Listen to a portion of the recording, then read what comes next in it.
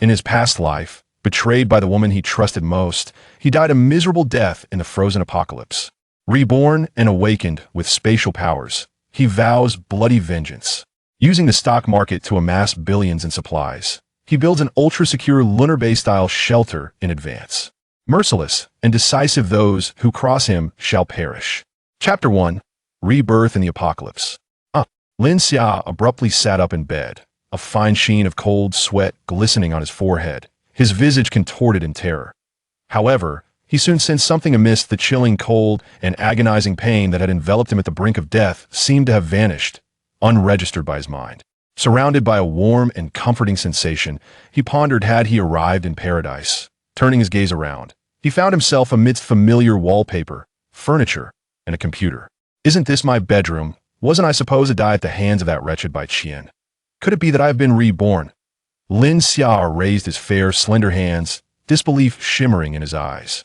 It felt as though he had experienced an extraordinary dream. In this dream, the sun, for reasons unknown, had abruptly diminished its activity. Solar radiation instantaneously decreased, causing a drastic decline in the heat that Blue Star could receive.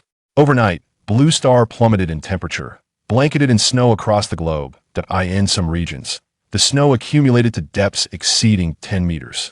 Within mere days, centuries-old civilizations were obliterated. Transportation came to a halt, water and electricity were cut off, and resources dwindled.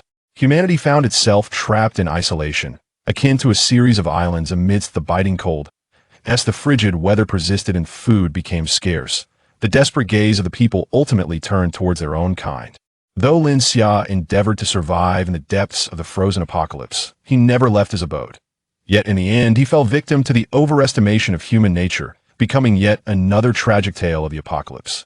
The story that claimed his life was a painfully cliché one. Her name was Bai Qian, the girl he had pursued for a year. Throughout this time, he had been utterly devoted to her, while she remained elusive, claiming to be slow to warm up, asserting that feelings required gradual cultivation. During this period, he had epitomized the role of the devoted suitor, even to the extent of finding the very house they lived in, paying the rent himself. He single-handedly supported her entire family, which included her parents and her aimless younger brother. As the apocalypse loomed, Bai Qian's family could no longer sustain themselves, ultimately turning the blade upon him. Watching her collapse, powerless and on the verge of death, he was overtaken by a moment of compassion, breaking his long-held principle of survival and opening the door in her presence. The result was fatal. Her brother and family, lying in wait in the blind spot of the peephole, struck him down at the threshold, pain and cold piercing through his consciousness. Like needles in his dying moments, he faintly heard their conversation. With so much food in the house, why does he only ever give me this little? This scoundrel always thinks of himself. Her brother, shivering nearby, caught sight of Lin Xia, bundled in layers of thick clothing, and his eyes brightened. His clothes look decent, and they're not stained with blood. We shouldn't let them go to waste. A singular act of initiative led to the conclusion of his life. Gradually, he succumbed to the torment interwoven with frigid despair, losing his final vestiges of consciousness. In his last moments, a singular thought consumed him. He yearned to obliterate this family, leaving them without a grave to mark their passing. After a prolonged moment of reflection, Lin Xia, seated upon his bed, grasped the mobile phone beside him. The screen illuminated the date, May 1st, 2050.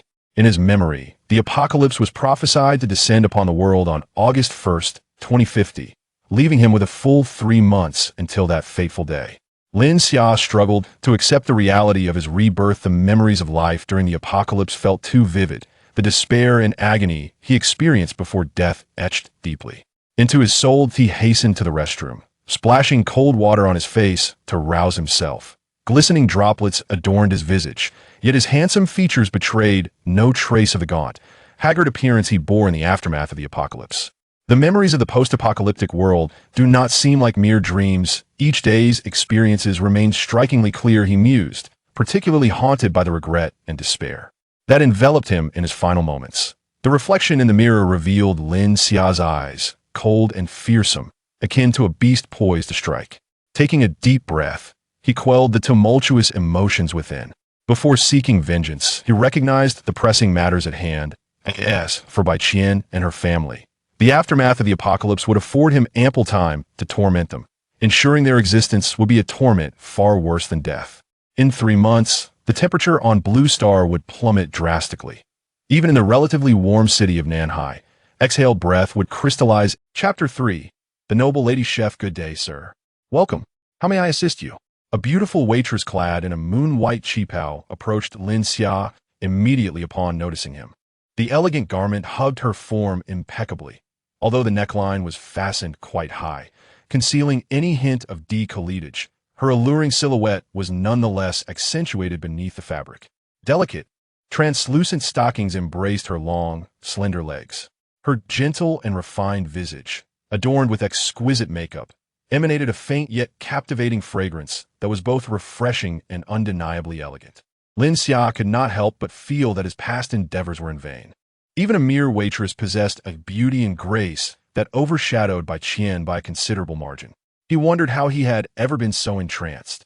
As if under by Qian's spell, there were undoubtedly countless admirable women in the world, yet he had chosen to play the sycophant to her. What a wretched predicament.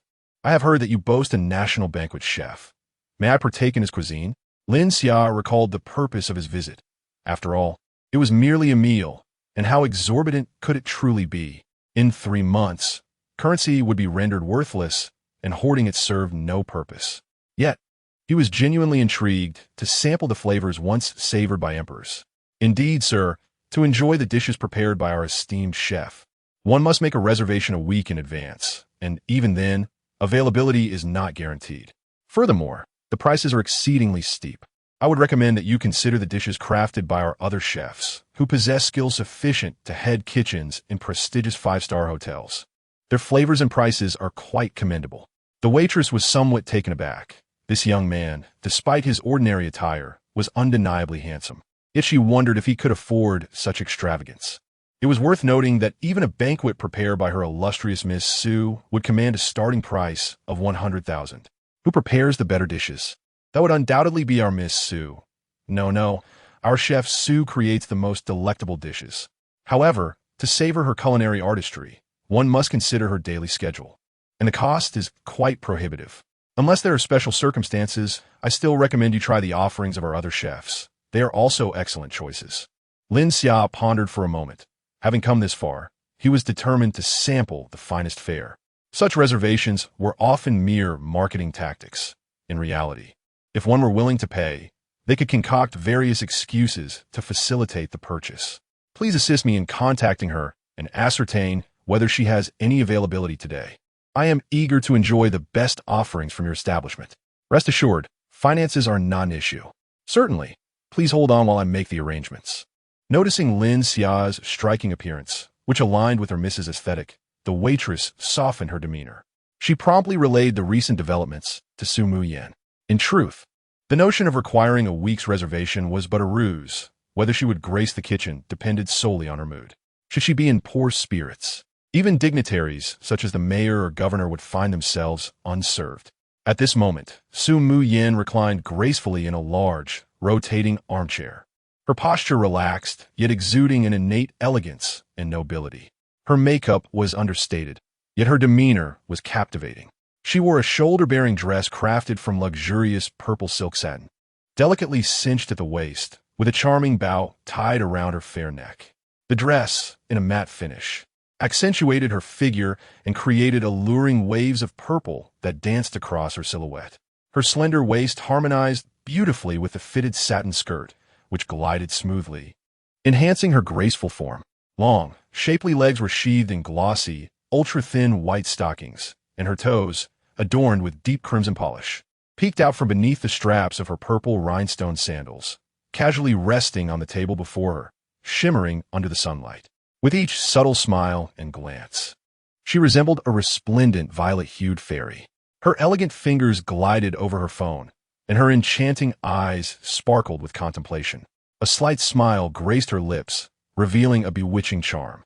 Sir, you are indeed fortunate. Chef Su happens to have some free time and can prepare a meal for you.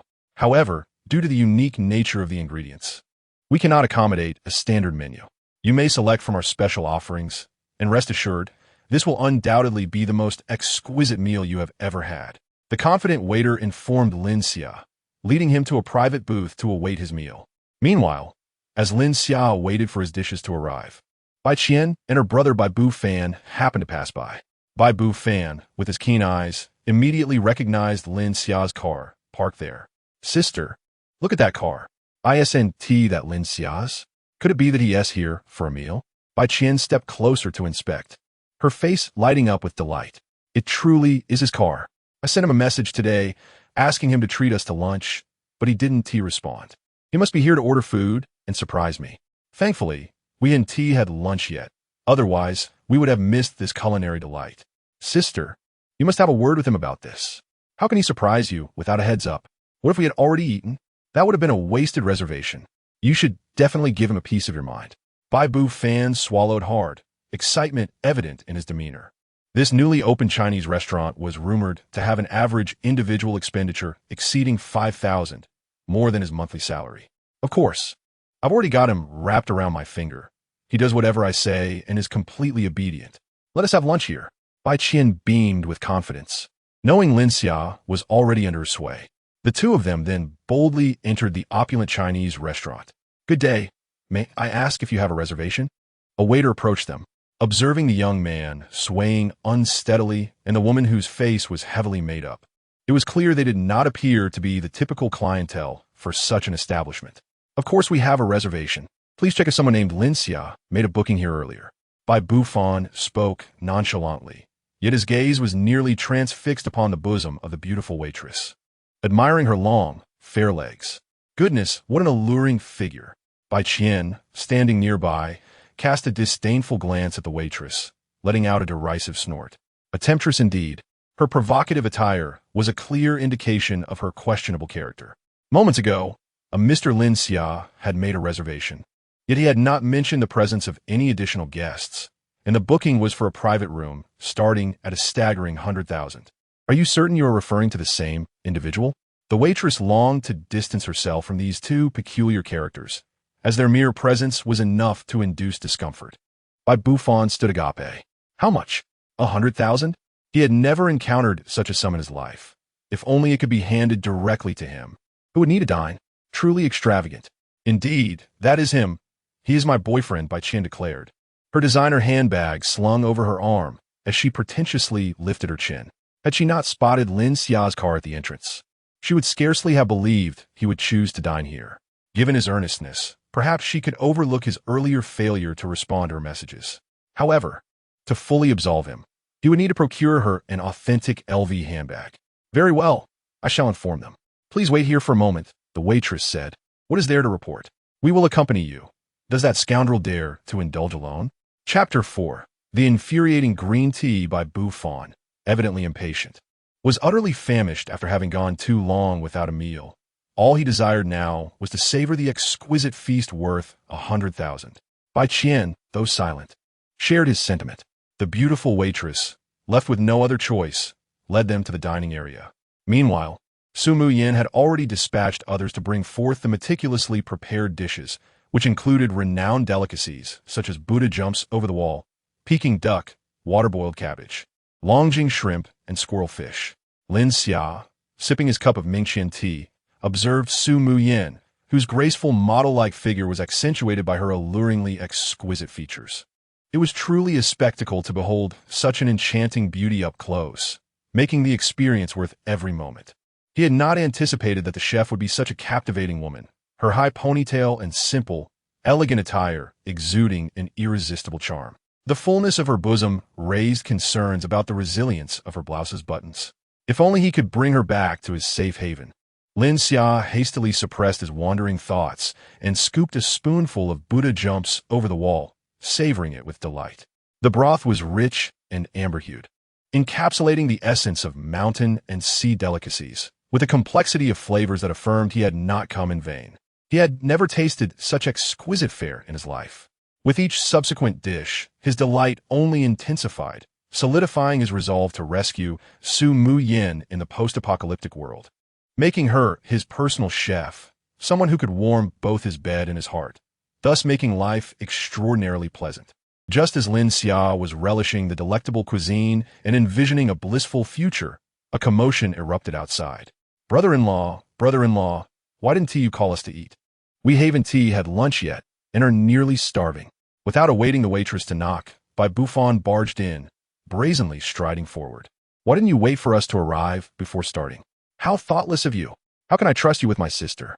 Upon entering, he immediately noticed Su Muyin, her stunning figure and captivating aura leaving him awestruck, nearly drooling. He had thought the beauty in the Cheongsam was alluring enough, but this woman rendered him utterly speechless. Did such a physique truly exist in reality? Who is this girl? Brother-in-law, you must introduce us. I don't have a girlfriend yet. She seems quite suitable. You already have my sister, so don't go chasing after other women. Bai Qian, too, was captivated by Su Muyin, not just by her strikingly beautiful visage that outshone any star, but also by her exaggerated figure. Her long, straight legs easily suggested a height of at least 1.70 meters, especially accentuated by her ample bosom. Even as a woman herself, she couldn't help but steal glances. She wondered how such a body could exist, but she reassured herself that she too was not lacking. In her eyes, they were equals. Even if she only possessed an A cup, she prided herself on her purity and demureness, unlike this woman who, with such a provocative physique, clearly seemed designed to entice men. Feigning innocence, she turned to Lin Xia and inquired, Xia, were we not supposed to have lunch together today? Who is this woman? Is she your friend? My brother is still single. Perhaps you could introduce them. Upon hearing this, Lin Xia nearly retched. She hastily rinsed her mouth with tea, nearly revolted by the affected tone of her interlocutor. It was hard to believe she'd once been so blind as to harbor affection for someone like her. Get out. From this moment onward, we shall have no further ties, Lin Xia silently added, except for the desire to see you suffer. She could not forget how this family had treated her during the apocalypse. She had yet to devise a plan for how to torment them in the future, and now they had the audacity to approach her. Bai Qian's expression shifted dramatically. She dropped the pretense. Lin Xia, have I not shown you enough kindness? Today, I granted you the opportunity to treat me to a meal, so do not push your luck. Otherwise, I can easily dismiss you.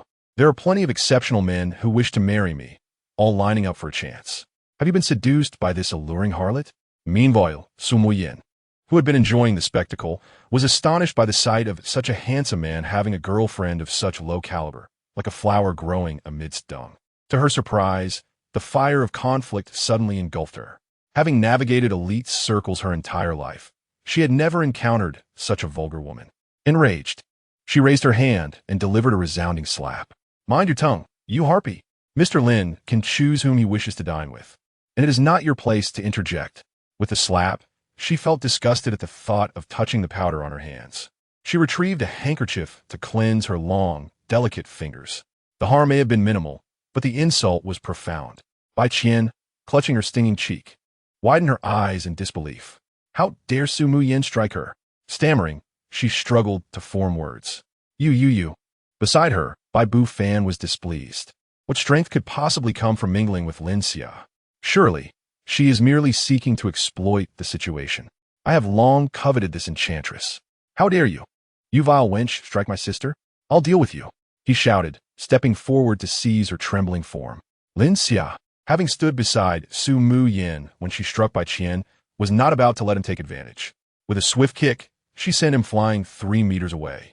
The sound of crashing would echoed as he shattered a beautifully carved wooden structure. Bai Buffon's earlier bravado dissipated as he lay amidst the wreckage. Groaning and clutching his abdomen, Bai Qian shrieked in alarm. This lecherous pair is conspiring to commit murder. Is there no law left? The waiter had already contacted security via intercom, instructing them to escort the brother and sister away. Shaking her phone in the air, she commanded, "Silence. I have recorded your actions in their entirety and have reported both of you for instigating trouble, which has severely disrupted our normal business operations. We will seek legal redress for the economic and reputational damages you have caused. Prepare to face the consequences. Now, please leave." With that, I bowed slightly to Lin Xia. I sincerely apologize for the unpleasant dining experience you endured. Rest assured, we will address the subsequent matters and compensate you accordingly.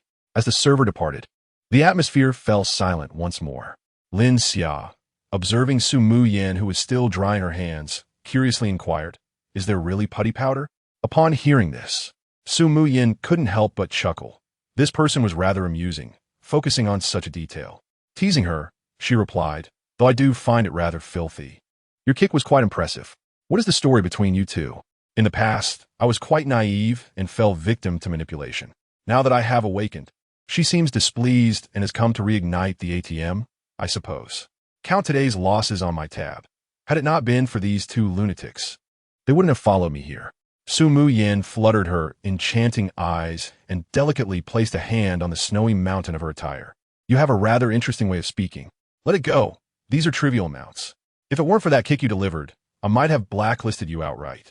However, your heroic gesture stirred something within me. Consider this meal on the house today. Let's be friends.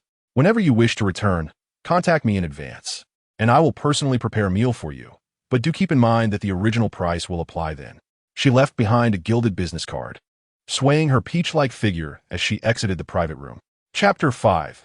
Preparations before the apocalypse. Lin Xia found herself ignited by an alluring fire. This woman was truly captivating, exuding elegance and charm, imbued with a goddess-like aura, complemented by remarkable culinary skills. She could undoubtedly secure a place on his list of saviors for the impending apocalypse. Meanwhile, the unfortunate siblings faced dire consequences as the security personnel swiftly escorted them to the nearest police station. The evidence they provided was ample, revealing that they were merely troublemakers. The judgment from the authorities was straightforward. To avoid detention, they had no choice but to accept the penalty and compensate the restaurant for damages, totaling over 10,000. They pleaded and begged for mercy, managing to scrape together the amount, their hearts heavy with regret. They were the true victims, yet it was they who faced punishment, while the illicit couple remained unscathed. Sister, we cannot let this slide. That scoundrel must pay the price. He might have come into wealth recently. Previously, you were too lenient. This time, we must strip him of his fortune and teach him a proper lesson. Bai Qian, nursing her swollen face, seethed with fury. Having endured such humiliation for the first time in her life, she was resolute in making Lin Xia pay dearly. After indulging in a sumptuous meal, Lin Xia was unconcerned with their plight, anticipating the family's downfall in the post-apocalyptic world. Once home, he retrieved a notebook and began crafting a meticulous plan for the upcoming 3 months. The construction of a safe house was of utmost importance. Although he possessed supernatural abilities, they did not provide warmth. Following diminished solar activity, the temperature in Haitian City would plummet to -70 degrees. Thus, the insulation of a safe house was critical. Shortly after the onset of winter, basic infrastructure like electricity would collapse, necessitating a heating system akin to a fireplace that could operate independently. Lin Xia scribbled notes on paper, his thoughts gradually crystallizing. Safety was another priority. Despite the frigid temperatures greatly limiting human activity, one could not escape the scheming of others. Contemplating this, a fierce expression darkened his face. The torment he endured in his past life would never be forgotten. Bai Qian and those so-called neighbors would surely be made to suffer beyond imagination. Calm down, calm down. Breathe. It is not yet time for revenge. Let them live a little longer. Next, he outlined various safety measures, including alarms, surveillance systems, and corresponding mechanisms, ensuring weapons were adequately equipped. The goal was to transform the safe house into a fortress, instilling despair in those neighbors, whether through offense or defense. Constructing a safe house in his current high-rise was impractical due to limited modification capabilities. If someone were to damage the load-bearing walls below, it would pose significant challenges. He had heard that a standalone villa in the community was for sale. Once he profited from the stock market, it would be a priority to consider. Lin Xia diligently recorded every conceivable issue in his notebook. It was rumored that there was a company in Haitian City specializing in the construction of safe houses. How'd he come to know this? Recently, a super-rich tycoon invested billions to construct a doomsday bunker in a desolate mountainous area, rumored to withstand nuclear blasts. The company responsible for building this luxurious shelter gained immense popularity online, and even he had heard of it. According to their promotional material, this doomsday bunker employs construction technology akin to that used in China's lunar base, ensuring protection against high temperatures, severe cold, floods, and nuclear warfare. It was claimed that even if relocated to the moon, it would flawlessly safeguard the owner's safety. At the time, netizens mocked the billionaire for being foolish and wealthy. as everyone knew that China was the safest nation in the world. Many foreigners felt a sense of pride for possessing a permanent residency permit in China. After all, China was not like the United States, which had experienced war. With China's technological prowess, it was deemed impossible for nuclear weapons to strike the mainland, and the notion of extreme weather was considered absurd. However, who could have predicted that 3 months later, an unprecedented cold wave would sweep across the globe? If this billionaire could have moved into the bunker beforehand to weather the impending apocalypse, he would indeed possess remarkable foresight. It would be prudent for him to visit there during his leisure time and familiarize himself with the routes. When the doomsday arrives, he would not hesitate to conduct an on-site investigation to verify the company's claims. Lin Xia then turned a page and began to jot down a list of supplies. With the space at his disposal, stocking up on provisions became relatively straightforward. He could directly order several hundred banquet tables. Time would not flow within the space, allowing for long-term preservation. He would then procure fresh ingredients, fruits, and other daily necessities. Suddenly, Lin Xia thought of Su Muyan. If he could manage to bring her into the safe house, he would never lack for delectable cuisine. Not to mention her striking beauty and graceful demeanor ignited a fervent desire within him. No, he must find a way to secure this woman when the time comes. However, he needed to ensure her trustworthiness, having been deceived by a woman in a previous life. A more cautious approach would be wise. After all, Lin Xia would rather forego this exquisite beauty than risk betrayal. In a doomsday scenario, beauty held little value. The foremost requirement for anyone to reside in his safe haven was to earn his approval. Next on his agenda was weaponry. In a world ravaged by the loss of humanity, survival and food could incite violent confrontations at any moment. Lacking the ability to defend oneself could render humans mere prey in the eyes of others. Close-range weapons were of little utility, however, through certain channels. He might procure simple equipment like crossbows. Firearms, on the other hand, were nearly impossible to find on the market. If it were not for the fact that it was now 2050, with the United States having long since collapsed and states embroiled in civil conflict, he could have legally acquired firearms in that region due to his spatial abilities. Unfortunately, the world had changed drastically since over a decade ago. Outside of China, wars were rampant across the globe, and domestic flights no longer operated routes to other countries.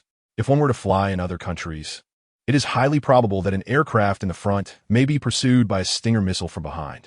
Firearms would depend on the circumstances. There are still 3 months left, and if necessary, one could resort to the shooting range to procure some weapons through unconventional means. Even if the ammunition's charge is insufficient, it should suffice to deal with ordinary individuals. While firearms may be difficult to acquire, defensive gear, such as bulletproof vests, can still be purchased in the market.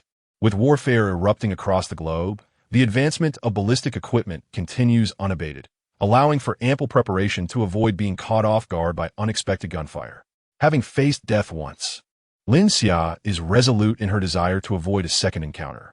In the aftermath of a frigid apocalypse, the world is blanketed in snow, rendering transportation obsolete, and existing vehicles have lost their utility. It would be prudent to invest in snowmobiles or hovercraft, means of transport that remain unaffected by the icy desolation. Following that, there are various minor considerations, such as transportation devices, navigational maps, drones, and other seemingly trivial yet invaluable tools in a cataclysm. Subsequently, she inscribed a character representing money on paper and encircled it emphatically. The paramount concern now is the acquisition of wealth. Chapter 6. Securing a loan. Lin Xia meticulously stored away his extensive doomsday preparation plan, which spanned over a dozen pages. He then, relying on his memory, accessed a stock trading application on his phone and pinpointed a particular stock poised for a meteoric rise in the coming days.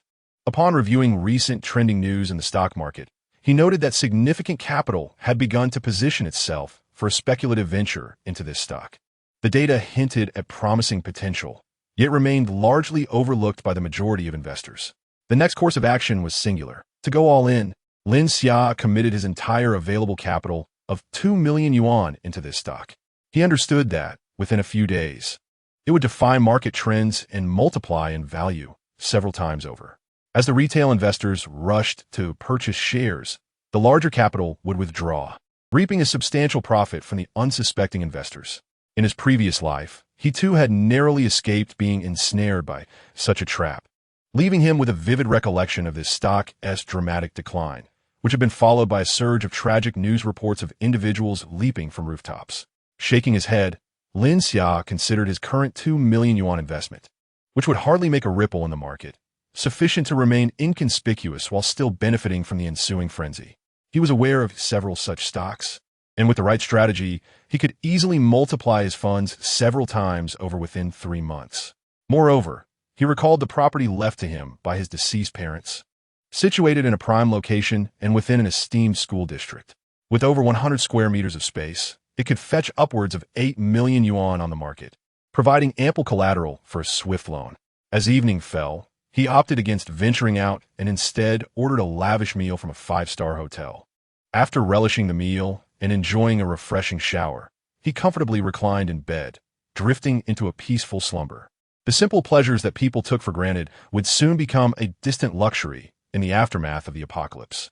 Upon awakening the next day, he felt invigorated, enveloped in a sense of security that banished the fear of imminent demise, an intoxicating feeling. This conviction further solidified his aspiration to construct a safe haven where he could indulge in a life of blissful abandon. Lacking the motivation to prepare breakfast, he reheated the remaining gourmet food from the previous day for a hasty meal.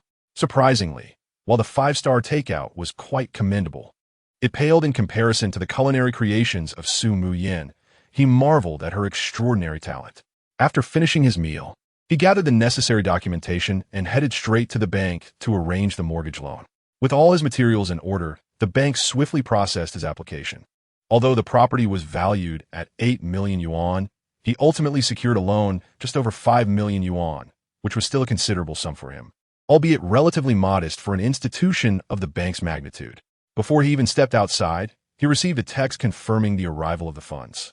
The loan agreement stipulated that repayment of both principal and interest would be due in 1 year, with the advantage of not having to make any payments until then, allowing him to settle the entire amount in a single payment after 1 year. Do not speak of a year. In merely 3 months, the world may meet its demise. And when that time arrives, banks will cease to exist. What then is the point of repayment? Although the interest on this repayment method is exorbitant, Lin Xia resolutely opted for it. You seek my interest, I demand my principal. The house and the money are mine. Just as Lin Xia reveled in his future, a young man with yellow hair, fixated on the bank loan processing window, approached and handed him a business card. Brother, are you interested in a loan? We offer more than the bank, and the funds arrive swiftly. A smile involuntarily crept across his lips. Was this not a classic narrative? Just when he lamented the difficulty of locating a source for high-interest loans, one had come knocking at his door. Is your loan legitimate? Upon understanding Lin Xia's implication, the young man chuckled in response. Absolutely legitimate, just behind you. If you urgently require funds for circulation, we can certainly satisfy your needs. Would you like to come and process it with us? Yes, I must proceed. An hour later, Lin Xia adjusted his attire as he exited the loan shark's office. Exhaling a sigh of relief and reflecting, there are still many good people in this world. He now possessed over 10 million in cash, allowing him to invest the majority into the stock market and seek promising stocks for diversified investment. When the opportune moment arose, he would gradually acquire these stocks poised for significant appreciation, ensuring that the looming large capital remains oblivious to his actions, thus preventing any alteration of their plans. He would quietly amass his wealth without drawing attention. After arranging his investments in the stock market, only 200,000 remained in his possession. Purchasing and renovating a safe house was out of the question. This sum was insufficient. However, he could utilize this money for other preparations for the impending apocalypse. Thus, he scoured the internet for information and discovered a warehouse available for rent. Its location was relatively remote, with few surveillance cameras, making it less likely to attract attention. After contacting the warehouse owner, he arranged to meet and sign a contract for 3 months, totaling 100,000 in rent. To Lin Xia, this was a trifling sum, which he paid in one lump sum. There was no need to economize. He was satisfied with the location, and the landlord seemed easygoing. The landlord, a straightforward individual, handed Lin Xia the keys upon signing and departed, leaving contact details for a return in 3 months. Lin Xia paid no mind. When the apocalypse strikes, one could assess their capabilities. He then began to explore the warehouse, growing increasingly satisfied. Its ample space was more than sufficient for storing supplies.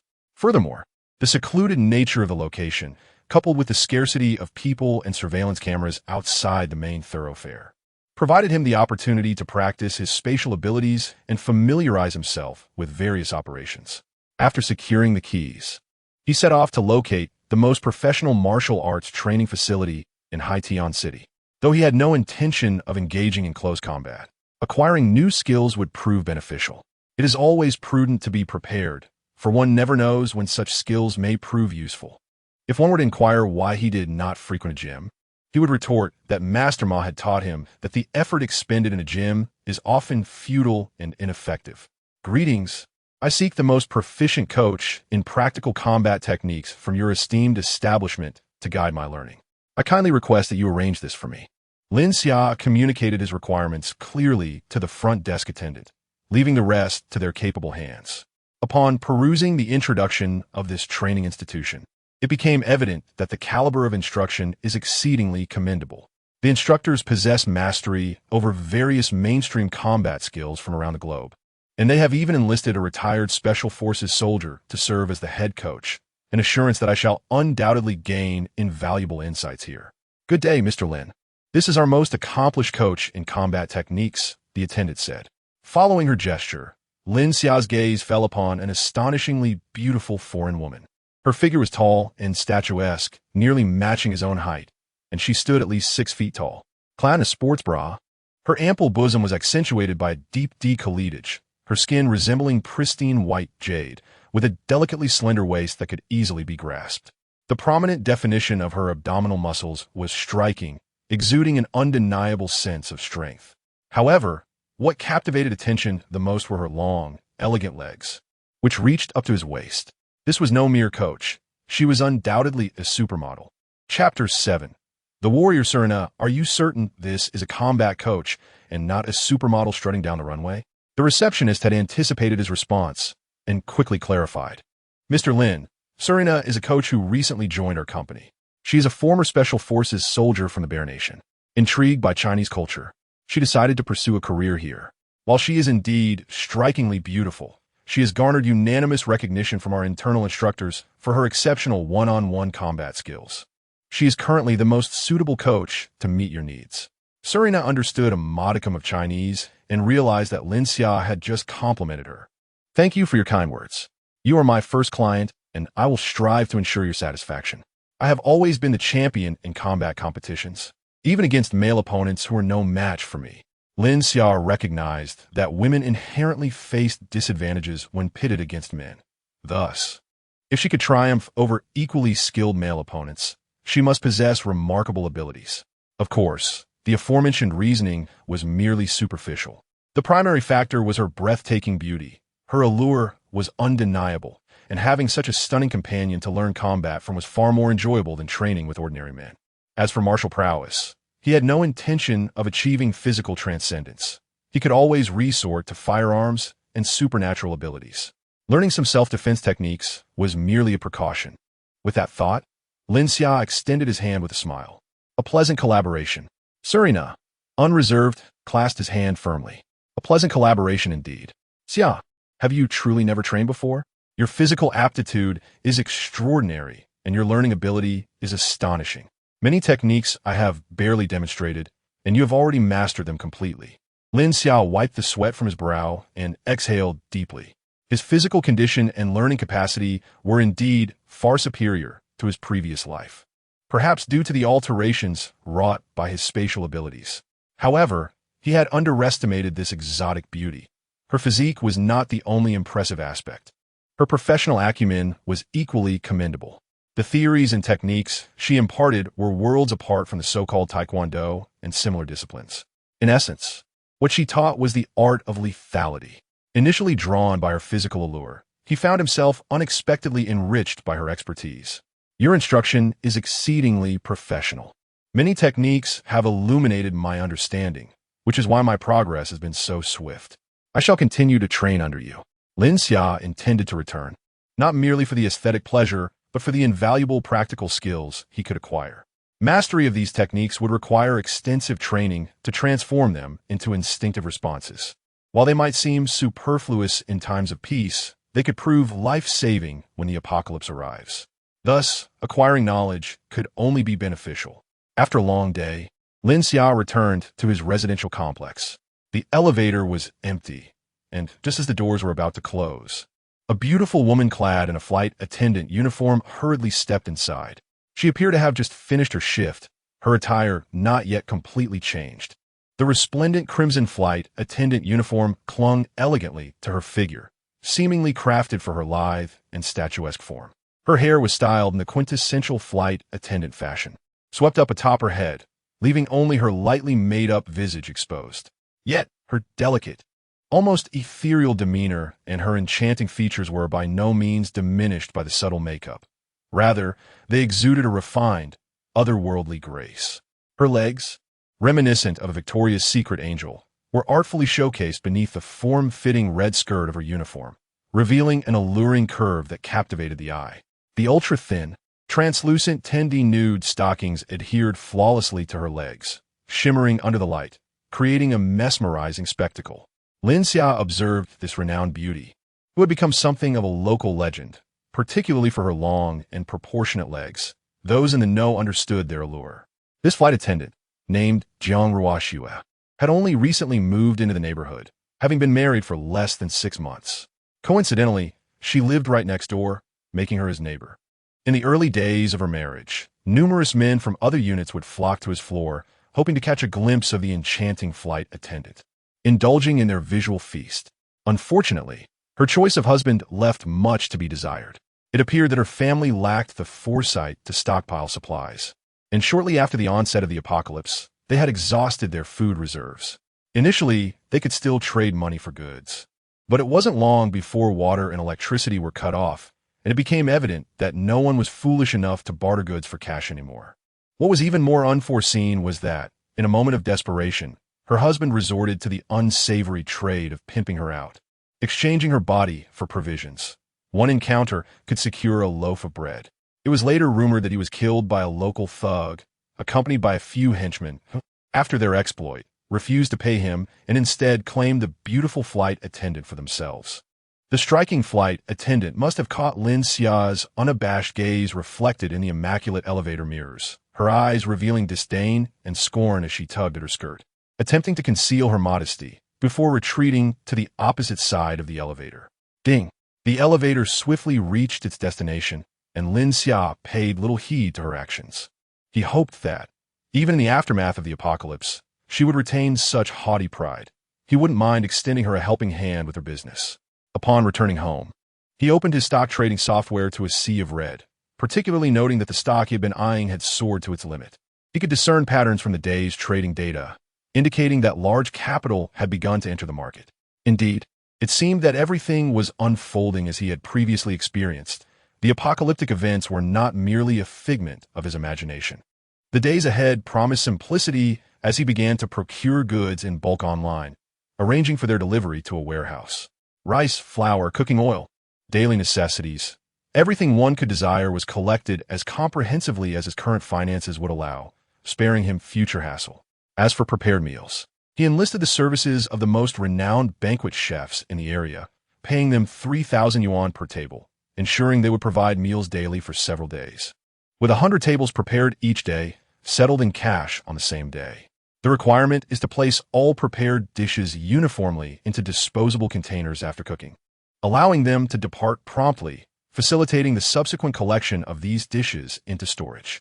The rationale behind this arrangement was explained to the chefs. These dishes are intended for a charitable event, and such organization aids in the follow-up operations. Given the current difficulty in earning money, especially in cash, the chefs did not voice any objections.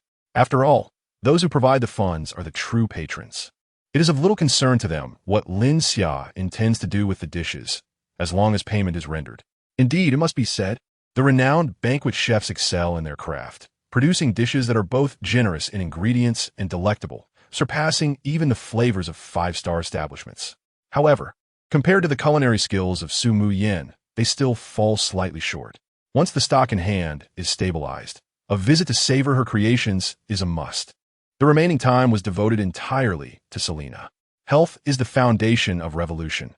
In the apocalypse, strength is paramount. Xia, you are truly remarkable. I have never encountered anyone like you. Have you studied the ancient martial arts of Huaxia mentioned on the internet? How else could you progress so rapidly? Selena asked excitedly, crouching beside Lin Xia as he lay on the ground. From his vantage point, he could only see a portion of the ceiling, while the rest was obscured by towering peaks.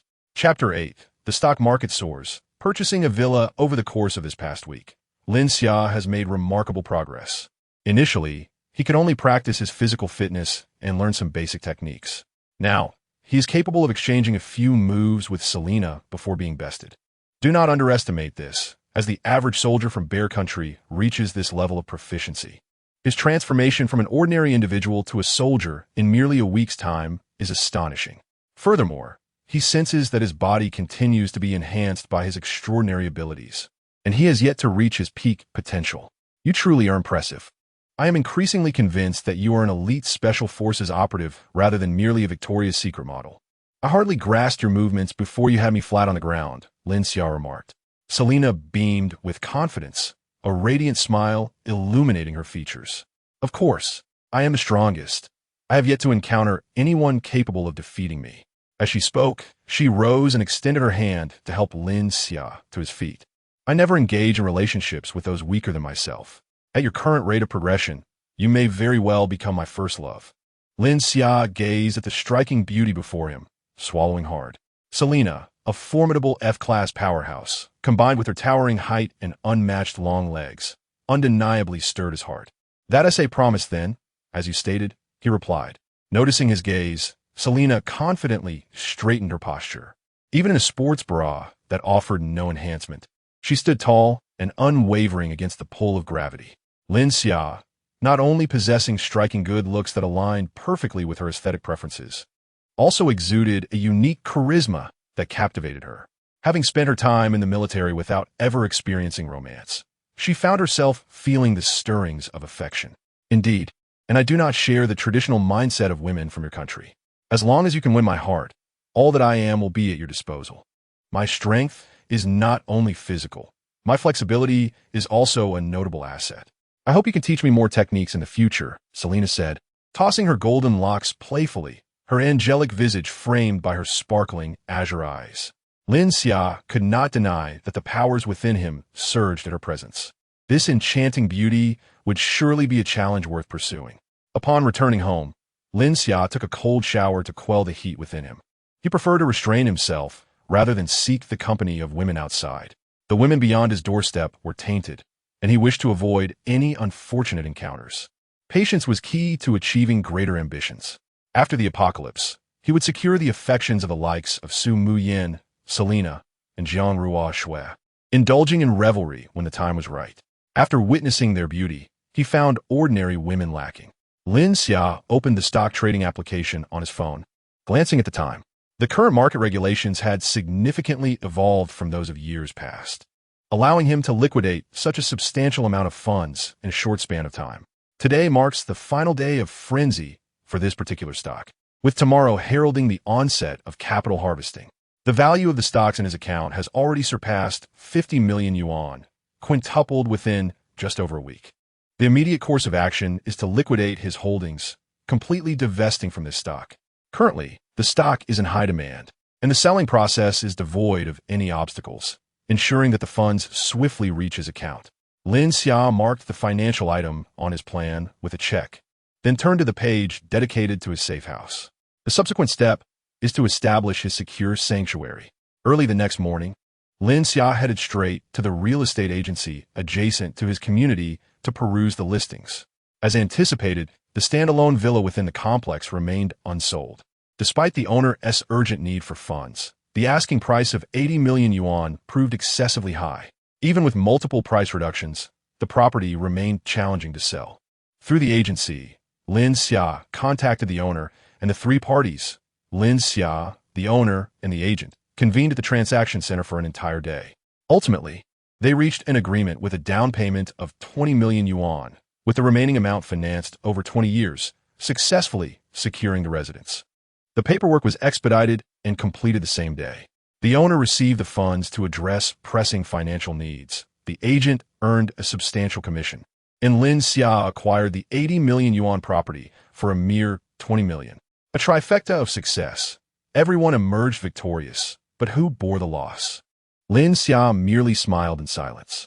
Given the monumental financial transaction, this event stirred considerable commotion within the community's owner group. Have you heard? The villa in our complex sold for an astronomical price. You're too late to the news. It's already gone viral. Apparently, someone from Building 8 suddenly struck it rich and snatched up our complex's villa. TSK, you two are out of the loop. I have a friend who works at that agency, and he has the most accurate intel. I heard that this individual lost both parents, inheriting a property, which he then mortgaged to invest in stocks. Following a favorable market trend, he soared to success and purchased the villa. Wow, is stock trading really that lucrative? I've been hearing about people around me making a fortune in stocks. I suppose I should seriously consider entering the market. This kid in stock trading was actually mentored by me. He learned from me and now owns a grand villa. I possess even more strategies for stock market success. Doubling assets and achieving financial freedom is not just a dream. I am accepting students, but spots are limited. Wow, I've encountered a true expert. Does he take on apprentices? Lin Xia gazed at the messages circulating in the owner group, somewhat bemused. After all, having lived in this community for several years, it was not surprising that some individuals were aware of his information. However, who was this person seeking apprentices? Do we know each other? If you aspire to be my mentor, I hope I don't discover your identity. When the day of reckoning arrives, you certainly won to fare well. Meanwhile, the family of the flight attendant next door was also experiencing unrest. As a bespectacled man, seemingly refined, excitedly conversed with the flight attendant while holding his phone. The neighbor surely invested in the same stock. I put in 200,000, and in just a few days, it has nearly surged to 1 million.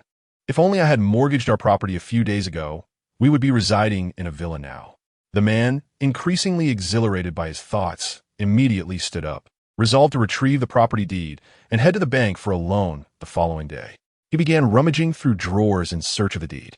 Standing at barely 5 feet 7 inches, he was even shorter than the flight attendant nearby, who was applying a facial mask while scrolling through her phone, casting a doubtful glance. Is that feasible? The stock has been climbing for days. What if it drops one day? Upon hearing this, the man wore an expression of annoyance. Nonsense, how dare you speak of a drop? What bad luck. You may have little experience, but with the stock's current momentum, a decline is improbable. If it weren't for my relentless efforts out there, would you be enjoying such a comfortable lifestyle now? Just wait for me to lead you to wealth. Chapter 9. Preparing to construct the safe house on the other side. By Buffon caught sight of the messages in the group chat.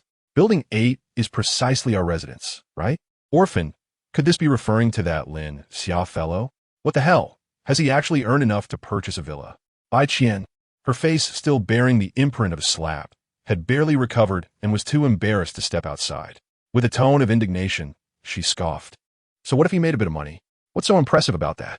There are plenty of suitors vying for my attention, and finding someone wealthier than him would be a breeze. Beside her, Chao Shufan turned her head in response to the remark. That lad has bought a villa? How splendid. You should hasten to marry him, and let him provide accommodation for your brother in that villa while you both stay in this upstairs room. Moreover, you should persuade him to pay for your brother's bride price. Once that's settled, I'll approve of your marriage. Bai Jia chimed in eagerly. Indeed, your mother and I will relocate to the villa to care for your brother, allowing you to cohabit with him. I've grown weary of this rundown place, but I've already broken up with him. So what if he possesses a bit of wealth? It's nothing remarkable, Bai Qian replied, visibly irritated. Fights between couples are fleeting, and there should be no lingering resentment. The same applies to boyfriends and girlfriends. Besides, in a pursuit of love, the barriers are mere gossamer. Even if you've split, rekindling that connection won't require much effort. Your brother's wedding house and bride price depend on you, her parents continued to urge her. Meanwhile, upon hearing of the impending villa, Bai Buffon couldn't help but feel exhilarated, stepping forward to massage Bai Qian's shoulders. Absolutely. At worst, you both marry and then divorce. The law favors you. In the end, we can ensure he walks away empty-handed, and that house and money will belong to us. Bai Qian pondered this, recognizing the truth in his words. It could merely be likened to a mosquito bite. With that money, she could elevate herself to the status of a wealthy woman. Thus, she picked up her phone, opening Lin Xia's chat window, and delicately typed 2 words. "Are you there?" Lin Xia, upon seeing the notification, was left speechless. Indeed, it seemed that in moments of extreme absurdity, laughter is inevitable. What a ridiculous notion. Now that he had wealth, they were shamelessly attempting to revive their connection. Had it not been for the fact that murder is a crime punishable by imprisonment, which would disrupt his subsequent plans, he would have long sought to torment them. If not for being preoccupied lately, he would have dealt with them already. Once the apocalypse arrives, he would ensure they suffer beyond imagination. He then set his phone aside, switched it off, and went to sleep, for there were significant matters to attend to the following day, leaving him no inclination to engage with such a wretched person. The next day, Lin Xia made his way directly to the company that constructed the lunar base grade safe houses. He meticulously compiled a list of potential scenarios he might encounter in the post-apocalyptic world and submitted it to the representative. "Mr. Lin, I believe I understand your requests. However, there are several points I would like to clarify," the customer service representative remarked, glancing at the densely packed list with some confusion. "You may proceed," Lin Xia replied, adopting a serious demeanor. "Although we are not situated in the tropics, we certainly do not belong to the frigid zones either. The most critical point you raised is the necessity to withstand temperatures plummeting to -70 degrees. Are we constructing homes for the Inuit in the Arctic Circle that such formidable cold resistance capabilities are required?" Lin Xia stated earnestly, "Indeed, I recently had a dream foretelling a drastic drop in temperature. This fills me with dread. I require a dwelling with excellent thermal insulation to provide me with a sense of security." The other party appeared at a loss for words, feeling as though they had encountered a lunatic. Dreaming? Perhaps the individual had yet to fully awaken. Stealthily, they pinched their thigh. "Ouch, that hurt." "Very well. The next issue is the need for independent facilities for power generation and heating, with the requirement for complete self-sufficiency." "Indeed, sir. As early as 30 years ago, our great nation had already established 5G connectivity atop Mount Everest. The advancements in infrastructure have been nothing short of astounding.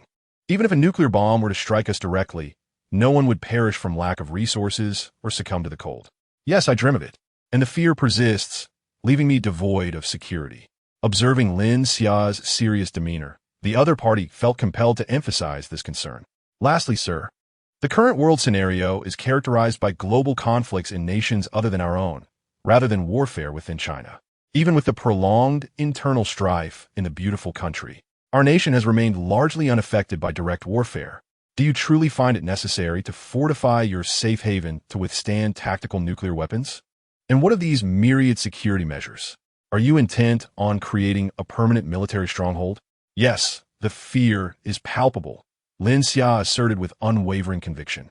The other party inhaled deeply. "Very well, sir. Although the speed of construction and the strength of materials have far surpassed those of decades past, completing this project within 2 months remains a formidable challenge. The required funding will exceed that of standard construction significantly. Is it truly essential to finalize this endeavor within such a brief time frame?" "Yes." "Understood, sir. Please hold on while I liaise with the technical department to convey your requirements. Shortly, a quotation will be provided based on your specifications. If you have no objections, we can proceed to sign the contract." Lin Xia could not suppress a sigh of relief. It appeared that these demands would pose minimal difficulties for them. Indeed, a company capable of constructing lunar bases is impressive. Yet, one cannot help but wonder if this sales representative is unwell, given their frequent deep breaths. One must certainly be vigilant about health to avoid contagion. After a brief wait, a woman who appeared to be the department head approached with the quotation in hand. "Mr. Lin, here is our preliminary estimated price for your review." Lin Xia accepted the document and immediately flipped to the last page. 100 million? This was more expensive than a luxurious villa. It is not as though you are constructing an entirely new villa. Modifications are being made to the existing structure. Must it truly cost this much? The supervisor adjusted his glasses and spoke earnestly. Although technological advancements have significantly progressed, the demands you have presented indeed pose considerable challenges. Were it 20 years ago, even with a tenfold increase in funding, fulfilling your current requirements would have been unattainable. If you find the financial commitment excessive, perhaps we could consider some concessions regarding the timeline. If the construction period were extended to a year, the cost could be substantially reduced. However, should we truly wait a year, I would be frozen into a mere popsicle. What use would a completed safe house be then, if it merely served as my tomb? Lin Xia perused the quotation and the corresponding construction contract once more. The stipulations indicated a need for a 30 million prepayment as a deposit, followed by a 60 million payment upon project completion, with the remaining 10 million payable after 1 year of residence. Lin Xia calculated in her mind. This payment structure was acceptable as long as she could earn 60 million within the next 2 months. The final 10 million would not need to be settled. Very well. I shall sign this contract, but you must ensure timely completion. Any delay incurs a penalty of 10 million, which must be included in the agreement. Upon hearing this, the supervisor smiled slightly, aware that this project was assuredly secured. The practicality of such a seemingly irrational proposal remained uncertain, but as long as he could earn his commission, it was of little concern to him. No problem at all. The projects our company manages are always completed ahead of schedule, never delayed. Your apprehensions are unwarranted. I can authorize the inclusion of this clause for you, and I wish us a prosperous collaboration. Lin Xia affixed her signature to the contract and ensured that all necessary materials for the commission decoration were clearly communicated. She would simply await the acceptance inspection 2 months hence. Chapter 10. Inventory of stockpiling. Lin Xia could not help but smile wryly. The 50 million she had just acquired was entirely spent within 2 days, and she even found herself burdened with a debt of 60 million. The money seemed to vanish far too quickly, yet the completion of the safe house made every penny worthwhile. Once the apocalypse arrived, this currency would merely become paper and numbers, utterly devoid of value. The ability to exchange it for essential supplies now felt like a prodigious gain. This was the only way Lin Xia could console herself. Subsequently, she returned to the bank to refinance the mortgage on the villa she had just purchased. On her way out, she did not encounter the blonde brother, so she retrieved a small card. Good brother, I shall rely on you in this critical moment. Shortly thereafter, Lin Xia emerged from the loan shark company, shaking her head in disbelief. The loan shark company was frightfully timid. They dared not offer her more than a meager 10 million against her 80 million property. Didn't they understand the adage that greater storms yield more valuable fish? Lin Xia reinvested the funds she had secured into the stock market, aware of several stocks that promised guaranteed returns. A span of 2 months would suffice for her to recoup her losses. She glanced at the stock she had sold off just days prior and realized she had indeed exited at the peak. In less than 2 days, the stock had nearly halved in value, leaving the big capitalists to reap their rewards while she too enjoyed the spoils. This was akin to the effortless triumph of Qin Shi Huang. As time wore on, she realized she would not have enough hours to visit Selena. It had been a while since she had indulged in Su Mayan's culinary talents, and she found herself yearning for her exquisite dishes. After making her choice, Lin Xia sent a message in advance to book a reservation, then drove straight to the Chinese restaurant. The aroma was intoxicating. How on earth had she managed to create such flavors? Lin Xia sat at the table, ravenous as if she were a starving soul reborn, eagerly scooping every dish in her bowl, unable to resist reaching for the next before finishing what was before her. Would you like to learn? Sadly, my family's culinary skills are passed down to women, not men. Seated beside the table, Su Mayan adorned a deep purple gown that accentuated her exquisite figure. Her delicate straps and dark purple high-heeled shoes beautifully showcased her fair, elegant feet. The resplendent star and moon necklace shimmered enticingly upon her décolletage, while her translucent earlobes dangled with golden tassel earrings. Her deep purple hair was elegantly pinned up, and her noble visage, accentuated by alluring crimson lips, radiated an enchanting glow. Propping her chin on her hand, a captivating aura emanated from her, reminiscent of an elegant dark night sprite. Watching Lin Xia devour his meal with enthusiasm, her eyes sparkled with amusement. It was not that she had never encountered handsome men before, but Lin Xia possessed a rare and sincere charm that was refreshingly genuine and captivating. Is there truly such a rule? What if there are no daughters in future generations? Lin Xia was taken aback. Was it not customary to pass down to sons rather than daughters? How had her family reversed this tradition? I was merely teasing you. You really believe that? Seeing how much fun Lin Xia had while dining, Su Mayan could not help but engage him in playful banter. Why do you always seem so relaxed when I see you? You're nothing like other chefs who are perpetually busy. Certainly, After dedicating so much time to mastering my craft and establishing such a grand restaurant, it was never my intention to simply serve others. Had I not found you to be intriguing, you would never have crossed my path. Lin Xia gently caressed his round belly, marveling at the thought. With Su Muyan's culinary skills, marrying her would likely result in an inevitable weight gain of 50 pounds.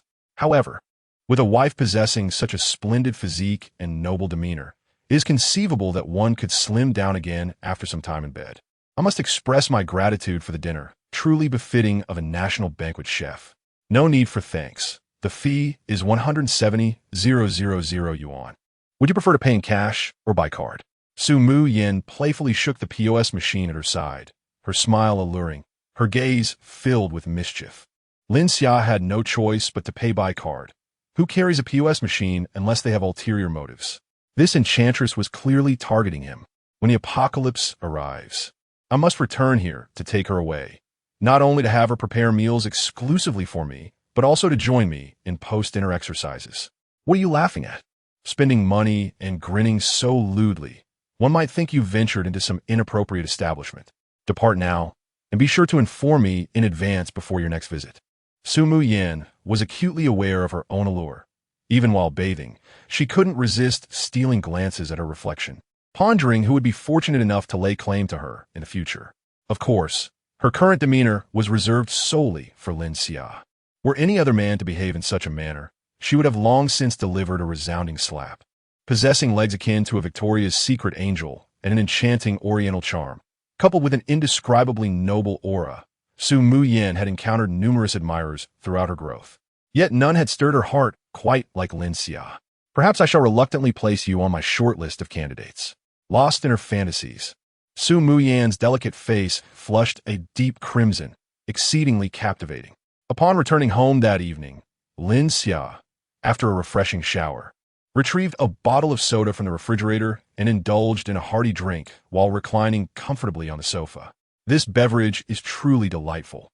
I must stock up more. It's far more refreshing than any 1982 Lafite or Mao Tai. He then took out his notebook and meticulously assessed the resources at his disposal. The transformation of the safe house had commenced, with construction expected to begin tomorrow. The banquet would likely cost around 300,000 yuan daily, accommodating approximately over 1,000 tables. Let them continue until the onset of the apocalypse. After all, one cannot place all their hopes on Su Muyan. A person so proud would hardly be willing to endure hardships in the end times. It is unlikely she would settle down and willingly become my personal chef. As for supplies, I must persist in gathering more. Tomorrow, I shall consult the safe house planning company regarding the heating and power generation equipment. I need to ascertain what type of fuel is required and begin preparations. Unfortunately, I have yet to find reliable sources for weapons. I have managed to collect a few items such as crowbars, machetes, compound bows, and crossbows, but firearms remain elusive. It seems I shall have to explore some shooting ranges. I have also ordered winter clothing online, and it will be shipped in a few days. In Haitan City, it is nearly impossible to find reputable vendors for winter supplies. Only the northeastern provinces have a more developed industry for such goods. Thus, I have no choice but to procure everything online. A single container of winter-related supplies should suffice. As for water sources, aside from the purified water regularly delivered to the warehouse, I must visit the local spring water source soon. The water there can be consumed after simple filtration. The most crucial aspect is its abundant supply. Additionally, I need to acquire more hovercraft and snow vehicles. In an extreme cold apocalypse, regular vehicles become utterly useless, as the entire landscape is enveloped in nearly 10 meters of ice and snow. Only specialized transportation can navigate such conditions. That about sums it up. Lin Xia filled her notebook with densely packed notes, casually placing her pen aside and stretching languidly. She checked the stock market data on her phone. The stocks in her possession have been rising by approximately 2 to 30% daily. Not bad, though it is unfortunate that there haven't been many other standout stocks lately. Doubling her investment within a week seems unlikely now. Meanwhile, her neighbor, a beautiful flight attendant's husband, appeared far less relaxed, his eyes red and fixed intently on his phone. Chapter 11. The Brazen by Qian. How could this happen? I had just invested the money from mortgaging my house into the stock market, and in less than 2 days, it had depreciated by half. The alarming plunge displayed on my phone revealed a staggering loss nearing 5 million. No, this cannot be right. It must merely be a technical adjustment. Surely, the market will rebound. Now is the perfect moment to buy low. With just a little more investment, I can certainly turn the tide. Yet, all my funds are already tied up in the stock market. If this continues, I will miss this golden opportunity. I slowly swallowed hard, pulling a business card from my pocket, one given me by a young man a couple of days ago while I was securing a loan. He claimed to offer special loan services. Trembling, I dialed the number inscribed on the card. I must turn this situation around. I must.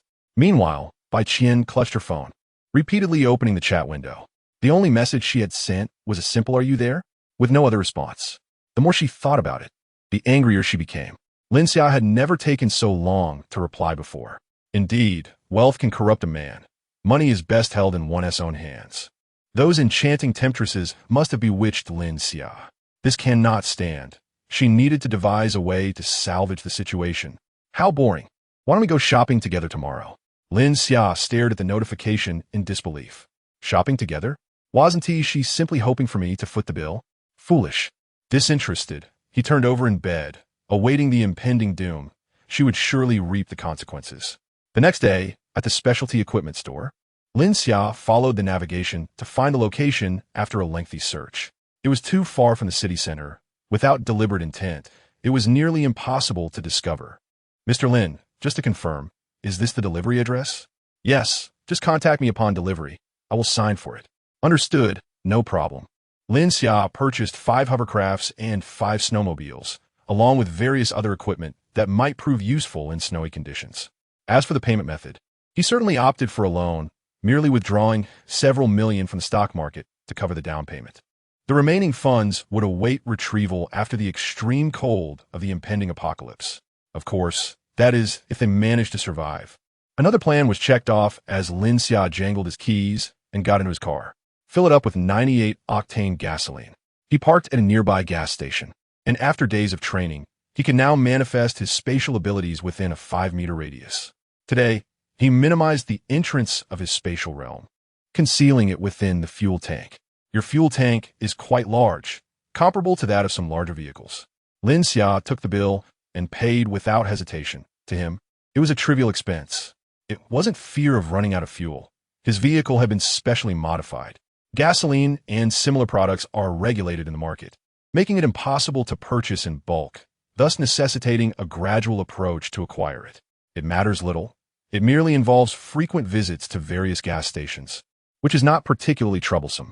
He has already stored several thousand liters of gasoline in his space. When the apocalypse arrives, he can easily empty the gas stations, for gasoline will not sprout legs and flee. There is no rush. At this moment, Bai Qian and her brother are strolling through the community, having taken to frequenting the vicinity of a certain villa, as if surveying their territory. Sister, look, isn't our villa undergoing renovations? The villa purchased by Lin Xia has begun to attract various vehicles delivering construction materials, clearly indicating preparations for a remodel. However, in Bai Qian's eyes, this villa already belongs to her, akin to her territory being encroached upon.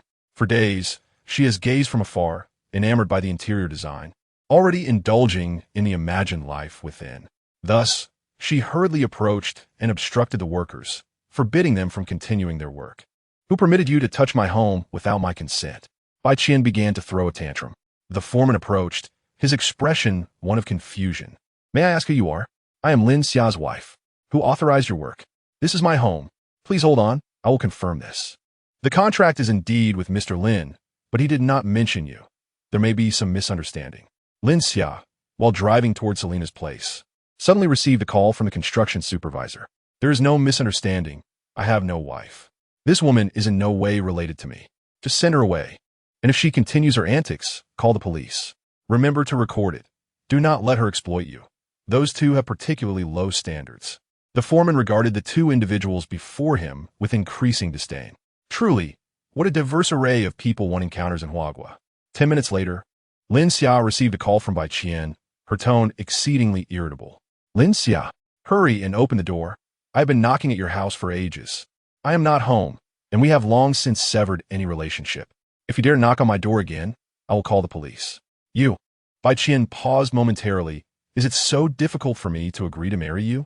Stop throwing temper tantrums. I adore the design of this house. Why are you renovating it? Wouldn't it be better to spend that money on buying me some handbags? You should transfer all your money to me for safekeeping. Men are always so reckless with their finances, unable to save, and will squander it without us women to manage it. Lin Xia found himself at a loss, bewildered by such peculiar reasoning. You particularly like my house? Bai Qian, how audacious of you. We share no ties, and it is not your place to meddle in my affairs. Bai Qian had also sought advice from her friends online regarding Lin Xia's reaction. They analyzed that his behavior was merely an attempt to provoke her, suggesting that he had found another woman. He must still love you.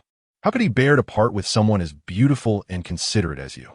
Upon reflecting on this, Bai Qian's tone softened unexpectedly. Lin Xia, I understand that you intentionally sought out other women to provoke me, to instill a sense of crisis within me. I know you love me. I am willing to agree to marry you. I can tell my parents tonight that they no longer oppose our union. Shall we start anew? During the days you've been absent, I have thought of you every single day. Lin Xia felt a wave of nausea wash over her. It was utterly revolting. She could hardly fathom how, in her previous life, she could have been so blind as to regard such a person with any affection. With a cold laugh, she retorted, "Get lost," and promptly hung up the phone. She would not forget the grievances inflicted upon her by Bai Qian and her family. When the day of reckoning arrives, they would know a suffering beyond imagination. That night, the Bai household was in disarray. Upon realizing that their daughter had failed to win Lin Xia back, they attempted to inspect the villa, only to be driven away by the workers, who summoned the property management and the police. Bai's father and mother were naturally furious, unleashing a torrent of scorn upon Bai Qian. Chapter 12. An unwelcome visit. What a worthless scoundrel. Unable to even manage a relationship with a man, what else can you possibly do? Just go to his house, shed your clothes. If he consents, then all is well. If he refuses, simply accuse him of assault. You can't let the years of our daughter's youth be squandered without consequence. Is it acceptable for him to end things on a whim? He must compensate us for the villa. This matter is far from over. Perhaps half of his stock profits belong to us. They are joint assets acquired during the relationship and ought to be legally protected. It's late. He should be home by now. Let us go find him. There is strength in numbers, after all. This situation demands resolution. Who expects to play games without settling the bill? Such good fortune is unheard of. The Bai parents, increasingly agitated, resolved to confront him directly. Bai Qian, listening intently, felt her face alternate between crimson and pale. How dare they treat him in such a manner? Even a prostitute deserves more respect. Bang, bang, bang. A loud knocking reverberated through the door, causing the frame to tremble slightly. Lin Xia furrowed her brow, wondering who would dare disturb her at such an hour. Upon opening the door, she found Chao Shufan urging Bai Qian inside. Son-in-law, we have given our blessing to your marriage. When shall you two collect your certificate? Lin Xia, observing the family's theatrics, replied with impatience, we broke up long ago. If you don't leave now, I will call the police for disturbing the peace. You are both of age. It's only natural for young people to quarrel. We've all been there. Heed the advice of your elders. It will benefit you, they insisted. Seeing the escalating tension, Bai Jia hurried to mediate. What do you think you are doing? You are in no position to lecture me. Leave at once, or I will not repeat myself. He attempted to shut the door, not wishing to waste energy on them, knowing violence was not an option. He did not want to engage in conversation, fearing he might lose control and resort to physical harm. Bai Bufan, incensed by the dismissal, reached out to block the door, ready to retaliate. You think you could treat me this way? I haven't settled the score from last time. My sister invested a year in you, and you simply walk away? Lin Xia swiftly sidestepped Bai Bufan's advance, grasped his collar, and flung him into the hallway, creating a resounding thud. Help! Someone has been murdered. Chao Shufan screamed, triggering the lights in the entire fire escape. If you do not reimburse us for medical expenses and emotional damages, this matter is far from resolved. I have already contacted the authorities. Bai Jia threatened, phone in hand. Lin Xia crossed her arms, observing the family's chaotic display.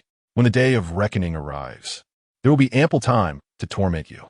For now, this is merely a fraction of the interest owed. Moments later, the security personnel arrived to inquire about the commotion. This scoundrel, having acquired wealth, abandoned my daughter without even granting us entry to our own home. Chao Shufan unleashed her ire upon the police, berating Lin Xia vehemently. Lin Xia, upon hearing her words, furrowed her brow in displeasure. Wait a moment, she interjected. I once pursued by Qian, yet we never became a couple. What do you mean by abandonment? Furthermore, this is my residence.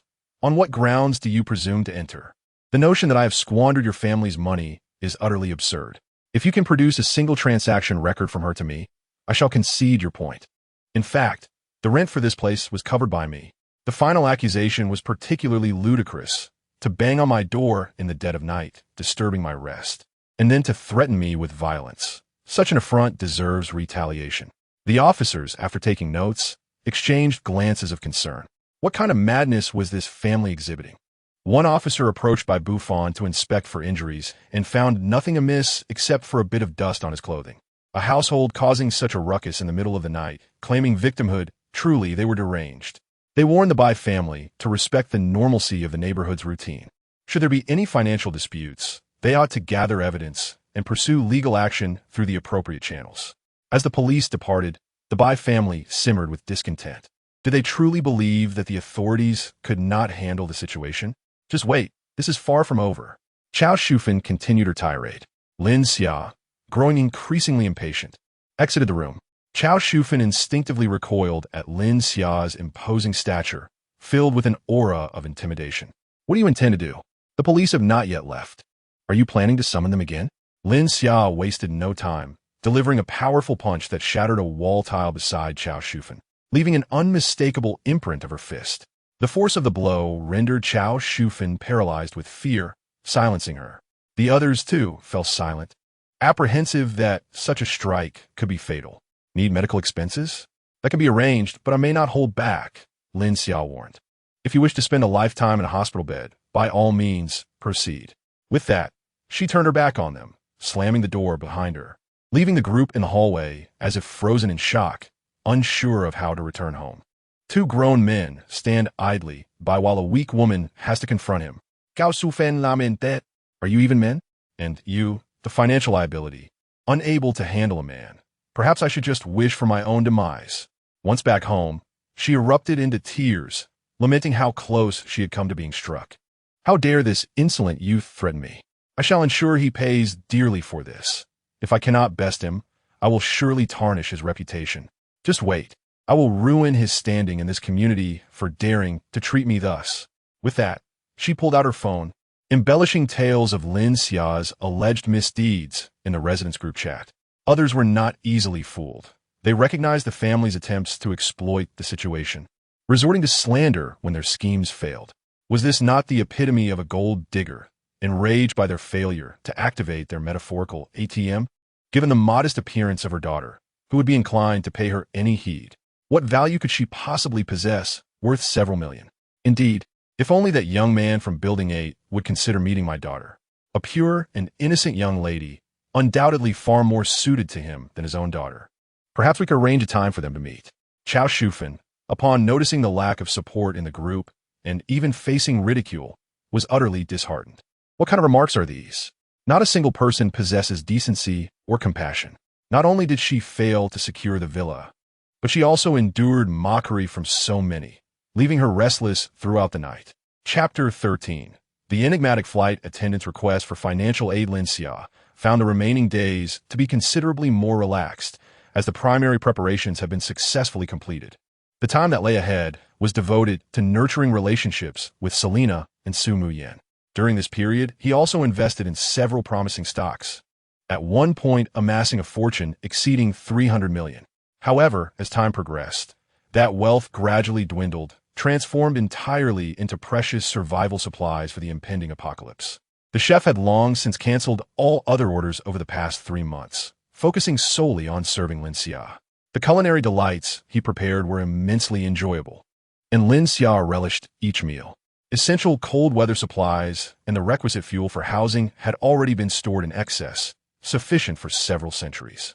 Additionally, related medications and medical equipment had been meticulously procured. Although Lin Xia had gathered an ample supply of purified water, he still felt uneasy and made a trip to the source of the drinking water, filling containers to the brim. After all, it was free, so why not take advantage of the opportunity? Shortly thereafter, news broke online of a mysterious 1-meter drop in the water level at the source, sparking widespread panic. Some experts attempted to quell the fears by claiming that the water had merely flowed into underground rivers and urged the public to trust in science. Ultimately, Lin Xia opted to visit the shooting range to acquire firearms. Upon arriving, he discreetly accessed the storage area for weapons and ammunition, employing his spatial abilities to covertly transport the firearms into his space.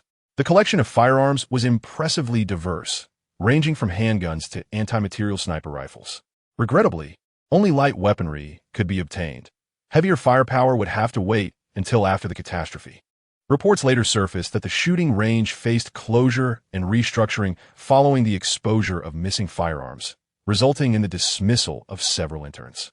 Similar incidents were soon reported at other shooting ranges, with a cumulative loss of equipment sufficient to arm a light infantry battalion. This situation triggered a significant uproar online, leading to a nationwide shutdown of shooting ranges for inspections. Various military districts heightened their vigilance, deploying forces to major cities to prevent any severe societal disturbances. Although Lin Xia's movements coincided significantly with the timeline of the firearm thefts, he always visited the shooting range clad in shorts and a short-sleeved shirt, leaving no room for concealing weapons. It was absurd to think he would leave such a glaring flaw. Not every visit to a shooting range involved using his abilities. He meticulously avoided smaller venues, targeting only the largest shooting ranges and their most concealed corners for his endeavors. Although security personnel had expressed suspicion, the sheer volume of visitors to the shooting range made it impossible for them to conduct thorough investigations. Furthermore, not all incidents of theft were reported to the authorities immediately. Lin Xia operated with a level of discretion that ensured a time lag between his actions and the discovery of the missing firearms. The security forces ultimately devoted their primary focus to larger criminal enterprises. As time passed, Lin Xia once again arrived at Selena's place to hone his skills. Xia, I sense that you are becoming increasingly formidable. Although your techniques are not yet fully refined, your strength and physical resilience are nearly catching up to mine. Is this the mysterious power from the east? Lin Xia remained sprawled on the ground, gazing at the ceiling above. Though he still could not best Selena, he had managed to endure 5 minutes longer before succumbing. A notable improvement indeed. With his current prowess, he felt no pressure against ordinary special forces. Clenching his fists, he could feel his body continuously undergoing transformation through extraordinary abilities, and the day he could confront Selena head-on seemed imminent, filling him with newfound confidence. Are you prepared to be thoroughly conquered by me? Each visit to Selena ignited an overwhelming fire within him, as the cheerful and self-assured foreign beauty always left him flustered. Taking cold showers had become a daily ritual. Of course, I yearned for a man stronger than myself to conquer me, allowing me to revel in the joys of femininity. Selena unabashedly confessed, eagerly anticipating that day's arrival. She then gracefully rose, extending one long, slender leg into a standing split. Her golden hair flowed behind her, framing an angelic visage, and her azure eyes sparkled with a naivete that was utterly enchanting. I read online that your man seems eager for his girlfriend to perform this pose, but for me, this is a bit too simple. Could you teach me more challenging positions in the future? I wonder if that would ignite your desire to conquer me even further. Selena playfully winked at him, her gaze brimming with irresistible allure. Lin Xia took a deep breath, adjusted his posture, and stood tall. Let the battle commence. What? You wanted to ask Lin Xia for a loan? Are you out of your mind? Jiang Ruoxue stared incredulously at her husband. What choice do I have? I'm doing this for our family, to ensure you have a good life. The cursed stock had plummeted, and their house had lost its value. The payday loans were due tomorrow, and if he could not secure the funds, those men would surely come for him. They were no ordinary thugs. The neighbor had even bought a villa, clearly still possessing wealth. If only he could borrow 5 million, no, 3 million, he was certain he could turn things around. Her husband, Lu Ji, flushed with frustration, he was at a loss. The stock he had once believed in had nosedived over the past month without any sign of recovery. His remaining funds amounted to less than a tenth, making it impossible to repay the predatory loans. It's already so late. He must be asleep. We'll have to wait until tomorrow, Jiang Ruoxue said, her face twisted in distress. She never anticipated Lu Ji would resort to such measures, mortgaging their home and secretly borrowing from loan sharks. Was it even wise to engage with such a perilous venture? There was no time to waste. Waiting until tomorrow might be too late. Moments ago, I heard the sound of a door closing. He must have just returned home. If you go over now, he is likely still awake. Once this matter has passed, we shall return the money to him. It will surely be fine. Let us consider it for the sake of this household. Lu Ji feigned a look of deep affection as he gazed at her. Jiang Ruoxue inhaled deeply. Very well, I shall go and give it a try. Knock, knock, knock. Lin Xia had just removed her upper garment and was preparing to take a cold shower when she was suddenly jolted by the sound of knocking. Could it be that wretched Bai Qin again? Does she truly seek her own demise? Fuming, she swung the door open. What do you want? Oh, it's you? Standing at the door was none other than Jiang Ruoxue. She had let down her usual flight attendant hairstyle, her silky hair cascading gracefully to her shoulders. Devoid of the typical allure of her uniform, she radiated an ethereal charm. The moonlight-hued slip dress, devoid of excessive embellishments, was impeccably tailored to accentuate Jiang Ruoxue's tall and alluring figure. Beneath the crisp, flowing fabric of the gown, a pair of legs, long and angelic, emitted an irresistible allure. Elegantly adorned with delicate sandals, rendering her akin to a goddess who had wandered into the mortal realm, evoking a sense of tenderness. The fresh, delicate features of her face bore an expression that hinted at unspoken words, a look so fiery it could easily ignite those who beheld her. May I come in? Of course. Chapter 14. The hero saves the beauty. Lin Xia strode into the room and settled onto the sofa, crossing his legs with an air of irritation. Could you please put on a shirt? Jiang Ruoxue remarked, unable to suppress a blush as she observed Lin Xia's bare torso. His sculpted eight-pack and striking features, combined with an assertive confidence, stirred a tempest within her already tumultuous heart. Just say what you need. I still have to take a shower later. I'm not worried about you taking advantage of me. So why should you be? The atmosphere shifted as they entered the room. The brightness of the lights accentuating her exquisite figure and the alluring goddess-like aura that made her seem even more enticing. Could you lend me some money? I'll pay you back in a couple of days. Jiang Ruoxue shyly turned her face away, unable to meet his gaze. Why? What is the reason? From Lin Xia's perspective, he beheld her ethereal beauty, her shyness causing her to lower her head, her delicate earlobes and elongated neck tinged with a subtle blush. Is there any flaw in this woman? He mused. My husband has incurred a debt with loan sharks, and they will come knocking tomorrow. Her voice dwindled as she uttered words she herself found hard to believe. How much do you owe? 3 million. Jiang Ruoxue's head drooped even lower, aware of how unreasonable her request was, struggling to voice it. I can lend you this amount, but what do I gain in return? Although he found the sum trivial, he questioned why he should extend such generosity to her.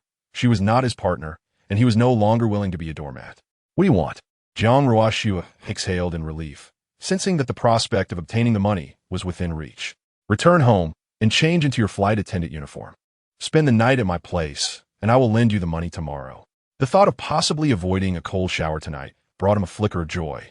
He had long been captivated by this alluring flight attendant, and initially he had intended to pursue her after the apocalypse. Given that her husband was unworthy, he thought it preferable for her to be with him than to be mistreated by that group of thugs. You, how shameless. What do you take me for? Jiang Ruoxue was no Na'vi girl. She understood the implications of his words. Although the reputation of flight attendants was often tarnished, it held no significance for her. She had always valued her integrity and was inherently traditional. Lin Xia's words felt like an affront to her dignity. With that, she turned to leave. So, this is how you respond? You flight attendants spend so much time away. Who knows what you've done behind my back? It's just one night. Just imagine me as you. I want to hold it against you. The debt collectors are the real threat. Their connections are formidable, and we cannot afford to cross them. Lu Ji, now consumed by jealousy, finally voiced the words he had long buried within his heart. Jiang Ruoxue, so alluring and beautiful, and a flight attendant at that. It was hardly surprising that she might have done something behind his back. He had engaged in such activities himself. After all, one more instance hardly mattered.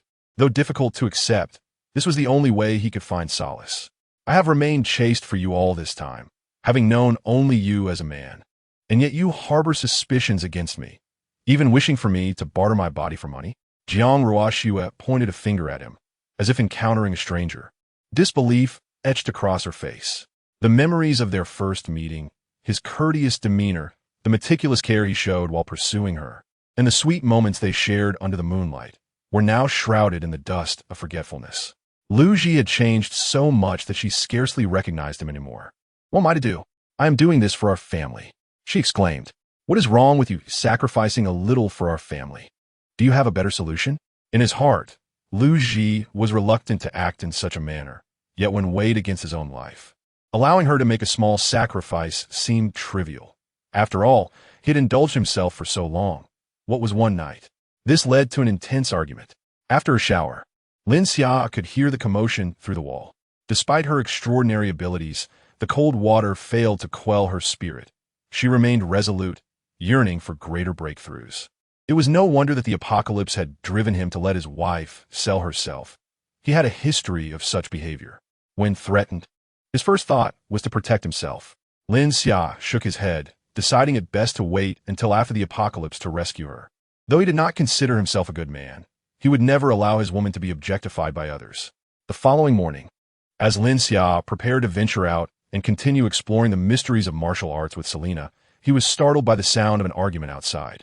Upon opening the door, he discovered a group of thugs attempting to drag Jiang Ruoxue away. Let me go. The money was borrowed by that scoundrel Lu Ji. You should go after him, not me. This is kidnapping. I'll call the police. Jiang Ruoxue, having had the day off, was still groggy from sleep when the commotion awakened her. Those debt collectors had come knocking. She had desperately tried to reach Lu Ji, but his phone was unreachable. To her dismay, all their important documents and cash had vanished. The thugs, uncaring of her plight, seized her phone and intended to take her away. Either Lu Ji would have to bring money for her release, or she would be sent to a neighboring country to work off the debt. Blame your useless husband. You can't expect us to leave empty-handed. Who would have thought your wife would be so beautiful? If she does well over there, perhaps we might pay a visit to your business. The leader of the gang grinned lewdly. Jiang Ruoxue, typically poised and graceful, now found her hair disheveled. Her exquisitely delicate features stripped of their usual ethereal charm, replaced by a visage marred by sheer terror. She was utterly terrified. These individuals had no intention of pursuing legitimate means of debt collection, but rather were inclined towards criminality. Her gaze shifted towards Lin Xia, who stood at the threshold, her sole beacon of hope, and she desperately implored him for assistance. Save me. I will agree to anything you ask. You may handle me as you wish. I am at your mercy. Please do not let them take me away. The leader of the thugs regarded Lin Xia with suspicion. Hey, you little brat. Mind your own business. You owe us money as well, so why not hurry and settle up? Otherwise, she might just become your example. Lin Xia crossed his arms and stepped forward, unfazed by the threats of these petty ruffians. Did they dare to challenge him? He declared, "This woman is under my protection. If you provoke me, you can forget about reclaiming the money I possess. And don't even think to tell me you can't find Lu Ji." The thug leader, incensed by the audacity of the threat, brandished a machete, ready to strike. "You dare to defy us?" he roared, brandishing the blade, glinting ominously in the light. Though the edge was dull, a strike from it could undoubtedly result in grievous injury. Its lethality was tempered only by the fear of taking a life. Yet to Lin Xia, the thug moved as if in slow motion, his mind effortlessly predicting the trajectory and range of the attack.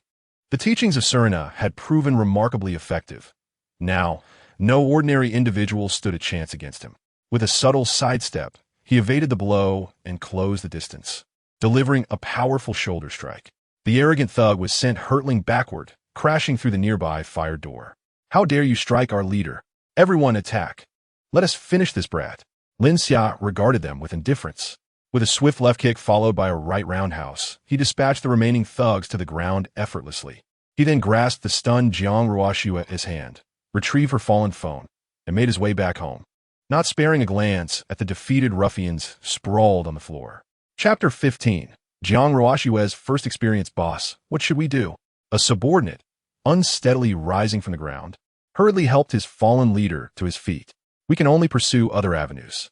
The information Lu Ji left us is far from limited.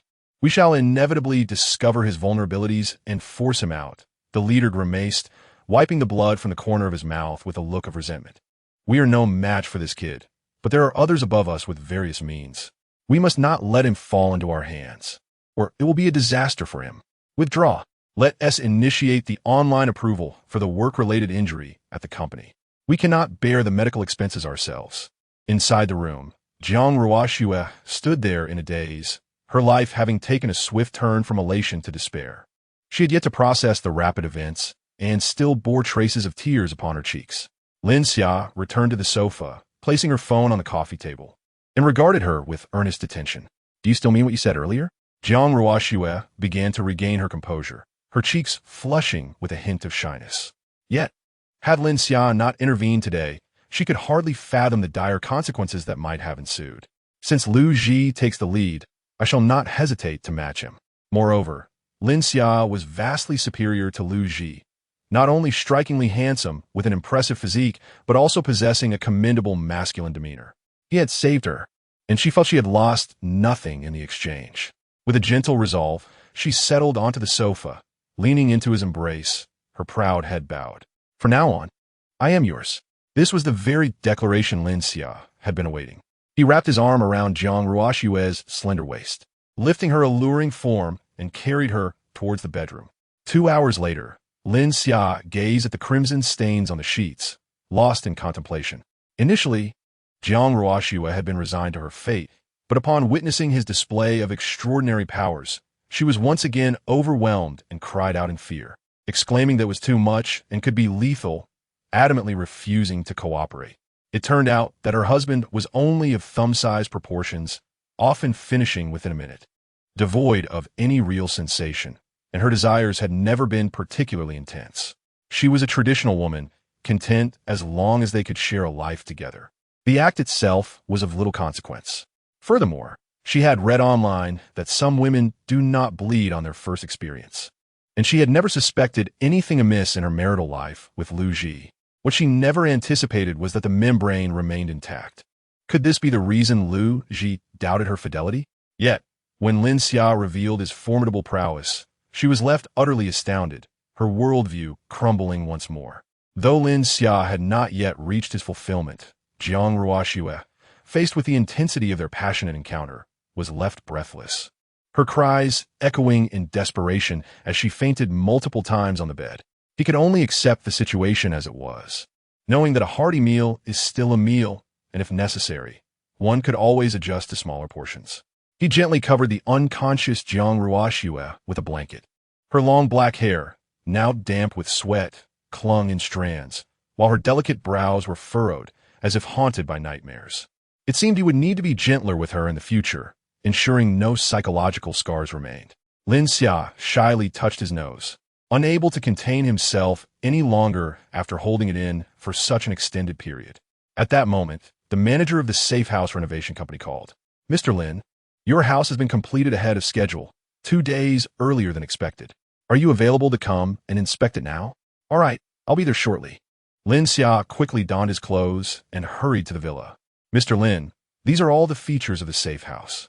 Your information has been set to the highest level of access, and here is the accompanying manual. Should any issues arise later, please do not hesitate to contact us. Lin Xia meticulously inspected the safe house, thoroughly examining every detail and inquiring about anything he did not understand. After all, when it comes to matters of life and death, prudence is paramount. He was increasingly satisfied, finding many aspects exceeded his expectations. Consequently, he happily transferred the remaining balance. Just then his phone buzzed again. Upon checking, he saw it was a call from Jiang Ruoxue. Darling, where have you gone? I miss you. Her voice, sultry and enchanting, sent shivers down his spine. Had her throat not been slightly hoarse, it would have been even more beguiling. He had ample experience with this. During their recent encounter, any sound she made only heightened his fervor, rendering him unable to stop. I'm inspecting our new home. I'll return shortly. Okay, I'll wait for you. Lin Xia gazed at Jiang Ruoxue, who lay in bed, wincing for pain. His heart ached for her. Are you feeling any better? Jiang Ruoxue, draped in a blanket that concealed her alluring figure, playfully scolded him. What do you mean better? I just got out of bed to drink some water, and my legs feel like they belong to someone else. You little rascal, they say not to encourage me, but the more you say, the more excited I become. It's simply that you are too irresistible. I couldn't help myself. I promise to listen to you next time. By the way, our new home is ready. Would you like me to take you to see it? Lin Xia, aware of his transgression, swiftly changed the subject. Our home? That sounds wonderful. Take me to see it. Jiang Ruoxue exclaimed, her excitement palpable, but soon she was reminded of her discomfort and lamented, unfortunately, I can't move right now. Let's go later. Why wait? I'll carry you. Lin Xia gathered the scattered clothes of Jiang Ruoxue from the floor, gently draping them over her one by one with a tender gaze. He then found a coat from the wardrobe to shield her from the wind, scooping her up in his arms as they headed to their new abode. Jiang Ruoxue buried her face in his embrace, initially believing she was transitioning from one hell to another, only to discover that this was, in fact, paradise. She had never felt such happiness as she did in that moment. Lin Xia, aside from instilling both love and fear in her while in bed, was the epitome of a perfect partner. Cradling the stunning flight attendant in his arms, Lin Xia joyfully made his way to the villa. Regrettably, fate did not align with one's desires. Along the way, he encountered an individual who repulsed him, instantly shattering his good mood. Lin Xia, how could you do this? Just after our breakup, you seek another woman? Do you have any regard for me? Bai Qian, who had just returned from collecting a package, chanced upon Lin Xia holding another woman in his arms. Anger surged within her. How dare he transition so seamlessly? What of her dreams of a villa and a wealthy life? Get lost. Do not appear before me again, or I shall not hesitate to strike you. I do not adhere to the principle of not hitting women. Bai Qian, suddenly reminded of the earlier scene in the corridor, instinctively took a step back. Jiang Ruoxue, who had been shyly nestled in Lin Xia's embrace, lifted her head. She had heard in the group about Lin Xia's ex-girlfriend and felt a surge of curiosity about the person. However, upon a glance, she felt a pang of disappointment. Even with makeup, the woman barely reached a score of 70 in attractiveness and was utterly incomparable to her. In her eyes, she had never encountered anyone more beautiful than herself. Even amidst a sea of stunning women in the airline industry, she deemed herself the unequivocal queen of beauty. Though she had never boasted about it, she took great pride in her looks. Descending from his embrace, Jiang Ruoxue wore an expression nourished by love. An ex-girlfriend, you say? I am his current girlfriend. He belongs to me now, and you shall have no further connection with him. She had just experienced a moment with him. Her former boyfriend was truly remarkable, exuding charm. Those favored by love tend to blossom with boundless courage. She felt no intimidation before this woman. You deceitful couple. Bai Qian fled, unable to accept such a reality. Everything had once belonged to her, the house, the wealth, the man. Now, all of it was no longer tied to her, and she began to feel an overwhelming sense of regret within. Lin Xia embraced Jiang Ruoxue and planted a kiss upon her lips. Wonderful, so satisfying. Jiang Ruoxue laughed in return, exuding charm and allure. Chapter 16. The final preparations before the apocalypse. Lin Xia accompanied Jiang Ruoxue as they thoroughly explored the safe house, both inside and out. Jiang Ruoxue was astonished by the opulent decor and unique design that surrounded them. It was her first experience in such a lavish abode, so breathtakingly beautiful that her eyes scarcely knew where to look. Is this truly our home? However, with so many rooms here, it seems unlikely that just the two of us could inhabit it all. Lin Xia felt a twinge of awkwardness. All right, I was merely jesting. I would actually prefer that you seek out more companions. I cannot bear the burden alone. Having endured the vicissitudes of life, Jiang Ruoxue was no longer willing to be shackled by worldly constraints. Even a partner with whom one has registered their love could betray. Thus, what significance lies in overthinking? It is best to live in the present. Really? Lin Xia exclaimed with excitement. No, she teased, attempting to pull open the door to leave. Lin Xia hurriedly embraced Jiang Ruoxue. Do you remember our promise? There is still one thing I have yet to fulfill. I haven't brought over my flight attendant uniform yet. Lin Xia's demeanor softened as he gently held her. You frightened me just now. Rest assured, I will gradually get used to it. Later, her voice trailed off, becoming softer and lighter as she buried her flushed face in Lin Xia's embrace, her delicate fingers tracing circles on his chest, her enchanting profile radiating warmth. As the days passed, the impending apocalypse loomed ever closer, with only one day remaining. Lin Xia's space was already brimming with a plethora of supplies, valued in the hundreds of millions. He had prepared everything conceivable, yet he felt a lingering concern regarding Selena and Su Muyao. Selena was manageable. She had come to Huagua alone, free from any ties. After spending considerable time together, their relationship had only a thin veil separating them. Through diligent effort, he had surpassed her in physical capabilities, though he still lagged in technique. While he could not yet best her, it was merely a matter of time. Inviting her over tonight would likely meet with her approval. Su Muyao, however, posed a more complex challenge. Although their bond had been warming over the days, it had merely reached the level of good friends. The thought of bringing her home alone seemed daunting. Furthermore, her background and upbringing were exceedingly refined, even if he managed to bring her home. Persuading her to willingly submit to him would not be an easy feat yet. Neglecting her was not an option, for he could not guarantee her survival in the frigid apocalypse. Hey, do you have something on your mind? You've been unusually quiet today, quite unlike your usual self. Could it be that you wish to confess your feelings to me? Su Muyao teased him with a bright smile, unable to resist poking fun at him. Lin Xia's thoughts were indeed in disarray, leaving him uncertain about his choices. Finally, he steeled himself and resolved to speak to Su Muyao. I have a gift I would like to present to you. It's quite remarkable. After all this time, you have yet to bestow upon me a single gift. This is indeed the attitude one ought to possess when pursuing a lady, which adds to your charm. Su Muyin extended her long, slender legs adorned in black stockings, gently swaying them, casting an enchanting glow beneath the lights. Just a moment. The gift is in the car. I shall retrieve it. Very well. I shall await your return. Lin Xia feigned a nonchalant demeanor as she returned to the vehicle, but in reality, she was extracting a set of thermal clothing along with firearms and ammunition. They were securely sealed within 2 large boxes, devoid of any markings, appearing remarkably ordinary. It's rather mysterious. I lack for nothing. Your thoughtfulness is sufficient.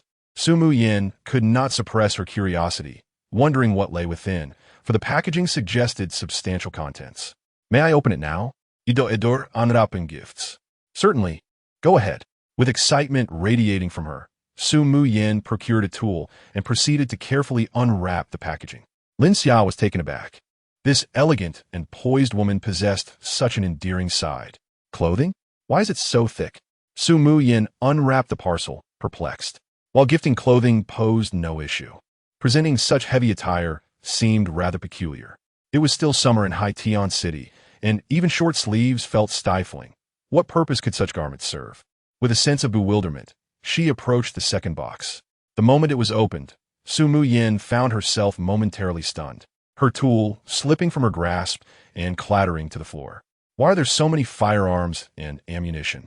What do you intend to do? Though she had encountered such items before, she had even played with them in her past, they certainly had no place in a Chinese restaurant. She instinctively took a step back, her heart racing with trepidation. Lin Xia's actions had surpassed her comprehension. She realized she might not truly know this man before her. This is a secret. The answers will be revealed at midnight. Lin Xia was at a loss for how to explain. An apocalyptic scenario? Who would believe such a tale? Perhaps witnessing it firsthand would be more compelling. You may leave, provided you engage in no unlawful activities. I can feign ignorance about today's events. Su Muyin, being a worldly individual, was not easily flustered by such items. Yet, Lin Xia's demeanor today had been excessively enigmatic. She felt a flicker of fear regarding the true nature hidden behind Lin Xia's fade. Lin Xia refrained from further explanations. Words held no significance now. Once Su Muyin experienced it all, she would undoubtedly grasp his genuine intentions. Remember to keep these items close. Something significant will transpire at midnight. Even after Lin Xia had departed some time ago, Su Muyin remained in the exclusive private room, gazing at the 2 extraordinary gifts, lost in contemplation. Ultimately, she arrived at a resolution. What do I have to fear? I have encountered far worse. Yet, I am left wondering about Lin Xia's true motives for undertaking this endeavor. Su Muyin carefully resealed the 2 boxes of gifts, adhering to Lin Xia's advice, and relocated them to her own room for safekeeping. She hoped that they could endure for a while longer. Otherwise, She would no longer savor such delectable meals in the future. Lin Xia couldn't help but shake his head. As for the absence of food provided to her, the restaurant was certainly not lacking in edible provisions. If only she had warm clothing and firearms, she should be able to survive for a considerable duration. Once she comprehended the harsh realities of the apocalypse, he would descend upon her from the heavens. At that point, Su Muyin would likely not refuse the opportunity to reside in one of the rooms of his safe haven. As for whether she might report the presence of those firearms and ammunition, he was utterly unconcerned. With his spatial abilities and the sanctuary at his disposal, not even a military would be able to breach this fortress in a short span of time. And the bitter cold of the apocalypse was set to descend upon them tonight. Chapter 17, The Encounter of Two Women. Xia, what are you saying? You wish to take me away from here? Today, Lin Xia arrived at the combat training facility and, contrary to her usual routine of practice, sought out Selena with the intention of whisking her away. Indeed, come with me. Let us leave this place, Selena replied. Ah, are you perhaps eager to draw upon a portion of my reward in advance? Of course, that is permissible.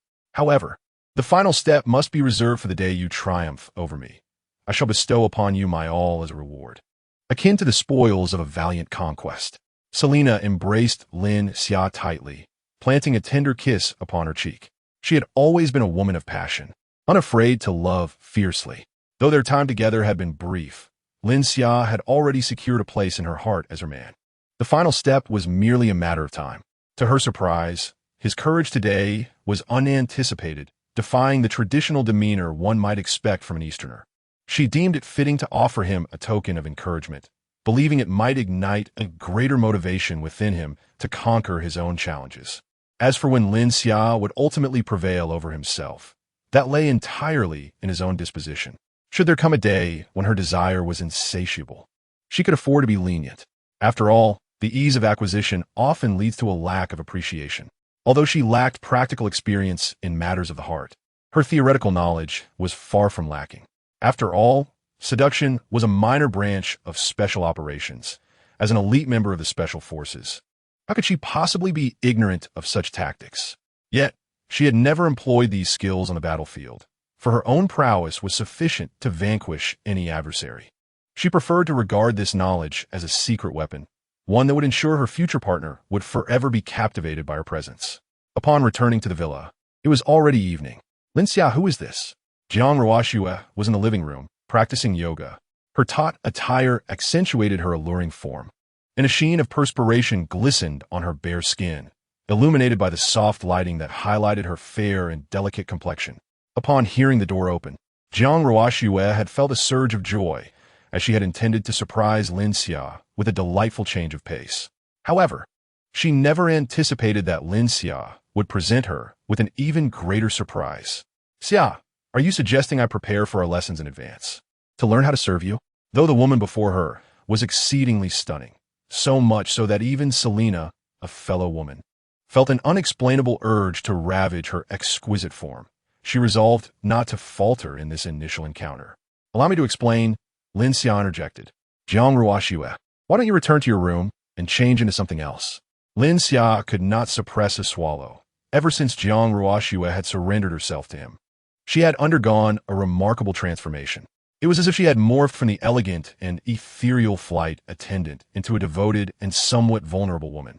Even resigning from her job, aside from fulfilling his requests, such as downloading various survival resources for apocalyptic scenarios and other forms of entertainment, she devoted the remainder of her time to self-education. Since that fateful day, it was as if she had unlocked the door to a new world. She became exceedingly eager to learn, passionately delving into a myriad of knowledge, which, in his service, occasionally left him blissfully oblivious to the world around him. Regrettably, apart from the initial encounter with Jiang Ruoxue, who was blissfully unaware of her own limitations, she gradually discerned her own boundaries. She could satiate her hunger within 15 minutes, but after 30 minutes, she would roll her eyes back, drooling, and succumb to unconsciousness. Her inadequacy in that regard was simply too pronounced, failing to meet Lin Xia's expectations. Thus, she immersed herself in various studies, aiming to expend a portion of his stamina beforehand, so that she might, at the cost of ultimately fainting, achieve his satisfaction at least once. only to then be ensnared in a cool-down period lasting an entire day. There was no alternative. Her legs were too sore, necessitating a day's respite, compelling her to contemplate different strategies. Initially, she harbored aspirations of monopolizing Lin Xia's attention, but those thoughts had long since dissipated. Continuing along this path would surely lead to her demise. Each time she neared unconsciousness, a singular thought crossed her mind. She wished for Lin Xia to recruit several companions to share the burden of his affections, for she could not possibly manage it alone. Little did she anticipate that this day would arrive so swiftly, catching her entirely off guard. Lin Xia instructed Selena to await Jiang Ruoxue on the sofa while he ventured alone to the central control room of the safe house, activating the highest level of defense status. In this mode, the entire safe house transformed into a veritable fortress. The usual ventilation shafts were entirely sealed, leaving only a few specialized air outlets. Surrounding the safe house, continuous monitoring and scanning commenced around the clock. Anyone appearing within a 20-meter radius of this bastion would trigger effective identification alerts. Lin Xia glanced at the scanning data, situated in a villa area. The surroundings were relatively sparse, with only a few houses nearby and just one neighboring residence occupied. The images on the screen could effortlessly penetrate the structure of the adjacent house, vividly displaying human outlines in highlighted areas. According to the data, 3 individuals were present in the neighboring home. In his previous life, Lin Xia had met a tragic end at his doorstep due to Bai Qian's ambush. Had this device been in place then, such a situation would have been entirely averted. This equipment offered a perspective akin to that of a divine observer, possessing the capability of full map visibility. Subsequently, he activated the independent survival system. At this juncture, the safe house could operate autonomously, detached from existing infrastructure such as power grids and water pipelines. As long as the fuel and supplies were sufficient, it could function indefinitely. A glance at the supplies within the space assured him that sustaining operations for a century posed no issue. He then recalled the opulent Doomsday bunker constructed by that affluent individual, wondering what extravagant luxury a facility costing billions, excavated from small mountain, would entail. His own expenditure of merely 100 million had yielded results far surpassing his expectations. Although he was aware of its location, there was no pressing need to risk occupying it at present, unless, of course, the family grew too large to accommodate. He subsequently adjusted the temperature and humidity parameters to the most suitable range for human habitation. The artificial intelligence system of the safe house would automatically regulate the set data metrics without requiring further intervention. After a series of operations and checks, Lin Xia finally returned to the living room. She observed Jiang Ruoxue softly whispering something while holding Selena's hand as they sat on the sofa. Approaching them, she chose to remain silent. Selena's delicate face flushed, her eyes reflecting a mixture of fear and excitement. "What secrets are you two whispering about behind my back? Why do you stop talking as soon as I arrive?" Jiang Ruoxue embraced Selena, exuding the warmth of a close sisterly bond. "I can't tell you. This is a secret among women. I have taken this sister under my wing, and you must promise not to bully her." Witnessing the 2 stunning beauties in such a tender embrace, Lin Xia couldn't help but marvel at the camaraderie among girls. Indeed, a civilization enriched by beautiful friendships is a true civilization. Am I the one bullying you? The water faucet spirit?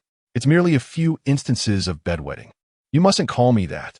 Jiang Ruoxue blushed in response, adding, "But I can't be entirely blamed. It's your fault too. If you had just turned the faucet a little more gently, it wouldn't have leaked. Furthermore, with Selena as my formidable ally from now on, little Lin Xia stands no chance."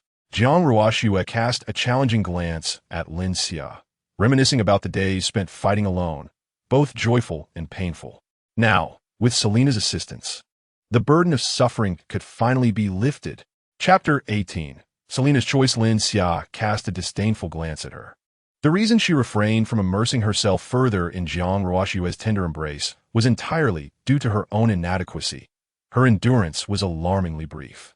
Jiang Ruoxue had merely resolved her own existential dilemmas, yet she remained far from ensuring her own sustenance. "In the future, I shall strive to learn from my sister," Selena declared shyly. "It turns out there's so much knowledge I have yet to grasp. I hope that one day, my sister and I can bring you joy." At that moment, Selena nestled close to Jiang Ruoxue, exuding a charming vulnerability that starkly contrasted with her usual confident demeanor. Truly, as a foreign friend, she was refreshingly different from the domestic fairies. It was undoubtedly essential to open one's eyes to the world. Jiang Ruoxue regarded Lin Xia with a teasing expression. "What are you up to, Lin Xia? Bringing Selena home? Surely you don't intend to." Lin Xia glanced at his watch. It was nearly midnight. Without engaging in further conversation, he strode directly to the floor-to-ceiling window, awaiting the moment's arrival. Outside, tranquility enveloped the scene, with few passers-by and only the streetlights casting a warm orange glow. The distant high-rise buildings flickered with a handful of lights, while the rest remained shrouded in the depths of the night sky. Suddenly, a flash of white light pierced the pitch-black sky, illuminating the darkness for a fleeting moment before vanishing again. It was silent yet impossible to overlook. Lin Xia exhaled deeply. The day had finally come. The frigid end of days was about to descend upon them. Did I just imagine that? Lin Xia mused. It seemed as though a streak of white light passed by. I saw it too. The two stunning beauties seated on the sofa inquired, puzzled. Just as Lin Xia prepared to elucidate, his phone rang abruptly. He pulled it out to see the contact name, Su Muyan. Without hesitation, he answered the call. Before he could utter a word, Su Muyan's anxious voice rushed through the line. "Lin Xia, do you know something? What was that white light just now?" Since receiving his gift earlier that day, she had secluded herself in her room, waiting for midnight. When the white glow illuminated the sky, it jolted her awake. It had to be him. Lin Xia must know something. "Open the window, and you will see," he instructed. He too opened his window, with Jiang Ruoxue and Selena looking on, bewildered, uncertain of his intentions. "Now what?" they queried.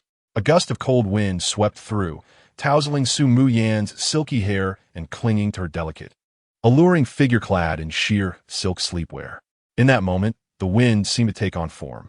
Goosebumps erupted on her flawless skin, and a singular sensation filled her mind. Cold. Exceedingly cold. This temperature was decidedly unnatural. In Haitian City, August nights could sometimes approach 30 degrees. The atmosphere outside now resembles that of a cold storage facility, chilling to the bone. From this moment forth, the world shall usher in a new era, an era of extreme cold. Gather your supplies and protect yourself diligently. Lin Xia said little more before abruptly ending the call. He felt he had done enough. Were it not for her beauty and culinary prowess, he might not have even bothered to warn her. If one does not personally experience despair, how can one truly appreciate the value of life? Su Muyan found herself momentarily lost in thought, struggling to believe Lin Xia's recent words. Yet, the biting wind outside served as a stark reminder that he was likely speaking the truth, especially considering the winter attire and firearms he had gifted her, all of which pointed to a harsh reality. The sight of that box filled with weapons suggested that this frigid age would be anything but gentle. It might prove to be quite brutal. She had never been one prone to sentimentality. Now that she was aware of the potential future, preparations were imperative. "Suqian, you must quietly venture to the garage and take a truck without alerting anyone. Seek out the remaining shops that are still open and procure all essential supplies you can find, adhering to the standards required for an apocalyptic winter. Also, the outside may be exceedingly cold, so wear your thickest clothing. Remember, safety comes first, return swiftly." Su Qian was the elegant woman in a qipao who had greeted Lin Xia, having grown up alongside Su Muyan. Although their relationship was one of servant and master, it was far more akin to that of sisters, built on unconditional trust. Within mere minutes, snowflakes began to descend gently from the sky, landing in Su Muyan's delicate palms, only to melt slowly away. She shivered involuntarily and shut the window. From beside her bed, she retrieved the firearm Lin Xia had provided. Skillfully, she removed the magazine, racked the slide, and inspected the handgun status. "Lin Xia, will we truly need such implements in the future?" Outside, the snowflakes drifted down to rest in the hands of Jiang Ruoxue, who was leaning against the window. It was astonishing. Snow in August? How chilling. She hurriedly closed the window as the wind intensified, transforming the initially fine snowflakes into heavy flakes reminiscent of goose feathers. The snow fell softly through the illuminated streetlights, creating a scene both serene and foreboding. In no time, a thin layer of snow blanketed the ground. Lin Xia settled back onto the sofa, As the history of extreme cold unfolded once more, that apocalyptic experience was no mere dream. Lin Xia. Many people online are sharing videos and posts about the rapid drop in temperature and the sudden snowfall. Even abroad, similar videos are being circulated. What shall we do? Jiang Ruoxue was suddenly overcome with panic. Having spent her entire life in the southern regions, she had never encountered such phenomena before. Humanity often harbors fear of the unknown. This heavy snowfall reminded her of the harsh winter days in Bear Country, the most arduous time of the year. But it is only August, and we are not far from the equator. Such weather should not occur. Selena was equally perplexed.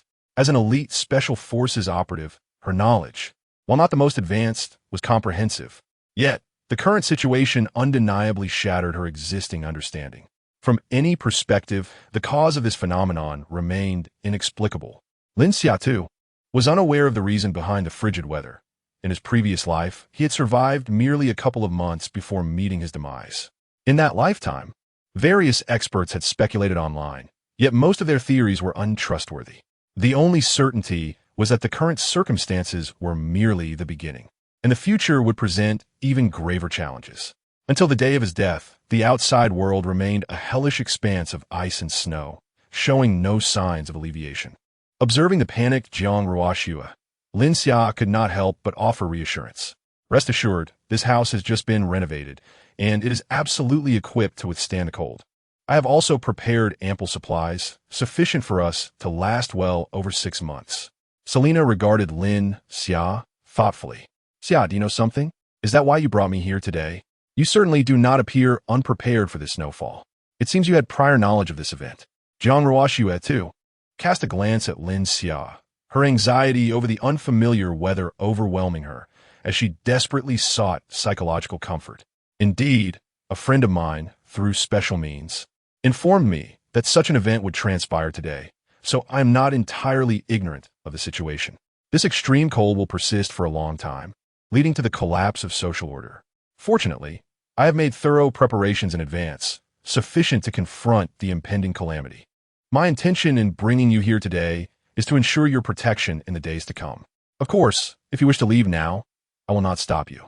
So, Selena, what is your choice? Chapter 19, Good Morning. After such an extended period of companionship, Lin Xia found himself quite fond of this exotic beauty in his heart. Yet he was unwilling to impose his will upon anyone's choices, wishing to depart at any moment. But should one regret it and wish to return, alas, that option was not available in his realm. I shall remain here. Wherever Lin Xia is, there shall I be. Even without inquiring, Jiang Ruoxue clearly articulated her stance. She possessed acute self-awareness, recognizing herself merely as a delicate and beautiful vase, nearly shattered by that despicable Lu Ji. Facing a more cruel future alone would be far less appealing than seeking a swift demise. Moreover, after this prolonged acquaintance, she had long since fallen for Lin Xia. Aside from some trepidation regarding intimacy, he was impeccable in every other aspect. She had also grown fond of this leisurely existence. No work, no pressure, simply the obligation to care for Lin Xia. For a love-stricken vase, such as herself, this place was akin to paradise. Xia, having just recognized my sister, how could I bear to leave her here to suffer at your hands? Since arriving in Huagua, she had resolved to embark on a new life here, and she eagerly anticipated the days to come with him. Furthermore, the words she had just spoken opened the door to a new world, igniting an eagerness within her to explore. You must strive to conquer me. Shall I perhaps ease your efforts in the future? Selena fluttered her alluring eyelashes, her enchanting eyes brimming with temptation. Lin Xia couldn't help but grind his teeth. This woman was utterly skilled, showing no signs of fear, but instead turning the tables on him. His latent abilities stirred within him, yearning to break free from their constraints and be released. You're not leaving? That is splendid. Jiang Ruoxue was equally elated. She could not bear the thought of Selena departing, with the outside world frozen. Should Lin Xia find himself idle and the two of them alone at home, she would surely be driven to despair. Come, I'll find you a room. There are plenty of vacant ones here. Just look at Lin Xia, he is up to no good. Tonight, we shall sleep together, ignoring that foul man. Jiang Ruoxue grabbed Selena and made to leave, casting a subtle glance at Lin Xia as they departed. Before long, her message arrived on his phone. The room door isn't locked, you know. Lin Xia couldn't help but chuckle. What did she take him for? He was no ravenous beast, unable to survive without the presence of women. Bored. Yet the thought of the two stunning beauties snuggled up in the adjacent room. The abilities he had just managed to temper surged again, and he casually adjusted his focus, opening his phone to scroll through. August snowflakes. What a great injustice. What sort of weather forecast indicates 24 degrees? It's frozen outside. Just moments ago, he had been peacefully asleep, only to be abruptly awakened by the cold. In the upper room, I have already prepared the winter quilt and air conditioning, yet the cold still prevents me from sleeping. It is no surprise that you were awakened by the chill. With such heavy snowfall, perhaps I shall be spared from work tomorrow. This immense snow brings a wish that I may avoid the battles of war, for conflict is a profound suffering. I envy the citizens of Huagua, whose greatest concern seems to be merely whether or not to go to work. Upon reviewing this statement, it is indeed from abroad. However, most people remain indifferent to this calamity, treating it merely as a whimsical occurrence to jest about. Yet, the future will teach them the essence of humanity anew. For now, let them relish this fleeting happiness, for soon enough, all of this will fade into oblivion. Lin Xia set down his phone, preparing for sleep. The room had been adjusted to the most suitable temperature, and the quilt and bed were made of exceptionally soft materials, rendering it exceedingly comfortable. Truly, the lavish expenditure on bedding has significantly enhanced my sense of bliss. Everything should have felt just right, yet there was an inexplicable void, a disquieting discomfort. Ah, yes, the warm and fragrant pillow was in the next room. I could not embrace it as I drifted off to sleep. It certainly felt a bit unusual. Nevertheless, he ultimately closed his eyes, realizing that he could still sleep without a woman by his side. It was not a matter of great significance. In the early morning, Lin Xia was awakened by a warm, moist touch. It felt as though he were submerged in a hot spring, gentle currents caressing every inch of his skin, lulling him into a blissful state, reluctant to awaken. As his muscles tightened, the delightful sensation burst within his mind like fireworks. The morning drowsiness vanished without a trace. Upon opening his eyes, he beheld Jiang Ruoxue sprawled across his bed, earnestly attempting to rouse him. From his vantage point, he could only see the crown of her head. Meanwhile, Selina sat beside her, diligently learning new knowledge from her newly acquainted sister. Her eyes sparkled with a mix of fear and excitement at the prospect of learning.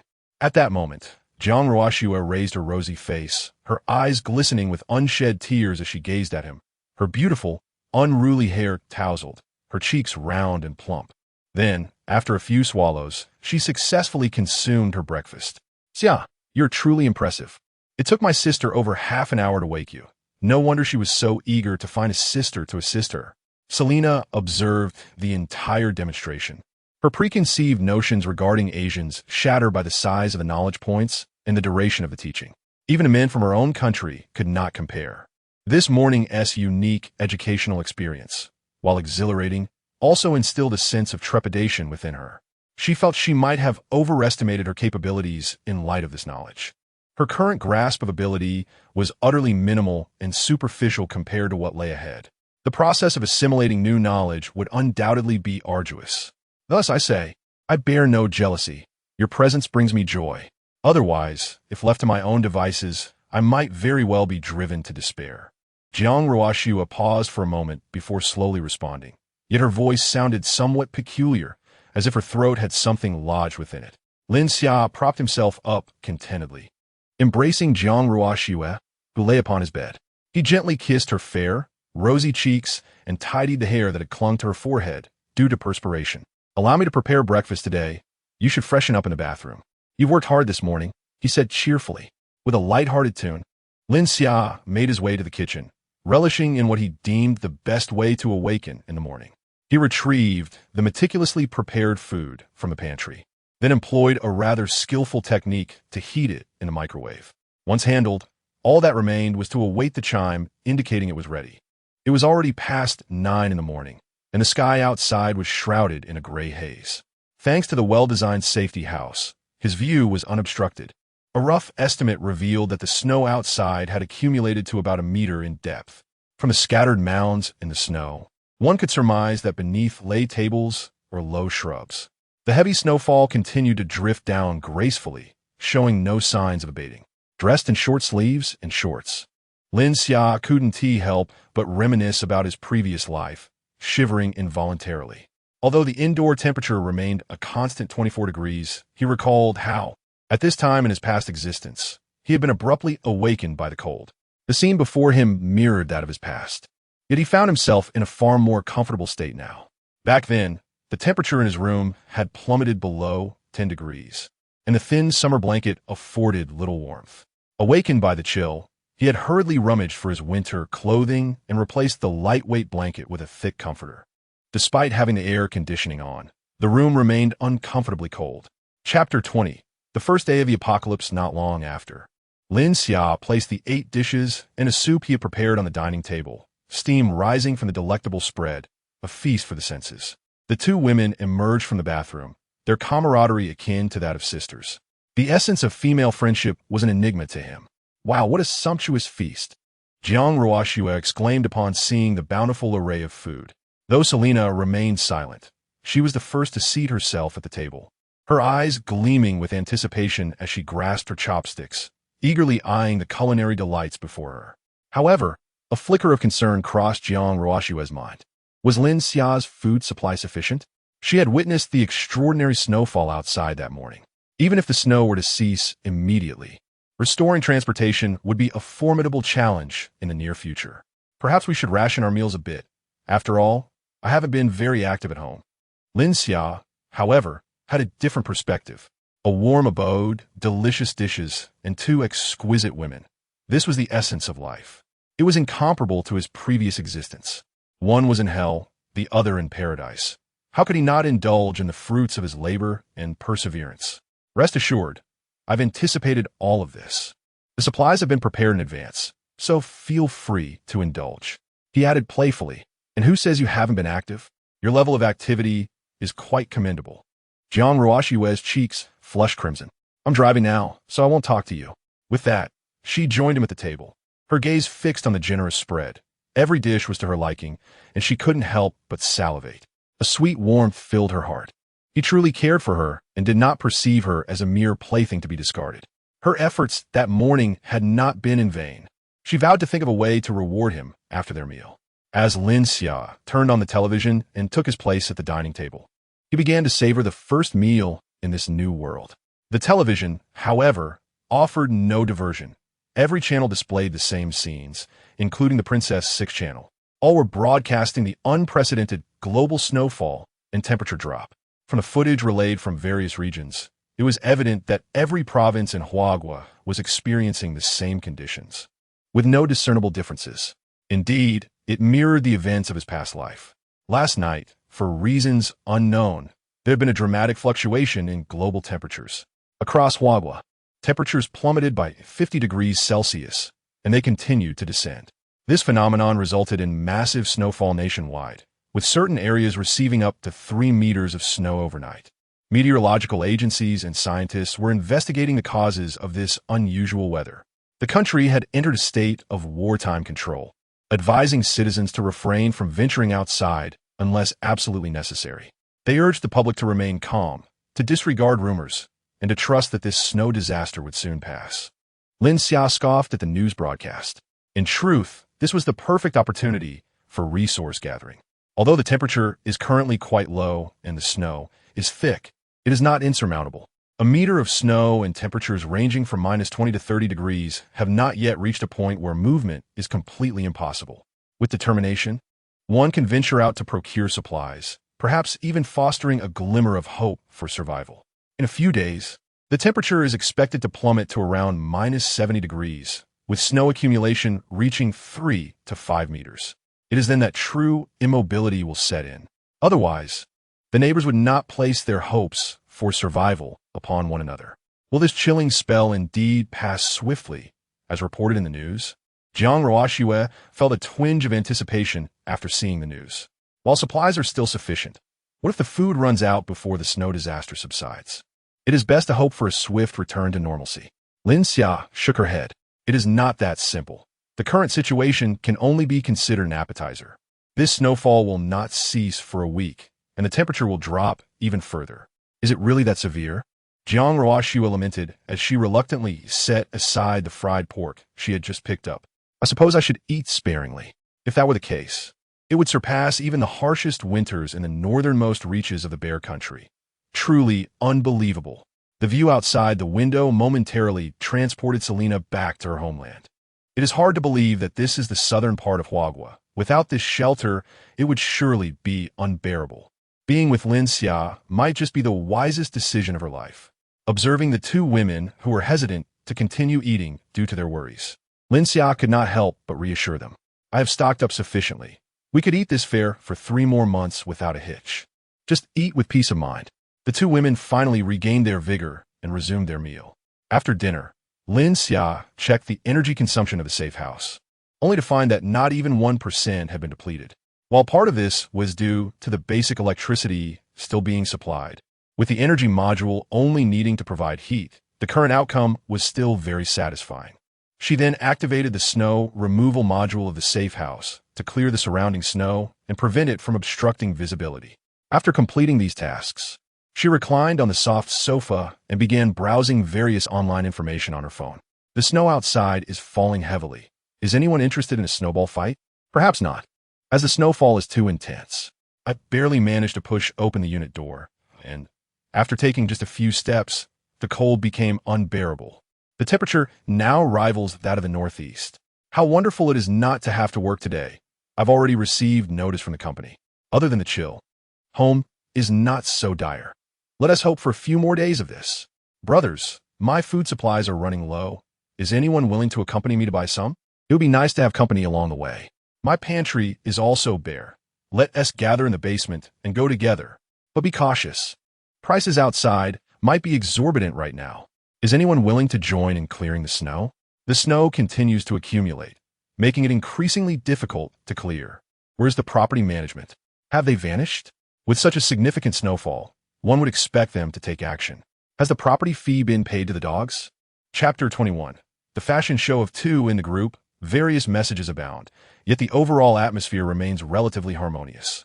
After all, it is merely the first day of the apocalypse. As temperatures plummet further and snow falls more heavily, when the supply of water, electricity, and gas ceases entirely, their true, grotesque faces will be fully revealed. However, what concern is that to him? No matter the circumstances, they will never be his adversaries.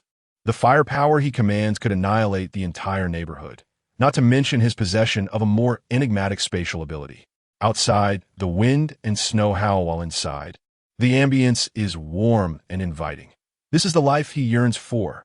Lin Xia feels a twinge of impatience, his gaze frequently darting toward Jiang Ruoxua's room. He wonders what those two women are up to. After tidying the dishes, they return to their quarters together, claiming they had a surprise for him. He had awaited it with eager anticipation, yet nearly 2 hours have passed with no sign of them. Suddenly, a soft thud resonates, and the two stunning women emerge from the room. Lin Xia's heart races as he turns to look, only to find himself utterly mesmerized. He sits frozen on the sofa, oblivious to the phone slipping from his grasp and clattering to the ground. Jiang Ruoxua, with a delicate flick of her fingers, brushes a few strands of hair from her face, gazing at him with an enchanting smile that reveals her charming dimples. The alluring fragrance of orchids wafts through the air as she embodies an ethereal grace. Clad in a French, light green, knee-length dress, her slender, porcelain neck is adorned with her favorite pearl necklace, the lustrous pearls contrasting beautifully against her fair skin. The fitted gown perfectly accentuates her elongated silhouette, while her fair legs, clad in sheer, white stockings, seem almost translucent against her delicate skin, shimmering subtly under the soft glow of the lights. On her feet, she wears a pair of mint green, stiletto-heeled, transparent crystal sandals, which add a hint of playful allure to her celestial aura, as if she were an exquisite fairy lost among mortals. With graceful steps, she approaches Lin Xia, slowly circling him to showcase her breathtaking beauty. The subtle scent envelopes him, drawing him into a state of blissful intoxication. She then sits beside him on the sofa, elegantly extending her captivatingly long legs toward him, inviting his gaze to linger and explore. Those sandals, freshly unwrapped, remain pristine, their very existence not meant for walking. but rather for someone's admiration and indulgence. Her delicate, pink-tipped toes, ensconced within the gossamer stockings, are neatly aligned inside the transparent heels, resembling lustrous pearls. Not overly extravagant, yet they reveal the exquisite softness of her feet and the perfect allure of her toes. Lin Xia cannot help but swallow hard. The leg resting in his lap is fair, proportionate, slender, and straight, enough to ignite a man's imagination, deserving to be called a work of art. At this moment, Jiang Ruoshu's cheeks are flushed with a delicate hue, her eyes shimmering like spring waters, gazing at Lin Xia with an alluring charm. Meanwhile, Selena steps forward, her sheer white crop top failing to conceal her enticingly curvaceous figure, leaving much to the imagination. The clear definition of her abdominal muscles and the alluring navel, accompanied by a slender and fair waist, was revealed in a simple yet captivating ensemble. The lower half featured a pair of fringe shorts, cut exceptionally short, leaving her long, fair legs exposed, radiating the enchanting allure of a stunning beauty, enticing Lin Xia's gaze as they gracefully swayed. She slowly turned in front of him, showcasing her exquisite form from every angle. Then, obediently, she settled on the opposite side of the sofa, extending her remarkable legs into his embrace, mirroring Jiang Ruoshu. She exuded an intoxicating fragrance, bold and passionate, perfectly complemented by her enticing figure, perpetually stimulating Lin Xia's senses. She was indeed a breathtaking muse. Jiang Ruoshu and Selena orchestrated a private fashion show solely for him, with their contrasting charms fully on display. They sat gracefully on either side of him, leaving Lin Xia momentarily at a loss as to where to direct his attention. Lin Xia, did you prepare any outfits suitable for Selena in advance? Her figure is simply stunning, and many of my clothes won't fit her. With dainty arches, smooth skin, and elongated legs. Those exquisite limbs resembled masterpieces meticulously sculpted by divine hands. These legs, this silk. No. I indeed neglected to prepare Selena's outfits in advance. I must find a way to procure some after the snow settles. This attire is splendid, but it is imperative to seek more. With such a remarkable figure, a mere few pieces are utterly insufficient. Not to mention, the stockings at home are hardly enough. This is indeed a lapse on my part. How about transforming the expansive basement into a grand wardrobe? I could store all the delightful garments and uniforms I adore, allowing them to take turns showcasing them for me. A different ensemble each day. But would that not be perilous? Did you not mention that in a short while, the outside world will become increasingly treacherous? Jiang Ruoshu felt discomfort in her legs, as if something were pressing against them, and she instinctively shifted. Fear not. I have already prepared the necessary equipment for our explorations outside. But let us set that aside for now. We have more pressing matters at hand. Lin Xia's fingers glided over the delicate legs encased in sheer stockings, deftly tracing the fabric as it shimmered against his touch. Your legs appear weary and uncomfortable. Allow me to massage them for you. Jiang Ruoshu's cheeks flushed as she observed Lin Xia's increasingly audacious demeanor. This was in public, during the daytime, and Selena was right beside them. However, she offered no resistance, silently enduring his ministrations on her legs and feet. Lin Xia's massage lasted a full hour. During this time, Selena mentioned her own discomfort and requested Lin Xia's assistance to alleviate the tension in her leg muscles as well. The ever-helpful Lin Xia was delighted to assist her with a massage, a simple act of kindness. After an hour of soothing relief, Lin Xia felt invigorated, experiencing the profound satisfaction that comes from helping others. With a blush adorning her cheeks, she carefully returned to her room to tidy up, wary of slipping on her sandals. Meanwhile, Selena's eyes sparkled with knowledge, her repository of information refreshed. Entering a sage-like state, Lin Xia's mind was exceptionally clear, her gaze imbued with wisdom. Selena, let us continue practicing combat techniques to swiftly liberate you from the confines of theoretical learning. Some knowledge can only be truly understood through practical experience. Selena then rose, ready to impart her combat skills to Lin Xia, eager for her to conquer her personal challenges. You're absolutely right, Xia. I've been looking forward to that day for quite some time, she exclaimed. However, after taking a few steps, she sensed something amiss. A damp chill had settled at her lower half. It appeared that she had accidentally spilled water on herself while drinking earlier, causing her face to flush with embarrassment. Xia, you should head to the gym first. I need to return to my room to change. Chapter 22. The Exchange Meeting. Wow, you are truly remarkable. Your combat resembles a cinematic spectacle. Jiang Ruoxue sat on a small stool in the corner of the gym, her left hand grasping a towel and her right hand holding a bottle of water, diligently providing logistical support. The two had been training for 3 hours, a testament to their impressive stamina. Selena, too, was formidable, consistently triumphing over Lin Xia. With one being her husband and the other her sister, her sense of security was profoundly reassuring. She hoped her dear sister would also offer her ample comfort on other battlegrounds. During their conversation the previous night, Selena had mentioned her intention to discreetly ease up, alleviating her worries. Oh, I nearly forgot. I still have not completed the task my sister requested. With that thought, she set down her towel and water, rising hastily. By the time she returned with the necessary items, the two had already settled onto nearby chairs, wiping their brows. Aren't you going to continue training? Jiang Ruoxue approached, observing the two, her complexion slightly flushed. Beads of sweat trickled down Selena's fair, rosy neck, gliding towards her snug, bay-colored tank top, the fabric becoming somewhat translucent under the moisture. An alluring fragrance wafted through the air, and, as a woman, she found herself momentarily tempted to use her tongue to assist in wiping away those droplets. On the other side, Lin Xia was equally affected, the potent scent of male pheromones enveloping her, leaving her feeling dizzy and hesitant to gaze upon his sculpted physique. Here is the medicine you asked for earlier. I feared I might forget, so I brought it now for you to take. Selena's face lit up with joy as she accepted the medicine and swallowed it promptly. Lin Xia looked puzzled. What medicine? Are you unwell? Selena felt a tinge of embarrassment. Some topics were comfortable to discuss among women, yet speaking of them with men could feel awkward.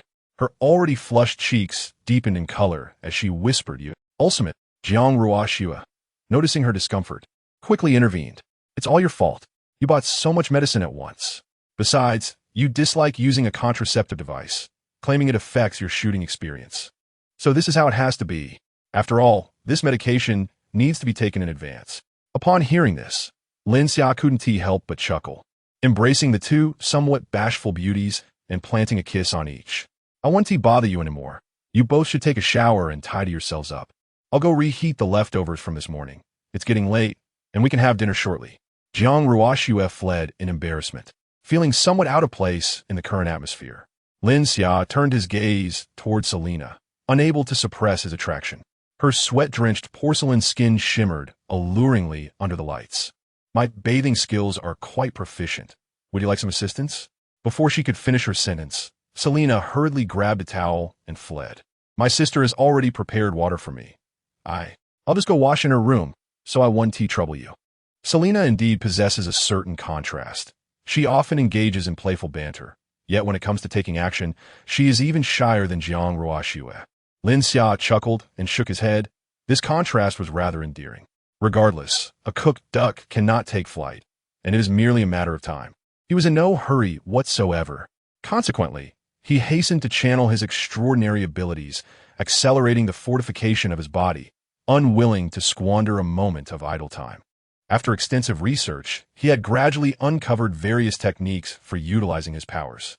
His storage space resembled a vast ocean, immense, yet not easily navigable, permitting only basic functionalities to be executed. By regularly employing his abilities to refine his bodily cells, he augmented his mastery over these powers. Initially, when his abilities first awakened, his grasp was as narrow as a small stream. However, after prolonged training, his comprehension had expanded to the breadth of a small river. The enhancement of his physical prowess was a direct result of his routine utilization of his powers for bodily refinement. Although he had yet to employ his spatial abilities in practical combat, he felt an overwhelming strength coursing through him. Having satiated his hunger, Lin Xia reclined on a soft sofa, cradling two exquisite beauties, each possessing distinct charms, while watching television. The silky, ethereal skin of his companions provided an unparalleled tactile experience, one enveloped in the delicate fragrance of orchids, the other exuding a passionate aroma. an intoxicating blend that was utterly captivating. This was the essence of life. The television continued to broadcast programs similar to those of the day, albeit the main focus had shifted to the studio as the frigid temperatures outside were unbearable. The guests and hosts had donned thick down jackets, with the outdoor temperature displayed on the screen plummeting to -47 degrees. The cold was intensifying due to heavy snowfall damaging multiple power lines. Power rationing measures were expected to be implemented across various districts by tomorrow. Each household was advised to limit their electricity consumption to no more than 1 kilowatt-hour, lest they risk a sudden blackout, as there were insufficient personnel available for maintenance. Residents were urged to stockpile water, as the ongoing drop in temperature posed significant challenges to the water supply system. Communities were encouraged to engage in self-rescue efforts to weather this adversity together. The global cooling phenomenon was still under investigation by experts, who estimated that this chill would not persist for an extended period. Citizens were advised to remain calm and avoid panic. The program, aside from imparting survival techniques for extreme cold, offered little else but grim assessments of the current situation. Even without conveying a negative attitude, Lin Xia understood that the circumstances had already become exceedingly dire. Damaged pipes and facilities could not be repaired under such extreme conditions. And when the truth could no longer be concealed, despair would inevitably spread like wildfire. Lin Xia glanced at the control panel of the safe house, which indicated that the outdoor temperature had dropped to -42 degrees, with snow accumulation exceeding 2 meters. Some buildings' ground floors are likely completely buried under snow, preventing any light from penetrating. I then glanced at the indoor temperature, which remained a consistent 24 degrees. Comfortable. Lin Xia. I noticed in the owners group that there is a plan to hold a trading fair in the underground garage tomorrow. Everyone can exchange what they need. Do you require anything? Jiang Ruoxue remarked while scrolling through her phone, then looked up at Lin Xia. Oh, let me take a look. Lin Xia retrieved her phone and began to check. I recall that a similar event was held in my previous life, but at that time, I had no shortage of supplies, so I did not participate in any exchanges. I merely observed some messages in the owners group. If memory serves, this exchange fair did not last long. From the snippets of the chat history, it can be inferred that a group of thugs from the community, armed with makeshift firearms and crude weapons, robbed everyone present of their supplies and even claimed numerous lives. If I'm not mistaken, it was this very gang that laid claim to Jiang Ruoxue in my past life. Chapter 23. Bai Qian requests supplies. Lin Xia opened his phone, and the messages in the owner group had accumulated to over 5,000. He was too lazy to check them all individually, and simply scrolled to the bottom to read the latest one. An electric blanket priced at 11,000. Those interested can add me for pre-order. The highest bidder wins. Trading will take place at tomorrow's exchange meeting. Is this a money grab? You could buy several for just 100 yuan. How could you multiply the price by hundreds? This is a serious disruption of market order. Are you joking? Didn't you see the news about the power restrictions starting tomorrow? I have low power consumption. Even if you want to buy, you might not be able to. I've already added you. Please approve my request. After that, the person stopped sending messages, probably negotiating prices in private. Does anyone have fever medicine? My child is ill. I'm begging you all. 1,000 per box, I have some. Ugh, what a shameless person. How can you even think of profiting from this? Aren't you afraid of losing sleep at night? Add me, I have some, and I'll give it to you for free tomorrow. Thank you. I truly appreciate it. A subsequent message caught Lin Xia's attention, as the note above it indicated it was from his neighbor. Food and fuel, unlimited buyback. We will take as much as you have. Those wishing to exchange can add me directly. This person had some brains, albeit not many. His approach created a buyer's market, allowing him to choose the supplies he needed without competing with others or incurring extra costs. Unfortunately, this also revealed the fact that he had an abundance of supplies. In peacetime, such behavior might be acceptable, but now, in the apocalypse, such blatant exposure would only lead to becoming a target for others. No matter how sturdy his villa's door was, it was not a true safe haven. Once noticed by someone with ill intentions, it would inevitably face destruction. The saying, 1,000-day guard against thieves, has never held true. Although Lin Xia had never paid attention to this neighbor in his previous life, he surmised that his fate would not be favorable. At this moment, Bai Qian sent him a message. Lin Xia, we have run out of food. I know you usually like to stockpile supplies, so you must have plenty at home. Could you lend me some? I promise to return it after this snow disaster. Lin Xia was almost amused to the point of laughter. This green tea type was just like in his past life, daring to come to him for food. Doesn't she realize that a pack of instant noodles is selling for over 100 now? Does she really think she can get away with this? How can you be so brazen? I know you actually love me. After the snow disaster, I would be willing to be your girlfriend. After sending that, Bai Qian shared a selfie, biting her lip in a feigned, innocent manner, with her top slightly lowered to reveal a shoulder strap. In his past life, he might have been deceived, but now his taste had been elevated by the likes of Jiang Ruoxue and others. Even if this type were to strip bare in front of him, he would have no interest whatsoever. Jiang Ruoxue, give me a kiss. Lin Xia patted the exquisite goddess beside him. Without hesitation, Jiang Ruoxue turned her face and kissed him directly. Lin Xia then picked up his phone and took a picture to send. What's going on? Jiang Ruoxue felt a tinge of curiosity. It's nothing. Just using your photo to pose. How annoying. Subsequently, Jiang Ruoxue tightened her embrace, her face adorned with sweetness. I already have something better. Your well-being is of no concern to me. The Bai family was currently enduring a difficult period. 4 individuals were crammed into a single room, with the air conditioner and a small heater working in vain, yet the temperature remained stubbornly low. Even wrapped in thick blankets, they continued to shiver. Upon seeing the photo sent by Lin Xia, Bai Qian seemed noticeably affected. A stunning beauty like her, nestled in Lin Xia's arms, radiating sweetness. How could such an exquisite woman possibly be interested in Lin Xia? How would she continue to deceive him into providing her with sustenance? Nearby, Bai's father was visibly displeased. They had searched all day for food without success, and the prices for goods in the group were exorbitantly high, utterly unbearable.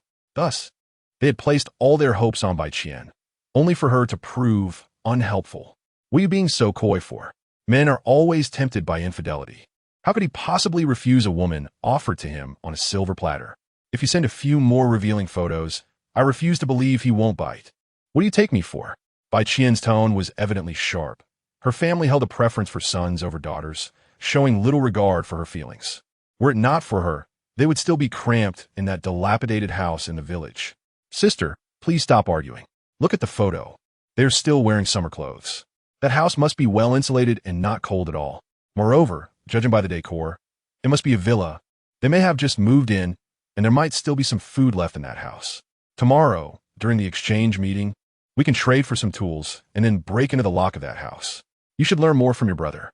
After spending so much on your education, you have achieved so little.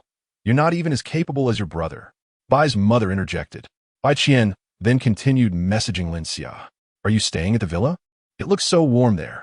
That woman clearly doesn't care for anyone. Why not drive her away and let me come over to take care of you?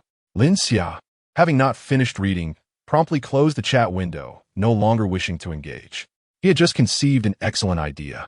Tomorrow would be the perfect opportunity to set a trap for them. Meanwhile, the wealthy family next door to Lin Xia was also experiencing hardships. Although affluent, they rarely dined at home, resulting in a significant lack of food supplies. The only items in abundance were various types of red wine, which, however, could not satiate hunger. Therefore, their food resources were rather scarce. Otherwise, they would not be making a loud call in the group for unlimited purchases of supplies. Besides him, there were 2 others in the household. His daughter, sweet and charming, a dance department star and the belle of the entire art university, and the stepmother he had recently found for her, who happened to be her university instructor. He had no particular hobbies, but his greatest pleasure lay in watching beautiful women dance. Though he has surpassed the age of 50 and his health has long since deteriorated, he continues to change wives as one might sip water. Even this daughter of his remains only because of her beauty and her commendable dancing skills. Otherwise, she would have been sent to an orphanage like her other siblings. Speaking of his current wife, she shares a peculiar connection with his daughter. On one occasion, when he visited her school, he encountered his daughter's teacher for the first time and fell instantly in love. Subsequently, through unsavory means, he coerced the teacher's family into relinquishing her to become his concubine. Despite the fact that this new wife is only a few years older than his daughter, he remains indifferent. What are you staring at? Hurry up and change into something suitable to dance for me, he commands. You 2 are merely my pampered canaries. Recognize your positions. Without me, you would have perished long ago. The 2 girls, resigned, obediently changed their clothes. aware that their standing in this household is scarcely better than that of servants. They are merely playthings for his amusement. The flimsy dance attire offers no warmth, and they can only hope that dancing will warm their bodies. Yet, they have barely eaten throughout the day. How hungry they are. Chapter 24. Su Muyan's concerns the affluent gentleman, wrapped in a plush blanket and sipping on steaming tea, reveled in the enchanting dance of the mother and daughter. Feeling a wave of contentment wash over him, he silently calculated that once the impoverished populace willingly offered their resources to him come tomorrow, such a life could continue indefinitely. After a time, the dance concluded. "You two, hurry and warm my bed. Call me once it's cozy enough." The two women, resigned, could only comply. "Teacher, when will these days come to an end?" Though they were officially mother and daughter, their bond resembled that of teacher and student, more akin to sisters, both sharing a fate of profound tragedy. While he had not treated them poorly in the past, at least ensuring they had enough to eat and drink, after the onset of the bitter cold, he seemed to have transformed into a different person, regarding them merely as playthings devoid of any emotion. The teacher said little, simply holding this nominal daughter tightly. "I will protect you, Lin Xia. I am taking my dear sister back to sleep," Jiang Ruo Shui said, casting a flirtatious glance at Lin Xia before turning to lead Selina away. Selina followed behind, her head bowed and cheeks flushed, saying little, seemingly acquiescing to the situation. Lin Xia, however, considered himself no lecher. He was not so desperate as to abandon his image. Once back in bed, he could not help but indulge in fantasies of burrowing into Jiang Ruo Shui's warm, fragrant embrace. With a pillow on either side, how delightful it would be to have everything at his fingertips. The smooth, fair skin and delicate curves, paired with the scent of orchids. Every gentle movement would elicit sweet, enticing whispers. He shook his head, banishing such thoughts. I must not let my imagination run wild. At that moment, Su Muyan sent him a message. "Lin Xia, do you know how long this snow disaster will last? Will it, as the news suggests, dissipate quickly?" Lin Xia found himself missing the noble culinary goddess and wondered how she was faring. "It is likely to persist for quite some time. Prepare for the long haul. Make good use of your firearm, and do not overestimate human nature." Meanwhile, Su Muyan and Su Qian were residing in a shared room, equipped with a small, non-electric stove. Although not as warm as Lin Xia's quarters, it was still quite acceptable. Dressed in fitted fleece sweaters, their alluring silhouettes were accentuated, one mature and enchanting, the other youthful and captivating. Su Muyan glanced at the gun resting on the nightstand, feeling a sense of reassurance. Without Lin Xia, she pondered what their future might hold. "This is certainly not good news. Though I am uncertain how you knew in advance, I still thank you." Su Qian cautiously shared with Su Muyan the events that had transpired downstairs. "Madam, it appears that the chefs downstairs are rather reluctant to allow me to take the food separately. They seem to be deliberating on establishing a unified distribution management system, which would enable everyone to endure the harsh conditions for an extended period." Although this Chinese restaurant was founded by Su Muyan, her only confidant is the ever-present Su Qian, who has been by her side since childhood. The others can merely be considered employees, motivated by their own ancestral skills and the generous compensation offered here, lacking any genuine trust. In light of the current extreme weather, it is quite plausible that they have begun to entertain ulterior motives. Fortunately, last night, I had Su Qian discreetly gather a substantial amount of essential supplies. These provisions have already filled one of the rooms here and will sustain the two of us for a considerable time. At this moment, Su Muyan recalled Lin Xia. If peril were to arise, would you come my aid? Yet, scarcely had she sent the message when she retracted it, a wave of amusement washing over her. When did she become so vulnerable, contemplating reliance on another? Moreover, in such extreme conditions, how could he possibly come to her assistance? In less than 2 days, the snow outside has reached a height of 2 meters. Coupled with the rapidly plummeting temperatures, venturing outside has become nearly impossible. Of course, I was just reminiscing about the dishes you prepared. They were indeed culinary delights.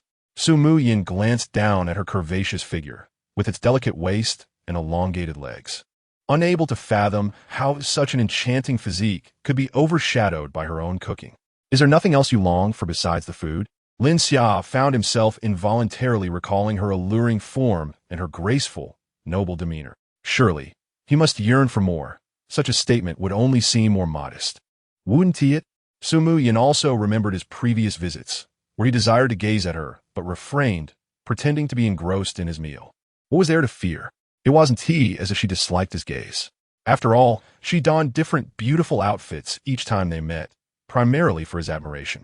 Considering that she had never been in love, she mused, if you were to save my life in the future, I would gladly cook for you for a lifetime. Sumu Yin felt a flush creep to her cheeks, and, after much hesitation, sent the message. It's a promise. Lin Xia replied without a moment's thought. Sumu Yin fixed her gaze on the firearm before her. If it could not safeguard her safety, what was the purpose of relying on Lin Xia for rescue? Thus, surrendering herself to him seemed inconsequential. She, too, had once been a lovesick girl, having dreamt of heroic rescues. Taking a deep breath, she suppressed those fanciful thoughts, her expression shifting to one of seriousness. Qian, this gun will be entrusted to you from now on. I shall procure another. We must alternate our sleep schedules, ensuring that one of us remains alert at all times to prevent any unforeseen incidents. Madam, is it really necessary? They merely wish to unify the food distribution. I believe they have a point. Follow my instructions. Very well, madam. Su Qian also became serious. In her heart, Sumu Yin was her entire world. Even if it meant sacrificing her life, she would hesitate not for a moment. This was the principle instilled in her since childhood. Although the young lady had always treated her with kindness, never viewing her as a mere servant, but rather caring for her as if they were sisters. Is it not an overestimation of human nature? Sumu Yin softly echoed Lin Xia's words. Lin Xia set down his phone. She was a preordained member of his safe house. Otherwise, he would not have risked exposure to deliver supplies to her. When the time came for exploration beyond their confines, he would visit her and assuage his lingering concerns. If necessary, he could bring her over first and gradually win her over, for affection often blossoms with time. Just then, his phone chimed again. It was a message from Jiang Ruo Shui. Upon reading it, Lin Xia felt an exhilarating rush. Lin Xia, I just saw her hair, and it's as golden as the sun. Forgive me for not being by your side these past few days. I have been working swiftly to win over this sister of yours. I miss you dearly. If I don't come over tonight, expect a delightful surprise tomorrow. She followed this with a photo. The image displayed beautifully manicured nails, adorned with pink crystals, radiating an enchanting glow. Can you guess whose they are? This enchantress truly knows how to captivate.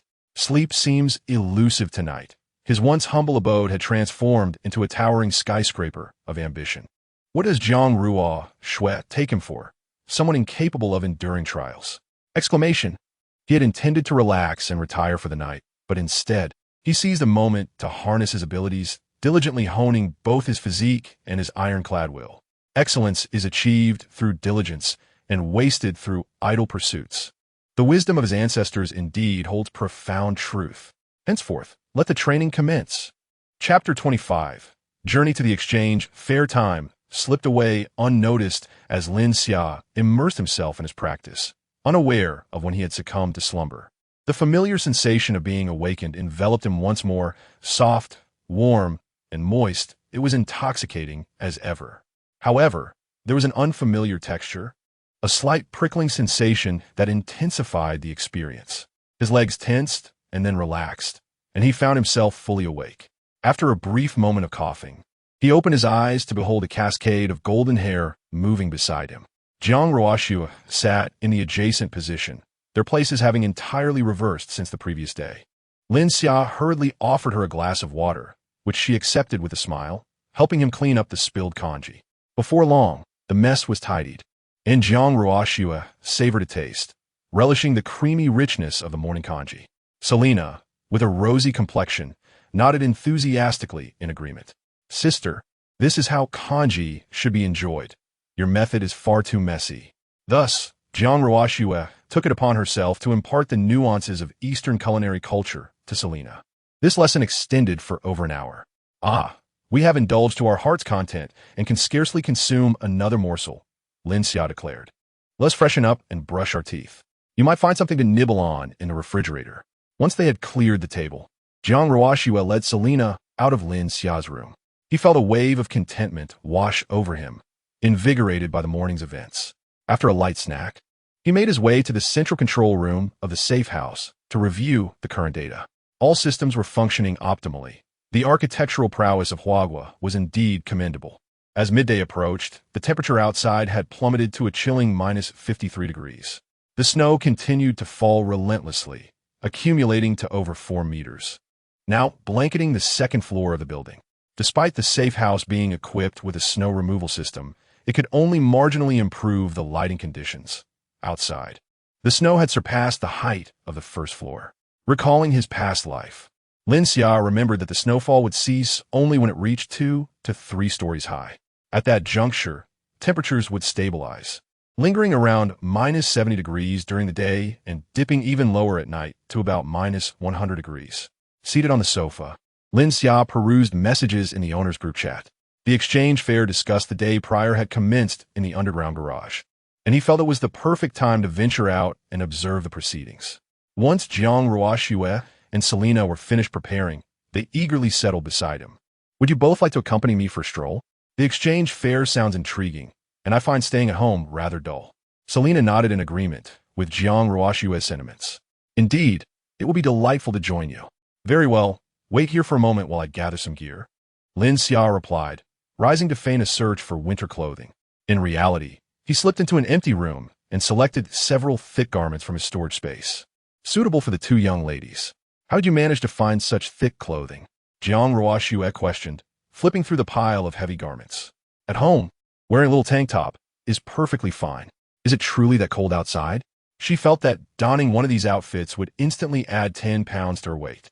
"Just look outside. It's over 50 degrees below zero. If you venture out in that tank top, you'll freeze solid in no time."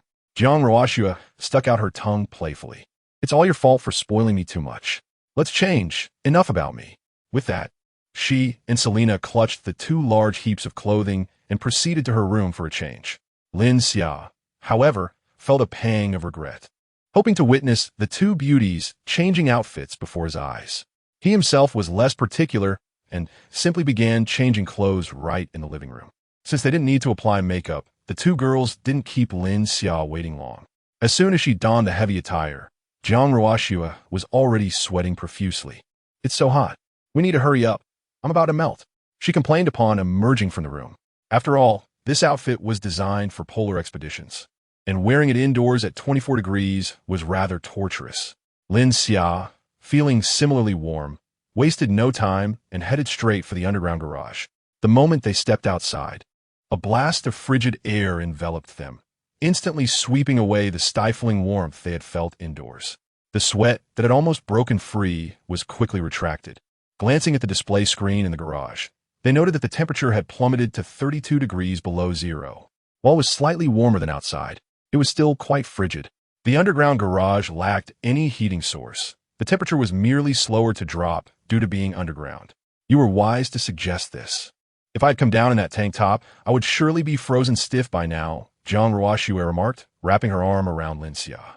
"I feel like I'm back in my hometown. This temperature is so familiar," Selena said, clutching Lin Xia's other arm. Unfortunately, the thickness of their clothing prevented Lin Xia from feeling the delightful warmth of their touch, which was starkly different from the sensation of them embracing him in tank tops indoors.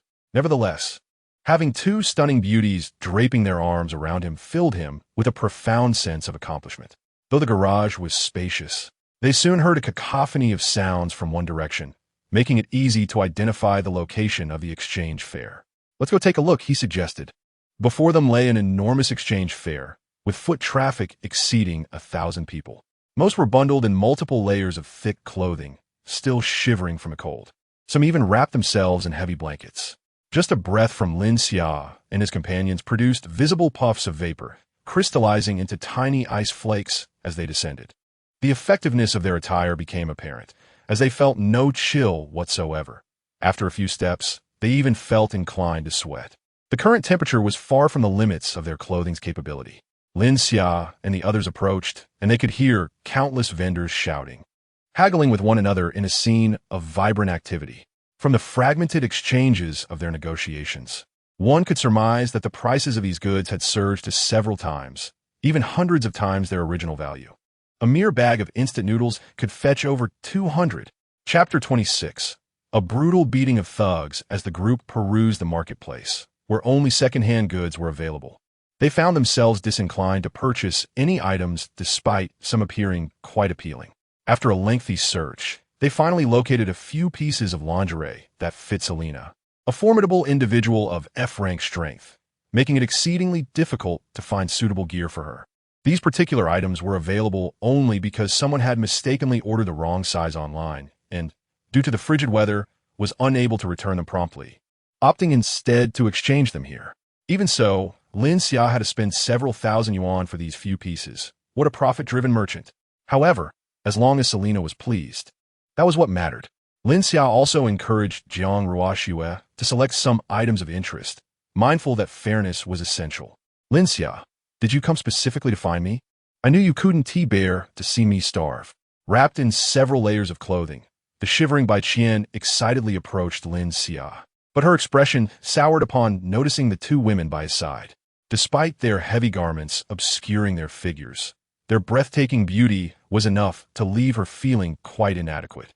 One was a serene and ethereal goddess, while the other was an exotic beauty with azure eyes and flowing golden hair. In their presence, she felt even less than a mere ugly duckling. Initially, Lin Xia intended to ignore her, planning to torment her family when the time was right, for they were the very ones who had been his direct assassins in his previous life. Yet, recalling the scheme he had devised the night before, he suppressed his emotions and said patiently, "If you want something to eat, go buy it. Can't you see there are so many vendors outside? I've told you before. We have nothing to do with each other anymore. Do as you please, but don't bother me. I still need to retrieve some food from my old house.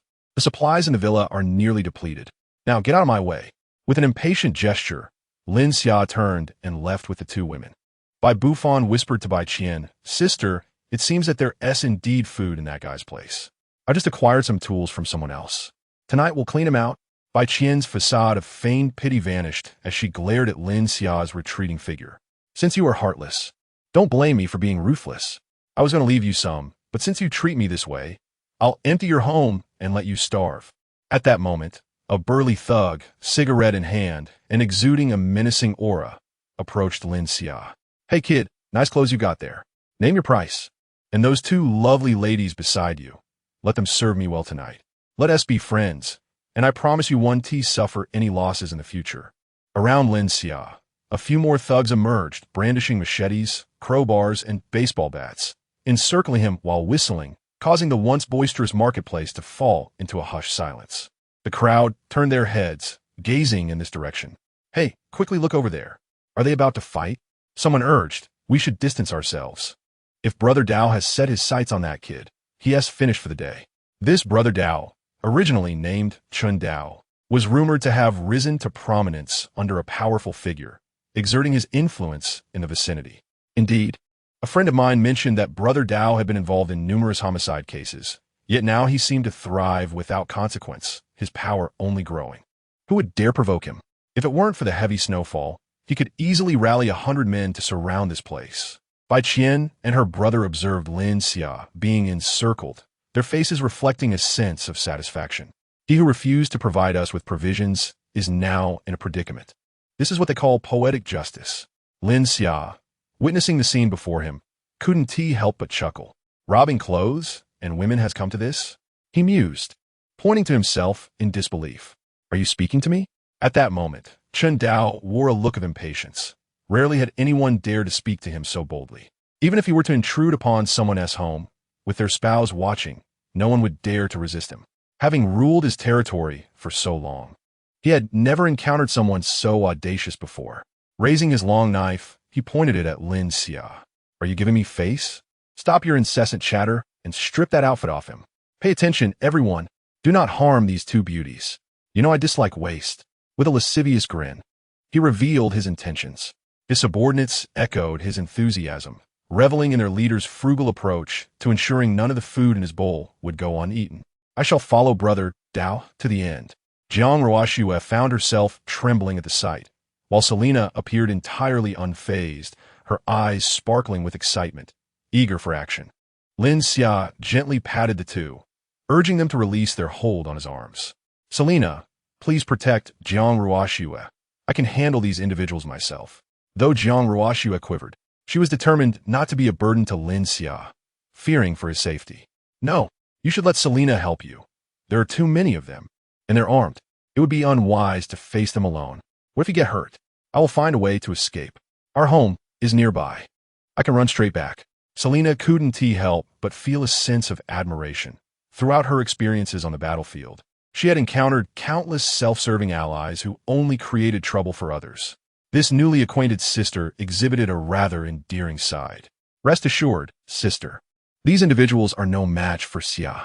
Let's play the part of princesses and allow our knight to protect us. As the confrontation loomed, it swiftly concluded.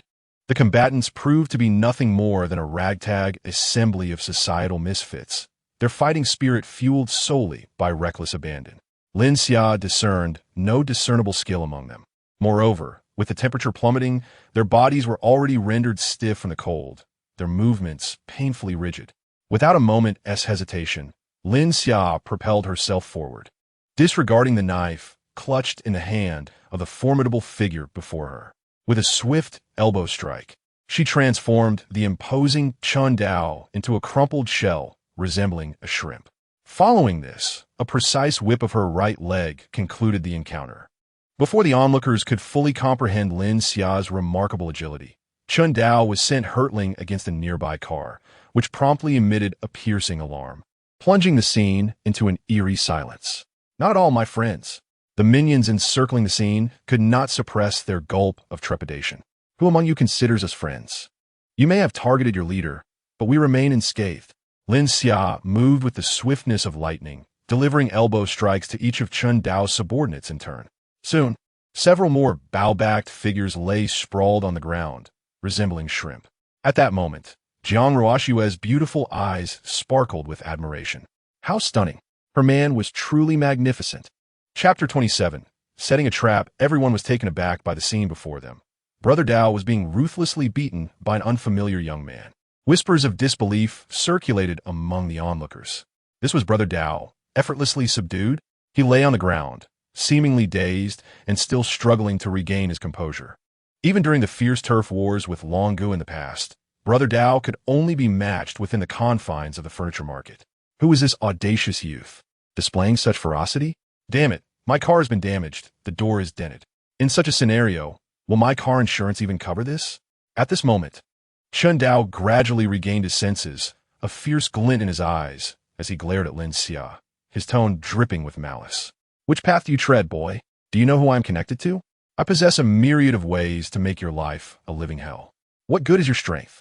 You must understand that the world is not merely about violence, but rather about human relationships and social intricacies. Before he could finish, Lin Xia stepped forward, his towering shadow overshadowing the still prostrate Chun Dao. What do you intend to do? Chun Dao, now gripped by fear, realized he had merely intended to issue a threat. Yet this youth approached him with undeniable intent. Lin Xia glanced at the hand that lay exposed.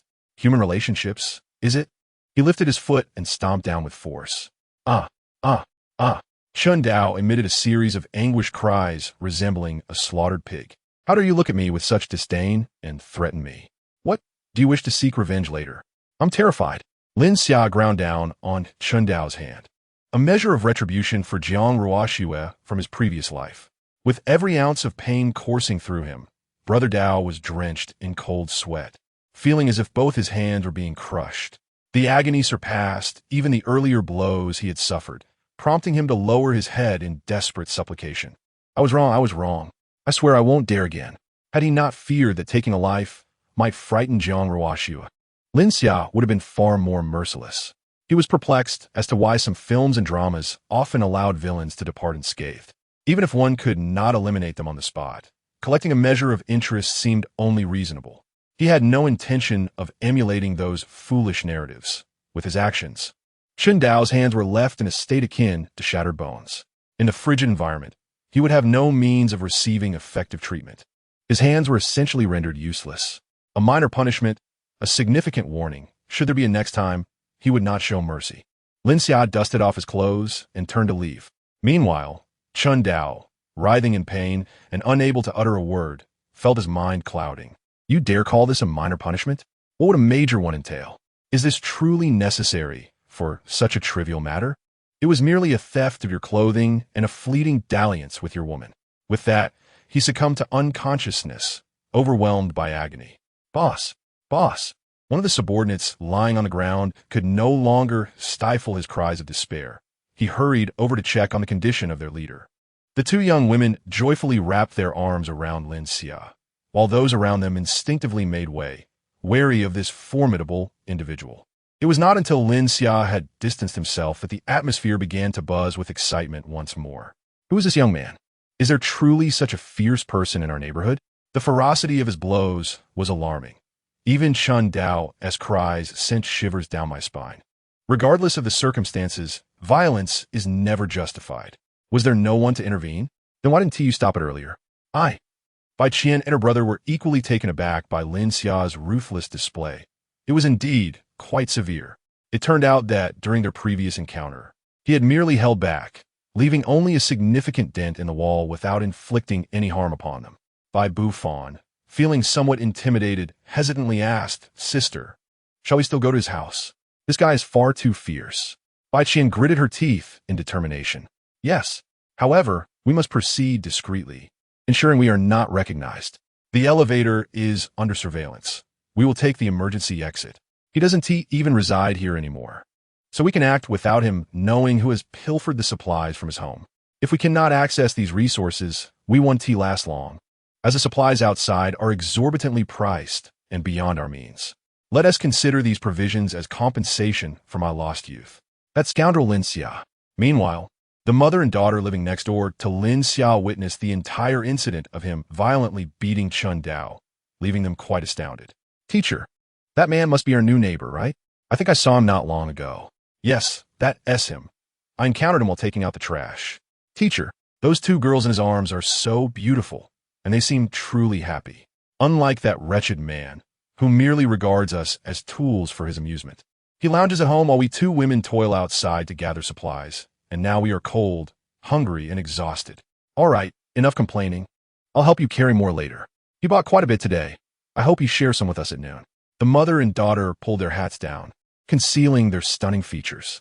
This morning, they had witnessed numerous acts of male dominance, and in this context, beauty felt like a burden. Lin Xia, what brings you back here? Is there still some supply left uncollected? Jiang Ruoxue inquired, her curiosity piqued upon seeing Lin Xia return. There are indeed some supplies, but they are not meant for us. They are intended to be laced for those with ulterior motives. Lin Xia offered no further clarification, producing a veterinary laxative he had prepared in advance. He evenly sprinkled the powder over the remaining food.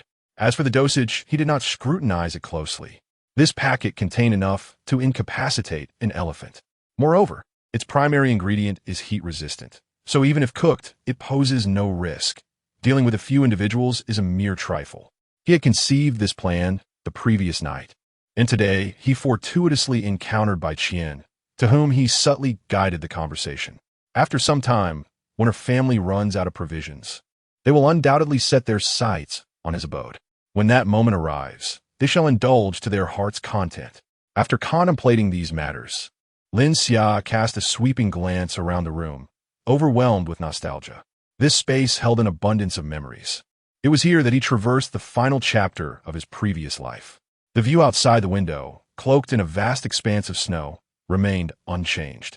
In those days, he could only watch helplessly as the food dwindled in his household, consumed by despair. This time, he vowed not to allow the tragedies of his past to repeat themselves. Perhaps sensing Lin Xia's melancholic mood, Jiang Ruoxue sought to console her beloved in her own way. Lin Xia, would you like to visit my home for a bit? There are still many things that need tidying up. It would be the perfect opportunity to see if there are any clothes suitable for Selena. And don't forget your cherished uniform, stockings, and high heels. We could wear them and engage in some of your favorite activities. Lin Xia embraced Jiang Ruoxue tightly, planting a gentle kiss on her cheek. Let's go. Now that you've mentioned it, I feel invigorated. I shall select some favorites. Of course, you are my man, and it is my utmost desire to ensure you find comfort and joy. Jiang Ruoxue beamed with delight, reveling in the happiness of her beloved. Chapter 28. Luji's plea for help Jiang Ruoxue's home remained much as it was when she departed. She had since been residing with Lin Xia and had seldom returned. Upon this return, an overwhelming sense of disconnection enveloped her. A true home is defined by the presence of cherished loved ones, and this place had long ceased to be hers. "Come on, let's explore the interior together," Jiang Ruoxue said, shaking off her melancholy. Her current life was filled with joy, surrounded by her beloved man and her adorable sister. What could she possibly desire more? As for uniforms, she had already taken the several sets of flight attendant attire some time ago. In terms of office wear, she could manage to assemble a few pieces. The athletic bra was quite loose, likely suitable for her sister. Regrettably, I only possess a size D, while her sister's F is rather extravagant, making it difficult to find suitable options for her. There are still many unopened pairs of stockings, as those at the villa were nearly depleted. Her sister could no longer wear pantyhose and would have to settle for over-the-knee socks and garter belts. Her sister's long legs were truly astonishing. I had thought my own height of 1.60 m was remarkable, yet she surpassed me, the height difference clearly evident in her legs. Such an exquisite supermodel figure. Lin Xia would surely be enchanted by her in the future. Oh, and then there were the high heels. Lin Xia's peculiar penchant was rather amusing. He particularly enjoyed seeing me in high heels while we played. Several pairs at the villa had already broken. He even liked to pour milk into them, relishing the sound of the liquid splashing and watching it overflow from the shoes opening. However, there was no escaping it. One must indulge their own partner. Lin Xia grew increasingly embarrassed, as the candid talk between the women was rather intense, revealing far too much of his personal life. Selena, with an earnest and eager demeanor, nodded along, causing him to feel restless. The magnificent image he had in Selena's eyes must have completely dissipated on their first night together. "Why are you just standing there? Offer some input. Otherwise, if you find it displeasing later, you will be the one who suffers," Jiang Ruoxue teased, noticing Lin Xia's awkwardness. He seemed to be fidgeting, almost as if wishing to disassemble himself on the bed, now shy and hesitant. "Everything seems fine. Your summary was quite accurate," Lin Xia stammered, rubbing his hands together nervously. "Sister, do not be deceived by his innocent demeanor. After we are in bed, he transforms into a beast, relentless until you lose all awareness. He simply does not cease. In any case, I cannot manage alone. I am counting on my dear sister to assist me then." Jiang Ruoxue linked arms with Selena, embodying the essence of sisterly camaraderie. Unfortunately, their attire was too heavy. Even when close together, there was little allure to be found. It is indeed preferable to be at the villa, where the attire is considerably lighter. At that moment, Jiang Ruoxue's phone suddenly rang. Oddly enough, she had not received a call in quite some time. Who could it be? Upon pulling out her phone and glancing at the screen, her expression shifted dramatically. Luji? The mere mention of that name evoked memories of a humiliating past. Just as she was about to hang up, Lin Xia intervened. "Answer it. Let's see what he has to say." Complying, Jiang Ruoxue pressed the answer button. What appeared on the screen was a man, battered and bloodied, curling up in a corner and trembling in fear. It was none other than her former husband, Lu Ji, who had abandoned her to face the thugs demanding debts while he fled on his own. "Ruoxue, please save me. I was wrong. I should not have taken out usurious loans and then run away alone. They not only captured me, but they also took my parents. They are armed with miniguns, and had it not been for the heavy snow blocking the roads, we would have already been sent to the land of kidney trafficking. You are my only hope now. I beg you to help me." Lu Ji knelt before the camera, repeatedly bowing and pleading for Jiang Ruoxue's forgiveness. Observing his current state, Jiang Ruoxue felt a mix of satisfaction and trepidation. She realized she had narrowly escaped a similar fate. Had it not been for Lin Xia's timely intervention, her circumstances would have been far worse. She was well aware of the top 10 tortures of the kidney trafficking land. Merely hearing about them sent chills down her spine. Moreover, for a girl of her appearance, being sent there would undoubtedly result in unimaginable suffering. That place was not merely a hub for telecom fraud, but a realm of human trafficking, crimes against humanity, and genocide. Jiang Ruoxue felt a surge of gratitude for having encountered Lin Xia. Otherwise, her life would have been irrevocably altered, leading her into a dark abyss. Unable to suppress her scorn, she remarked, "You do not realize your mistakes. Rather, you comprehend that death is imminent. When you fled alone, did you ever think of me? Do you have any idea how desperate I felt when those men knocked on my door and took me away? Where were you then? Lu Ji continued to bow his head, weeping and admitting fault. I'm sorry. It was my fault. If Lin Xia hadn't refused to lend us money that day, I wouldn't have fallen into this predicament. Lin Xia, having only a vague understanding in her previous life of Lu Ji's inhumane actions that had utterly destroyed Jiang Ruoxue, now fully grasped the extent of his misdeeds. She realized that even calling him a beast was an insult to beasts. How dare you blame me for the sins you have committed? Was it I who urged you to take out those usurious loans? Was it I who encouraged you to flee in the dead of night? Lin Xia, unable to contain her anger at how Lu Ji had treated her precious friend, appeared directly in their video call to confront the scoundrel face to face. I did this for our family. If both of us were captured, there would be no hope left. I was left with no choice. Wait, who are you? How did you end up in my home? Over there. Lu Ji also realized that the voice did not belong to his wife. You're Lin Xia. You wretched harlot. In the end, you sought him out. That day, you pretended to be so virtuous. Had you spent just one night with him, none of this would have transpired. You filthy creature. May you meet a most unfortunate fate. Jiang Ruoxue was not one to tolerate such insolence. How dare this scoundrel berate Lin Xia? Who are you to dictate whom I associate with? From the day you fled alone, our relationship has been reduced to that of sworn enemies. Lin Xia is stronger, more handsome, and far more of a man than you. What right have you, a worthless wretch, to speak? Not only am I with him, but I also share our home, our bedroom, and our bed, basking in joy beneath our wedding photographs. He becomes particularly exhilarated each time. By the way, there is something you may not have anticipated. On my first night with him, I unexpectedly bled. The sheets were stained crimson, and Lin Xia was utterly delighted. You, a mere cripple, are unworthy of my presence. Upon hearing this, Lu Ji trembled with rage, unable to articulate his words, merely shouting in a frenzied manner. Wretched, wretched, wretched.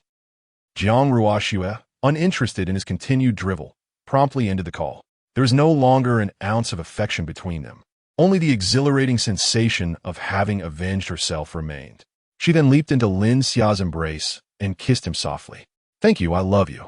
You performed splendidly tonight. My sister and I have prepared a new act as a reward for you. Chapter 29.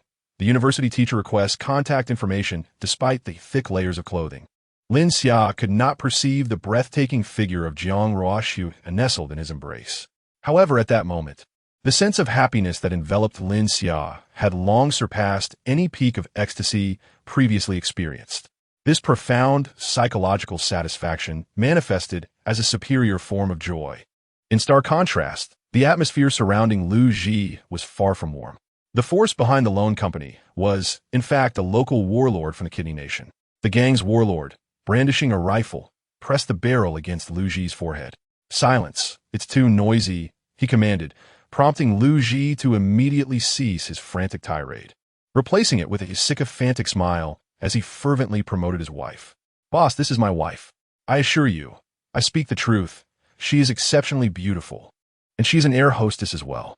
Is that person beside you Lin Xia? Yes, that is Lin Xia. He has borrowed money from us too. You should capture him as well. It would be a 2-for-1 deal since he is with my wife. Lu Ji continued his ingratiation. But our agreement was for you to bring her to me. I would spare your life. Now you want to capture him? Are you growing impatient with life? Lu Ji was suddenly drenched in cold sweat, his eyes darting in desperation until he had a revelation. Right. That fellow spent 80 million on a villa, and then poured in tens of millions for renovations. The place is not only spacious, but also well insulated, making it particularly warm. Ideal for you and your brothers to stay. At that moment, I can feign an escape and trick my wife into opening the door. You and your men can then invade. The villa and my wife will both be yours. Just spare my life, and I will serve you loyally without complaint. The warlord sat in contemplation, considering the villa, which did indeed sound appealing. Since the power outage, the company had become unbearably cold, and staying there any longer seemed untenable. Moreover, there was the exquisite air hostess. Ever since setting eyes on her, his desires had become hard to suppress. He had never encountered such beauty and was determined to possess her as his own private plaything. Your information is somewhat intriguing. However, while the death penalty can be avoided, the punishment for your crimes cannot be escaped.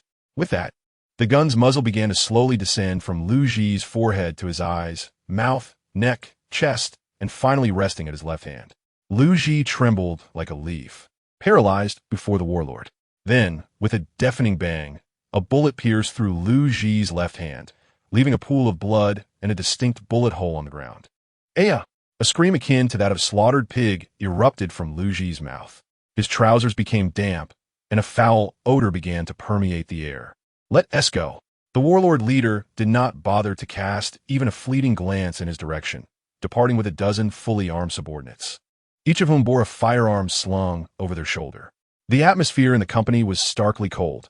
After the snow ceased, they would have this piglet accompany them to thoroughly explore the new base.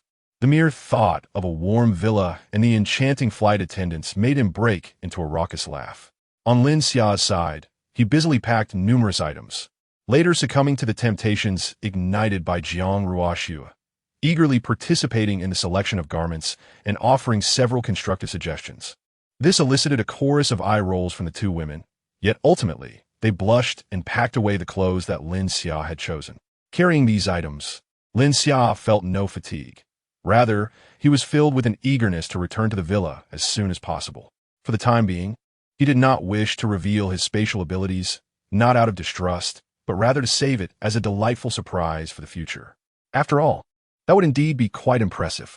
The atmosphere at the exchange was as vibrant as ever, as if Lin Xia's battle with Chun Dao had never occurred. The bustling crowd seemed to raise the temperature in the underground garage by several degrees. Apart from the exorbitant prices of the goods, the lively scene resembled the days of bustling markets in the past. Unfortunately, such days could not last long, as ominous news would soon begin to unfold. The facade of prosperity here would be swiftly shattered. The stunning mother and daughter from the neighboring household happened to be transporting supplies at their doorstep. Upon seeing Lin Xia and his group laughing and chatting as they approached, a twinge of envy washed over them. They had toiled throughout the day in the frigid underground garage, ferrying supplies back and forth. Meanwhile, that man languished leisurely at home, sipping hot tea, relishing his solitude, utterly indifferent to their plight of having not eaten all day, despite the abundance of supplies in their home. Not even a morsel of bread offered to them. This harmony with their neighbors starkly contrasted their own situation. Indeed, even serving as a mere servant in the neighbor's home would be preferable to enduring life in this false abode. That man truly disregarded their humanity. The innocent girl, busy transporting supplies, revealed a glimmer of longing in her eyes. Her teacher, a mature and knowledgeable university lecturer, gritted her teeth and resolved within her heart that this could not continue. Enduring hardship herself was bearable. After all, life was what it was. However, her students deserved better. Their lives should not conclude as mere playthings. Summoning her courage, she approached them. "Hello, I'm your neighbor, residing next door. May I have a contact number? Given the current perilous environment, we might be able to assist each other in times of difficulty." She did not directly request Lin Xia's contact information, but sought Jiang Ruoxue instead. Unfamiliar with the family's circumstances, she feared that provoking the two beautiful women might sever her last thread of hope. As for why she did not approach Selena, it was immediately apparent that she was a foreigner, and the thought of her possibly not speaking Chinese brought an air of awkwardness. Jiang Ruoxue examined her neighbor with keen interest. The woman appeared to be around 30, possessing a voluptuous figure reminiscent of a perfectly ripe peach. One could almost imagine that a mere touch would unleash a cascade of sweet nectar. Her attire, somewhat insubstantial, did little to conceal her alluring form, while her gentle and charming visage emanated an air of intellectual sophistication. It was a rather paradoxical impression. She was undoubtedly a mature and knowledgeable woman, yet there was an undeniable urge to tease her playfully. Indeed, this was the style that Lin Xia favored. Unfortunately, the hands that she revealed were tinged with an icy hue, betraying the chill of the season, a sight that did not align with Lin Xia's preferences. Lin Xia himself was rather fond of delicate hands. He envisioned those fair and slender fingers providing him with soothing massages to relieve his mental fatigue. Each time he indulged in this, it brought him immense relaxation. Perhaps, with proper care, she could restore that warmth to her hands. The girl beside her was likely her sister, exuding an equally pure and endearing charm, which only added to her appeal. Lin Xia would certainly appreciate such a delightful combination. Well, if you encounter any difficulties in the future, feel free to reach out to me, Jiang Ruoxue said, smiling as they exchanged contact information. The woman appeared visibly relieved, taking her sister by the hand as they departed. Are you quite taken with them? Lin Xia inquired, a hint of confusion in his tone, perhaps a little intrigued. Who knows?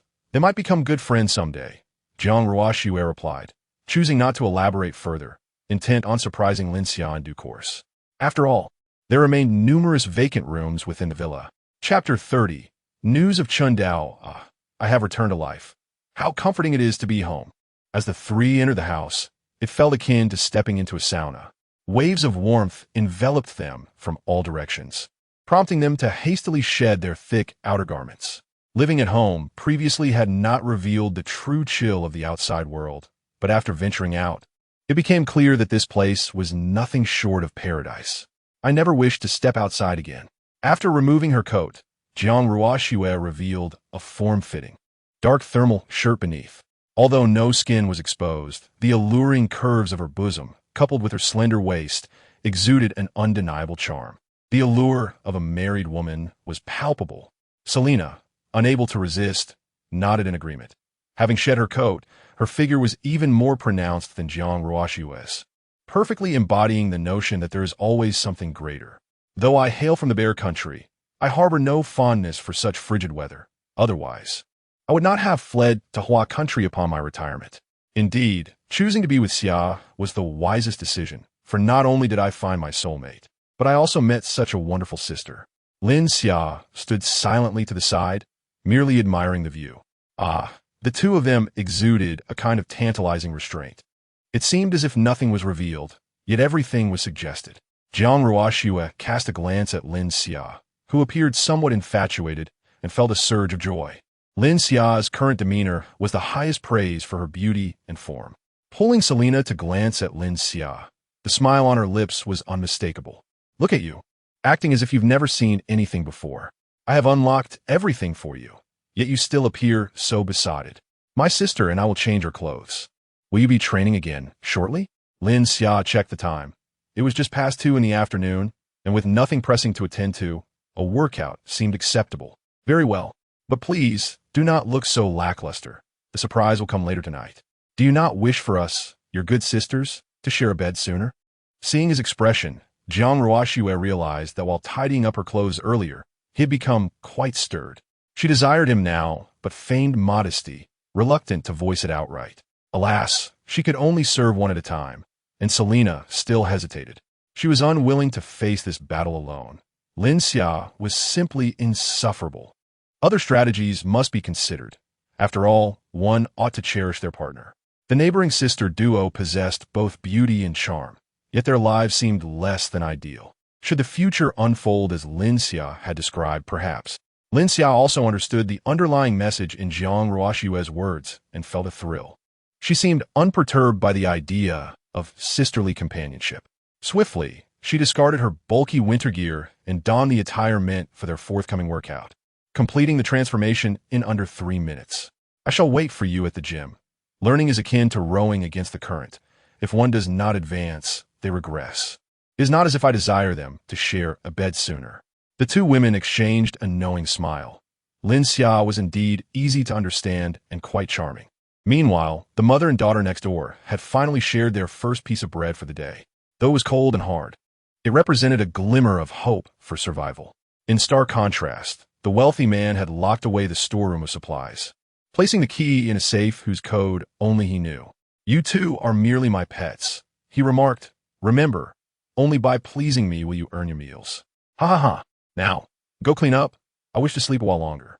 This newly purchased electric blanket is simply delightful. The two women fought back tears, but chose not to voice their feelings. They had grown accustomed to such a life. Outside, they were celebrated as pure campus beauties and esteemed university professors. Yet here, they were reduced to mere playthings for the man before them. In a harsh grip of winter, his cruel demeanor was even less veiled. They longed for the swift conclusion of this calamity, yearning to return to a semblance of normalcy. At that moment, the university professor's phone buzzed with a message from the beautiful woman next door. Interested in a chat? Meanwhile, Chundao, having fainted from pain in the garage, was lifted back home by his subordinates. Upon regaining consciousness at home, He found himself still in agony. No matter how many times he dialed 120, 119, or 110, the automated response was the same. No one was available to answer. His hands must be fractured. Without timely medical intervention, they would surely become useless. He feared that even if he wished to fight back in the future, he would require assistance from others. After much hesitation, he decided to call his benefactor. "Boss, I've been attacked, and my hand is broken. If I don't receive medical help, I might lose function in it. Is there any way you can contact someone for assistance?" The brief exchange was painfully arduous for Chun Dao, his speech slurred by pain. "Currently, no one can save you. You'll have to rely on your own resourcefulness," came the deep, authoritative voice on the other end, calm and measured. "What? Even you, boss?" Chun Dao could not suppress his shock. Was a snowstorm truly that severe? His boss was a significant figure. It was only his influence that allowed Chun Dao to act with such impunity. The lives he had jeopardized were not merely a handful, but dozens. Yet, with just a word, his boss could erase all evidence of wrongdoing, leaving him unscathed. "Indeed, had I not been in a rather unique situation, my circumstances might not differ from yours. This disaster struck without warning. Your survival now depends solely on your own capabilities. Here is a word of advice. This calamity will not cease anytime soon, so prepare yourself mentally. Tomorrow may bring unforeseen developments. You'll have to navigate it as you see fit. Remember, without ruthlessness, one cannot stand firm. Reflect on how we have reached our current position." With that, the call ended. At that moment, Chun Dao could no longer afford to dwell on his pain. He began to contemplate the profound implications of his boss's words.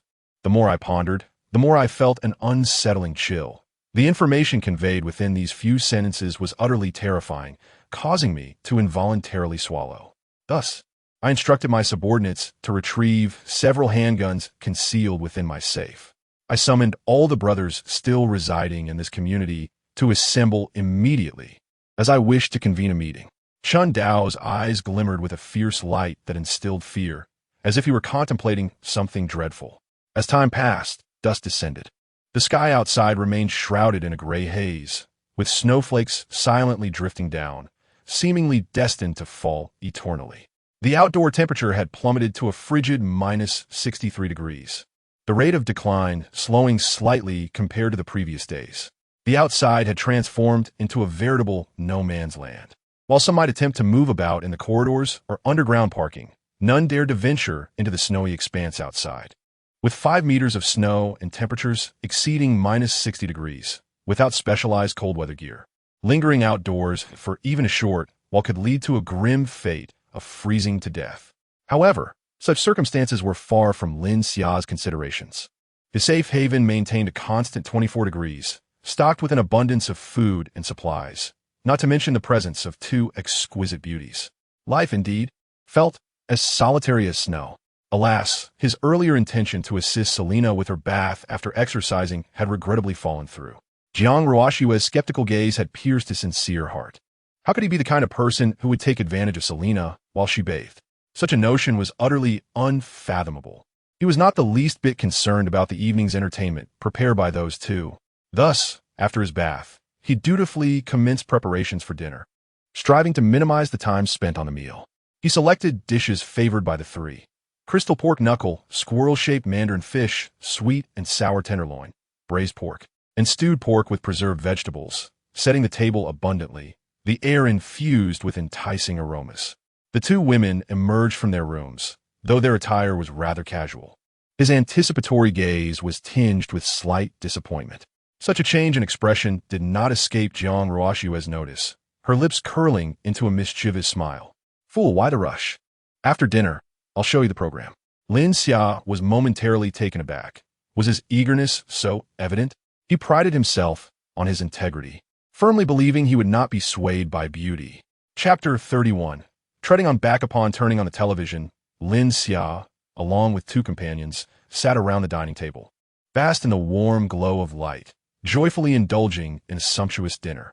Outside the house, a tempest raged with snow and ice blanketing the world. Others were forced to shiver beneath their blankets, meticulously calculating their remaining provisions, contemplating how to prolong their sustenance. The contrast between their plight and Lin Xia's current existence was as stark as the earth is from the heavens. According to reports from this network, numerous large-scale power generation facilities across the nation have sustained damage due to the extreme weather. Thermal, nuclear, and various other power plants are facing severe challenges. In other countries, the death toll has tragically surpassed millions, while our nation, in the face of this calamity, remains within manageable limits, with all signs pointing towards improvement. Officials are actively seeking solutions to this disaster, urging the public to remain calm. The news continues to emphasize positive developments while downplaying the grim realities. However, glimpses of the situation reveal an unpromising outlook. The ferocity of this extreme cold has surpassed all expectations. The current circumstances cannot be resolved by mere human effort. In such extreme weather, humanity appears exceedingly insignificant. Furthermore, online sources yield little additional information regarding this catastrophe, with the commentary sections filled solely with expressions of unwavering faith in our homeland. History, indeed, continues along the trajectory of the previous era, and this minor butterfly effect has had no discernible impact on the unfolding disaster. Sated after dinner, Lin Xia reclined on the sofa, the television repeating the earlier news broadcasts. While scrolling through her phone, she engaged in light conversation with Su Mu Yin, observing the amusing exchanges within the community group, patiently awaiting Jiang Rua Shui and her companion to don their gear. Could the wealthy individual from the Villa district kindly return my belongings? I no longer wish to purchase them. Lin Xia mused. What folly possessed this individual? Surely they understood that the current prices had surged dramatically since daylight, lamenting a missed opportunity to profit further. This simpleton had seized the chance to earn over $1 million today, thereby reducing their years of struggle. Yet they remained unsatisfied. I possess greater strategic foresight. By refraining from trading today, I shall undoubtedly earn even more than they tomorrow. For those interested in purchasing, feel free to message me for the inventory list. In the face of such dire circumstances, the desire for wealth seemed almost comical. Should one not selflessly contribute to the welfare of women? Once the disaster subsides, our gratitude shall be forthcoming. But how shall we express our thanks? With mere words? Ha. In this environment, the banter of version T0 could only elicit laughter. The group was filled with a buoyant atmosphere. Soon after, Jiang Rua Shui and Selina emerged, fully attired. Lin Xia's gaze fell upon them, her mind momentarily blank as her eyes fixated on the two women. There was no denying it. She found herself utterly defenseless against their current ensemble. Both donned pristine, youthful JK outfits, their figures accentuated, causing the fabric to stretch and contort. Particularly striking was Selina, whose buttons strained under pressure, as if a mere touch would unleash a cascade. Their pleated skirts added an innocent allure, encapsulating purity and desire in a single phrase. However, what truly struck Lin Xia with overwhelming impact were the exquisite black and white stockings adorning two pairs of long legs. Jiang Ruoshue's angelic limbs were clad in translucent black stockings, while Selina's supermodel-like legs were adorned with gleaming white ones. These two pairs of stunning legs, enhanced by their hosiery, captivated Lin Xia entirely. As Lin Xia sat dumbfounded on the sofa, the two women exchanged satisfied glances. It seemed that the show had made the right choice, generating a positive response right from the outset. Why are you still in a daze? It's not like you haven't seen this before. Hurry and lie back on the sofa. We'll give you a massage and help you unwind, they urged. Lin Xia was at a loss for where to direct his gaze, caught in a delightful conflict of innocence and temptation. Such breathtaking works of art were indeed a divine blessing. Unable to resist, he licked his lips, his voice husky with anticipation as he asked, Is it the kind of massage I'm thinking of? Before they could respond, he had already shed his clothing and sprawled on the sofa. Regardless of the specifics, he was determined to transform it into the massage he desired.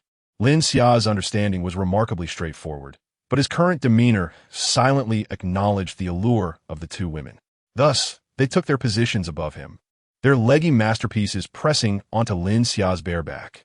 He felt a wave of silky softness cascade over his spine, nearly lifting his soul as he reveled in the sensation. Pure bliss.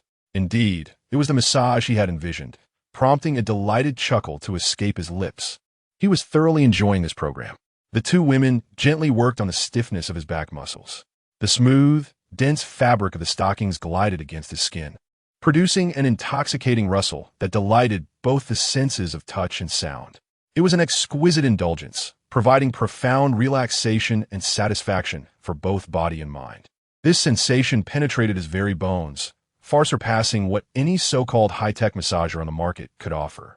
However, as the massage continued, Lin Xia began to perceive a downside to this method. Despite the sofa's softness, it remained somewhat uncomfortable. I think the front side has been sufficiently attended to. Could we perhaps switch to the back? Lin Xia quietly suggested, offering his valuable input. Of course, and there's a surprise waiting for you. The two women replied with playful laughter. Lin Xia wasted no time in flipping over, and little Lin Xia also became cheerfully animated. The two women were taken aback by the grandeur of the backside. Next to it, one could only feel insignificance. This magnificent structure was by no means conquerable by a single individual. Calling it the eighth wonder of the world would not be an exaggeration. Even the well-versed and theoretically experienced Selena felt a tremor in her long, white-stockinged legs, her heart gripped by fear as she hesitated to challenge this monumental edifice. Lin Xia closed his eyes, waiting for a moment, but when he did not sense the previous touch, he felt a pang of confusion. Upon opening his eyes, he found their startled expressions amusing. Just moments ago, they had appeared so relaxed in their handling of him. Yet now, faced with the challenge, they trembled with trepidation. In truth, Lin Xia had far more authority on this matter. Xia Lin is someone he has watched grow up, and their bond is so strong that they could be described as inseparable. Whenever he experiences any turmoil, Lin Xia is the one who cares the most. Although he had previously shown impressive growth, it pales in comparison to the astonishing transformation he has undergone now. This change commenced after he acquired his extraordinary abilities, which have comprehensively enhanced his physique, making Xia Lin's second development understandable. However, the current state is already sufficient. It is time for him to explore other applications of his powers. Chapter 32. Here comes the chicken soup. Why have you ceased the massage? Just moments ago, you were quite audacious, as if I were to fall prostrate before your pleated skirts. Lin Xia provocatively gazed at the two women. Jiang Ruoxue's face flushed crimson, a blend of embarrassment and fury. Shut up, she retorted, employing her massage techniques to render Lin Xia speechless. Selena joined in, effectively sealing off his haughty and disdainful gaze. It is well known that the facial nerves are densely packed. Lin Xia closed his eyes, surrendering to the sensations, choosing to remain silent. With his eyes shut, he was soon enveloped by two alluring fragrances that wafted into his nostrils, an enchanting floral aroma capable of solidifying dreams, intoxicating and mesmerizing. Unyielding, Jiang Ruoxue prepared her counterattack. Did you know? The sisters next door are actually mother and daughter. One is the pure and adorable school goddess, while the other is the mature and stunning university instructor. Both are dedicated dancers. Their flexibility is unparalleled. Some of their movements are beyond even Selena's imitation. Moreover, the man in their household treats them both quite poorly. If the future unfolds as you suggest, despair awaits them, leading to a tragic end. Shall we consider rescuing them, perhaps inviting them over for a meal? Selena and I wholeheartedly support your endeavor to save them from their plight. Furthermore, there is something that might excite you. Both of them have yet to experience their first time. Isn't that delightful? As Jiang Ruoxue continued to massage him, Lin Xia could only emit muffled sounds, unable to discern her words. However, his joy and excitement were evident in other ways. Jiang Ruoxue smiled confidently, knowing she had him in her grasp, and shifted her focus to other areas of Lin Xia's body. Time slipped by, and 2 hours passed unnoticed. Meanwhile, Bai Qian's family crept into the night, stealthily approaching the house where Lin Xia once resided. Dad, can those tools really unlock the door? Bai Buffon inquired, observing Bai Jie carefully tapping at the door with his implements. Of course. Back in the day, when your uncles and I worked in various neighborhoods, this was routine. If not for the fear of making too much noise and alarming the neighbors, I could have opened this ordinary lock in mere minutes. Enough chatter. Get on with it. This damn weather is colder at night than during the day. I'm nearly freezing. Chao Shufan shivered, her teeth chattering uncontrollably. Don't rush me. I'm nearly finished. If that kid hadn't become so formidable, defeating Chan Dao so thoroughly, I wouldn't need to be so cautious. If our neighbors discover that we have forced entry into his home, that kid would surely retaliate. Recalling the punch from that day, Chao Shufan dared not speak further and instead turned her ire towards Bai Qian. It is all your fault, this financial burden. Were it not for you, we would have long moved into a grand villa. Although Bai Qian felt a surge of indignation, she dared not voice her thoughts, for her position in the family was the lowest. At last, the door has been pried open. With a resonant click, the door swung ajar. How desolate it is inside. This fellow couldn't have deceived us, could he? Perhaps he has already removed all the food. Bai Bufan gazed at the empty dwelling and could not help but express his disdain. Bai Qian, however, headed straight for the kitchen. Though she had previously only waited obediently for meals at Lin Xia's home without even washing a dish, she at least knew where Lin Xia usually stored the food. Sure enough, in a cupboard, she discovered recently unsealed rice and flour, enough to last them quite a while, if they were frugal. There were also several items in the refrigerator that he had left behind. Chao Shufan rummaged through the freezer and unearthed a fresh, frozen chicken, her spirits lifting instantly. We haven't eaten all day. This chicken is perfect for a hearty meal. I excel at making chicken soup. Bai Jia took Bai Bufan and began searching through the various rooms. Yet they found nothing of value. Bai Bufan couldn't help but comment. This fellow has cleaned out everything so thoroughly. The house resembles a bare shell, devoid of any belongings. Bai Jia reassured him, at least we have food. This is enough to sustain us for a spell. The food, had we purchased it at the daytime exchange, would have cost us a fortune. And tomorrow it would likely be even pricier. Elated, Bai Qian and her family stealthily ascended the stairs back to their room with their spoils of the night. Little did they know, all this food had been deliberately left by Lin Xia, who had returned earlier to replenish the supplies, precisely for this moment. Seated neatly at the dining table, the Bai family awaited Chao Shufan to present the final dish, and they felt a surge of emotion. Their journey had been fraught with challenges, with no source of food these past few days, enduring hunger and the biting cold. They had ventured out tonight in the frigid temperatures to gather provisions, all the while anxious about the possibility of Lin Xia appearing behind them, ready to strike. Thankfully, the outcome was favorable. The aroma wafting from the table made every hardship worthwhile. At last, Chao Shufan emerged from the kitchen, bringing forth the chicken soup. The chicken soup is here. This delicacy is precious. Everyone should savor it while it's hot. Bai Jia could hardly contain himself as he ladled a generous spoonful into his bowl and took a hearty sip, exclaiming, "Your mother's skill in making chicken soup is truly extraordinary. It's perfectly seasoned, absolutely delightful. You all should hurry and have some. It won't taste as good when it cools down." The others, having gone a day without food, eagerly drank the chicken soup and devoured the dishes laid before them. In that moment, they felt truly alive. The past days had been a relentless struggle, and they could not help but reflect on their plight. What a joy it is to sip soup. Yet, at that moment, as Bai Jia was fervently piling his plate with food, he suddenly sensed something amiss. His stomach was churning, as if a release was imminent. He remained unfazed, having encountered countless such wagers in life without ever faltering. This time, he was certain it would be no different, a mere triviality, undoubtedly. Thus, he gently lifted one side to prevent the gas from causing vibrations through his skin, as a loud sound might disrupt the meal for everyone. Initially, everything proceeded as he had anticipated, but gradually, he sensed something amiss. At that moment, he realized he had lost a bet. Subsequently, it was an uncontrollable torrent. "What on earth is that foul odor? Dad, do you smell it?" Bai Bufan asked with a look of disgust, as he turned his head to inquire if Bai Jia had noticed the stench. At that moment, Bai Jia's face turned pale, unable to maintain any semblance of composure. Without even the time to fetch a tissue, he limped towards the restroom. "Hurry and bring me some paper," Bai Jia exclaimed in disbelief. "Dad, it's you." Chapter 33. The great blackout, the unpleasant odor emanating from Bai Jia had thoroughly diminished the appetites of those gathered around the dining table. As Bai Bufan received the paper and approached the restroom door, a wave of familiarity washed over him, prompting him to hastily knock. "Dad, let me in. I'm in dire need. Get lost. There is only one spot here, and I've just entered. Figure it out yourself."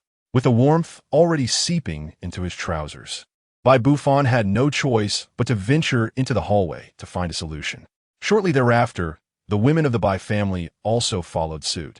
Compelled to seek relief in the corridor, a simultaneous sensation of pain, cold, and odor enveloped them. rendering their existence unbearable. They lamented their decision to pilfer food from Lin Xia's home. As time progressed, the third day after the apocalypse arrived, Lin Xia recognized that today marked a significant turning point, for a momentous event had transpired on this very day in her previous life. The power supply, which had endured for so long, finally succumbed to the extreme cold and collapsed entirely. This was swiftly followed by a cascade of failures as water supply, gas, and various other essential infrastructures ground to a halt. This sudden calamity was far beyond the realm of human resistance. The blackout signified that humanity had been irrevocably entombed within these concrete graves. Perhaps a fortunate few among the elite would discover ways to safeguard themselves. After all, they were acutely aware of how long these infrastructures could withstand a frigid impact. Yet, for ordinary people in this apocalyptic scenario, they had undoubtedly been cast aside. The collective mindset began to shift. It became clear that this disaster would not resolve swiftly, and food and resources would become vital for survival. Their ability to persist would hinge solely on their own efforts. Anyone could transform into either prey or predator, as the law of the dark jungle unfolded. Lin Xia, have you seen the discussions in the homeowner group? They all seem to be talking about the blackout, yet we don't feel much of an impact here. After breakfast, Lin Xia engaged in a shooting game with Selena, while Jiang Ruoxue, uninterested in this genre, scrolled through her phone nearby. Our place operates on an independent power supply system, so even if there is a blackout outside, it won't affect us here. Upon reflection, Lin Xia quickly grasped the situation and explained it to Jiang Ruoxue. It was likely that at this very moment in her previous life, the power grid had collapsed, ceasing to provide stable electricity. However, the backup circuits within the grid had not completely failed. They might occasionally deliver a flicker of power, though the supply would be minimal and highly unstable. Apart from charging a few phones, it would serve little practical purpose. Setting down her game controller, Lin Xia opened her phone to check the messages in the group chat. Just now, the lights in my house flickered, and suddenly we lost power. Is it just my place? Not just yours. It seems our entire district is out. Even friends from the neighboring community are without electricity. Why can't I get through to the power company? The air conditioning and electric blanket at home are no longer functional, and I feel as though I am on the verge of freezing to death. Count your blessings. I just purchased my electric blanket for 30,000 yesterday, and it has already become worthless after such a short period of use. I can comprehend a power outage, but why has the water supply ceased as well? Moreover, my mobile signal has significantly weakened, rendering videos unwatchable. How can there be remnants of a 9-year compulsory education system? Are they unaware that both the water treatment facility and signal towers require electricity? When the power goes out, everything else inevitably follows suit. Goodness, in such frigid weather. We are deprived of water, electricity, and internet. Is any hope for us? After reading the messages in the group chat, Jiang Ruoxue could not suppress her anxiety and nestled into Lin Xia's embrace, as if this were her sanctuary. Lin Xia, are we truly safe here? Lin Xia gently held her close and reassured her. Do not worry. I showed you yesterday, didn't I? The energy supply in our safe house is independent and will not be affected by external circumstances. We can continue with our activities without concern. At that moment, Lin Xia's phone vibrated unexpectedly, revealing a flurry of messages from the group. Chun Dao and his gang are robbing supplies at the exchange and have committed murder. Everyone must avoid the underground garage and flee from the underground workshop. Fortunately, I sense it might be a bit chilly today, so I have not yet ventured out to set up my stall. Did the early bird get eaten by the worm? ISN T. Chun Dao's response rather swift.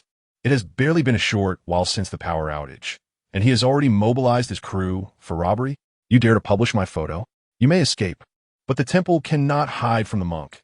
I know where you live, and I will be waiting for you. What do you intend to do, Chun Dao? I will not back down. The latter two messages were presumably exchanged between Chun Dao and the individual who exposed him. Shortly thereafter, Chun Dao shared several photographs in the group, depicting a family brutally murdered. The interior was a scene of chaos, with blood splattered across the sofa and floor. This is the fate that awaits those who oppose us. Of course, we are not unreasonable. I believe everyone understands that restoring order will be exceedingly difficult. Yet, as long as you follow our lead, I assure you that your needs for food, drink, and entertainment will be met, perhaps even exceeding your life before the apocalypse. However, should you choose to stand against us, This will serve as your cautionary tale. The group fell into a heavy silence, no one daring to message after Qindao. All were processing the gravity of the situation. Regardless, they understood that the peaceful days of the past would never return. Yet, many found themselves perplexed, questioning why Qindao exhibited such audacity. Did he not fear retribution after the snow disaster? At that moment, some recalled the formidable figure behind Qindao, speculating that he must have received some insider information.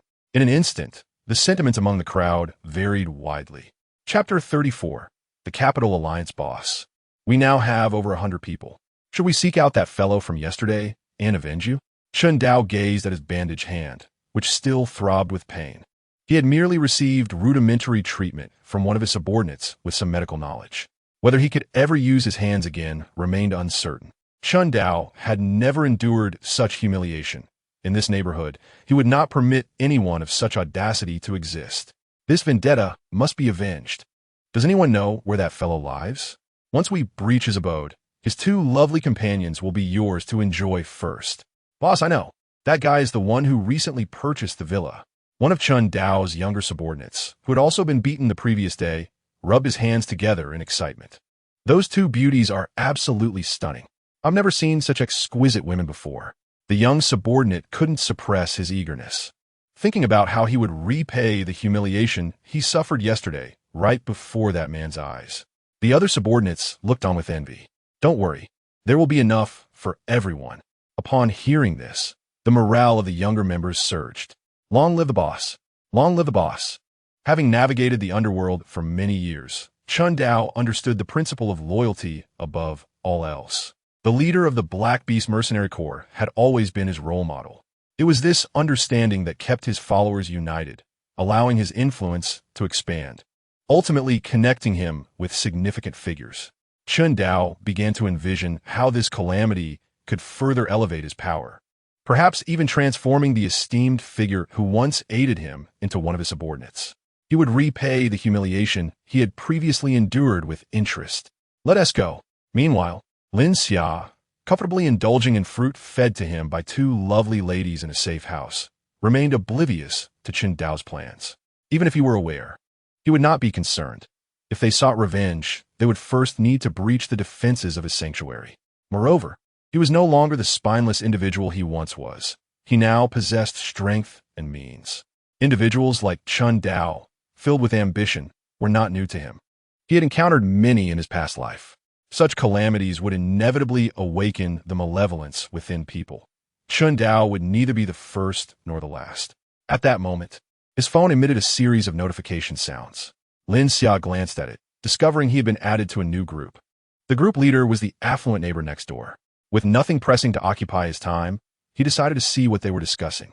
The group was not overly crowded, comprising around 50 to 60 individuals, which was relatively small compared to the nearly 10,000 residents in the area. As the group leader noticed most members had joined, he began to speak. I believe you've all seen the photos in the community group. Qindao and his gang have truly gone mad. They began to kill indiscriminately, ruthlessly seizing resources. They even sought to recruit more individuals into their organization to expand their ranks. Fearful murmurs arose within the group. Indeed, the family that was murdered lived not far from my home. I could hear their wails from just one building away. The photographs circulating in the group are not fabricated. Qindao and his gang have committed heinous acts. How dare they act with such audacity? Do they not fear repercussions in the future? Those in the upper floors should not be so naive. Such deceptions may fool the common folk. But have you not noticed that this group is predominantly composed of affluent and powerful individuals? I have already recognized several familiar faces, and I surmise that those I do not know are likely of a similar standing. As for Qindao's background, it is unnecessary to elaborate. Everyone is well aware. This is merely the third day of the apocalypse, and he dares to act in such a brazen manner, which surely indicates he possesses some insider information. Others in the group have also begun to awaken to the reality. Qindao must have foreseen something. I inquired among some acquaintances within our circle. Most who can respond have been confined within their communities, while a few have not even acknowledged my messages. The superior above Qindao has not replied to me either. With the extreme cold and lockdown, how could everyone be too busy to respond?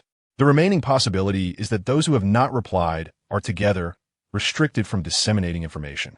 Based on the news and the current situation, I can boldly conjecture that the situation has spiraled out of control, and those in power are no longer able to manage it, which emboldens Chun Dao to kill with impunity. Some began to worry for their own safety. Stripped of their societal status, we are all merely ordinary individuals, and even Chun Dao's subordinates might overpower us. What should we do? Chun Dao commands a vast number of followers and wields an arsenal. We stand no chance against him. Indeed, at this moment, the group leader interjected once more. This is precisely why I invited all of you here. You either hold significant positions with unique information channels, or you are wealthy beyond measure, likely having stockpiled ample food and supplies yesterday. If this continues, it is only a matter of time before Chun Dao turns his attention to us, and I fear the outcome for each of you will be dire. There are certainly astute minds in the group. You make a valid point. When order disintegrates, might makes right. This is precisely why Chun Dao is so brazen in his plundering and seeks to assert his dominance. He aims to establish a violent organization that brooks no opposition. Goodness, how ruthless. Does Chun Dao intend to become the local tyrant of this community? Anxiety began to permeate the group. Leader, you must have a solution for us. Having brought us together, I just purchased supplies yesterday, and my wife and child are with me. If Chun Dao comes to my home, it would spell disaster. As the group leader perceived that the atmosphere within the gathering had been sufficiently cultivated, he proceeded to unveil his plans. We must unite to establish a new alliance to counteract Chun Dao. Our advantages lie in our ample resources and relatively elevated social standing. With these assets, we can easily persuade a significant number of ordinary individuals to serve our interests. After all, it is human nature to band together, and they are likely fearful of Chun Dao's approach. We shall remain in the shadows, comfortably receiving their protection. Once their supplies have dwindled, we can casually offer a few morsels, ensuring that these ordinary people will obediently heed our commands. While Chun Dao resorts to inciting peasant rebellions, we can certainly adopt a capitalist strategy which is far superior to his. The group leader is indeed astute. Such insight is befitting a renowned magnate. Truly remarkable. Whether it be Chun Dao or the common folk, they are mere pawns in the group leader's hands. Your words carry profound significance, esteemed leader. The chat soon devolved into a barrage of sycophantic praise. After all, typing costs nothing, and who knows what lies behind their thoughts. Lin Xia turned off her phone, unwilling to continue perusing the conversation. Lin Xia pondered whether they could succeed. Their plans seemed rather promising. Jiang Ruoxue had also followed their dialogue attentively and found some merit in their assertions, her curiosity prompting her to inquire further. Lin Xia reflected for a moment and recalled a similar organization that, however, did not endure long before being extinguished by Chun Dao. If it weren't for her having purchased a villa in this lifetime, they likely would not have extended an invitation to her. They were but a scattered assembly, incapable of achieving anything substantial. Their current flattering rhetoric was mere illusion. When confronted with Chun Dao, they would surrender faster than anyone else. Much like the European Union decades ago, when the Grand Nation received a slap in the face, did they dare utter a word? They only dared to engage in covert and disreputable maneuvers, ultimately capitulating quicker than anyone. Selena nodded vigorously beside her. She was well versed in that historical episode, as it was inscribed in her nation's textbooks.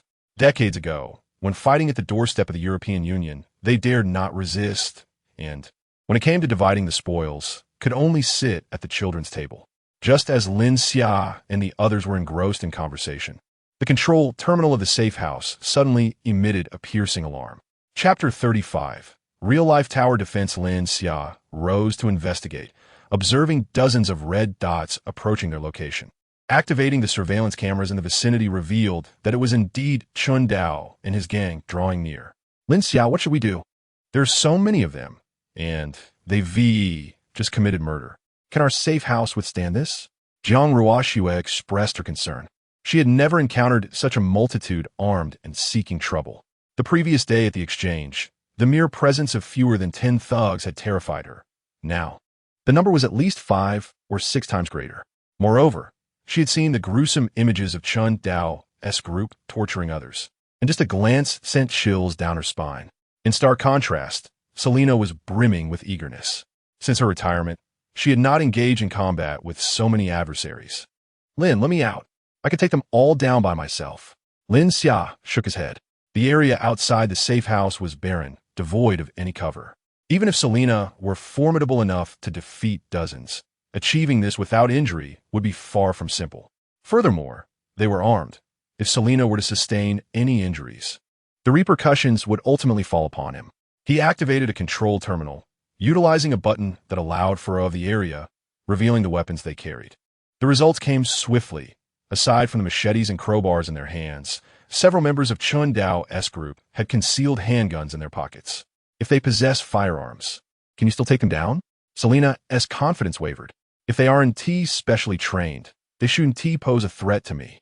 Jiang Ruoxue, upon hearing of the guns, grew even more fearful. Prior to constructing the safe house, Lin Xia had anticipated such a scenario. He had numerous strategies at his disposal to easily subdue the approaching threat. He turned and entered a nearby room, retrieving 3 crossbows and a multitude of arrows. After organizing these weapons, he emerged and distributed them to the 2 women. Come, let's engage in a real-life tower defense. Boss, the house ahead is that brat-ass. A subordinate pointed towards the building in front of Chun Dao. The group then encircled the safe house, searching for any vulnerabilities to breach Lin Xia's sanctuary. However, after an extensive search, they found no weaknesses. They couldn't even determine how to open the outer iron gate. Damn it, I refuse to believe there exists a door as impenetrable as this. Smash it, break it down. After a prolonged attempt, the only result was a few chips of paint falling from the door, with no significant changes. Boss, this might be a new alloy. We'll need professional cutting tools. Where in the hell am I supposed to find you tools? Hurry up and smash it. Had it not been for my injured hand, I would have certainly struck him several times. If I had the appropriate tools, would I waste my breath here? Damn, where did that crossbow bolt come from? It hurts, it's excruciating. A young subordinate, clutching his arm, hurriedly retreated, while the others ceased their attempts to break down the door and scattered. This young man's arm had been pierced by a crossbow bolt, his clothing quickly becoming saturated with blood, which cascaded down his arm, forming a stark crimson line upon the ground. Lin Xia and the others had long been poised at the firing point, ready to unleash their attack. Remember, do not kill. Injuring them will suffice. Once we have a multitude of wounded, let us see how Chun Dao manages to recruit new subordinates. Selena, your skills are commendable. Keep a keen eye on those armed individuals in the back. If they dare to draw their weapons, shoot them down without hesitation. Although this firing point has been specially designed to prevent harm to those inside from external gunfire, it is still prudent to exercise caution. Jiang Ruoxue, the first arrow is entrusted to you. Remember to breathe naturally, align your aim with the target, and release at the end of your exhalation. Lin Xia stood beside her, guiding Jiang Ruoxue on how to properly use the crossbow. Jiang Ruoxue attentively adjusted her stance, aligning the sights with the target. As her exhalation neared its end, she pulled the trigger. Oh no, she missed. She had intended to hit the person beside him, yet her bolt struck him instead. Jiang Ruoxue felt a bit embarrassed. After such careful adjustment, her shot had gone awry, only grazing the man's arm. Had they not been so numerous and tightly packed, her shot would surely have missed entirely. Lin Xia remained unfazed. The purpose of bringing her along was merely to practice. As long as she had the courage to release that arrow, it was a success.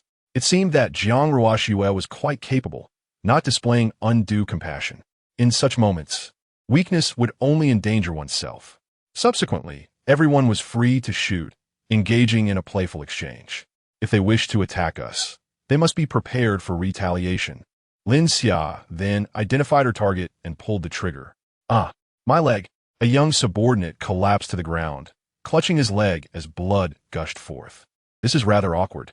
Lin Xia had intended to strike his arm, but inadvertently missed. His face flushed with embarrassment as he dramatically readied another arrow and continued to fire. Surely, the trajectory of his crossbow must veer to the left. It cannot be his lack of skill.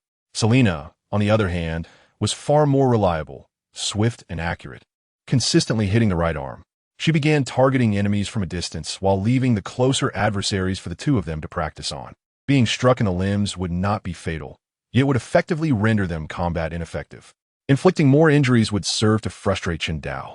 One young subordinate hurriedly approached Chun Dao, who was crouched behind a cover, having retreated significantly to find refuge. "Boss, look, the crossbow bolts are being fired from that position." Chun Dao crouched behind the cover, cautiously peeking out to observe the position indicated by his subordinate.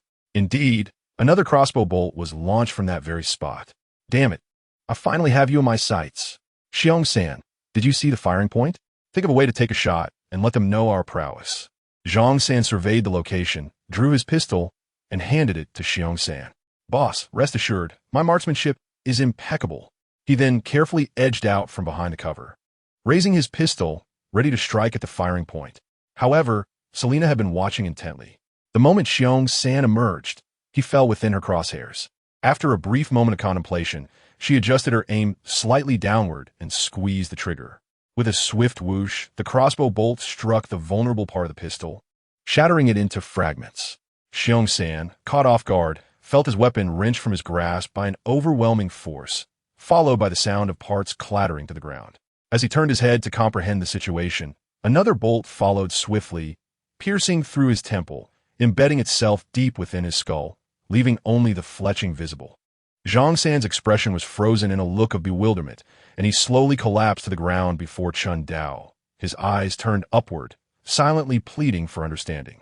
Chun Dao was paralyzed with fear, cold sweat pouring down his brow. Death had come alarmingly close. Retreat. Everyone retreat. Chapter 36. The deterrent power of Chun Dao upon hearing the leader's proclamation. The underlings present collectively sighed in relief, for the one-sided slaughter was finally at an end. They limped away in haste, eager to distance themselves from the villa's perilous vicinity. Jiang Ruoxue, brimming with excitement, exclaimed, "Wow, sister, you are incredible. You managed to explode the gun in his hands with a single arrow. You truly frightened them all away." Selena smiled shyly, replying, "Oh no, it's not like that. The crossbow Lin Xia provided is highly accurate, which enabled me to shoot with precision." Lin Xia, feeling a tinge of embarrassment, realized the trajectory had simply not deviated left, and swiftly changed the subject. "Ahem, it's getting late.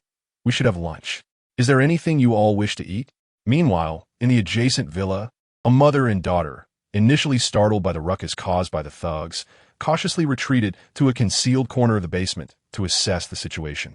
When they saw that the ruffians were not targeting them, they breathed a sigh of relief and watched the entire confrontation unfold. "Teacher, Lin Xia and the others are so formidable.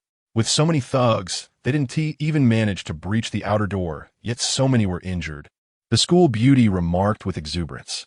"If we lived with them, we wouldn't need to worry about safety at all." The teacher embraced her, gently stroking the smooth strands of her hair, remaining silent, yet lost in contemplative thought. Chun Dao and his subordinates hastily returned to his residence, where over a dozen individuals were wailing in distress within the living room. Those uninjured rushed to provide basic treatment using gauze and alcohol. "Boss, we had over 10 brothers injured, and 4 have fallen." Upon receiving this report, Chun Dao's expression darkened. This assault had nearly cost him half of his core fighting strength. Even Xiong-san, who had fought alongside him for over a decade, had perished before his eyes. Most critically, the gun had been utterly destroyed. How could that crossbow arrow have been so accurate? Though he could recruit new subordinates, where could he find another weapon? Taking a deep breath, Chun Dao recognized that maintaining composure was essential in such trying times. "For the injured brothers, I will distribute 3 days' worth of rations. Once you finish, you may come back for more. Your sacrifices will not go unrewarded." To the remaining brothers, he instructed, "Rest well. In the afternoon, I will take you to vent your frustrations." At Lin Xia's residence, a sumptuous lunch awaited them, and the earlier confrontation had not dampened anyone's appetite. Jiang Ruoxue, in fact, was animatedly discussing shooting techniques with Selena during the meal. This reaction surprised Lin Xia, who had anticipated that she might feel nauseated and lose her appetite. Voicing his curiosity, he asked, "Aren't you feeling unwell?" Jiang Ruoxue replied earnestly, "I want to become stronger too. I don't want to hold you all back." Meanwhile, Lin Xia, who was equally inexperienced in marksmanship, felt a surge of pressure. However, he soon reassured himself, knowing he still possessed firearms in his spatial dimension. If all else failed, he could rely on his spatial abilities as a safety net. Moreover, since Selena is already aligned with him, Her increasing prowess only signifies his own rising stature. After dinner, Lin Xia reclined on Jiang Ruoxue's lap, engrossed in his mobile device. Jiang Ruoxue's long, delicate legs were soft and fragrant, providing a most comfortable resting place. The neighborhood was experiencing widespread power outages, as per the notifications on his phone. The main power cable had been irrevocably damaged, leaving little hope for repair. Appliances such as air conditioners and electric blankets were rendered as useless as scrap. The prospects for water and gas restoration were equally bleak. The internet connectivity was dismal. Even loading a single image took an eternity, reminiscent of the sluggish 3G era. However, these predicaments were irrelevant to Lin Xia and his companions. The conditions within the safe house were quite favorable, completely devoid of the aforementioned issues. Even the internet in his home was connected via a dedicated satellite link, immune to the damage affecting local ground stations. At that moment, a message in the group chat caught his attention. Individuals had learned to conceal their identities, fearful that Chun Dao might discover their whereabouts and pay them a visit. Chun Dao and his gang were indiscriminately committing murder within Building 5. Is there no one to intervene? If this continues, it is only a matter of time before they target others. The members of the group expressed their support vocally. Chun Dao has truly gone too far. Indeed, I have reported this to the authorities. They will surely face repercussions. While most in the group vociferously condemned Chun Dao's actions, none dared to confront him directly. Furthermore, those voicing their support, like the aforementioned individual, had also hidden their personal information. Lin Xia recalled that Chun Dao's movements seemed swifter than in his previous life.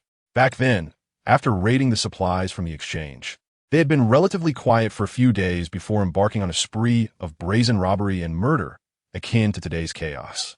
He surmised that perhaps Chun Dao, having faced setbacks earlier that day, was seeking alternative means to placate his subordinates. It appeared that Chun Dao was also aware of the discussions in the group and seized the opportunity to promote himself. I am Chun Dao, or you may call me Lord Dao. Should anyone wish to seek revenge, I welcome you to my home. If you prefer not to pursue vengeance, consider joining us as my brothers, and you shall no longer live in fear day by day. Moreover, I can lead you to partake in endeavors you have long desired but dared not pursue. Haha. The group fell into an uneasy silence, none daring to continue the conversation under Chun Dao's presence. Subsequently, Lin Xia found himself added to a new group. He could not help but feel exasperated. What skills did these individuals possess beyond forming groups? They dared not confront him, only whispering behind his back. Had he not wished to witness the amusement, he could have vanquished Chun Dao and his gang that very morning. In this new group, however, the chatter resumed with fervor. Chun Dao and his followers are excessively arrogant. How could a mere handful of them intimidate the thousands residing in our community? As long as we stand united, Chun Dao poses no threat. Indeed, while the rallying cries resonate loud and clear, one must ponder why a new group has been formed if there is no fear of him. Furthermore, the concealment of personal information suggests a tendency towards bravado.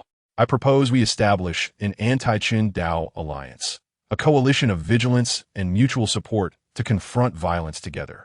It would be beneficial for everyone to share their approximate locations for effective organization. Should anyone be confronted by Chun Dao, we can rally together to resist him. His numbers are limited, rendering him no match for our collective strength. Others readily concurred, recognizing the merit of this approach. Our sheer numbers amplify our power, and a single spit from each of us could drown him. Indeed, Chun Dao has incurred the wrath of the masses and is destined for downfall. Lin Xia recognized the individual's avatar as familiar. Upon closer inspection of his personal details, she confirmed he was a member of the affluent group next door. She soon noticed him participating in discussions within the group established by the wealthy. Many have already been swayed by my persuasion. Others may replicate my strategy, and it is unlikely that Chun Dao can stir any significant trouble. They are merely a band of ruffians, easily vanquished at our command. Please share your locations. As group leaders, I will coordinate these individuals and relay the information to you. With this group as our shield, we can rest easy. Some members of the group have already begun to flatter him. Truly remarkable. We have exceptional talents among us. Chun Dao pales in comparison. Haha, it's merely a matter of casting a stone to attract jade. I eagerly await good news from all of you. Lin Xia felt disdain for this group, Soon enough, when some of them fall victim to Chun Dao, they will cease their bravado. In his previous life, Chun Dao thrived, and these individuals are not his equals. Chapter 37. Contented Lin Xia. Yesterday, Lin Xia had spent the entire night dealing with Bai Qian's family, and it wasn't until this afternoon that she began to regain some strength. The effects of that laxative were truly overwhelming. It was evident that that rascal had poisoned the food, intending to harm them. They must hold him accountable for his actions. Bai Bufan lay weak and feeble on the bed, the power outage rendering the room even colder. Bai Jie scoffed disdainfully. How do you plan to confront him? Are you going to claim we broke into his home, stole his food, and then suffered from food poisoning? Besides, he's not afraid of Chun Dao anymore. Do you really think you can handle him? At that moment, Chao Shufan knitted her brows, still experiencing some discomfort in her abdomen. What should we do? We have no food left at home. Chun Dao has disrupted the exchange, and it seems nearly impossible to procure more food. Are we destined to starve? Suddenly, Bai Qian had a brilliant idea. No, we do have food at home. Sis, are you referring to that batch of poisoned food? Consuming it again could very well be fatal. Bai Bufan was already haunted by the thought of that food. Bai Qian chuckled. But our neighbors are unaware that the food is poisoned. Bai Jie, understanding his daughter's scheme, felt a sense of relief wash over him. This was indeed a clever plan, especially since the water had been cut off, rendering the bathroom unusable. They could coax their neighbors out of their home. Moreover, they could seize the opportunity to eliminate them unexpectedly.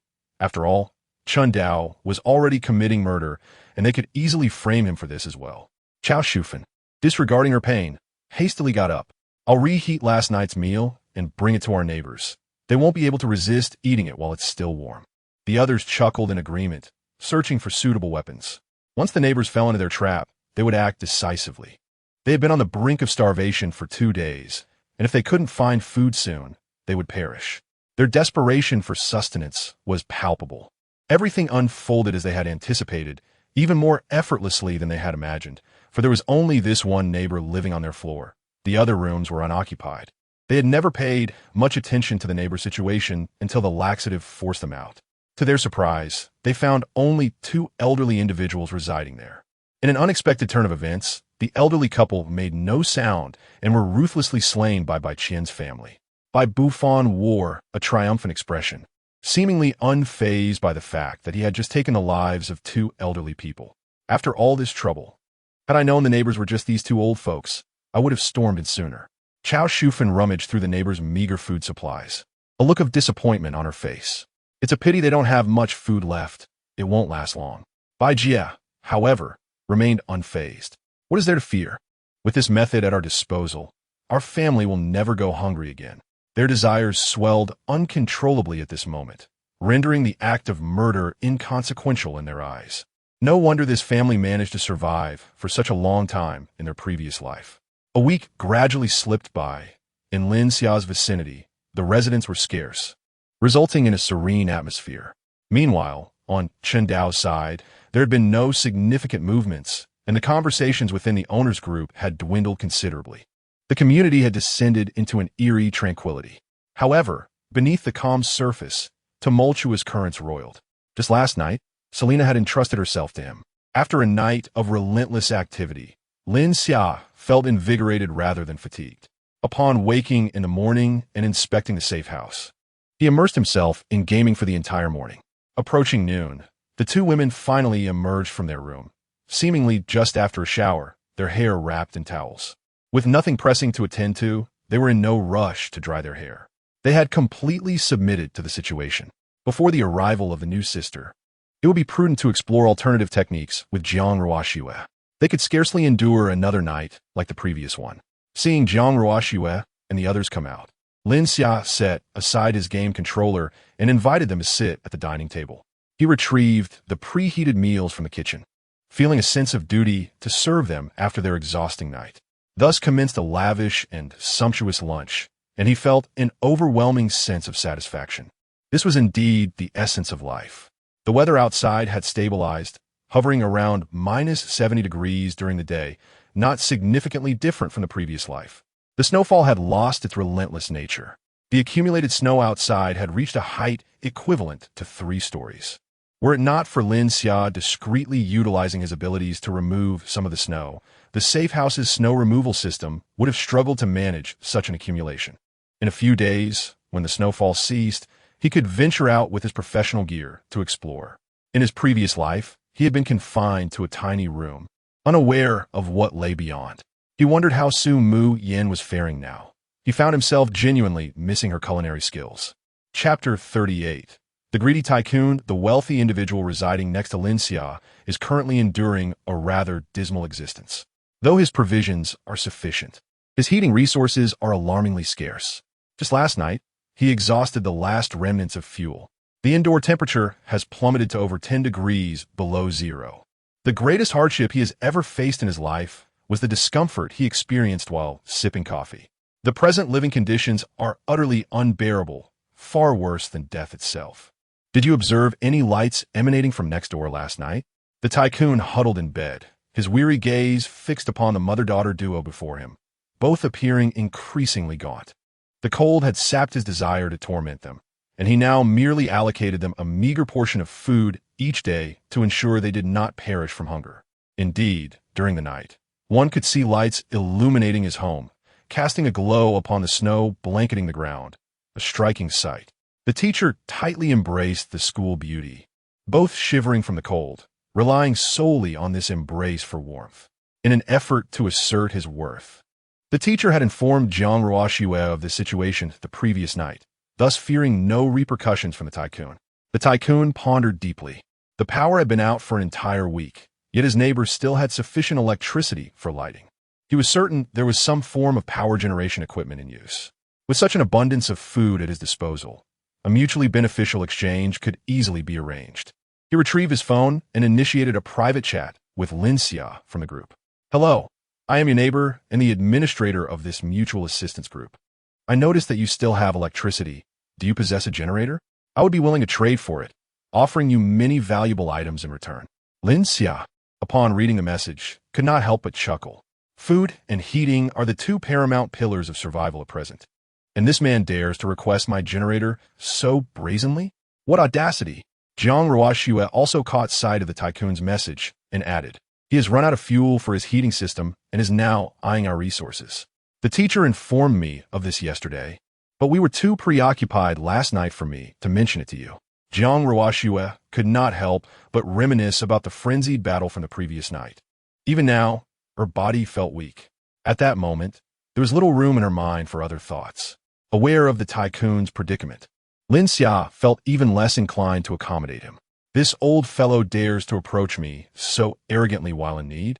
Get lost. Have you looked in a mirror to see what you truly are? Do you possess the capability to negotiate with me? The tycoon nearly choked on his indignation upon receiving Lin Xia's reply. He had never endured such humiliation throughout his life. If it were not for this apocalyptic circumstance, how could the stock market upstart from next door presume to engage in discourse with him? Yet, the thought of a generator in that household compelled him to endure the humiliation. The freezing temperature inside his home was unbearable. Even the prospect of powering his electric blanket seemed a desperate necessity. You may be unaware of the extent of my resources, which surpass your wildest imagination. I also possess a company valued at billions, and once the apocalypse subsides, I could generously offer you half of its shares. Engaging in a transaction with me would be to your benefit. Furthermore, I can nominate you as a deputy manager within our group, granting you the authority to command hundreds of individuals. Should you decline this exchange, the fate of those hundreds may become uncertain. To demonstrate my sincerity, allow me to showcase my food reserves. Let us negotiate the price for your power generation equipment. Upon reading his words, Lin Xia couldn't help but chuckle. Is this young man truly attempting to resort to intimidation and temptation? Had I not been devoid of such grand ambitions, this community would have already borne my surname. He is, after all, the most formidable force in this area, merely languishing in a state of complacency. When he examined the images further, he found them even more amusing. The pictures depicted an assortment of instant noodles, bread, and biscuits, items that, even if given freely, would not merit a second glance. In response, he snapped a photo of his sumptuous feast consisting of 10 dishes and 4 soups. Is it audacity or folly to flaunt such meager provisions before me? Even a dog would turn its nose up at them. The wealthy man gazed at Lin Xia's photo, his eyes nearly bulging out of their sockets. The depicted feast was nothing short of extravagant. For weeks, he had been consuming instant noodles and bread to the point of nausea. Now, the food in Lin Xia's photograph made his mouth water uncontrollably. However, he discerned a detail within the image upon magnifying it. He spotted a temperature gauge prominently displayed in the center of his phone screen. He studied the somewhat blurred digits and could vaguely make out the temperature reading, 24 degrees. A wave of astonishment washed over him. It appeared that Lin Xia's home housed not only power generation equipment, but also a substantial heating system capable of elevating the indoor temperature to a remarkable 24 degrees. Initially, he had sought merely to exchange for a generator, but this unexpected discovery ignited a dangerous scheme within his mind, accompanied by a glint of greed in his eyes. His tone grew arrogant, for a single power generation device no longer sufficed to satiate his appetite. You have one final opportunity to negotiate with me. Otherwise, you shall bear the consequences. I could easily summon hundreds to demolish your abode, and I possess the means to ruin your reputation throughout this community. Young man, I advise you not to let your pride overwhelm you. Lin Xiao's expression turned to one of disdain. Who are you to presume to educate me? Begone. Meanwhile, the wealthy man was filled with excitement. Should Lin Xia acquiesce, he would find no joy in it. After all, how else could he justify seizing all of Lin Xia's resources? Remember your words. You shall regret your audacity in addressing me thus today. Shortly thereafter, Lin Xia found himself removed from the group established by the wealthy man. Lin Xia remained unfazed by his threats. This group couldn't even contend with Chun Dao, yet they dared to intimidate him, a mere insect attempting to shake a tree. Meanwhile, the wealthy man commenced the implementation of his plan with fervor, making his presence known within that group. Do you still have supplies available? Upon reading this message, others could not help but reveal their discomfort as they gazed at the screen. We do have some food at home, but our heating supplies have been exhausted, and the walnut furniture has already been consumed for warmth. The chill in the house is unbearable. I lie awake each night, fearing I may not rise the following day. Moreover, most of my subordinates are running low on provisions at home, and if this continues, I worry they may harbor doubts in their hearts.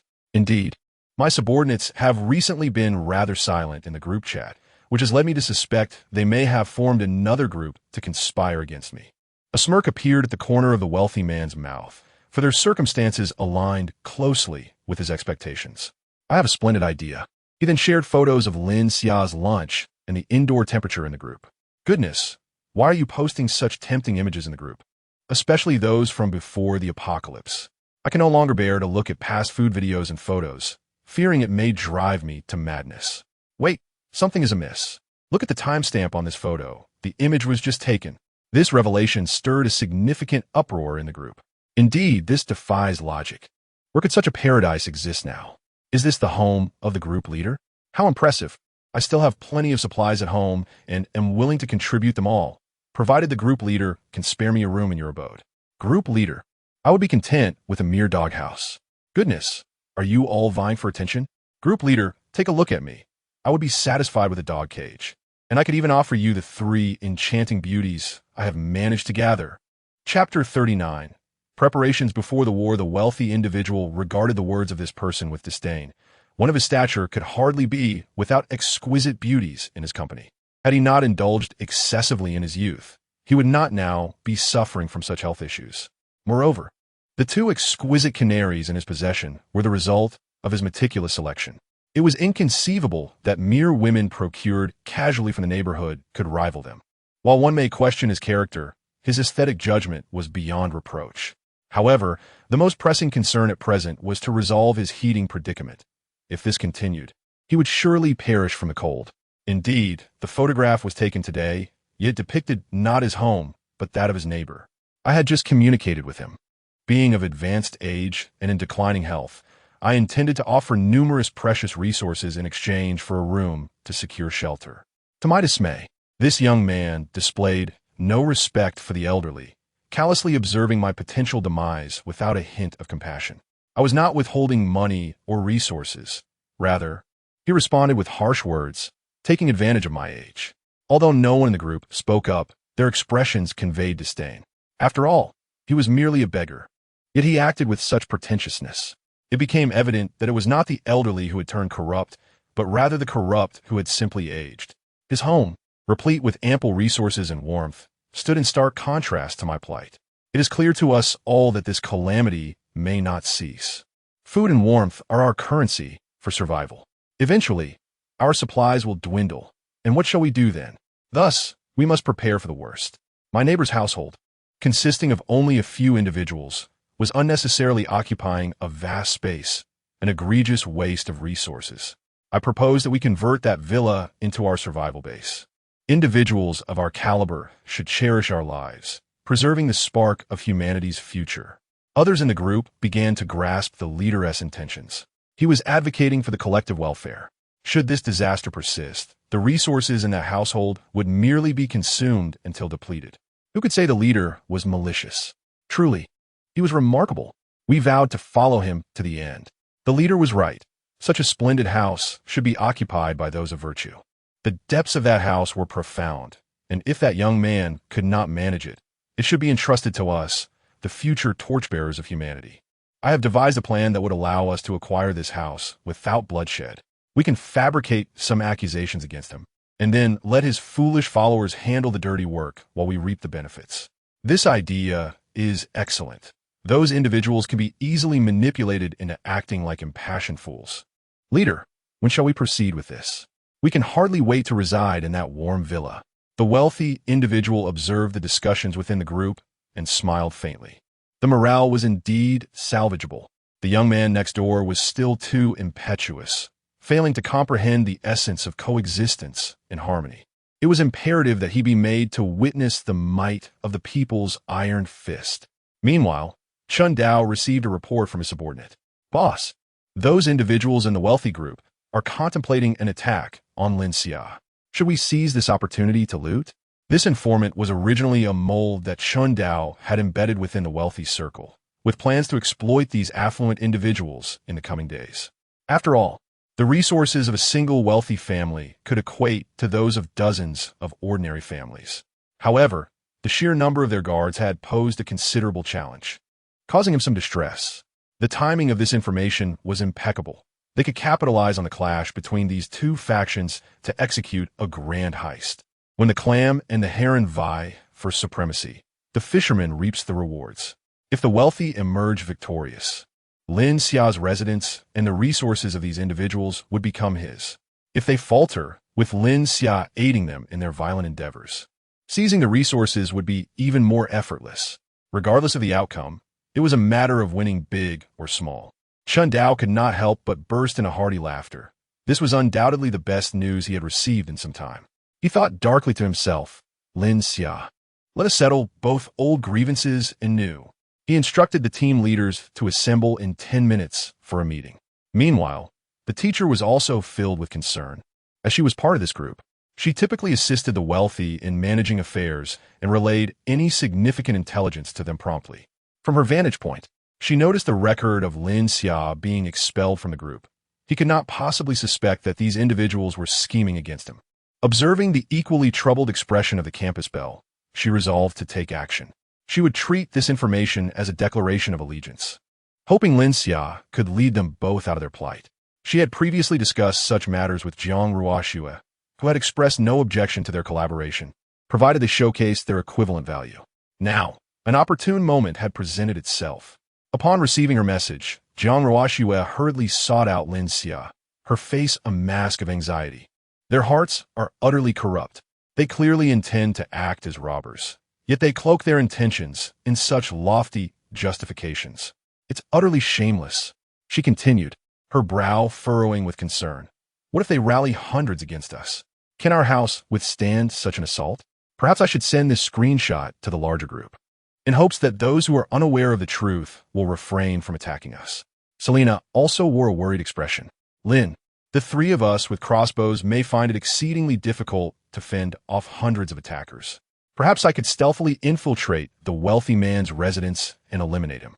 For Selena, anyone opposing Lin Xia was deemed an enemy, and she would show no mercy in her actions.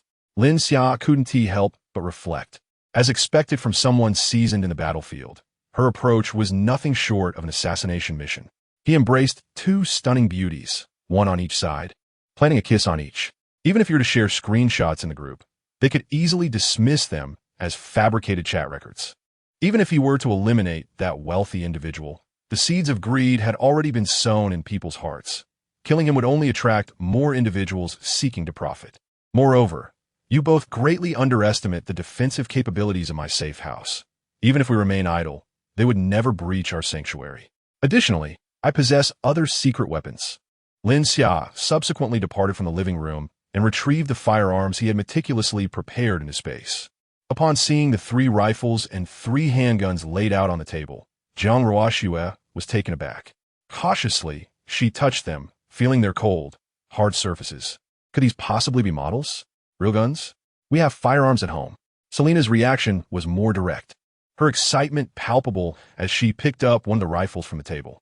She expertly examined the various components of the weapon. This rifle was manufactured by Huagua in 2043, boasting exceptional performance. It consistently ranks first in global firearm rankings and was my favorite during my time in the military. With this rifle in hand, as long as the ammunition holds out, I fear no one. As Selena handled the gun, her expression radiated confidence and pride, truly befitting an elite special forces operative. Unfortunately, her demeanor had been quite the opposite when she wielded another weapon last night, a performance that failed to impress Lin Xia. Chapter 40. A surge of emotion early the next morning, it was indeed the case that some individuals began to stir the pot in the owner's group.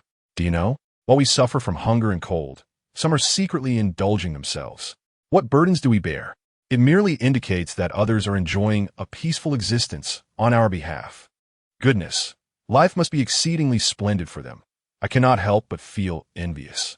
How is their home so warm when mine is below 10 degrees? What does it matter to you how they live? Are you unable to bear the sight of others thriving? But what if I told you that we all could have enjoyed such comforts?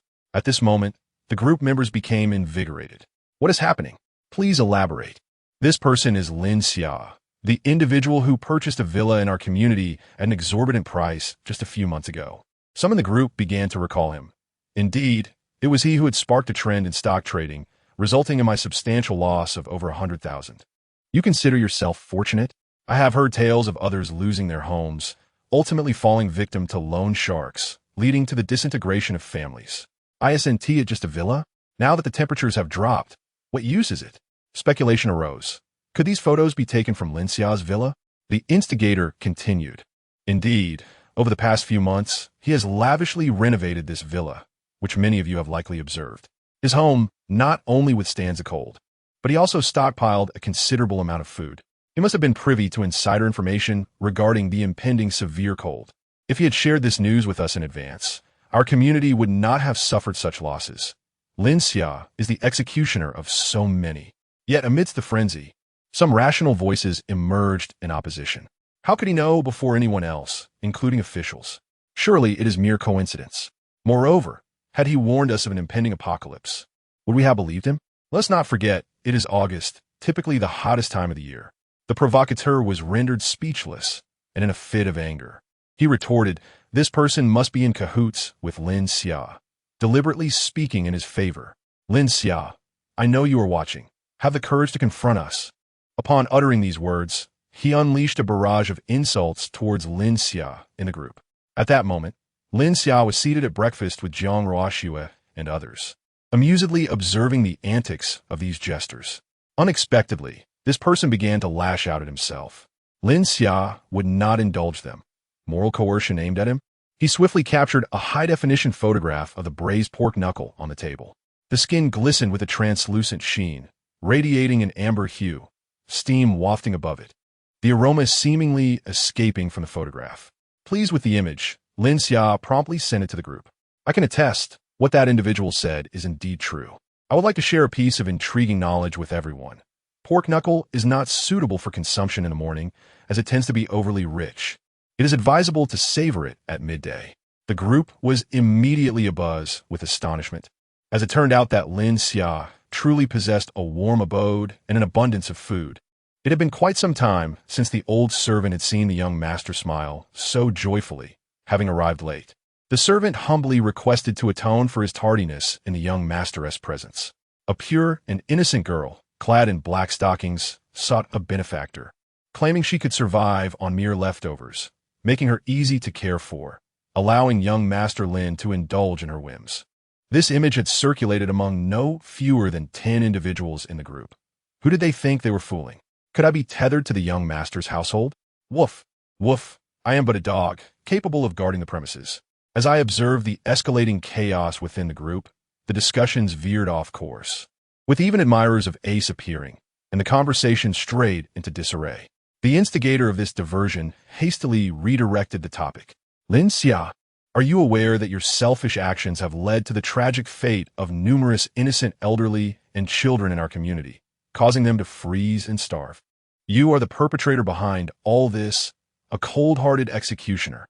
Lin Xia smirked disdainfully upon reading this, pondering whether this individual was akin to a Walmart plastic bag, so full of hot air. Was it merely an attempt to incite some pawns to their demise, conveniently facilitating the seizure of his property? Perhaps he himself was nothing more than a pawn in someone else's game. Lin Xia promptly retorted, you claim to be selfless and noble. Yet where were you when others were on the brink of starvation and freezing? You. This single remark rendered the accuser speechless. Who could deny that resources are precious in these times? How could he possibly engage in actions that would harm himself for the benefit of others? Moreover, just yesterday, he had colluded with others to seize supplies from an elderly neighbor who, it seemed, had tragically taken her own life that very day. You are merely quibbling. Words are futile. Is there anyone willing to join me in seeking an explanation from Lin Xia? Some in the group, upon realizing Lin Xia's favorable circumstances, couldn't help but entertain ulterior motives. After all, might not the law of the crowd protect them? With so many people converging, they might truly breach Lin Xia's stronghold and seize a wealth of goods for themselves, even if they failed to breach it. Should Lin Xia wish to maintain his standing in the community, he would inevitably have to appease the masses with some form of compensation. For them, it was all gain with no risk. Count me in. I cannot abide such selfishness. Lin Xia must provide an explanation and compensate our losses. Include me as well. I possess lock-picking skills. If he refuses to give us an explanation, let him not blame me for lacking compassion. The instigator's eyes gleamed. The ability to pick locks was indeed a rare talent. With him in the mix, Lin Xia would have much to fear. Very well. The lockpicker shall receive a larger share of Lin Xia's compensation, and I shall join as well. At that moment, the greed festering within the hearts of the people was magnified 1,000-fold. They remain indifferent to whether Lin Xia is at fault or what consequences he might face. Their sole concern lies in their own interests. Observing that over 100 individuals are intent on confronting Lin Xia for an explanation, the instigator chuckles with ease. Having exceeded his quota for recruiting pawns, a few hundred against a single individual, advantage lies with us, armed with tools. They're to assemble in the underground garage in half an hour, determined to make Lin Xia compensate for their losses. Acknowledged. Understood. Meanwhile, Chen Dao, who is silently monitoring the situation, wears an expression of disdain. If Lin Xia could be so easily overwhelmed, he would not have lost dozens of subordinates. Nevertheless, he is indifferent to their attempts. Regardless of the outcome, he stands to gain nothing. This is what one might call a mantis stalking a cicada, with a yellow bird waiting in the wings. Inform all brothers. There's work to be done. Soon, we shall embark on a significant endeavor. Chapter 41 Reactions from all sides. Chen Dao gazed at his remaining 2 firearms, a sudden wave of hesitation washing over him. The haunting image of Xiong San, who had stood by his side for over a decade, lying lifeless before him with a crossbow bolt embedded in his skull, resurfaced in his mind. Having always been at the forefront of battle, Chen Dao had never known fear. Yet, in this moment, uncertainty gripped him. Logically, this operation posed little danger. They would not confront Lin Xia directly, but rather target Lin Xia's affluent neighbor. Should Lin Xia indeed fall victim to this group, he could seize the resources of both households, reaping the benefits as a cunning opportunist. Observing the small-time gang leaders who had gradually gathered, awaiting his command, Chen Dao ultimately resolved to heed his inner voice. For this operation, I shall deploy my trusted confidant, Xiongda, to lead the assault. I will remain in our home base to guard against any surprise attacks. Armed with my weaponry, he should find no adversary capable of matching you. Yet vigilance must not wane. Allow the two factions to engage initially. Once they have exhausted themselves in mutual destruction, we shall strike decisively. Remember, safety is paramount. The life of each brother is invaluable. The subordinate leaders, their faces flushed with enthusiasm, echoed in unison, "Yes, boss." These underlings have been thoroughly indoctrinated by Chun Dao over the past few days. His ascent to power was not solely reliant on brute force. His knack for persuading others to risk their lives for him was equally formidable. After the departure of his subordinates, Chun Dao called back Xiong to remember, they may perish, but you must return unscathed. You must ensure your safe return. Despite his formidable stature, Xiongda appeared as docile as a child in Chun Dao's presence, responding with a respectful, "Yes, boss." Jiang Ruoxue was infuriated by the shamelessness exhibited by the individuals in the group chat. How could they be so brazen? They openly proclaimed their intentions to rob, yet pretended otherwise. Was this not a blatant example of moral coercion? Lin Xia, however, smiled indifferently, finding the situation advantageous. This would ease our burden when confronting them. Anyone who chose to follow was no good at heart. Nonetheless, Jiang Ruoxue expressed concern, pondering whether they would be able to contend with a vast number of incoming adversaries. Serena reassured her, "Rest assured, those approaching are merely a rabble. Wounding a few will send them fleeing. They are unlikely to persist in their folly. Even trained soldiers lose their effectiveness after sustaining more than a third of their numbers. What can be expected from these ordinary individuals? They merely appear intimidating.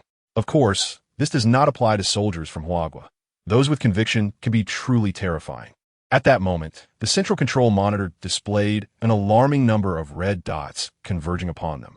Approximately 100 individuals were approaching, with countless more red dots steadily increasing in number. Lin Xia initiated a more detailed scan and discovered that the most intimidating items they carried were merely fire axes, crowbars, and kitchen knives, which posed little threat to the safe house. Thus, he led the two women to the designated shooting position. As Jiang Ruoxue gazed at the firearms and crossbows before her, she pondered briefly before speaking. "Let us first utilize the crossbows. The firearms possess considerable power, which we can reserve for unforeseen circumstances." Jiang Ruoxue then handed one of the guns to Selena. "Sister, your marksmanship is unparalleled. Take this weapon for any unexpected events that may arise." Lin Xiao admired Jiang Ruoxue's resourcefulness, noting how she sought to conserve even in such matters. Little did she know that the firepower at their disposal could annihilate the nearly 10,000-strong neighborhood multiple times over. However, the effectiveness of both the crossbows and firearms was largely similar. Without medical assistance, a hit would likely lead to a swift demise. Jiang Ruoxue then playfully stuck out her tongue at Lin Xia and said, "You wouldn't resent me for being so bossy, would you? If you have any differing opinions, do share. I shall faithfully follow your commands." Lin Xia chuckled, ruffling Jiang Ruoxue's hair. "There's no issue. Your arrangements are quite sensible. As for other directives, let us discuss them in detail later this evening." Suddenly, the previously cheerful Jiang Ruoxue's expression darkened with fear, mirrored by Selena's reaction. The two had overestimated their combat prowess the previous night, resulting in a morning where they were too weak to rise from their beds. Even now, they still struggled to recover, their thighs trembling intermittently. At that moment, an idea struck Jiang Ruoxue, potentially alleviating their predicament. "Lin Xia, I noticed that charming mother-daughter duo next door. They provided us with this intelligence. What if we invite them over to assist us with household chores? It could save us considerable effort. A simple meal would suffice as compensation." Lin Xia was taken aback. "Aren't you too concerned about jealousy? It feels as though you're trying to push me away." If they moved in, his time with them would undoubtedly diminish. At the mention of this, Jiang Ruoxue's complexion paled further. Even the exceptionally fit Selena was reluctant to recall the previous night's humiliating defeat and hurriedly interjected, "Xia, you need not worry about that. This proposal has our unanimous consent. You are far too formidable for us to handle alone. It's better to have more people around the house. We're not greedy. Even a couple of bowls of porridge each day would suffice." Their generosity left Lin Xia feeling somewhat embarrassed. It was all due to the enhancement of their abilities. It seemed necessary to delve deeper into the potential of their powers. Perhaps he could discover a way to channel that energy, enabling them to enter the realm of the extraordinary. That said, he mused that perhaps inviting Su Mu Yin over would not meet with significant opposition from them either. Meanwhile, the group of neighbors outside, who were scheming to take advantage of Lin Xia, had approached the outermost protective door of the safe house. It was exceedingly cold. I had even donned my wife's clothing and wrapped myself in 8 layers, yet the chill persisted. I had barely stepped outside for half an hour, and already my feet seemed to have succumbed to numbness. The underground garage was a frigid -40 degrees, and the outside air plummeted to over -70 degrees. Surely, one would be frozen solid upon stepping out the door. At that moment, someone stumbled upon an object at their feet and, upon bending down to inspect it, was utterly taken aback. Goodness, what is this? Chapter 42. A heavy loss lying on the ground was a lifeless body, several crossbow bolts protruding from it, with blood long since congealed around it. In the frigid weather, the corpse had hardened into a solid state. The agonized expression on his face remained vividly etched, as if he had just recently passed away. Damn, could this be the work of Lin Xia? There was no one else living in this vicinity. I can't take it anymore. I'm out. What we were doing was inherently wrong. Even if Lin Xia possessed an abundance of food, it belonged to him.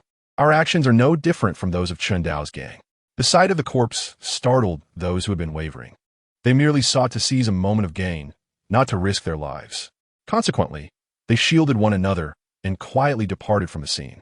The leader hastily stepped forward to steady the morale of the group. What are we afraid of? Do we not understand that the greater the storm, the more valuable the fish? With so many of us, would Lin Xia dare to confront us? One spit from each of us could drown him. Our numbers grant us strength. I trust everyone has realized their food supplies are dwindling. If we miss this opportunity, we will surely starve eventually. Sacrificing one Lin Xia for the well-being of hundreds of us is a fair trade. In the end, we can erect a tablet for him, allowing him to escape his suffering and reside in a blissful realm. Those who had initially faltered slowly regained their resolve.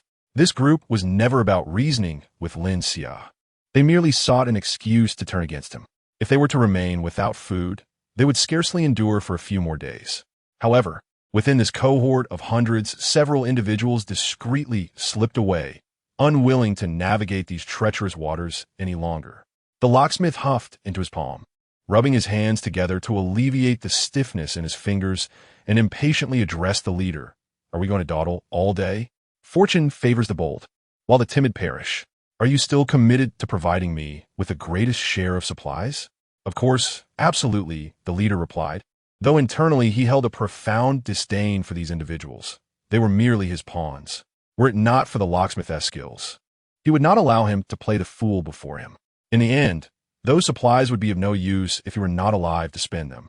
The locksmith wasted no time and pulled tools from his bag. Let us get to work. Yet, as he approached the door lock, he was rendered speechless. After more than 20 years as a locksmith, he had never encountered a lock like this one. It was even more intricate than those found in bank vaults. This special lock could only be forcibly dismantled, and he had only ordinary tools at his disposal, insufficient for a brute force approach. The leader, observing the locksmith standing before the lock with no further action, felt a pang of impatience. Hey, are you capable or not? The locksmith gritted his teeth, casting aside his doubts. He thought, what if this lock is merely intimidating in appearance? And proceeded to attempt a disassembly. As he merely brushed the unlocking tool against the lock cylinder, a powerful surge of high-voltage electricity surged through, instantaneously penetrating the insulation of the tool. With a resounding crack, a brilliant arc of electricity erupted from the door lock, directly entering the locksmith's body. He collapsed in an instant, his expression frozen in the act of unlocking, meeting his demise with an unsettling tranquility. The scattered charges in the air rendered those nearby uncomfortable, their hair standing on end. The leader hastily stepped back, exclaiming, "There is high voltage on the door. Everyone be cautious." At that moment, upon witnessing someone struck down by the electric shock, the crowd erupted into a cacophony of shouts. Lin Xia, you murderer, come out and apologize at once. Can you live with your conscience? Before he could finish, a piercing scream interrupted him. Ah, it hurts. The source of his agony was a crossbow bolt that had embedded itself into his leg, blood gushing forth and saturating his trousers. The crowd, now in disarray, scrambled to find cover. Lin Xia looked at Jiang Ruoxue, who had fired the arrow, astonished by her decisiveness. Jiang Ruoxue, feeling slightly embarrassed under his gaze, shyly smiled and immediately transformed into a protective partner. Who dare to insult you? Such individuals deserve a taste of my arrow. Lin Xia gently ruffled her hair, increasingly convinced that saving Jiang Ruoxue was an undeniably wise decision. Let the shooting commence. Since they dare to come, they must face the consequences. Soon, the trio began to unleash a barrage of crossbow bolts. The shooting point was situated at a considerable distance from the outermost protective door, rendering any attack on Lin Xia nearly impossible. Moreover, the shooting range was remarkably expansive, with little cover in sight. The tightly clustered individuals stood like living targets, easily hit even with closed eyes. The air was filled with screams, wails, curses, and pleas for mercy. Those far away seized the opportunity to flee, while those nearby found themselves trapped, unable to escape, merely serving as targets. At this moment, the leader, glancing ahead, suddenly had a moment of clarity. Everyone, quickly head to the wall beside his front gate. That's the shooting blind spot. The crowd, as if finding a lifeline, hastily retreated in that direction. Lin Xia's crossbow bolts were ruthless. In less than a minute, dozens had been injured. Without prompt medical attention, survival for these individuals seemed bleak. Originally a crowd of several hundred, now fewer than 100 remained, huddled beneath the wall. Lin Xia is utterly inhumane. How dare he shoot arrows at us? His greed for wealth and disregard for life are no different from Chun Dao, a callous executioner. He ought to relinquish his provisions to us. Such a person is unworthy of existence. Among them, some were stirred to wrath by Lin Xia's bolts. What's he boasting about? He only has a crossbow. Wait for me to find something to block with. We shall conceal ourselves behind it and observe what this scoundrel has left in his arsenal. After uttering these words, the individual beckoned a few companions to procure items capable of withstanding crossbow bolts. Leaning against the wall, the leader suddenly conceived an idea. Since the door was impervious to their efforts, surely the wall could be breached. Indeed, what a splendid notion! The surrounding individuals instantly echoed their approval. Those wielding axes and hammers took a more direct approach, already commencing their assault on the wall. However, as the decorative layer of the wall was dismantled, the clash of metal reverberated through the air, causing a cacophony that left nearby ears ringing. Goodness, is there steel plating embedded within the wall? Whose foolish design is this? The wall demolishers erupted in curses, one of them having struck with excessive force, now finding their arm rendered immobile from the shock. Lin Xia regarded their futile attempts with disdain. The materials of his safe house were capable of withstanding even the main cannons of a tank. A defense impervious to metal projectiles could hardly be compromised by mere hammering. Lin Xia, they are hiding behind the wall. What shall we do since the crossbow bolts cannot reach them? Jiang Ruoxue observed their destruction of the wall, her anxiety palpable. Lin Xia smiled faintly. My safe house possesses an abundance of offensive mechanisms. Take note, they're walking into their own trap.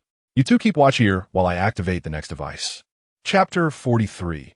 A desperate escape the moment arrived, and the leader chuckled at the sight of the young man, believing his arrogance would soon be quelled. Observing his comrades dragging away the recently dismantled fire door, he felt a surge of confidence. With this barrier in place, the crossbow bolts posed no threat to them. A few of you, come with me. I refuse to believe this door is invulnerable, he declared. Meanwhile, his companions continued to assault the wall, convinced that such a massive structure could not be entirely composed of steel. Surrounded by door panels, the leader approached the protective door, seeking a method to breach it. As the bolts failed to penetrate the fire door shielding them, he taunted with brazen arrogance. Foolish Lin Xia, how will you contend with us now? Just await your demise. Someone like you deserves to descend into hell. Once we gain entry, we shall relish in tormenting you and avenging our injured brothers. Jiang Ruoxue, with a crossbow in hand, felt a sense of urgency. The door panels rendered her bolts ineffective. On the other side, Selena wasted no words and swiftly switched to a firearm. She attentively discerned the direction of the man berating Lin Xia, aligning her sights toward a position behind the door panels. With a gentle pull of the trigger, a faint flame flickered from the muzzle, and a bullet soared forth. The leader clutched his arm, now pierced by the bullet, collapsing to the ground in agony. Blood gushed from the 2 entry wounds, his other hand futilely attempting to staunch the flow. Lin Xia has a gun. Retreat, Jiang Ruoxue exclaimed, astonished at Selena's decisive action. She had not anticipated her companion's ruthlessness in firing a shot. Selena, with a shy smile, responded, Xia is my man. No one shall harm him.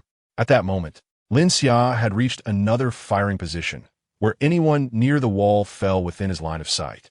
However, he had no intention of drawing his weapon, deeming such an approach inefficient. Instead, he turned to manipulate a mechanism nearby. A high-pressure water cannon gradually emerged from the firing port, revealing a sinister expression upon his face. Extreme cold and icy water make a perfect pair. With a push of a button, a powerful stream of white water erupted from the cannon. The water pressure was immense, propelling the jet several dozen meters, leaving those huddled beneath the wall with no escape. Water! Where's this water coming from? Run! Hurry! The assailants, now abandoning any thoughts of crossbow bolts, realized that being drenched would lead to their freezing demise. Upon contact, the water felt scalding, akin to being doused with boiling liquid. Yet, mere seconds later, ice began to form on their outer garments. If they could not swiftly rid themselves of the water, in a frigid environment of -40 degrees, they would soon become mere ice sculptures. The leader, still reeling from the bullet wound, had no time to catch his breath before the oncoming water jet engulfed him, filling his mouth and nose, rendering him unable to open his eyes. The adrenaline coursing through his body surged uncontrollably, compelling him to flee from the onslaught of water with frantic urgency. In a mere span of minutes, the hundreds of them had been utterly defeated by Lin Xia. They were no match for her prowess. After enduring tremendous hardship, they had finally escaped the confines of Lin Xia's villa. Each individual was drenched, shivering uncontrollably, as shards of ice continuously fell from their bodies with every movement. Their core temperatures plummeted rapidly. If this continued, death would soon be upon them. The leader's condition was equally dire, blood streaming from his arm. If not treated promptly, survival was unlikely. His heart brimmed with resentment, directed towards the source of their plight, the affluent individual. Were it not for him, he would be comfortably resting in his home, free from such torment. Meanwhile, that wealthy person remained at home, awaiting the fruits of their labor, an injustice too great to bear. His fury erupted as he spoke. Friends, our situation is dire. We are soaked to the bone, and with the frigid temperatures outside, returning home seems nearly impossible. After all we have endured, to return empty-handed, can we accept such an outcome? Despite being enveloped in icy water, their eyes mirrored the same resentment and anger. At this juncture, I will be candid with you all. The instigator of this debacle is none other than Lin Xia's neighbor, who, envious of her home and provisions, resorted to such despicable tactics, hoping to reap the rewards from our misfortune. Given this, let us band together and seize his residence. The bounty within could easily fill an entire room. The crowd, now aflame with indignation, realized they had been manipulated. They need not have suffered this humiliation. What a loathsome creature he was, resorting to such underhanded methods to covet another's possessions. His house is not far. If we cannot breach Lin Xia's door, surely we can shatter his. Let us hasten to break down his door. My clothes are on the verge of freezing solid, and if this continues, we shall surely perish from the cold. Let's go. Let us set his house ablaze and warm ourselves. With that, they redirected their ire towards the affluent man's abode. Meanwhile, Xiongda and his cohorts remained concealed at a distance, observing the unfolding chaos with a sense of relief. Thank goodness they had departed swiftly that day. Otherwise, they too might have been swept away by Lin Xia's high-pressure water assault, potentially leading to their annihilation. Boss, it seems they are fleeing. Should we pursue them now? They are certainly no match for us. Xiongda scrutinized their escape route, feeling a wave of relaxation wash over him as he remarked to his subordinates. Look at their direction. They are not merely escaping, but rather, they intend to raid that wealthy man's home. Their actions conveniently spare us from trouble, allowing us to effortlessly reap the rewards. Our leader is truly wise. A loyal subordinate beside him eagerly lavished praise, hoping that when the spoils are divided, the leader would grant him a larger share. Chapter 44. A mother and daughter's prayer. The wealthy man gazed anxiously at the throng outside his door, frantically pounding against it. His residence was not fortified like Lin Xia's. The solid wooden door could not withstand the onslaught for long. In desperation, he sought assistance within the group he had established. However, at that moment, no matter the promises he made, he was met with silence, and some members had discreetly exited the chat. The casualties from the attack on Lin Xia's household were grave, and his actions had incited public outrage. His misdeeds had been laid bare within the homeowners group. And who would dare to assist him now? Their reputations had become irreparably tarnished, and even they found themselves in dire straits. Meanwhile, the teacher, sensing the peril outside, hurriedly took the school beauty to a concealed storage room within the villa. After locking the door, they huddled together in the dark corner, trembling in fear. They shuddered at the thought of what brutal methods awaited them should the intruders breach the room. The teacher quickly extracted her phone to send a distress message to Jiang Ruoxue, her last glimmer of hope. Yet, the chat window spun endlessly. The signal in the storage room was abysmally poor. Just then, the sturdy wooden door could no longer withstand the relentless assault and was finally shattered. The sounds of shouting, crashing, and the wealthy man's anguished cries echoed even within the storage room. The two girls clung tighter to one another, too frightened to open the door and risk losing the little signal they had. They cautiously pressed against the door seam, fervently wishing for the message to be sent. In her heart, she vowed that if Lin Xia and his group could save them, she would serve him faithfully, far better than being tortured to death by a mob. Meanwhile, Lin Xia and his companions remained vigilant at the shooting point, wary that their adversaries might be feigning retreat only to strike back unexpectedly. He prepared to fire at a moment's notice, armed with ample weapons and ammunition, indifferent to the potential waste. At that moment, Jiang Ruoxue's phone finally received the teacher's distress signal, prompting her to anxiously inform Lin Xia. They have gone to attack that wealthy man. The mother and daughter are in danger. We must find a way to rescue them. They are the sisters I have envisioned. Upon hearing this, Lin Xia recognized the urgency of the situation. After Jiang Ruoxue's relentless persuasion, he felt a surge of compassion for the duo and wished to assist them. Yet, he hesitated, uncertain of their sincerity, haunted by the psychological scars left by Bai Qian in his previous life. Had Jiang Ruoxue and her mother not endured his scrutiny for so long, he would not have placed such trust in them now. However, time is of the essence. Should we delay even a moment longer, the mother and daughter may very well fall victim to a heinous fate. If such a tragedy were to transpire, Lin Xia would find it utterly unbearable. The winter clothing lies in the living room. Let us hasten our departure. In this apocalyptic existence, survival is a formidable challenge, and we must stand shoulder to shoulder, for every life we can save is a victory.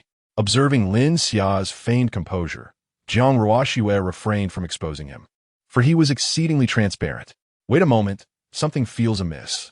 As Lin Xia and the others donned their garments, a multitude of crimson dots appeared on the surveillance monitor in the living room, all converging towards the affluent family's residence. Analysis of the nearby surveillance footage suggested that this likely involved Chun Dao and his gang. Exercising caution, Lin Xia activated a more detailed scanning program. Indeed, the display revealed that one among them was armed with a firearm. He magnified the image of this individual and projected it onto the living room's large screen. Lin Xia silently deliberated whether to venture outside, if they were to leave the safety of their refuge, and if any of them fell victim to that gun. The repercussions would be dire.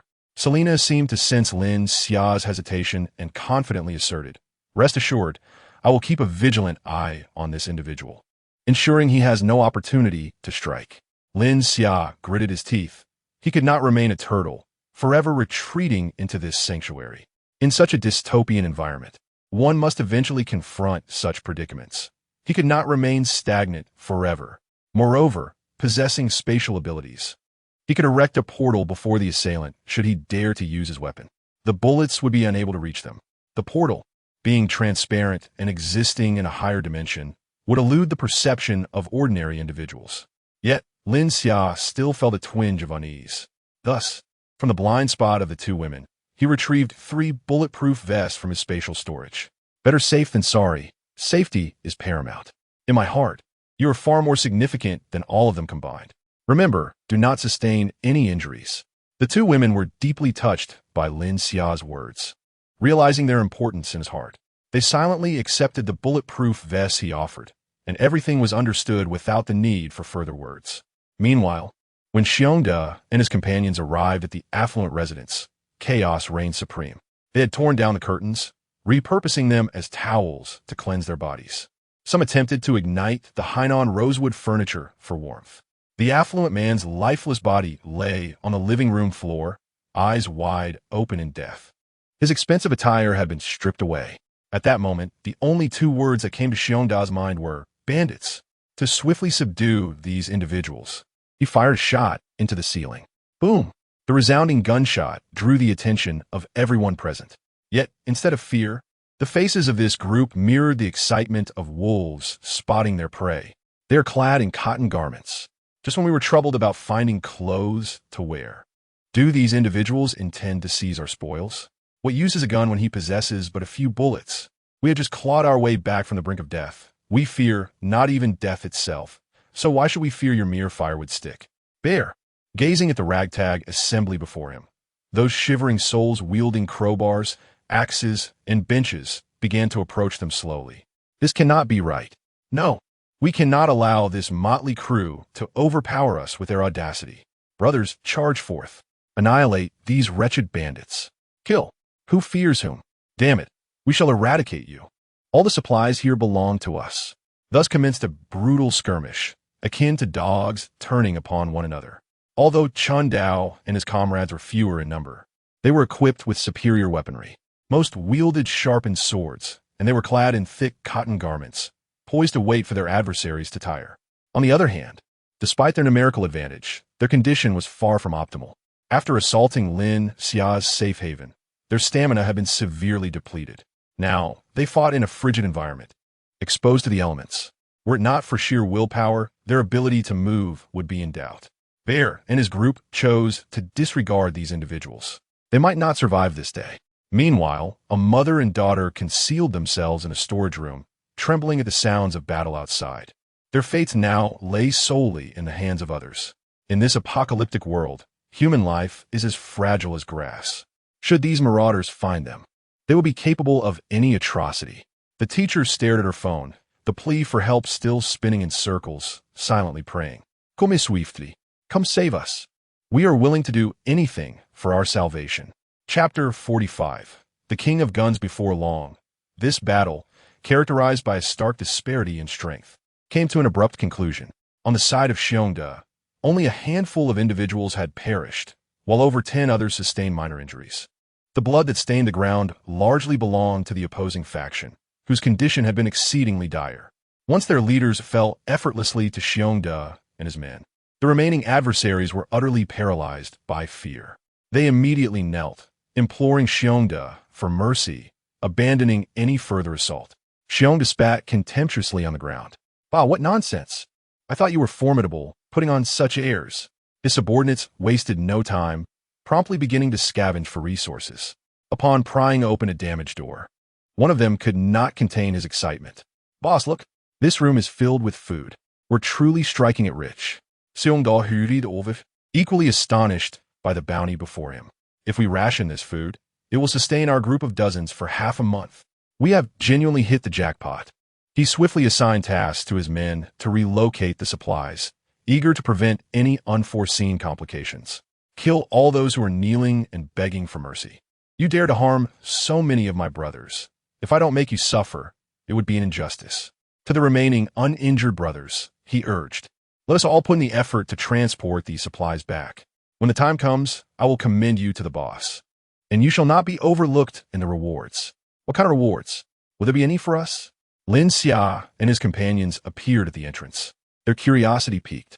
Upon seeing Lin Xia, Xiongda was initially struck by fear. Their previous encounters had ended in devastating defeats for him. Particularly haunting was the recent attack on Lin Xia's safe house, where he had lost nearly half his men to that dreadful crossbow. The memories of fallen comrades plagued his nightmares for many days. Yet, recalling that Lin Xia had already vacated the safe house, and with their numbers on his side, he felt emboldened. Brothers, charge with me. We shall eliminate Lin Xia, and the boss will certainly reward us handsomely.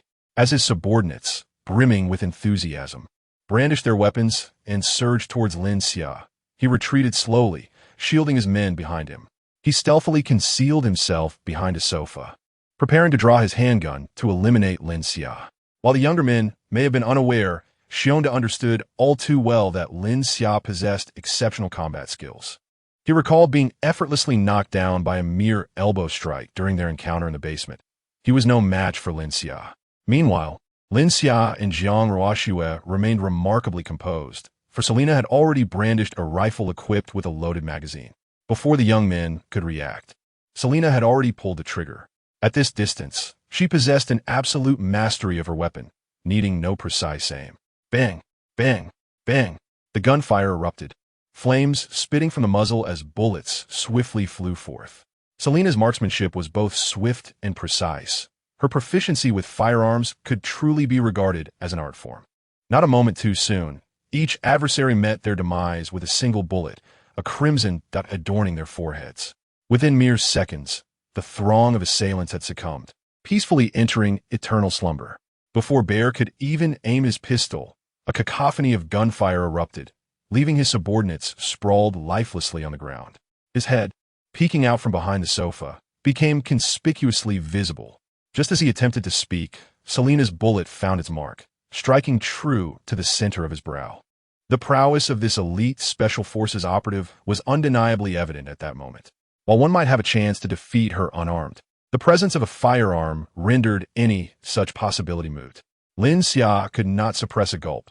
He pondered where one might procure such a lock to emulate her skills. Even Jiang Ruoxue's eyes sparkled with admiration. "Sister, I wish to learn this. Teach me, please." It appeared she harbored a hidden penchant for violence, leaving Lin Xia feeling somewhat embarrassed. The current Jiang Ruoxue bore no resemblance to the ethereal, graceful fairy she often portrayed at home. Those who had knelt in supplication were now rendered speechless. What folly had driven them to attempt to seize Lin Xia's supplies? The very group that had flaunted their bravado moments ago had been dispatched in mere seconds. How could such formidable individuals exist within their community? "Sir, please spare us. We were in the wrong. We should not have dared to oppose you. We were simply too hungry, with elderly and children relying on us for sustenance. We had no choice." Seeing that Lin Xia and his companions remained unresponsive, they began to strike their own faces in desperation, weeping as they pleaded for mercy. "We are sorry. We were wrong. Please forgive us." Lin Xia approached Bear, retrieving the pistol that had fallen to the ground. It was an antiquated M1911, incomparable to modern domestic firearms. Its most suitable fate would likely be residing in a collector's showcase. After ejecting the magazine, he discovered only 3 bullets remained. Replacing the magazine, he aimed the gun at the kneeling figures, his expression betraying uncertainty. Aside from the injured, perhaps only 8 or 9 individuals remained unscathed. While these individuals were indeed culpable, executing them all seemed excessive. Lin Xia did not consider himself a virtuous man, yet he was not inclined towards indiscriminate slaughter, and today's toll had already been considerable.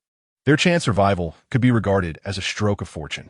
In that instant, an idea struck him, and a subtle smile crept across his lips.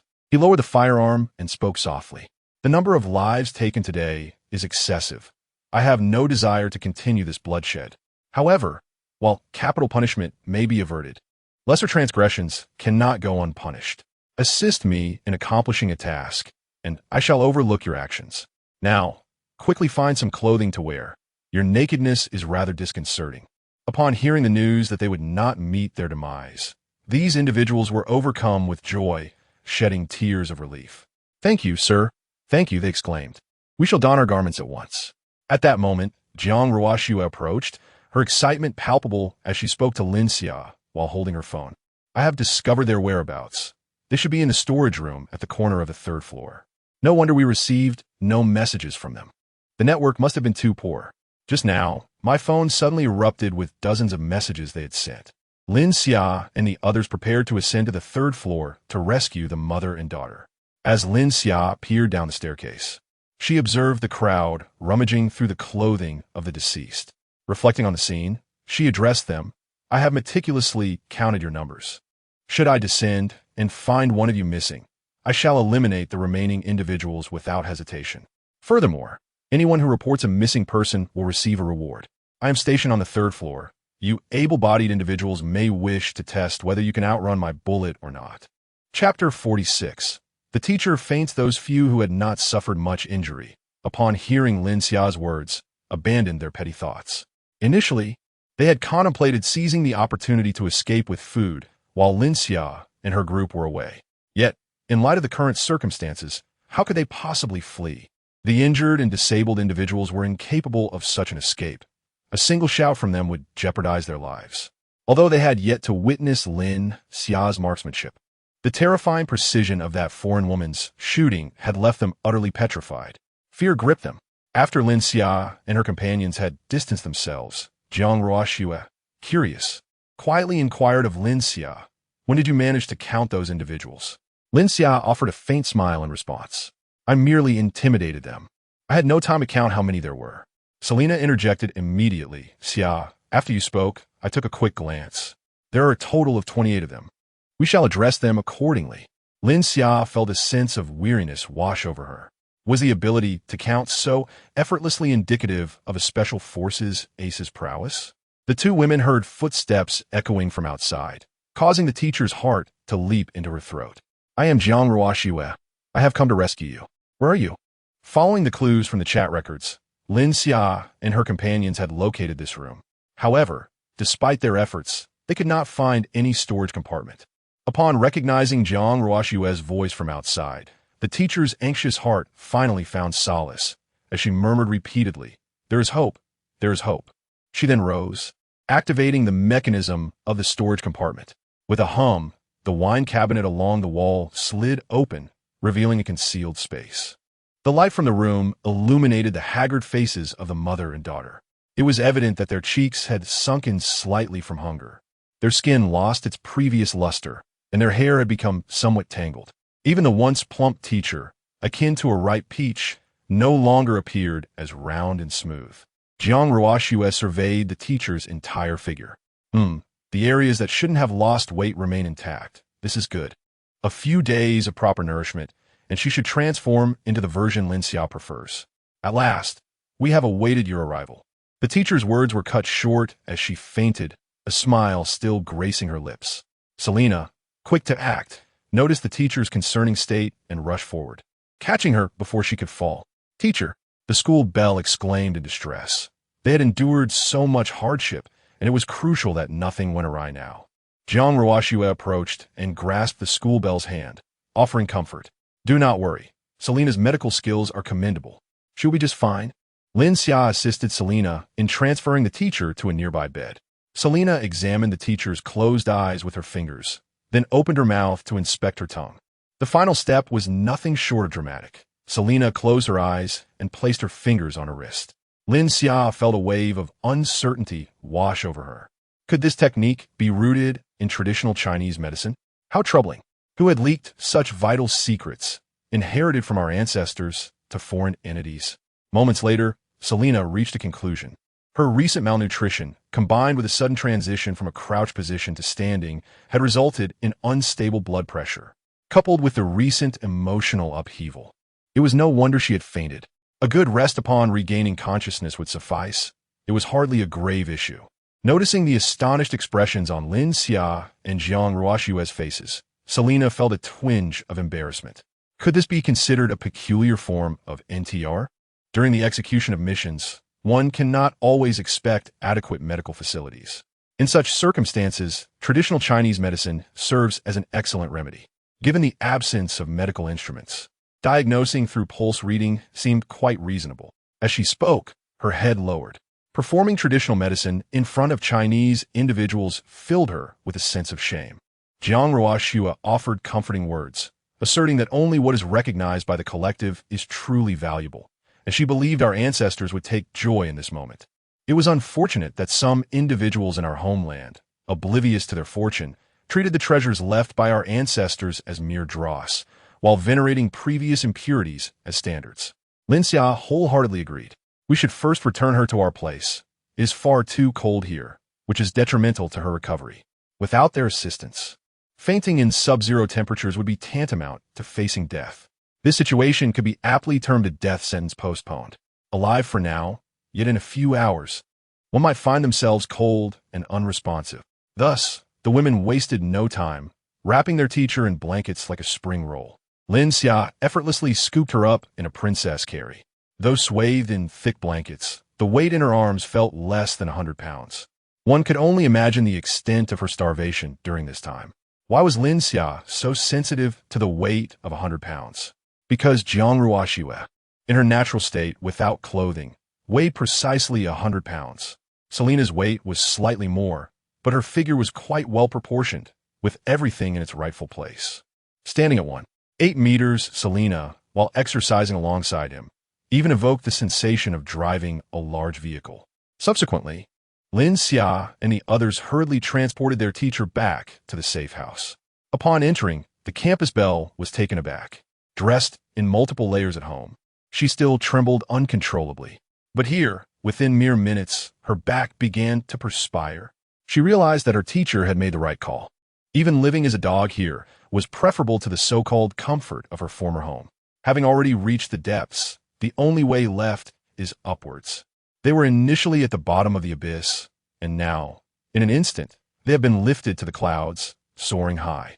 She silently vowed that as long as Lin Xia did not let them leave, she would not hesitate to sacrifice all her dignity for Lin Xia. In fact, as long as it ensured her teacher's safety, she would endure any torment Lin Xia might impose upon her, even if it were for his amusement.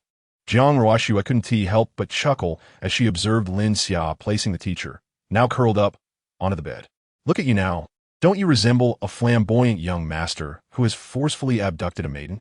And we are but your complicit maidservants, aiding and abetting your misdeeds. Lin Xia, feeling somewhat awkward, rubbed his nose, unsure of how to respond. In a sense, Jiang Ruoxue's description was remarkably apt.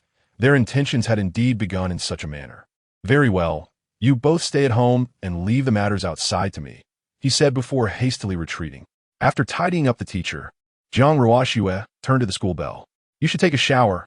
Your figure is quite similar to mine. After your bath, well, my clothes for now. I will prepare something for you to eat. You have been hungry for too long, and it is unwise to consume too much at once. Rest assured, all that has transpired is now behind us. Here, as long as Lin Xia is content, there will be no chaotic occurrences. Chapter 47. The daunting task. Lin Xia swiftly returned to the opulent abode, where he found a group of trembling individuals kneeling on the ground, precisely 28 in number. Not a single one dared to flee. Holding a rifle in his hand, he slowly entered the room, casually stowing away the wretched handgun he had acquired from Xiongda, deeming it unworthy of future use. Surveying the scene, Lin Xia noted with satisfaction that no one was missing. Their performance had been commendable. The group lowered their heads in unison, murmuring, "We dare not defy your command, esteemed sir." Among them, one individual repeatedly bowed in reverence, tears welling in his eyes as he implored, "Lord Lin, I am at fault for my greed and misdeeds. However, I have a family relying on me. Might you consider sparing us?" Lin Xia remained unresponsive, slowly articulating, "I am not a murderer. The consequences you face today are merely the result of your own actions." The kneeling crowd, though seething with indignation, dared not voice their anger. You may not be a killer, yet the foreign beauty at your side shows no hesitation when it comes to taking lives. She dispatched dozens without even changing the magazine. Those injured had already faced their due punishment, and Lin Xia concluded that their grievances were now settled. In a moment, each of you shall receive 10 bags of bread or instant noodles, and then you may return. He surmised that the injured might not survive long in such dire circumstances. Their fate, henceforth, rested in the hands of destiny. Lin Xia felt little inclination to pursue further retribution. Let them indulge before their demise, he thought. The injured, overwhelmed with gratitude, bowed repeatedly, thankful that they had managed to keep the able-bodied from escaping, for otherwise, their provisions would have been lost. One by one, they limped away from the storeroom, each expressing heartfelt thanks as they passed Lin Xia. "Thank you, Lord Lin. Thank you, Lord Lin." Before long, the last of the injured had departed, leaving behind 9 able-bodied individuals still kneeling on the ground. Lin Xia approached them, inquiring, "Do you wish for food as well?" The man who had first bowed fervently raised his head, pleading, "Lord Lin, I truly need this food. If not, you may strike me down to alleviate your anger, as long as I can receive some provisions in return." Lin Xia smiled faintly. "There is no need for such drastic measures. I actually have a task that requires your assistance." Upon its completion, not only will I refrain from punishing you, but I will also provide you with food. Are you willing to assist? The other kneeling individuals, upon hearing this proposition, began to stir with excitement. They were willing to risk everything, even confront Lin Xia, solely out of desperation for sustenance, having run out of provisions at home. They gazed enviously at the injured, who could take away such an abundance of food, regretting why they themselves were not harmed. To venture through fire and water, indeed, exclaimed old Master Lin. The first person to kneel on the ground immediately displayed a sycophantic grin akin to that of a lackey. Excellent, very spirited. In a certain household numbered 8 to 802, there resided an individual named by Qian. This family comprised 4 members, and I require each of you to take turns attending to all 4 of them. Each individual must be recorded for no less than 10 minutes, capturing a total of 40 minutes of video on your mobile devices. You may come to me tomorrow noon to collect your reward. Each 40-minute video can be exchanged for 10 bags of bread or instant noodles. Remember this, do not harm them. Lin Xia cast a glance over these individuals, ultimately resting his gaze on the one who had initially bowed down. You will be responsible for overseeing and tallying the numbers. I will leave you a contact later, and you shall connect with me tomorrow noon. If your videos fall short by even a minute, all rewards for your group will be forfeited. However, if you perform well in this task, I shall grant you an additional 10 pieces of bread tomorrow. Will you undertake this task? Given such generous terms, any hesitation would be an affront to the sustenance offered. Fearful of Lin Xia's wrath, he felt an urge to crawl over and lick Lin Xia's shoes clean. Let us do it. Let us do it. They vowed to fulfill old Master Lin's task. Now be gone. After delegating this task, Lin Xia lost interest. After all, the food provided was of poor quality, hardly worthy of his attention. It was a no-risk deal, profit was profit, and he could also delight in annoying Bai Qian. Simple-minded, yet it served both purposes. Let us get going, let us get going. They hastily departed, for time was indeed bread, and they dared not squander a moment. They dashed out of the villa, only daring to pick up the scattered weapons from the ground once Lin Xia was out of sight. Brothers, wait a moment, I have something to say. Listening to Lin Xia, it seemed this family comprised both men and women, young and old. To maintain a 40-minute struggle would likely pose a considerable challenge for the brothers. Some faces betrayed concern, and one responded, "This is indeed a dilemma. To be frank, in my youth, enduring 3 days without rest was trivial. But now with age, even 3 minutes feels taxing." Others nodded in agreement. A 40-minute video was undeniably a tall order. The initial speaker continued, "To be honest, I have stockpiled many imported pills at home. Today, we are all brothers sharing life and death. I will not ask much of you. 1 pill for 2 pieces of bread, and how much each of you ultimately earns depends on your own abilities." Before the crowd, a glimmer of realization sparkled. This method was indeed commendable, and he had not demanded much in return. In comparison to 10 loaves of bread, 2 loaves were hardly a burden, and regardless, they would not suffer any loss. The one who would truly fret tomorrow would undoubtedly be Lin Xia. Hey. Lin Xia, after all, was quite an earnest individual. The misconceptions surrounding Lin Xia were far too profound. Indeed, the biases harbored in people's hearts resembled an insurmountable mountain. The benevolent Lin Xia, when the time comes, we must certainly advocate for him within the owner-s group. The crowd could not help but exchange smiles, for they were about to reap significant gains. Soon after, Bai Qian's home was forcefully invaded by 9 burly men. "Ah, what do you beasts intend to do?" "Stop, I'm a man. You have mistaken the wrong person." "Ah." Following this, Bai Qian's family was left in a state of utter disarray. Lin Xia wandered through the opulent residence, diligently collecting any edible supplies he could find, stowing them away in his spatial abilities. Although these inexpensive provisions failed to pique his interest, having come this far, he could not return empty-handed. If one were to speak of the most delectable food, it would undoubtedly be that prepared by Su Mu Yin. A single taste was unforgettable. Lin Xia found himself reminiscing about the distant Su Mu Yin. Chapter 48. A shift in the wind after tidying up the opulent residence. Lin Xia leisurely made his way back home. Upon entering, he found 4 women gathered in the living room, with the campus belle feeding the teacher a bowl of porridge. Both appeared to have red-rimmed eyes, suggesting they had been weeping. The campus belle, perhaps just emerging from a bath, radiated an aura of pure innocence akin to a lotus blossom in clear water. The teacher exuded a gentle, submissive charm of a devoted wife, complemented by her mature, intellectual demeanor, rendering her impossible to look away from. Truly, she was an exceptional beauty. Despite her current state of despair, she possessed a unique allure. Upon seeing Lin Xia return, the teacher abandoned her porridge and, without hesitation, pulled the campus bell before him and knelt down. Lin Xia, still clad in his heavy outer garments, hurriedly interrupted their actions and helped them to their feet. With tears in her eyes, the teacher expressed her heartfelt gratitude. "We cannot thank you enough. Had it not been for your intervention, we might have perished today." Lin Xia felt a bit embarrassed, wondering what he had truly done. It seemed to him that he had merely taken a stroll. He had not even been the one to eliminate the threats they faced. "If you wish to express your gratitude, direct it towards Jiang Ruoxue. She has been the one caring for you, and was the driving force behind our rescue." Jiang Ruoxue, with red-rimmed eyes herself, softly added, "We have already expressed our thanks to Sister Jiang. I am Nangong Shui, and she is Qiao Ninian. From now on, we shall handle all the household chores. We truly do not know how we can repay you," they said earnestly. Jiang Ruoxue stepped forward to ease the tension. All right. From this day forth, we are all family. Let's not make the atmosphere so somber." Lin Xia, drenched in sweat and hardly having time to shed his clothes, felt the oppressive heat closing in on him. "We can discuss the future later. Our household has no strict rules. Our sole purpose is to serve young Master Lin," she declared. "Isn't that right, my dear sister?" Selena nodded enthusiastically from aside. Indeed, her sister was adept at swiftly securing 2 new allies. Their lives would surely become easier henceforth. Nangong Shui and Qiao Ninian understood the implications hidden within Jiang Ruoxue's words. During Lin Xia's absence, Jiang Ruoxue had already clarified these matters with them.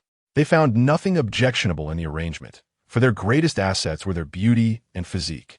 In this harsh, post-apocalyptic world, finding a stable place to survive was paramount.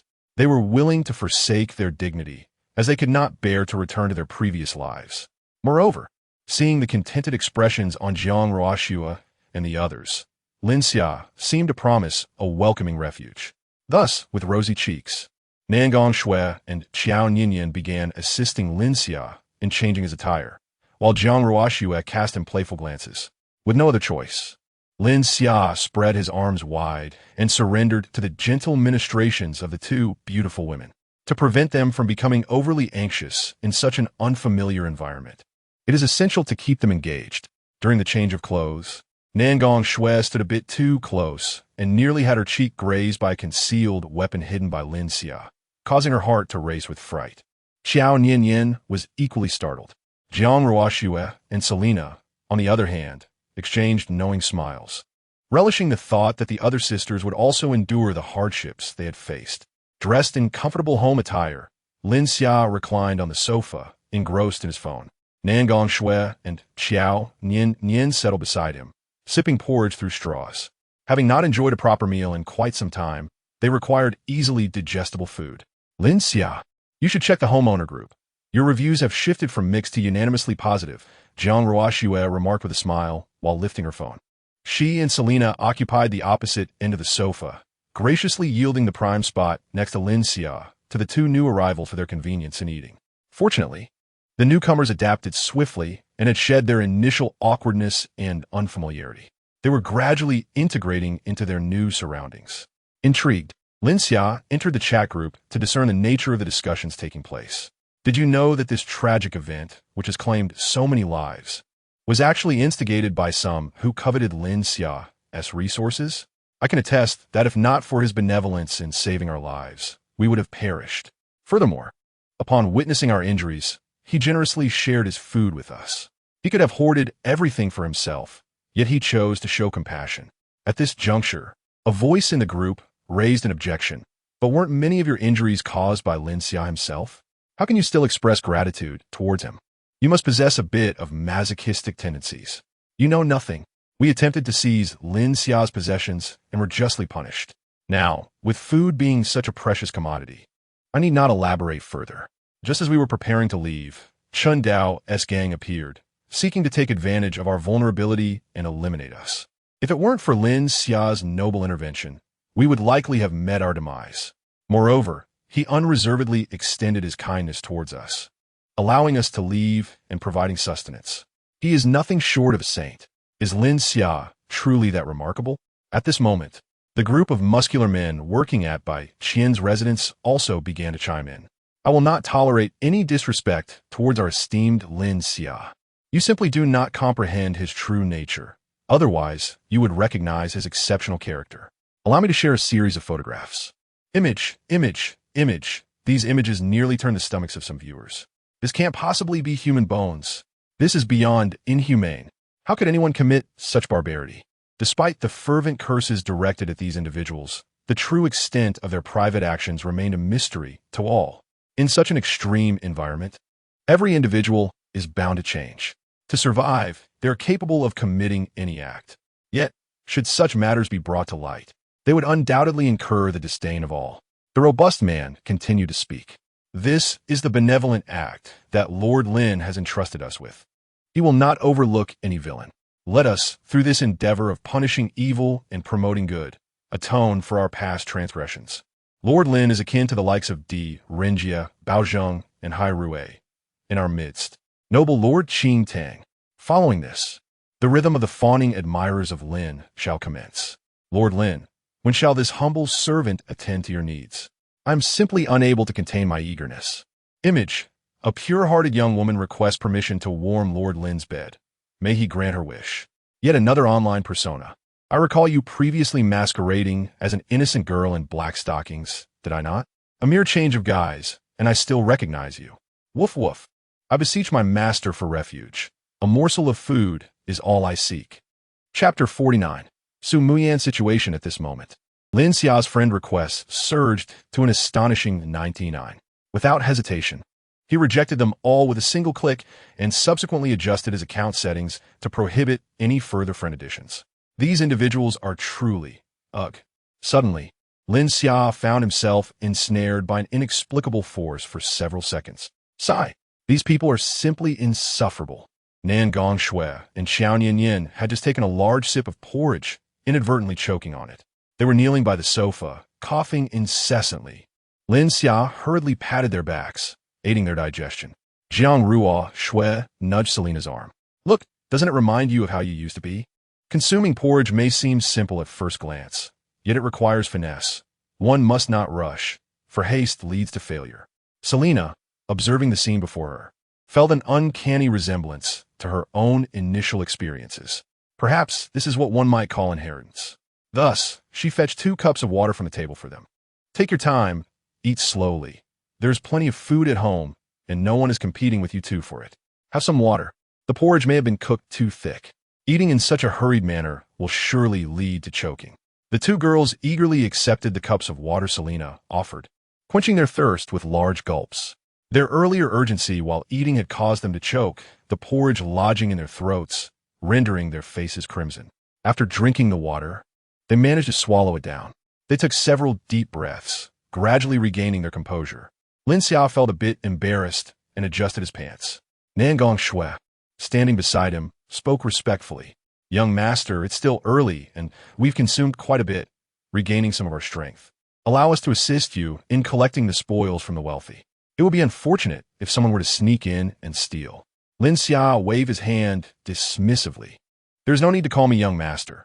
You may address me as Lin Xia, just as Jiang Ruo Shui does. Here, we are all equals, and such titles are unnecessary. I have already organized the food and supplies over there, so you need not go there again.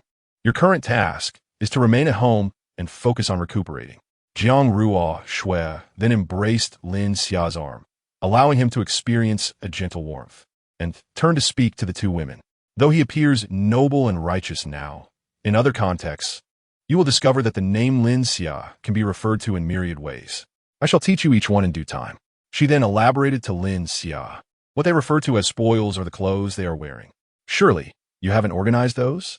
They cannot possibly wear my clothes indefinitely. They have plenty of their own over there. Moreover, there are many outfits that you adore, and we shall all wear them together for you to see. Upon hearing this, Lin Xia's spirits lifted, and he sat up straight with renewed vigor. He was so preoccupied with picking up trash that he forgot such an important matter. Come on, let's go together. There is strength in numbers. Jiang Ruoshu chuckled softly, noting that Lin Xia remained as ever. A bit of a lecher. No need for that. We had already discussed these matters before you arrived. Let us proceed. We also have a plethora of private conversations to share with our two sisters. The safety concerns can be entrusted to Selena. You only need to help her find 2 sets of winter clothing. Just be the diligent homemaker and await our return. At that moment, Lin Xia felt a twinge of disappointment at not being able to see those precious treasures right away. However, on the flip side, one could argue that it heightens anticipation. All right, I have a large powered cart in the second basement. You can use that to transport things. It will save effort. I shall prepare dinner at home and await your return. He then stood and pretended to search for winter clothing in the room. In truth, he discreetly retrieved suitable winter outfits for them from his space. He also utilized his spatial abilities to connect to the second basement, placing the prepared cart there. Such an important task warrants the provision of adequate gear for them. Observing the 4 women donned in their winter attire, Lin Xia handed a gun to Selena. Exercise utmost caution. Safety is paramount. Selena accepted the weapon and saluted. Yes, Commander. Task completion guaranteed. She then shot Lin Xia a flirtatious glance. Lin Xia couldn't help but laugh. She was even engaging in roleplay. He hoped she could maintain this demeanor in his room later that night. Subsequently, Lin Xia retrieved the meal for the evening from his space, placed it in the kitchen to warm, and returned to the living room. He projected the surveillance and monitoring visuals onto the large screen in the living room. Should they encounter any unexpected situations, he would be prepared to rush to their aid immediately. These were his treasures. Even the slightest scratch or bump would cause him lingering heartache. At this moment, Chun Dao had been sitting silently in his room for quite some time, lost in thought. The 2 recent operations associated with Lin Xia had resulted in significant losses for him. Particularly this time, he felt a mixture of heartbreak and relief, a whirlwind of emotions. Luckily, he hadn't gone this time. None of his partners had returned alive. Had he accompanied them, he might have been preparing for reincarnation by now. He pondered deeply and eventually instructed his subordinates beside him. From now on, designate an area surrounding Lin Xia as a no-go zone. Unless I give a command, no one should venture there to trouble him. We shall expand our territory in the opposite direction of Lin Xia. If we cannot provoke him, we can certainly avoid him. Yes, boss. His subordinates sighed in relief. To trouble Lin Xia, they would need to possess considerable courage. Recently, Sun Mui's days had not been particularly pleasant. Although food was relatively abundant, the fuel for heating had nearly run out. Their current lives lacked the tranquility they once possessed. In recent days, the group of chefs downstairs frequently attempts to ascertain their situation under the guise of delivering food. However, they have not consumed a single morsel of the offerings, discarding them instead. They would rather gnaw on cold bread than risk ingesting whatever may have been tainted in those meals. Lin Xia's words echo constantly in their minds. Do not overestimate human nature. 2 stunning beauties, with a wealth of supplies in their room, are bound to incite the envy of many. Were it not for the firearm Lin Xia provided, which deterred the chefs attempting to forcibly intrude yesterday, they might have encountered dire consequences. Miss, should we contact Lin Xia and have him come to escort us away? While there is still a fair amount of food, their fuel is nearly depleted, and their water supply is dwindling. With no balcony at their disposal, even melting snow for drinking water is not an option. Moreover, a multitude of watchful eyes lurks below, casting covetous glances in their direction. Su Qian's worry has persisted since yesterday, as the events truly frightened her. Had her mistress not decisively fired the gun to repel those who sought to break in, the aftermath would have been unimaginable. Chapter 50. The miserable chefs in the once noble and elegant eyes of Su Muyin, there now resided an unmistakable weariness. The relentless pressure of recent days had inflicted unimaginable torment upon her spirit. Apart from the fleeting solace she found in her nightly conversations with Lin Xia, her nerves remained perpetually taut. The harsh environment, unpalatable food, and the malevolent individuals surrounding her contributed to her distress. Throughout this tumultuous period, she had exhausted all her connections, business, political, and military. Yet, they were either trapped within their confines, powerless to assist, or they had fallen silent, their messages vanishing into the ether as if they had ceased to exist. Even the young talents who had persistently pursued her had become painfully pragmatic, none able to extend a hand in her time of need. One reason she refrained from discussing her plight with Lin Xia was her skepticism that an ordinary person like him could possess greater influence than those she had known. Another reason was the belief that if one harbored no expectations, one would not face disappointment. Should Lin Xia's response prove negative, she would lose all hope. In such a scenario, rather than resorting to the indignity of selling her body to survive, she would prefer to embrace death. Her pride forbade her from such degradation. Meanwhile, the cooks who had terrified Su Mu Yin and her companions were now kneeling, pleading for mercy. Before them stood a man clad in 3 layers of security winter attire, wielding a long steel pipe. With an air of superiority, he sat with one leg crossed over the other in a grand office chair. "Did you just say that Miss Su Mu Yin is on the top floor?" The security captain, Xiao Zhan, glinted with greed in his eyes. Who in this building was unaware of the esteemed Su Mu Yin? Her allure was irresistible to any man. She was, in every sense, a true paragon of beauty, representing the pinnacle of society. In comparison, even the most celebrated celebrities seemed almost ordinary. Her superiority encompassed beauty, physique, grace, and lineage, all of which left others in her wake. His sole connection to her was a privilege granted only to him as captain, taking her car keys to park her vehicle. Now, this illustrious lady was above him. Did that not present him with the opportunity to claim her for himself and indulge his desires? A lewd smile crept across Xiao Zhan's face. Praise the apocalypse. Without it, I would never have the chance to possess such a noble lady. The chef kneeling on the ground wore a forced smile of appeasement, even as his back bore the marks of the captain's earlier assault. He endured the pain, striving to placate the man before him, who no longer resembled a human. How could a normal person summon a yellowish light membrane before them? When he and his cohorts swung their kitchen knives with all their might, they could not inflict a single scratch upon that radiant barrier. "Master, it is indeed her. Just yesterday, we visited and found her in a room on the top floor. However, she was armed with a firearm, preventing our entry.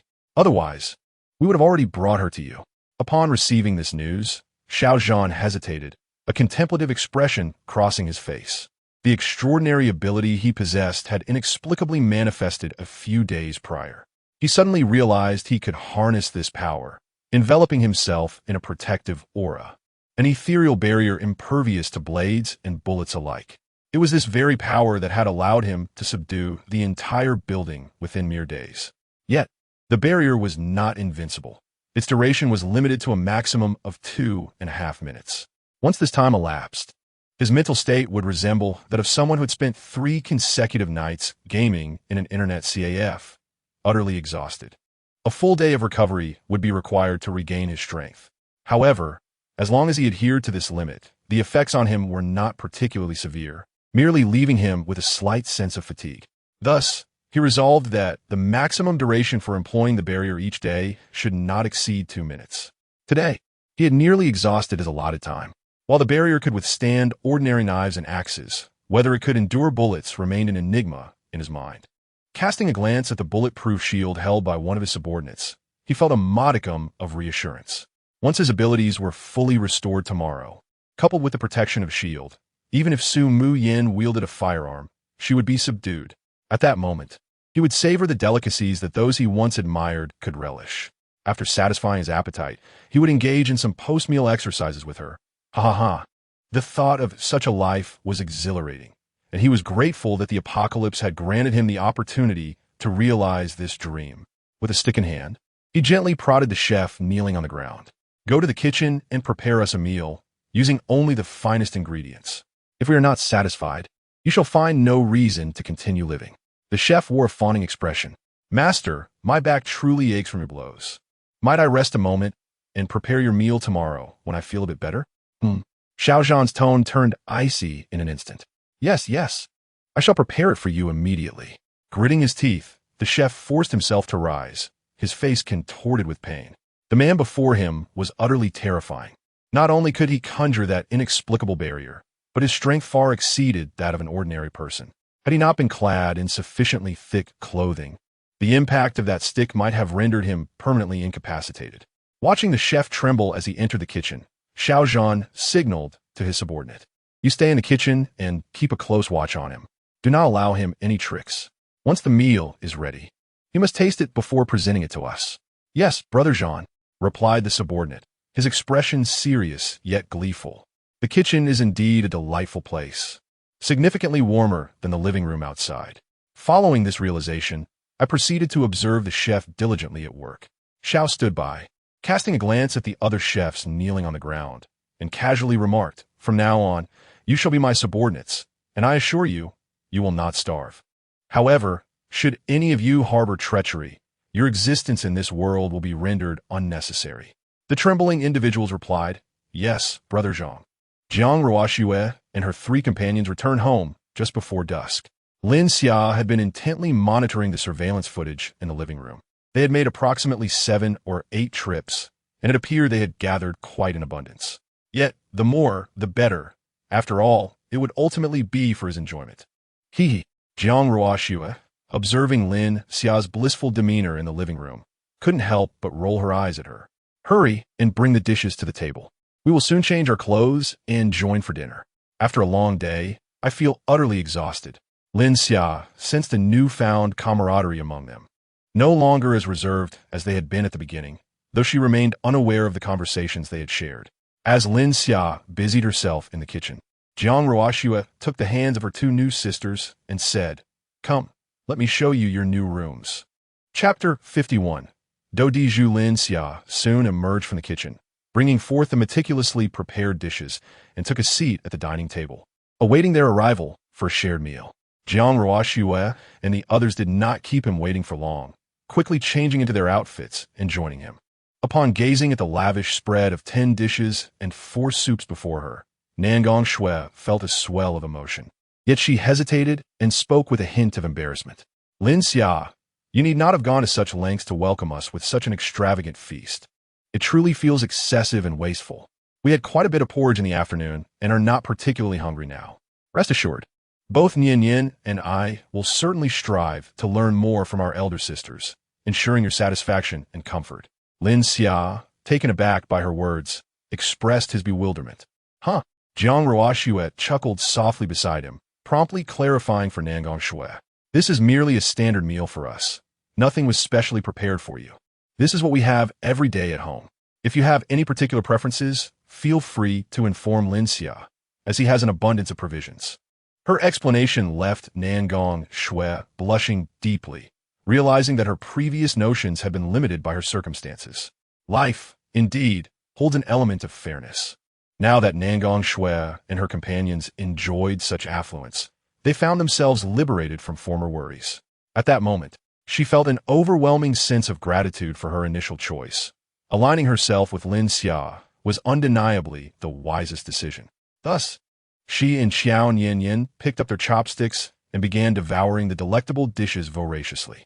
They continued to eat without pause, their initial lack of hunger forgotten, as if their stomachs had been completely emptied. The food was simply too delightful to resist. In the warmth of the home and the embrace of delicious cuisine, she silently vowed to herself that she would never leave this place. Wasn't it merely about keeping Lin Xia content? What difficulty could that possibly entail? With her unique advantages, she felt an unwavering confidence in this regard. Years of dance practice had not been in vain, and coupled with her status as Xiao Nianyin's nominal mother, victory seemed assured. Little Lin Xia was bound to be won over. Meanwhile, Jiang Ruoxue and the others had long since finished their meals. Observing the 2 new sisters continue to indulge, they were in no rush. "Lin Xia, we acquired an overwhelming amount of clothing earlier, and there is simply no room left at home. Would it be permissible for me to convert the 2nd basement into our exclusive dressing room?" Jiang Ruoxue inquired, her eyes sparkling with charm as she gazed at Lin Xia. Without a moment's hesitation, Lin Xia replied, "Of course, that is no problem at all.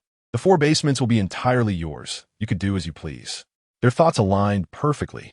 Then, beneath the table, she gently brushed her exquisitely sculpted leg against Lin Xia's calf, causing him to shiver. "I had a feeling you would respond that way. With us dressed so beautifully, won't you end up benefiting as well? However, once we have organized everything, we shall permit you to come in and explore your leisure. At that time, you may even suggest outfits and activities for us. Just then, Lin Xia felt a similar sensation on her other leg. Turning her head, she saw Selena winking at her enticingly. Nangong Shui sensed an unusual atmosphere at the dining table and gently nudged Xiao Nian. "We are full. As for the dishes, leave them for us to tidy up. You should take some rest." She then turned to Jiang Ruoxue, adding, "All those items in the basement belong to us. Nian and I will go organize them first." Jiang Ruoxue smiled slightly, appreciating the thoughtfulness of the new sister. Once the two of them had recovered, she felt it necessary to impart some knowledge to them. Subsequently, she and Selena took Lin Xia to their room. "Lin Xia, our bangs have grown a bit long. Could you help us trim them?" Lin Xia took a moment to grasp Jiang Ruoxue's intent, then immediately sprang up with excitement. Jiang Ruoxue is truly skilled. "Come on, let's go." Cutting bangs is quite a delicate task, and it's not easy to make them look good. Luckily, I am quite adept in this area and will ensure your bangs are beautifully styled. Xiao Nian asked, puzzled, "Teacher, is cutting bangs really that difficult?" Nangong Shui, evidently understanding the implications of their earlier conversation, felt her fair face flush with embarrassment. Cutting bangs can indeed be challenging. A careless snip could lead to a rather unappealing outcome. Perhaps we should have Lin Xia assist us with that as well. Xiao Nian, somewhat bewildered, nodded in agreement. Given the extreme cold weather, it was impossible for hair salons outside to remain open. Her bangs also needed a trim, so she thought to have Lin Xia help them with it tomorrow along with their teacher. Due to the overwhelming amount of clothing in the basement, the two of them only managed to sort through less than a third by 10 o'clock in the evening. Upon returning to the living room, Nangong Shui and Qiao Nian heard the sounds of Do Di Zhu emanating from Lin Xia's room. Presumably, after finishing their bang trims, the three of them found it too dull and decided to play a game together. Without the burden of their bangs, they could surely enjoy the game more thoroughly. The sounds of cards slapping against the table and their excited exclamations echoed through the living room, indicating their merriment. It was not that Jiang Ruoxue intended to isolate them. They had discussed these matters while moving clothes in the afternoon. Do Di Zhu is a game that requires considerable physical and mental exertion. The two of them were still quite weak and could not endure such an intense game. They needed to recuperate for a few more days. And once they regained their optimal condition, Jiang Ruoxue would personally impart some Do Di Zhu strategies to them. After all, Lin Xia always drew the landlord. How could they, as farmers, defeat her without unity? Jiang Ruoxue and Selena had never once won against Lin Xia, the landlord. So they eagerly anticipated the participation of Nangong Shui and Xiao Nian. With the emergence of these new forces, there is no doubt that they can shatter Lin Xia's continuous winning streak. Xiao Nian listened to the joyful sounds of their playful antics, her expression betraying a sense of yearning. "Teacher, we must ensure that we eat well recently to regain our strength swiftly." Lin Xia's skills are formidable from the sounds. It seems that the two sisters are not faring well. Jiang Jie just shouted and then fell silent. Has she been completely defeated by Lin Xia? If only say Jie remains on the field as a single farmer, it will be quite challenging to win this game. But can we, as two novices, truly assist the sisters? Xiao Nian thoughtfully analyzed the situation, yet she still felt that the battlefield's prospects were rather grim. Nevertheless, her slightly excited gaze revealed her keen interest in the game. Nangong Shui affectionately patted her head. "Rest assured, both of us come from a background in dance, which gives us a natural advantage. No matter how skilled Lin Xia is at Do Di Zhu, she cannot compete against the four of us. We shall engage her in a war of attrition. Her stamina will inevitably falter under such intense pressure. Moreover, we possess a secret weapon that will surely catch Lin Xia off guard." At that moment, Nangong Shui wore a confident smile, as if to say that she had seen it all before. Although she had never played Do Di Zhu, she had watched a number of instructional videos. With such a splendid lineup of 4 against 1, how could Lin Xia dare to entertain the notion of taking us on single-handedly? Even if they were beginners, victory was unlikely. She had never imagined that her first experience with Do Di Zhu would unfold in such a manner, and excitement bubbled within her. She longed to finally partake in a game she had wished to play for years, but had never had the opportunity to do so. To engage in a game of such grandeur on her first attempt, she found it inconceivable that they might lose. 4 against 1. The advantage lies with us. Chapter 52. The Mysterious Substance. All right, let us not dwell in envy any longer. Let us return to our quarters and rest. We must strive to recover our health swiftly so that we can enjoy games with everyone soon. Qiao Yin wrapped her arms around the slender waist of Nan Gongshui, speaking without hesitation. Of course, I wish to sleep with my teacher, Nan Gongshui replied, her beautiful eyes curving into delightful crescents, exuding an aura of unparalleled innocence. This was indeed how a girl of her age should be, untroubled and filled with boundless aspirations for the future. In her heart, Nan Gongshui vowed to express her gratitude to Lin Xia, who had saved their lives and led them out of despair. Yet, mere words seemed insufficient. She resolved to demonstrate her appreciation through actions that would surely bring Lin Xia immense satisfaction, ensuring he would never regret his decision to rescue them. At 1 o'clock in the morning, Lin Xia gazed at the two slumbering figures in his room, feeling a profound sense of contentment. When he first began trimming Zhang Ruo Shui's bangs, his hand had trembled slightly, resulting in an unintended shorter cut. As he attempted to rectify his mistake, he found the hair becoming progressively shorter until ultimately he had shaved it all off, leaving only her smooth, radiant forehead. To his surprise, Zhang Ruo Shui's new look, devoid of bangs, rendered her even more beautiful than before. Even Selena, who stood nearby, was captivated, leaning in closer for a better look. She could not help but plant a gentle kiss on Zhang Ruo Shui's forehead, causing a delightful blush to spread across her cheeks. Witnessing Selena's admiration brought Lin Xia immense joy, a testament to his skill. Consequently, he decided to give Selena a similar hairstyle. The transformation after cutting the bangs was indeed striking. During their evening of playing Do Di Zhu together, everyone appeared more exuberant and joyous than before. The only unfortunate incident was when Zhang Ruo Shui accidentally spilled water from her cup, soaking the entire bedsheet. Her clumsiness was evident. Yet Lin Xia had wisely replaced his mattress with a waterproof one after previous mishaps. Thus, even with a wet sheet, a simple change would suffice, ensuring their rest for the night remained undisturbed. After tidying up the chaotic battlefield of the room, Lin Xia approached the two sleeping beauties and placed a tender kiss upon their serene faces. He then carefully lifted the covers and settled into the middle of the bed. Fortunately, the bed was spacious enough that even if 10 people occupied it, it would not feel cramped. As Lin Xia lay down, the two enchanting figures on either side of him instinctively nestled closer, treating him as a plush pillow. Although the room was enveloped in darkness, he could still perceive their unique fragrances and the soothing rhythm of their breaths beside him, akin to a gentle massage within his mind, granting him a sense of tranquility. However, tranquility was fleeting. The abilities within him, which had finally calmed, now surged with excitement once more, eagerly anticipating the next battle and yearning to release the pin-up pressure within. Though the two women remained ensconced in slumber, they may have subconsciously sensed something amiss with Lin Xia, instinctively using their hands to quell his restless powers. Lin Xia took a deep breath. This forced tranquility provided a modicum of relief, yet he found himself unable to drift back into sleep. Thus, he resolved to continue harnessing his abilities, refining his physique. In the moments of lucidity following the recent battle, a bold hypothesis emerged in his mind. If his powers could transform his body, could he not concentrate this energy to enhance a specific organ? If that organ were to produce substances imbued with this extraordinary energy, he could then offer these to Zhang Ruoxue and her companions. Even if it did not awaken their abilities, strengthening their bodies would be a noble pursuit. Without hesitation, he set to work, for the energy in his spatial realm was as boundless as the ocean. A slight expenditure for experimentation seemed inconsequential. However, as the experiment progressed, Lin Xia realized the naivety of his initial thoughts. His hypothesis proved feasible.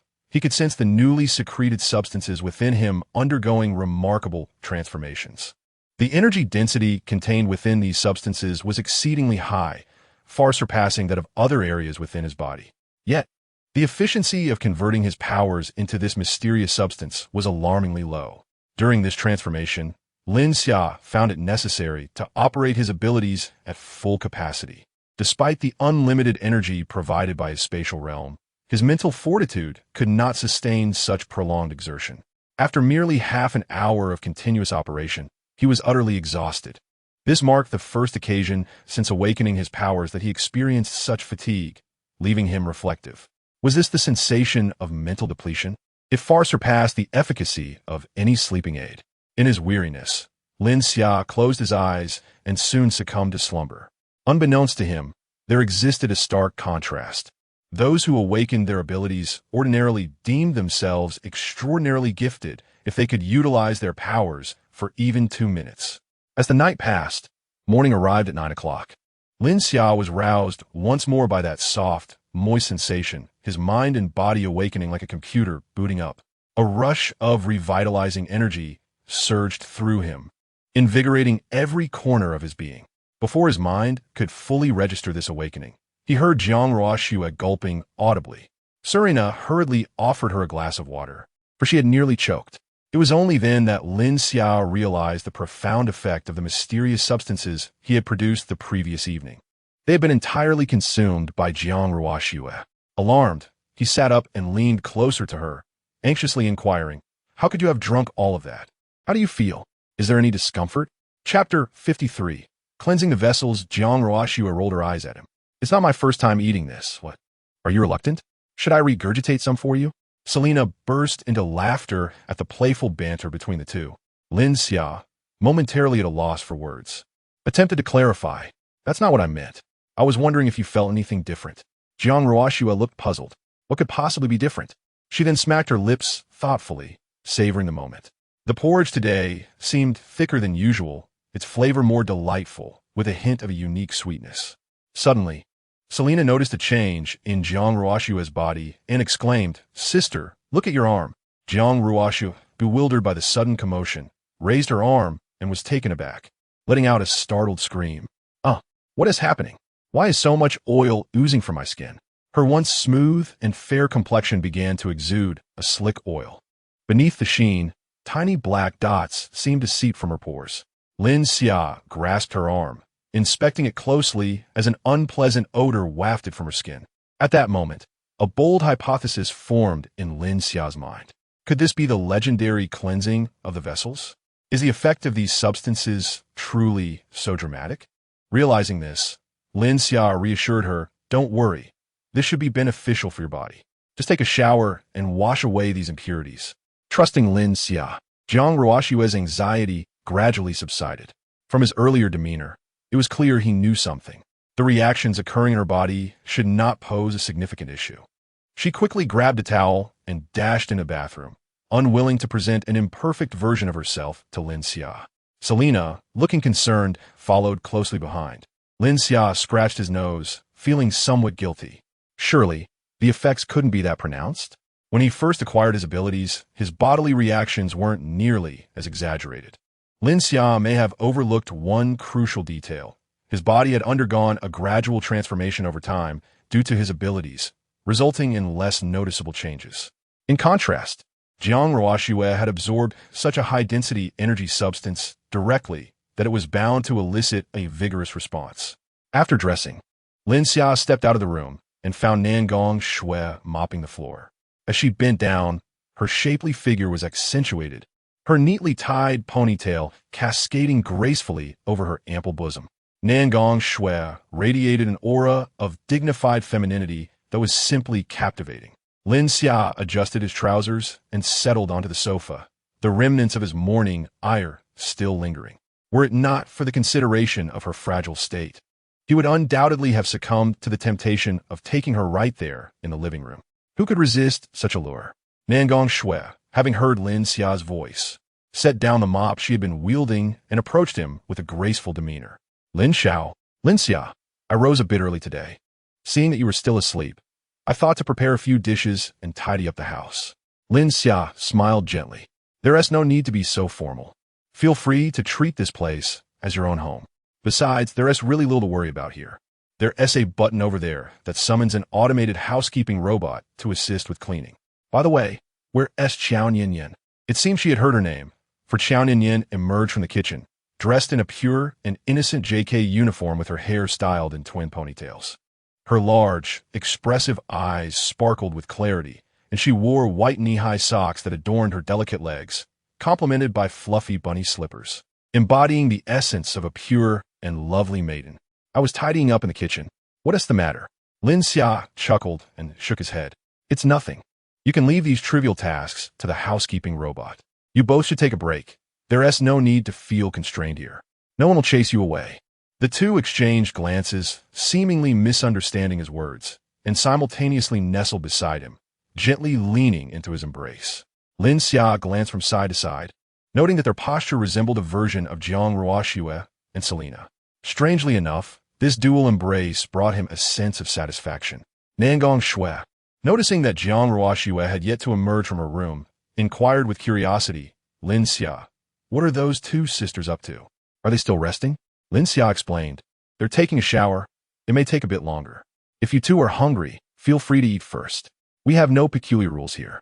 Upon hearing this, Nangong Shui glanced at Xiao Nian and lowered her gaze. Xiao Nian, slightly bashful, followed suit and also looked down. The two began to eat beside Lin Xia. Feeling somewhat awkward, Lin Xia realized that he had not intended for this to be the case. Clearly, these two beauties had misunderstood his meaning.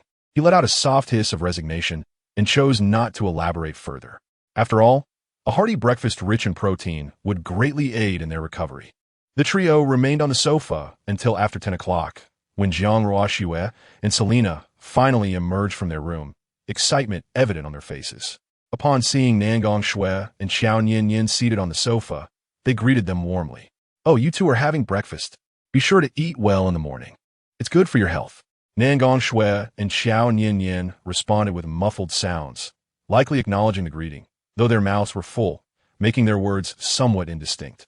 All right, you two, take your time and enjoy your meal.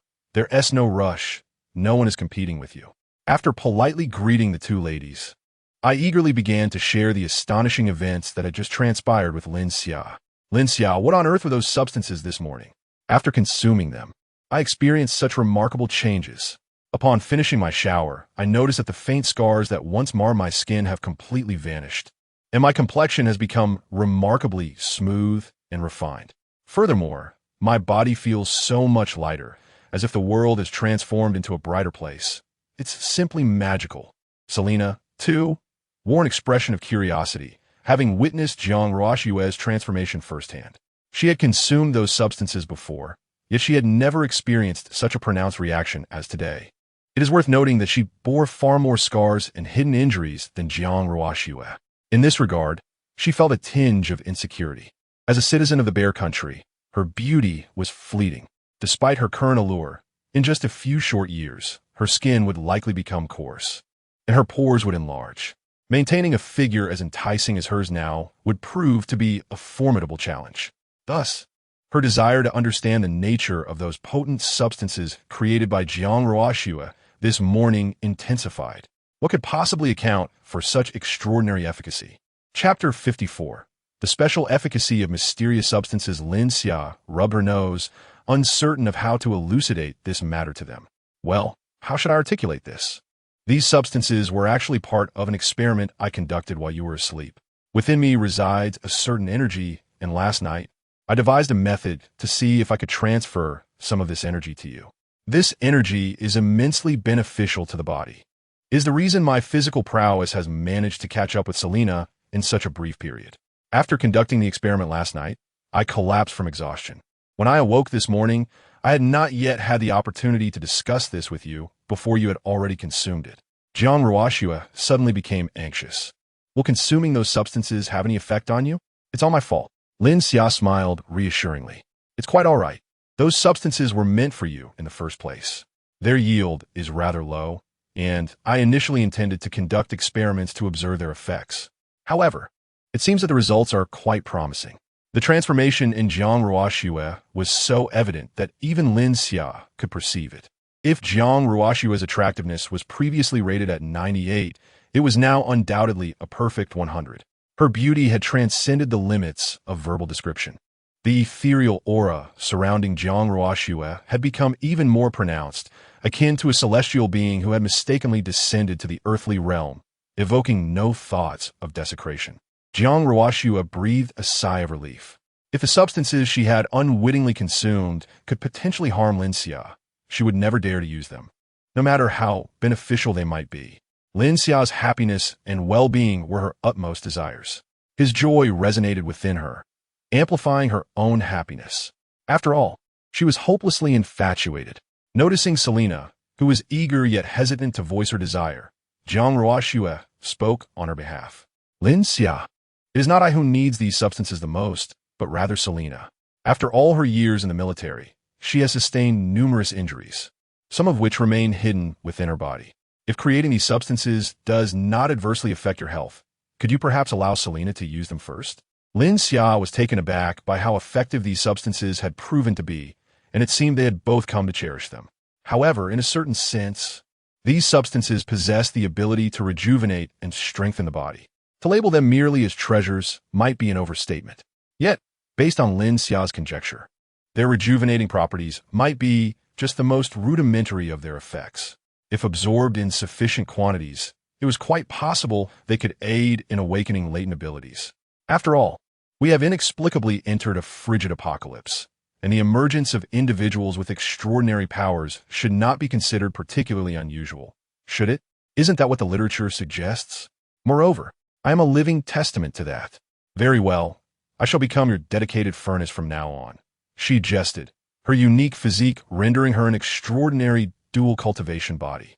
Lin Xia playfully teased alongside them. Jiang Ruoxue, entwined with Selena, grinned and assured, "Rest assured, we will undoubtedly devise ways to extract every ounce of potential from you. Even if you scream for help, no one shall come to your rescue." A chuckle escaped her lips as Lin Xia, with an exasperated expression, retorted, "It was not I who raised a ruckus last night." Jiang Ruoxue lifted her chin defiantly, declaring, "I have been enhanced now. I feel remarkably powerful." With that, she tossed her lustrous, ebony hair and blinked her ethereal eyes, adopting an air of indifference to the mundane world around her. At this moment, Jiang Ruoxue emanated an aura reminiscent of a celestial being, more pronounced than ever. "I have noticed a unique charm about myself lately," she mused, recalling the exquisite hanfu she had retrieved from her sister's home just yesterday. Paired with this newfound aura, the attire would surely enhance her beauty. "Ah," Lin Xia gasped.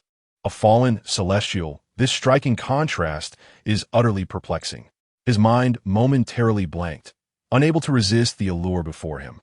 As the sounds of Nangong Shui and Xiao Nianyan alternately swallowing echoed in the background. Truly like mother like daughter, their synchrony was impeccable as they deftly handled the immense energy without a hint of hesitation. Though they may not have comprehended the chatter that had transpired earlier, it was evident that the delicacies they consumed were of great value, demanding utmost care in their consumption. Despite the challenge, they worked together seamlessly to accomplish this formidable task. Upon ingestion, warmth enveloped their bodies, providing an exquisite comfort. Indeed, it was a revitalizing feast. After a considerable pause, Lin Xia regained his composure.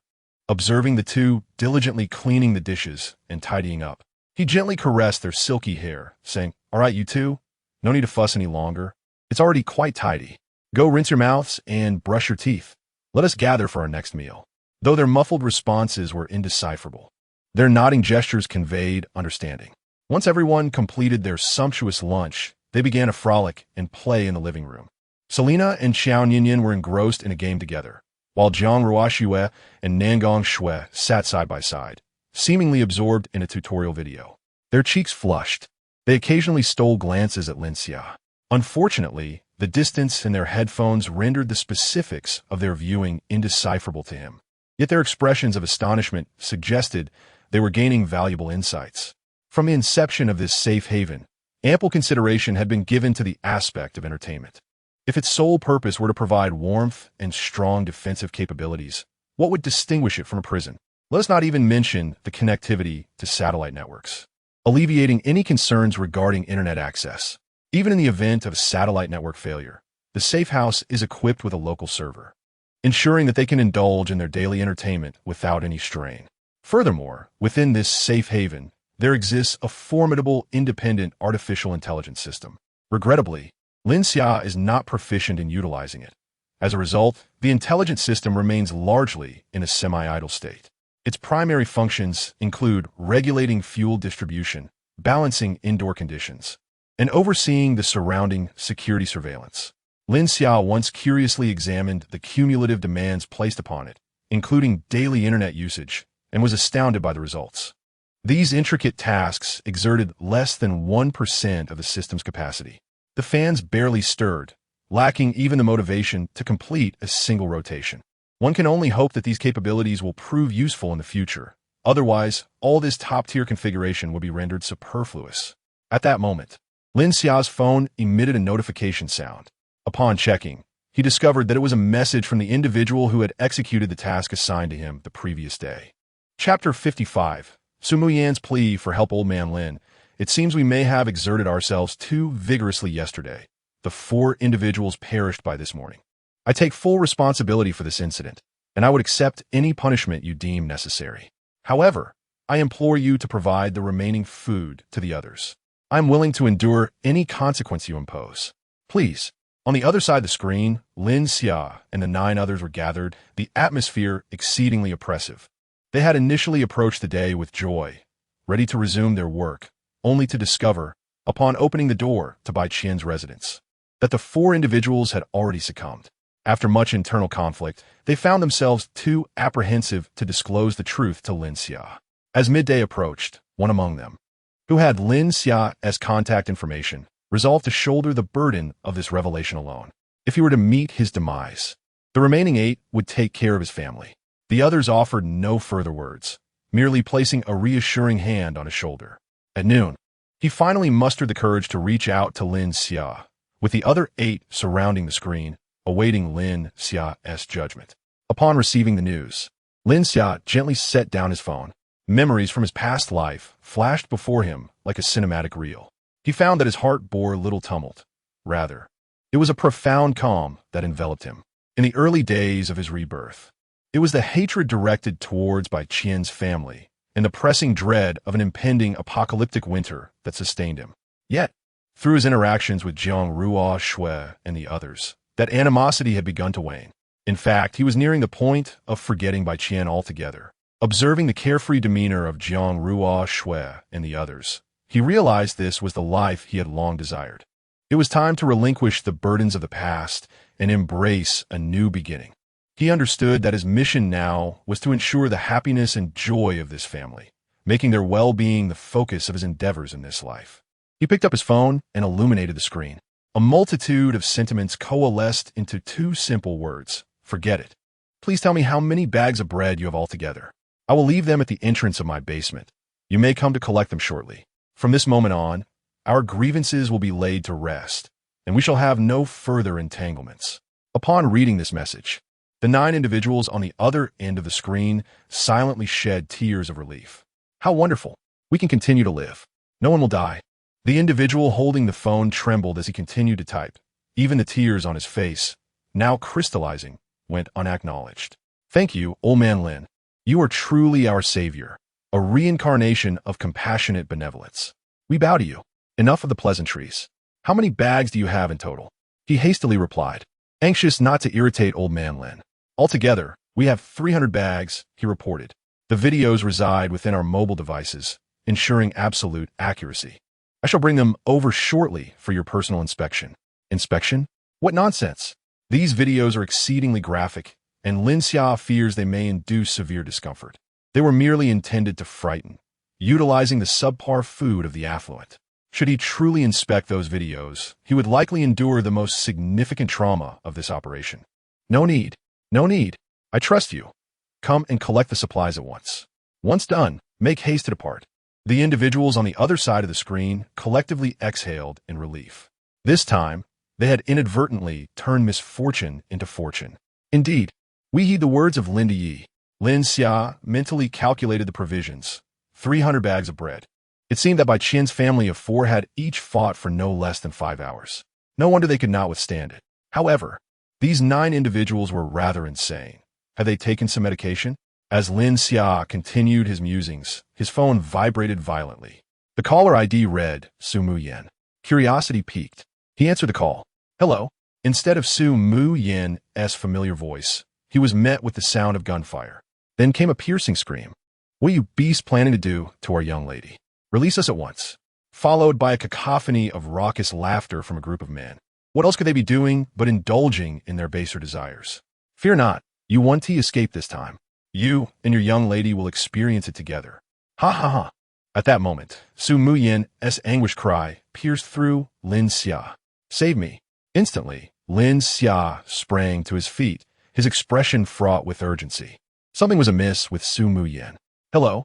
Hello? The once vibrant atmosphere in the house fell into an eerie silence. The four women turned their anxious gazes towards Lin Xia, who appeared distressed. Moments later, he lowered the phone, for the other end had succumbed to silence. Jiang Ruo Shui cautiously inquired, "What has happened?" Lin Xia's mind was a whirlwind of chaos. Yet one thing was certain. He must not allow Su Muyen to be harmed. She was not only his dear friend, but also the girlfriend he had long envisioned. He hurriedly approached the pile of winter clothing in the corner of the living room, speaking without looking back. "I must step out now. You all should remain behind. The journey may pose some dangers." Having spent considerable time with Lin Xia, Jiang Ruo Shui had never witnessed such seriousness from him. Clearly, something urgent had transpired. She then exchanged a knowing glance with Selena. "It is too perilous for you to venture out alone. Let Selena accompany you. We few can be of no assistance to you. Being with us will only hinder you." Lin Xia gazed at the four women surrounding him, each wearing a similarly worried expression. They spoke cautiously, afraid to disturb the fragile atmosphere. Without uttering a word, Selena silently approached his side and donned her winter gear. It seemed as though she said nothing at all, yet somehow conveyed everything. Chapter 56 Departure. At this moment, Lin Xia's heart suddenly found tranquility. He was no longer alone. There were so many around him who loved and cared for him. After calming his emotions slightly, he spoke to them, assuring them, "Rest assured, I am quite capable. This operation poses no danger to me." However, Jiang Ruoxue and the others were not convinced. Given Lin Xia's earlier display of anxiety, it was implausible that he could be as nonchalant as he claimed. Yet, in an effort to ease his mind, they feigned understanding. With Selena accompanying Lin Xia, they believed there would be no significant issues. In that moment, Jiang Ruoxue felt an overwhelming sense of helplessness, realizing that she could offer no assistance. She even felt unworthy of standing by Lin Xia's side as he prepared to leave. Perhaps sensing Jiang Ruoxue's inner turmoil, Lin Xia gently patted her head, reassuring her. "Do not worry, everything will be fine. Just wait for my return." Upon hearing these words, Jiang Ruoxue could no longer contain herself. Tears streamed from the corners of her eyes, resembling a cascade of pearls. She nodded repeatedly, wiping her tears with her hands, fearful that her choked voice might cause Lin Xia further concern. After donning his clothing, Lin Xia suddenly recalled an important matter. The supplies for the 9 individuals had nearly slipped his mind. He casually reached into his space, grabbing a handful of items, too indifferent to count them precisely, confident that it exceeded 300. He then manifested the other end of his space at the entrance of the safe house's basement. The supplies cascaded from the spatial exit, forming a small hill. Lin Xia and Selena had already dressed and armed themselves. The other women followed closely behind, entering the elevator together. Observing that the elevator was ascending rather than descending, Selena expressed her confusion. "Xia, aren't we supposed to go outside? The garage is below. Why is the elevator going up? Did you accidentally press the wrong floor?" Lin Xia explained, "The place we are heading to is the icy expanse outside." Even Jiang Ruoxue, momentarily setting aside her worries, widened her eyes in curiosity. "But there is 10 meters of ice and snow outside, reaching the height of our 3rd floor. How could you possibly get out?" With a chime, the elevator doors opened, revealing that they had reached the 4th floor. Lin Xia smiled slightly and began to prepare. Although the current opportunity was not ideal and did not align with his expectations, he had no choice but to reveal one of his hidden cards. Clearing his throat, he said, "I initially intended to interact with you as an ordinary person, but it seems the situation does not permit that. Regrettably, I must lay my cards on the table. Indeed, I am the earthly representative of Doryman." The four women stared at him in bewilderment, utterly perplexed by Lin Xia's declaration. A profound silence enveloped the scene. Lin Xia awkwardly rubbed his nose, realizing that the effect was not quite as he had envisioned. "Is this reference too outdated? Allow me to demonstrate." Lin Xia guided them to the window. Outside, the earth lay shrouded in an endless blanket of snow, a vast expanse of white. The sky remained shrouded in a gray haze. Even at midday, The sun's rays struggled to penetrate the thick clouds, leaving no trace of its silhouette. Tiny ice crystals fell from the sky, swirling in the wind that gusted outside, causing them to dance in the air. The scene before them resembled a documentary of the Arctic, perfectly transposed into reality. This world had succumbed to an eerie silence. Noticing that they were captivated by the external scenery, Lin Xia gently cleared her throat, redirecting their attention to herself. Now, prepare to witness a miracle. With a snap of her fingers, suddenly, an enormous object materialized outside the window. It landed with a thud upon the snow, compressing the smooth surface beneath by a meter. Given the frigid temperature of over 70 degrees below zero, the snow had already crystallized into ice, resembling sand. Thus, the hovercraft did not sink into it. As the hovercraft appeared before their eyes, they began to grasp the meaning behind Lin Xia's words. They were astounded. This was undeniably a power beyond human capability. Lin Xia observed their expressions, nodding in satisfaction. This was the reaction she had anticipated. She approached and gently ruffled Jiang Ruoxue's hair. When I return, I will explain everything to you. Rest assured, there is no danger. I possess formidable strength. Ordinary individuals cannot harm me. Jiang Ruoxue, however, was unconcerned by such matters. She embraced Lin Xia tightly for a moment before swiftly releasing her. You all should set off quickly. We will remain here and patiently await your return. Lin Xia chose not to elaborate further and, together with Selena, turned toward the designated exit on the 4th floor. The temperature difference between indoors and outdoors was so extreme that jumping directly out the window would surely harm them. As Lin Xia was about to leave the safety of the shelter, Jiang Ruoxue called out loudly, "Be sure to return safely." Lin Xia turned, nodded in acknowledgement, and then boarded the hovercraft with Selena. For Jiang Ruoxue, who had grown up in the southern regions of Hua country, she had never witnessed such extreme weather conditions. She could hardly fathom how humanity could survive in such an environment. Thus, when she learned that Lin Xia intended to venture out alone, her panic ensued. She had always held a deep respect for the forces of nature, yet her own abilities felt woefully inadequate to assist Lin Xia. All she could do was silently pray for a safe return. At that moment, Jiang Ruoxue was devoid of her usual vivacity, seated quietly at the table, watching as the hovercraft gradually diminished in size before vanishing into the distance. Nangong Shui and Qiao Nianyan sat alongside her, offering silent companionship. They understood that Lin Xia was the cornerstone of their family. With him present, they felt a sense of security. The three of them sat here, awaiting Lin Xia's safe return home. Chapter 57. Su Muyin under attack at noon, on the top floor of a Chinese restaurant. Su Muyin and her companion were enjoying their lunch, when suddenly, the sound of numerous footsteps and voices erupted from outside the door. Hastily, they set aside their half-eaten bread, grasped their firearms, and swiftly repositioned themselves behind the makeshift cover they had established, aiming their weapons at the entrance. Before long, a tremendous crashing sound reverberated through the room, shaking even the nearby walls. A vase perched precariously on a shelf began to tremble and inch toward the edge. With a resounding crash, the vase shattered into countless pieces. As they observed the door becoming increasingly deformed, their grips on the firearms tightened. With a loud bang, a cloud of dust enveloped the entrance, and the reinforced door finally succumbed to the pressure, being forcibly breached. Without hesitation, Su Muyin and her companion pulled the triggers, unleashing a barrage of bullets. However, despite emptying the entire magazine, not a single cry of anguish emerged from the other side. At that moment, a sense of foreboding washed over Su Muyin. Their audacity indicated they were undoubtedly well prepared. With urgency, she pressed the emergency contact button on her phone.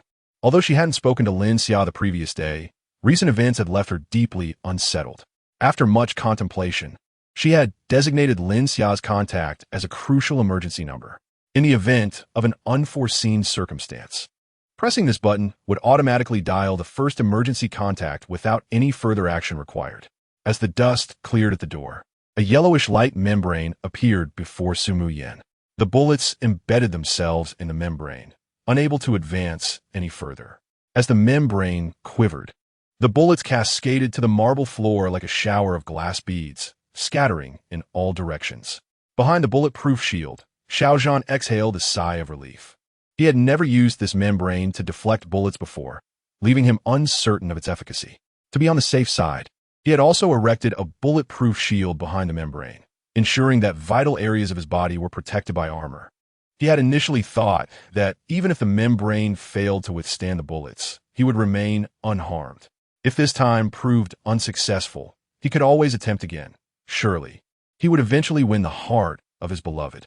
After all, a fierce woman fears the persistence of a suitor. To his surprise, the membrane proved remarkably effective, with the bullets causing no damage whatsoever, allowing him to relax his demeanor. Everyone advance. With the short distance between them, Xiao Zhan and his companions quickly reached Su Muyan's position. Gripping the firearm firmly, Xiao Zhan gently yanked it from Su Muyan's grasp, then seized her collar and dragged her out from behind the cover. Her phone slipped from her hand, crashing to the ground.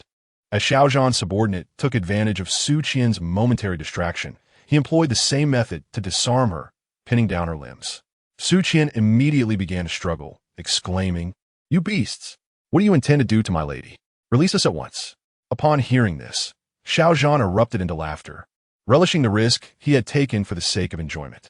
He then caressed Su Muyan's enchanting face, as exquisite as white jade, prompting his laughter to grow even more boisterous. What else would we do? Naturally, engage in pursuits that men delight in. Fear not, you will not escape either. You and your lady shall experience the pleasures together. Ha ha ha. Su Muyan twisted away, shaking off his hand, glaring at him with fierce indignation. She had never faced such humiliation in her life. She would rather choose death and allow this filthy man to tarnish her precious body. Xiao Zhan remained unfazed, finding satisfaction in the resistance of such a remarkable woman. After all, a duck that is already cooked is hardly able to fly away. He turned to his subordinates and commanded, "Take them away." Realizing her opportunities were dwindling, Su Muyan, though uncertain if Lin Xia had answered the call, understood that leaving this place would extinguish any hope she had. Her fate would be sealed in despair. Summoning all her strength, she cried out, "Lin Xia, save me." Xiao Zhan cast a vigilant glance around, and the ochre-light membrane reappeared. Moments passed with no incident, after which he dismissed the membrane, spitting onto the ground. "What is Lin Xia to me? If he dares, let him come before me. I guarantee his demise will be most rhythmic." Their group then escorted Su Muyan and her sister to the mid-level base. Xiao Zhan audaciously settled into the boss's chair and addressed Su Muyan. "The kitchen is stocked with ingredients. I haven't had lunch yet, so whip up your best dish for me. I want to savor the flavors that the nobles enjoy.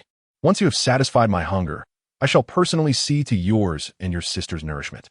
Ha ha ha. With a lewd grin, he instructed his subordinates. "You all head to the kitchen and keep a close watch on them. They must not suffer even a scratch, nor should they tamper with the food in any suspicious manner. If anything goes awry, I will have your lives." "Yes, yes." The subordinates gathered anxiously around Su Muyan in the kitchen, fearful that she might contemplate taking her own life. Su Muyan gripped the knife tightly, while Su Qian assisted her. Glancing out the window, she observed a desolate expanse of white desert. The fierce wind whipped up the falling ice crystals, battering against the glass. In her heart, she quietly resolved to act. If Lin Xia has not arrived before these dishes are completed, she would resort to using the knife in her hand to sever her own life. Lin Xia. Xiao Zhan also gazed out the window, where the frigid, snow-laden landscape remained unchanged. Surely, no one could approach from the outside. He then turned to inquire of the young subordinate he had taken in just yesterday. "Is there anyone named Lin Xia here?" The young man pondered carefully before obsequiously replying, "According to Lord Zhan, there is no one by that name in our midst. It is likely that woman spoke it merely to frighten you." Upon hearing this, Xiao Zhan felt a sense of relief. How could his bastion, as impenetrable as liquid gold, ever be breached? He closed his eyes, gradually restoring the mental energy he had just expended. Of the 2.5 minutes of protective light, a minute had already elapsed. If he were to exhaust the remaining time, his mental fortitude would undoubtedly falter, risking an immediate fainting spell. Subsequently, he envisioned the two women lying on his bed, swallowing hard at the thought. A fierce battle awaited him, and he must conserve his energy. When the time came, he would need to engage in a spirited clash. Chapter 58. Speculations on abilities. As the scene shifted, Lin Xia and Selena settled into the hovercraft. Seizing the moment while the craft still radiated warmth from its recent extraction from the void, Lin Xia hastily pressed the ignition button. Although the salesperson had assured him that the hovercraft could navigate freely within the polar regions, the temperature outside had plummeted even lower than that of the polar zone. To err on the side of caution, he immediately activated the engine to prevent the hovercraft from succumbing to the biting cold. He refused to let this venture of bravado tarnish itself, perhaps a manifestation of that damned competitive spirit inherent in men. Fortunately, the hovercraft started without issue, and the display illuminated. After manually setting the course, the craft would operate autonomously according to the programmed route, requiring no further intervention. Glancing at the navigation information, the total distance was 7 kilometers, with an estimated arrival time of 10 minutes. 10 minutes should suffice to rescue Su Muyen. He wondered what kind of predicament she was facing. Once Lin Xia ceased his operations and the hovercraft sped out of the residential area as per the predetermined course, Selena finally unleashed her barrage of questions. Xia, how did you manage to make such a large hovercraft materialize out of thin air? Lin Xia took a moment to explain, feeling no need to conceal anything. The circumstances they had previously encountered did not warrant the use of his special abilities for resolution. This power has been mine for 3 months now. When we first met, you were curious about my rapid progress and even suspected I had trained in the ancient martial arts of Xia country, didn't you? In truth, this is merely the passive enhancement of my physique that came with acquiring this ability. My true power lies in manipulating space, allowing me to store objects within a specific range. This explains why our household supplies never seem to dwindle. Upon hearing his explanation, Selena's face lit up with excitement. Although she had not voiced her thoughts previously, the day Lin Xia had defeated her had left her feeling utterly defeated. While losing to her partner was not shameful, Lin Xia's swift triumph over her implied that all her previous sacrifices had been in vain. For someone like her, a lingering frustration had been simmering beneath the surface. This was why she played so fiercely against Lin Xia during their card games at night. She sought to reclaim her dignity through other means, only to find herself defeated even more thoroughly. With eager anticipation, Selena pressed on with her inquiries. Can I also possess this power? Lin Xia pondered the events of the day, feeling uncertain. Well, that's hard to say. Selena, her face filled with urgency, retorted, if it's possible, then yes. If not, then no. What do you mean by hard to say? Her words seemed to carry an unspoken weight. Lin Xia rubbed his nose, feeling a bit awkward. It should have been impossible, but he had conducted an experiment that very morning. The substances that manifested remarkable effects on Jiang Ruoxue. As to whether they could endow her with extraordinary abilities remains uncertain. Selena wore a look of astonishment. So, those substances were indeed generated through your powers? Lin Xia nodded. Precisely. Last night, after both of you had fallen asleep, I exhausted my abilities in an attempt to see if my hypothesis could be realized. I aimed to observe whether the substances produced with the aid of my powers possessed any unique properties. My reasoning was that if my abilities could enhance my physical form, they ought to be capable of individually augmenting the functions of certain organs within my body. However, I did not expect that by morning, before I could mention this matter, Jiang Ruoxue had already consumed all of those substances. Upon hearing this, Selena's expression turned to one of regret. It seemed she had not only missed the opportunity for a thorough revitalization and the elimination of hidden injuries, but had also forfeited a chance to gain extraordinary abilities and continue her ascent in strength. Had she known, she would not have been so modest at that moment. After all, she too had contributed to that labor's fruits. When can your powers be restored to produce more substances? Lin Xia pondered carefully. If my powers are entirely depleted, I fall into a deep slumber. Upon awakening this morning, it felt as though my abilities had nearly recovered. If there are no pressing matters during the day, I can expend some of my powers to generate these substances. Once you all are asleep, I shall devise a way to produce more. After hearing Lin Xia's response, Selena felt a twinge of embarrassment. She began to perceive herself as a nefarious capitalist, relentlessly exploiting Lin Xia. It seems you are portraying yourself as a mere dairy cow. However, rest assured, we promise to ensure your comfort and happiness as you produce fresh milk. Observing Selena's inexplicable enthusiasm, Lin Xia harbored a premonition that his future days would be filled with immense joy. He had sensed this even the previous evening. He was, after all, the epitome of a perfect dual cultivation body. There was no denying that this ability was extraordinarily formidable. Even without the activation of extraordinary powers, its capacity for revitalization was enough to drive those women to frenzy. As he approached his increasingly imminent objective, Lin Xia gradually adopted a more serious demeanor. From the moment the call ended to his arrival here, barely 20 minutes had elapsed. Although he was unaware of Su Muyan's precise location, he was aware of the position of her luxurious suite on the top floor. He decided to first investigate that site, as it might yield valuable clues. Lin Xia turned to Selena and said, "We can discuss those matters later. For now, let us proceed inside to rescue the person in need." At this moment, Selena also set aside her whimsical thoughts and began to inspect her equipment. Underestimating the battlefield was a grave mistake. She had painstakingly grasped her future and could not afford to falter here. Chapter 59. Bear-style rescue. Lin Xia docked the hovercraft beside the window of the towering building and disembarked with Selena. Approaching a large floor-to-ceiling window, he gently tapped the corner of the glass with the butt of his gun. The entire pane shattered into countless pieces.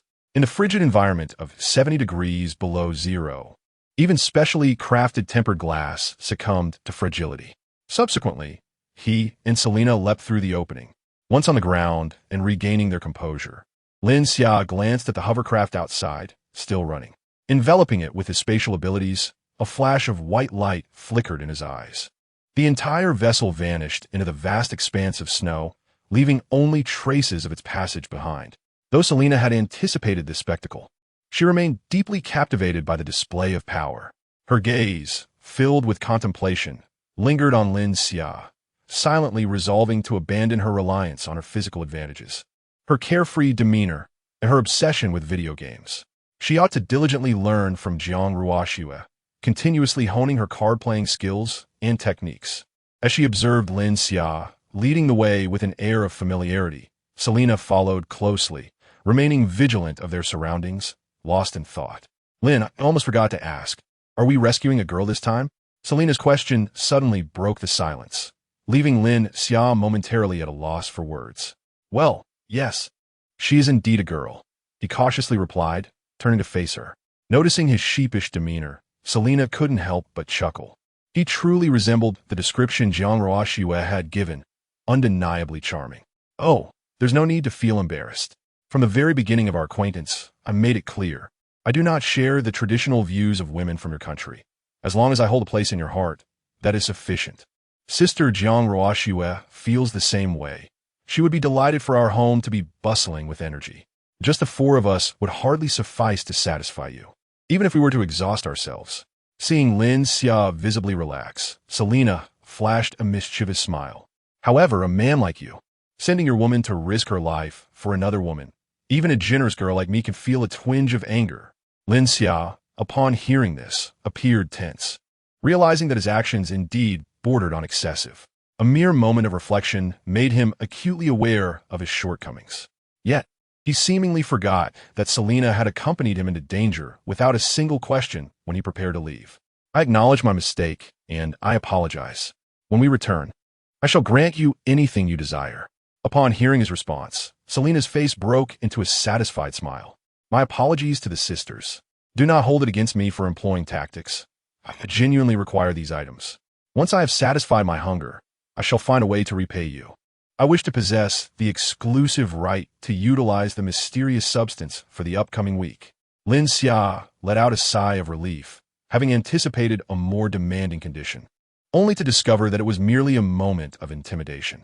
After listening to Jiang Ruoxue's words, he had intended to assist Selena in resolving her internal injuries.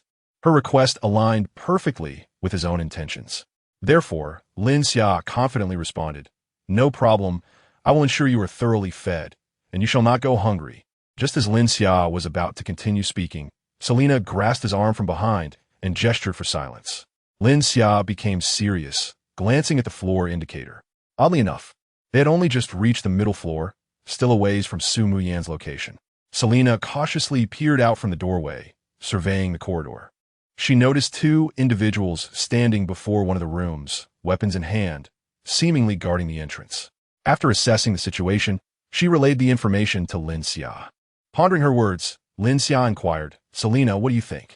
Selena blinked. Given our time constraints, we must employ the quickest solution. We shall rush out, capture these two, and then I will extract information from them through certain interrogation methods. Lin Xia, puzzled, responded, such a brutal approach seems inconsistent with special operations tactics. Is that truly feasible? Shouldn't we utilize various tools and stealthily infiltrate, ultimately reaching the hostage's location? Selena rolled her eyes. I am an elite special forces operative, and you're an ability user. We are not assassinating the president of a foreign nation. We need not employ such methods. For these mere guards at the door, there is no need to hide our prowess. Allow me to demonstrate what a bear-like rescue entails. With that, she grasped her rifle and entered combat mode. In a flash, she emerged into the corridor. Before the guards could react, she fired several shots. For neat bullet holes appeared in their limbs, non-lethal, yet sufficient to incapacitate them. The corridor instantly echoed with their anguished cries. Selena smiled confidently. Captive secured. Lin Xia, feeling exasperated, could only follow Selena to interrogate the prisoners. They approached, guns pressed to their heads. Now, tell us, do you know where Su Muyin is? Speak, or I shall end you both. The two lackeys, in their misfortune, were overwhelmed with despair. They had been unluckily stationed at the entrance, shivering in the cold while their companions reveled within. Suddenly, a foreign beauty emerged unexpectedly, swiftly incapacitating them with a few shots. Now they found themselves at the mercy of a gun pointed at their heads. Truly unfortunate circumstances. Being staff members in this location, they were well aware of who Su Muyin was. Their faces turned pale, trembling as they stammered. In this very room, Lin Xia and Selena exchanged gleeful glances, astonished at how effortlessly they had located their target. Before they could utter another word, the heavy door creaked open. Out stepped a nonchalant figure, exclaiming, "What are you shouting about? Don't you know the boss is sleeping? If it weren't for the soundproofing in his room, I would have put an end to you both." Before he could finish his sentence, Selena had already aimed her gun at his forehead. With a resounding bang, the wall behind him was splattered with red and white. She forcefully kicked the door open. Now that they knew the target's whereabouts, there was no need for further delay. The sooner they completed their task, the sooner they could return home to indulge in joyous activities with Lin Xia. The two henchmen lay on the ground, momentarily stunned by the foreign beauty's presence, forgetting the pain coursing through their bodies. Following Selena into the room, Lin Xia noticed the two still dazed at the entrance and immediately delivered a shot to their heads. Even if their limbs were punctured by bullets, they would remain silent. Such individuals, once healed, would merely drool. It was far kinder to grant them a swift end, sparing them from further torment. Chapter 60. Gunfight. Upon hearing the gunfire from outside, all present became alert. Xiao Zhan, whose eyes had been closed, instantly opened them, a sense of foreboding surging within him. He instructed his subordinates to grasp their bulletproof shields and cautiously exited his resting room. In the hall of the room, over 20 individuals had already gathered, encircling Lin Xia and Selena at the entrance. A few swift individuals even brandished bulletproof shields in front of them. However, Lin Xia and Selena remained unperturbed by the scene, choosing to wait until they were fully surrounded to avoid the hassle of seeking them out one by one. A single push would suffice. Of course, the two were not without their defenses. Following the battle plan, Lin Xia had already opened the portal to his transparent space, rendering it impossible for any object to approach them. Soon, the innermost door swung open, and Xiao Zhan emerged, fully armed. He parted the crowd and approached Lin Xia, sizing him up before sneering, "Brother, you seem unfamiliar. Do you dare to wreak havoc here with those two sticks in your hand? Are you feeling a bit impatient with life?" Ever since he learned that his light membrane could withstand bullets, Xiao Zhan had grown increasingly arrogant. As his gaze swept to Lin Xia, he was momentarily stunned by Selena's beauty, a striking foreign girl. Her looks rivaled those of Su Muyin, both being equally enchanting, albeit with different strengths. One exuded elegance, while the other boasted a captivating figure. Greed flickered in his eyes as he turned back to Lin Xia, his tone softening. "Of course, young brother, if you would be so kind as to let me have this beauty by your side, I could pretend today never happened. In this territory, I can protect you. You may play as you wish." Lin Xia found it beneath him to engage in conversation with him. He was not worthy of his words. "Where is Su Muyin?" Xiao Zhan pondered for a moment. "She is already my trophy. You needn't concern yourself with her." He then queried, "Are you the one called Lin Xia?" Lin Xia did not respond, scanning the group. Aside from a few individuals beside Xiao Zhan, he noticed no one else wielding a firearm. "Is this all of you?" Xiao Zhan's expression turned even more contemptuous. This Lin Xia was quite audacious, daring to come here with only 2 people to demand someone, a clear path to self-destruction. Meanwhile, in the kitchen, Su Muyin, having heard the commotion outside, finally exhaled in relief. Ever since the gunfire had erupted at the entrance, she had been intently listening for signs of what was occurring outside. Finally, she heard Lin Xia's voice, her eyes becoming misty. He had truly come. He had come to rescue her. She was overwhelmed by a complex array of emotions. Tightly gripping the kitchen knife in her hand, casting furtive glances around her. Noticing that a few of the young men who had been fixated on her had momentarily shifted their attention elsewhere, Su Muyin gritted her teeth, resolute in her determination. If Lin Xia could rescue her, she would pledge her life to him. If not, they might as well perish together. Taking a deep breath, she flexed her stiffened fingers, and a glint of cold resolve flashed in her eyes as she turned her body. The sharp edge of the kitchen knife sliced through the necks of several individuals at a precarious angle. They hardly registered any pain before the warm blood gushed forth, cascading down their bodies along the crimson lines that marked their throats. The blood splattered across Su Muyin and Su Qian, drenching them in a vivid scarlet hue. Only then did the assailants realize their predicament, clutching at their necks in a futile attempt to stem the flow of blood. They were powerless to prevent the 2 women from escaping their encirclement, only able to emit muffled sounds as their tracheas had been severed by the blade. Upon spotting Lin Xia standing in the living room, Su Muyin felt a surge of emotion that rendered her momentarily speechless. Yet, mustering all her strength, she hoarsely shouted, "Lin Xia, be careful. There is a protective membrane in front of him that can deflect bullets." All eyes in the room turned towards her. Lin Xia and Selena reacted first, exchanging glances and nodding in understanding. They immediately took aim at the enemies on either side, unleashing a barrage of gunfire while ignoring the area directly in front of them. From the onset, Lin Xia had devised a battle plan with Selena, intending to create a spatial barrier before them to absorb any incoming attacks, allowing them to clear out the foot soldiers on their flanks. As the gunfire erupted, Xiao Zhan felt a surge of energy illuminate the yellowish protective membrane before him. However, with the sound of gunshots, his subordinates began to fall one by one. Lin Xia and the others had not even aimed at him directly, which only served to infuriate him further. He hastily sought refuge behind the bulletproof shield of his men, retrieving a weapon confiscated from Su Muyin. With the protective membrane retracted, a cruel expression overtook his face as he pulled the trigger. From a distance, Su Muyin witnessed this harrowing scene, her heart sinking in terror. She had warned Lin Xia of the protective membrane, yet she had not anticipated leaving that individual unchecked.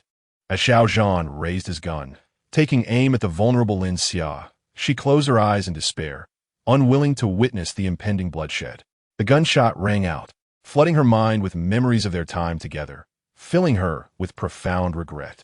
She should never have made that call, nor should she have invited Lin Xia to her rescue. This fool, why would he risk his life in such a cruel environment? Why couldn't he have learned from others, using sweet words to console her instead? What if one were to embrace hope and joyfully embrace death? In that case, one could only accompany him to the grave. Perhaps in the next life, I shall be your beloved once more. She felt as though she had been engulfed in regret for an eternity. The gunfire in the living room had ceased. Yet why had she not heard Lin Xia's anguished cries? Summoning her courage, she gradually opened her eyes. Lin Xia stood unharmed at her post, not a single trace of being struck by a bullet. Meanwhile, Xiao Zhan and the others remained frozen, like statues, staring blankly at Lin Xia and his companions. Having been confined in the small dark room for 3 days, her mental state had unraveled, and there seemed to be no escape. Alas, Chapter 61, Swift elimination of Xiao Zhan. Lin Xia stood before Xiao Zhan, exuding an air of indifference. Having previously experimented with firearms, he was assured that bullets could not penetrate this transparent portal. This knowledge fueled his confidence. However, he was taken aback by Selena's reaction. As Xiao Zhan raised his weapon and aimed at them, Selena calmly lowered her own gun and smiled cheerfully at herself, not glancing elsewhere. Lin Xia could even see his own reflection in her crystalline lake-blue eyes. He had envisioned numerous responses from her, even worrying that she might instinctively flinch to the side, prompting him to expand the portal's range to its maximum. This portal, entirely transparent, existed in another dimension. Apart from him, no one else could perceive its presence. Yet, he never anticipated that Selena would respond in such a manner. Was she intending to showcase her most beautiful self before facing death? Lin Xia couldn't help but feel deeply moved by her actions. This transcended mere trust. Her feelings for him had evidently overcome her instinctual reactions. This foolish girl, typically carefree and devoid of sweet words, had delivered a profound emotional blow to his heart with this gesture. Taking a deep breath, Lin Xia turned his gaze toward the group before him. Xiao Zhan's expression instantly shifted to one of panic as he stammered. "Are you also an abilities user? Spare me. Please. Whatever you desire, I can comply." Before he could finish his plea, a flash of white light flickered in Lin Xia's eyes as he snapped his fingers. The bullets he had previously stored within the portal suddenly materialized behind Xiao Zhan and his cohorts. This was a technique Lin Xia had mastered during his firearm experiments. The bullets retained their kinetic energy even when within the portal. By altering the position of the portal's exit, he could change the trajectory of the bullets. Hundreds of bullets erupted forth like beans spilling from a bamboo tube. Instantly, the sound of gunfire echoed as the bullets penetrated flesh. Xiao Zhan's group barely had time to utter a scream before they were reduced to mere riddled corpses. Thus, the forces of Xiao Zhan were completely annihilated. Standing on the scene were merely Lin Xia and his three companions. Lin Xia gently ruffled Selena's hair before turning towards Su Muyin. Su Muyin wiped the blood from her hands with her clothing and tidied her disheveled hair. As Lin Xia approached, she raised her hands slightly before letting them fall, her gaze dimming slightly. She had never appeared so disheveled before him. She had always showcased her most radiant self, presenting herself with poise and elegance. Every encounter had been meticulously curated, with careful attention to her attire and demeanor. Even after Lin Xia departed from her presence, she had already begun to prepare for their next meeting. At that time, she was filled with confidence and pride. Although she found Lin Xia quite endearing, she could still perceive a hint of insecurity in his gaze during their interactions. Now, however, the roles had reversed. She was now covered in filth and blood, while Lin Xia had grown so formidable that she could only look up to him. In this moment, she was the one feeling inferior. Lin Xia paid little mind to her concerns and embraced her tightly. "I have arrived." Su Muyin dared not meet Lin Xia's gaze, her small hands weakly pushing against their chests. "I am covered in blood, filthy. Moreover, I haven't bathed in days, and I have become quite odorous. I look so disheveled now. It will surely tarnish the image I hold in your eyes, and you may no longer find me appealing." Lin Xia offered no response, merely tightening his embrace around this pitiable figure. "Come with me. Let us return home." His warm breath brushed against her ear. Su Muyin gradually ceased her struggle, softly nodding. "All right, I will go with you. For the rest of my life, I shall never leave your side again." Selena slowly approached the pair, her eyes sparkling with delight as she wore a beaming smile. "Wow, you two are so romantic." This scene of a hero rescuing a damsel in distress is far more captivating than anything in the movies. Lin Xia and Su Muyin quickly released their embrace. Stepping away from one another, Lin Xia touched his nose, feeling a bit awkward, unsure how to articulate the nature of their relationship to the others.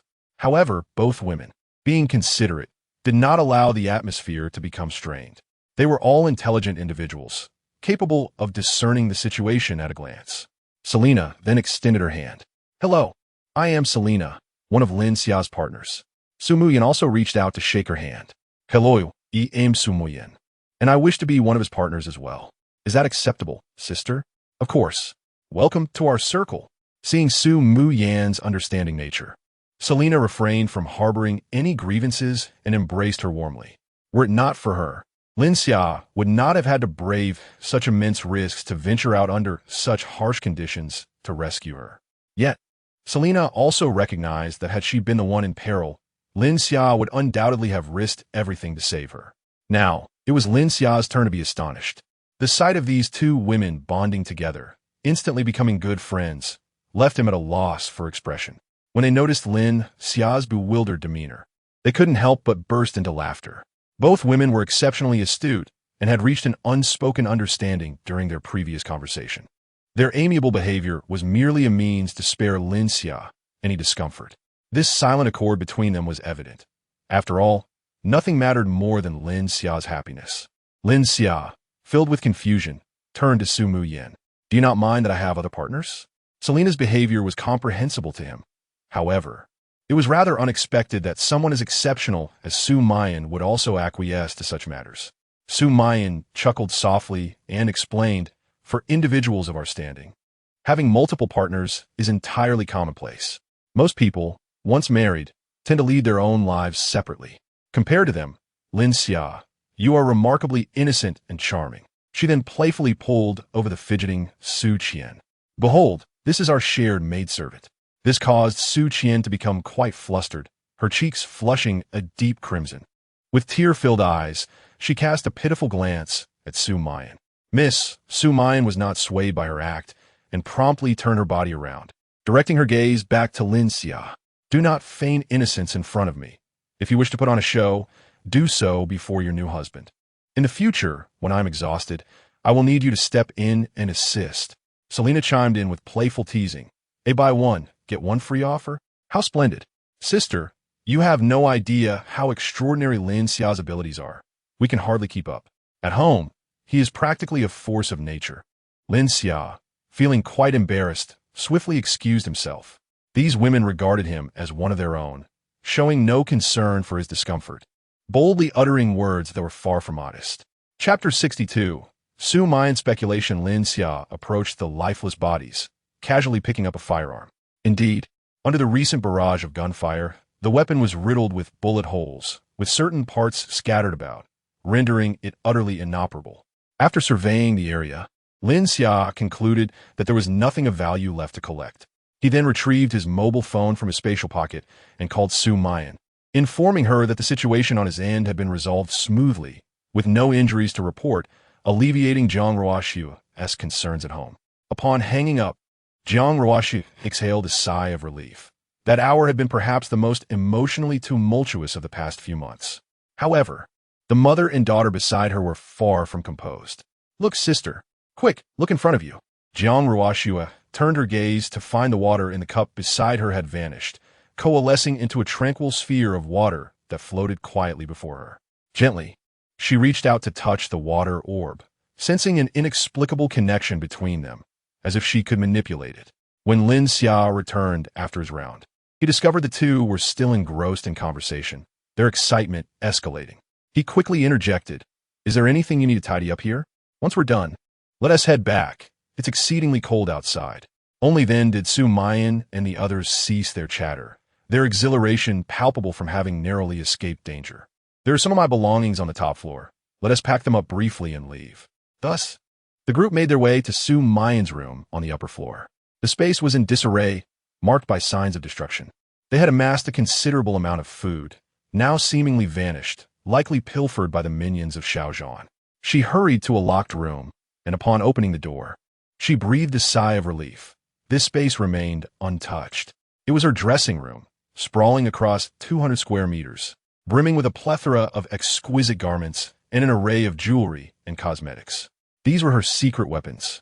Not only could they help her forge alliances with Lin Xia's other women, but they would also amplify her allure and secure Lin Xia's affections. Regrettably, she lamented, if only circumstances permitted, I would wish to take all of these treasures with me. Meanwhile, Lin Xia was surveying the room. The expanse of the dressing area was larger than his previous residence, a testament to Su Mayan's formidable wealth. The garments were splendid and intricate, particularly the stunning evening gowns displayed prominently in the center, which were nothing short of breathtaking. Even a man like him could not resist stealing glances. If she were to don such an outfit and join him in gaming, life would surely descend into decadence. As Lin Xia fantasized about this scene, he chuckled with delight. Hearing Su Muyan's complaints, he smiled faintly, determined not to let these treasures gather dust. Who said the circumstances were prohibitive? Of course, he could take them all away. Su Muyan looked at Lin Xia with a puzzled expression, as if questioning his sanity. Lin Xia shrugged, a glimmer of light flashing in his eyes, and with a gentle snap of his fingers, the items before them vanished in swathes. Seralina understood the situation and was not surprised, but Su Muyin was different. She was utterly taken aback by the spectacle. She approached a large clothing rack, extending her hands to feel for something in the air. Yet, she discovered nothing. These items seemed to have disappeared into thin air. Turning back, she gazed at Lin Xia with astonishment. Where had the clothes gone? Did you employ some trickery? Lin Xia smiled and clarified, it is not trickery. This can be referred to as a special ability. That impenetrable light barrier is also a form of such power. With another snap of his fingers, he retrieved the evening gown that had previously been displayed in the center of the room, presenting it before them. This is my unique ability. I can manipulate the forces of space. Su Muyin remained in a state of shock, cautiously reaching out to touch the gown. The silky, smooth texture transmitted a familiar sensation to her fingertips. It was indeed her favorite dress. Suddenly, a spark of realization ignited in her mind as she pieced everything together and looked at Lin Xia in astonishment. So you not only knew of the impending extreme cold apocalypse in advance, but you also utilized your spatial abilities to prepare various supplies ahead of time. No wonder you gifted me firearms and winter clothing the day before the catastrophe. No wonder you were unfazed by the sudden drop in temperature that night and even urged me to prepare supplies in advance. Su Muyin was no fool. Connecting these clues made everything seem increasingly plausible. So you actually had the opportunity to rescue me beforehand, preventing me from facing these dangers? Lin Xia rubbed his nose, feeling quite embarrassed. He had intended to find the right moment to confess, but she had pieced it all together far too quickly. Well, Su Muyin glanced at Seralina, then back at herself, her eyes widening in sudden realization. You were worried that my elevated status and perspective would make me a ticking time bomb if you brought me along. Better to let me endure some hardships, so that once I grasped the severity of the apocalypse, you could heroically save me, ensuring my affection for you. Then, it would be only natural for you to bring me back to your home, turning me into your trophy, right? Observing Lin Xia's increasingly awkward demeanor, Su Muyin knew she had guessed correctly and smiled. I must acknowledge that your plan has proven to be remarkably successful. Indeed, this course of action is undeniably the wisest choice. Had you brought me directly back to your abode, I would have felt that all you bestowed upon me was truly my due. Even if I were to ultimately be with you, I would categorically refuse to permit you to seek the company of other women. My pride would not allow such an occurrence. However, having genuinely experienced the harrowing events of the apocalypse, particularly the transition between life and death, my perspective has undergone a profound transformation. In this merciless world, strength is the very foundation of all things. My once laughable sense of dignity serves no purpose other than to further solidify my resolve towards death. Lin Xia, you have triumphed. Chapter 63. Homeward bound, observing Su Muyin's unwavering smile, Lin Xia felt a flicker of confusion. Shouldn't you be incensed upon discovering this? All of this stems from my selfish desire to possess you. I could have spared you from this torment. Upon hearing this, Su Muyin smiled faintly. Your actions are, in fact, an acknowledgement of my charm. Furthermore, a gentleman assesses actions, not intentions. In this world, perfection is a myth. Regardless, it is you who has offered me such immense support. Just moments ago, you saved my life. From the instant you rescued me, I have come to terms with everything. Perhaps this is the universe's most splendid arrangement. Although the journey has been fraught with twists, the outcome is delightful. We have both attained what we desired. Though Lin Xia struggled to comprehend Su Muyin's rambling, he understood that she was willing to be with him and had laid the past to rest. A sigh of relief escaped him. Ultimately, what mattered was the positive resolution. Meanwhile, Selena observed with rapt attention, as if ready to munch on sunflower seeds while watching. Lin Xia cleared his throat gently. Since we have nearly tidied everything, shall we return? Suddenly, as Su Muyin gazed at the empty room, a thought struck her. With excitement, she asked Lin Xia, is there still space in your dimensional abilities to hold more items? Beneath this building lies an exceptionally large cold storage, brimming with an array of ingredients, some of which are rare delicacies not available on the market, reserved solely for select individuals. I could use them to impress the sisters, ensuring their praise for my culinary skills. Lin Xia observed Su Muyin, whose confidence seemed to have been rekindled. Indeed, she was correct. The first time he savored her cooking, his palate had been utterly conquered. What are we waiting for? Let us go. I can hardly contain my eagerness to enjoy your dishes once more. Seeing Lin Xia's reaction, Su Muyin felt a surge of satisfaction. Was it merely a matter of arriving a tad late? With her prowess, winning Lin Xia's affection was a trivial endeavor. Forgive me, dear sisters, but I must claim Lin Xia's favoritism. Upon arriving at the cold storage, Lin Xia was utterly astonished. The sheer size of the facility was overwhelming, filled with an exquisite variety of ingredients. A conservative estimate placed the raw value of these ingredients in the tens of millions. Properly prepared and sold, they could easily yield billions. The extravagance of the wealthy was staggering. He simply had to bring these treasures back and critique their opulence. As he busied himself organizing the items, the sky began to darken. Lin Xia glanced at the time, realizing with surprise that it had already turned 5 o'clock. He anticipated that sorting these items would consume so much time. Thus, the hovercraft was summoned once more onto the snowy expanse. The engine hummed steadily, unchanged since its departure. Once everyone was comfortably seated, Lin Xia activated the autopilot. Let us return home. Shortly thereafter, the hovercraft glided into the community. From a distance, a house illuminated with a warm orange glow could be seen, resembling a lighthouse, eagerly awaiting Lin Xia's return. Su Muyin, who had earlier radiated confidence, now felt a twinge of anxiety. After all, she was the newcomer in this scenario, and she wished to avoid incurring the displeasure of Lin Xia's other companions. However, her upbringing had never equipped her with the skills to win the favor of other women. Lin Xia, are they easy to get along with? Before Lin Xia could respond, Selena gently linked her arm with Lin Xia's. Do not worry, they're all quite amiable. You need not feel anxious. Su Muyin nodded, albeit with lingering apprehension. Soon, Lin Xia maneuvered the hovercraft to the window, glowing with orange light. From the cockpit, he could see Jiang Ruo Shui and the others pressed against the glass, their faces alight with joy at their arrival. Lin Xia waved to them and disembarked from the hovercraft, making his way towards the designated passage. After a series of operations, the four successfully returned to the safe house, and the hovercraft was seamlessly retracted into Lin Xia's space. Before Lin Xia could fully comprehend the situation, Jiang Ruo Shui leapt into his embrace. I was so worried about you. Lin Xia quickly disentangled himself. I just came in from the cold. Jiang Ruo Shui shook her head, preparing to leap into his arms again. Lin Xia swiftly removed his coat and gently wrapped it around her. See, I am perfectly fine. You need not worry. Jiang Ruo Shui turned her head to see Ningong Shui and Xiao Nian Yin standing a short distance away, appearing eager yet hesitant to embrace him. After a brief moment, she released Lin Xia and nudged the two toward him. Then, she approached Selena, observing the disheveled Su Muyin and Su Qian with a gentle smile, extending her hand. Hello, I am Jiang Ruo Shui, and these are Ningong Shui and Xiao Nian Yin. Su Muyin extended her hand in return. Hello, I am Su Muyin, and this is Su Qian.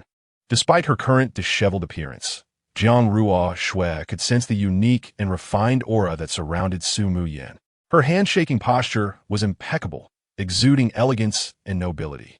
She resembled a fallen queen, currently in a valley, but unable to hide the pride that coursed through her veins. Her countenance was beyond reproach, a masterpiece sculpted by the heavens, perfectly blending allure with grace. Even as a fellow woman, Jiang Ruo Shui felt a complex mix of admiration and a desire to submit. This was indeed a true paragon of grace. On the other side, Su Muyin was equally captivated by Jiang Ruo Shui. Lin Xia must be truly fortunate to be in the company of such a stunning foreign beauty, whose figure makes one feel inferior. To my astonishment, there resides an ethereal and elegant beauty within my home. The delicate, almost celestial aura she exudes has momentarily rendered her self-conscious.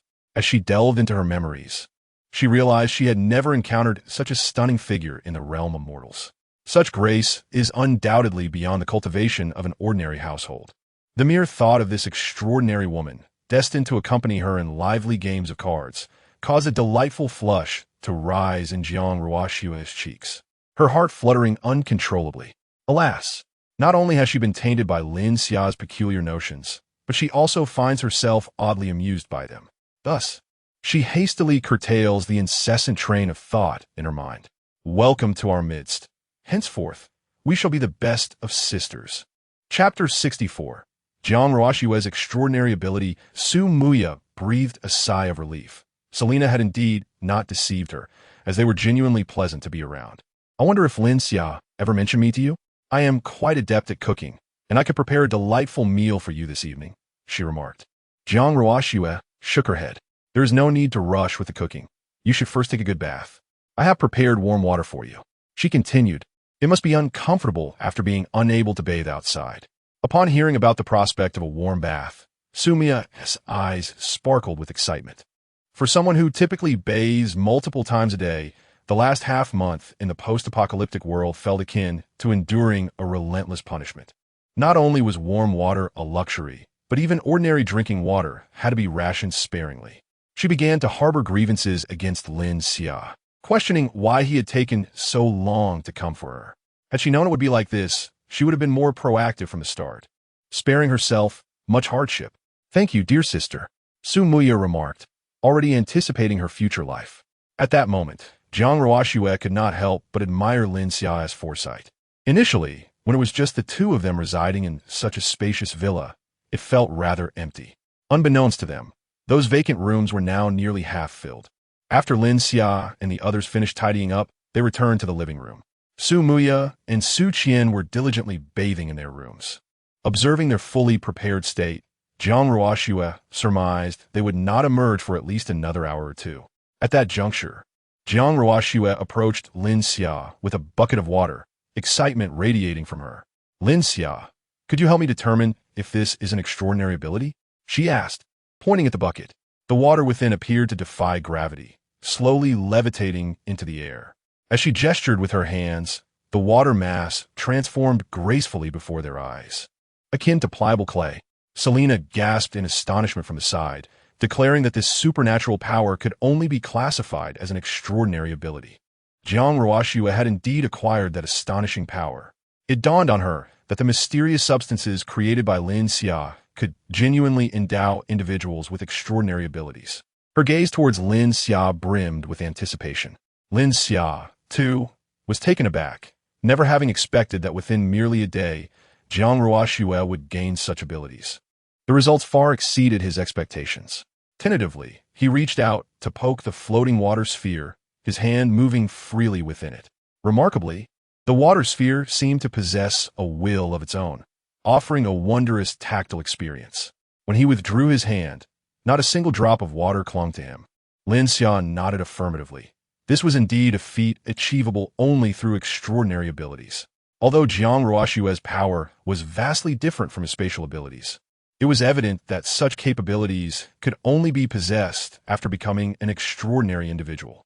Subsequently, Jiang Ruoshue returned the water to the bucket, expressing a hint of disappointment.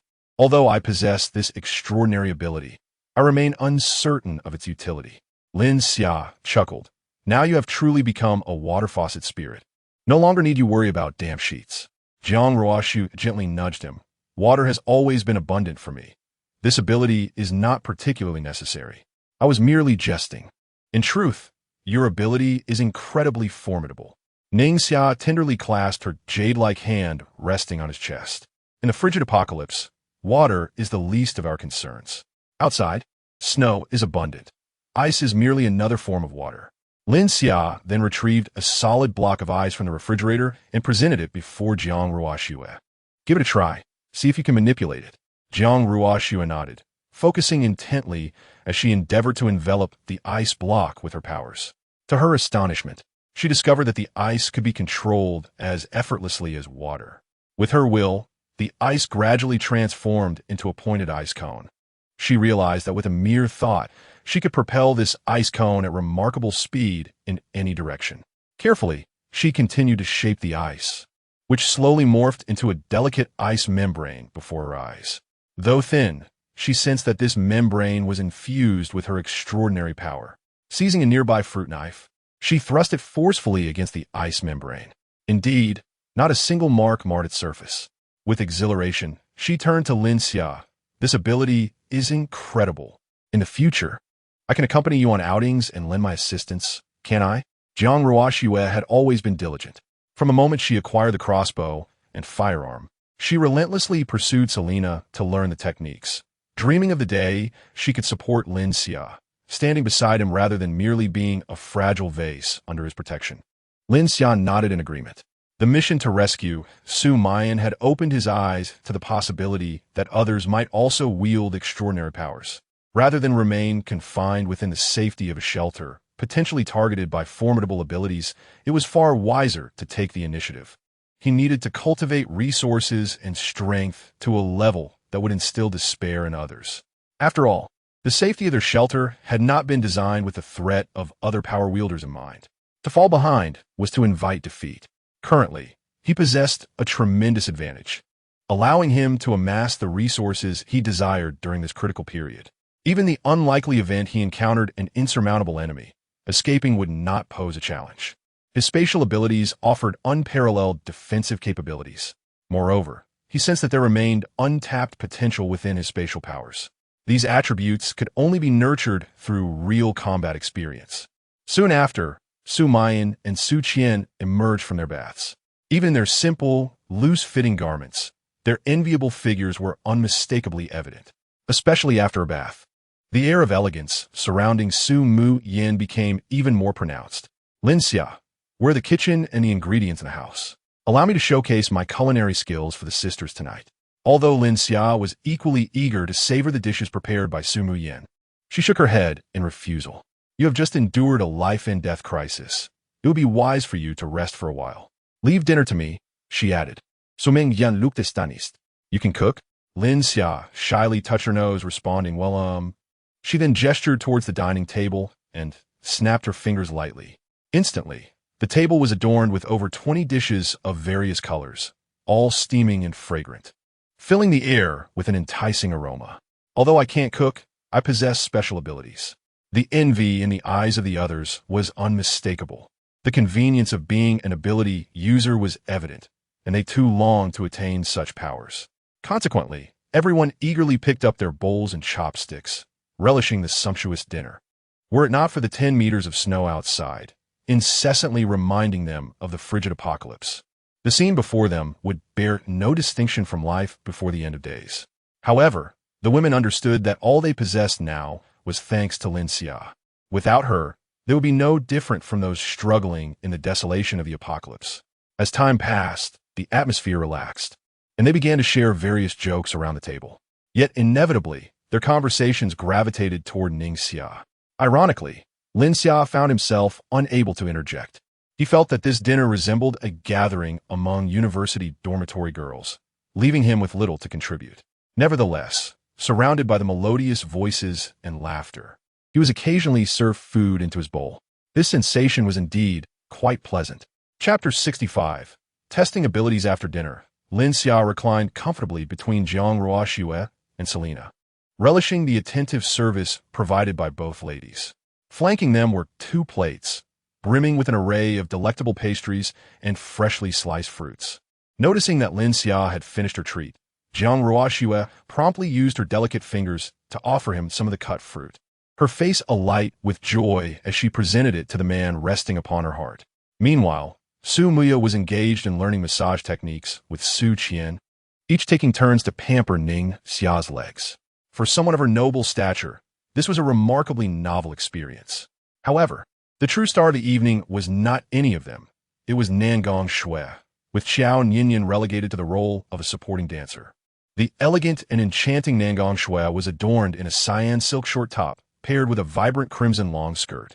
Over this, she draped a lavish and intricate feathered robe, reminiscent of a resplendent peony from the Tang dynasty blooming before the audience.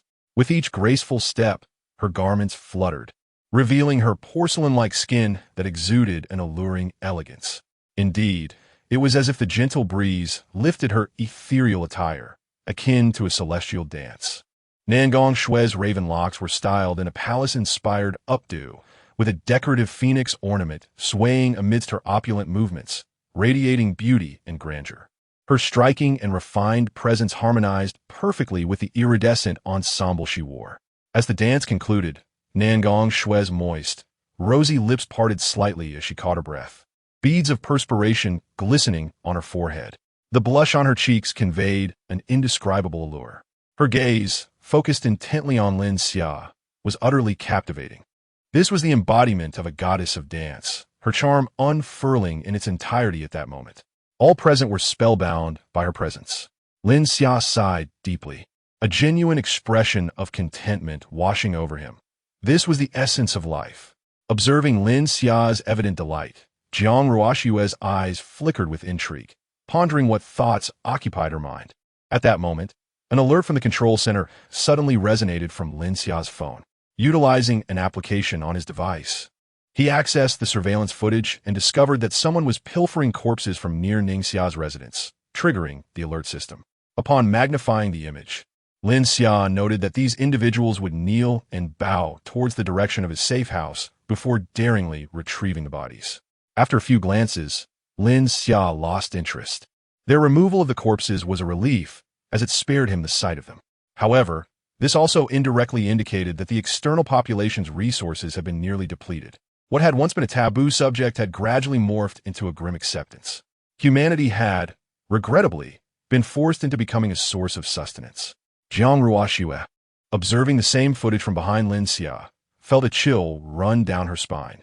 She understood that the comfortable and secure life they currently enjoyed was entirely reliant on Lin Xia.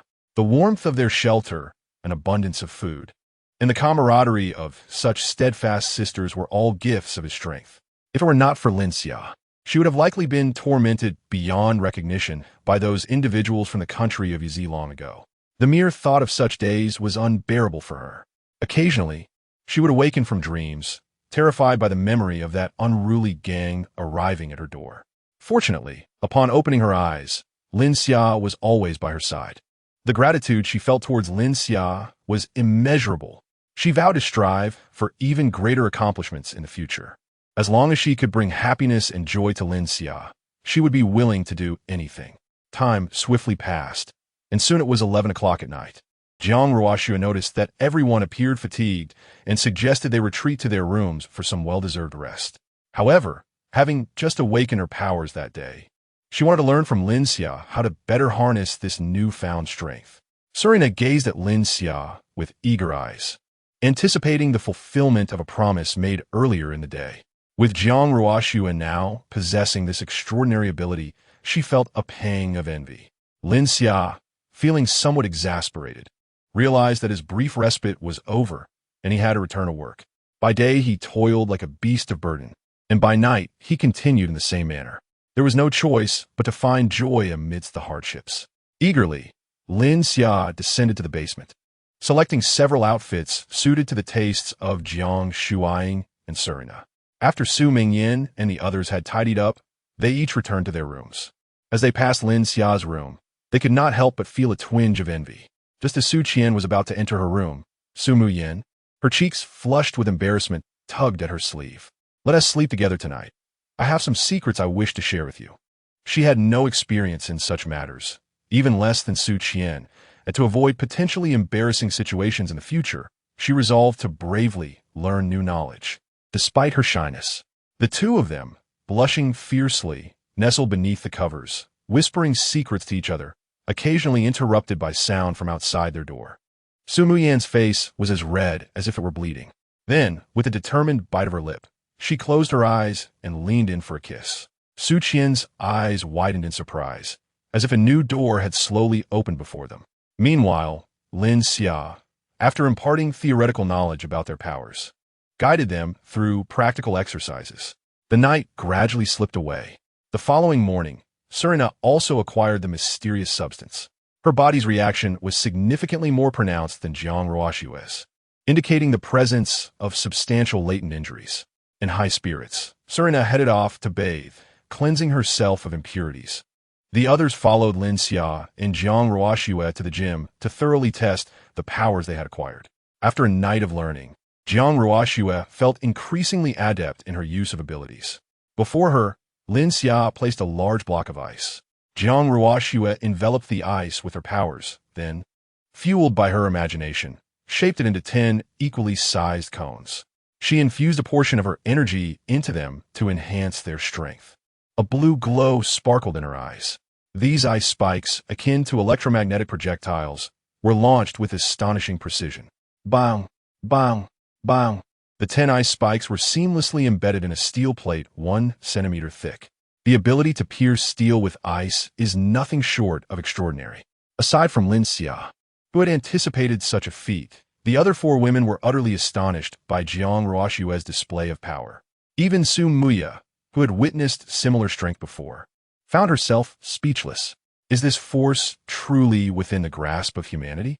Chapter 66. Selina's abilities. Soon after, Jiang Ruoxue's body grew weak, leaning against Lin Xia's embrace. Lin Xia swiftly wrapped his arms around her delicate waist to prevent her from falling.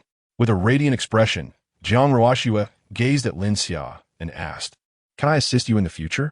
Lin Xia gently ruffled her hair, noting that Jiang Ruoxue had expended considerable energy.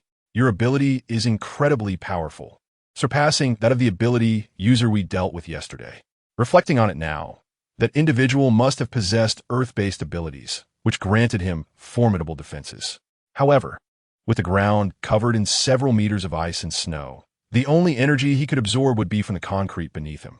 In contrast, your mastery lies in water-based abilities, and the surroundings are abundant with ice and snow. Your potential is boundless. Su Muya nodded in agreement. Jiang Ruoxue's strength was indeed exceedingly comprehensive, far surpassing that of Xiao Zhan. Unable to contain her curiosity, Su Mingyan inquired, "Sister, how many more times can you execute such an attack?" Jiang Ruoxue assessed the remaining energy within her. "I should be able to unleash this type of attack one more time, though I could reduce the number of ice spikes used in each strike. That way, I might endure for a few more attempts." Upon hearing Jiang Ruoxue's explanation, Lin Xia suddenly envisioned a scene in his mind. Jiang Ruoxue wielding her powers, summoning numerous ice spikes around her. These spikes would then be propelled forward at her command. Lin Xia murmured, "Strike the enemy with 3 parts, retain 7 for oneself." Is this not the essence of the cold shadow technique? Jiang Ruoxue looked up at Lin Xia, puzzled. "What do you mean by 3 parts and 7? Are you suggesting that I should only utilize 30% of my strength for each attack?" Lin Xia rubbed his nose and cleared his throat. "This is something you must comprehend on your own. Our approaches to utilizing our abilities differ significantly. I can only provide you with a general concept."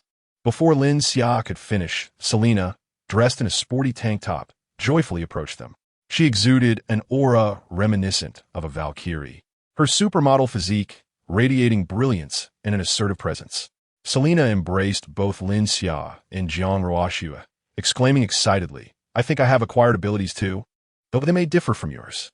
Her hair was still damp, merely having been dried off, and a delightful scent of shower gel wafted from her. Intrigued by the fragrance, Jiang Ruoxue asked, "What kind of ability do you possess?" Selina released them and scanned the gym, her gaze landing on an intelligent punching bag power meter. She led everyone over, then flexed her wrist joints, inhaled deeply, and with a sharp exhale, unleashed a punch that struck the bag directly. The numbers displayed on the monitor seemed to spiral into madness, continuously escalating until they settled at an astonishing 25 kilograms. The weight of this punch equated to an astounding 2 tons. The other women gasped in astonishment.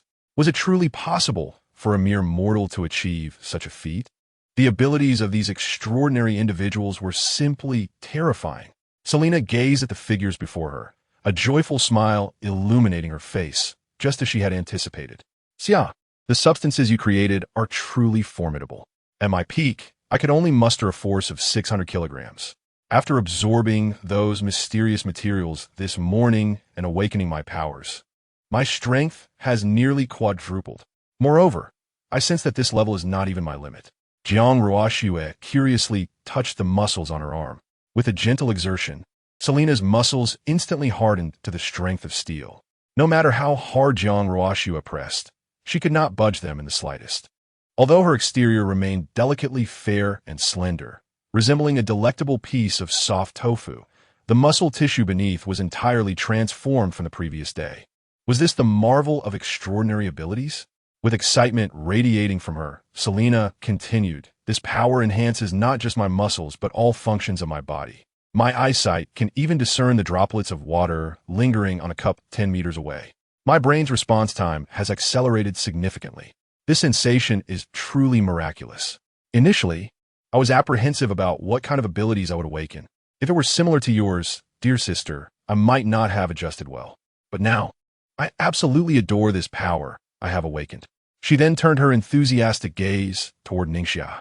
I can now control the muscles throughout my entire body, every single part of it. Remember, any part at all. Prepare to be defeated by me. I feel incredibly powerful. Such familiar words caused Jiang Ruoxue to blush, as she had uttered the same sentiment the previous day, only to end up at the forefront of battle that night, ultimately meeting a devastating fate. Although her abilities had made her stronger, it seemed they had not granted her much more than an amplified voice. Lin Xia chuckled nonchalantly. Will you win? Selena smiled confidently. I will win.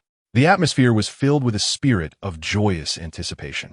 Sun Muyan retracted her amieux gaze, betink her lip, resolutely deciding in her heart that she too would attempt to awaken her powers that night. The allure of such strength was simply irresistible.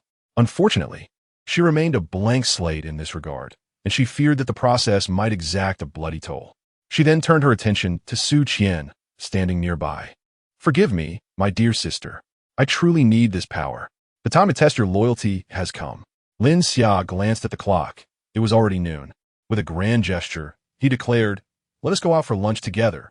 Today's meal is on me. The afternoon unfolded into a sumptuous feast, and everyone relished the delightful repast. This place resembled a secluded paradise, akin to a utopian peach blossom spring. After finishing his meal, Lin Xia gazed out the window, noticing that the incessant snowfall seemed to have come to a halt. A thought stirred within him. Perhaps he could venture outside for some exploration later on. Chapter 67. Outing Lin Xia shared her thoughts with the other women. Jiang Ruoxue and Selena immediately turned their attention, their faces alight with eager anticipation. May we accompany you? They inquired. At this moment, they had acquired their own abilities, granting them a degree of self-defense, with others unable to venture into the external world to scavenge for resources. Lin Xia and her companions could exploit this advantage to seize the vital resources in their vicinity. Even if others or rival factions sought to gather supplies later, they would only be left with the remnants of what Lin Xia and her group had already claimed.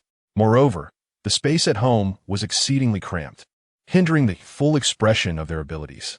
Being outdoors would provide an excellent opportunity to test the limits of their powers. Should combat arise in the future, their abilities would afford them some measure of protection. After contemplating, Lin Xia nodded in agreement. She then addressed the others, saying, once you all have developed your powers, I shall take you out to explore. For now, it may be somewhat perilous for ordinary individuals like you outside, so it would be wise to remain at home for a while. They nodded in understanding, recognizing that Lin Xia acted out of kindness. The disparity in strength between those with abilities and themselves had completely reshaped their worldview over the past few days. In comparison to the empowered, they felt like mere burdens. They were no longer part of the same realm. The future undeniably belonged to the extraordinary. Fortunately, they had discovered a shortcut to becoming empowered themselves. Rather than risking the dangers outside, it would be more prudent to focus on nurturing their health at home and mastering new skills, thereby striving to acquire power sooner. After donning their winter gear, Lin Xia and her companions proceeded to the fourth floor. With the other women watching, they embarked on their journey aboard a hovercraft. Su Muyin turned to Nangong Shui, smiling as she spoke. Sister, your health has yet to fully recover. Would it be possible for us to take the next opportunity to gain abilities before you two? Nangong Shui chuckled. We are family. There is no need for formalities. Moreover, Nian Yin and I rather enjoy staying at home and have little desire to venture out. If you wish to gain your skills first, then by all means, go ahead. Su Muyin felt a twinge of embarrassment, realizing her overthinking. Thank you, sister.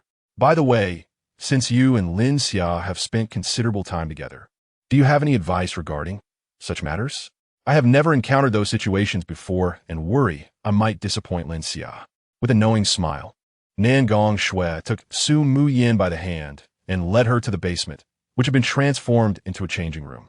You have asked the right person. Jiang Ruoxue has been teaching me about this for days. Unfortunately, our bodies have not cooperated, and we have yet to recover. However, I can share this knowledge with you, and I hope that when the time comes, you can win over Lin Xia and help us women reclaim our dignity. He is simply too arrogant. Subsequently, The four individuals gathered in the basement, their cheeks flushed as they deliberated over strategies for combat. The gateway to the new world gradually opened before them. Meanwhile, on Lin Xia's side, Selena gazed out through the car window. Her physique had undergone a comprehensive enhancement due to her newfound abilities, granting her remarkable vision. "Xia, it appears those individuals are watching us through the window," she remarked. With such an obvious target as a hovercraft, it was nearly impossible to evade their scrutiny. Lin Xia merely smiled nonchalantly. "They can only observe." Jiang Ruoxue joined in the laughter. Having encountered Lin Xia, they were no longer of the same realm as those individuals. Lin Xia had irrevocably altered their destinies.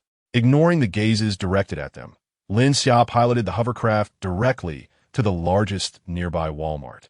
This establishment boasted a vast assortment of supplies and a substantial inventory, making it exceedingly popular among the locals. Lin Xia recalled reading a book where the protagonist had emptied a Walmart before the apocalypse began, leading a rather prosperous life. This was a perfect opportunity for him to conduct a field study. As the hovercraft sped forward, a grand 15-story shopping mall gradually came into view. It stood resolutely atop a thick blanket of ice and snow, its once vibrant neon facade now dulled to a ghostly white. Lin Xia and her companions disembarked from the hovercraft.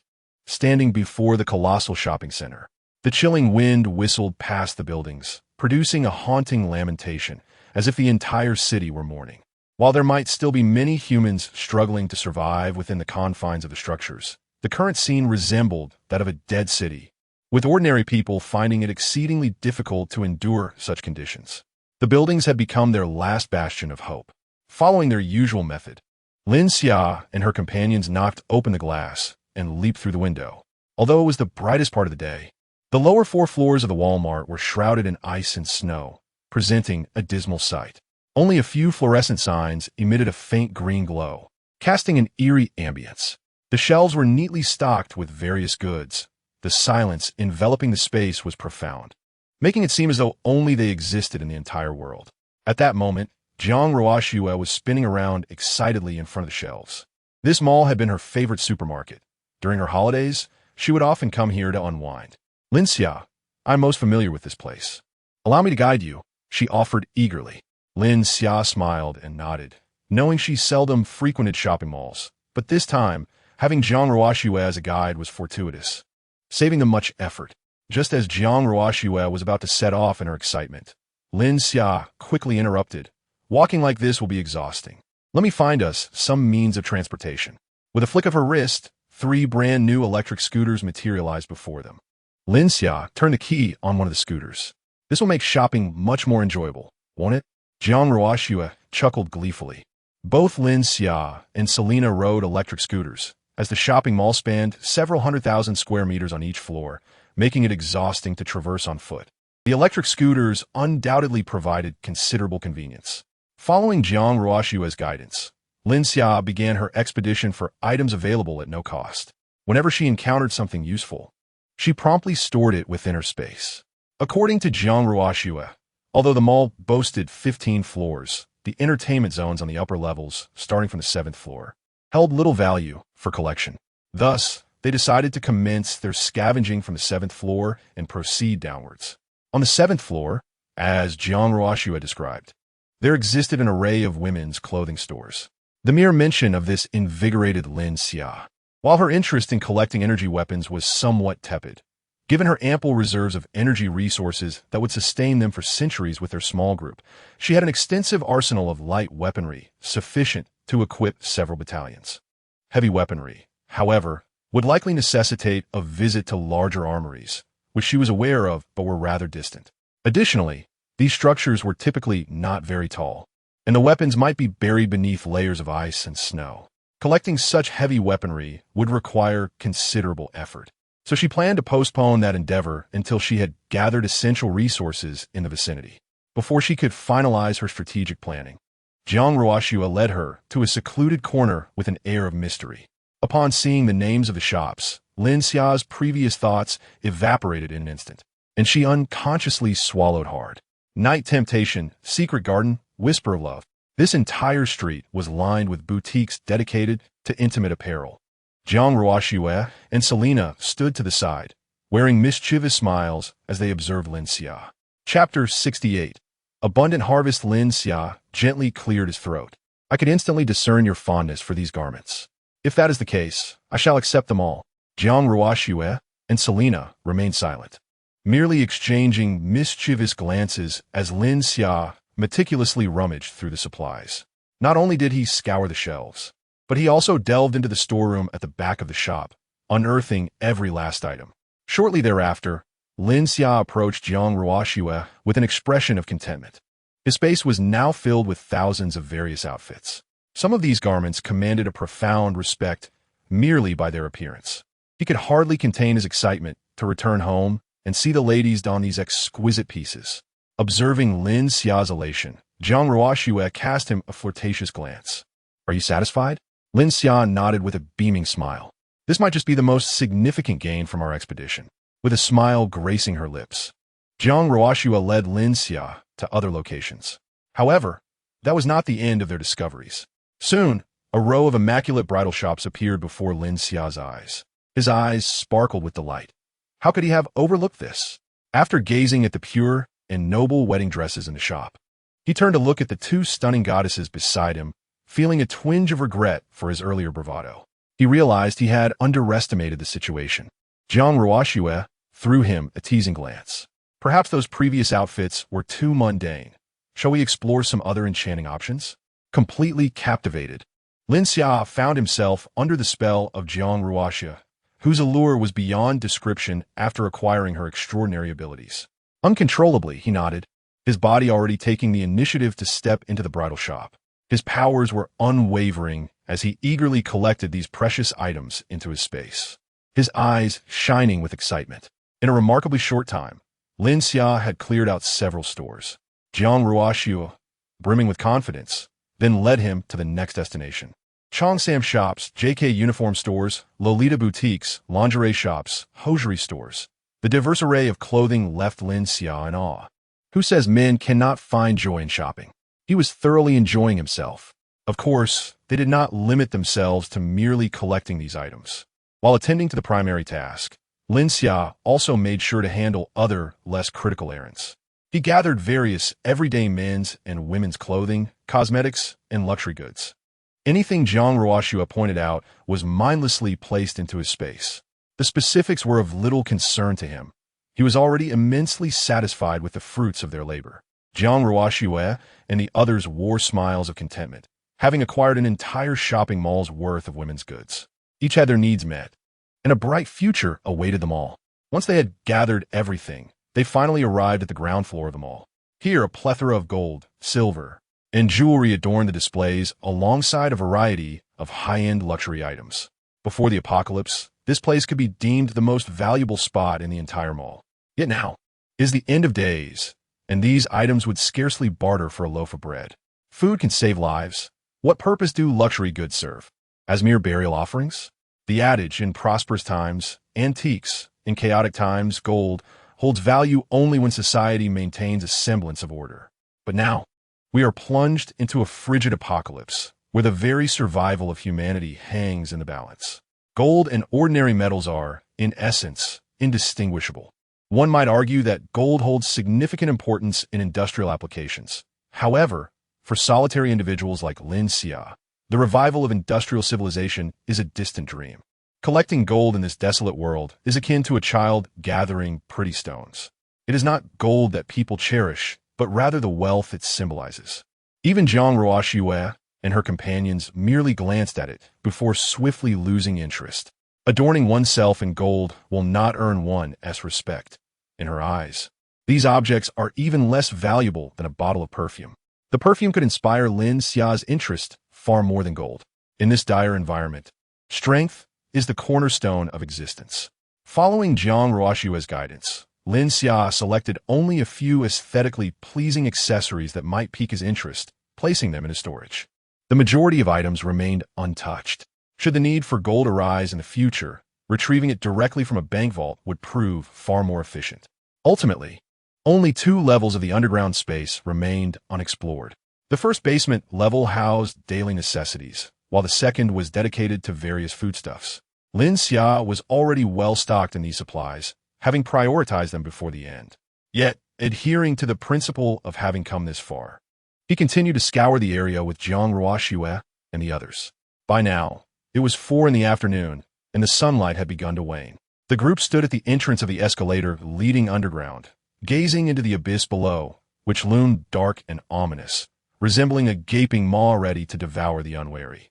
A shiver ran down Jiang Ruoxue's spine, prompting her to instinctively step back. Lin Xia retrieved a super-bright flashlight from his storage, its beam capable of illuminating an entire football field. He turned it on, directing the light into the underground passage, instantly dispelling the foreboding atmosphere. The mall was flooded with light, transforming the ambience to one of warmth. Jiang Ruoxue shot Lin Xia an exasperated glance. With such a bright flashlight, you've robbed me of any thrill in exploring the unknown. Selena burst out laughing nearby. Indeed, all fear stems from a lack of firepower. Lin Xia then revved his bike and led the way down, his tone now lighthearted. Come, my princess. Let us embark on a delightful adventure. Yes, my noble knight. You must be sure to protect me. Upon returning home this evening, both Selena and I can don a wedding gown of your preference for your admiration. Upon hearing this, Lin Xia was instantly filled with excitement. He longed to rush home and indulge in delightful moments with them. The ensuing events unfolded with remarkable ease. Lin Xia traversed the area like a swarm of locusts, leaving no shelf unscathed. Regardless of their utility, everything was hastily stuffed into his spatial realm. He had no time to squander, his thoughts solely focused on returning home to unwind. However, as he continued on his path, Selena suddenly pointed out an unusual sight. Xia, look here. It appears someone has been here. Chapter 69. An uneven battle, a thick layer of ice had formed upon the ground, marked by several distinct footprints. It was evident that this ice had emerged only after the cataclysm, and the footprints indicated the presence of others who had traversed this area. Scattered across the nearby shelves were survival supplies, such as generators, sleeping bags, and fuel lamps, all haphazardly arranged, suggesting that they had been rummaged through. The trio meticulously examined their surroundings, discovering an increasing number of such clues. It was indeed plausible that someone resided here, and judging by the missing supplies, the number of individuals should not exceed 10. However, they had thoroughly explored this level without encountering anyone. Based on the direction of the footprints, it was highly likely that the individuals still within the mall were active on the second basement level, where an abundance of food was located. They would typically only need to venture to the first basement level to gather essential supplies for warmth and survival, rendering a prolonged stay on this level unnecessary. Jiang Ruoxue cast a worried glance at Lin Xia. Despite having become an ability wielder, her mindset remained akin to that of an ordinary person, fearing conflict and confrontation. Conversely, Selena appeared eager and ready for action. Lin Xia contemplated the situation. This could serve as their inaugural battle since acquiring their abilities. Particularly for Jiang Ruoxue, it was crucial for her to swiftly adapt to the rules of this post-apocalyptic world. Should they encounter any insurmountable challenges, he could intervene later. Turning to the two women, he remarked, "You may seize this opportunity to test the abilities you have acquired. Only through combat can you gain a deeper understanding of your powers. The future undoubtedly belongs to those with abilities. I shall remain behind to protect you. You may proceed with confidence."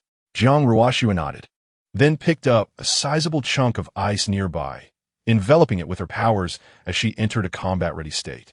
Although maintaining this state would deplete some of her energy, it would enable her to engage swiftly when the time came.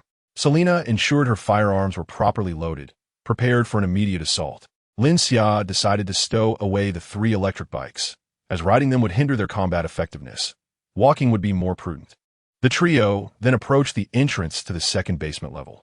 Lin Xia produced a powerful flashlight, casting a brilliant beam straight ahead. Jiang Ruoxue looked at him, puzzled. "Aren't we supposed to engage in actual combat? Why are you shining a light?" Lin Xia explained, "What if they have set an ambush? One must exercise caution in battle, leveraging any advantageous conditions at hand, and never underestimate the significance of each encounter." Selena nodded in agreement. "Let us go, sister. Our primary aim this time is to familiarize ourselves with the use of our abilities. With the light guiding them," Lin Xia stated. "This will also allow us to detect our adversaries more swiftly." To conclude matters promptly and return home to indulge in games with Lin Xia. Jiang Ruoxue suddenly realized and glanced at Lin Xia with a look of understanding. She let out a soft hum, almost deceived by Ning Xia's serious demeanor just moments ago, forgetting that Lin Xia was indeed a notorious flirt. Surely, he yearned to return home early to engage in bridal roleplay with them. Then let us set forth, she declared. Due to the conspicuous beam emitted by Lin Xia's flashlight, there was no need for them to exert any effort in searching for individuals. Where are you from? Soon, several ruffians appeared before Lin Xia and his companions, surrounding them. Lin Xia aimed the flashlight directly at them, the intense beam blinding them, rendering their eyes unable to adjust. Damn it, shut that wretched flashlight off. One of them shouted angrily. Are you all looking for death? The brightness of Lin Xia's flashlight was overwhelming. Facing the source of light, the ruffians could not discern the situation of Lin Xia and his group. However, Jiang Ruoxue and the others could clearly observe the movements of the thugs before them. One thug had turned his back, retrieving a well-prepared crossbow, squinting as he shakily aimed towards the source of light. The others raised their arms, preparing to hurl the kitchen knives they held. Selena exchanged glances with Lin Xia, who nodded in response.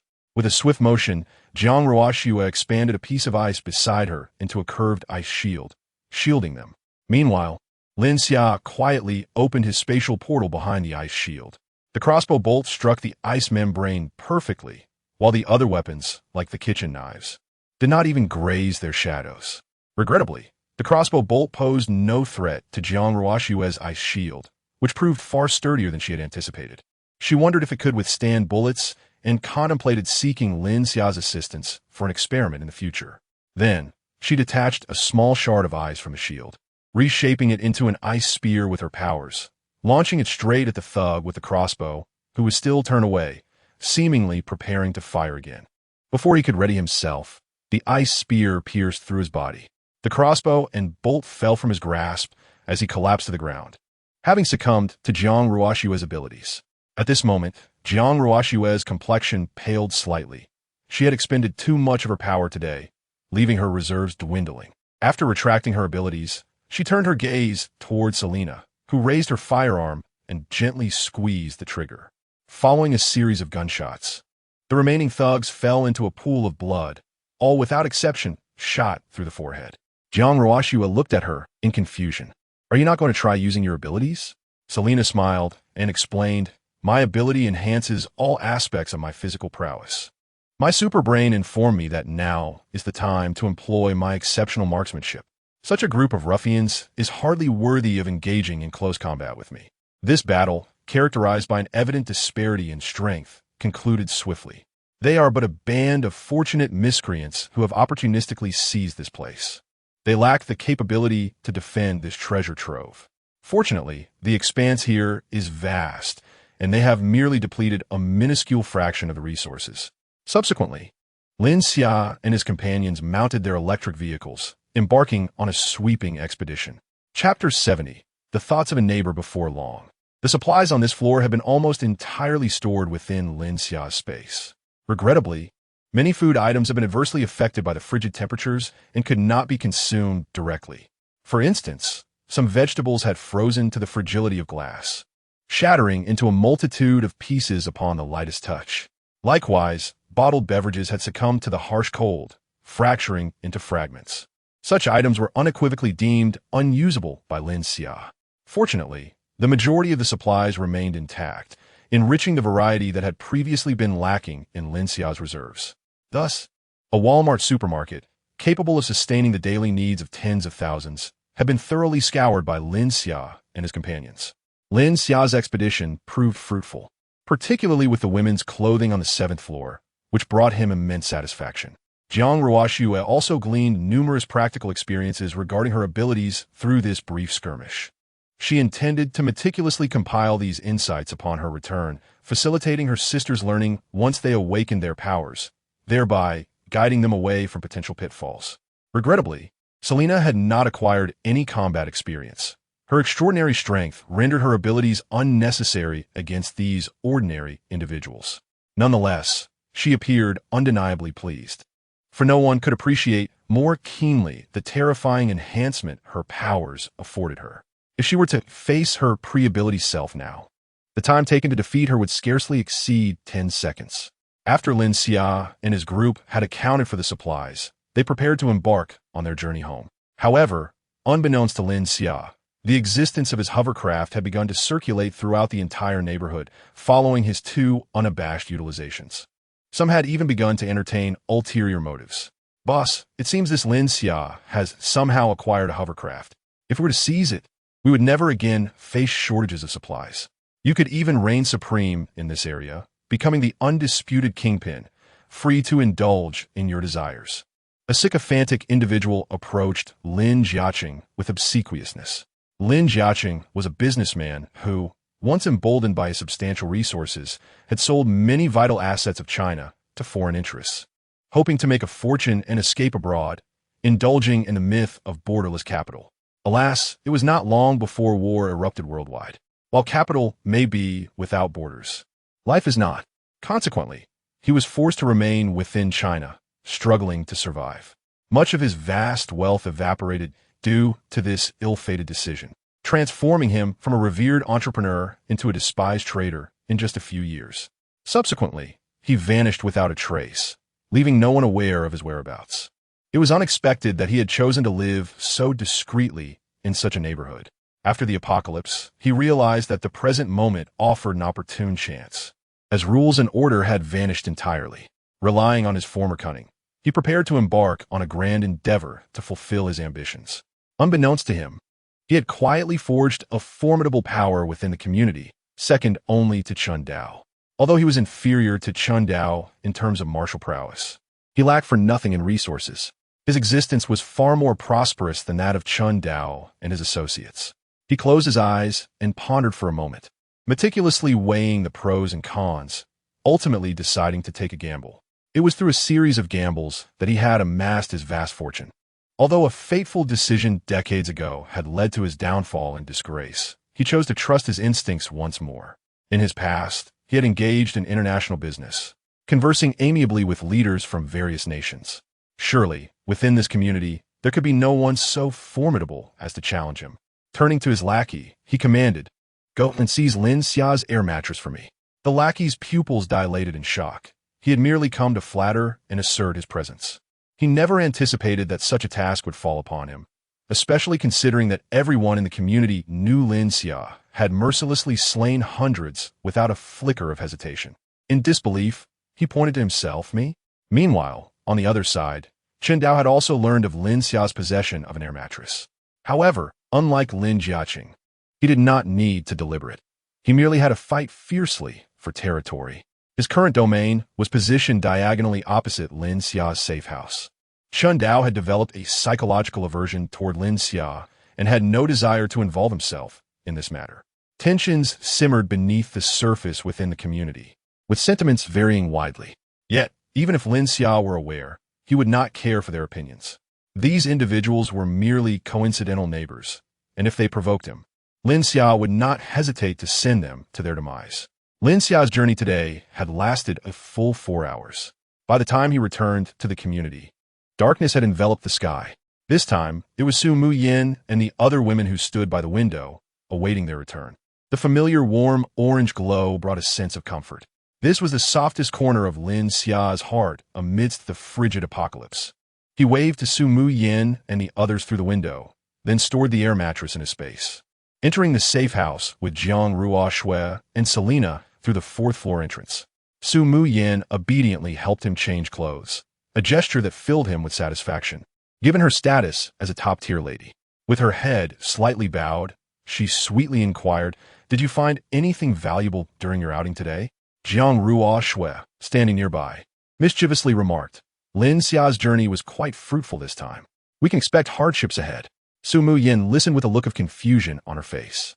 Why is Lin Xia reaping great rewards while they suffer? Lin Xia cleared his throat with a hint of shyness, interrupting Jiang Ruoshui as she continued to unveil his secrets. Jiang Ruoshui, upon glancing at Lin Xia, recognized his discomfort in discussing such matters in public, for he was easily embarrassed. She chose not to expose him, as this was merely a playful quirk of their relationship. Thus, with a playful blink of her beautiful eyes, she turned to Su Muya and said, "I'll tell you later. But you should brace yourself. If we do not unite, Lin Xia will surely pick us off one by one. Su Muya nodded, somewhat understanding but still perplexed. Noticing Su Muya's eagerness, Selena suddenly recalled something significant. She had previously made a private agreement with Lin Xia regarding the limited use of the mysterious substances over the next 7 days. She addressed the group, stating, "I have awakened my abilities today. Therefore, the mysterious substances that Lin Xia produces will be for your use." Selena cast a knowing glance at Lin Xia, indicating that the agreement no longer needed to be upheld. Since she had already acquired her powers, there was little point in monopolizing Lin Xia's resources. As long as she could sustain herself, the precious mysterious substances should be reserved for the sisters who had yet to awaken their abilities. Su Muya, blushing, nodded in misunderstanding, believing Selena was subtly suggesting that she should take action tonight. She then discreetly glanced at Su Qian, thinking, "It is time for you to be loyal to your mistress." While Lin Xia and the others were out in the afternoon, the four of them had diligently studied at home. Even watching the instructional videos Jiang Ruoxue had specially recorded for them, taking meticulous notes. After class, they engaged in fervent discussions and learning. Thus, Su Muya felt relatively confident about the evening's endeavors. The advantage lay with her. Once everyone was prepared, they gathered in the living room to share dinner. Su Muya had already prepared a plethora of dishes in advance. Suddenly, as if recalling something, her face flushed as she returned to the kitchen, informing everyone that she would be making a few more dishes and asking them to wait a moment. Su Muya was swift in her culinary endeavors, ensuring her companions did not wait long. Soon, Su Qian emerged from the kitchen, presenting exquisite dishes worthy of a national banquet. The enticing aromas immediately captivated the attention of everyone in the living room. Lin Xia, inhaling the delightful scent, displayed a nostalgic expression, for it had been a long time since he had savored Su Muya's cooking.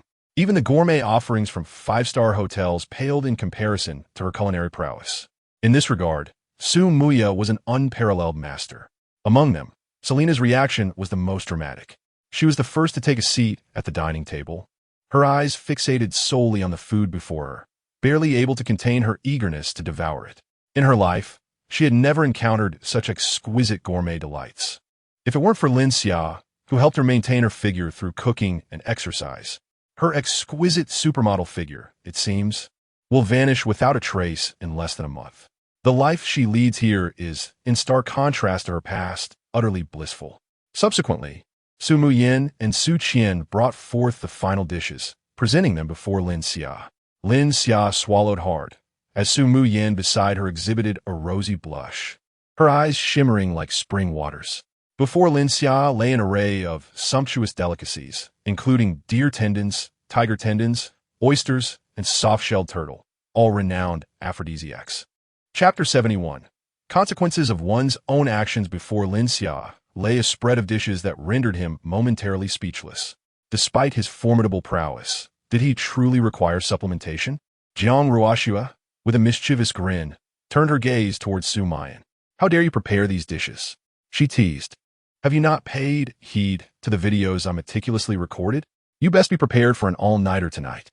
Su Mayan lowered her head, her delicate cheeks flushing a deeper shade of crimson as she murmured, "With so many women in the household, it is only fitting that I prepare something delightful for Lin Xia, the sole man who toils day in and day out." Lin Xia, however, refrained from voicing his thoughts on the matter.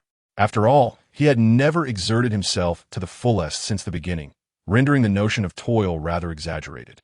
Yet, as Su Mayan presented the dishes before him, a flicker of curiosity ignited within him. Were these culinary creations truly as miraculous as the legend suggested? The dishes before him were ones he had only heard of but never had the pleasure of tasting. Moreover, the ingredients used to craft these culinary delights had been scavenged from Su Mayan's underground cold storage just a day prior. These were premium ingredients, unparalleled in quality, and some were even contraband, entirely absent from market circulation. To be caught with such items could result in severe consequences, a stark reminder that rarity often equated to peril. With a critical eye, he sampled a bite, savoring the exquisite texture and delightful flavors. Su Mayan's unparalleled culinary skills, combined with these exceptional ingredients, delivered an experience of sheer indulgence. The women observing Lin Xia, who was engrossed in his meal, could not suppress their laughter. Despite his verbal refusals, his body betrayed him. Anything labeled as a tonic for vitality would drive any man to madness. The dishes Su Mayan had specially prepared for Lin Xia remained untouched by anyone else, all reserved for his solitary enjoyment. Upon finishing his meal, Lin Xia felt a wave of warmth coursing through his body, astonished by the potency of these dishes. Even he, an extraordinary individual, found himself struggling against the effects. His eyes glowed with intensity as he panted, fixating on Su Mayan. The noble and elegant aura she exuded became increasingly pronounced, igniting an insatiable desire within him, a longing to conquer her utterly. Realizing her miscalculation, Su Mayan cast a pitiful glance toward Jiang Ruoxue, who wore a knowing smile. Approaching Su Mayan, she leaned in and whispered conspiratorially. Upon hearing her words, Su Mayan's eyes widened in shock, her pupils trembling with disbelief. What? A wedding dress? As the words escaped her lips, Lin Xia's mind spiraled into chaos. In an instant, he swept Su Mayan into a princess carry, striding towards the room. Meanwhile, Su Qian trailed behind, her cheeks flushed, embodying a picture of obedience and understanding.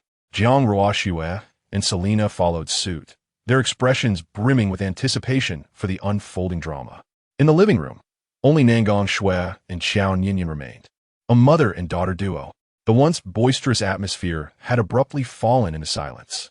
Yet, it was well understood that this tranquility was merely the calm before the storm. The night ahead promised to be one of tumultuous winds and rains, rendering restful slumber impossible. Qiao Ninian approached Nangang Shui, linking her arm with her mother's and gazing at her mentor with eager anticipation. Teacher, our bodies are nearly restored to health. Might we soon absorb the mysterious substance and acquire our extraordinary abilities? Nangang Shui nodded confidently.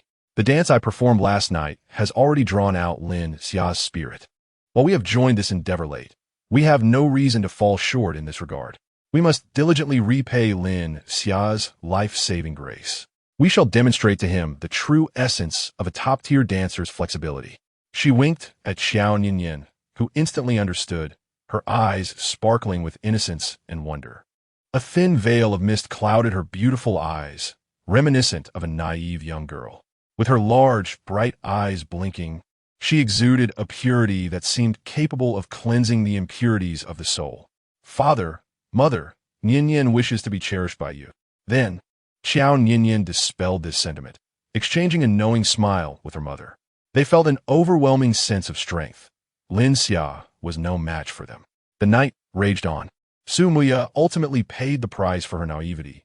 Yet, with the help of others, she acquired the mysterious substance. After consuming it in the morning, the effects of rejuvenation were immediate. She had never anticipated that her meticulously cared-for body harbored so many impurities. Unfortunately, she was utterly drained, recalling only a restless night of wakefulness. Like a leaf adrift on a turbulent sea, she could not control her body, surrendering to the currents. In the end, it was Selena and Jiang Ruoxue who assisted the duo in bathing. After their wash, they returned to bed, lacking the appetite for even a meal. Similarly, Nangang Shui and Qiao Ninian spent a sleepless night. Initially, they whispered secrets under the covers, but the torrential rain outside compelled them to step out, seeking a better vantage point to listen to the symphony of nature. As dawn approached, they finally returned to their room to rest. This night would remain etched in the memories of all. By midday, Su Muya and Su Qian, leaning against the wall, trembled as they emerged from their room. Jiang Ruoxue and Selena hurried to support them, guiding the two to the sofa. They were once comrades who faced hardships together, and now their bond has blossomed into a harmonious camaraderie. Jiang Ruoxue teased, "Let us see if you dare to prepare such vigorous dishes again next time. You've truly brought this upon yourself." Recalling the events of the previous night, Su Muya felt a shiver run through her body. It was utterly terrifying. Had it not been for Selena awakening her powers and barely withstanding Lin Xia's wrath, she genuinely feared for her life. Lin Xia was nothing short of beast. She cast a mournful glance towards him. Lin Xia, feeling a twinge of embarrassment, turned his head aside. He could not entirely be blamed. The 4 pristine and holy wedding gowns had ignited all his rationality, and combined with the dishes consumed at dinner, He had lost consciousness entirely. By the time he regained awareness, it was already the latter half of the night.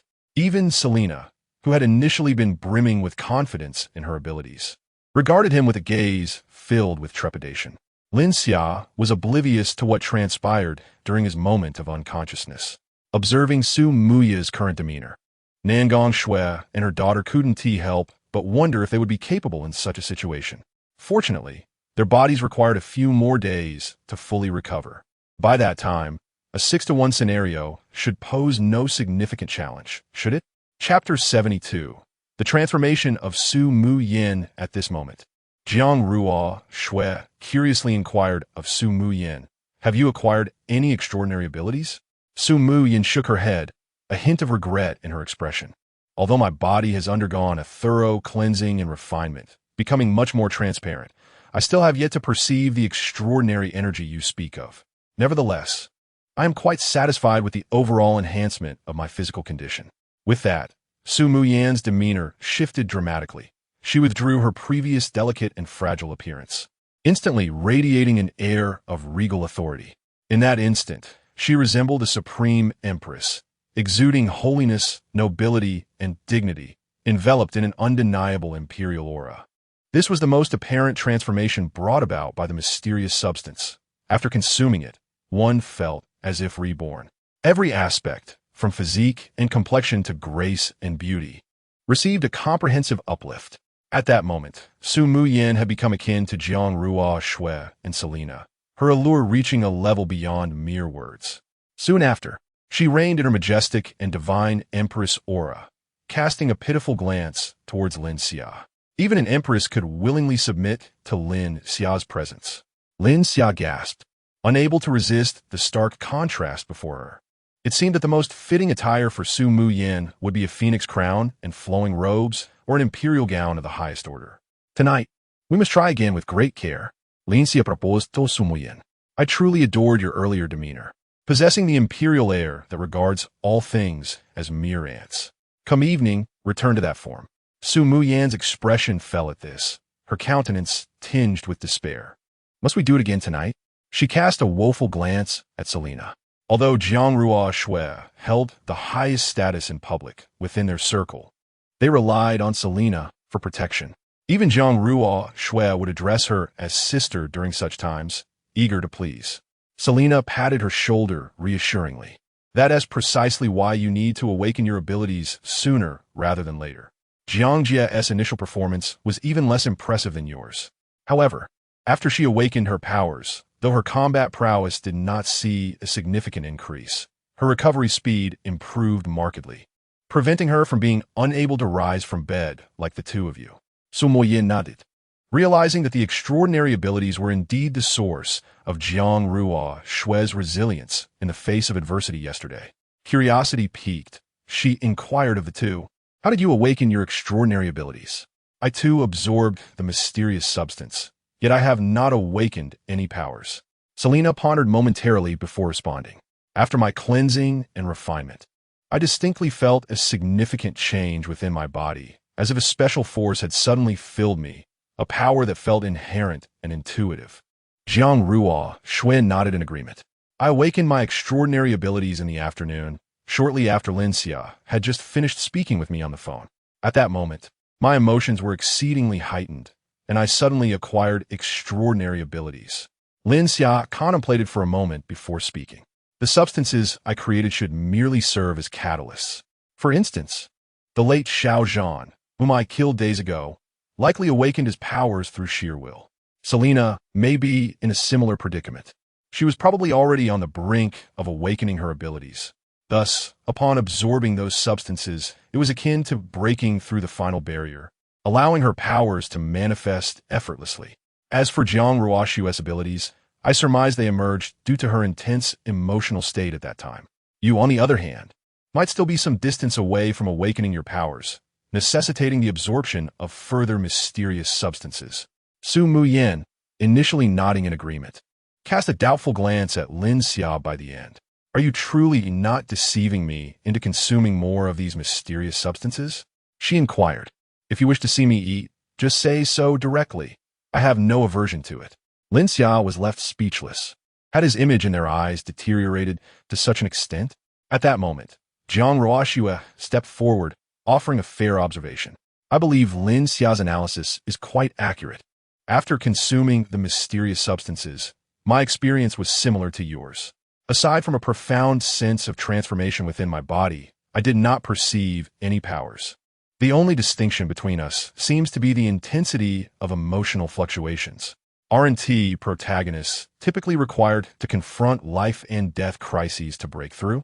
It's highly likely that the dramatic emotional shifts accelerated the awakening of energy within the body. Su Qian glanced at her conflicted mistress and, with newfound determination, stood up. "Fear not, my lady, for you still have me." Su Muyin rolled her eyes in response. Though her loyalty was commendable, Su Qian had proven to be the weakest among the four yesterday. She had initially considered enlisting Su Qian's help. It wasn't too long before Su Qian came to her in tears, seeking assistance. This memory incited frustration within Su Muyin. After nurturing her for so long, in critical moments, she only faltered.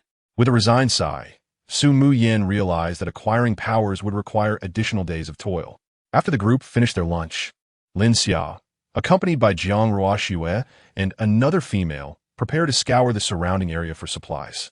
Following Lin Xia's departure, Su Muyin and the others reconvened to share hushed conversations. Meanwhile, Nangon Shui had procured some audiovisual materials, projecting them onto the large screen for Su Muyin's reference. The image depicted a regal woman adorned in imperial attire, exuding an air of noble authority. Su Muyin felt had Chakes Fudush. Had Lin Xia truly been fond of this aesthetic? Elsewhere, Lin Jiaqing's sycophant had also learned of Lin Xia's outing and gathered group, preparing to ambush him upon his return. Set an ambush and seize his hovercraft directly. This afternoon, Lin Xia and their team aimed for the largest comprehensive hospital in the vicinity. The roadside pharmacies had long been buried beneath 10 meters of snow and ice, making the search exceedingly troublesome. It would be far more convenient to raid a large hospital instead.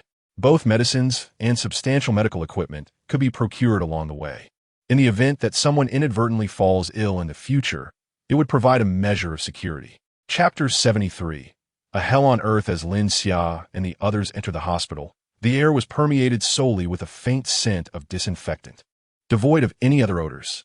The corridors of the hospital lay in a profound silence. Jiang Ruoxue, filled with curiosity, opened one of the patient rooms, only to pale and immediately shut the door. Inside, several individuals lay beneath their covers, frozen to death in an orderly manner. In the current extreme cold, this hospital had transformed into an expansive morgue. Both patients and doctors were now encased in ice within their respective chambers. Lin Xia gently embraced Jiang Ruoxue, offering her comfort. After all, she had been merely an ordinary flight attendant before the apocalypse, and her mindset had yet to fully adapt to their grim reality. Following the directional signs on the wall, the group made their way to the storage area for medical supplies. Seizing the advantage of her robust physical condition, Selena Pride opened the heavily secured door with a crowbar. Upon entering, they found themselves in a vast room spanning several thousand square meters, filled with an array of traditional and Western medicines, a veritable cornucopia. Lin Xia unreservedly collected all the medications into a space, sparing none he recognized or did not recognize alike. Subsequently, Selena employed the same tactic to access a room housing large medical equipment. Lin Xia meticulously gathered the expensive apparatus, each piece potentially worth tens of millions. Some were even classified state-controlled items, impossible to circulate in the market. Thus, Lin Xia had refrained from gathering such items before the apocalypse. Now, however, everything was available to him at no cost. After nearly exhausting the hospital's resources, Lin Xia checked the time, noting that it had taken just a little over an hour, far less than the time spent in the mall the previous day. He then conferred with Jiang Ruoxue and the others, deciding to search for another hospital. Upon returning to their starting point on the airboat, Lin Xia opened the navigation map. With an increasing number of women at home, Jiang Ruoxue felt it prudent to gather more supplies. Lin Xia shrugged in agreement with her suggestion. According to the map, he pinpointed a nearby obstetric hospital. His safe haven would never allow any male creatures to enter, not even a dog, unless it was transformed into a female first. Lin Xia activated the autopilot system, allowing the hovercraft to navigate toward their destination while he enjoyed the attentive service of the two exquisite goddesses aboard. Shortly thereafter, the hovercraft arrived in front of the hospital. The group proceeded as before into the building. However, the moment they stepped inside, Selena immediately sensed something amiss and hurriedly halted the others. "Xia, there's a peculiar smell in the air, akin to something burning. It feels rather unsettling." Jiang Ruoxue, intrigued, sniffed the air. What burnt smell? The atmosphere was reminiscent of the previous hospital, with the scent of disinfectant permeating the air. Lin Xia took a cautious whiff, detecting no other discernible odors. However, prudently, he retrieved a firearm from his space. Each of them armed, they remained vigilant against any unforeseen circumstances. After receiving the weapon from Lin Xia, Selena carefully inhaled the air, diligently discerning the source of the scent. The odor emanated from a particular direction. "Let us proceed cautiously to investigate," she confidently indicated. Following Selena's lead, they traversed over 100 meters, ascending 3 flights of stairs. The acrid scent of something charred grew increasingly pronounced, now unmistakably detectable even by Lin Xia and his companions. Their expressions turned more apprehensive. This was certainly not a scent one would associate with a hospital. After advancing further, the cacophony ahead gradually crystallized into clarity. "In my opinion, tender meat is far more delectable. Anything too tough tends to get stuck between the teeth. Indeed, alas, the supply of tender meat is dwindling. We are nearing the end of our reserves. All that remains are the tougher cuts. We shall have to make do." It was a pity for those beautiful nurses, who categorically refused to partake in such meat. Now, all had perished in the cold, depriving them of yet another source of amusement. Jiang Ruoxue, her curiosity piqued, wondered aloud where meat could possibly come from on such a frigid day. Like Lin Xia and Selena, she stealthily peeked around the door to assess the situation. The moment her head emerged from behind the door, regret washed over her. Jiang Ruoxue's complexion turned pale, and she quickly averted her gaze, expelling the lunch she had consumed earlier. The scene before her was nothing short of a hellish nightmare. These individuals were nothing less than beasts. Lin Xia and the others shared her horror, their faces contorted in disgust. The group surrounding the grotesque spectacle finally became aware of their presence. Turning to face Lin Xia and his companions. "Who goes there? Show yourselves immediately, or else do not blame us for being ungracious." Lin Xia took a deep breath and patted Selena on the shoulder. "They must be dealt with. They do not deserve to inhabit this world." Even Selena, usually lighthearted, adopted a grave demeanor, nodding earnestly in agreement. The scene before them reminded her of the Azov battalion. These individuals exhibited no humanity, reveling in the act of murder. Their ultimate fate should be to descend into hell and endure eternal torment. With resolve, Selena raised her firearm and stepped out from behind the door. Upon seeing the weapon in her grasp, the faces of the gathered individuals shifted dramatically. "A gun! They have guns! Everyone run!" Before they could utter another word, Selena had already pulled the trigger. An uncountable barrage of bullets erupted from the firearm, striking the bodies of these men with merciless precision. Even after slaying dozens, the magazine still held a surplus of ammunition, now entirely expended. These individuals have been utterly reduced to mere shadows by Selena. Lin Xia and her companions approached. Behind these people lay an overwhelming number of lifeless bodies, elderly, children, men, and women, dismembered limbs scattered across the ground. In the pot before them, indescribable chunks of flesh simmered. Lin Xia removed her hat and let out a deep sigh. This is the apocalypse. All notions of order and rules are nothing but nonsense. What sins did these deceased commit? They, like their former selves, were brutally slaughtered by those savage beasts. In this dire situation, the only path to survival is to grow stronger, lest they become prey for others. Only then can they continue to live with dignity in this absurd world. Lin Xia utilized her spatial abilities to gather the corpses, arranging them in a vacant area before her. A cascade of gasoline fell from above, drenching the bodies. Soon, flames erupted. Watching the fire, Lin Xia silently wished for their peaceful rebirth, hoping they would never again endure such suffering. Jiang Ruoxue and Selena also removed their hats, mourning for those who burned before them. Subsequently, Jiang Ruoxue requested several buckets of water from Lin Xia. pouring it over the bodies of the beasts that Selena had reduced to mere husks. In the frigid air, they quickly transformed into ice sculptures. Jiang Ruoxue then manipulated the ice surrounding the corpses with her abilities, causing them to kneel before the flames. Lin Xia gently patted her head. "Let's depart." Jiang Ruoxue nodded. After taking a few steps, she turned back to glance one last time at the burning flames and the icy figures kneeling before them. She was determined to etch this scene firmly in her heart. Upon returning home, she would inscribe her observations from today in her notebook for the benefit of her sisters. It is Lin Xia who embodies gentleness, not this world.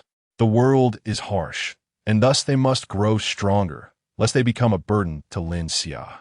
Had they not encountered Lin Xia, what would their fates have been? How would they differ from the corpses beneath the flames? Chapter 74. The Mantid's arm against the chariot as Lin Xia and the others finished gathering the medications and medical equipment from the hospital. The sky gradually darkened. The group returned to their hovercraft, embarking on their journey home. Throughout the voyage, silence enveloped them. The events of the afternoon had already stirred a transformation within their hearts. "Boss, Lin Xia and the others have returned with the hovercraft," exclaimed one of Lin Jiaqing's subordinates, a sycophant who had been stationed in the best vantage point of the community since Lin Xia departed, intent on monitoring his movements. Little did he expect that he would wait until nearly dusk for Lin Xia's return, suffering the cold for hours on end. Upon hearing the news, he exhaled in relief, grateful that he would no longer have to endure the chill outside. "Brothers, equip yourselves properly and catch him off guard. If he continues to cower in his safe house, we will struggle to deal with him. Yet, since he dares to venture out, we have ample means to confront him. Once we commandeer his vessel, Lin will reward us with endless food and countless women. Charge with me." The men, clad in layers of clothing that nearly formed a ball, donned multiple pairs of gloves, wielding sharpened crowbars or steel pipes. They strapped wooden boards to their feet to prevent sinking into the snow when they ventured outside. Even with such precautions, it was clear that they could not endure the frigid temperatures of over 70 degrees below zero for long. Thus, this operation required swift execution. Before long, they reached Lin Xia's hovercraft, encircling him. Lin Xia parked the hovercraft in front of these men. Curiosity piqued as he pondered their intentions. Did they truly intend to rob him with such makeshift toothpicks? At that moment, the ringleader produced a loudspeaker from behind and bellowed, "Lin Xia, if you have any sense, step down from the hovercraft immediately. You cannot protect this treasure. Hand it over, and we can unlock its true potential. Your use of it merely to gather supplies is futile. We can collect the resources for you afterward. If you are willing to relinquish the hovercraft, I will personally introduce you to our leader, ensuring you enjoy a life of indulgence and an abundance of women." With a glance at the men armed with sharp weapons surrounding him, the sycophant's tone grew increasingly arrogant. "Should you refuse to comply, know that our weapons are no laughing matter. We will puncture your hovercraft, leaving you stranded."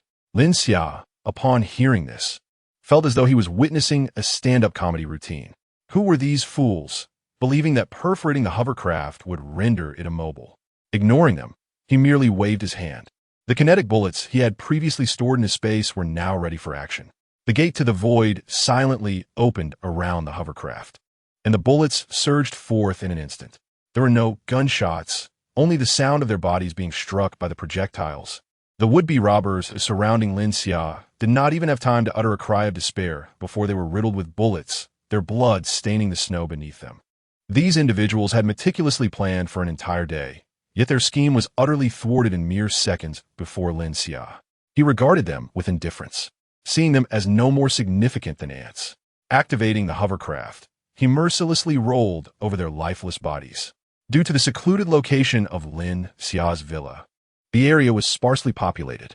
After utilizing the hovercraft, he would promptly retract it into the void, leaving these individuals oblivious to its whereabouts. After a bustling afternoon, the three men finally returned home. The sight of the four women awaiting their return filled their hearts with warmth. "Lin Xia, dinner is ready," said Su Muyin sweetly. "Please tidy up a bit. We'll eat shortly." She dutifully assisted Lin Xia in changing his clothes, while Nangong Shui and the others helped Jiang Ruoxue and Selena into their garments.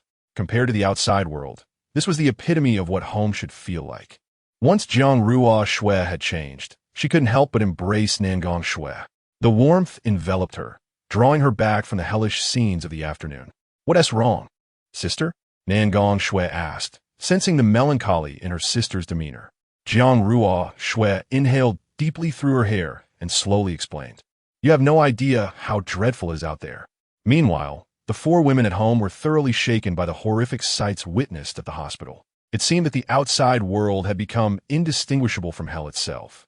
Simultaneously, within the same community, Chu Xinglan received a distress signal from her twin sister. Chu Yushi. Their household supplies had dwindled to nearly nothing.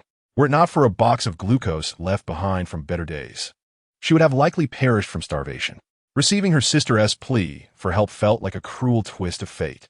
Her already fragile spirit was on the verge of collapse. Chu Yushi was her only family in this world, and the prospect of her sister facing peril was more agonizing than her own brush with death. She had exhausted every avenue to seek assistance, yet no one could help her. In her moment of despair, she heard someone shouting through a loudspeaker downstairs. Peering out the window, she saw individuals attempting to intercept Lin Xia's hovercraft. Moments later, those same individuals crumpled into the snow, mercilessly crushed by the vehicle. "The hovercraft," Chu Xinglan murmured, recalling some information circulated in their group. Her eyes began to glimmer with a flicker of hope. With great effort, she mustered her frail body and made her way to the bathroom. In a mirror, where has the once radiant self gone? She was once the most beautiful woman in the first hospital of the city, with countless admirers. Yet now, she appears gaunt and haggard. Even her once proud, luxuriant hair has become a disheveled mess, resembling a bird's nest. After nearly a month without bathing, an unpleasant odor clings to her. Gazing at her reflection, she cannot help but smile wryly at her own predicament. Once hailed as the goddess of the medical field, she now finds herself in such a disheveled state. In this condition, even offering her beauty would seem utterly futile. However, the thought of her sister potentially facing danger ignites a fierce determination in her eyes. Her own plight is inconsequential. What matters is finding a way to save her sister. If Lin Xia can rescue her sibling, she would be willing to become a servant, or even a plaything for Lin Xia, without hesitation. Resolutely, she grits her teeth, opens her wardrobe, and selects her most alluring nightwear to wear beneath her clothes, preparing to venture out and beseech Lin Xia for assistance. Chapter 75. The Genius Doctor. As she approached the doorway, she caught sight of her work ID resting on a nearby table. In the photograph, she donned a pristine white coat, her sleek black hair cascading down her back, exuding an air of aloofness and detachment. She grasped the ID with the hope that the image within might persuade Lin Xia. She was prepared to relinquish both her health and her esteemed career for Lin Xia's aid, provided that Lin Xia could save her sister. Although she was acutely aware of the minuscule odds of Lin Xia taking such a perilous risk for her, she found herself with no alternatives. Lin Xia was her final lifeline. After gathering her belongings, Chu Xinglan finally stepped out of the door. It had been an eternity since she last ventured outside, and the chill in the air was more biting than she had anticipated. As she traversed the underground parking garage, her body trembled uncontrollably. Despite having donned every piece of clothing available to her, the sound of her chattering teeth echoed in her ears. With each inhalation of the frigid air, her chest tightened painfully. The cold was unbearable. Shivering, Chu Xinglan arrived at the entrance of Lin Xia's safe house. Her eyes fell upon the ground nearby, littered with blood and crossbow bolts, a grim testament to the brutal struggles that had unfolded there. Previously, she had only gleaned a vague understanding of the situation from discussions in a group chat, never contemplating that she might one day engage with this formidable individual. The terror he inspired was palpable, and life itself felt exceedingly cheap in that moment. Yet, for the sake of her sister, she was willing to bear any burden. Taking a deep breath, she rapped gently on the door of Lin Xia's sanctuary. Inside, Lin Xia and the others had just finished their meal, gathered together as Jiang Ruoxua shared her experiences with her abilities and the current external circumstances. Nangong Shui, meanwhile, diligently recorded useful information in her notebook. Lin Xia glanced over, nodding in acknowledgement. The elegant script was both refined and grand, its layout meticulously organized and visually pleasing, a talent he could not replicate. The notes contained invaluable insights that could benefit her sisters, ensuring that future awakenings of abilities would be less fraught with obstacles. This manuscript also represented the nascent form of a future holy text, possessing an energy that even legendary god-tier beings could easily subdue. Yet, its initial purpose was simply to empower her many sisters, liberating them from the torment inflicted by the icy apocalypse. Suddenly, Lin Xia's phone chimed with an alert from the security system. He promptly accessed the nearby surveillance feed, revealing a woman clad in heavy layers, loitering near the entrance of his underground garage. She did not appear to harbor any malicious intent. As she approached his door and raised her hand to knock, Lin Xia felt a flicker of curiosity. He did not recognize her. His notorious reputation should have spread throughout the community. Why, then, had this woman come seeking him? Lin Xia connected to the pre-installed voice system at the door and inquired, "Who are you? What do you want from me?" Chu Xinglan seemed startled by the sudden voice. Her body trembled momentarily before she glanced back at the door she had just knocked on, realizing the sound emanated from there. She then pressed her cracked lips together and hoarsely replied, "My name is Chu Xinglan, and I am a doctor. There is something I wish to request of you.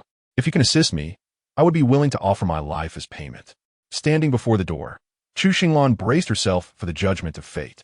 "Chu Xinglan?" Su Muya, who was beside Lin Xia, exclaimed in surprise upon hearing the name. Lin Xia, intrigued, asked, "Do you know her?" Su Muya nadie uncertainly. "Unless it's a coincidence of names, I should know her."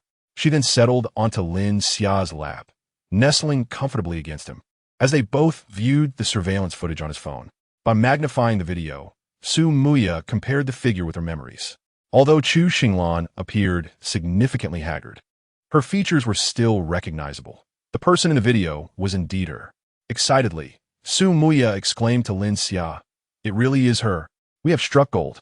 Didn't you raid the hospital for a plethora of medicines and medical equipment this afternoon? With her around, those resources will be invaluable." Chu Xinglan could very well be the youngest and most skilled medical prodigy in the nation. She had accompanied Su Muya during her annual health checkups, making her quite familiar with her. Undoubtedly, Su Muya belonged to the upper echelon of society in Huagua. The fact that Chu Xinglan could cultivate a friendship with her as a doctor indicated a meticulous selection process.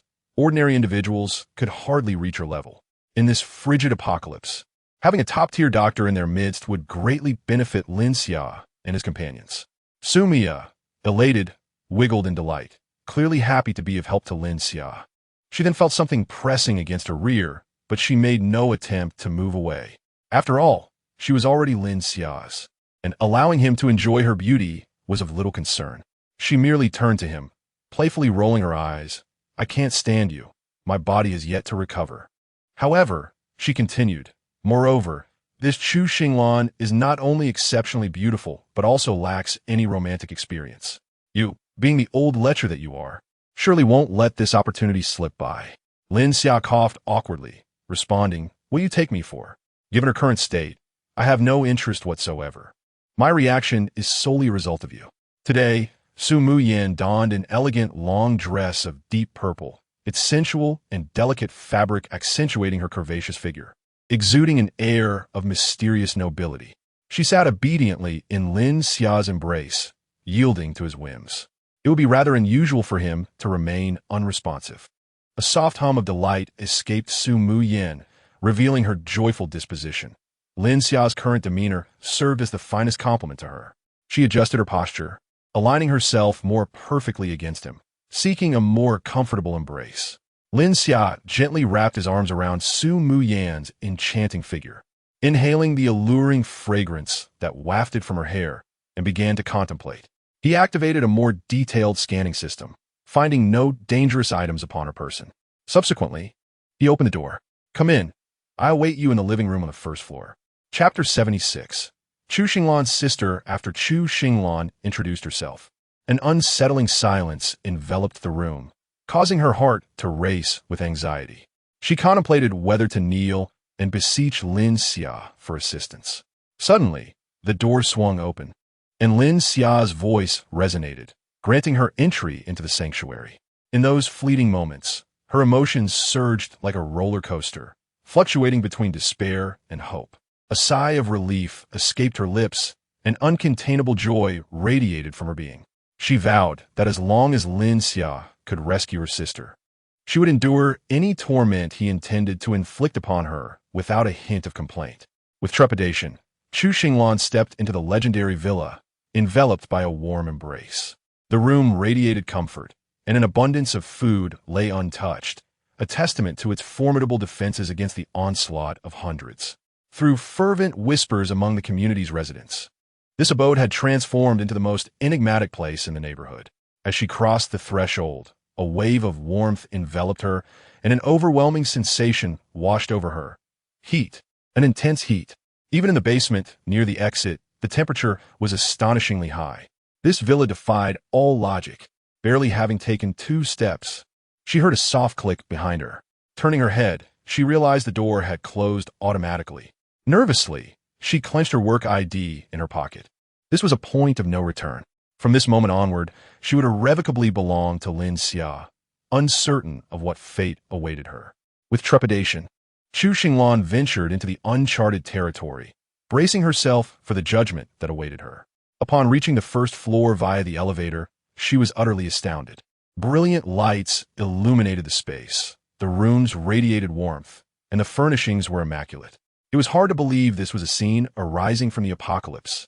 It appeared as if this haven had been untouched by the bitter cold of the past month, resembling a paradise.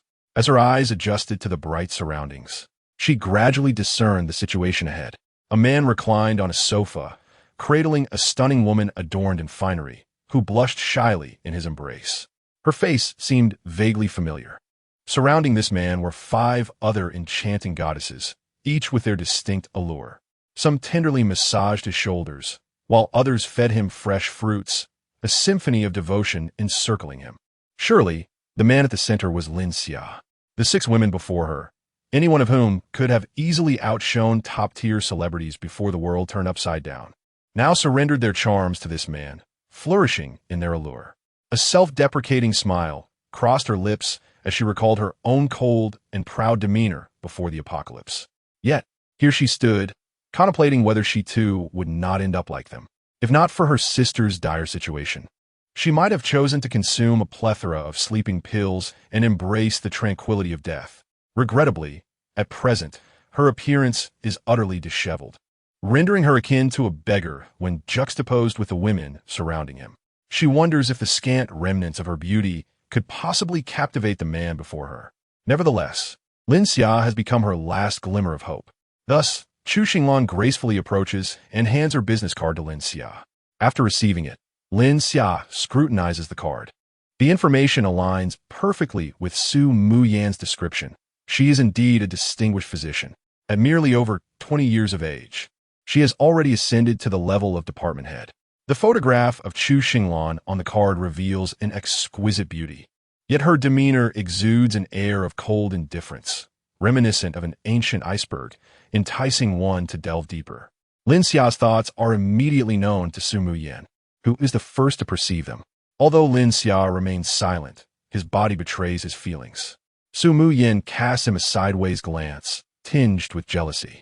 Just moments ago, he appeared innocent, yet now he is visibly stirred by a mere photograph. With a mischievous grin, she suddenly rises from his embrace and saunters over to Chu Xinglan. Lin Xia finds himself in quite a predicament due to Su Muyan's actions. Hastily grabbing a cushion from the side to shield himself, Jiang Ruoxue and the others nearby nearly burst into laughter at the scene. Chu Xinglan, do you not recognize me? You are the eldest daughter of the Su family? What brings you here? Chu Xinglan can scarcely believe her eyes. The image of Su Muyan from her memories finally aligns with the stunning beauty before her. In her recollection, Su Muyan was a beauty on par with herself. Yet now she radiates an undeniable elegance, exuding an air of nobility akin to an empress descending from the heavens. It feels as though gazing at her for even a moment longer would be sacrilege. Even in her current state of disarray, she pales in comparison to Su Muyan, whose brilliance has only intensified, prompting her reluctance to acknowledge their acquaintance earlier. What is even more unsettling is the notion that such a flawless aristocrat was just moments ago cradled in Lin Xia's arms like a mere plaything. Clearly she, much like the other women surrounding him, is under Lin Xia's sway. Does that imply they all? Regardless, having someone familiar in this environment provides a semblance of comfort. She exchanges a fleeting smile with Su Mu Yin, aware that this is not the opportune moment for reminiscing, as she has more pressing matters at hand. With determination, Chu Xinglan grits her teeth and steps forward to Lin Xia. Bending her knee, she kneels before him. Please, I implore you, save my sister. If you can bring her back, I would willingly surrender my life to you.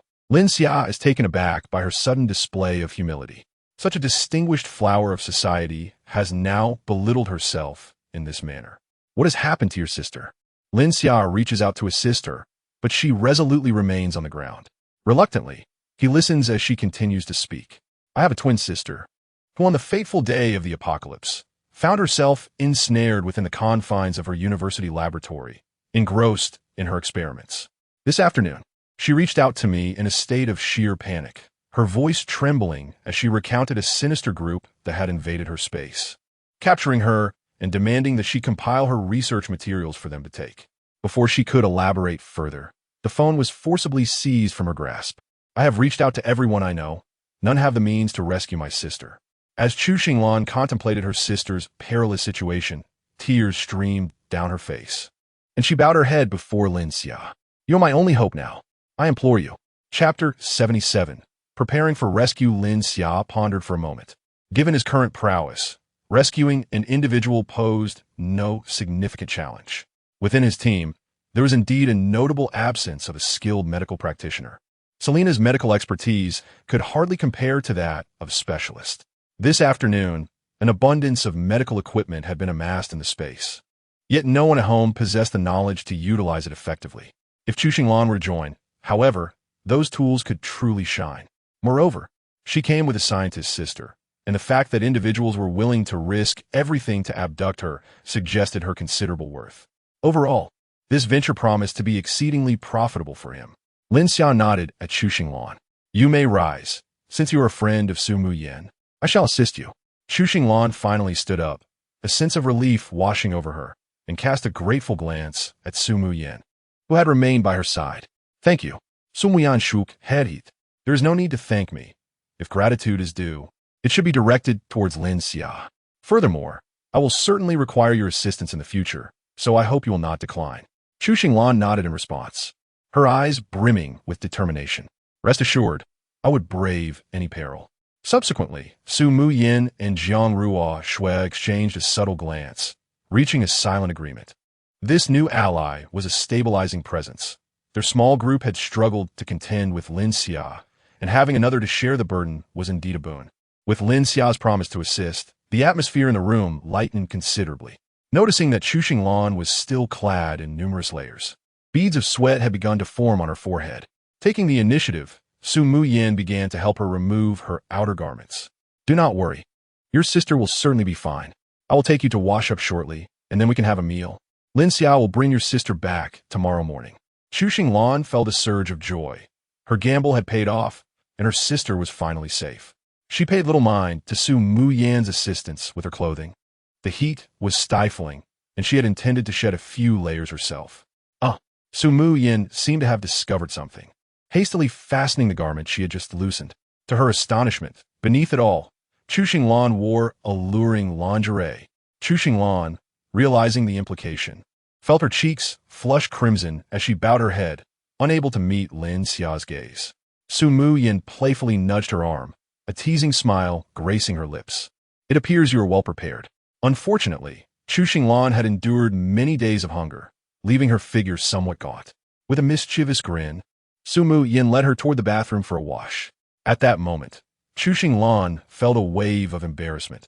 In her elation, she had completely forgotten about the situation. Initially, she had braced herself for the worst, contemplating using her body as leverage to ensure Lin Xia would verify her worth before proceeding to rescue her sister. However, the unfolding events had surpassed her wildest expectations. Not long after, Chu Xinglan emerged from the bathroom donned in Su Mu Yan's clothes, her face still bearing the astonished expression that had first crossed her features upon entering the bathing space. Here, there exists not only electricity and a comfortable temperature, but also an abundance of water for bathing. She had nearly forgotten the sensation of bathing. Were it not for her recent return from the outside, she might have believed that the apocalypse had finally come to an end. This place is nothing short of paradise. After her bath, Chu Xinglan was transformed from her previously disheveled appearance. Clad in Su Mayan's nightgown, she exuded an aura of a delicate beauty. Her long black hair cascaded down her back, and her cheeks bore an unusual pallor, rendering her exceedingly fragile and ethereal. Lin Xia could not help but sigh as she observed Chu Xinglan's current state. Had she not come here today, it was likely that her days would have been numbered. Subsequently, Lin Xia retrieved some easily digestible food from her space and placed it on the table before Chu Xinglan. You should eat something first. Once you finish, we can discuss your sister in detail. Chu Xinglan was taken aback by Lin Xia's seemingly magical maneuver, yet she refrained from inquiring further. After all, she was already in his grasp. Regardless of how Lin Xia chose to treat her, she was more than willing to comply. With newfound courage, she took a piece of food and bit into it. Her pupils trembled incessantly, and tears streamed down her face. This was indeed real food, not some magical prop. Soon, she cast aside the decorum she had previously maintained, devouring the food ravenously. Before long, the dishes before her were spotless, reflecting the light as if they had been freshly washed. It had been ages since she had last tasted such exquisite cuisine. Nangong Shui and Xiao Ninian could not help but feel sympathy for her. When they first arrived, their demeanor mirrored that of Chu Xinglan's current state. They exchanged glances with Lin Xia, realizing that without him, they might have already been reduced to someone else's meal and would never have experienced the life they now led. After finishing her meal, Chu Xinglan's demeanor improved slightly. She glanced at those gathered around her, their eyes betraying a sense of sympathy.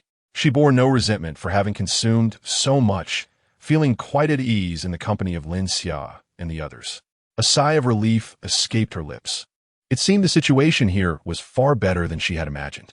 Thus, she turned her attention to Lin Xia and began to recount her sister's circumstances. My sister is a true genius in every sense of the word. Although many have referred to me in the same vein, in comparison to her, I am no different from an ordinary person. She obtained her doctorate in her teenage years, after which she vanished from the public eye. Were I not her elder sister, I would not possess such intimate knowledge of her. Based on the fragments of information she has shared, it can be inferred that her research project is exceedingly formidable. A veritable national treasure. Had she not recently completed that project, she would not have re-entered society so soon. Yet, to my astonishment, she has only just returned. The sudden onset of extreme cold has left her utterly trapped within the confines of the university laboratory. As Chu Xinglan contemplates this dire situation, an overwhelming sense of concern for her sister washes over her.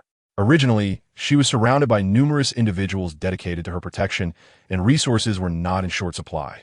However, this afternoon, a group of assailants appeared and ruthlessly eliminated those responsible for her safety. It appears that this group is intent on seizing her sister and her research. She managed to share only a few words with me before being overpowered by those individuals. With a furrowed brow, Chu Xinglan cast a worried glance at Lin Xia. The university lies a daunting 40 kilometers away. At this moment, only your airboat can rescue her. Upon hearing this, Lin Xia nodded, realizing that her sister is quite significant indeed. It is highly probable that he has stumbled upon a remarkable opportunity. The audacity to abduct her sister under such extreme circumstances speaks volumes about the substantial value she possesses. Lin Xia pondered for a moment before asking, "How long do you think your sister would require to organize those materials?" Chu Xinglan reflected briefly, recalling her sister's earlier complaints upon moving back to the laboratory. I remember her mentioning that the materials are exceedingly complex with various encryption methods, making the organization process incredibly time-consuming. Even if they were to take only the core materials, it would take at least 3 days. Lin Xia nodded in understanding, sensing that time is still on their side. Then we shall set out first thing tomorrow morning. Chapter 78. The subtle thoughts of Su Mayan having resolved to embark on a rescue mission. Lin Xia meticulously retrieved all pertinent information regarding the school from the database of his safe house. Subsequently, he projected a three-dimensional model of the institution onto the table before him, facilitating the formulation of the rescue plan. Chu Xinglan marked the areas where her sister frequently roamed on the map. Otherwise, locating an individual within such a vast school would be akin to searching for a needle in a haystack. Meanwhile, Selena posed numerous inquiries to Chu Xinglan. Recalling her past as an elite special forces operative, where search and rescue operations were part of her essential training. Utilizing the intelligence provided by Chu Xinglan, along with her own extensive experience, Selena devised multiple strategic plans to account for unforeseen circumstances. The clock swiftly approached 10 p.m. Lin Xia stretched, satisfied that the rescue plan had been thoroughly detailed. It's nearly complete. Tomorrow morning we shall set forth. Your sister will undoubtedly be unharmed, he reassured Su Mayan, who patted his shoulder in comfort. Do not worry. Lin Xia is exceptionally capable. You should spend the night with me, she added, exchanging a knowing glance with Jiang Ruoxiu, who nodded in agreement. Su Mayan intended to prepare her newly arrived sister mentally, ensuring that when the time came for everyone to assist Lin Xia, her proactive spirit would be fully harnessed. She glanced at Su Qian, reminding her, Qian, remember to retrieve the mysterious substance produced by Lin Xia for me in the morning. I shall require it. Su Mayan blinked apologetically at Lin Xia, reluctant to admit that the psychological shadow cast by him the previous night had compelled her to seek refuge this evening. Instead, she justified her decision by emphasizing the importance of supporting her dear friend and soothing her restless spirit. Alas, she was left with no choice but to rely on Su Qian. Upon hearing this news, Su Qian's expression fell, her face reflecting trepidation as she looked towards Lin Xia. As the least formidable among the four, the burden of such a significant responsibility weighed heavily upon her, leaving her apprehensive about stepping outside the following day. Jiang Ruoxiu, however, cheerfully wrapped an arm around her shoulder, reassuring her, Fear not, we are here with you. Despite your name suggesting a certain delicacy, Lin Xia actually appreciates this quality, finding it endearing. Su Qian, puzzled by the comment, contemplated her name, Su Qian, which means shallow, and felt her cheeks flush crimson with sudden embarrassment. Was this truly the reason for her perceived lack of strength? Yet, it seemed her new brother-in-law took great pleasure in teasing her about this very trait, leading to a delightful yet tormenting dilemma. Su Qian fervently wished to awaken her latent abilities soon, eager to escape this state of helplessness. As they observed the adorable Su Qian, both Jiang Ruoxiu and Selena found themselves irresistibly drawn to her charm. During the day, Lin Xia accumulated some mysterious substance. I shall ensure you are the first to use it, she eagerly exclaimed, only for Su Qian to promptly shake her head in refusal. It is better left for my young mistress, as she is in dire need of those items. Su Mu Yin said graciously after hearing this. You can rest assured to use them. Just save the mysterious substance produced by Lin Xia for me tomorrow morning. We are good sisters, and there is no need to be so particular. I must thank you for taking care of Lin Xia tonight. Su Qian shyly nodded, then gazed at Lin Xia's toes, softly murmuring, Young master, please show your mercy towards me a little more. I truly cannot endure this trial. Lin Xia let out a soft gasp, stirred by her delicate and fragile demeanor. It must be said, those who are trained as maids have an aura that is distinctly different. Truly, they are worthy of their centuries-old heritage. Particularly, the unique skills she possessed left even the well-read and eager learner Jiang Ruoxiu in awe, prompting her to exclaim the boundless nature of learning. The ancestors indeed knew how to indulge in enjoyment. That evening, after Su Qian absorbed the mysterious substance, she reached a stage of refining her essence, and her physical constitution was elevated. Although she did not gain any supernatural abilities, both her figure and demeanor ascended to a new level. Su Qian was astonished at her reflection in the mirror, never having imagined she could transform into such perfection. Gazing at her body post-bath, she felt a flutter in her heart, realizing her hardships were not in vain. Of course, Su Qian was not devoid of gratitude. She understood that all of this was bestowed upon her by her young master. As the personal maid of the young lady, it was her duty to earn the young master's affection even more in her absence. A drop of kindness must be repaid with a fountain of gratitude. Thus, Su Qian, in alignment with her family's ancient traditions, resolved to put her life on the line to satisfy Lin Xia. However, disaster befell Su Qian as Lin Xia, Jiang Ruoxiu, and Selena, with eyes gleaming with excitement, were unstoppable. They could only switch her out during the brief intervals of battle. Otherwise, Su Qian feared for her safety that night. The following morning, after collecting Lin Xia's mysterious substance, Su Qian instantly fainted, unable to move even a finger. Reluctantly, she had to rely on Selena to deliver these materials to Su Mu Yin. Upon receiving the mysterious substance, Su Mu Yin wasted no time and joyfully used it without a moment's pause. Chu Xinglan was filled with questions. What could possibly exist that this young lady of the Su family could not partake in? Was it truly that delightful? Seeing that everyone had gathered in the living room and only Su Qian remained in the room, Lin Xia estimated that she would not awaken anytime soon. Utilizing her spatial abilities, she conjured a lavish breakfast on the dining table. She then set aside a complete dish, so that when Su Qian awoke, she could simply heat it up and eat. Chu Xinglan observed Lin Xia's home, seemingly overflowing with food, which filled her with regret. Why had she not sought refuge with Lin Xia sooner? After all, she would eventually become a benefit to this man. What then was the significance of her days spent in the cold and hunger? Last night, Su Mu Yin had shared whispers with her until dawn, revealing the wondrous abilities possessed by Lin Xia. She calmly accepted her future fate, thus enjoying her breakfast with a profound sense of tranquility. After all, she had become Lin Xia's private possession. Nurturing her body back to health was the most beneficial thing she could do for Lin Xia. Jiang Ruoxue, with a cheerful demeanor, eagerly served her dishes. Chu Xinglan's physical condition was exceedingly poor. It would be challenging to regain her health in less than a week. Ultimately, they would all be like grasshoppers on the same stick, making it essential to foster good relationships among sisters. Chapter 79. Significant clue after finishing breakfast. Lin Xia did not linger. Under the expectant gaze of Chu Xinglan, Lin Xia, Jiang Ruoxue, and Selena boarded the airboat, setting their course directly towards the university where Chu Yueshi was located. Lin Xia held tightly to the jade pendant that Chu Xinglan had entrusted to her before leaving. This pendant was originally a complete piece of jade, but in her childhood, it had been broken into two halves by her younger sister.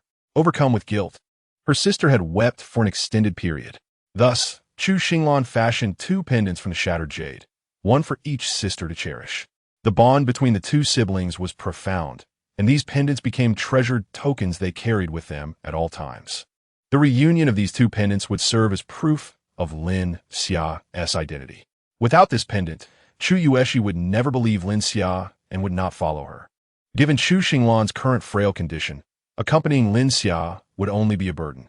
Therefore, she entrusted the pendant to Lin Xia to prevent any misunderstandings. Lin Xia gently caressed the pendant before stowing it safely in her spatial realm, the most secure place in existence. After programming the airboat for automatic navigation, the trio settled into their seats for the final preparations before the impending encounter. 40 minutes later, the airboat arrived within the confines of the university campus. The architecture here was relatively modest, lacking the towering structures typical of residential districts, where buildings often soared 20 to 30 stories high, covered in snow. These low-rise buildings resembled quaint little cottages atop the snowy expanse, standing only 1 or 2 stories tall. Lin Xia consulted the map and compared it against the surrounding edifices. The tallest structure to the west was likely the university library. With the library's location established, they could determine their direction. Based on Chu Yueshi's distress signals, it was probable that she was being coerced into organizing materials. Thus, Lin Xia directed the airboat towards the experimental building. Meanwhile, within the laboratory, Chu Yueshi toiled over the documents, her complexion haggard and her eyes weary. She had not slept a wink throughout the night, although she had previously pulled all-nighters for experiments.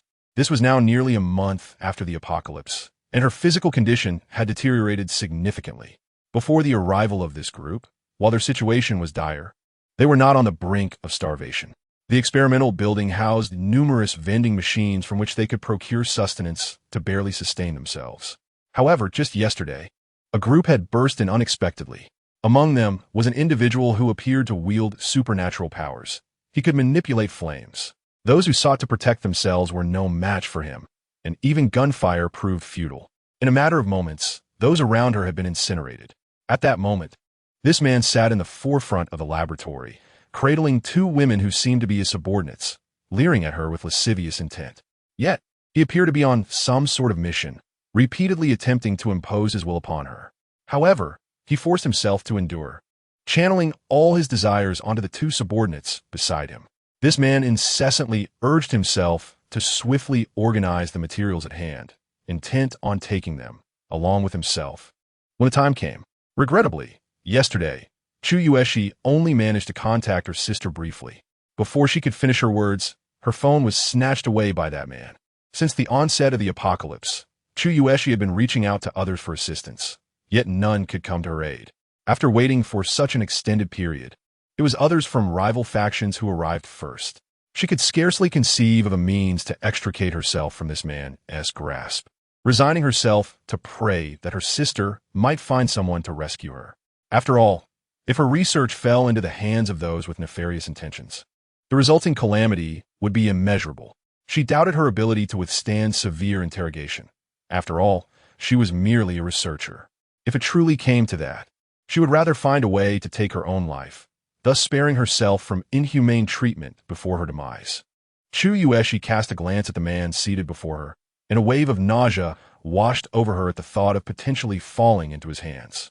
The man lounged on the sofa, tightly embracing the two women in his arms, seemingly using them as substitutes for Chu Yueshi, his hands roaming freely over their bodies. The two women endured their discomfort, plastering smiles on their faces, desperately trying to appease him. Observing that Chu Yueshi was still endlessly sorting through the incomprehensible materials, he grew increasingly impatient. Casting a glance at the electronic clock on the wall, he issued his final ultimatum to Chu Yueshi. By midnight at the latest, I will take you away. Should you deliberately delay, any omissions in the materials taken will result in your suffering. I could even request permission from my superiors to personally administer your punishment. He chuckled lewdly, his intentions unmistakably clear. Chu Yueshi's complexion drained of color. Her hands clenched tightly as she organized the materials. Then, she noticed a surgical knife intended for vivisection stored within the cabinet. Cautiously, she approached and discreetly concealed it within the pocket of her outer garment. No matter what, she had to make an attempt. Even if she could not kill this loathsome man, she must find a way to end her own life. She could not endure the indignity he imposed upon her. Meanwhile, Lin Xian navigated her hovercraft towards the laboratory building, noticing several distinct tracks on the ground, clear traces left by snowmobiles. Judging by the direction of these tracks, they too seemed to be headed towards the laboratory. While these vehicles could traverse snowy terrain, their comfort was incomparable to that of a hovercraft. The hovercraft was encased in specially designed glass, impervious to even the slightest chill, and contained an independent heating module, ensuring a warm and comfortable environment, even in temperatures plummeting to below 70 degrees. In essence, a snowmobile was not significantly different from a motorcycle. Riding it necessitates donning a thicker helmet and finding ways to wear additional layers. Relying on their own resilience, they endure the harsh, wintry landscape. Upon observing the tire tracks, Lin Xia and his companions breathed a sigh of relief. Fortunately, no snow had fallen the previous night, where these traces would have been obscured. It appears they have indeed located the correct place, arriving just in time. Following the tracks, they navigated the hovercraft to the vicinity of the laboratory building. Indeed, several snowmobiles were parked outside, each secured with specialized locks, thus alleviating concerns about theft. However, it was evident that Lin Xia and his group were not among the owners of these vehicles. After disembarking from the hovercraft, they stored it within their spatial realm. Lin Xia cast a glance at the nearby snowmobiles and effortlessly included them in the spatial storage as well. Subsequently, they approached a shattered window, which had been barricaded by a metal cabinet, presumably to shield against the frigid winds. Lin Xia skillfully utilized his abilities to retrieve the cabinet into his space, intending to restore it later to its original position to continue blocking the cold air. Inside the building, it was far less chaotic than Lin Xia had anticipated. This might be attributed to the extreme cold occurring in the dead of night, coupled with the fact that most students were on summer break in August. As they traversed the laboratory, Lin Xia found himself perplexed by its vastness. Although the corridor walls bore directional signs, he had no knowledge of which floor Chu Yueshi had been taken to. Just as Lin Xia felt at a loss, Serina's ears perked up, and she pointed toward the room ahead. "Xia, it seems there are people in there." Chapter 80. Finding Chu Yueshi upon hearing the news, Lin Xia let out a sigh of relief. Having a familiar face to guide them in this place would undoubtedly save them a great deal of trouble. Together with Selena and the others, he approached the door to the room. Lin Xia gently knocked on the door, but before he could speak, a timid male voice emanated from within. "Please don't kill me. I know nothing. Lin Xia exchanged a glance with Selena. Rescuing the person was paramount, and he did not wish to squander time with idle conversation. Selena nodded and took a step back. Her long, elegant legs straightened, tracing a graceful arc through the air as she delivered a forceful kick to the metal security door. Bang! The door buckled under the impact, leaving a significant dent, as if it had been struck by a vehicle, and was brutally forced open by Selena. Inside the room, a frail young man wearing glasses cowered behind a table, his hands clasped over his head, gazing at Selena with sheer terror. She resembled a female Tyrannosaurus. Lin Xia approached, retrieving several bags of cookies from his pocket and tossing them onto the table before him. He then pointed to the deformed metal door behind Selena. I will ask you questions, and you shall answer. If your responses satisfy me, all the food on this table will be yours. However, should I catch you in a single lie, your fate will not be much better than that door. The man's eyes gleamed with greed as he gazed at the cookies. He had been without food for several days. He stretched out his hands, eager for the sustenance. But upon glancing at the door before him, he instinctively lowered his hands. The group before him was far more terrifying than the one from the previous day. His body was not nearly as resilient as that door. He nodded at Lin Xia, indicating that he would comply. Lin Xia smiled. Indeed, there were still many good-hearted individuals in the world willing to help. Do you know where Chu Yueshi is? The man struggled to tear his gaze away from the bags of cookies. Upon hearing Lin Xia's question, he appeared astonished. What? Are you also searching for Academician Chu? Before Lin Xia could pose another inquiry, he continued eagerly. Just yesterday afternoon, a group arrived here. Like you, they consisted of 1 man and 2 women, also searching for Academician Chu. They killed many people upon their arrival, demanding to know his whereabouts. I hid at a distance and managed to sneak away while they were distracted. I do not know if they have left yet. As he recalled the bloody scene from the previous day, a shiver of fear coursed through him. He could not fathom where these people had emerged from.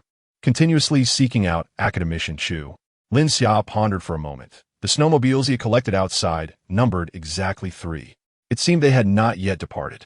He then asked the man, "Do you know where Chu Yueshi is?" The man nodded and then shook his head.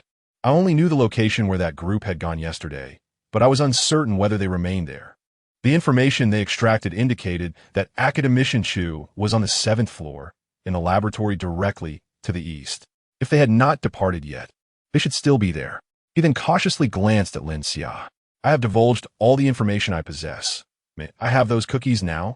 Lin Xia smiled, recalling the countless bags of cookies he had casually collected from the supermarket a few days prior.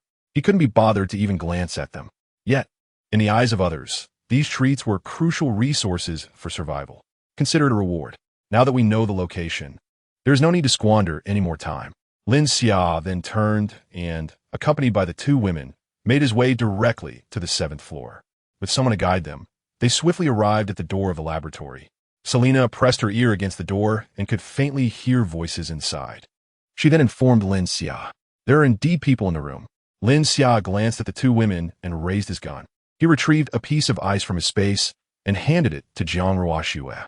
Jiang infused her ability into the ice. Selena also readied her weapon, entering a combat stance, and nodded at Lin Xia. Lin Xia knocked on the door multiple times, the sound resounding loudly. The man inside, disturbed by the knocking, withdrew his hand from his female subordinate's embrace and impatiently approached the door.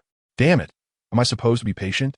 He had barely opened the door when a dark gun barrel pressed against his forehead. Without a word, Selena pulled the trigger. Contrary to expectations, the anticipated scene of a shattered skull did not unfold. The man exclaimed in surprise, and a red light flickered around him as he swiftly retreated. The gun in Selena's hand seemed like a toy, incapable of inflicting any harm upon him. Another ability user. However, Selena remained unperturbed, for she too possessed powers. This time, she would not feel the helplessness she had experienced when first confronting an ability user. Ability users were not invincible.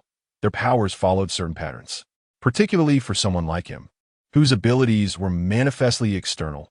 They could not be sustained for long. The light barrier before them was impervious to bullets merely because the caliber of her gun was too small. Had she wielded the anti-material sniper rifle from Lin Xia's space, it was likely that even with his powers activated, he would not be able to withstand it. The 2 female subordinates beside the man finally regained their senses and hurriedly raised their handguns, aiming at Lin Xia and the others. Yet Selena would not grant them the opportunity to fire. Bang! Bang! 2 bullets struck true, piercing the foreheads of the 2 women. The man did not even glance at the 2 women, who had once shared intimate moments with him. Instead, he leered at Selena and Jiang Ruoxue with a lecherous grin. Before them stood 2 exquisite beauties, truly the epitome of elegance. He had never encountered such strikingly beautiful and graceful women. He licked his lips and proclaimed, "Lower your weapons. For being, such as myself, they hold no significance. Rather than clinging to them, you might as well explore the alternative I offer." At that moment, a sharp sound resonated from within the room, shattering the tense atmosphere. It turned out that Chu Yueshi had accidentally knocked over a beaker. Everyone's gaze shifted toward her. Upon seeing Chu Yueshi, Lin Xia finally exhaled in relief. They had already viewed her photograph before their departure, and the woman before them was indeed Chu Yueshi. Thus, the forthcoming events would be straightforward. Chapter 81. The slaying of Xiao Huahua. Just as Lin Xia was about to raise his gun to eliminate him, Jiang Ruoxue suddenly stepped forward and positioned herself in front of Lin Xia. "Allow me to handle this one," she declared. "I wish to test the extent of my abilities. I do not wish to remain in your shadows, forever reliant on your protection." Seeing the resolute determination in Jiang Ruoxue's eyes, Lin Xia and Selena nodded in agreement. It seemed that the events of yesterday at the hospital had struck a chord within her. Jiang Ruoxue aspired to grow stronger, refusing to be merely a beautiful yet valueless ornament. Consequently, Lin Xia and Selena holstered their weapons, knowing that he had yet to unleash his powers. If he truly desired to confront the man before them, Lin Xia could dispatch him in an instant. Observing the ethereal and poised Jiang Ruoxue stepping forward, eager yet reckless to engage him in battle, Xiao Huahua's gaze intensified with desire. He held no concern for the firearms wielded by the trio. With his powers at his disposal, their weapons posed no threat to him. What he yearned for now was to claim this ice goddess as his trophy, to toy with her at will. He stood in place, shaking his head, striking a pose he deemed impressive. "Allow me to introduce myself. I am Xiao Huahua, one of the deities in the Pantheon. Of course, you may also refer to me as the Lord of Flame." A chill ran down Jiang Ruoxue's spine. This man was more insufferable than the pompous character she had seen in those old television dramas. Consequently, Jiang Ruoxue formed part of the ice by her side into a shield and another portion into ice spikes, which floated before her, poised for combat. Upon witnessing Jiang Ruoxue wield her powers, Xiao Huahua's expression shifted from surprise to insatiable greed. He had not anticipated that such a straightforward task would yield unexpected rewards. If he could capture this woman as well, his status would ascend rapidly. Thus, Xiao Huahua declared earnestly, "I did not foresee that you too possess abilities. Surely you understand the chasm that exists between us and ordinary humans. The two beside you are unworthy of your companionship. If you choose to abandon the darkness and embrace the light in my arms, I would be willing to personally introduce you to the God King. In time, you could ascend to become one of the 12 deities just like me." Xiao Huahua scrutinized Jiang Ruoxue from head to toe, growing increasingly pleased. Not only was she stunningly beautiful, but she also possessed powers. She was the quintessential goddess crafted for him. He found himself infatuated at first sight. "The title of Ice Sovereign suits you perfectly. Together, we could establish ourselves as the most formidable force in the Pantheon, second only to the God Lord." Ha ha ha. At that moment, Jiang Ruoxue was utterly repulsed by this insipid man. In a swift motion, she hurled the ice spike toward him. The spike collided with the crimson barrier he had conjured, sending ripples across its surface. Ultimately, it failed to breach his defenses. Xiao Huahua licked his lips, his excitement mounting further. It is precisely such an iceberg goddess that ignites within him a heightened sense of conquest. Allow me to demonstrate how true extraordinary abilities ought to be wielded. This is a technique of my own invention, which I have aptly named the Flame Decision. To be defeated by its power is a loss you shall not lament. Lin Xia cast a bewildered glance at Xiao Huahua. What is this person doing? Is he indulging in a renaissance? Is there truly no one in this world whom he cherishes?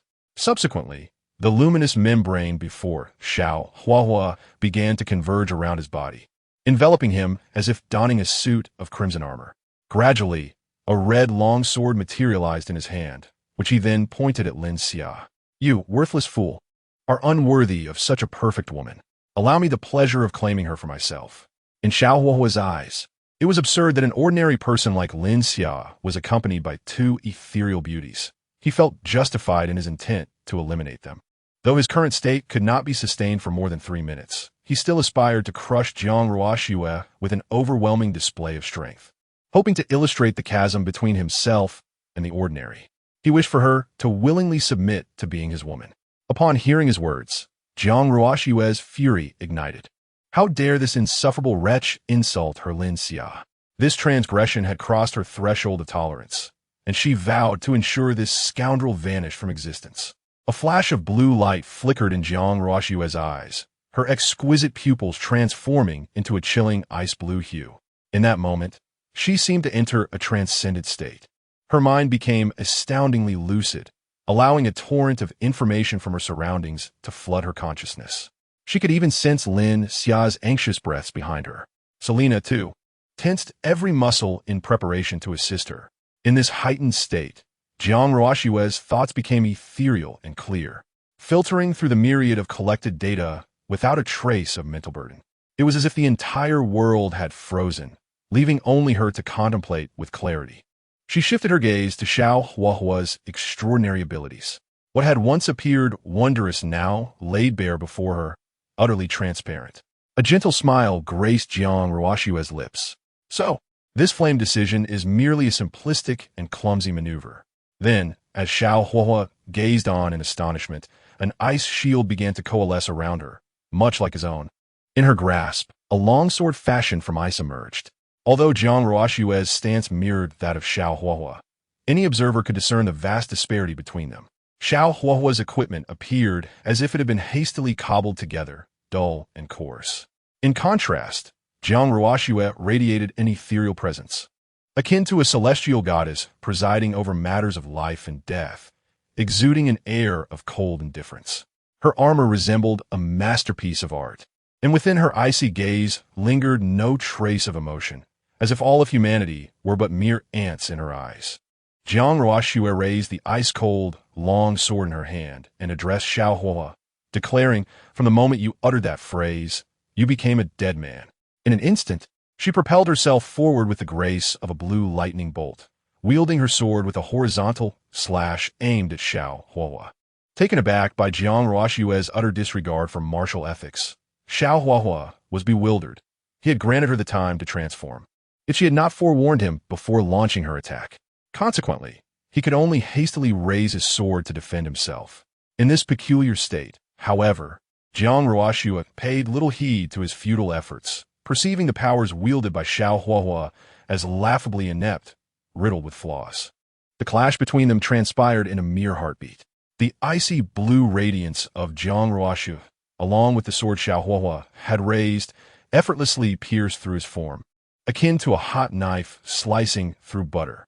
Jiang Ruoxue came to a halt, her lustrous black hair having been propelled backward by her swift movement, now cascading gently onto her shoulders. Turning her gaze towards Lin Xia, she bestowed upon him a faint smile. In that moment, she resembled a celestial goddess descending to the mortal realm, the ancient and unyielding ice mountain goddess revealing her tenderness solely for Lin Xia. Xiao Huohua remained frozen in his defensive posture, devoid of any movement. Gradually, a slender line of icy blue emerged from his waist. With a resounding crack, his upper body slid down to the ground, severed in two by Jiang Ruoxue's sword. The point of dismemberment on Xiao Huohua's body was encased in a layer of ice, sealing him completely, with not a single drop of blood spilling forth. Chapter 82. Moving after Jiang Ruoxue defeated Xiao Huohua, she released her extraordinary powers and approached Lin Xia. With a smile, she looked at him, eager to hear his praise. However, before she could utter a word, an overwhelming fatigue washed over her, rendering her weak and causing her to collapse into Lin Xia's embrace. Quickly, Jiang Ruoxue assessed her condition, realizing that her powers had been completely expended. The formidable state she had entered earlier, while terrifying in its combat prowess, had drained her abilities far too rapidly. In a mere 10 seconds, she had consumed all her energy. It took her 9 seconds to analyze and replicate Xiao Huohua's powers, and only 1 second to unleash that devastating strike. Nestled in Lin Xia's arms, Jiang Ruoxue chuckled shyly. It seems my powers are all used up. Lin Xia swallowed hard. He couldn't even replicate the method she had just employed. She might possess even greater talent than he had imagined. He held her delicate form close, inhaling the unique, refreshing scent that wafted towards him. During the battle, he had sensed the sudden, solidified surge of her abilities. Although her overall energy was less than Xiao Hua's, she could unleash such formidable strength in an instant, effortlessly cleaving Xiao Hua in two, transforming him into a perfect imitation of Teacher Wu. At that moment, Selena, standing beside Lin Xia, was equally mesmerized by Jiang Ruoxue's display. Her eyes sparkled with admiration as she leaned closer to Lin Xia, nearly kissing Jiang Ruoxue. Sister, will you teach me that when you get back? I want to learn. Meanwhile, not far away, Chu Yueshi remained in a daze. In the time it took her to drop a cup, the formidable Xiao Huahua had been dispatched by these unexpected intruders. Before she could comprehend the situation, everything had concluded. Nevertheless, her mood lightened considerably. At least, these individuals appear to harbor no ill intentions toward her. She approached Lin Xia and inquired, "Do we know each other?" Lin Xia then took the time to explain their identities to Chu Yueshi. He had been too preoccupied with his concern for Jiang Ruoxue to address her earlier. After clarifying, he produced the jade pendant given to him by Chu Xinglan. "Your sister entrusted us to come and rescue you." At this, Chu Yueshi's expression turned ecstatic as she trembled and took the pendant from Lin Xia's hand. She then revealed her own pendant from her pocket. When the two pendants touched, they fit together perfectly. The one in Lin Xia's hand belonged to her sister. In that moment, Chu Yueshi fully trusted Lin Xia and his companions, asking, "Is my sister all right?" "She is well, but she must be quite worried about you right now." Upon hearing this, a heavy weight lifted from Chu Yueshi's heart. As long as her sister remains safe and sound, she is willing to do anything. Lin Xia, observing that matters have been largely resolved, wished to take Jiang Ruoxue home early so she could rest properly. At this moment, she felt exceedingly fragile, her body devoid of strength, as if it were entirely boneless. Since the situation had been sufficiently addressed, it would be prudent to return home. After all, your sister awaits your return. Chu Juisi noted that, casting a nostalgic glance at the laboratory. For her, there were only two things of paramount importance in this world: her sister and her experimental projects. The current research endeavor had consumed a great deal of her energy and passion. Should it prove successful, it could potentially alter the very fabric of the world as we know it. Unfortunately, the world had plunged into an icy apocalypse, and the realization of her research seemed increasingly elusive. With a touch of regret, Chu Yueshi remarked, "If only I could take all this experimental data with me." The individuals who had come to capture her must certainly be after these valuable materials. Regrettably, only a third of it had been organized from yesterday until now. At this juncture, she could only concede defeat.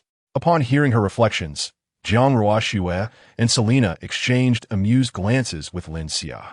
When it comes to moving, there is no one more adept than him. Lin Xia then cleared his throat softly. "I forgot to mention, I too possess extraordinary abilities." With a sudden flash of light in his eyes, a table situated beside Chu Yueshi vanished instantaneously.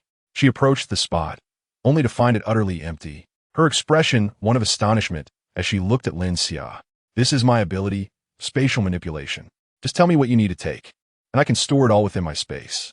Upon discovering the remarkable capabilities of Lin Xia's powers, Chu Yueshi felt a surge of joy. If this were possible, transporting the experimental data would be significantly simplified. She then led Lin Xia around to gather storage devices and essential instruments. Meanwhile, Jiang Ruoxue leaned against Selena, nuzzling against her impressive physique, and couldn't help but marvel. No wonder Lin Xia is so fond of her.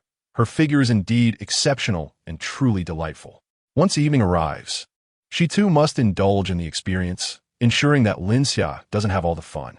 Observing the two busy individuals, Jiang Ruoxue suddenly recalled something and whispered to Selena, "I almost forgot. They are twins. One a scientist, the other a doctor, an irresistible combination of allure.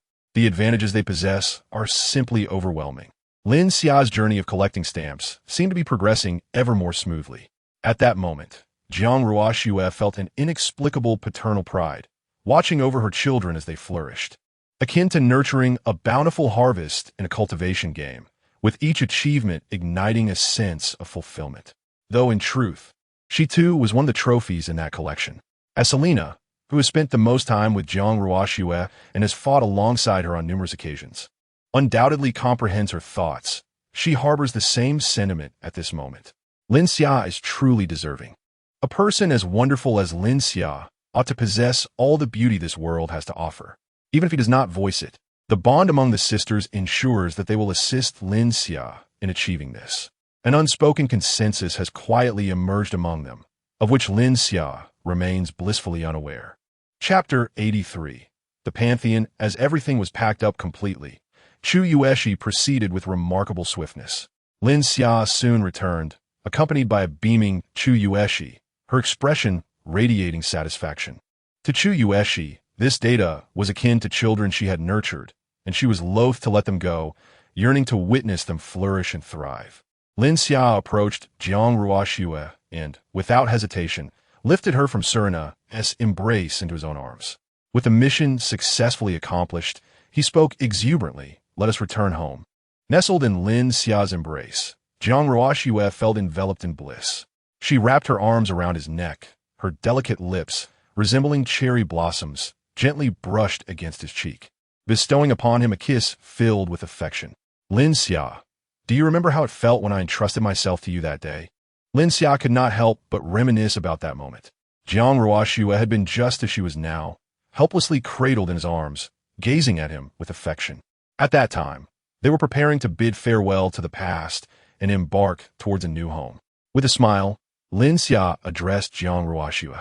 "Meeting you has been the most fortunate event of my life." Jiang Ruoxue returned his sentiment with a gentle, blissful smile. "I feel the same, Lin Xia. I love you." Lin Xia, taken aback by her sudden declaration, felt a rush of shyness and quickly averted his gaze, unable to meet the eyes of the clearly enamored celestial being in his arms. From his embrace, Jiang Ruoxue could distinctly observe Lin Xia's earlobes gradually turning crimson, which only made her smile more radiant. "How adorable," she mused, then turned her gaze towards Surina, playfully winking. Surina, standing nearby, reciprocated with a knowing smile, and an unspoken understanding passed between them. After all, Lin Xia was truly deserving of such affection. Just as everyone was preparing to depart, Chu Yueshi suddenly called out to Lin Xia, "Wait a moment, the individual named Xiao Huahua may still hold some clues." She approached Xiao Huahua's lifeless body, meticulously searching through the remnants without a trace of fear, entirely unlike an ordinary girl confronted with death. Soon, she uncovered a data card from Xiao Huahua's remains. After examining the information inscribed upon it, she chuckled softly to herself. "The Pantheon, is it? Quite intriguing. However, daring to threaten me means your existence is no longer warranted." Lin Xia observed her expressionless smile, which bore an unsettling resemblance to that of a mad scientist. Indeed, high-intellect individuals often possessed eccentricities. Fortunately, she was one of their own. Otherwise, being targeted by such a person might lead to sleepless nights. As they journeyed back, the atmosphere among the group lightened considerably. Despite the raging snowstorm outside, it did not dampen the spirits within the hovercraft. Chu Yueshi even took a moment to call Chu Xinglan on her phone to assure her their safety. Lin Xia observed that Chu Yueshi's condition while seated was quite poor. He promptly retrieved some porridge that Su Muya had specially prepared for him from his space, encouraging Chu Yueshi to eat something to warm her body. Upon tasting the porridge, Chu Yueshi's eyes instantly sparkled with delight. After finishing one bowl, she eagerly requested another, overwhelmed by its deliciousness. Lin Xia was taken aback to discover that this esteemed scientist harbored a hidden penchant for food. Thanks to Lin Xia's swift rescue operation, they returned home aboard the hovercraft before noon. In the safe house on the 4th floor, another individual awaited their return. When Chu Yueshi caught sight of her emaciated sister, she rushed to embrace her, unable to contain her tears. The hardships endured by the two sisters were truly heartbreaking. Prior to the apocalypse, they were each at the pinnacle of their respective fields, leading glamorous lives. Yet, with the arrival of the end times, their existence became as insignificant as mere weeds, devoid of value. Had it not been for Lin Xia's timely intervention, their fates would have mirrored those of countless ordinary souls, fading into obscurity in the frigid desolation of the apocalypse.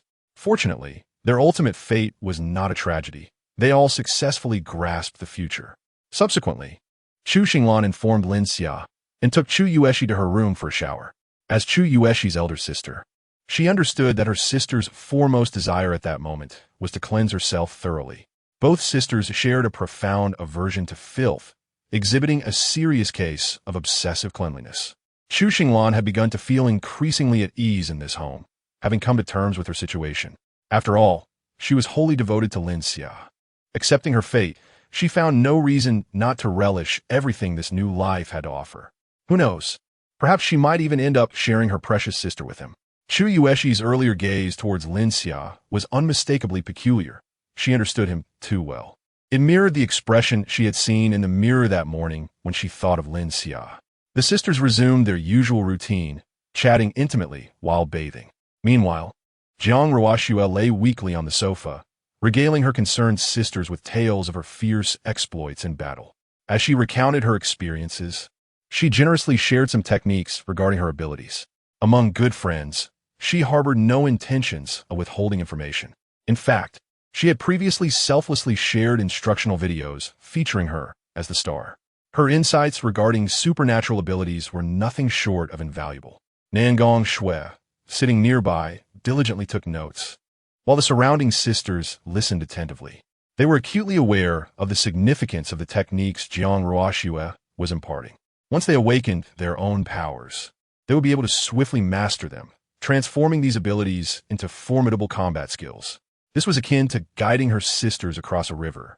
Lin Xia listened intently as Jiang Ruoxue shared her insights, feeling inspired by her techniques.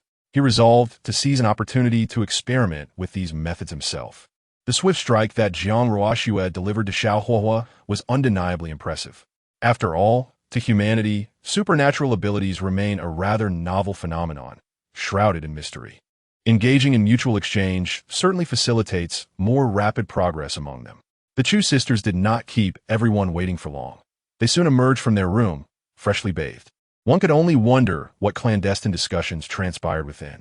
Chu Yueshi glanced at Lin Xia, her cheeks faintly flushed. Though it was unclear whether it was merely due to her recent bath or if it was a result of some indecorous conversation shared between the two.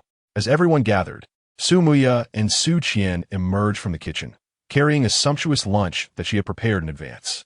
The number of guests around Lin Xia's dining table continued to grow, yet the atmosphere remained warm and lively.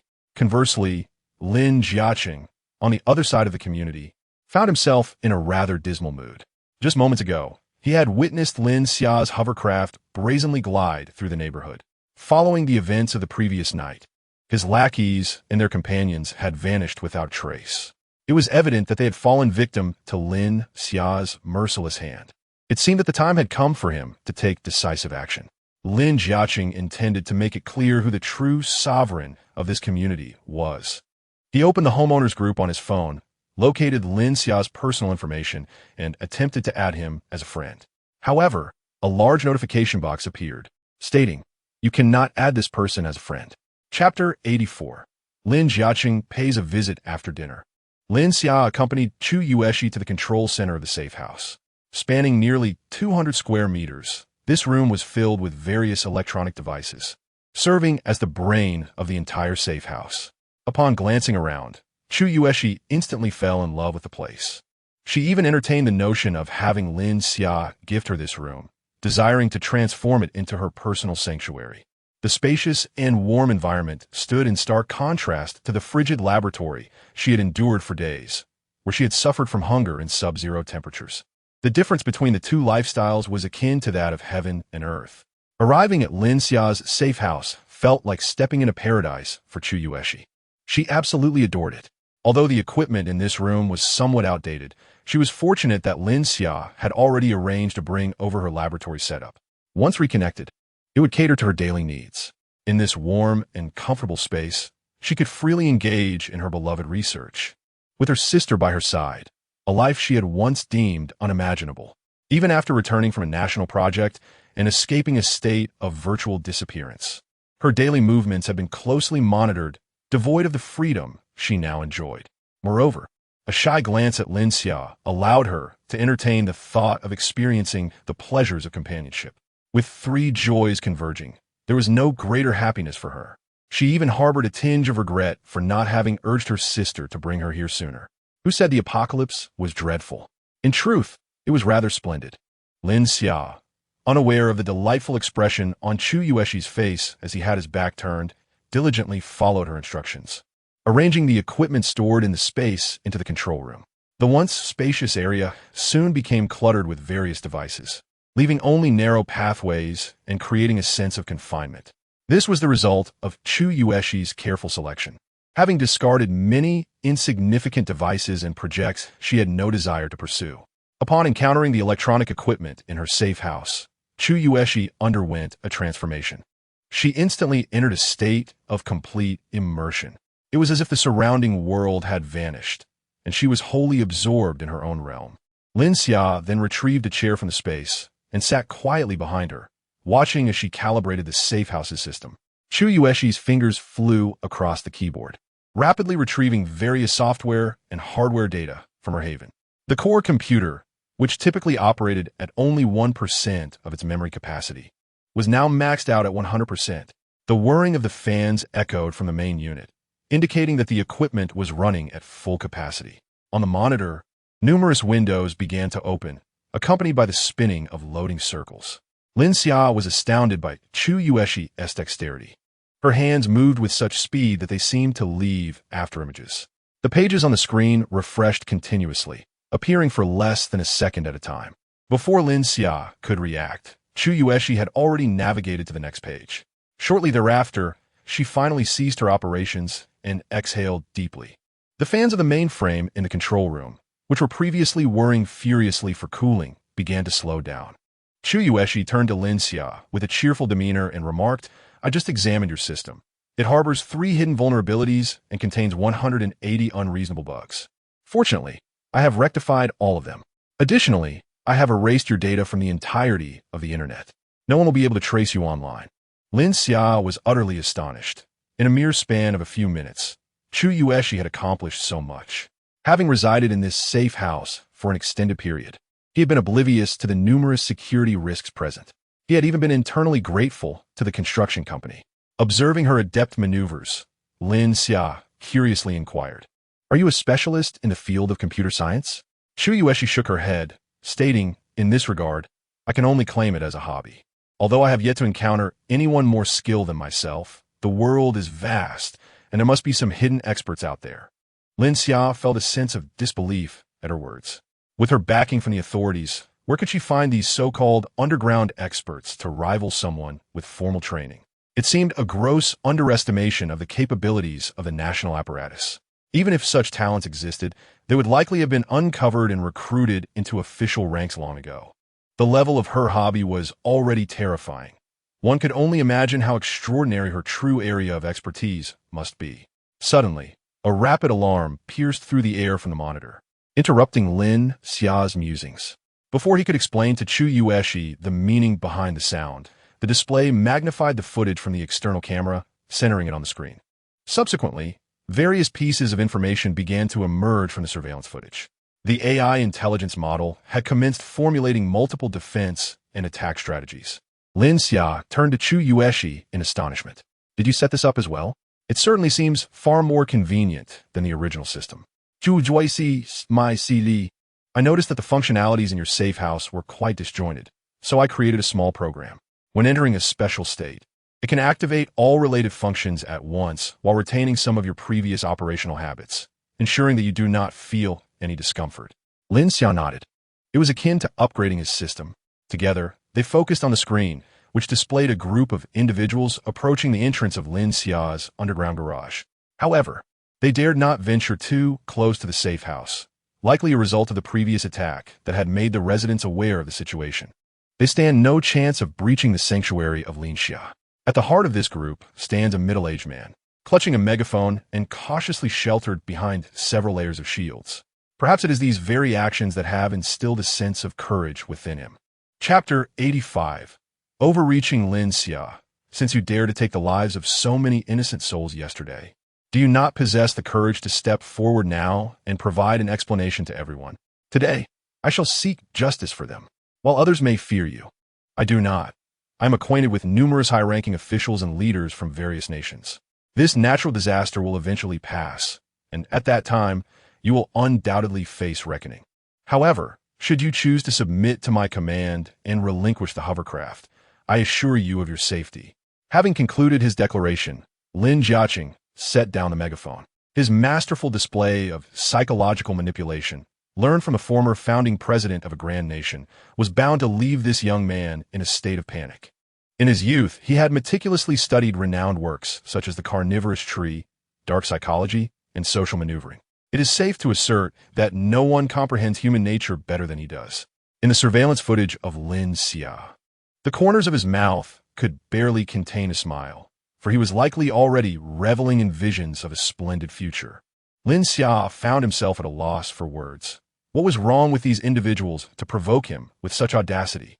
Yet, he had no desire to engage in conversation, fearing that ignorance might be contagious. Consequently, he directly opened the exit of the spatial gateway outside the basement.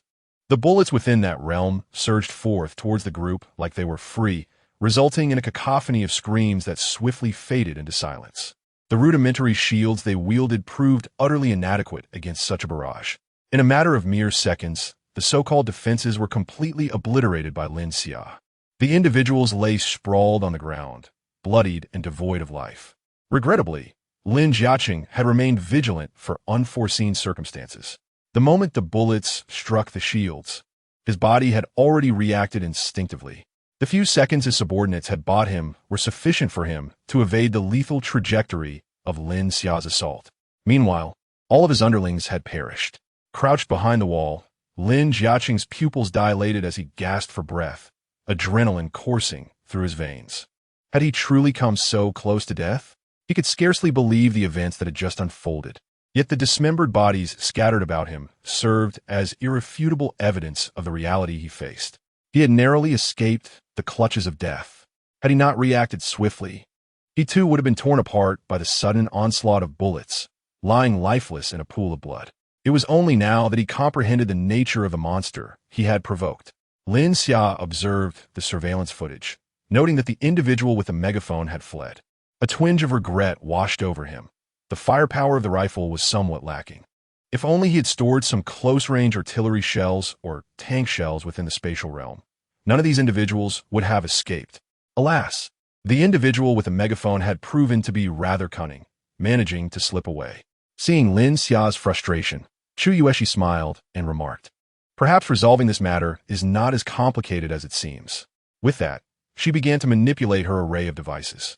These devices differ significantly from the computers in Lin Xia's safe house, as they are linked to Chu Yueshi's personal information and possess exceptionally high privileges. Chu Yueshi imported the photograph of the fleeing man into her computer. With a series of dazzling maneuvers, the man's information swiftly materialized on the screen.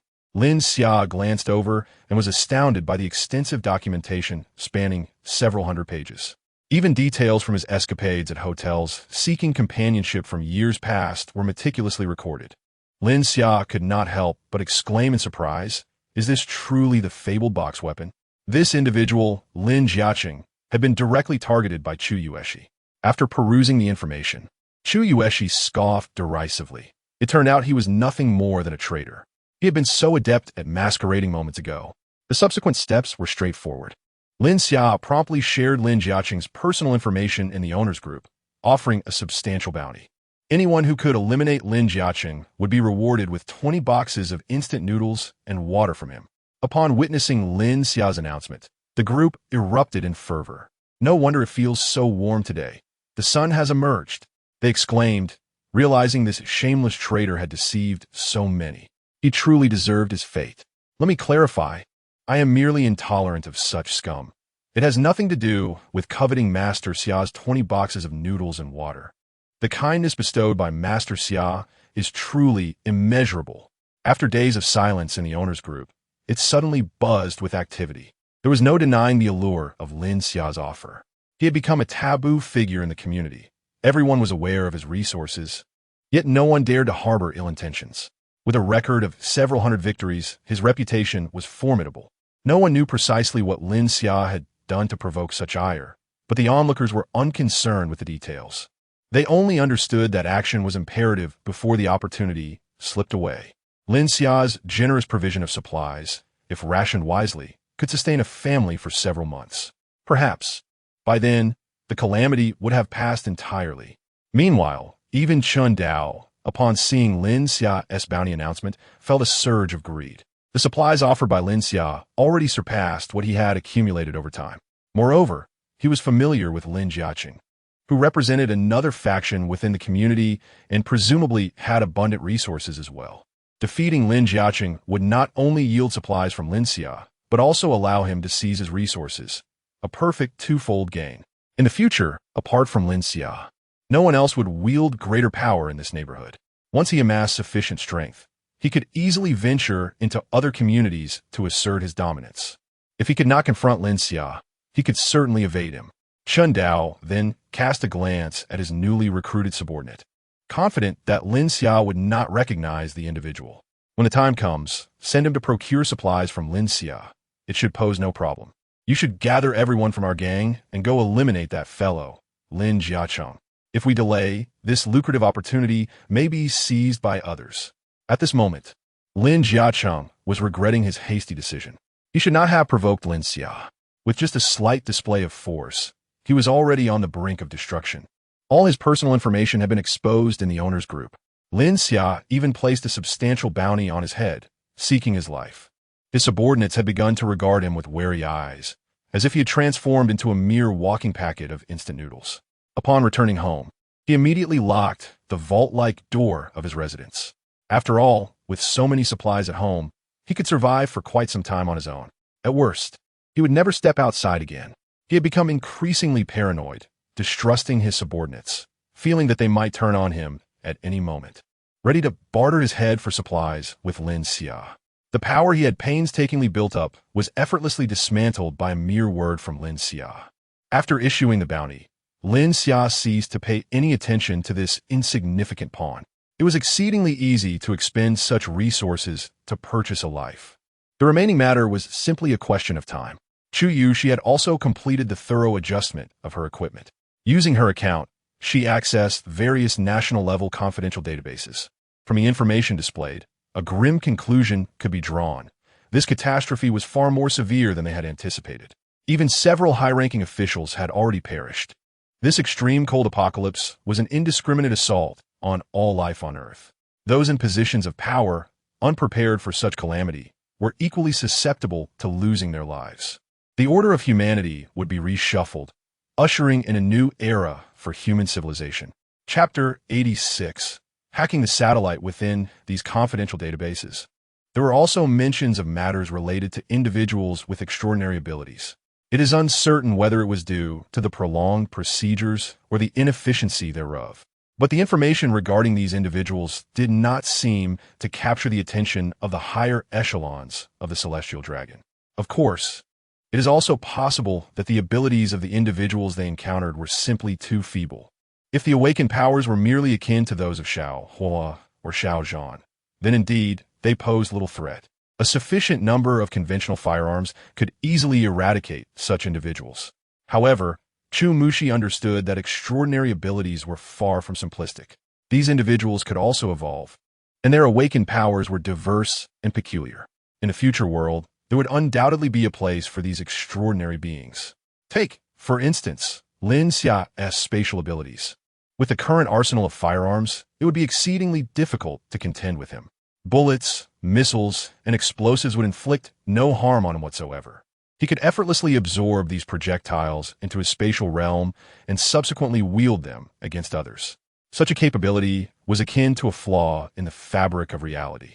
Fortunately, she found herself aligned with Lin Xia. To be adversaries with someone of his caliber would surely instill fear even in one's dreams.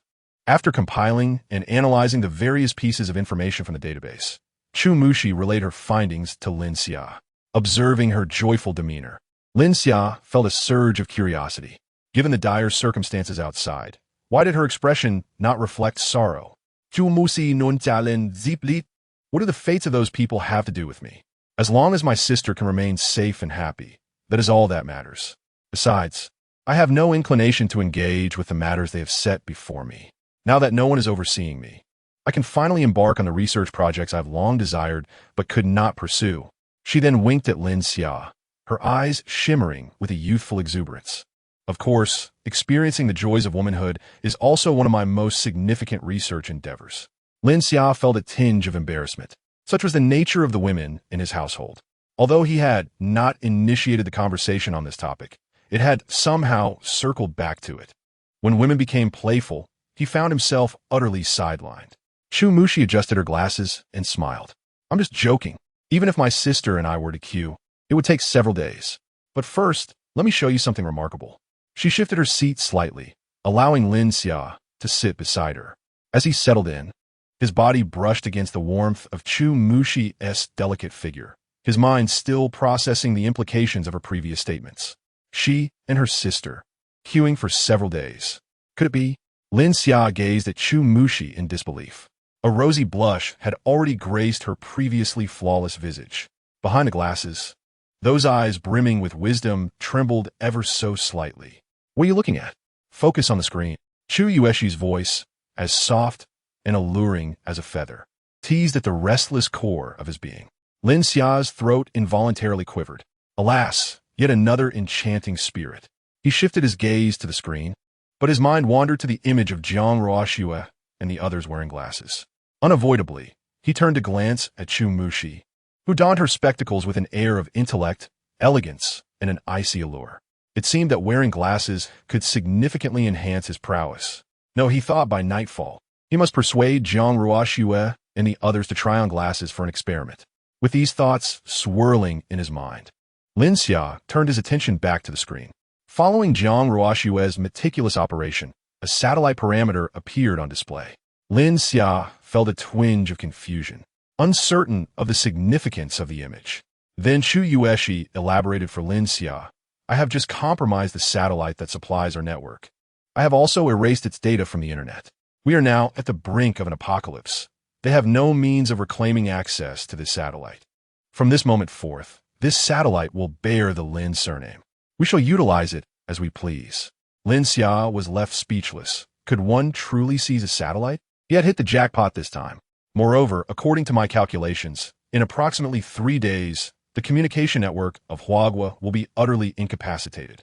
Even with technological advancements projected for 2050, the devastation wrought by a month of extreme weather will render these infrastructures unsustainable. Henceforth, communication amongst people will rely solely on shouting. However, with our possession of this satellite, we shall remain unperturbed by such inconveniences. Chu Yueshi playfully winked. As long as those individuals are willing to endure hardship, they will face endless suffering. Technology was originally created to facilitate ease and leisure. May I borrow your phone? Lin Xia retrieved his device and handed it to Chu Yueshi, unaware of her intentions. After perusing the phone, she nodded. I will reconfigure your phone with a new communication protocol and connect it to our controlled satellite. This way, our communications will remain unaffected by the impending network collapse. In due course, I shall also work on compromising several military satellites. When that time comes, even if you venture outdoors, I shall be able to assist you. Lin Xia could not help but feel a surge of admiration. Chu Yueshi's worth surpassed his expectations by leaps and bounds. He had struck gold by encountering such a brilliant and beautiful scientist. Once their discussion concluded, Chu Yueshi cast a wistful glance at Lin Xia. However, I still have not managed to uncover any information regarding the Pantheon. It is highly probable that they are an organization established only after the apocalypse. I managed to uncover some intelligence regarding this Xiao Hua, yet regrettably, he possesses no valuable information. Given the circles he has access to, it is inconceivable that he could have any detailed knowledge about me. Furthermore, judging by his demeanor, he does not appear to be an agent dispatched by any official entity. Such individuals would undoubtedly recognize my worth and would never send someone so inconsequential to seek me out. Thus, the most plausible scenario is that within this pantheon, there exists an individual who is aware of certain details about me, who then dispatched this Xiao Hua in an attempt to abduct me directly. Lin Xia also nodded in agreement. Chu Yueshi's conjecture is remarkably plausible. With just this scant clue, it nearly elucidates the entirety of the situation. Chapter 87. The path ahead. Lin Xia pondered for a moment before speaking.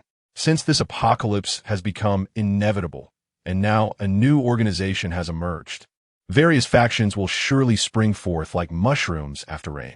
Do you have any insightful suggestions regarding our future development? Upon hearing Lin Xia's words, Chu Yueshi instantly perked up. Even if Lin Xia hadn't initiated the conversation, she was already eager to discuss the matter. You have indeed asked the right person. In her spare time, during research, she delighted in playing strategic management games. In the wake of the apocalypse, with many projects rendered impossible, she could only engage in imaginative exercises to stave off boredom. If this relentless winter of doom were to persist, how might she unify the world? Regrettably, her grand plans for conquest had barely begun before she was nearly done in by Xiao Huahua. Not to mention stepping beyond the novice stage to embark on her grand ambitions. She had barely managed to enter the game at all. Now, however, she had drawn Lin Xia, quite possibly the most formidable character card in the entire server. With such a splendid start and an expansive, realistic game world, nothing could bring her greater joy than this. She could finally pursue her long-held aspirations with abandon. Excitedly, Chu Yueshi leaned closer to Lin Xia and manipulated the mouse to bring up a detailed, high-definition 3D model of the entire city on the computer. Chattering animatedly, she began to share her plans. From the very day the world fell into chaos, I had envisioned this concept. Unfortunately, my grand design was nearly thwarted before it even commenced, as I was on the brink of starvation. Later, I came perilously close to being forced out of the game. Fortunately, you successfully rescued me. Due to their proximity and the somewhat cramped space on the chair, Lin Xia found himself at a loss as to where to place his hands, ultimately resting them around her waist. Chu Yueshi, however, was more direct. Taking Lin Xia's hand and placing it upon her eyes sparkled with a blend of shyness and excitement as she gazed at Lin Xia. This was something she had long yearned for. Don't be so bashful. The sensation here is rather pleasant. We are both adults, and I have long wished to explore this. Of course, if you find this area unsatisfactory, there are other places to consider. I just bathed, so I'm quite clean. Not only have you saved me, but you have also rescued my sister. From this point onward, we are both yours. Whatever you desire to do with us is entirely permissible. Since arriving here, Chu Yueshi had shed the constraints of her past. She was determined to boldly pursue the life she had always desired, with Lin Xia as one of her targets. Thus, her actions were decidedly audacious. Lin Xia could not help but acknowledge that he had been thoroughly seduced. In his mind, he couldn't help but indulge in fantasies about the prospect of bringing such enchanting twin sisters together. His palm instinctively twitched. Chu Yueshi trembled slightly, her gaze suddenly imbued with a hint of allure. She shot Lin Xia a fierce glare, lacking any real intimidation, which only served to make her seem more vulnerable and inviting to tease. After a brief pause, Chu Yueshi's voice quivered as she continued. The nuclear power station, grain depot, and armory are of utmost importance in my view. Once we have secured these locations, then, upon hearing Chu Yueshi's plan, Lin Xia felt a profound sense of reassurance. Advancing step by step according to her strategy would render defeat nearly impossible. The comfort of having someone strategize alongside him was unmistakable. He could truly understand the joy Liu Bei must have felt after gaining Zhuge. It was indeed gratifying to engage only his intellect without the burden of strenuous thought. At that moment, a sudden knock echoed from outside the door. Jiang Ruoxue poked her head in, announcing that dinner was ready, suggesting they could continue their intimate moments later.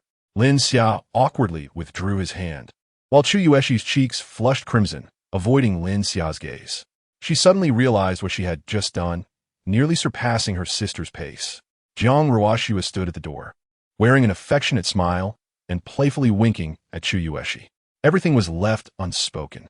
Chu Yueshi sighed in relief internally. Lin Xia's women were indeed as her sister had described. She wished for more sisters to share the burden with. However, her current progress seemed to outpace her sister's. They had clearly agreed during their bath that they would engage together when the time was right. Yet at this moment, Chu Yueshi was beginning to experience the fervor of love herself. Forgive me, sister. Once I win over Lin Xia, I shall impart to you my advanced experiences. After dinner, Chu Yueshi took Chu Xinglan's hand and settled on the sofa, sharing insights regarding the current state of Huagua. although it appeared that little had changed. This was merely a facade.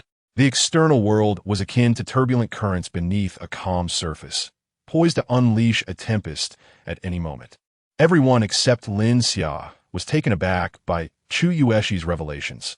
They hadn't contemplated the gravity of the situation. Had it not been for Chu Yueshi's infiltration of the national intranet, accessing these first-hand accounts, they would have never imagined the dire circumstances outside. In summary, we must swiftly bolster our strength.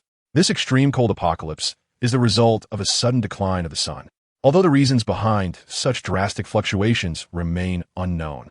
Based on humanity's current technology, this frigid cataclysm is likely to endure for an extended period. The future world will only become more chaotic. Fortunately, we have Lin Xia.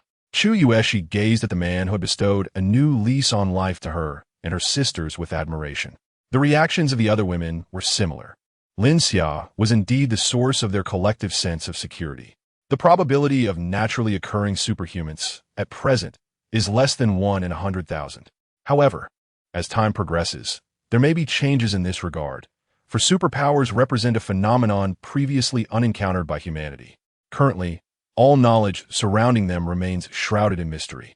Nevertheless, the prospect of becoming a superhuman remains a remarkably rare event. Chu Yueshi turned her gaze towards Lin Xia. The more she learned about Lin Xia, the more she recognized his significance. Remarkably, he possessed the ability to produce superhumans en masse. Even if the future heralded an era dominated by superhumans, we would still secure our place within it. Of course, should anyone attempt to assault us through technological means, as long as I am present, no one shall defeat us. In my domain, I am their deity. A confident smile graced Chu Yueshi's face.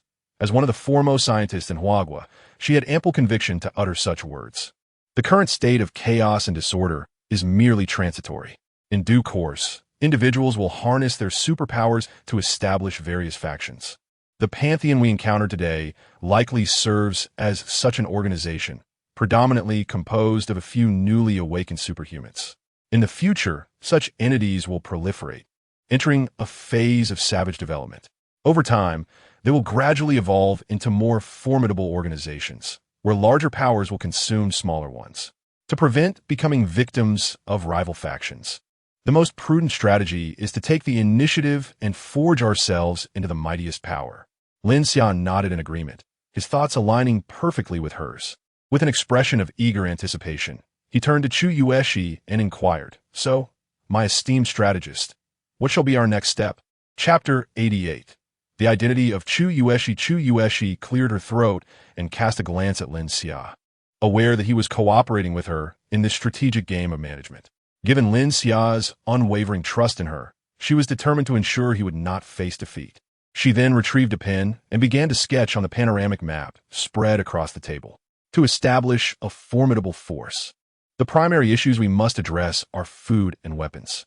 Regarding resources, Lin Xia had briefly informed her in the afternoon about the supplies stored in his space. If these provisions were solely intended to sustain their sisterhood, they could easily accommodate dozens more without concern. However, if they aspired to build a powerful faction, these supplies would prove insufficient. The most effective solution lay in this location. Chu Yueshi circled a granary on the map. Lin Xia glanced at the marked position, noting that the granary was located quite a distance away, approximately over 100 kilometers. Even with the hovercraft at full speed, it would take around 2 hours to reach. Prior to the apocalypse, Lin Xia had conducted some research on this granary, which could be regarded as one of the largest in the nation.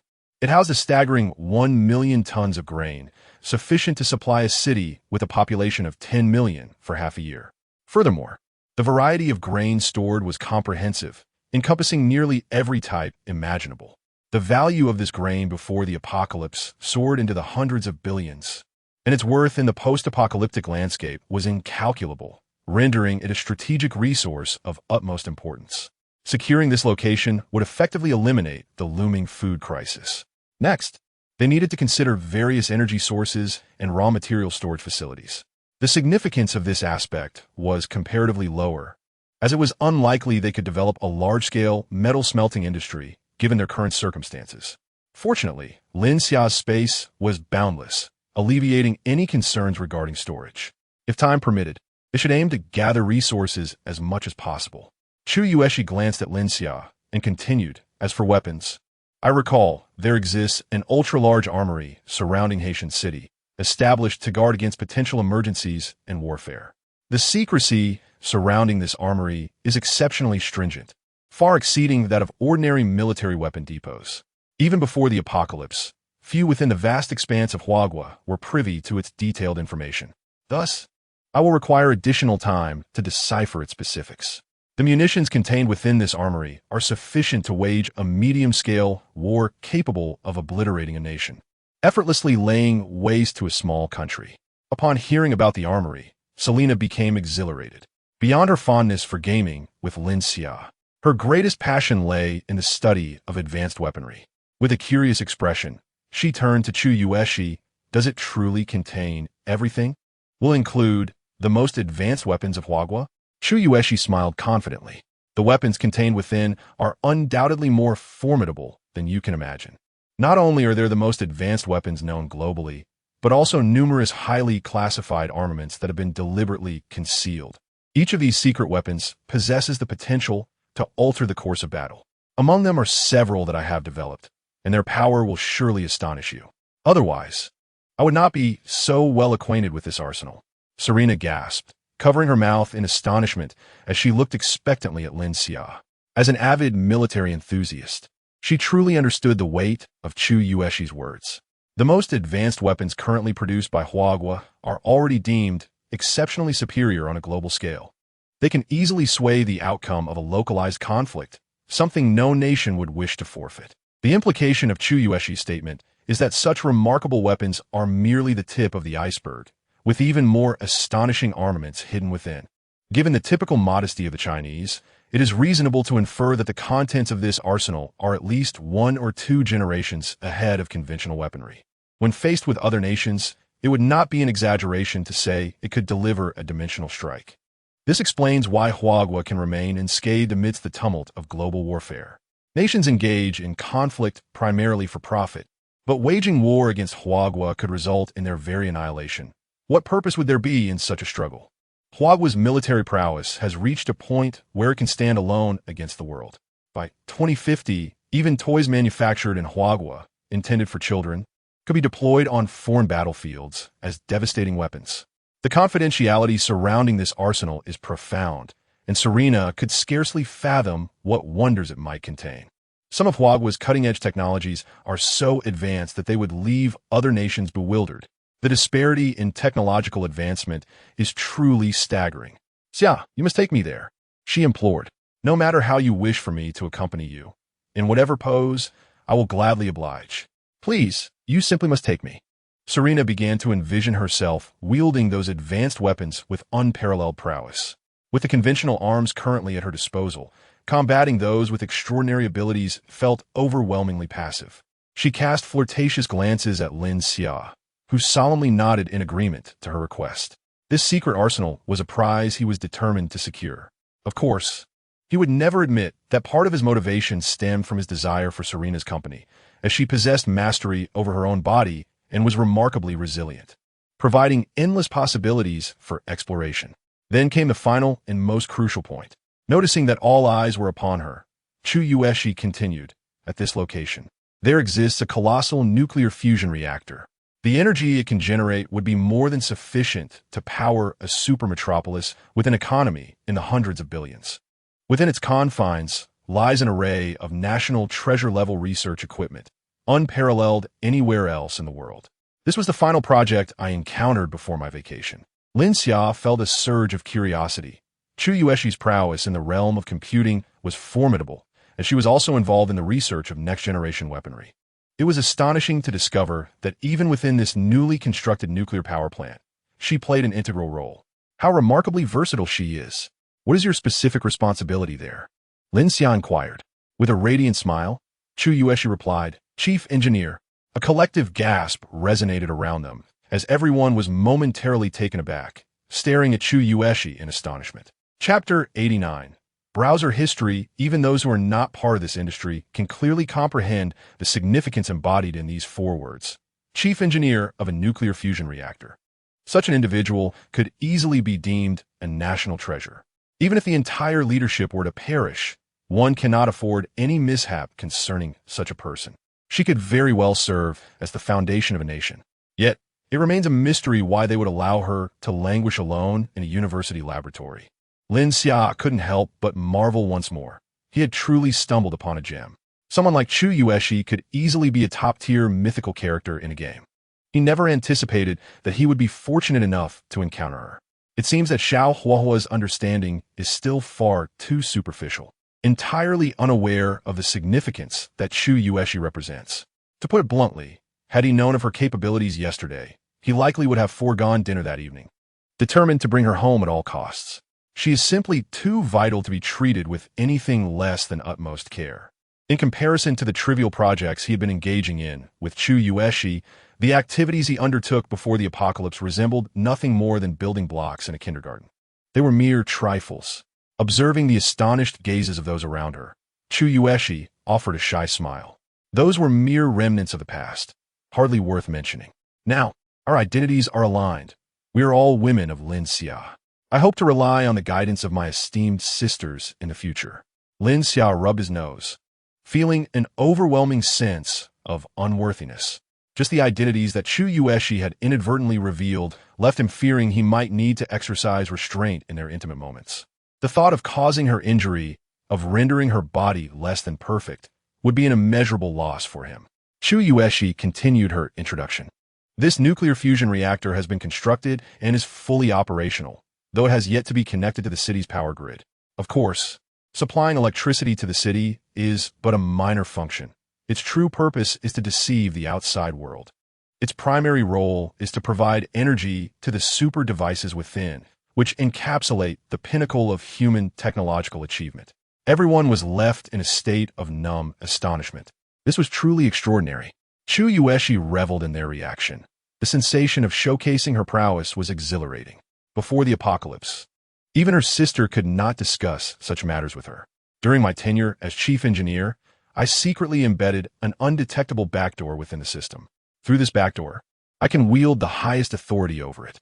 Once I gain remote control, I will completely lock down all of its mechanisms. When the time comes for us to seize it, we can do so without hesitation. However, I anticipate that we will not require its use in the immediate future. After I activate its ultimate defense system, even nuclear warheads with yields in the megaton range will be incapable of inflicting any damage upon it. Chiuxi playfully glanced at Lin Xia, realizing that from this point forward, the family name would be Lin. No wonder Chiuxi exuded such confidence in technological matters. She possessed ample grounds for pride. Lin Xia even felt that she had been exceedingly modest. Just from the fragments of conversation that Chiuxi had shared, one could infer the immense value she held. After all, she was merely in her 20s. Given sufficient time and resources, she could undoubtedly reconstruct a superpower. Chiuxi could easily be regarded as a foundation of national strength. At this moment, Lin Xia truly felt hesitant. After Chiuxi discussed future plans with the others, time had grown late. Su Mayan, her cheeks flushed with embarrassment, pulled Lin Xia into the room. It was their time to shine, as Su Mayan was determined to excel in her abilities. Everyone was tacitly aware of what was to come. It was merely a matter of time. Nangong Shui and Xiao Ninyin, the mother-daughter duo, also retreated to their room to prepare their secret weapons. In a few days, it would be their turn to take the stage, and they too wished to repay Lin Xia for her life-saving grace. Shortly thereafter, strange sounds emanated from Lin Xia's room. Chuxinglin cast an apologetic glance at her sister. "I'm sorry for dragging you into this predicament," she lamented. "I thought I could manage it alone." Before she could finish her thought, Chiuxi interrupted her with a cheerful remark. "What, sister? Do you wish to keep it all to yourself? What you should focus on now is regaining your health, so we can produce sounds as melodious as theirs." Chuxinglin felt her cheeks flush. Why did it seem that her sister was even more enthusiastic than she was? Chiuxi looked at Lin Xia's room and continued speaking to her sister. "I've already showcased my value outside the room. However, if we wish to secure a higher standing in Lin Xia's heart, we must join forces to reveal our worth within her room as well." Chuxinglin, intrigued, inquired what value within the room. Chiuxi glanced at her sister's face, which bore a striking resemblance to her own. They were nearly indistinguishable in physique and temperament. Individually, they were already breathtaking beauties, paired with some unique enhancements. It was likely that no man could resist their allure. Why that? Chiuxi pointed towards Lin Xia's room. Sister, look, we already have a flight attendant, a soldier, a teacher, and a campus belle here. Moreover, those two seem to be a mother and daughter. I am a researcher, and you are a doctor. Added to the fact that we are twins, the situation is quite evident. If we wish to carve out a place for ourselves in the room, we must fully harness our advantages. This will be our long-awaited sisterly collaboration. Shoulder to shoulder, we will surely not be outdone by those older sisters. Observing her sister's flushed face, brimming with excitement, Chu Yueshi found herself at a loss for how to respond. To her surprise, Chu Yueshi had adapted even more swiftly than she had, already immersed in the intricate dynamics of vying for favor within the harem. Subsequently, Chu Yueshi took her sister by the hand and led her to the control room. There, she opened her computer and began to unveil her findings.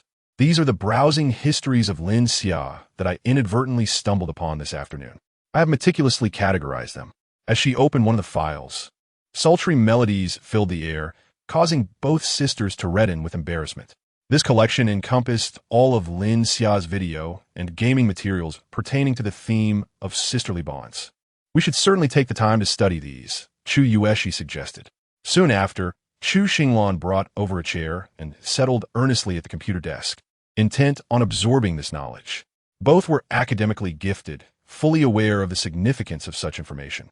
They exchanged a knowing glance and couldn't help but smile. Their advantages were indeed substantial. Chapter 90. Su Mu Yin awakens her abilities the following morning, after an entire night of relentless effort from Su Qian.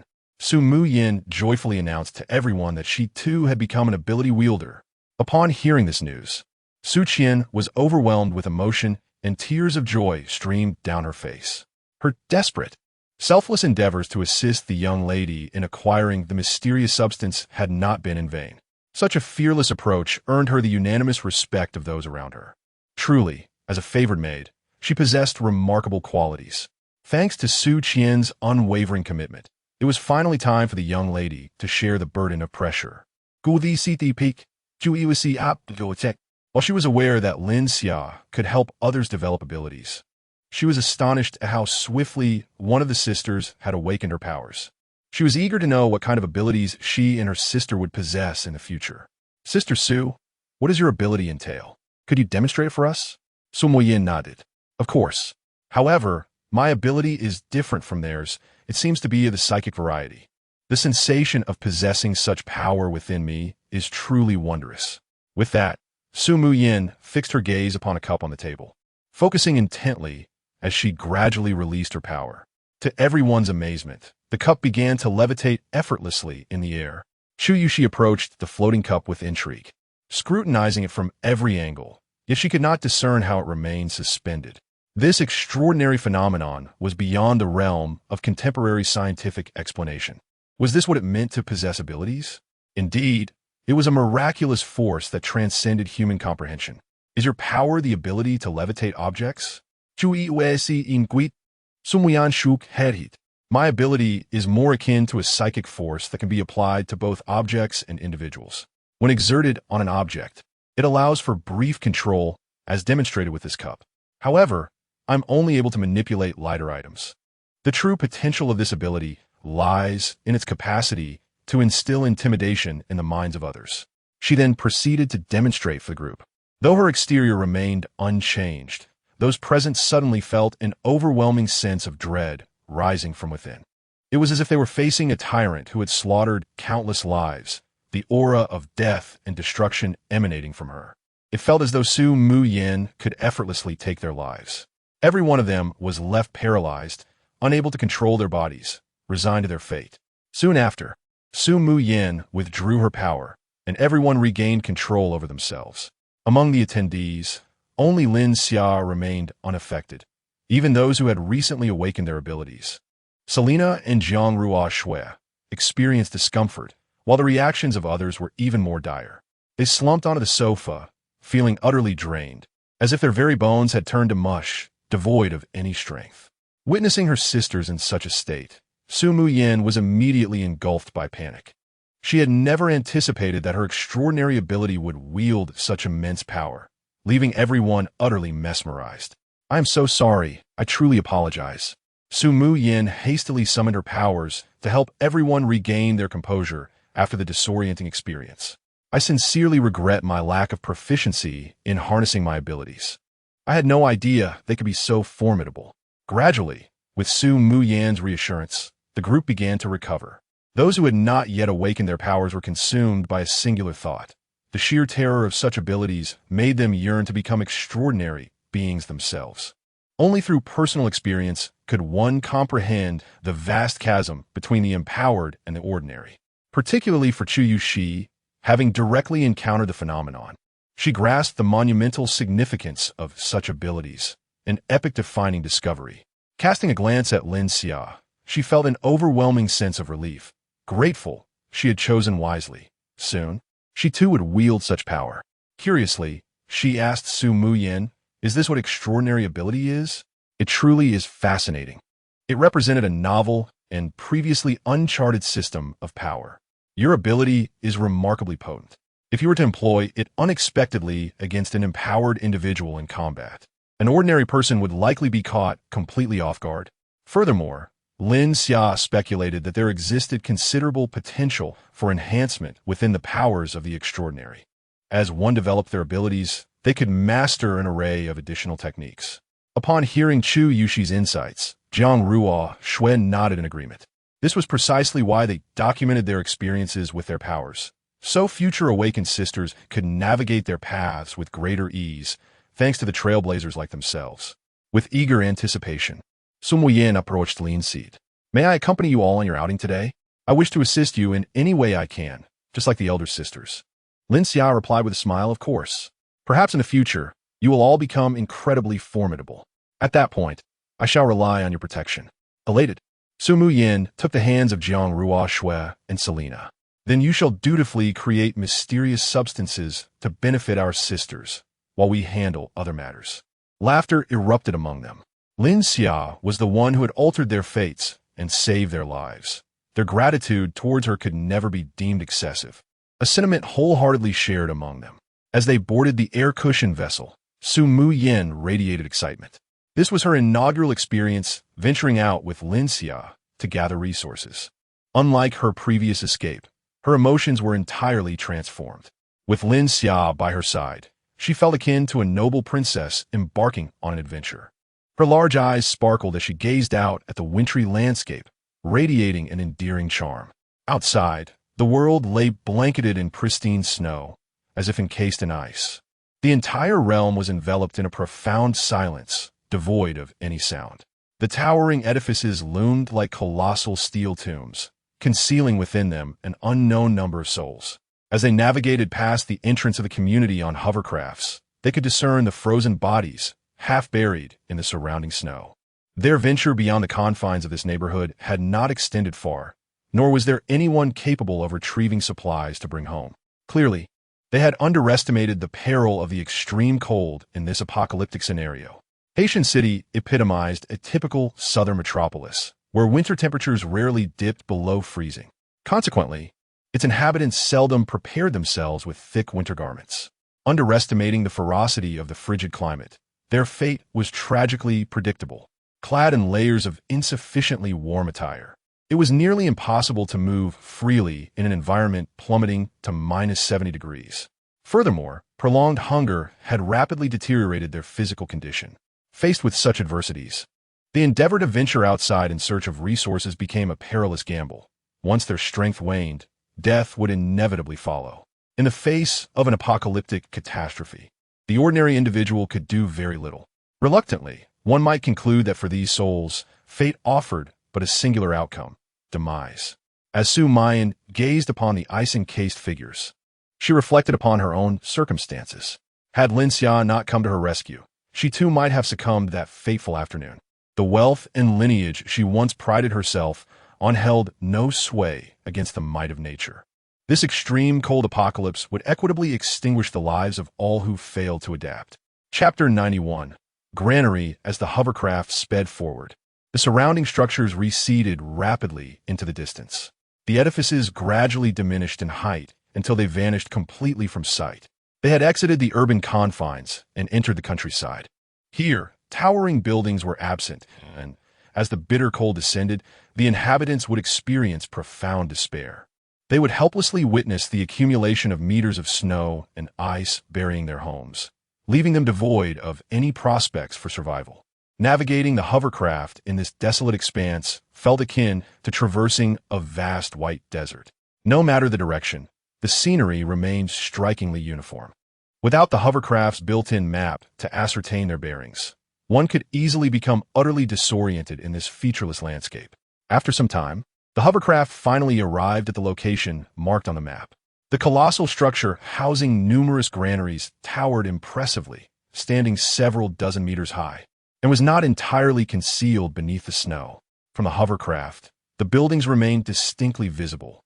Upon disembarking, Lin Xia and the others entered the interior through the windows of this immense edifice. The interior was expansive, filled with rows of neatly arranged cylindrical granaries. Each granary, over 30 meters in diameter, soared to a height reminiscent of 20 stories. Gazing upward from the ground floor, one might feel as though they had stepped into a realm of giants. Within the building, the absence of electrical supply rendered illumination impossible. Only a few beams of light filtered through the windows, insufficient to brighten the vast darkness surrounding them. The air was thick with a foreboding presence, as if lurking monsters resided in the distant shadows. This was Su Mayan's first encounter with such a scene, and an involuntary shiver coursed through her, prompting her to retreat behind Lin Xia. In contrast, Jiang Ruoxue and Selena exhibited a calm demeanor, having encountered such scenarios before, equipped with ample experience from prior explorations. In expansive venues lacking electrical power, the lower levels, obscured by meters of accumulated snow, exuded a pervasive gloom. Lin Xia, undeterred, promptly retrieved 4 powerful flashlights from his space, distributing one to each person. As Su Mayan activated her flashlight, a brilliant beam shot up towards the ceiling, instantly illuminating the surroundings. She smiled at Lin Xia and the others, expressing her appreciation for their expertise. Your experience is invaluable. With these flashlights, our exploration becomes significantly easier. Jiang Ruoxue chuckled in response. When we first ventured out, we were just like you. You'll acclimate in no time. Su Mayan nodded. Her curiosity piqued as she wielded the flashlight to dispel the surrounding darkness. In that moment, she felt a thrill akin to the exhilaration of mischief, a stark contrast to her upbringing that emphasized grace and decorum. Lin Xia accessed the internal map that Chu Yueshi had provided him, which detailed instructions on how to activate various facilities in the absence of electrical power. He couldn't help but marvel at how immensely helpful Chu Yueshi's map was to him. Otherwise, given the enormity of the granary, he would likely have to spend the night here before returning home the next day. Lin Xia illuminated the enormous cylindrical object ahead with his flashlight. That was indeed the granary, and the grains inside were the objective of their expedition. Lin Xia and his companions proceeded down the stairs until they reached the ground floor. He knocked on the colossal structure. Nothing discernible. He found himself unable to employ the techniques he had honed while selecting watermelons at the market. However, the adjacent sign clearly conveyed internal information. Approximately 10,000 tons of rice were stored within this granary. Lin Xia then utilized the method he had previously employed to collect pure water from the source, opening a spatial portal directly at the bottom of the granary. The grains inside had been specially treated to be relatively dry for easier storage, which conveniently facilitated Lin Xia's collection efforts. Shortly thereafter, everyone outside heard a sound akin to rushing water emanating from within the granary, causing its outer walls to tremble slightly. A few minutes later, Lin Xia opened his eyes, smiling as he declared, "All set. Let us proceed to the next location." Numerous granaries with similar cylindrical structures dotted the area, totaling around 20, each containing various types of grains, differing in storage methods and internal capacities. Following Lin Xia, the group systematically collected the grains from each granary. Su Muyan, initially brimming with excitement, gradually began to feel a sense of monotony. The entire process was not as exhilarating as she had imagined. It was rather mundane. Jiang Ruoxue began to share her experiences from their first exploration of a Walmart supermarket with Su Muyan. "Sister, you have no idea. When Lin Xia saw those wedding dresses, his eyes were glued. Su Muyin cast Lin Xia a peculiar glance from behind. So he had a penchant for that kind of thing. No wonder her first night had been a hellish start. It turned out it had struck right at his weak spot. Lin Xia, busy collecting grains in front, pretended not to hear their teasing remarks. He simply wished to return home soon and deal with them properly later that evening. They dared to slander him. He was not the leg lover, foot lover, silk lover, chest lover, or uniform lover they described. He was merely a straightforward lecher. Once Lin Xia had thoroughly collected the grains from these granaries, he prepared to head to another large warehouse, following the guidance of the map. There were 4 such large warehouses designated for grain storage, connected by dedicated passageways. Massive metal doors flanked both sides of the passageway, separating each area. As the entire warehouse had lost power, these doors remained closed. Consequently, Lin Xia had no choice but to rely on the map's indications to use a mechanical switch to open the door. At that moment, Selena stepped forward, volunteering, "Xia, let me handle this. I have great strength." Selena flexed her arm and stepped forward, grasping the enormous metallic wheel. Suddenly, she exerted a force, causing the wheel to spin with such vigor that it left traces of motion in its wake. Before the onlookers, the gate leading to another realm gradually swung open. Chapter 92. The Mutant Cat. The mechanism of this roulette, under ordinary circumstances, would require 4 adult men to operate for several minutes. Yet, in the hands of Selena, it was accomplished in less than a minute. For Selena, this level of exertion was merely effortless. Su Mayan gazed at Selena with admiration. "Sister, you are truly remarkable. No wonder you are the main force we rely on against Lin Xia." Selena chuckled. Although her unique ability was not as flashy as those of others, she cherished it greatly. This power harmonized perfectly with her personal combat skills, yielding an effect that surpassed mere addition. Moreover, it made her encounters with Lin Xia considerably easier. Since awakening her powers, while it seemed somewhat unreasonable to expect to solely satisfy Lin Xia, enduring 70% of the damage during combat was well within her capabilities. As for the other 3, even shouldering the remaining 30% of the damage was quite taxing for them. Jiang Ruoxue chimed in truth, your psychic ability is quite impressive. At least you don't have to prepare a block of ice before a battle like I do." With that, she shot a sidelong glance at Lin Xia. Lin Xia initially assured me that the outside was filled with ice and snow, so there would be no shortage of resources for preparation. Yet in recent battles, we have been confined indoors, making it difficult to find water or ice for my preparations. Faced with Jiang Ruoxue's complaint, Lin Xia found himself at a loss for words, as the reality was indeed as she described. However, it was beyond his control.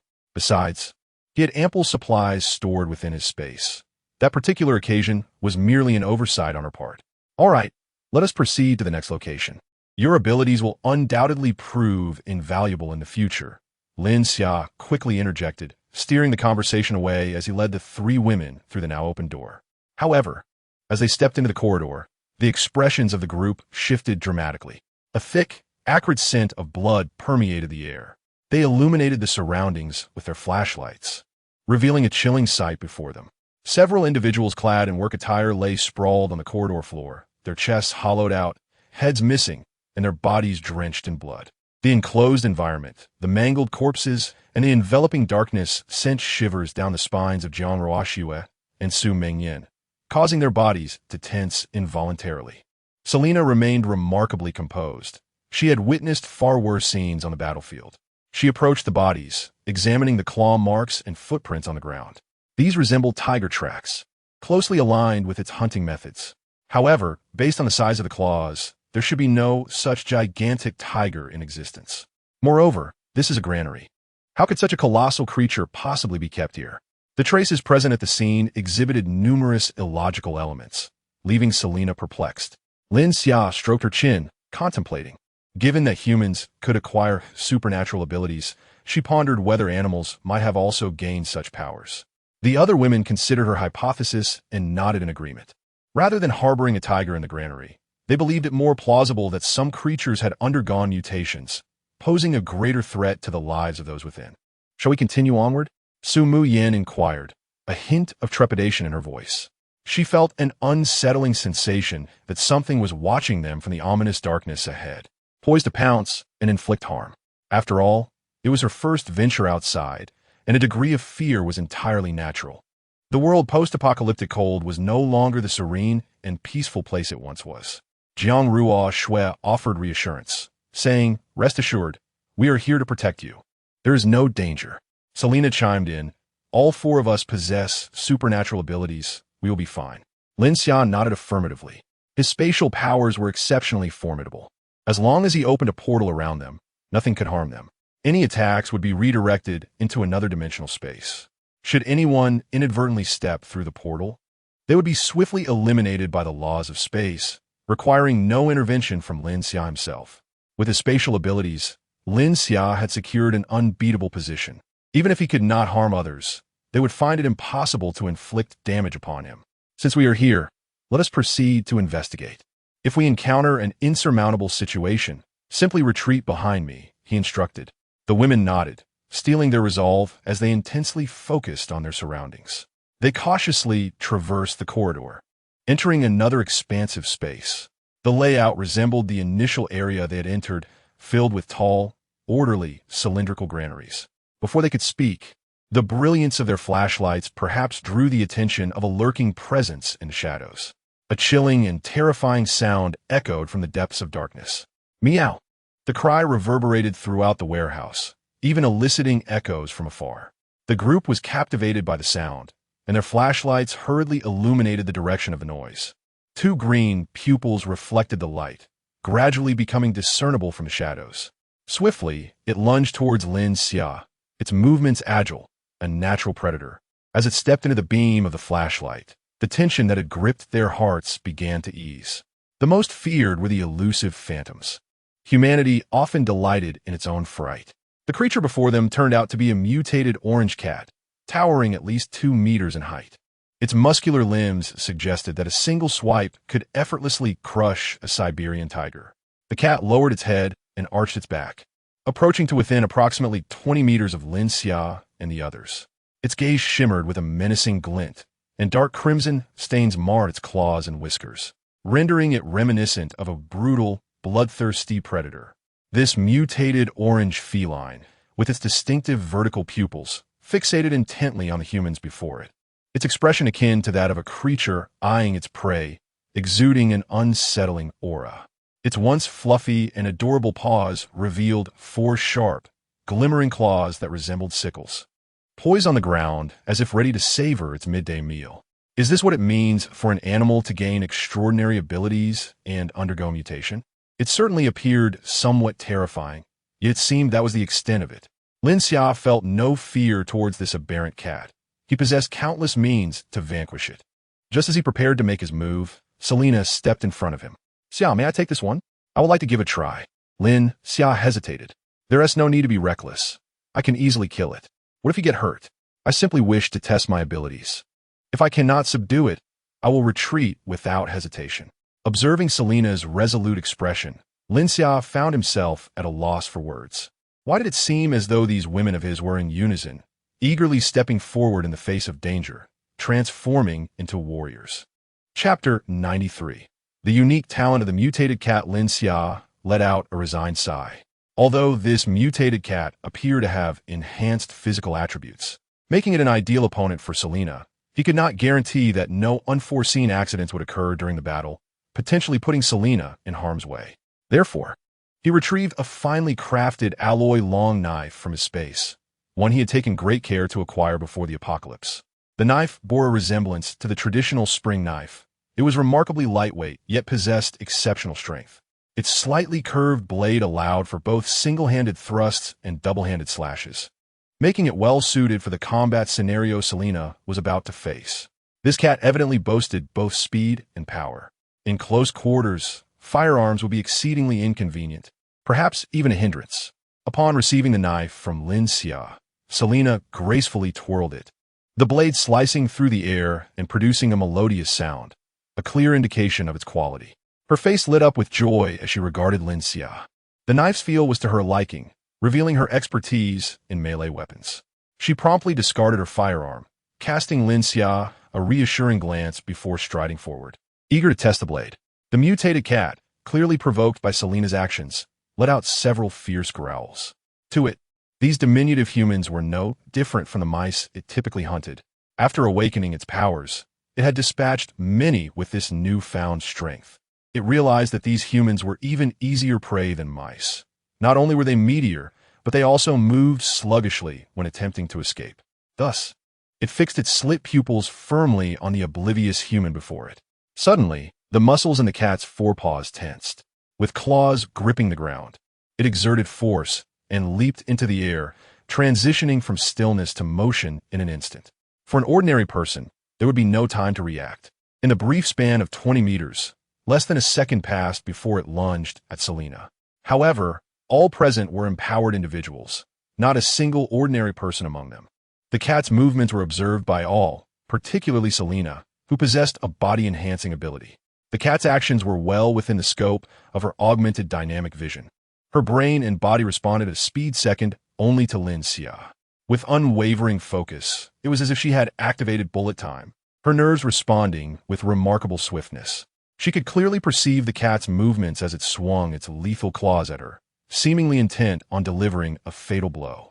For an untrained individual, such an assault would likely result in instantaneous demise, their skull crushed by the force of the strike. Yet Selena would not grant it such an opportunity. She swung the knife forward, targeting the very claws that the cat was brandishing. The cat seemed to sense the impending danger. Its keen instincts warned it of the potential repercussions should that strike land. As the cat's paw was about to collide with the long blade, it swiftly twisted its body mid-air, striving to evade the impending strike. Regrettably, its reaction proved too sluggish. With no leverage to assist it in the air, its movements were confined to a meager range. In the blink of an eye, Surina's long knife sliced through the air, emitting a silvery arc. The chilling gleam of the blade struck directly against the cat's paw. With a cry of anguish, the cat leapt to a more distant spot, casting a resentful glare at the human wielding the weapon before it. Clearly, it had been thoroughly enraged. In mere seconds, the two adversaries had engaged in their initial clash, and the outcome was unmistakable. Surina glanced at her blade, now smeared with a layer of crimson. Her intent had been to sever one of the mutated cat's legs. However, the creature had reacted just in time, resulting in only a wound to one of its paws.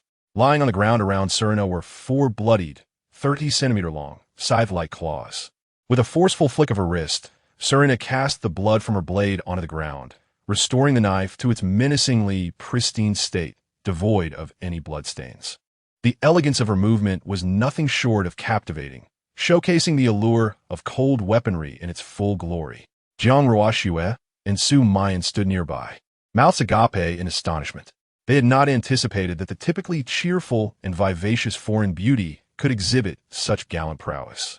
It seemed that on their way home that night, they would have the opportunity to savor this newfound facet of her character. Lin Xia, having witnessed Surina's battle, couldn't help but fantasize.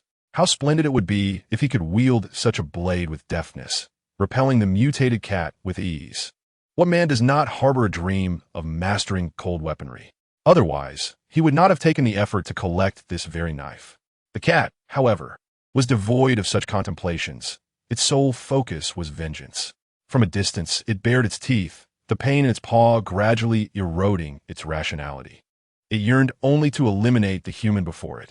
Soon, it lunged forward once more. Yet, all present could discern that its injured paw no longer moved as fluidly as before, revealing numerous vulnerabilities in its approach. Relying on its size advantage, it closed in on Surina, its claws swinging wildly, interspersed with vicious bites revealing rows of sharp teeth. Surina deftly evaded its attacks, maneuvering with ease. Despite the cat's desperate efforts, it could not best Surina, not even grazing the hem of her garment. In contrast, Surina, wielding the sharpness of her blade, inflicted numerous wounds upon the creature. The pain coursing through its body stirred a flicker of reason within the cat. It understood that if this continued, it would only meet its demise. Thus, with a powerful push, it swiftly distanced itself from Surina, its vertical pupils fixated intently upon her. With a fierce roar, it unleashed a primal intimidation toward Surina. This marked the first occasion since her awakening that she employed her extraordinary ability. At this moment, Selena's movements became somewhat sluggish, and a crimson hue flickered in her eyes. She had been distracted by the mutated cat. just as Lin Xia was ready to intervene. Su Mu Yin also sensed something amiss. The oppressive aura emanating from the cat bore a resemblance to her own psychic abilities. However, in terms of intensity, it paled in comparison to her own, and she believed she could unleash a far greater pressure. Consequently, Su Mu Yin mimicked the mutant cat's technique, channeling all her powers and directing this mental assault at it. The mutated cat revealed a cruel expression, poised to advance and eliminate the injured human. Suddenly, it felt as if its brain had been struck violently with a hammer. Its pupils dilated, and even its limbs struggled to maintain balance. Chapter 94. Unexpected Gains with Selina's Battle Instincts. How could she possibly let such a splendid opportunity slip away? Thus, she strode forward, firmly gripping the hilt of her blade. Taking advantage of the mutated cat still in a dazed state, a glimmer of cold light swept across its neck. With a resounding thud, a head the size of an adult's upper body tumbled to the ground.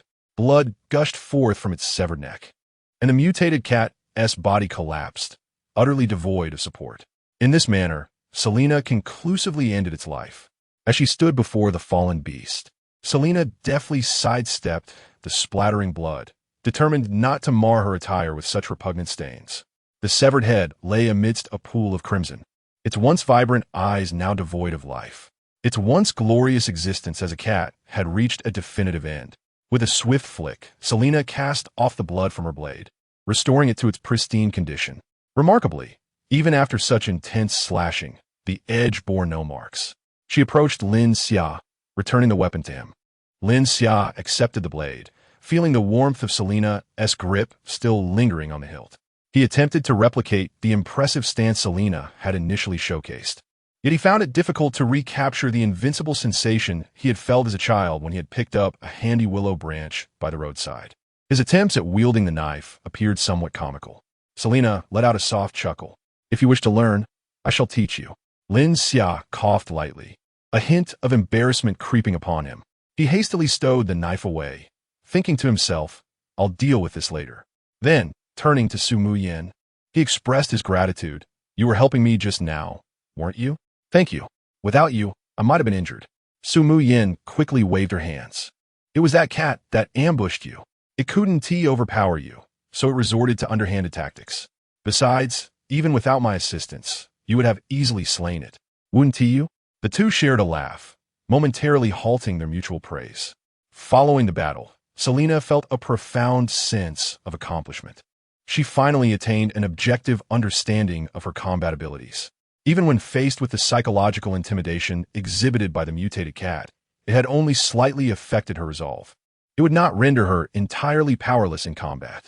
This was due to her unique abilities, which not only fortified her physical prowess, but also enhanced her mental resilience. In the face of such negative states, her tenacity was remarkably high, allowing her to swiftly break free from an enemy's control. Furthermore, individuals like her, endowed with enhanced physical capabilities, enjoyed a significant advantage. Their abilities consumed very little energy, enabling them to engage in prolonged battles. Had Xiao Huahua faced the mutated cat, the latter could have easily defeated him by leveraging its speed to evade his explosive abilities. Its speed and strength were indeed formidable. That evening, Selina had conducted experiments with Xia. Had it not been for the complete enhancement of her abilities, focusing solely on amplifying a specific part of her physical prowess would allow her to endure for approximately an hour. During that hour of combat, she could stand toe-to-toe with Lin Xia. Meanwhile, Su Mu Yin was exceedingly pleased with her grasp of her abilities. In her inaugural battle, she had achieved such remarkable results. Moreover, she did not even need to engage directly in combat. She merely concealed herself in the rear and unleashed her powers. Although the expenditure was considerable, rendering her unable to launch a second attack, the outcome was undeniably impressive. The mutated cat was entirely under her control, remaining unresponsive until its head was severed by Selina. This ability was exceptionally suited to assist her companions in battle. Furthermore, Su Mu Yin could sense that what she currently commanded was merely the tip of the iceberg regarding her powers. There were numerous techniques awaiting her exploration. In fact, the method she employed to attack the mutated cat was inspired by its own use of abilities. If she could fully develop her powers, she would undoubtedly become formidable. Lin Xia, with a sense of helplessness, observed the three women chattering animatedly about their abilities, akin to discussions on cosmetics. This was far removed from the outcome he had envisioned. He had anticipated leading them on adventures, much like a seasoned mentor guiding GS through the challenges of a new realm. Yet in these recent skirmishes, he found himself relegated to the role of mere chauffeur for these stunning goddesses, devoid of any sense of accomplishment. Moreover, the progress of these women was astoundingly rapid. They were increasingly adapting to the apocalyptic environment. Consequently, he could only return home at night, seeking ways to reclaim that feeling of superiority. Subsequently, Lin Xia approached the corpse of the mutated cat, gazing at the creature that had acted independently. He had always had a fondness for cats, and regrettably, Jiang Ruo Shui and the others had already fulfilled that desire during the night. Otherwise, having such a magnificent mutated cat as a pet would have been quite impressive. With a tinge of regret, Lin Xia stroked the fur of the gigantic feline. Suddenly, a warm current surged from the cat's corpse into his body. Lin Xia's eyes widened as he sensed the energy within him, murmuring, "Could this be the ultimate method to enhance my abilities?" Noticing Lin Xia's unusual reaction, the women hurried over. "Lin Xia, is something happening?" Upon seeing their concerned expression surrounding him, he snapped back to reality and explained, "I just touched this corpse, and it seems I absorbed its internal energy. The abilities within it have likely increased my own powers by a tenth. Perhaps the true path to enhancing one's abilities lies in defeating endowed beings and absorbing their energy." The women were profoundly astonished by this conclusion. It was undoubtedly a monumental discovery that would redefine many of their previous understandings. If such a relationship existed among those with extraordinary abilities, then these individuals would become prey to one another. The extent of power that those who absorbed numerous abilities could attain remained an enigma. However, one thing was certain. In this cold and ruthless world, only by continuously growing stronger could one avoid becoming another's quarry. Hadn't my previous act of slaying Xiao Huohua been in vain? Jiang Ruoxua suddenly realized this and felt a pang of heartache. Lin Xia quickly offered words of comfort. "The university happens to be along our route home. We can visit it on our way back." That was the only option available. If you absorb his abilities and grow even stronger, could it not lead to the production of more mysterious substances? As Lin Xia gazed into the eager eyes of the women, she found herself at a loss for words. It seemed they truly regarded him as a dual cultivation vessel for these stunning goddesses, though he himself was rather pleased with the situation. Chapter 95. News from the Pantheon. Lin Xia cast a glance at the lifeless body of the mutated cat before him. After a moment's contemplation, he decided to store it within his space. He could not afford to overlook something as significant as this, as he had done when vanquishing Xiao Huohua. Once he returned home, he would entrust it to Chu Yueshi, hoping she could extract useful information from the corpse. In the future, should he encounter more of these supernatural beings, he could capture some alive for her experiments. The power of these abilities was truly terrifying. Lin Xia had a foreboding sense that, in time, the practitioners of such powers would emerge as a formidable force in this world. The dynamics of the impending apocalypse might very well be determined by them. Our ancestors had once imparted the wisdom that stagnation invites calamity. He must not become complacent like those unfortunate antagonists, who met their demise at the hands of mere passers-by.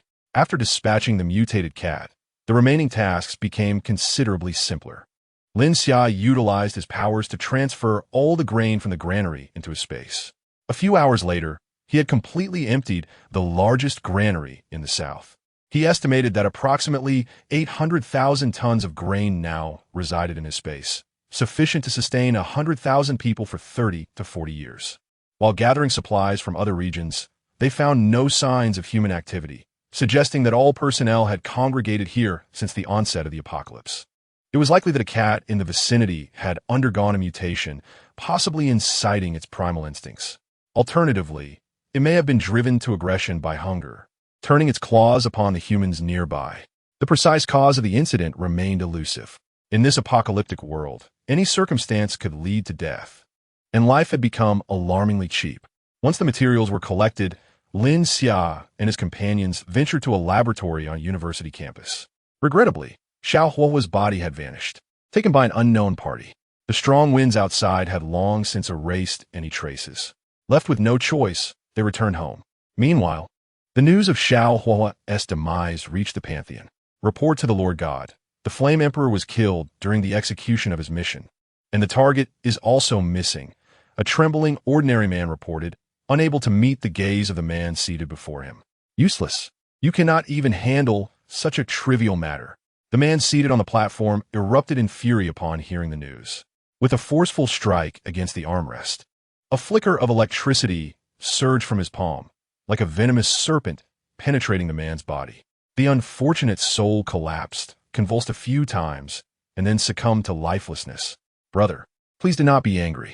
Although the Yin Emperor has perished, I have brought his lifeless body back to you. I have left his extraordinary abilities untouched. You may absorb his powers, which would not be considered loss. At this moment, a brash young man sauntered in through the doorway. Upon seeing the servant who had been dealt with by the boss, he showed little regard. He then called several others inside. You lot, dispose of him in the kitchen. Tonight, we shall feast. 2 individuals entered, dragging the body that lay on the ground, inevitably filled with a sense of melancholy for the fate of the deceased. They were originally residents from the nearby community, lured by tales of a grand underground sanctuary, promising warmth and an abundance of food. However, upon arrival, they discovered that this was merely the commencement of their nightmare. The reality of what these individuals preached was starkly different from their actions. Beautiful women were confined in a room, subjected to the whims of these men. The less attractive women, alongside these men, were burdened with endless labor, and upon their demise, were destined to become sustenance for others. Initially, they had attempted to resist, rallying a significant group to confront their captors. Yet before they could act, the man claiming to be the deity waved his hands, conjuring bolts of lightning from thin air. Those who had gathered to resist were rendered powerless, collapsing to the ground, stripped of any capability to fight back.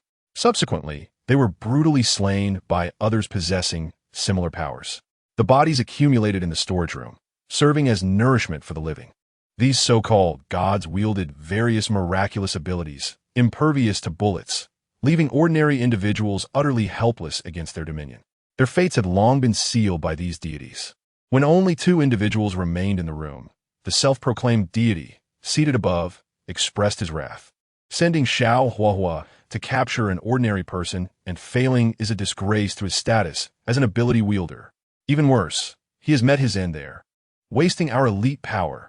The brash young man quickly interjected, Boss, it seems other ability wielders have set their sights on your target. Xiao Hua likely fell to the hands of these other powers. However, it appears they remain oblivious to the secret of the fallen ability wielder's body. Thus they cannot possibly contend with you, boss. Regardless of how beautiful the woman may be, she remains merely an ordinary person. The future world will undoubtedly belong to us, the ability wielders. When the time comes, acquiring any beautiful woman will be a trivial matter. After hearing this, the deity's mood lightened somewhat, acknowledging that there was a semblance of truth in his words. The woman named Chu Yueshi is the most exquisite beauty he has ever encountered in his life. Prior to the apocalypse, he was entrusted with the responsibility of escorting her to that university. Although he remained oblivious to the specifics of her role, it was evident that she was an individual of considerable significance, as their team typically safeguarded high-ranking government officials. All he knew was that she was a scientist, and the rest of her information was shrouded in secrecy, assigned a remarkably high level of confidentiality. Remarkably, that operation had mobilized 5 teams akin to theirs, a privilege not even afforded to provincial governors. From the very moment he laid eyes on Chu Yueshi, he found himself enamored with her. Yet, due to regulations and the disparity in their statuses, he felt powerless to pursue her. Fortunately, after the cataclysm, he acquired a remarkable power, allowing him to finally realize his long-held aspirations. Thus, he dispatched his dear companion, Xiao Hua, to bring Chu Yueshi to him. To his dismay, Xiao Hua met his demise in that endeavor.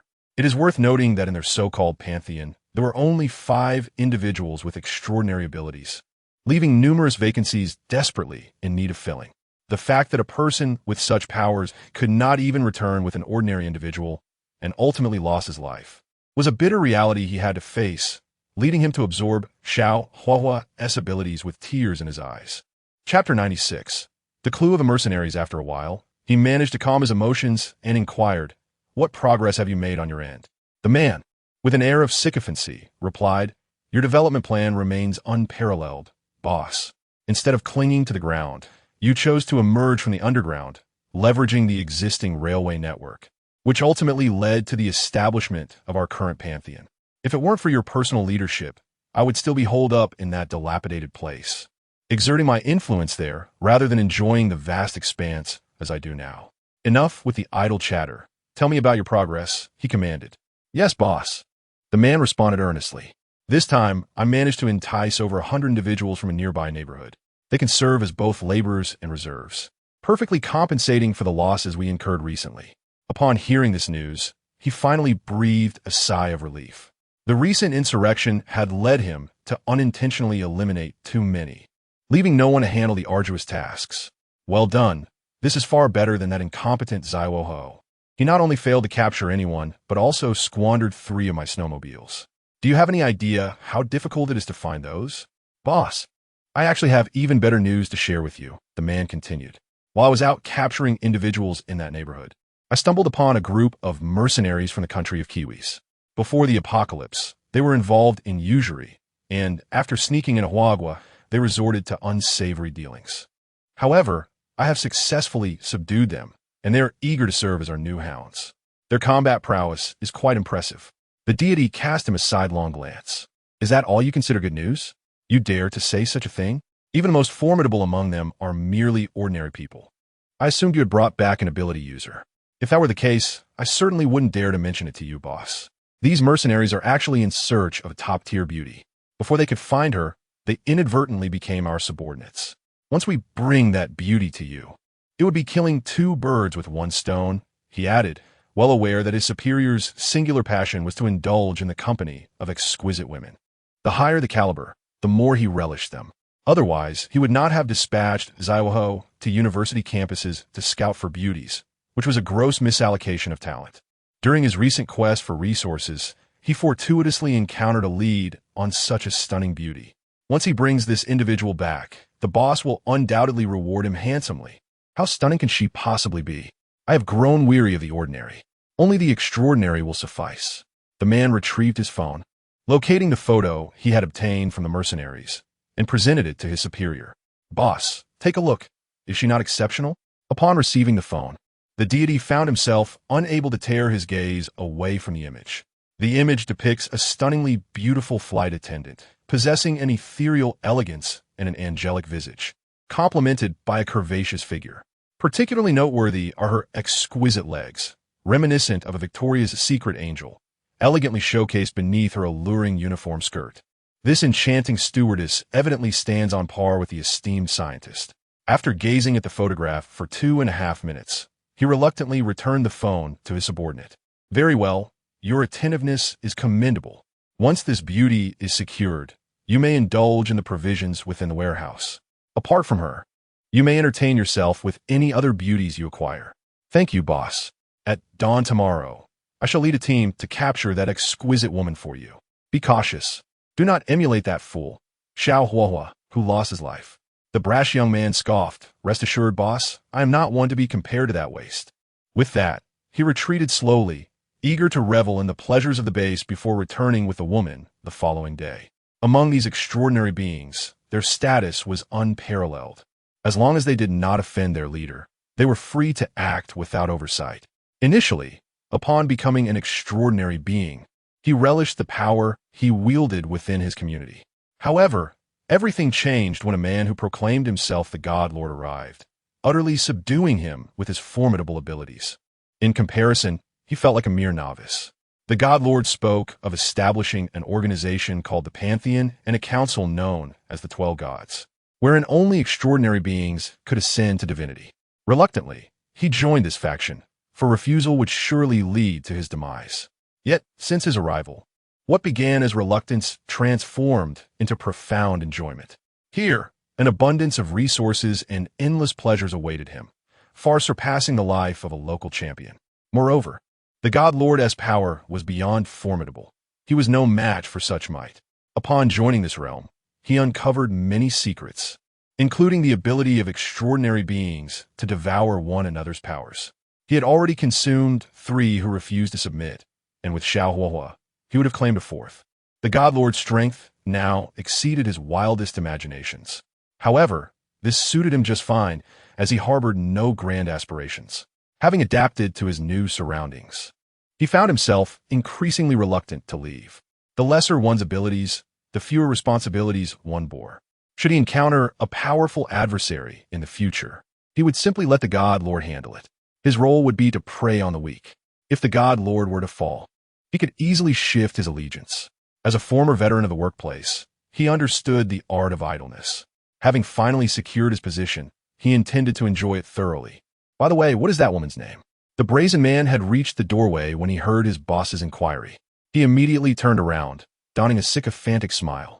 I overheard a few mercenaries discussing a certain Jiang Ruoxue. Jiang Ruoxue?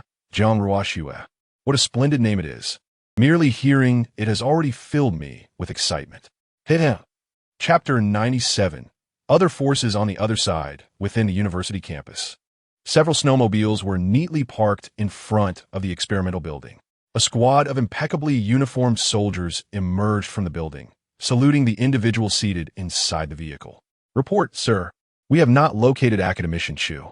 However, we discovered several bodies that had been shot in the laboratory where she had previously worked. All relevant instruments and data have vanished without a trace. Moreover, according to eyewitness accounts, 2 parties have previously sought out Academician Chu, one of whom is suspected to be an ability user of the physical type. The officer inside the snowmobile listened in silence to the soldier's report.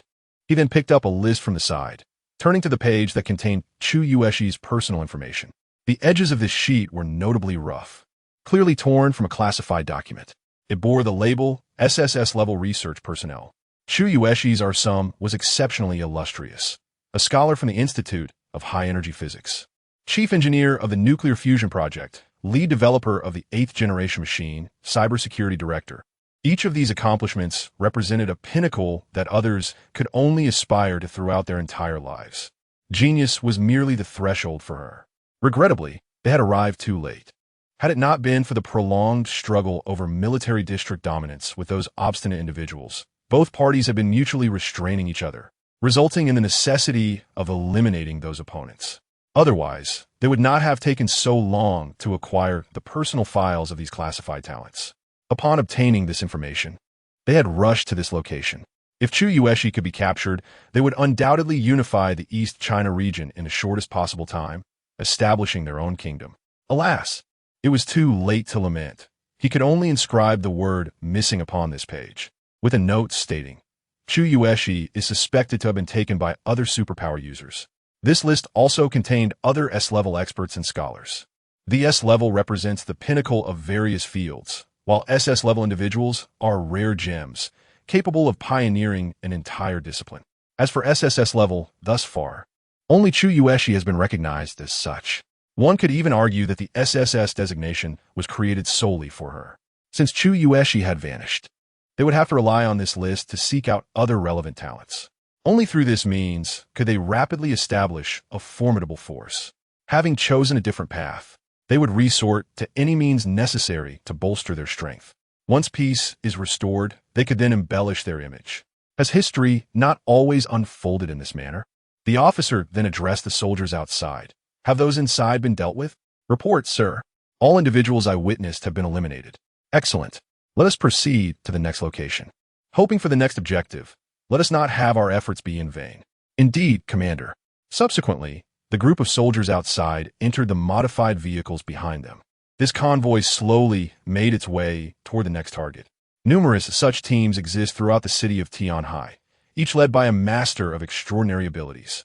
Their unit is specifically tasked with locating scientific personnel to compensate for their deficiencies. After all, they represent just one military district, severely lacking in all areas aside from martial strength. Fortunately, they possess such power. Whenever they find themselves in need, they simply resort to plunder. In an era of chaos, one must wield an iron fist.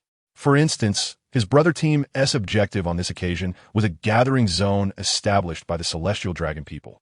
After the recent rebellion, they had reaped considerable rewards. The classified information contained therein could significantly bolster their strength. For example, should they manage to seize Chu Yueshi at the first opportunity, they could effortlessly claim that nuclear fusion reactor. This would certainly be swifter than merely scavenging for supplies. Regrettably, they had to rely on other scientists on the list to unlock that reactor. Of course, if they encountered any rogue, extraordinary beings along the way, they would be generously rewarded by their superiors for recruiting them into their ranks. If these extraordinary individuals refused to join, they would not hesitate to employ force to eliminate these unstable elements. This could be considered one of the perks of their field missions. Personally, he preferred the latter approach. Rather than having these lowly individuals as colleagues, he would rather convert them into stepping stones for his own ascendance, directly absorbing their abilities to nourish his strength. Having inherited the legacy of an entire military district, they were equipped with a diverse array of weaponry. Defeating these ordinary extraordinary beings was hardly a challenge. Moreover, their general was a top-tier extraordinary being himself. Their research into extraordinary abilities was profound. For beings of the general's caliber, relying solely on conventional weaponry would scarcely suffice to eliminate them. Otherwise, he would not have successfully led them in claiming the military district. He too aspired to become such a person. Lin Xia returned home, and the night had fallen. The endeavor to gather supplies had consumed an inordinate amount of time. This might have been the longest outing Lin Xia had undertaken since the apocalypse. Had it not been for the satellite phone confirming their successful venture, the women at home would have remained in a state of constant anxiety.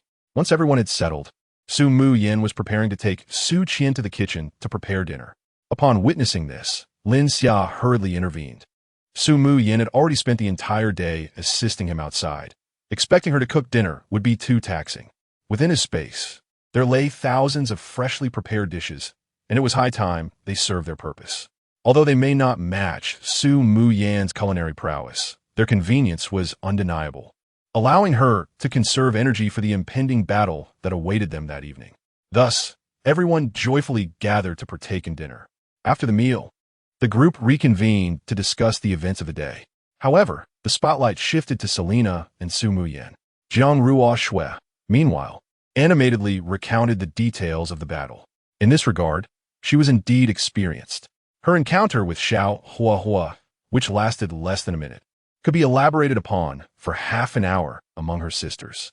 Once the tale concluded, Chu Yushi fixed her intense gaze upon Lin Xia. "Is that mutated cat in your space? Might you release it for us to observe?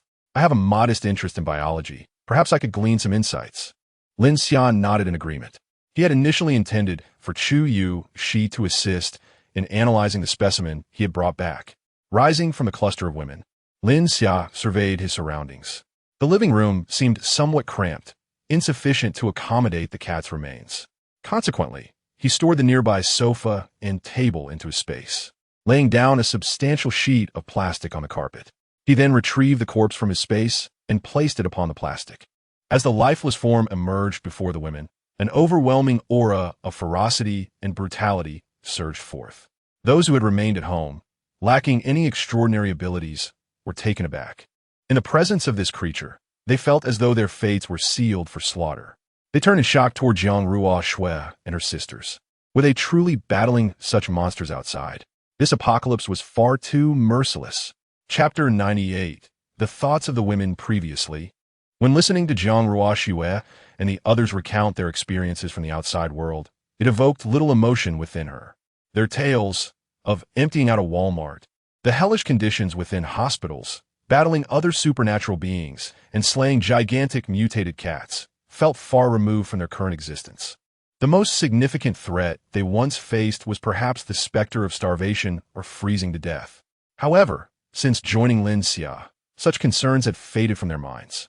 Their sole worry seemed to be how to ensure Lin Xia's comfort in intimate matters.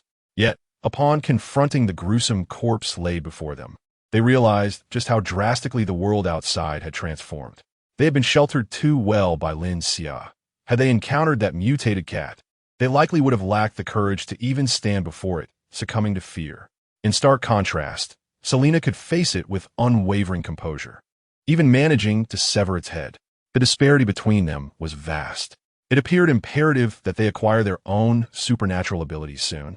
enabling them to protect this sanctuary amidst the apocalypse. As Lin Xia observed the women beside him suddenly filled with determination, he felt a twinge of confusion. What could possibly be occupying their minds? He had brought them outside primarily to provide a breath of fresh air. Remaining cooped up indoors might dampen their spirits.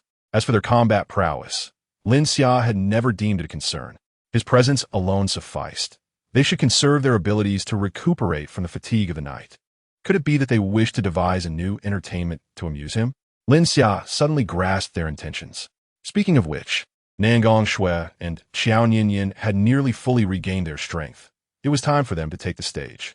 Among the current group, aside from Selena, who was somewhat impressive, the other three could only be likened to mere warm-up acts, possessing the ability to ignite enthusiasm, yet lacking the means to extinguish any flames.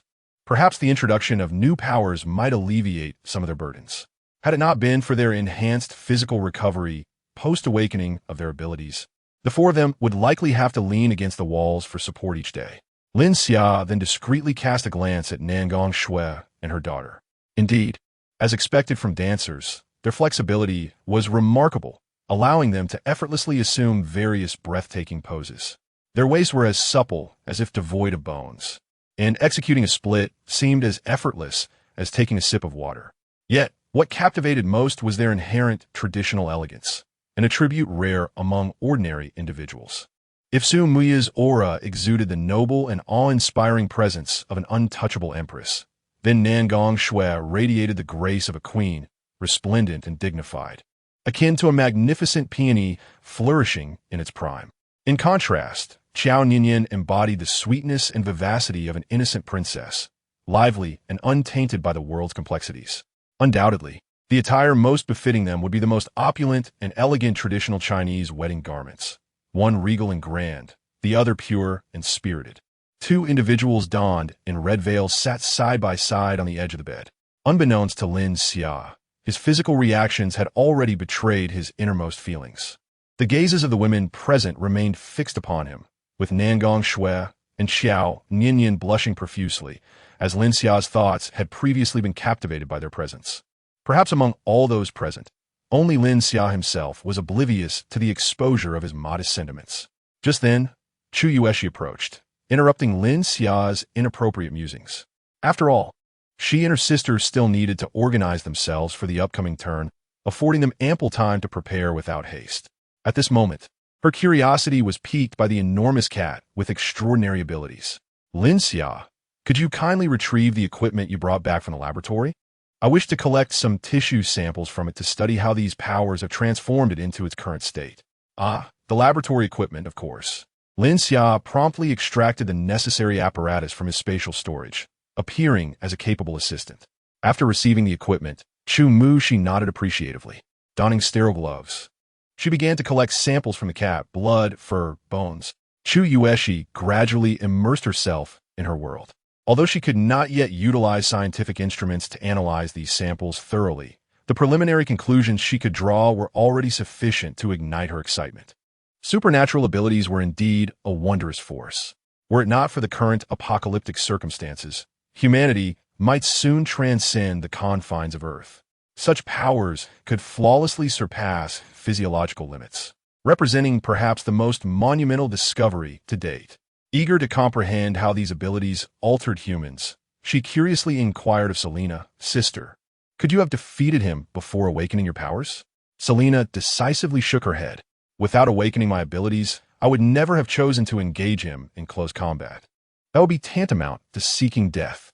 Chu Yueshi nodded in agreement, marveling at the remarkable transformations that supernatural abilities had bestowed upon both humans and animals. Her curiosity about these powers only intensified as she yearned to obtain them from Lin Xia as soon as possible.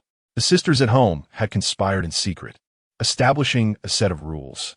Should anyone remain without awakened powers, the mysterious substance would be prioritized for their use. However, once everyone had awakened their abilities, competition would be fair and based on merit. Naturally, Selena was an exception, as her prowess was simply too formidable.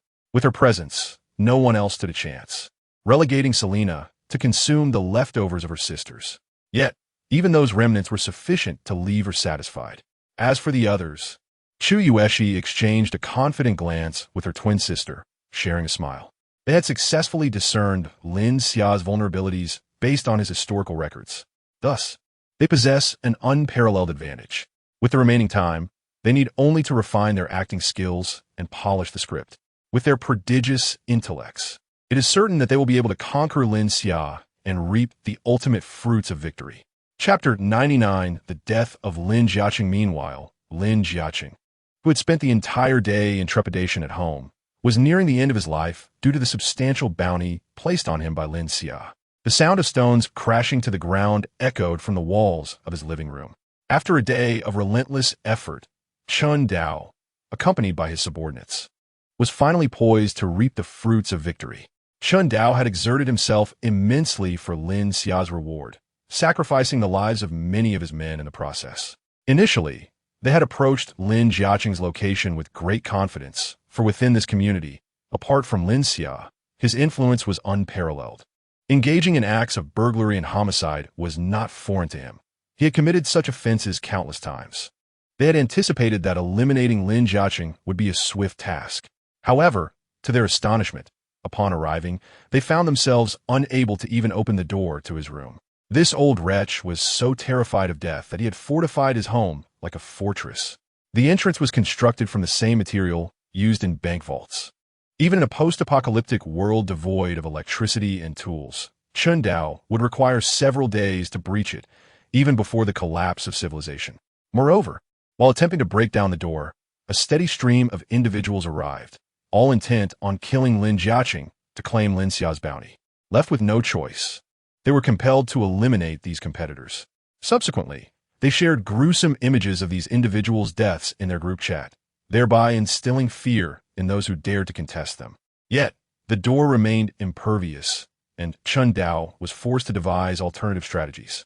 Armed with crowbars and picks, he led his subordinates to the neighboring house, intending to break through the wall and bypass the door entirely. Little did they anticipate that even this wall would prove formidable. It was not only thick but also reinforced with a dense network of steel bars. Lin Jiaqing, having made his fortune in real estate, had ensured that his home was built to withstand any assault, a stark contrast to the shoddy construction he had provided for others. Nevertheless, breaching this wall was still more feasible than opening that door. They were left to wield their rudimentary tools against such a robust barrier. The subordinates were cold, hungry, and exhausted. Had it not been for the promise of generous rewards from Chun Dao for breaching the wall, they would never have endured such torment. Many of their hands were bloodied from the exertion. Inside the house, Lin Jiaqing too suffered greatly. The incessant sounds of hammering and smashing from the other side of the wall tormented him deeply.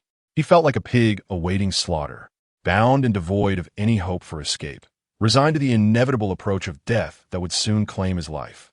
Filled with regret, Lin Jiaqing lamented that his current predicament stemmed solely from his earlier misjudgment, the foolish notion of confronting Lin Xia. Time passed, second by second, as the sound of stones rolling echoed. A hole large enough for a person finally emerged in the living room wall. Chun Dao's subordinates swiftly squeezed through this opening. At that moment, Lin Jiaqing sat quietly on the sofa, preparing to utilize his years of experience dealing with influential figures to confront Chun Dao. When he saw Chun Dao emerge from the hole in the wall and approach him, an unexpected sense of relief washed over him. Finally, he would no longer have to endure the suffocating sensation of impending death. Bah! Chun Dao spat, the saliva landing on the expensive carpet of Lin's home. You old fool! How audacious of you to sit and speak with me. Chun Dao, incensed by Lin's calm demeanor on the sofa, exchanged a glance with his subordinates. Those beside Lin swiftly seized his arms, forcing him to the ground. Lin's head pressed against the floor as he struggled desperately. Unfortunately, accustomed to a life of luxury, he was no match for these ruffians. Chun Dao, what do you intend to do? We are both respectable men. I can give you whatever you desire. Can't we sit down and discuss this? Chun Dao paid no heed to his words and stepped forward, placing his foot upon Lin's head. Who are you calling a respectable man? You deserve to grovel at my feet. You old bastard, why didn't you come out sooner? You've caused us the needless deaths of so many brothers. How do you propose we settle this debt? At this moment, Lin was utterly humiliated, his initial composure shattered. Throughout his years in the business world, He had never faced such degradation. Today, he found himself beneath the foot of a petty thug he had once dismissed. Yet, at this juncture, he had no choice but to temporarily submit to Qindao. Struggling to form a smile, he realized it was futile as he was still pinned down. Boss Chun, I recognize you. Like me, you have suffered under Lin Xia's hand. Now you conspire with him against me? Isn't that a case of the enemy of my enemy being my friend? If you spare me today, not only will all the provisions in my home belong to you, but I will also bring my men to join your ranks, pledging my allegiance to you. Together, we can stand against Lin Xia, who will have to retreat from our combined might. For someone like Lin Jiaqing, surviving meant having the prospect of future retaliation. As long as he lived today, he would ensure that Lin Xia and Chun Dao would pay for the indignities he had suffered. Upon hearing this, Chun Dao scoffed disdainfully, grinding his foot harder against Lin Jiaqing's head. Lin let out a wail akin to that of a slaughtered pig. Kill you. These resources are mine as well. I don't need your charity. Moreover, your men have already fled, some even armed, intending to kill you to collect a reward from Lin Xia. That is impossible. Absolument impossible. With so many subordinates at my disposal, how could I possibly lack a single loyal one? Lin Jiaqing struggled violently, his voice filled with unwilling fury. Chun Dao, however, had little patience to engage in further banter. He removed his foot from Lin Jiaqing's head, intending to inspect the extent of his amassed resources. He instructed his surrounding lackeys eliminate him. A single cry of despair echoed from behind, and the living room fell into an eerie silence. At that moment, Chun Dao had arrived at the location where Lin Jiaqing stored his supplies. As he surveyed the room brimming with various provisions, a glimmer of greed flickered in his eyes. The spoils of this robbery were indeed gratifying. The resources within Lin Jiaqing's residence far exceeded the contents of his own faction's warehouse. This man had lived far too comfortably. However, these resources would soon belong to him. Once he had transported everything from this place and received a bounty from Lin Xia, he planned to vacate this neighborhood and head to the neighboring one. Lin Jiaqing's demise had sounded a warning bell for him. It was alarmingly easy for Lin Xia to deal with an adversary. If Lin Xia were to employ the same method against him as he did with Lin Jiaqing, his fate would be no better than that of Lin Jiaqing. The presence of Lin Xia made this place perilously treacherous. He had yet to fully relish the end of the world, and he certainly did not wish to meet an untimely demise under such obscure circumstances. Chapter 100. The unfortunate Chun Dao, after inspecting the supplies in Lin Jiaqing's residence, Chun Dao returned to the living room. Lin Jiaqing's lifeless body lay on the floor. Chun Dao placed a hand on one of his subordinate's shoulders. Take his body to Lin Xia and exchange it for the bounty. Upon completion, I shall remember your efforts, as this is pivotal to our future endeavors. Once it's done, you shall receive a larger share of supplies and some lovely companions. However, the subordinate did not seem to relish this prospect. With a morose expression, he gazed at Chun Dao. In this neighborhood, who would dare confront Lin Xia? Lin Jiaqing's body is still warm. What if Lin Xia misinterprets my intentions and perceives me as an intruder, ending my life on the spot? His safe house is a forbidden zone. There is hardly time to knock. Chun Dao gave his head a light smack. How foolish. Simply share Lin Jiaqing's photo in the group chat. Then message Lin Xia directly from there. It's that simple. The subordinate's face brightened with realization as he exclaimed, "You are indeed clever, boss." Shortly thereafter, Lin Xia received the message on his phone. Lin Xia, Lin Jiaqing has been eliminated. Do the provisions you promised still stand? Lin Xia yawned. With Lin Jiaqing out of the picture, he was spared the trouble of hunting him down. As for the meager supplies, he hardly regarded them as worthy. Instant noodles could never compare to lobster, abalone, bird's nest soup, or steak. It was only those outside who treasured them as if they were treasures. Yet, Lin Xia found it puzzling that they had taken so long to dispose of Lin Jiaqing. They truly were inept. Come and collect the supplies. They are placed by the door. After you take them, make yourself scarce, and leave Lin Jiaqing's body behind. It's quite revolting. The subordinate, elated, showed Chun Dao the chat logs with Lin Xia. Boss, Lin Xia responded. He told me to go there directly to collect the supplies. Chun Dao chuckled in return. Today was indeed a bountiful day. Not only would they acquire Lin Jiaqing's supplies, but they would also gain a substantial amount of food from Lin Xia. Once they transported these provisions back, he would treat everyone to a lavish feast. Wise as always, boss. Wise as always. His subordinates cheered, acknowledging that their efforts had not been in vain. Once they had transported the supplies back, Chun Dao surveyed the warehouse brimming with provisions and made a resolute decision. He planned to relocate the following day, leaving this neighborhood behind entirely. With Lin Xia around, he felt a constant sense of dread, fearing he might meet the same fate as Lin Jiaqing. It was far more reassuring to escape this place, even if it required some sacrifice.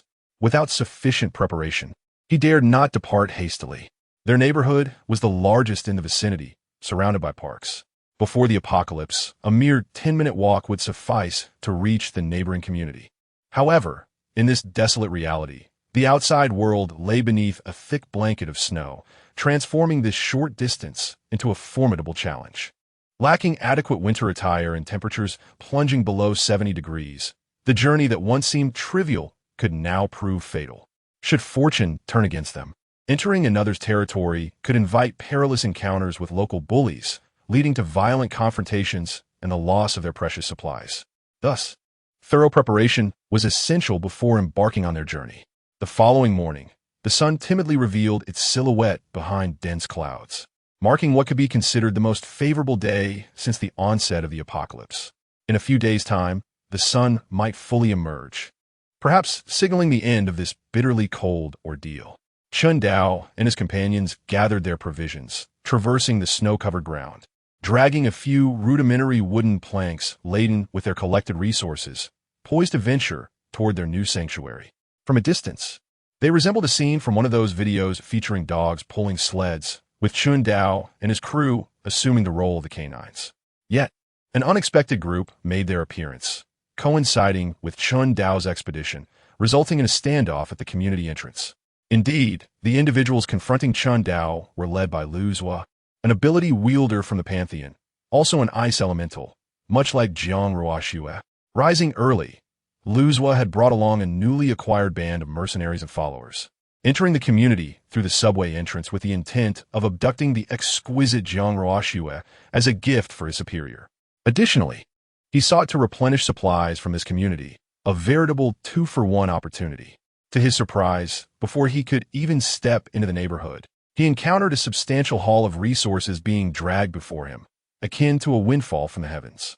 Lu Zhua, with a greedy glance at the supplies behind Chun Dao, slowly spoke, "Brothers, where are you headed in this icy wilderness?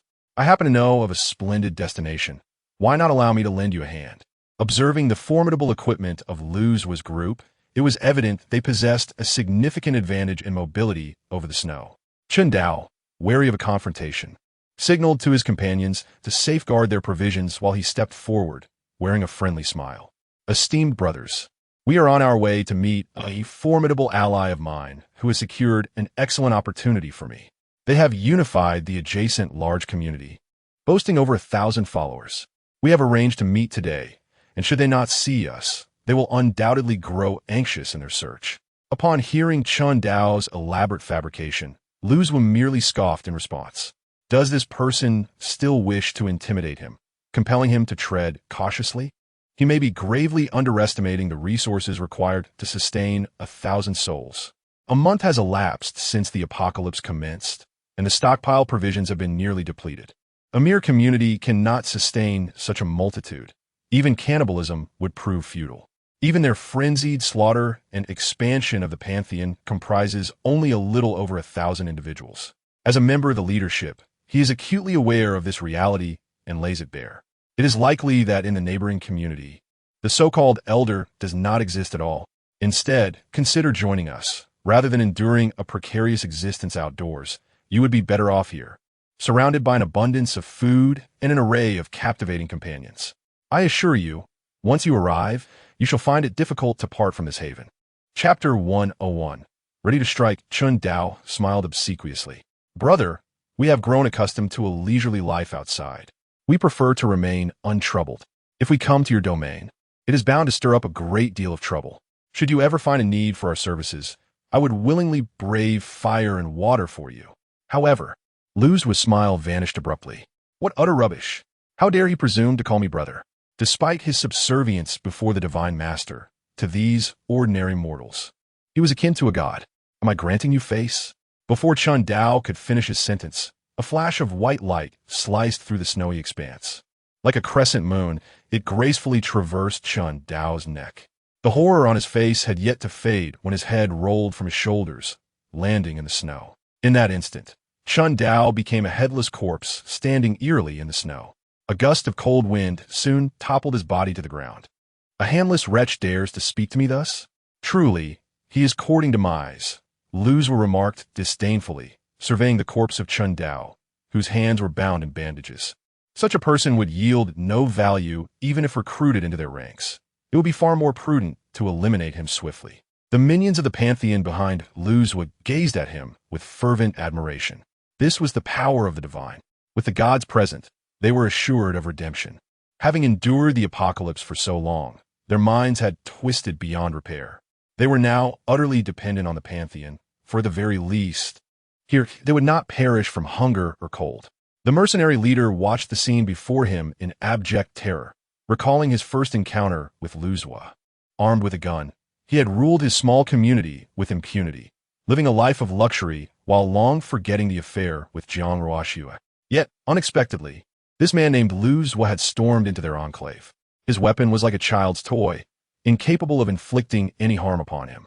He wielded the ice and snow with the ease of a deity. In mere moments, he had decimated more than half of his 20 armed subordinates. Were it not for a sudden stroke of genius that led him to produce a photograph of Jiang Ruoxue, pleading for mercy, he would have surely met a similar fate. As for Chun Dao's subordinates, their behavior was even more pitiful. Paralyzed with fear, they dared not move. Though they had taken lives before, they had never witnessed such a terrifying spectacle. Suddenly, a white flash erupted from the snow, and their leader was decapitated.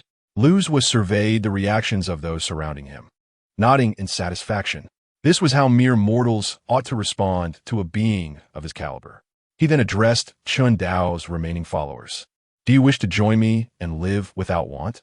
Or would you prefer to share his fate, severed and lifeless here? The mercenaries behind Luzwa echoed his words in compliance. Lifting the gun in his hand, he aimed at the individuals before him. Chun Dao's subordinates, witnessing the demise of their leader, instantly lost their resolve and dared not resist. We are willing to follow you, sir, one of them said. Luzwa nodded slightly. Excellent. Are you familiar with Lin Xia's residence? You must know him, as you all reside in the same neighborhood. Although the mercenary leader was aware that Jiang Ruoxue lived in that community, Lu Ji had long since perished. Thus, Luzwa was genuinely oblivious to the specific whereabouts of Lin Xia and Jiang Ruoxue. Chun Dao's subordinates exchanged glances, unable to contain their surprise. Is Lin Xia truly so renowned? It seems everyone around is revolving around him. Noticing their silence, Luzwa grew somewhat impatient. They were startled into silence. With Chun Dao presently lying in the snow, they dared not utter another word. No matter how formidable Lin Xia might be, he was merely relying on the strength of his dwelling, utterly incomparable to the individual before them, who wielded supernatural powers. Sir, Lin Xia is indeed in this neighborhood. However, he possesses numerous firearms, and it would be unfortunate if he were harmed. Indeed, Lin Xia not only possesses guns, but his residence is also exceptionally fortified. With these advantages, he has terrorized our community and claimed the lives of hundreds. Lin Xia and the group before him were beyond their capability to confront. They were merely ordinary people seeking survival. Luzwa, upon hearing this, became increasingly impatient. To him, an individual with extraordinary abilities, ordinary people belonged to an entirely different realm. No matter how skilled Lin Xia might be, he could not possibly contend with him. Is hundreds a significant number? I have slain thousands, he retorted. Even if Lin Xia wielded a gun, he posed no threat. Otherwise, how could he effortlessly annihilate these mercenaries? The enhancement provided by his abilities to their physiques was exceedingly comprehensive. As long as he could anticipate their movements, evading bullets was not beyond a realm of possibility. The only value of ordinary people lay in being expendable resources, serving them diligently. Lead the way. Yes, the subordinates of Chun Dao dared not utter another word. The figure before them was far more ruthless than Chun Dao. They feared that a single misstep could lead to their demise. They could not confront Lin Xia, nor could they challenge this man. However, this individual was now behind them, compelling them to lead the way. They could only hope that this group would eliminate Lin Xia. Otherwise, their fate was sealed. 10 minutes later, they arrived before Ning Xia's villa. In such a brief span, Chan Dao's subordinates had already succumbed to the biting cold. Their limbs numb and rigid, their throats and nasal passages feeling as if they were swallowing blades. The chill outside was unbearable. They looked enviously at another group of individuals, clearly better equipped for the frigid conditions. Particularly the individual at the forefront, clad in a lightweight tactical jacket, appeared remarkably unperturbed by the biting cold. It was evident that this garment possessed an exceptional level of warmth. Regrettably, they had never encountered an individual with supernatural abilities, unaware that such beings boasted formidable physical resilience. For ordinary individuals, the frigid temperatures might seem utterly despairing. However, for them, donning slightly thicker attire rendered the cold inconsequential. Lu Zhuo cast a glance at the opulent villa before him. Is this where Lin Xia resides? The group of subordinates surveyed their surroundings and the splendid mansion, nodding earnestly. Although they had spent their time post-apocalypse in the underground garage and had not ventured to the surface, they were nonetheless proprietors of this community and were relatively familiar with its layout. Indeed, sir, this is Lin Xia's residence. Chapter 102. The resilient glass. Lu Zhuo waved his hand, instructing the group of mercenaries to advance with their firearms. Fire! Shatter that glass. Eliminate Lin Xia, and seize that stunning flight attendant. Once we return, you may indulge in the breeding hall for an entire day. Understood. The mercenaries, upon hearing this, became exceedingly exhilarated. Although he had only recently joined their ranks, they were well aware of the allure of the breeding hall. It was not merely warm, with an endless supply of food, but more importantly, it offered the opportunity to revel in the company of countless beautiful women. Young mothers, students, mature ladies, all exquisite beauties, available to their heart's content. It was a chance to forget the myriad troubles of the apocalyptic world and savor the ultimate pleasures of manhood. It must be noted that in this dystopian reality, beauty had become a rare commodity. While ordinary women could be found in abundance, true stunning beauties were akin to treasures, often scarce even within entire communities. Though the most exceptional women were primarily reserved for the esteemed ability wielders, the breeding hall boasted no less than those rated 80 points or above. Furthermore, there were occasionally a few exquisite women, previously enjoyed by the ability wielders, who had grown tiresome to them. These beauties were undeniably of the highest caliber, deserving of the title of courtesans. The selection by the ability wielders ensured quality assurance. If necessary, they could trade quantity for quality. Such an incentive held considerable weight for them. In the aftermath of the apocalypse, entertainment options had drastically diminished. The only means left to bring joy to men were those fleeting pleasures. Each man within the base yearned to spend a delirious day in the breeding hall. Even if they were commanded to face death the following day, they would embrace it with a smile. The mercenaries then raised their weapons, aiming towards the windows of Lin Xia's safe house, and pulled the triggers. Bang! Bang! Bang! The deafening volley of gunfire erupted, relentless and torrential. At such close range, and with such a large target, every bullet struck true, hitting the glass without a single round missing its mark. Yet, contrary to their expectations, the anticipated sight of shattered windows and the frigid wind rushing in did not materialize. The seemingly fragile glass remained completely intact. Had someone approached, they would discover that the bullets had struck the glass without leaving so much as a mark. This safe house, crafted at great expense by Lin Xia before the apocalypse, was designed to withstand the brutal cold of the end times. Its defensive capabilities were beyond question, constructed to military standards akin to those for tactical nuclear weapons. Not even bullets, let alone the main cannon of a tank, could inflict any damage. The special glass produced in Huagua in 2050 was truly remarkable. At that moment, Lin Xia and his companions finally made their tardy appearance on the fourth floor. They had indulged in such revelry the previous night that they inadvertently partook in an all-nighter, resulting in a collective lazy slumber. Today, I have yet to step outside to gather supplies. Lin Xia and his companions are currently enjoying their brunch. Suddenly, an alarm blares from the safety house's defense system. The women, upon observing the surveillance feed, see a throng of over 100 individuals approaching, many of whom are armed. Panic ensues among them, and they hastily urge Lin Xia to assess the situation. Lin Xia, yawning nonchalantly, pays little heed to the gathering crowd. He is well aware of the capabilities of the safety house he constructed. Even if these individuals fire their weapons until they overheat, they could never breach its defenses. When they finally reach the fourth floor, they witness the group firing at the glass. The bullets strike the windows like raindrops, causing no harm whatsoever. This realization alleviates the women's anxiety. If their haven were compromised, where would they find refuge? Lin Xia has nurtured them so well that they have developed a profound sense of belonging to this place. Lin Xia and the women position themselves before the window, looking down upon the crowd below. Before he can utter a word, the ability user among the group speaks first. Lin Xia, you are surrounded. Surrender yourself and hand over these beautiful women unharmed, and I may grant you a swift end. Should you resist, I have many ways to make you suffer. Judging by your delicate features, you've likely never experienced the pleasures of being a woman. We have many who would adore your type in our ranks. Lu Zhua, peering through the window, is instantly captivated by the 6 stunning women surrounding Lin Xia. Each one is an undisputed beauty, capable of overshadowing the women he collected for his boss. In particular, 3 of them possess such exceptional figures and grace that words fail to encapsulate their allure. The thought of possessing even one of them makes him willing to indulge in luxury and comfort indefinitely. Moreover, he had only intended to return with a single exquisite flight attendant, yet he finds himself fortunate enough to encounter a plethora of stunning women here. It is clear he must relish this opportunity before returning.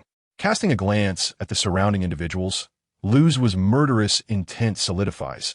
He has already sentenced them to death. To prevent any information from leaking back to his boss, it is best to eliminate them swiftly. Observing the man before him, continuously provoking him, Lin Xia grows weary of the banter.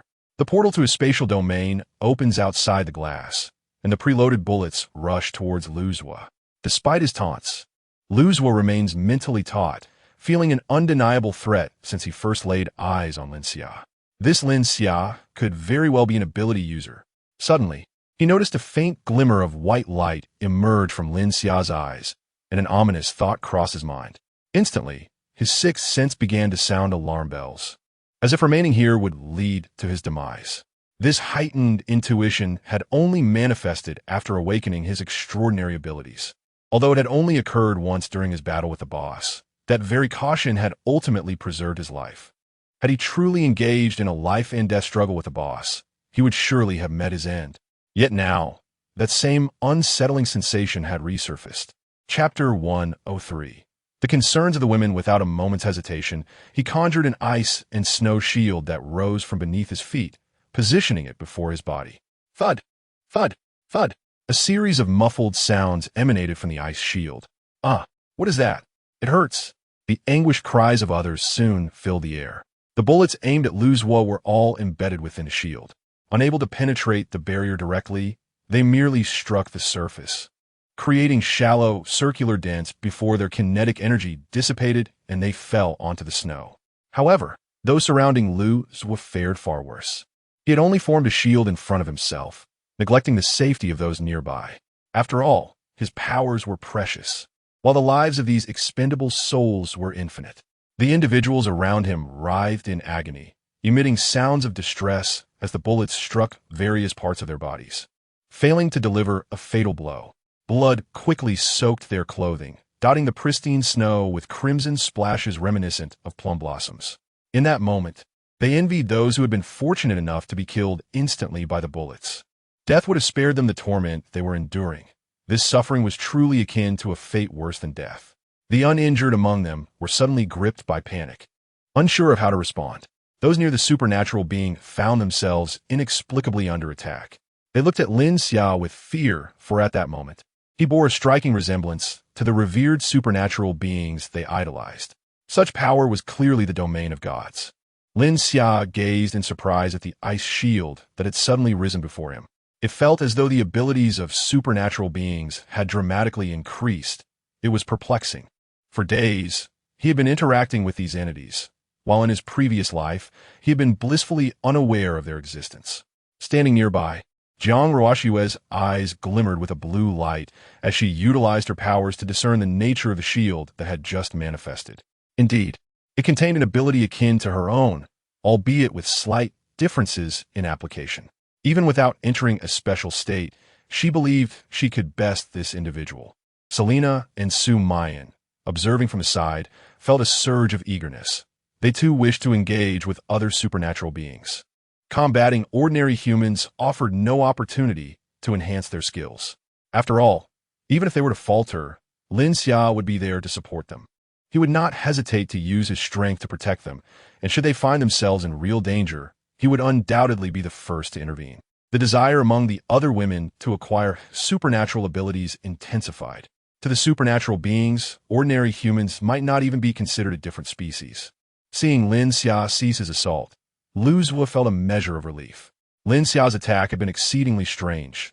The bullets seemed to have appeared out of thin air, without any warning.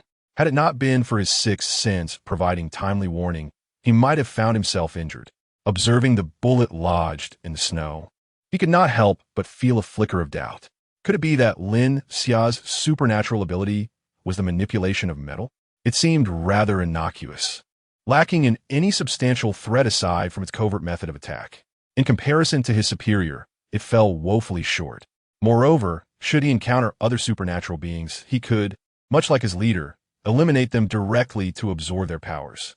This would not contravene the regulations of the Pantheon, unlike Xiao Huahua, who could only offer his abilities to his superior.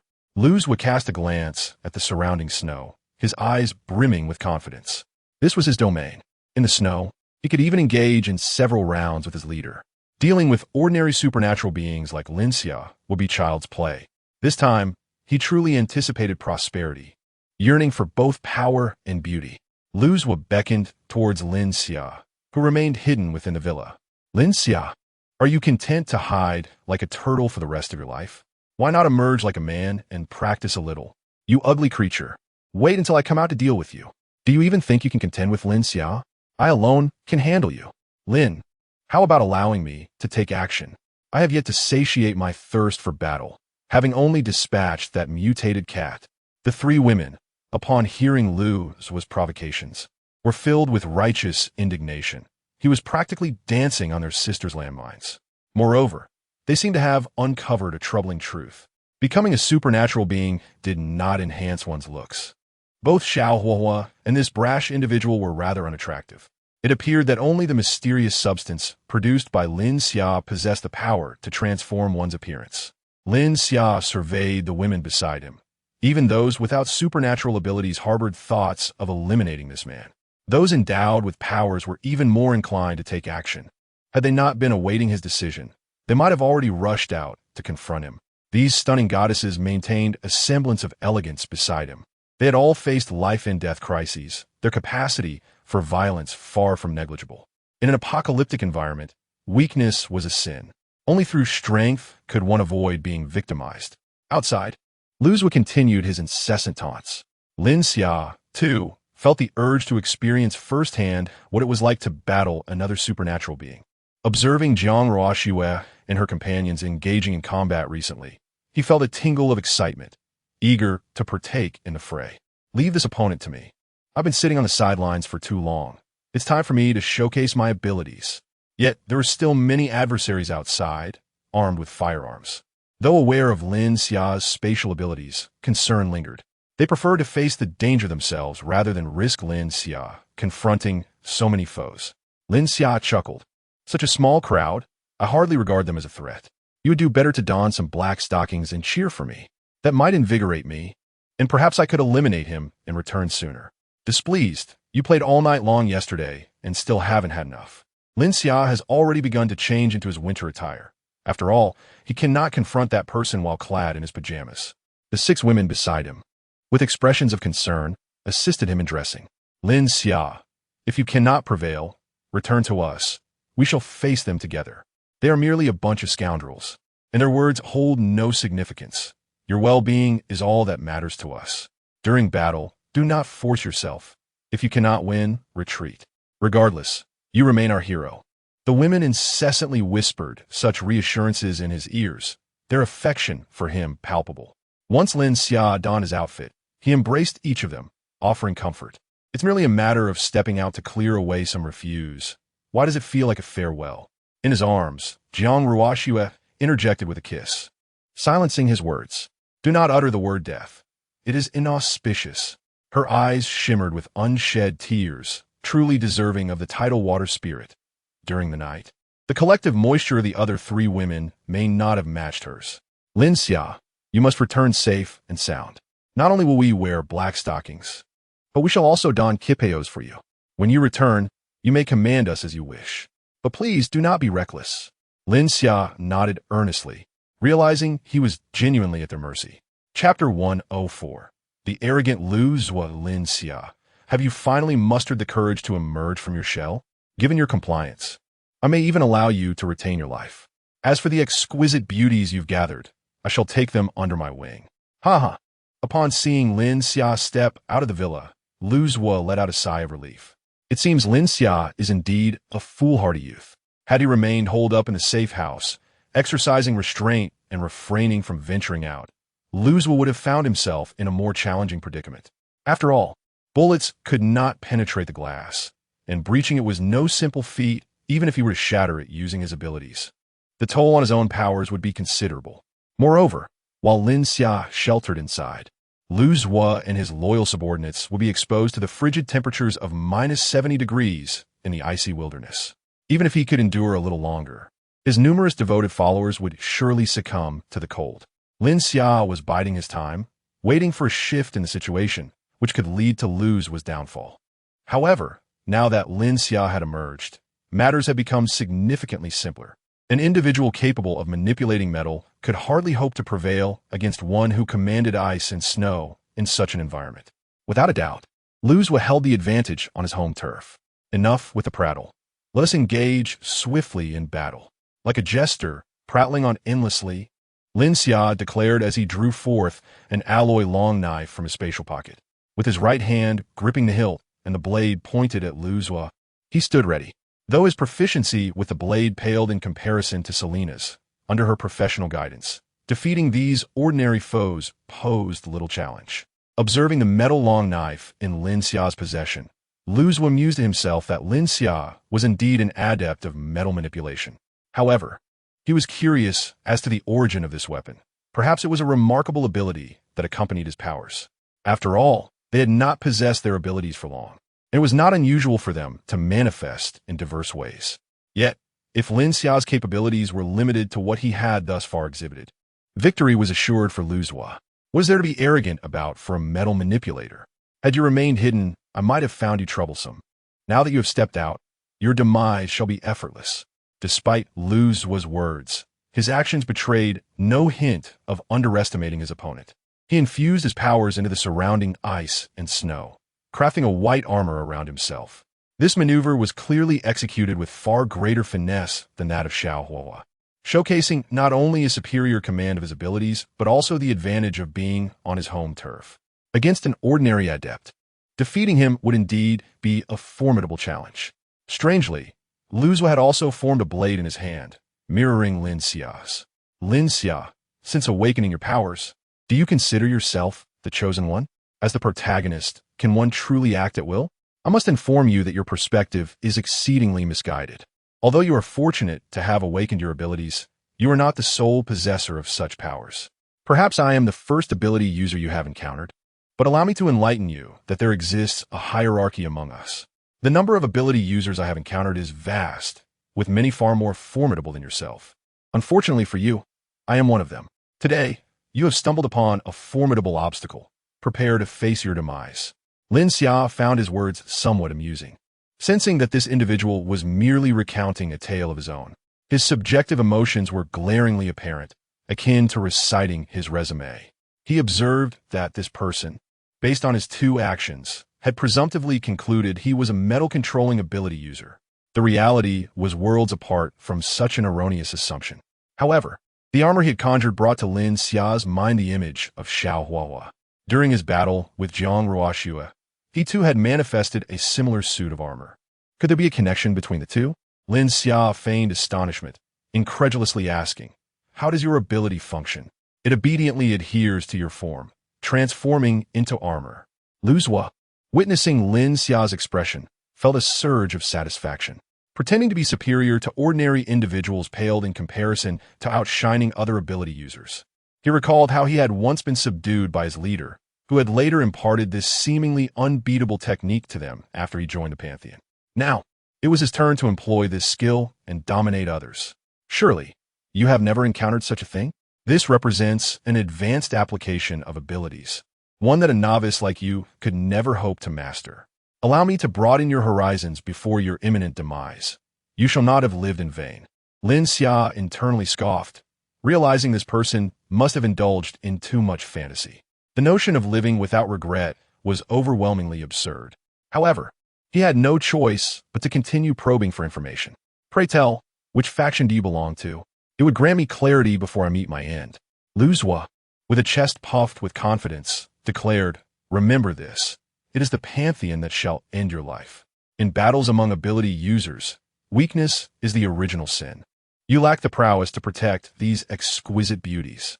They are not within your realm to possess. Desire is a double-edged sword. Today, you shall perish at their hands. Lu Zua felt victory was within his grasp, envisioning the imminent slaying of Lin Xia and the subsequent indulgence in the company of beautiful women at the villa. A smile crept upon his lips. Meanwhile, Jiang Ruoxue and the others inside were on the verge of exasperation. It was these individuals who had initiated the conflict, yet they audaciously shifted the blame, attributing it to the allure of the women involved. Had it not been for Lin Xia's concern that they might be ambushed by the outside group, they would have already emerged to eliminate this insufferable individual. His arrogance was simply intolerable. Upon hearing his words, Lin Xia comprehended the situation. This individual was indeed allied with Xiao Huahua. It was unexpected that the Pantheon had once again entangled itself with him. Passive defense was not in his nature. The Pantheon had effectively sealed its own fate. Lin Xia feigned a countenance of fury, brandishing the knife in his hand. Enough of the idle chatter. Let us proceed directly. Today, one of us shall perish. With that declaration, Lin Xia charged forward with a knife in hand. Lu Zua, however, remained rooted in place, adopting the demeanor of a reclusive sage, preparing to impart a lesson to this audacious young man. Chapter 105. Lu Zua's defeat surrounded by his entourage. Lu Zua observed as the two prominent figures prepared to engage in combat. His followers hastily distanced themselves, clearing the space around them. For the fear of being inadvertently harmed by the fallout of their clash was palpable.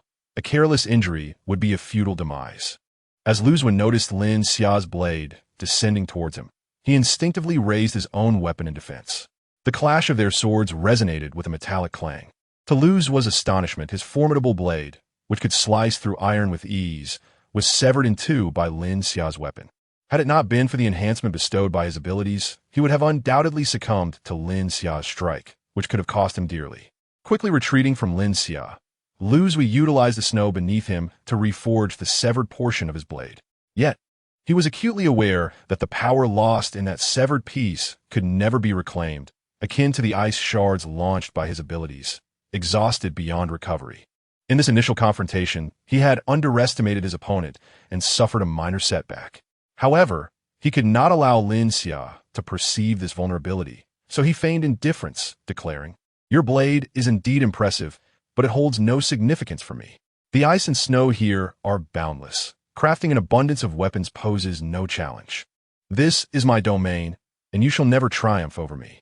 Upon hearing Lu Zua's words, Lin Xia merely smiled. Were it not for Jiang Ruoxue's awakening of her own ice and snow abilities, he might have been swayed by Lu Zua's bravado. Instead, he regarded the spectacle as nothing more than a performance by a jester.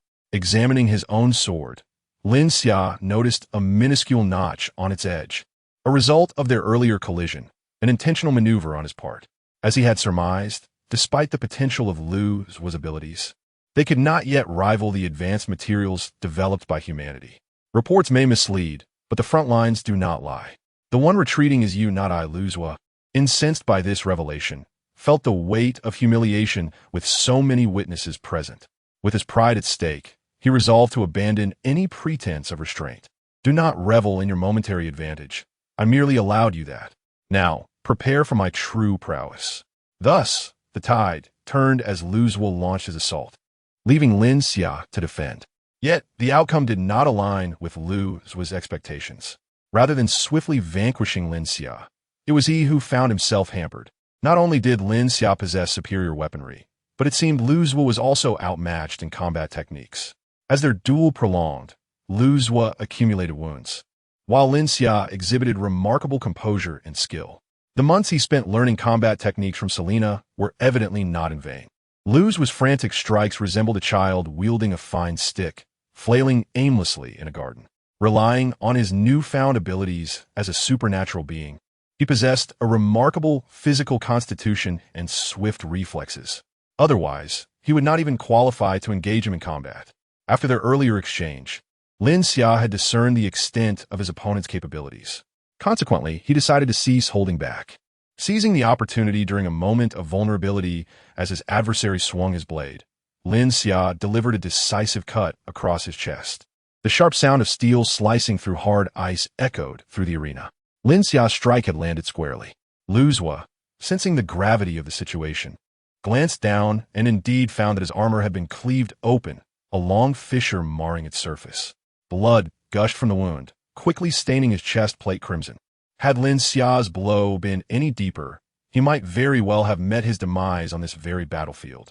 Gritting his teeth against the pain, he utilized ice to freeze the wound, stanching the flow of blood. The agony was excruciating. Lu Zhuo had never endured such severe injury throughout his life. His face contorted in a grimace as he swung his blade towards Lin Xia once more. Just as Lin Xia prepared to defend against this assault, Lu Zhuo unexpectedly revealed a cruel smile. "Embrace your fate, Lin Xia," he taunted. Several crescent-shaped ice blades surged forth from the snow, propelled by the last remnants of his supernatural energy. Their target was Lin Xia's unsuspecting back. Lu Zhuo had engaged in close combat previously to lull Lin Xia into a false sense of security, leading him to believe that he was limited to melee attacks without any ranged capabilities. At the moment, Lin Xia was incapable of defense. He intended to unleash this fatal strike, determined to alter the course of the battle in one decisive blow. The women, who had been anxiously observing the confrontation, shouted in unison, "Lin Xia, be careful. He's attacking from behind." This man was utterly despicable. Seeing he could not best Lin Xia in a fair fight, he resorted to treachery. What was the difference between him and that mutated feline? Both were devoid of humanity. Upon witnessing Lu Zhuo employ this formidable technique, his underlings finally relaxed their previously tense demeanor. Chun Dao had perished by this very move. Such a power could only belong to a divine being. While Lin Xia had already demonstrated remarkable prowess against their leader, ultimately, it was still a matter of a single misstep. They yearned for Lin Xia's demise. As long as he lived, none of them could anticipate a favorable outcome. Yet, in that moment, Lin Xia appeared blissfully unaware of the impending ambush. Seizing the opening presented by Lu Zhuo's attack, he delivered a powerful strike aimed at his right arm, for he had already opened a portal behind him the moment Lu Zhuo initiated his trickery. As Lin Xia's blade was poised to cleave through Lu Zhuo, he could even see the triumphant smile upon his adversary's face. However, the subsequent reality dealt Lu Zhuo a resounding blow. Just as the ice blades were about to make contact with Lin Xia, they vanished without a trace. Lu Zhuo's assault had no effect on Lin Xia. Conversely, Lin Xia's strike landed squarely upon his arm. My arm." Lu Zhuo emitted a piercing cry. The extraordinary abilities within him had been nearly exhausted from the earlier ambush on Lin Xia. Consequently, the energy in his armor diminished as well. To his astonishment, Lin Xia had severed his arm. Lu Zhuo's right hand, along with a portion of his forearm, fell directly onto the snowy ground. In disbelief, he raised his right limb, only to realize that Lin Xia's strike had precisely targeted the center of his forearm, leaving him with a bare and bloodied appendage. Blood gushed violently from the smooth, severed surface. Gritting his teeth against the pain, he utilized the remaining energy within him to staunch the bleeding. If he failed to halt the flow, he would soon succumb to his injuries. "Lin Xia, I will make you pay with your life." Lu Zhuo, overwhelmed by agony, could no longer comprehend why his attack had vanished into thin air. At that moment, he was acutely aware of the absence of his right hand. Lin Xia's assault had rendered him utterly irrational. The onlooking women exhaled in relief at the sight before them. They had nearly forgotten that Lin Xia possessed spatial abilities. During the confrontation, he had not even exerted his full strength. The situation remained firmly under his control. Jiang Ruoxiu, witnessing Lu's severed arm, fell into contemplation. To attack the enemy while preserving one's own strength. Is this the essence of strategy? Lin Xia, I comprehend now. Chapter 106. The death of Lu Zui. Observing the dire situation unfolding on the battlefield, the mercenary captain hastily signaled his armed subordinates with a glance. Seizing the opportunity while Lin Xia was engaged in combat with Lu Zui, they stealthily maneuvered through the crowd, forming an arc that encircled Lin Xia. At that moment, their adept abilities were evidently waning. If they failed to muster the strength to eliminate Lin Xia, their own fates would be grim. Such was the nature of the apocalypse. Moreover, it was clear that Lin Xia had expended considerable energy during his confrontation with Lu Zui. With their numbers and coordinated gunfire, the possibility of defeating Lin Xia was not wholly unattainable. The two combatants continued their struggle, yet it was apparent to any observer that Lu Zui, now reduced to a single hand, no longer posed any significant threat to Lin Xia. His attacks had devolved into disarray, allowing Lin Xia to fend him off with ease. Lu's body bore numerous wounds, his right hand severed, and his remaining energy nearly depleted. His continued resistance was merely a manifestation of his despair, for he recognized that survival was no longer within his grasp. Then, seizing an opening, Lin Xia executed a powerful kick that sent Lu Zui sprawling into the snow. Lu Zui sank deeply into the white expanse, utterly spent. He coughed up blood, his gaze toward Lin Xia filled with venomous resentment and regret. A profound sense of remorse consumed Lu Zui. He regretted ever coming here. Had fate granted him a chance to retract his actions, he would have abstained from provoking Lin Xia. Had this day never transpired, he would still be revered as a demigod, free to indulge in a life of supremacy within the base, rather than lying here, on the verge of death in the frigid snow. Lin Xia approached Lu Zui, towering over him. Do you know what one should seek before enjoying a cup of tea? Lu Zui looked up at Lin Xia, perplexed. You should reflect on your own shortcomings, my friend. All your incessant chatter amounts to nothing, for you have been vanquished by me. Lu Zui, lying on the ground, felt the sting of humiliation as Lin Xia's words struck him. Lin Xia, do not revel in your triumph. Do you think that killing me concludes this matter? Know that since I do not return, the God Master will undoubtedly arrive with his men to ensure your demise. Your location is no longer a secret. Unless you flee from here, you may as well await your end.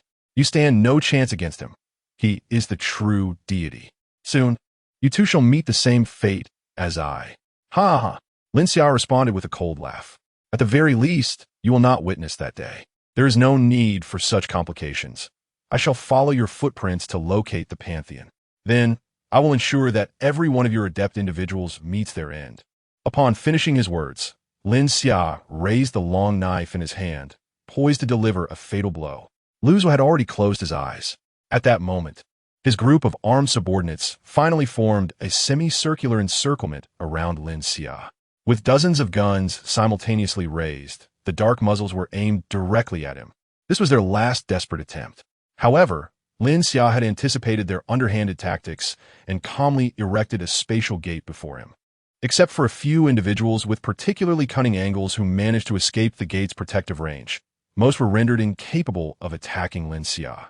After all, the spatial gate was merely a flat plane, incapable of bending, as long as the attack range exceeded 180 degrees. There remained a possibility of evading the gate's absolute defense. This could be considered a flaw of the spatial gate.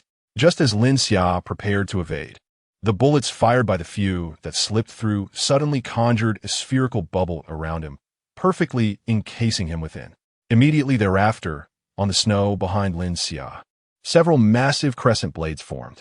These blades were larger and swifter than those Lu Zui had unleashed, soaring towards those poised to shoot Lin Xia like streaks of white lightning.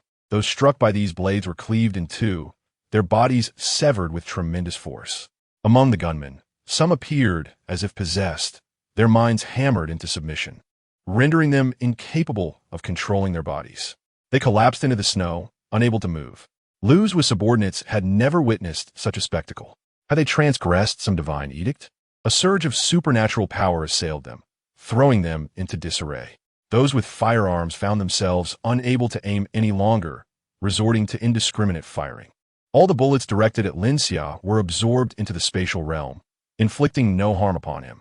However, some stray bullets from other positions grazed the edge of the bubble, only to be rebounded effortlessly, creating not even a ripple. Its defensive capabilities were astounding. Although Lin Xia was unaware of the bubble's origin, he sensed that it must have been conjured by the women behind him. At that moment, Luzwa was startled by the continuous screams surrounding him and opened his eyes wide. What he beheld shattered his beliefs. An array of superhumans, countless in number. It was impossible, utterly inconceivable. How could one possess such a multitude of extraordinary beings? From Luzwa's vantage point alone, at least 4 distinct powers were visible. It is worth noting that even within their pantheon, prior to Xiao Huahua's demise, there had only been 5 superhumans. Yet, within this modest residence in the neighborhood, so many extraordinary individuals existed. This was nothing short of unscientific. Lin Xia no longer had the patience to engage in idle chatter with him. Remember, this strike is called the admonition against arrogance and impatience. With a swift motion, Lin Xia brought the blade down, severing Luzwa's head, which soared into the air. Luzwa was irrevocably dead in this snowy expanse. Chapter 107. Su Qian's superpower. Lin Xia crouched beside Luzwa's lifeless body, briefly touching it. Drawing from her prior experience of absorbing the powers of the mutated cat, she remained composed this time. The energy of Luzwa's abilities emanated from his corpse, and Lin Xia meticulously attuned herself to this process. The superpowers within Luzwa's body resembled a formless mass of energy. Upon contact, they surged towards her like eager water penetrating a sponge. Lin Xia felt these abilities flow into her, akin to a warm current enveloping her being. Her own powers grew stronger, though Luzwa's contribution was only about half of what the mutated cat had provided. In less than 2 days, her abilities had risen by 15%, a remarkable enhancement that equaled several days of arduous training. It seemed that eliminating other superpowered individuals significantly bolstered her combat prowess. The reasons for the inevitable demise of the Pantheon had just multiplied. As Luzwa's subordinates witnessed their leader's death, they knelt in desperation. "Spare us, Great One. We were compelled to act against our will," pleaded one. "I swear I didn't fire a shot. I have an elderly mother at home. Please grant me mercy." Another exclaimed, "Master, I live in the same neighborhood as you. I am not aligned with them." Yet another offered, "You have already slain the culprit. Please show leniency and let me go." Lin Xia sidestepped the mangled bodies left by Jiang Roashua and approached a member of the Pantheon. "Where is your headquarters?" Although she could track their base through their footprints, it would be tedious since answers were at hand. Why not inquire directly? The individual she singled out was overcome with joy. As long as he held some value, Lin Xia would likely spare him. He immediately donned a sycophantic smile. Kneeling in the snow to respond, "Great One, the Pantheon's location is just 5 kilometers away at the subway station of Dewan Square. They have seized the depths of the subway, establishing a prearranged refuge, and are rampaging through the subway network, committing heinous acts. These individuals were deserving of their fate." And he implored her, "You must act as a force of justice to eradicate these villains." As he spoke with growing fervor, he divulged all the information he possessed. After all, he was a victim forcibly taken by the Pantheon, with no loyalty to speak of. Lin Xia nodded inwardly upon hearing his words. The snow outside lay deep, and the temperature was frigid. Occupying the subway network and expanding their influence was indeed a shrewd strategy. 5 kilometers was not overly distant. It could be traversed in mere minutes by hovercraft. "How many superpowered individuals like you are in the Pantheon?" she inquired. "There are originally 5 superpowered beings in the Pantheon. The Flame Emperor. No, I mean the superpowered one, rumored to be deceased. Beyond that, I do not possess further details." Lin Xia couldn't help but stifle a laugh upon realizing the number of superpowered individuals in the Pantheon. Although it was called the Pantheon, there were merely 5 superpowered beings in total. What a grandiose claim. Over the past few days, he had inadvertently eliminated nearly half of their number. Lin Xia gestured toward Luzwa, who lay motionless in the snow. "What is this individual's standing within the Pantheon?" "My lord," the attendant replied nervously, "I only know that this superpowered being holds the position of number 3 within the Pantheon. As for the others, I am not privy to their details." Noticing Lin Xia's frown, he hastily continued, "My lord, while I may lack information on the others, I am aware of the deity's prowess. His physical combat skills are formidable, and he wields lightning, capable of killing without a trace. Lin Xia nodded, recognizing that this information was indeed sufficient. There is no longer a necessity for the Pantheon to persist. After acquiring the critical details, he turned his back and returned to the safe house. The individuals who had knelt on the ground immediately began to express their gratitude, bowing their heads. "Thank you, my lord, for sparing us." Before they could finish their sentences, a series of explosive sounds erupted.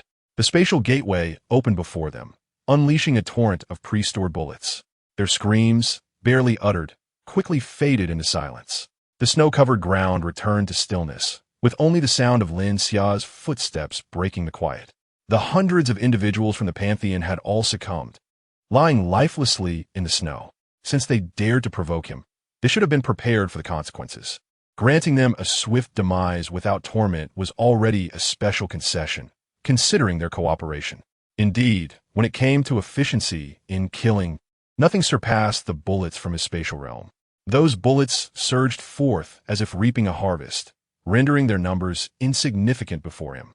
Unfortunately, these ordinary bullets were not lethal to superpowered beings. It seemed prudent to stockpile more armor-piercing sniper rounds. Such powerful ammunition would likely be beyond the endurance of typical superpowered individuals. Upon Lin Xia's safe return to the villa, the women present grew anxious and began to search frantically. When they confirmed that Lin Xia had sustained no injuries, they collectively sighed in relief. As long as he is unharmed, that group outside is utterly despicable, always resorting to underhanded tactics, preying upon our innocent Lin Xia. This sentiment was unanimously shared among them. In their eyes, Lin Xia was not to suffer even the slightest harm, while the fate of others was of little concern. During their time of crisis, only Lin Xia had risked his safety to rescue their lives. Where were the others when they needed help? They were acutely aware of who truly cared for them. They would never allow anyone else to jeopardize their most cherished Lin Xia. Who conjured that spherical bubble earlier? It seems that the defensive capability is remarkably robust. Lin Xia couldn't help but feel a sense of curiosity towards the ability that enveloped him. While other abilities could also deflect bullets, they invariably suffered some degree of impact. However, the spherical bubble, upon being struck by a bullet, appeared utterly unscathed.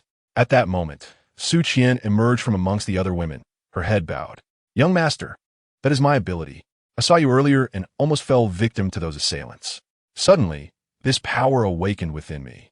Yet, it seems that it serves solely a defensive purpose and lacks the formidable offensive capabilities possessed by my elder sisters, which could truly assist you." Lin Xia shook his head and replied to Su Qian, "Your ability is extraordinarily impressive. We are not lacking in offensive means, yet methods of defense are scarce. We even need to learn defensive techniques from other ability users. Your power can significantly shield everyone from harm. Remember, if any of you were to sustain injury, it would pain me deeply." Su Qian nervously fidgeted with the hem of her clothing, then raised her gaze earnestly to Lin Xia. "Young master, if you were to be injured, it would also cause me great sorrow." At this juncture, Su Muyin approached them. "Oh dear, you two are indulging in some sweet nothings, aren't you? Were it not for my assistance in procuring that mysterious substance for you this morning, you might not have awakened your powers so swiftly." Recalling the events of that morning, Su Muyan's face turned a shade of crimson. For someone of her esteemed upbringing, such an occurrence was utterly absurd.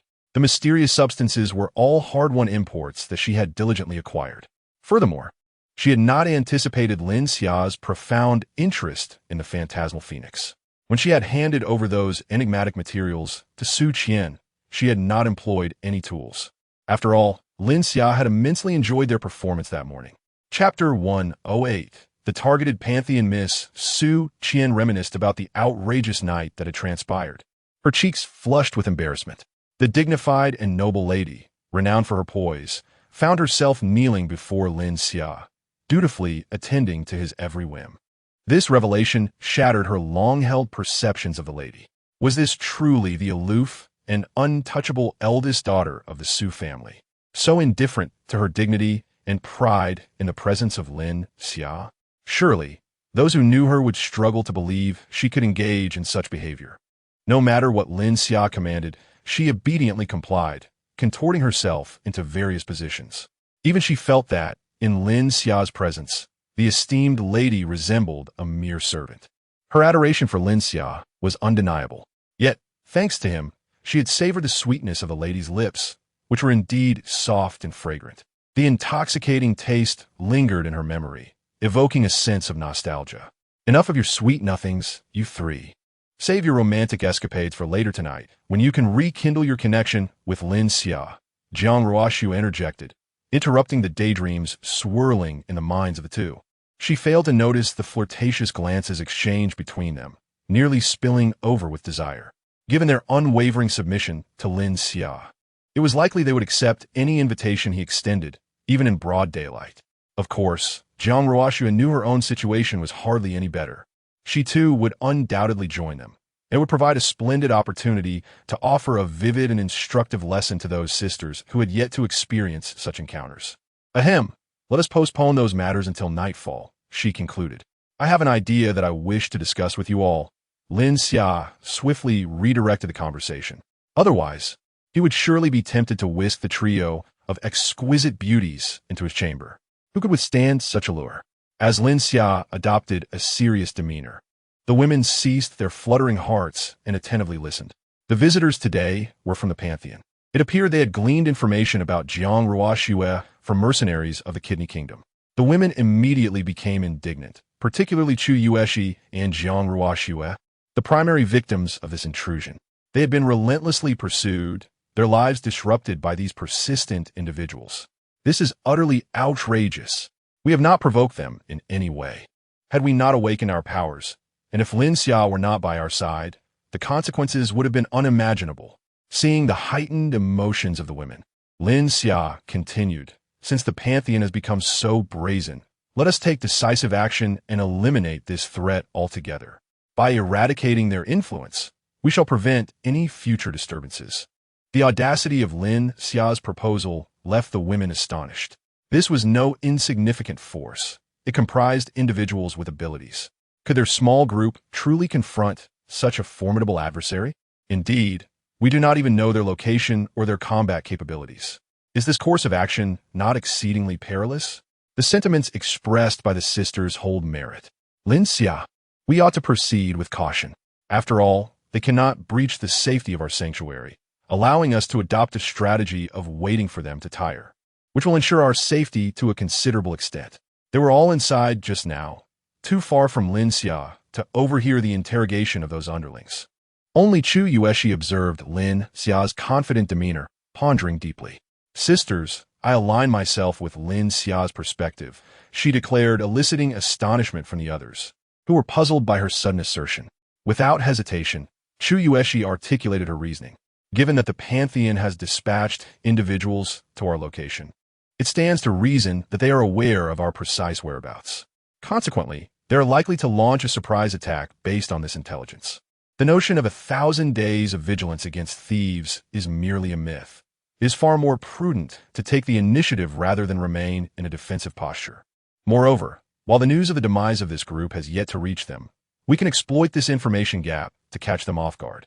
Of utmost importance, our esteemed Lin Xia must have extracted significant information from those individuals. Chu Yueshi playfully winked at Lin Xia, who nodded with certainty. Indeed, I have ascertained the exact location of the Pantheon from them. Furthermore, their strength is not as formidable as we had imagined. There are only 3 abilities remaining among them. Upon hearing this intelligence, Jiang Ruoshu gasped in astonishment. Only 3? Including the 2 we dispatched. That totals a mere 5 abilities. We have 5 abilities within our own household. This Pantheon is rather weak, Chu Yueshi remarked, shaking her head. Sister, abilities are not so simply quantified. Were it not for Lin Xia, we likely would not have awakened our powers. Take this neighborhood as an example, with a resident population of approximately 30,000. Yet, aside from Lin Xia, no other abilities have been discovered, indicating that the natural occurrence of abilities is exceedingly rare. Lin Xia nodded in agreement. In truth, there should be no abilities within this community. Her own rebirth has granted her this extraordinary power. Based on her past life experience, it is likely that no abilities would arise within a community of 10,000. Yet, the Pantheon possesses 5 abilities, suggesting that, by this ratio, their power is already quite substantial. Moreover, this does not account for those abilities who may have been slain for refusing to submit to them, given time to develop. While the Pantheon may seem exaggerated, amassing dozens of abilities is indeed plausible. Most critically, the dynamics among abilities resemble a predatory game where the strong devour the weak. The victors can absorb the powers of the defeated, and according to the Matthew effect, the strong will only grow stronger. One day, a superpowered individual will surely emerge. Lin Xian nodded, acknowledging that Chu Yueshi, being a scientist, naturally approached ideas with a rational mindset. Indeed, this was also the reason behind my intention to confront them. The abilities I have absorbed over just yesterday and today have already elevated the intensity of my powers by at least 15%. Regardless of the motives, the Pantheon is a force we must eliminate. Upon hearing the news of Lin Xia's enhancement, Chu Yueshi immediately became exhilarated. Does this mean that my sister and I can acquire our powers sooner? Yueshi, exercise some restraint. Chu Xinglan felt a pang of shyness, as her sister's words were somewhat ambiguous, making it seem as though they were both insatiable, eagerly awaiting Lin Xia's attention. However, Chu Yueshi held a different perspective. Sister, why should you hold back? This is merely a matter of time. It is unclear who it was last night that, consumed by desire while watching videos, dragged her adorable younger sister into the fray. They even mentioned rehearsing in advance. As Chu Yueshi continued to speak more audaciously, Chu Xinglan's face flushed crimson, and she hurriedly covered her sister's mouth. Is this truly something one can discuss in public? Chapter 109. United Efforts. However, Lin Xia was attentively eavesdropping nearby, intrigued by the conversation. There is an undeniable allure to the idea of showcasing the talents of these genuine twins. He harbored a profound interest in such matters. Nonetheless, he decided to postpone this discussion for another time. I am genuinely curious to learn about the unique hobbies you share as sisters. However, the pressing concern at hand is to eliminate the threat posed by the Pantheon. According to the intelligence gathered earlier, the so-called deity is an electric-type ability user with formidable strength. The individual I just dispatched was no match for him. A conservative estimate suggests he possesses the combat prowess equivalent to at least 4 ordinary ability users. Therefore, for your safety, I must undertake this mission alone. No, absolutely not. Given the perilous nature of the situation, we insist on accompanying you. At that moment, the women surprisingly found common ground in their opinions. Lin Xia was momentarily at a loss for how to persuade them otherwise. The reason Zhang Ruoxue and the others felt this way was quite understandable. They had become ability users themselves, possessing a certain level of combat capability. They did not wish to remain mere decorative figures under Lin Xia's protection. They longed to stand beside him and fight together. The earlier encounter with the ability user had already left them on edge. If Lin Xia ventured out alone and encountered any danger, they would be filled with regret if they were unable to assist him in time. The atmosphere became tense as both sides presented their unyielding arguments. If the leader of the Pantheon is indeed an electric-type ability user, I might have a solution to this predicament. Chu Yueshi raised her hand, drawing the gaze of everyone present towards her, eager to hear her proposed method for dealing with the strongest ability user in the Pantheon. As you all know, the last project I worked on involved constructing a nuclear fusion power plant. Since it is a power station, it undoubtedly involves issues related to high-voltage electricity. Moreover, China's ultra-high voltage technology has consistently been the benchmark for all nations worldwide. I still possess some equipment from my lab, which I can utilize to create a zone that prevents the unrestricted transmission and diffusion of high-voltage electricity. Within this area, even ordinary individuals not wearing specialized protective gear would remain unaffected by high-voltage electricity. Lin Xia was somewhat skeptical. Can technology truly achieve such feats? What Chu Yueshi described resembled a magical barrier from a fantasy realm, albeit one that restricted electricity instead of magic. Is it truly that powerful? When I was organizing materials with you, I didn't notice any particularly large equipment. Chu Yueshi smiled confidently. While such equipment in a nuclear power station is indeed substantial, the energy released by this ability user surely pales in comparison to the energy generated by nuclear fusion. Thus, the materials we have brought back are already sufficient. As for the effect, it can transform Pikachu's Thunderbolt into a mere wisp of static electricity. I wonder if this effect will be adequate. Lin Xia was taken aback by this capability. Has technology in Huagua advanced to such an extent? From your description, it almost feels like magic. The pinnacle of science is akin to the divine. For those unfamiliar with the underlying principles, there exists no essential distinction between science and magic. Both represent powers that transcend their understanding. Moreover, this is merely the beginning, a trivial demonstration, really. Once we seize that nuclear power plant, I shall unveil to you a power greater than that of the gods. Within that facility lies an abundance of world-class scientific apparatus. While large-scale production of specialized materials may be improbable, utilizing the equipment therein to manifest minor miracles for our small group should pose no challenge. Additionally, in such an advanced nuclear power plant, she would have the freedom to leverage its resources to realize her audacious ideas. Unencumbered by external commands, a feeling of absolute liberation that is simply delightful. She finds herself eagerly anticipating the days after Lin Xia secures that place, allowing her to explore her research freely. Were it not for the short-sightedness of those individuals with her capabilities, she could elevate Huagua's overall national strength to a new level in a short span of time.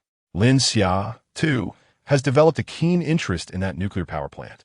Alas, it is indeed not the right time to develop it. The location is too remote, and survival within is impractical. In any case, Chu Yueshi has already remotely locked it down, rendering it impervious to others. They can visit whenever they are prepared. Should Chu Yueshi succeed in creating that device, the mightiest electrical ability user in the Pantheon would be effectively neutralized, significantly reducing the associated dangers. Given this, taking them along would pose no issue. Lin Xia nodded. Since Chu Yueshi can construct such equipment, those who have become ability users should accompany me. Jiang Ruoxue and the others instantly brightened with joy, as they could now join Lin Xia. Those without powers should remain at home for the time being. The outside world is far too perilous. The abilities of ability users are exceedingly unpredictable. During combat, we may not have the time to protect you. Chu Yueshi and the others lowered their heads in disappointment, knowing that Lin Xia's words rang true. Without becoming ability users, they would only serve as a burden outside. Well, regarding this matter, I actually have a solution. An unexpected figure stepped forward. Chu Yueshi gazed at Su Qian in astonishment. Sister Su Qian, do you truly have a way to enable us to accompany you? Su Qian nodded. While my ability lacks offensive power, it possesses exceptional defensive strength. Moreover, once it is unleashed, there will be no need for me to bestow upon it any further extraordinary abilities. It can exist for an extended period. With its presence, you shall remain unharmed. At this moment, the 8 women in the living room gazed intently at Lin Xia, their eyes shimmering with excitement. This endeavor would be a collective effort, a task to be accomplished together as a family. Thus, they exhibited an extraordinary sense of unity, determined not to leave anyone behind. Chapter 1, 10 Agreement. Lin Xia found herself at a loss for words of refusal. The unity among the few of them had surprisingly resolved the issues he had raised. A premonition washed over her, hinting that they would grow even more cohesive in his presence, collectively striving to conquer the tremendous burden that loomed over them. However, it was imperative that they prioritize their safety during this endeavor. Follow my orders strictly and do not act independently. Yes, Master, the girls responded in unison to Lin Xia, their synchronized bow reminiscent of a meticulously rehearsed performance. It seemed they had clandestinely forged an agreement unknown to her. A growing sense of being ensnared enveloped Lin Xia. Jiang Ruoxue, with a playful grin, wrapped her arm around Lin Xia's shoulder, her gentleness soothing Lin Xia's discontent. We understand your concern for our safety, fearing for our well-being. Had it not been for Yueshi and Qianqian's assistance, you would never have consented to our outing. It is precisely because of your love for us that you respect our wishes, granting us the opportunity to persuade you. Lin Xia's innermost thoughts were laid bare before them. Enough with the flattery. Since we are embarking on this venture together, we must be vigilant regarding safety. If any of you sustain injuries, this undertaking would be deemed a significant failure. How long do you estimate it will take to assemble the device that can mitigate high-voltage electricity? Lin Xia turned to Chu Yueshi, seeking her expertise. With a decision made to venture forth, meticulous preparation was essential. Chu Yueshi pondered briefly before responding. The device itself is not overly complicated. We have all the necessary materials. It merely requires disassembling parts from other equipment and reassembling them. It should take about an hour. Lin Xia nodded in agreement, appreciating that the time frame was reasonable enough to prevent the denizens of the Pantheon from realizing that this group had met their demise at his hands. Following Chu Yueshi's guidance, she methodically placed the requisite equipment into her laboratory, leaving the remaining assembly work for her to handle, as no one else could comprehend these intricate devices. Once Chu Yueshi's tasks were complete, Lin Xia escorted the remaining women to the gymnasium, where she stored all the fitness apparatus into her space. Instantly, the room felt vast and vacant. Observing this transformation, Jiang Ruoxue shyly remarked to Lin Xia, "We are about to engage in battle. Is now truly the time for such activities? Let us return, and then we can indulge in some fun together, shall we?" Upon hearing her words, Lin Xia realized that this whimsical, mischievous girl was likely misinterpreting the situation. "What are you thinking? Am I the kind of person who is easily distracted?" As soon as the words left his lips, they drew skeptical glances from the others, for Lin Xia's body had not been untruthful. After midnight, the atmosphere within the villa was palpable, each individual aware of the underlying tension. Lin Xia recognized that no explanation would suffice, so he continued to retrieve items from his spatial storage. A row of tables emerged along one side of the room, laden with a plethora of anti-material sniper rifles and assault rifles. He also produced several thousand rounds of ammunition and an automatic loader, placing them behind the tables. By the year 2050, logistical support had become significantly more streamlined. With merely the act of placing bullets into a container, this machine could effortlessly load them into magazines. Subsequently, he arranged several hollow targets on the opposite side of the room. "Lin Xia, what are you planning? Are you going to have us practice shooting?" Upon witnessing the array of items Lin Xia had extracted, Jiang Ruoxue realized her earlier assumptions were misguided. Nevertheless, it made little difference. Lin Xia maintained a facade of seriousness during the day, while at night, he was the most extravagant among them. He would inevitably unlock the gym's potential for such activities. "I need to stockpile some more potent ammunition in my space.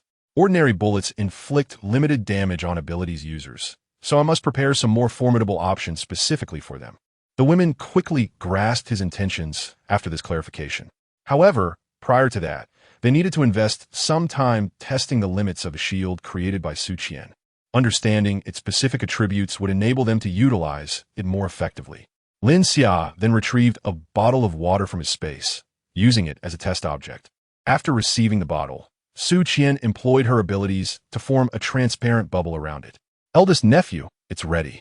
Upon receiving the bottle back from Su Qian, Lin Xia noticed that aside from a faint spherical light membrane surrounding it, there was no distinctive tactile sensation. His hand could easily penetrate the light membrane and touch the bottle itself. Curious, Lin Xia inquired, "Is it that this light membrane cannot defend against my touch, but only against high-speed projectiles?" Su Qian quickly shook her head, explaining, "No, eldest nephew. This layer of protection is not yet activated, which is why you can touch it. Once its defense is engaged, it will transform into this." As she spoke, Su Qian activated the protective shield enveloping the bottle. Instantly, Lin Xia felt a unique sensation in his hand as the shield swelled like a balloon. "So that's how it works? It's quite fascinating." He pressed against the spherical surface with force, only to find it impervious to any deformation. It was noteworthy that, having undergone enhancement through abilities, he could easily crush a basketball with both hands when exerting his full strength. Yet despite this force, he could not even cause the thin shield to yield slightly. It seemed that ordinary individuals would stand no chance against it. Only those with abilities could pose a threat. Just as Lin Xia contemplated transporting the water bottle to the targets for a test of bullet impact, a remarkable occurrence transpired. "What is happening? I seem unable to move it." At this moment, the bottle of water appeared to be suspended in midair by an enigmatic force. No matter how hard Lin Xia tried, she was unable to move it. Resigned, she eventually released her grip, and the bottle fell straight to the floor. Unlike other objects that would bounce upon impact, it did not exhibit any such movement. "Su Qian, do you have any idea what is happening?" Lin Xia inquired. Su Qian approached the water bottle on the ground, attempting to pick it up, yet she too found herself unable to lift it. With no other option, she deactivated her protective shield and finally succeeded in retrieving the bottle. Handing the softly glowing vessel to Lin Xia, Su Qian shook her head and replied, This peculiar ability is something I have just acquired. I only grasp the basics of its functionality and am not entirely aware of its specific capabilities. However, my intuition suggests that while this power lacks offensive qualities, its defensive strength is remarkably formidable. Chapter 111. Su Qian's terrifying ability. Lin Xia weighed the water bottle in his hand. Supernatural abilities are indeed a remarkable force, difficult to elucidate through conventional reasoning. Is not his own spatial power similarly enigmatic? Although its principles elude him, it does not hinder his capacity to wield such powers. Subsequently, Lin Xia placed the water bottle amidst the targets and returned, instructing Su Qian to activate the protective shield of her ability. He handed a specialized anti-material sniper rifle to Selena. I have already opened a spatial gateway behind the targets. Even if a ricochet occurs, we shall remain unharmed. Use this rifle to strike the water bottle and assess the defensive efficacy of the shield. Selena, without hesitation, accepted the rifle from Lin Xia and immediately assumed a precise shooting stance, aiming the barrel at the water bottle. The distance between the muzzle and the bottle was merely over 20 meters. At such proximity, Selena could effortlessly sever a single hair.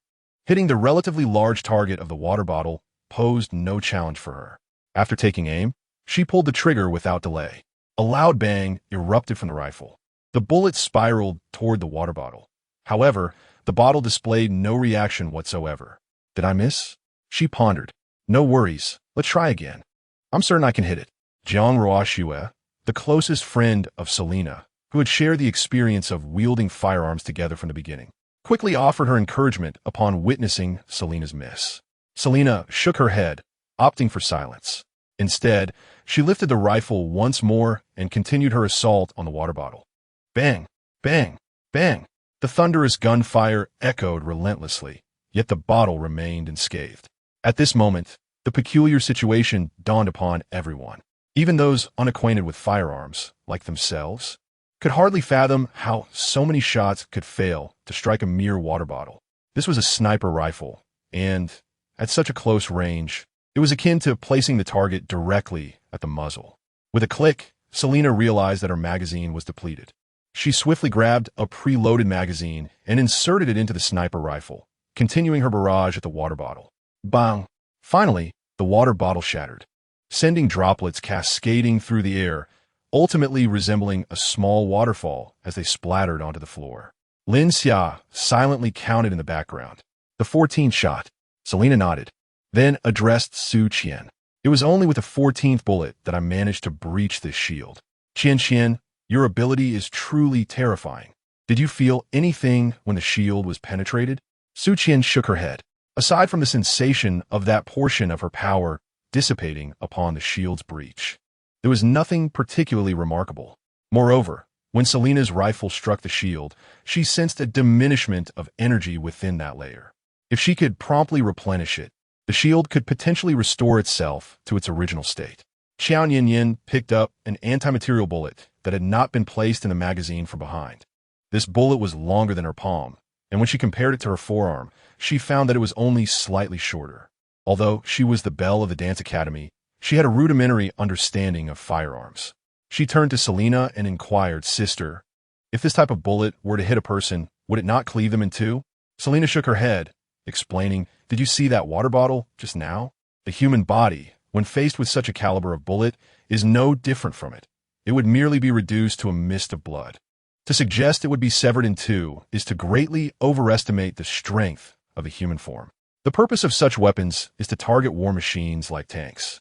Otherwise, they would not be classified as anti-material weapons. Using it against a person is truly an overreaction. Qiao Yin glanced at the bullet in her hand and, frightened, promptly returned it. Her superficial knowledge stemmed merely from short videos she had watched, and she had never truly comprehended the magnitude of its power. Just that single bullet could transform her into a mist of blood, causing her to vanish from this world. Such weapons were terrifying. She then looked at Su Qian with a sense of admiration. Sister Qian, you are so impressive. Your ability can actually withstand 14 of these bullets. Su Qian shyly shook her head. My ability is only slightly stronger in defense. It serves little else. Moreover, all of this is a gift from my fiancé. He is the truly formidable one.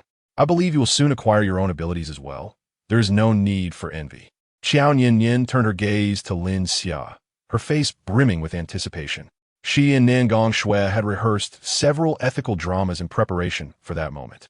They were waiting to offer themselves to Lin Xia in gratitude for his life-saving grace.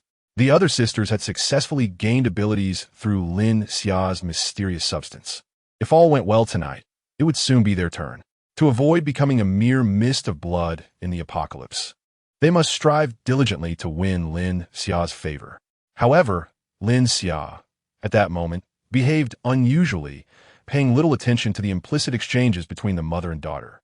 Instead, he pondered why the water bottle exhibited such behavior. He recalled the sensation of a shield Su Qian had enveloped him in. Inside the shield, he felt no discomfort, and as he moved, the shield shifted with him. Reflecting on the water bottle's fall, he arrived at a bold hypothesis. To move this shield, it seemed that one must move the objects within it. External forces could not induce any change. Selena nodded in agreement, finding Lin Xia's theory plausible.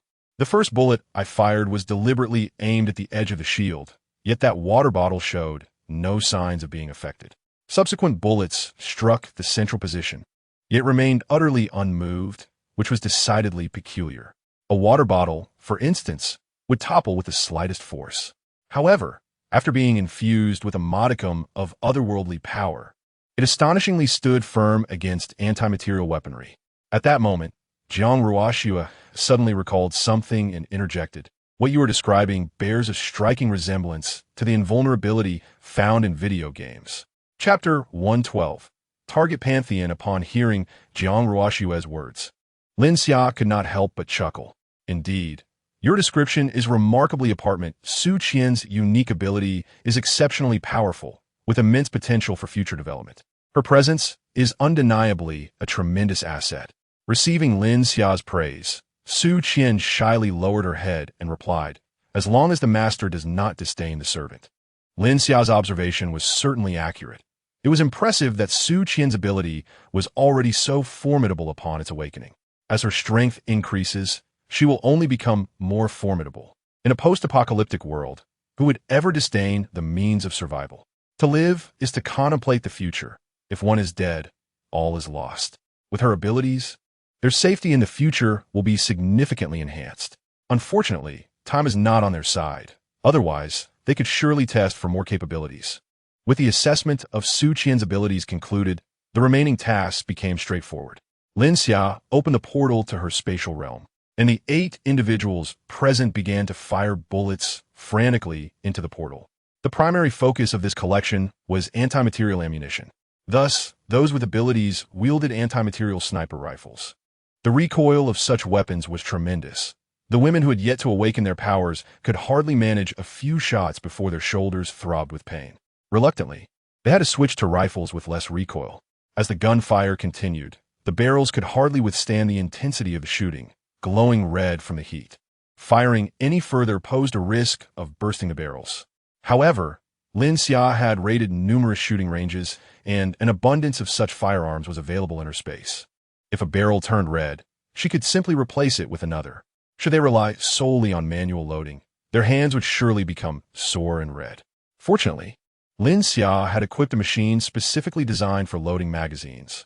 Otherwise, they would not have been able to shoot so recklessly.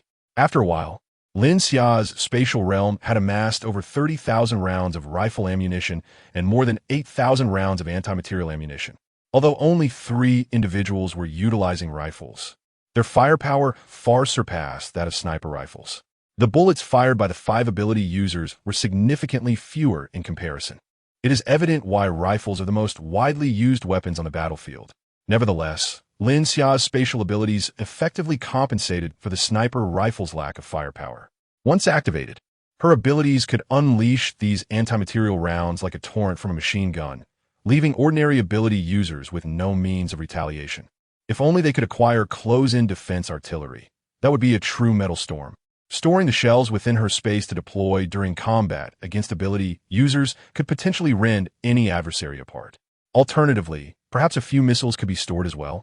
Should anyone provoke her, she could simply obliterate them from a distance with missiles. Undoubtedly, her mastery of spatial abilities still has much room for growth. Lin Xia's fantasies grew increasingly extravagant in his mind, yet these aspirations are not without the possibility of realization.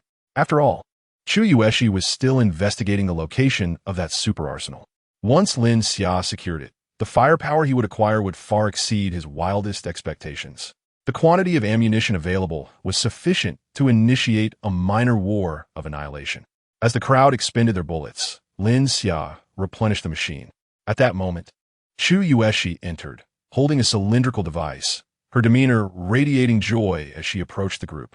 The gunfire in the vicinity abruptly ceased, and everyone became exceedingly curious about the contraption Chu Yueshi had created. Glancing at the time, Lin Xia handed the items over to her, and it took a total of 50 minutes for her to return with her creation, slightly quicker than she had anticipated. Fortunately, Chu Yueshi was not the type of woman who would say soon while taking an eternity to deliver. With a bright smile, she informed Lin Xia, "I have completed it. We can depart at any time."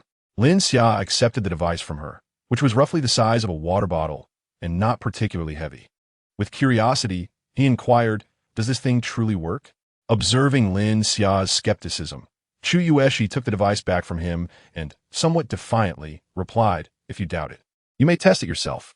Out of caution, Lin Xia retrieved an electric baton he had previously collected from his space.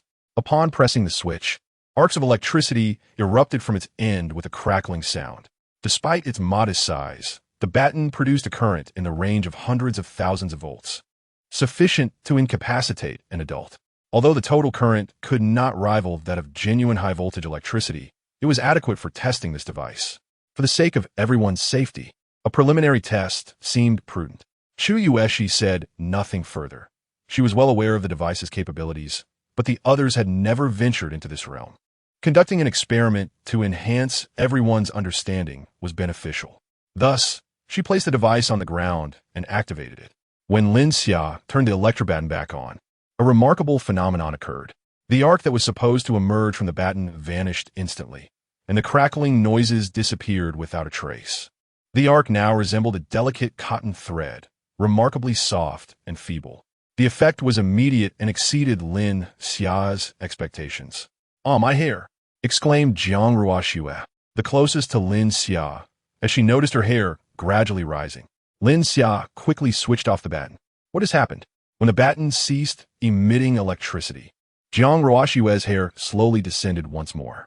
Chu Yueshi promptly explained to the group, "This device can channel the vast majority of the current underground while allowing some charge to disperse into the air, creating static electricity. This minimal static electricity poses no harm to individuals. Once the current ceases, this device effectively channels the static generated in the air into the ground.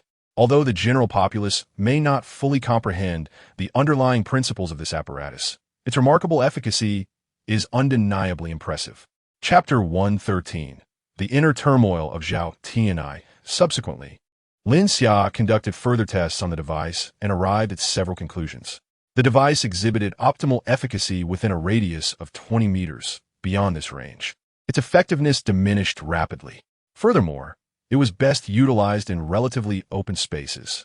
After exiting the room and closing the door, Lin Xia activated the electric baton in the corridor, where it was notably less affected, despite being less than 10 meters away from the device. Once the tests were completed, Lin Xia had gained a considerable understanding of the device and, feeling satisfied, stored it away in his spatial pocket. With this device in hand, any electric-type ability user would become as defenseless as a toothless tiger before him, rendering them no match for his prowess. During confrontations, he planned to discreetly activate it and place it on the ground, ensuring that his adversaries would never suspect that such an inconspicuous object could lead to their untimely demise. Once everyone was prepared, they exited the villa and boarded the hovercraft. This marked the first time the craft was at full capacity. Lin Xia set their destination to Dawangwang Square and activated the autopilot. Snowflakes were stirred up by the powerful airflow of the hovercraft, cascading around it like waves upon the ocean's surface. Meanwhile, within the underground shelter near Dawangwang Square, the last three ability users of the Pantheon convened unusually to discuss matters. They refrained from scavenging for supplies outside or indulging in frivolities within the base. Instead, they gathered around a table, deliberating over a message displayed on a mobile device. "Boss, can we really trust him to offer us such generous benefits?" questioned a young man with a cigarette dangling from his lips. His name was Lee Kuan, a speed-type ability user who had been part of a street racing gang before the apocalypse. Unfortunately, the snow-covered terrain rendered such pursuits impossible. He had awakened his speed abilities after the cataclysm and was subsequently recruited by the deity, becoming a core member of the Pantheon. "Boss, I suspect this message may be a trap. They might be attempting to lure us into their territory only to ensnare us all at once. Those Dragon Clan members are comfortably ensconced within the official shelter. How could they suddenly be attacked by insurgents?" remarked Wang Hailong, a healing-type ability user. Once a proprietor of a grain and oil shop, he was a stout middle-aged man whose shrewdness was evident in his small, discerning eyes. During the onset of the apocalypse, he had been sheltered within his shop, free from concerns over supplies. He had even been fortunate enough to awaken healing abilities. Initially content in his reclusive existence, he was unfortunately discovered by the deity during a resource raid and found himself unable to resist, ultimately becoming a subordinate. However, after experiencing the lavish lifestyle within the Pantheon, he became increasingly reluctant to abandon this existence for the perilous endeavor of seizing new territory. The deity of the Pantheon, deep in thought regarding the potential gains and losses, was originally named Zhao Tianai. To avoid excessive exposure of his personal information, he had never disclosed his past to his subordinates. When encountering other abilities, he would simply subdue them, either recruiting them as his followers or utilizing them as sustenance. However, this operation necessitated a plausible rationale for collaboration to share the risks involved. He was profoundly confident in the authenticity of this intelligence, as it originated from his former superior, who had been tasked with safeguarding the governor's safety prior to the apocalypse. His superior had even confided in him regarding his transformation into an ability wielder. Just moments ago, he received a distress signal, expressing a willingness to cooperate in a coordinated effort to breach the official sanctuary, pledging allegiance to him in the process.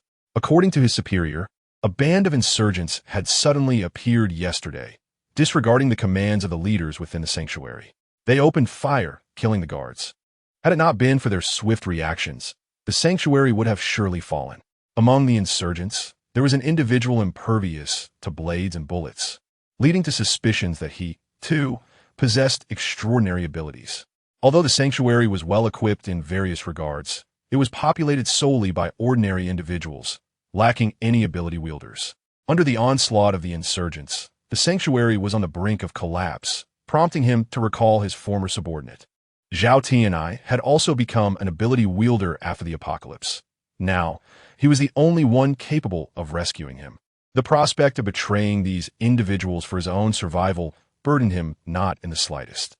At that moment, Zhao Tianai found himself in a quandary, uncertain whether to trust his superior. While the sanctuary within the subway station was comfortable, the extensive subway network rendered it vulnerable and difficult to defend. Should another ability wielder launch a surprise attack, it would be impossible to hold the location. In contrast, the official sanctuary boasted formidable defenses, having withstood nearly a day of assault without being breached. Establishing it as the headquarters of their Pantheon would provide far greater security. Moreover, eliminating that ability wielder would enhance his own strength. In this apocalyptic world, power was the key to acquiring everything. Ultimately, he resolved to act decisively. They would proceed. Even if he commanded the military district's armaments, upon Lu's return, they would total 4 ability wielders, accompanied by hundreds of expendable allies. He refused to believe they could not overpower the insurgents and that singular ability wielder. Once they secured the sanctuary, they could better cultivate their influence. Zhao Tianai had previously served in the military and was acutely aware of the lethality of weaponry. However, with so many expendable allies at their disposal and an advantageous number of ability wielders, they should be capable of handling the situation. Even if his former superior deceived him, they could always retreat. Since Zhao Tianai had already made his declaration, Li Kuan felt indifferent. He had discovered that, in this apocalyptic era, killing was far more exhilarating than speeding. This operation would undoubtedly yield a significant body count. "Boss, I shall prepare the weapons.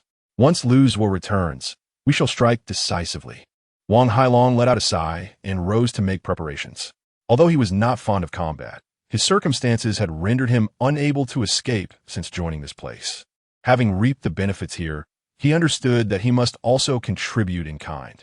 Thus, he set about organizing supplies and vehicles to facilitate the departure of those expendable troops. Zhao Tianai nodded, allowing the two individuals to depart. In truth, he was not particularly eager for battle. He yearned instead to spend 3 days and nights reveling in the company of that exquisite flight attendant. For the sake of this day, he had intentionally rested well the previous night, aiming to maintain his optimal combat readiness to fully appreciate the beauty before him. Regrettably, breaching the official shelter was equally crucial, as it would significantly impact the future development of their faction. If they were delayed, it was quite possible that the shelter would fall into the hands of the insurgents, thereby diminishing its defensive capabilities. In the apocalyptic landscape, even if one wished to repair a damaged shelter, finding the necessary materials and skilled workers would prove nearly impossible. Thus, he had indeed made considerable sacrifices, prioritizing the advancement of their faction over personal pleasures. Zhao Tianai anxiously glanced at the time. It had been quite a while, and still, Luzwa had yet to return. Even if he were to bring back that flight attendant, he wished merely for a fleeting glimpse to satisfy his yearning. Chapter 114. Arrival at Dawn Square. Lin Xia and her companions boarded an air cushion vessel, and after a journey of over 10 minutes, they finally arrived at Dawn Square. Once a bustling commercial street teeming with visitors, it was the liveliest area in the vicinity. On weekends, the streets would be choked with traffic, causing delays of up to 30 minutes for unfortunate drivers. Yet now, the vibrancy of the past had vanished. Everything was blanketed in thick layers of ice and snow, rendering the place lifeless, as if humanity had abruptly disappeared from the earth, leaving an eerie desolation in its wake. Only a few women, endowed with extraordinary abilities, could accompany Lin Xia outdoors. The others had yet to fully absorb the apocalyptic scenery. It was only upon entering the shopping mall that they could grasp the images Jiang Ruoxue had vividly painted for them. Previously, they had been regular patrons of this mall, yet this was the first time they traversed its aisles in a post-apocalyptic world. After Lin Xia carefully assisted the last woman down from the window, she promptly stowed the air-cushioned vessel into her spatial realm. Though they were inside the mall, the temperature was only slightly warmer than outside, hovering at a chilling -50 degrees Celsius. The women donned thick hats, and despite the heavy coverings, their exposed faces remained exquisitely beautiful. Just their faces alone were enough to be deemed as those of top-tier beauties. Even for striking figures like Selena, Su Muyin, and Nangong Shui, their voluptuous forms could not be concealed by the bulky winter attire. Their alluring curves still peeked through. In consideration of their warmth, Lin Xia retrieved 8 sets of oversized, heavy black cloaks from her spatial realm, followed by 8 thermal masks. Once adorned, the women resembled characters from a Western tale of death. The masks completely obscured their radiant visages, and combined with the voluminous cloaks, it was impossible to discern their genders without speech. After donning her attire, Selena complained, "Xia, this outfit is rather inconvenient for combat." However, Jiang Ruoxue had already discerned Lin Xia's intentions. "Let's wear them," she suggested. "There exists a chill that Lin Xia perceives as us being cold. As for whose possessiveness has flared, I'm blissfully unaware." The other women, enlightened by Jiang Ruoxue's insights, quickly understood Lin Xia's subtle motives. Instantly, the air was filled with their melodious laughter, akin to silver bells. "Ahem," Lin Xia interjected. "To prevent those in the Pantheon from discerning our true nature, it would be best if you refrain from speaking." "Yes, my lord," came the sweet, enchanting chorus from within the heavy cloaks, bringing Lin Xia a wave of delight. Indeed, they were top-tier beauties, flawless in every way. Even their voices could bewitch the ears. The women were more than willing to indulge Lin Xia, for nothing was more paramount than ensuring his happiness. He was their world. Thus, the group commenced their exploration of the mall. The purpose of this shopping mall's construction primarily revolves around providing a space for amusement. Consequently, the supplies available here for survival in a post-apocalyptic world are rather scant, far inferior to the assistance offered by the Walmart supermarket that Lin Xia and her group initially raided. The provisions acquired during that foray alone could sustain the women for several hundred, if not 1,000 years. Moreover, this time, the central objective is to eliminate the supernatural beings within the Pantheon Thus, little effort has been expended on gathering resources here. Naturally, should they encounter anything of value along the way, it would be expedient to collect it into their storage. After all, they are already present. As Lin Xia and her companions descended the mall's staircase, indications of human activity became increasingly apparent. The ground was strewn with disarrayed footprints, scattered merchandise, and shattered counters. The internal environment of the mall had been left in shambles. It was evident that this place had endured multiple plunders, particularly when they reached the basement level. The chaos was even more pronounced. There were even some human corpses lying exposed on the ground. This level bore a resemblance to a small supermarket, which prior to the apocalypse would have been filled with various foodstuffs and essential supplies. Yet now, it lay in utter disarray. One thing remained glaringly obvious. All edible items had vanished without trace. Just as Lin Xia and her group maneuvered around the corpses, preparing to head towards the subway tunnel, Selena approached Lin Xia, pointing ahead and whispering, their voices coming from that passageway. Upon hearing this, the women turned their attention to Lin Xia, awaiting his next directive. After a moment of contemplation, Lin Xia responded, "Let us proceed cautiously and see if we can glean any useful intelligence." Thanks to Selena's enhanced physical abilities, her supernatural power granted her acute perception, allowing her to detect information from a considerable distance. The group then advanced with utmost care, treading lightly. On the other side of the wall lay a passage, shrouded in dim light. Several individuals were seated in a circle, their voices gradually drifting toward them. "Zhao, do you think those people will notice if we sneak away?" One frail, middle-aged man gasped, clearly exhausted from a day without food and having ventured so far. The physical and mental strain had rendered him nearly incapable of proceeding any further. The others were in similar predicaments, which was why they had chosen to rest briefly here before continuing their journey. Zhao appeared to be the leader of this group, with those around him looking to him for guidance. The suddenness of this assembly raised suspicions. Undoubtedly, there was something amiss. However, it was precisely their current operation that presented an opportune moment for their escape. Otherwise, surrounded by those individuals who watch us intently, any movement on our part would undoubtedly be detected immediately. If we remain here and set out with them, even if we do not perish in this undertaking, we will inevitably be slain by those so-called deities in due course. Old Zhao elucidated. Chapter 115. Old Zhao's advice. He was the individual who had lingered the longest within this absurd pantheon. His dear companion had been slain by those deities during the recent turmoil. At that moment, he had been too timid to join the fray, thus narrowly escaping with his life. Naturally, the gods did not annihilate everyone. They required these commoners to serve them. On that fateful day, alongside others who lacked the courage to resist, he had assisted in transporting the bodies to the kitchen storage. Among those corpses lay several of his closest friends. From that day forth, he had been incessantly devising an escape plan.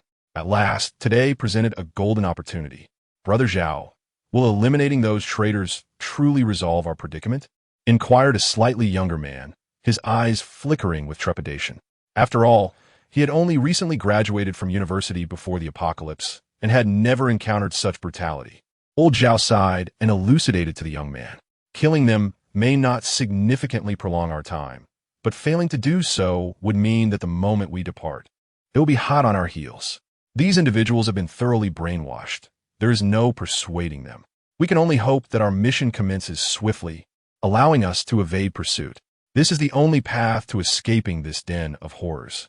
The organizational structure beneath the Pantheon resembled that of the contemporary workplace. The ordinary individuals were divided into small groups, each with group leaders, senior leaders, and ministers. The gods managed everyone from the top down. The more one adhered to the values of this place, the more one heeded the commands of the deities, willingly becoming their sycophants. Those who embraced this ideology found themselves in higher positions, enjoying greater benefits. However, every situation bears its pros and cons. Should any subordinate prove disobedient or contemplate escape, it would be deemed a failure of management, leading to severe repercussions, including the possibility of immediate execution. Thus, a high-pressure regime was maintained. To survive, these group leaders would select individuals aspiring for promotion from within their ranks to serve as deputy leaders. This was euphemistically termed nurturing successors, but in reality, It was merely a means for the leaders to keep watch over their subordinates, preventing any attempts at escape or incompetence that might lead to their own demise at the hands of higher authorities. Of course, if there were too many ambitious individuals within a group, they could be reassigned to other groups, enabling mutual surveillance and creating a multifaceted safeguard. After all, this was not a genuine workplace. Failing to meet performance standards might lead to termination, but here, any slip-up could result in death. Brother Zhao, referred to by those beneath him, was indeed a group leader. Seizing the chaos of the moment, he had swiftly eliminated the traitors who had infiltrated from the other groups. Now, he prepared to escape with those few subordinates who had yet to be brainwashed. After all, in such a harsh environment, the likelihood of survival increases with the number of people. Once they venture a little farther, they can scavenge some normal food from within. After regaining their strength, they will be able to escape this place entirely. As for the shopping mall nearby, it has already been looted countless times, leaving nothing of value inside. Going to it only squander precious time. Everyone must persevere a little longer. This area remains under their control. Once they move further away, they will be safe. At that point, they can find a store and enjoy a hearty meal together. After the brief respite, everyone's stamina had somewhat recovered. They needed to set off quickly with this group. Being captured by the Pantheon would not be a trivial matter. Those few individuals would surely be made examples of, tortured to death. Upon hearing the leader's words, the others couldn't help but envision scenes of feasting in the deserted mall, instantly rekindling their motivation to press on. The meat they consumed in the Pantheon left them feeling physically ill, yet they endured the nausea to survive. Such a life was nothing short of torment for those who still possessed a sense of conscience. The mere thought of eating the food that normal people should enjoy and escaping this hell sparked a glimmer of longing in their eyes. Lin Xia, sensing that she had gleaned all the information she could, led the women out from the other side of the wall. The sound of hurried footsteps instantly pierced the silence of the dark corridor, creating an unsettling cacophony. Old Zhao and his group tensed up, huddling together as if this could somehow bolster their courage. Trembling, Old Zhao clutched the kitchen knife in his hand, its blade stained with dried blood. It was likely this very knife that he had used to slay those spies. The group before him was vaguely discernible, with only the leader's outline visible, while the other 8 were draped in black cloaks, exuding an aura of coldness. In truth, it was the silence of the women that led to Old Zhao's misunderstanding. Had they spoken, their presence would have been far less intimidating. Are you here to capture us? We are all ordinary people. Why must we complicate matters for one another? Just pretend you saw nothing and grant us a way out, he pleaded. Perhaps sensing that this plea was too feeble, Old Zhao tightened his grip on the knife and stepped forward, his gaze turning more menacing. If you insist on making things difficult for us, we might as well fight to the death. After all, we face death either way. It's better to confront you now. Lin Xia smiled, dismissing his threat entirely. We are merely passing through and do not know you at all, let alone intend to capture you. We are heading to the Pantheon. Do you know the way? Upon hearing her words, Old Zhao cautiously kept the knife close to his chest, unwilling to relax.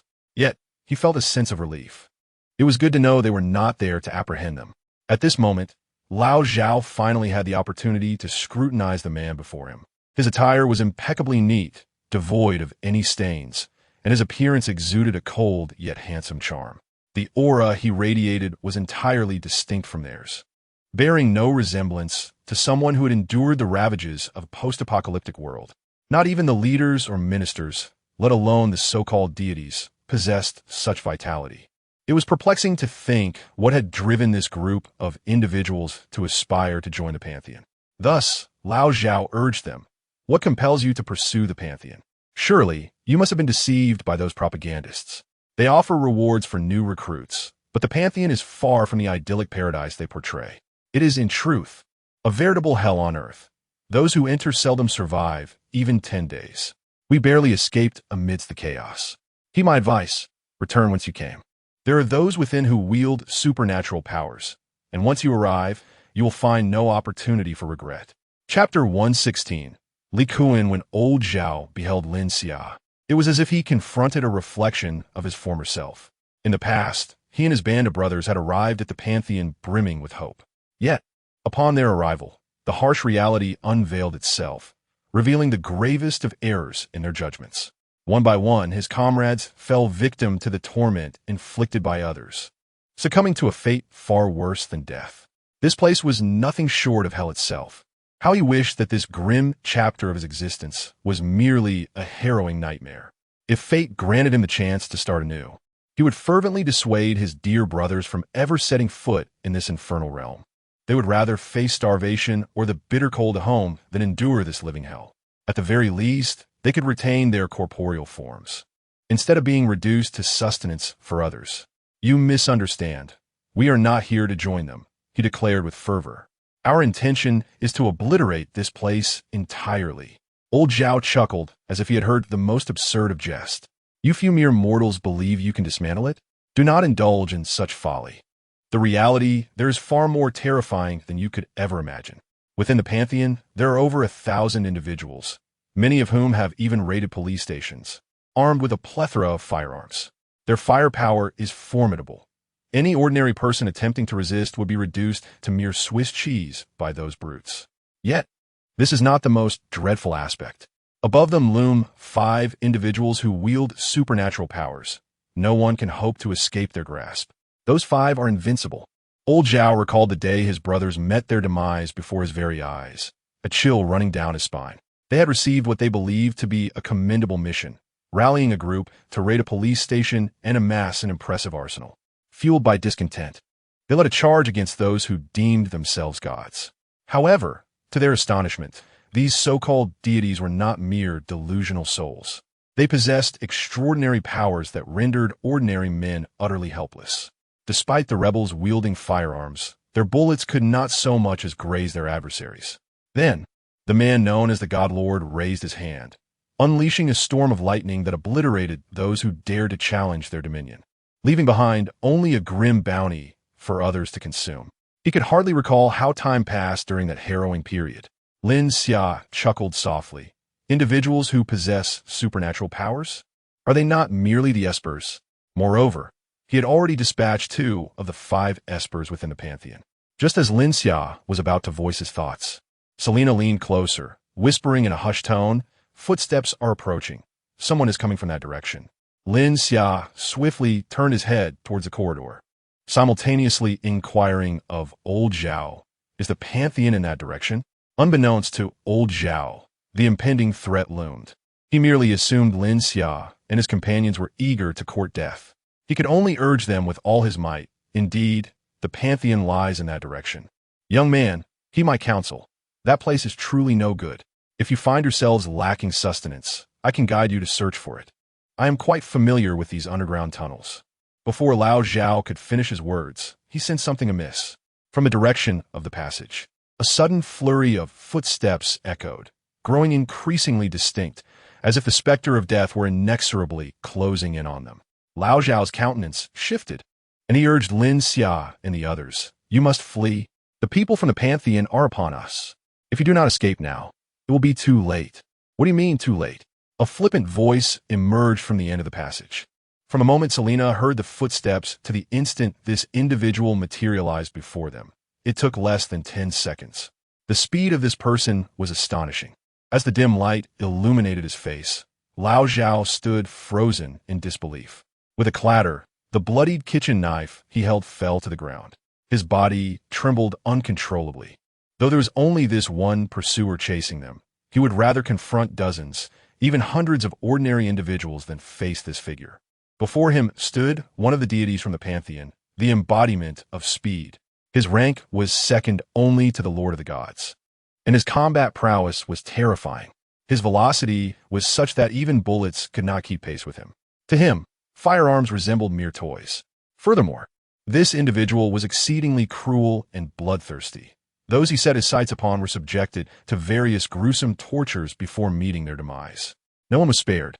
At that moment, Lao Zhao was paralyzed by fear, mumbling incessantly, "How could a god personally pursue us? It's over, it's all over." The reactions of the others around Lao Zhao were scarcely better. Their physical frailty and mental terror utterly overwhelmed them. Their legs trembled and softened, rendering them powerless, as if their very bones had been extracted. One by one, they collapsed to the ground, despair flickering in their eyes. Clearly, This figure had instilled a profound psychological trauma within them. 1, 2, 3, 7. Ah, splendid. Not a single one is missing. These little mice attempting to escape have all been located. Li Kuan nodded, then shifted his gaze towards Lin Xia and her companions. The individuals before him were cloaked in thick hoods and masks, obscuring their forms and features. Only Lin Xia stood out, distinctly noticeable among them. Clearly, she was their leader. Li Kuan chuckled softly, initially intending to stretch his limbs and engage in a little game of cat and mouse before the operation, but unexpectedly stumbled upon a delightful surprise. Indeed, splendid. Even if I were to slay them all, I could still profit further. Ha ha ha. Li Kuan's laughter was filled with a cruel, bloodthirsty delight, his eyes reflecting a profound disdain for life. The laughter echoed hauntingly through the desolate corridor, sending shivers down one's spine. Old Zhao summoned his courage and, trembling, spoke to Lin Xia. This is what I just mentioned, the one who wields supernatural powers within the Pantheon. It is now too late. An ordinary person stands no chance against him. Moreover, this individual possesses a warped psyche. He revels in the torment of others, deriving pleasure from their anguished cries. In his presence, death is merely a release. We can no longer escape. We should instead contemplate the swiftest means to meet our end. Old Zhao's words resonated with a profound sense of despair regarding their imminent fate. Chapter 117. The Curse Li Kuan. Upon hearing Lao Zhao's words, Li Kuan let out a contemptuous sneer. Although he found himself alone at that moment, he regarded the group of over a dozen individuals before him with utter disdain. This was the confidence of an extraordinary being. For an ordinary person, attempting to slay an extraordinary individual was akin to scaling the heavens. Yet Li Kuan had indeed extinguished the life of a hostile extraordinary being who refused to join the Pantheon. His prowess alone was sufficient to vanquish peers, and after assimilating the abilities of his adversary, he had grown even stronger. There existed a vast chasm between him and the ordinary. Kid, you heard what he said, right? My time today is precious, so I shan't waste it on convoluted discussions with you. If you wish to join our Pantheon, I welcome you. Simply follow me. However, should you refuse, Li Kuan's tone abruptly shifted to one of cruelty, then you shall meet the same fate as them. Lin Xia chuckled lightly, dismissing his threats with a wave of nonchalance, and provocatively replied, "What if I say no?" Li Kuan appeared to find amusement in her response, bending his knees to assume a poised stance. "Then you shall die."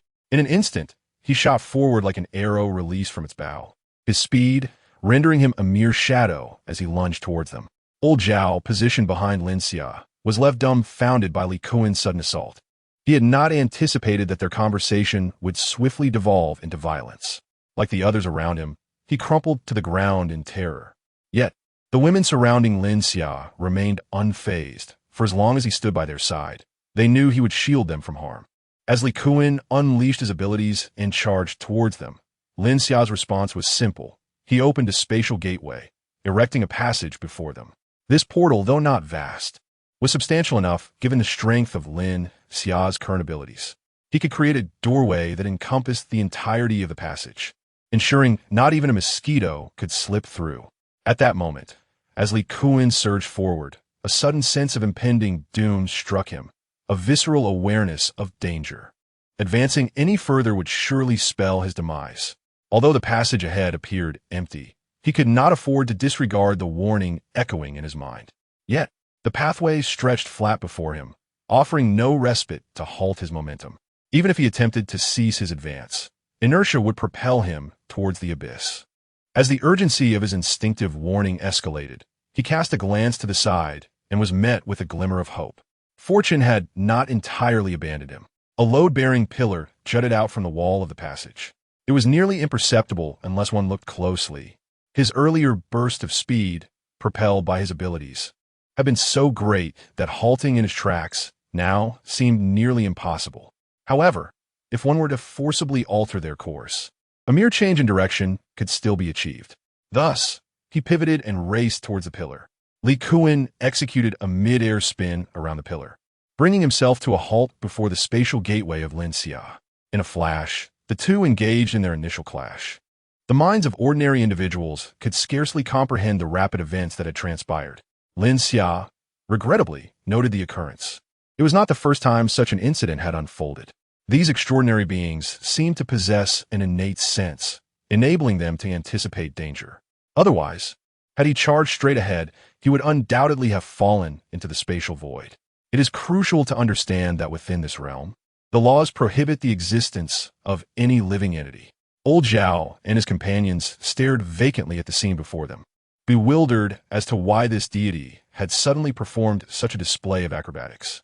Logically, he should have unleashed his formidable might to mercilessly eliminate them all. At this moment, Li Kuan furrowed his brow, gazing perplexly at the air barrier ahead.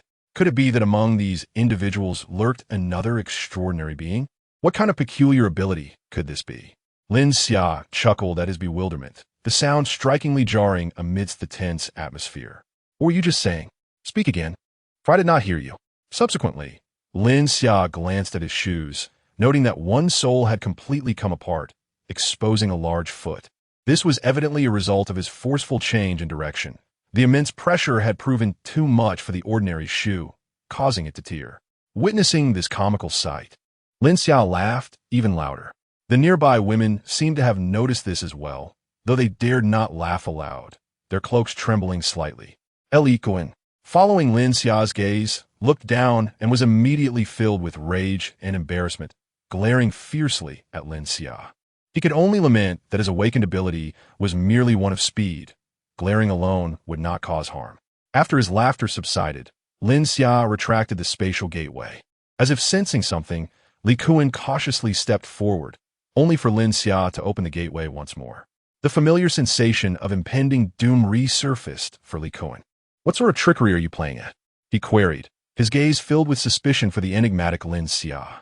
His demeanor resembled that of a marionette, his every movement seemingly at the mercy of Lin Xia's whims. Lin Xia sighed.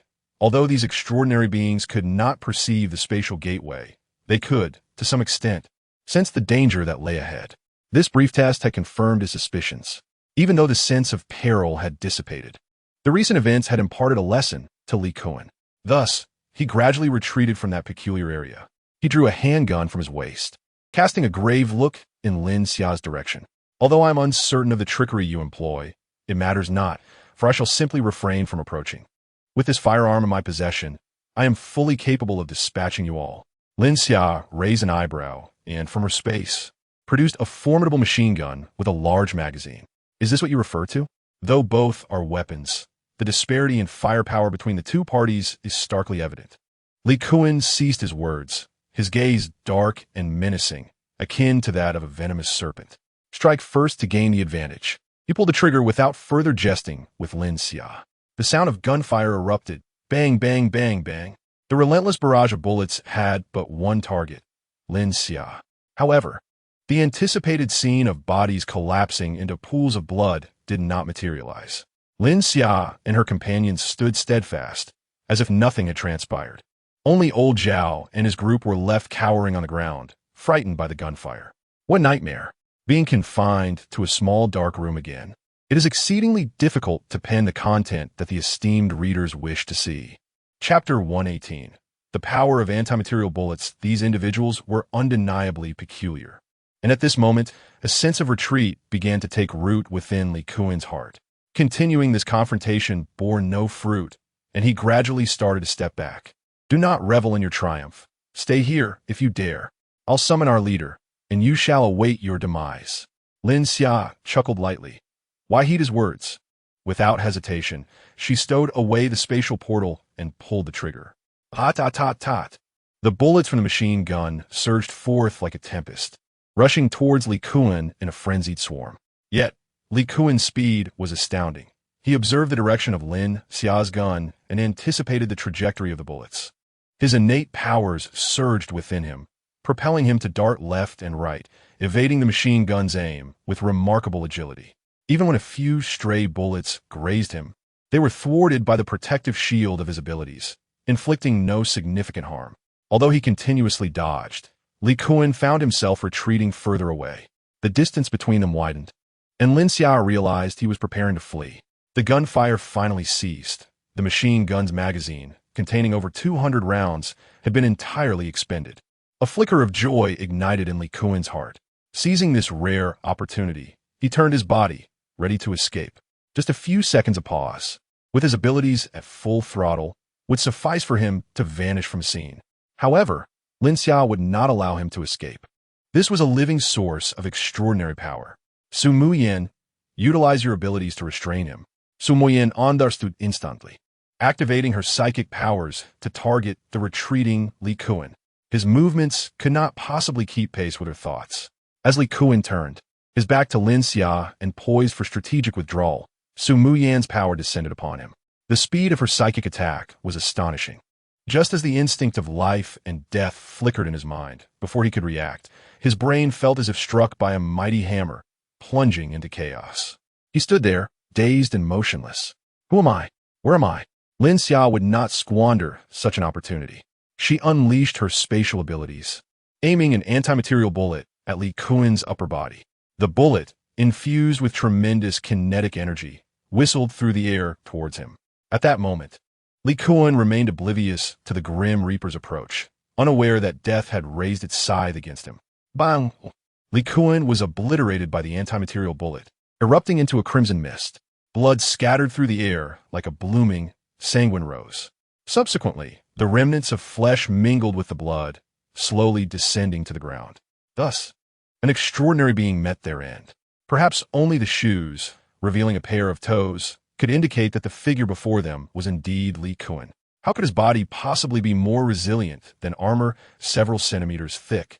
To rely solely on the corporeal form in a futile attempt to combat the advanced weaponry that has developed over the years is indeed a naive notion. At this moment, Lao Zhao and his companions sat dumbfounded on the ground, incredulously gazing at the scene before them. The once formidable deity in the Pantheon was effortlessly reduced to a mist of blood by this group of individuals. The entire sequence from his emergence to his demise likely did not even span a minute. The rapid fluctuations of fate and life are strikingly swift. Who then is this figure clad in a black cloak, and what formidable force do they embody? This apocalypse is truly terrifying. Lin Xia turned her head, seemingly indifferent, as if she had merely swatted a fly, and continued to question Lao Zhao. Can you now inform us of the way to the Pantheon? Lao Zhao glanced at the deity, now reduced to a mere leg, and then at the young man beside him. He swallowed hard, instinctively dragging his legs backward across the ground. This individual must wield supernatural powers. Otherwise, how could he have slain a god of such stature? He was not someone to be trifled with. The Pantheon is over there. Just follow this passage for 3 kilometers. Lao Zhao finally responded, his mind racing with the fear that one misstep could lead to his own demise at Lin Xia's hands. Very well, with the location confirmed, Lin Xia and her group proceeded in the direction of Li Kuan. They had anticipated a considerable effort to locate their destination, yet the journey proved surprisingly smooth, leading them effortlessly to the precise location of the Pantheon. Moreover, they had conveniently dispatched one of the supernatural beings, leaving only 2 remaining within the Pantheon. The deity was unknowingly transforming into a mere figurehead. Indeed, developing through the subway network is a sound strategy, possessing both advantages and disadvantages. Enhanced accessibility also signifies vulnerability in defense. Without formidable strength, one merely becomes a target. As Lin Xia moved further away, Lao Zhao mustered the courage to call out, "My lord, do you truly intend to annihilate the Pantheon?" Lin Xia paused, but did not turn around. Indeed, Lao Zhao reminisced about his fallen brothers, tears welling up in his eyes. Though he could not personally avenge them, at last, someone would exact retribution upon those despicable beings. Thus, Lao Zhao straightened himself and solemnly knelt in the direction of Lin Xia and her companions, earnestly bowing his head. "Thank you, my lord." Lin Xia waved her hand dismissively, lifted her foot, and continued onward. In this world devoid of order, tragedy unfolds incessantly. Only through personal strength can one escape such misfortunes and avoid becoming a mere pawn. Lin Xia had no desire to assume the role of a world-saving savior. She merely wished to live her life as she pleased. As for the Pantheon, having provoked her, it no longer warranted existence. Subsequently, Lin Xia and her companions traversed a lengthy underground tunnel. Although the tunnel has lost its electrical supply, the luminescent materials embedded in the walls emit a faint glow. Thanks to this illumination, the surrounding environment remains discernible. As Lin Xia passed by the dismembered body of Li Kun, driven by a sense of curiosity, he tentatively touched the corpse. To his astonishment, he found that he could still harness extraordinary powers from the body. It is perplexing to ponder the underlying principles governing such abilities. However, had the destruction of his body by anti-material bullets resulted in the loss of these powers, Lin Xia would have faced significant repercussions. Fortunately, the outcome did not unfold in such a manner. Otherwise, Lin Xia would undoubtedly exercise greater caution in the future when employing these anti-material bullets. Chapter 119. There are always those who come to die. Lin Xia derived an ability from this individual, comparable to that of the mutated cat, approximately double that of Lu Zhua.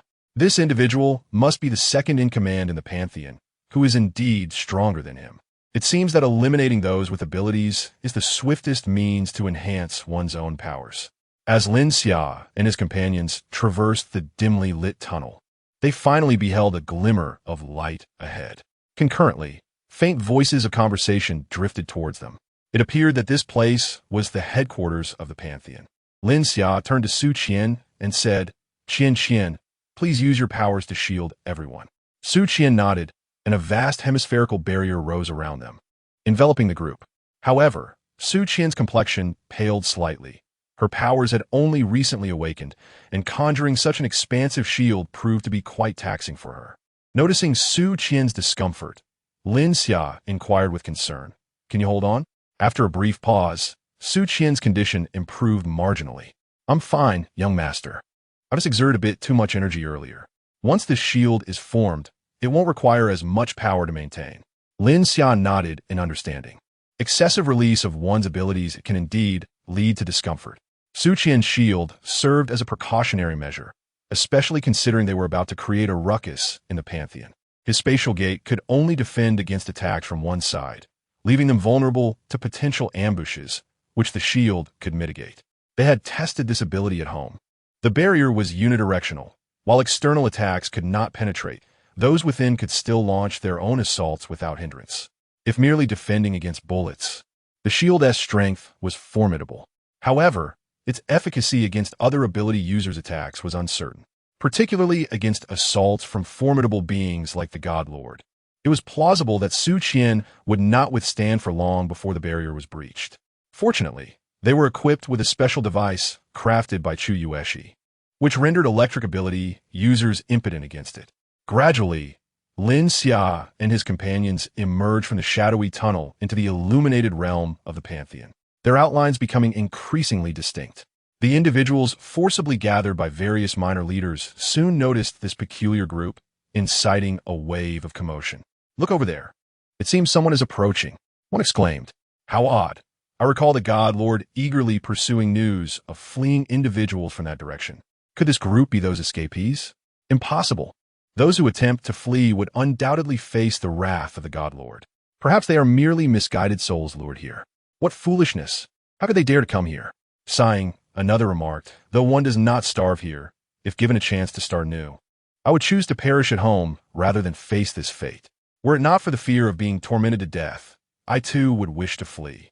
In this place, it is only a matter of time before those individuals bring about one's demise. Hush! Is such a matter even suitable for discussion in public? Are you courting death? As a commotion within the crowd escalated, those tasked with maintaining order and armed with firearms could no longer remain passive. They had ascended to their current comfortable positions at the cost of their dignity, and should the Divine One return to witness their negligence, they would surely face dire consequences. Thus, one of them fired a shot into the ceiling, commanding silence. Is it a death which you all seek? The atmosphere instantly fell into a grave silence, as if the very air had turned frigid. In this place, the loss of a few lives is of little consequence. Ordinary people possess value only through their relentless exploitation. The man who had fired the shot soon noticed Lin Xia and his group, prompting him to confer with those nearby. I will investigate the matter. Ensure that group does not disrupt the order. If chaos ensues, we shall bear the brunt of the punishment. The others, clutching their firearms, nodded earnestly. They had no desire to return to the ranks of the commoners over a trivial matter. The armed man approached Lin Xia, his demeanor reeking of arrogance. Kid, are you here to join our Pantheon? Have your companions remove their hats. I will escort you for registration." Lin Xia ignored him, continuing to advance. The man, noticing Lin Xia's disregard, felt a surge of humiliation. Since attaining his position, he had never been so brazenly dismissed, except by his superiors. He aimed his weapon at Lin Xia. "You little brat, did you not hear me speaking to you? Step forward another inch, and remove that hat immediately." Lin Xia showed no sign of stopping, blatantly ignoring him. "Hey, are you seeking death?" Just as the man prepared to pull the trigger, intending to assert his dominance, a sound akin to a melon being smashed echoed through the air. A black hole suddenly appeared in the center of his forehead, blood gushing forth from a wound.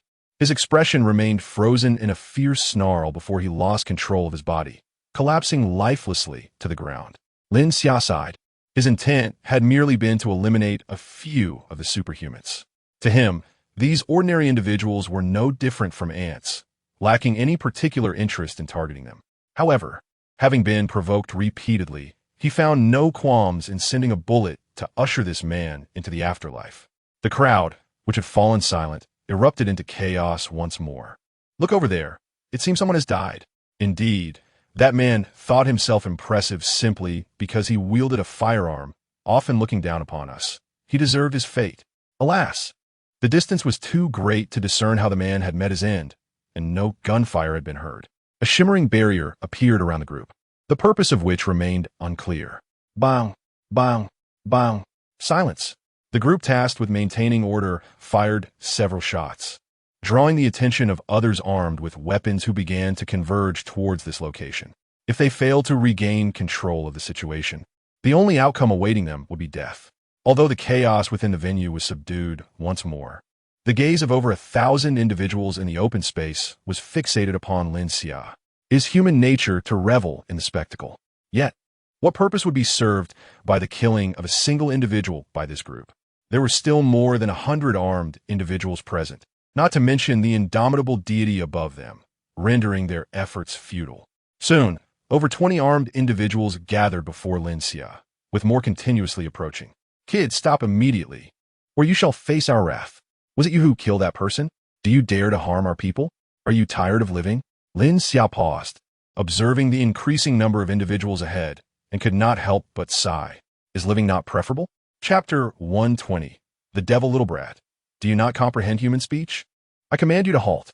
Before Lin Xia stood over 20 individuals, each wielding a firearm, their gazes ferocious and menacing. For an ordinary person, such a scenario would undoubtedly induce a heart-stopping terror. Among these individuals, should one inadvertently discharge their weapon, it would spell certain doom for them. The harsh reality starkly contrasts with the dramatized portrayals found in television, which drastically underestimate the lethal potential of firearms. While some may endure multiple bullet wounds and continue to move about, the sheer power of a bullet is formidable. Even a shot to a finger or toe can render one breathless with pain. The implications for other body parts are even more severe. However, Lin Xia was no ordinary individual. The moment these armed assailants approached, he had already unfurled the portal of space before him. The protective radius of this portal was sufficient to deflect all their attacks. Even if one of them were to accidentally fire their weapon, it would not harm Lin Xia in the slightest. Though the two factions appear to be less than 3 meters apart, that seemingly negligible distance represented an insurmountable chasm.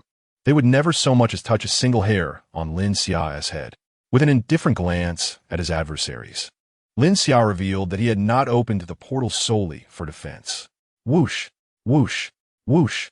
Bullets erupted from the portal, slicing through the air with a piercing sound. Ah, what is this? Their only response was an even greater barrage of bullets from a portal.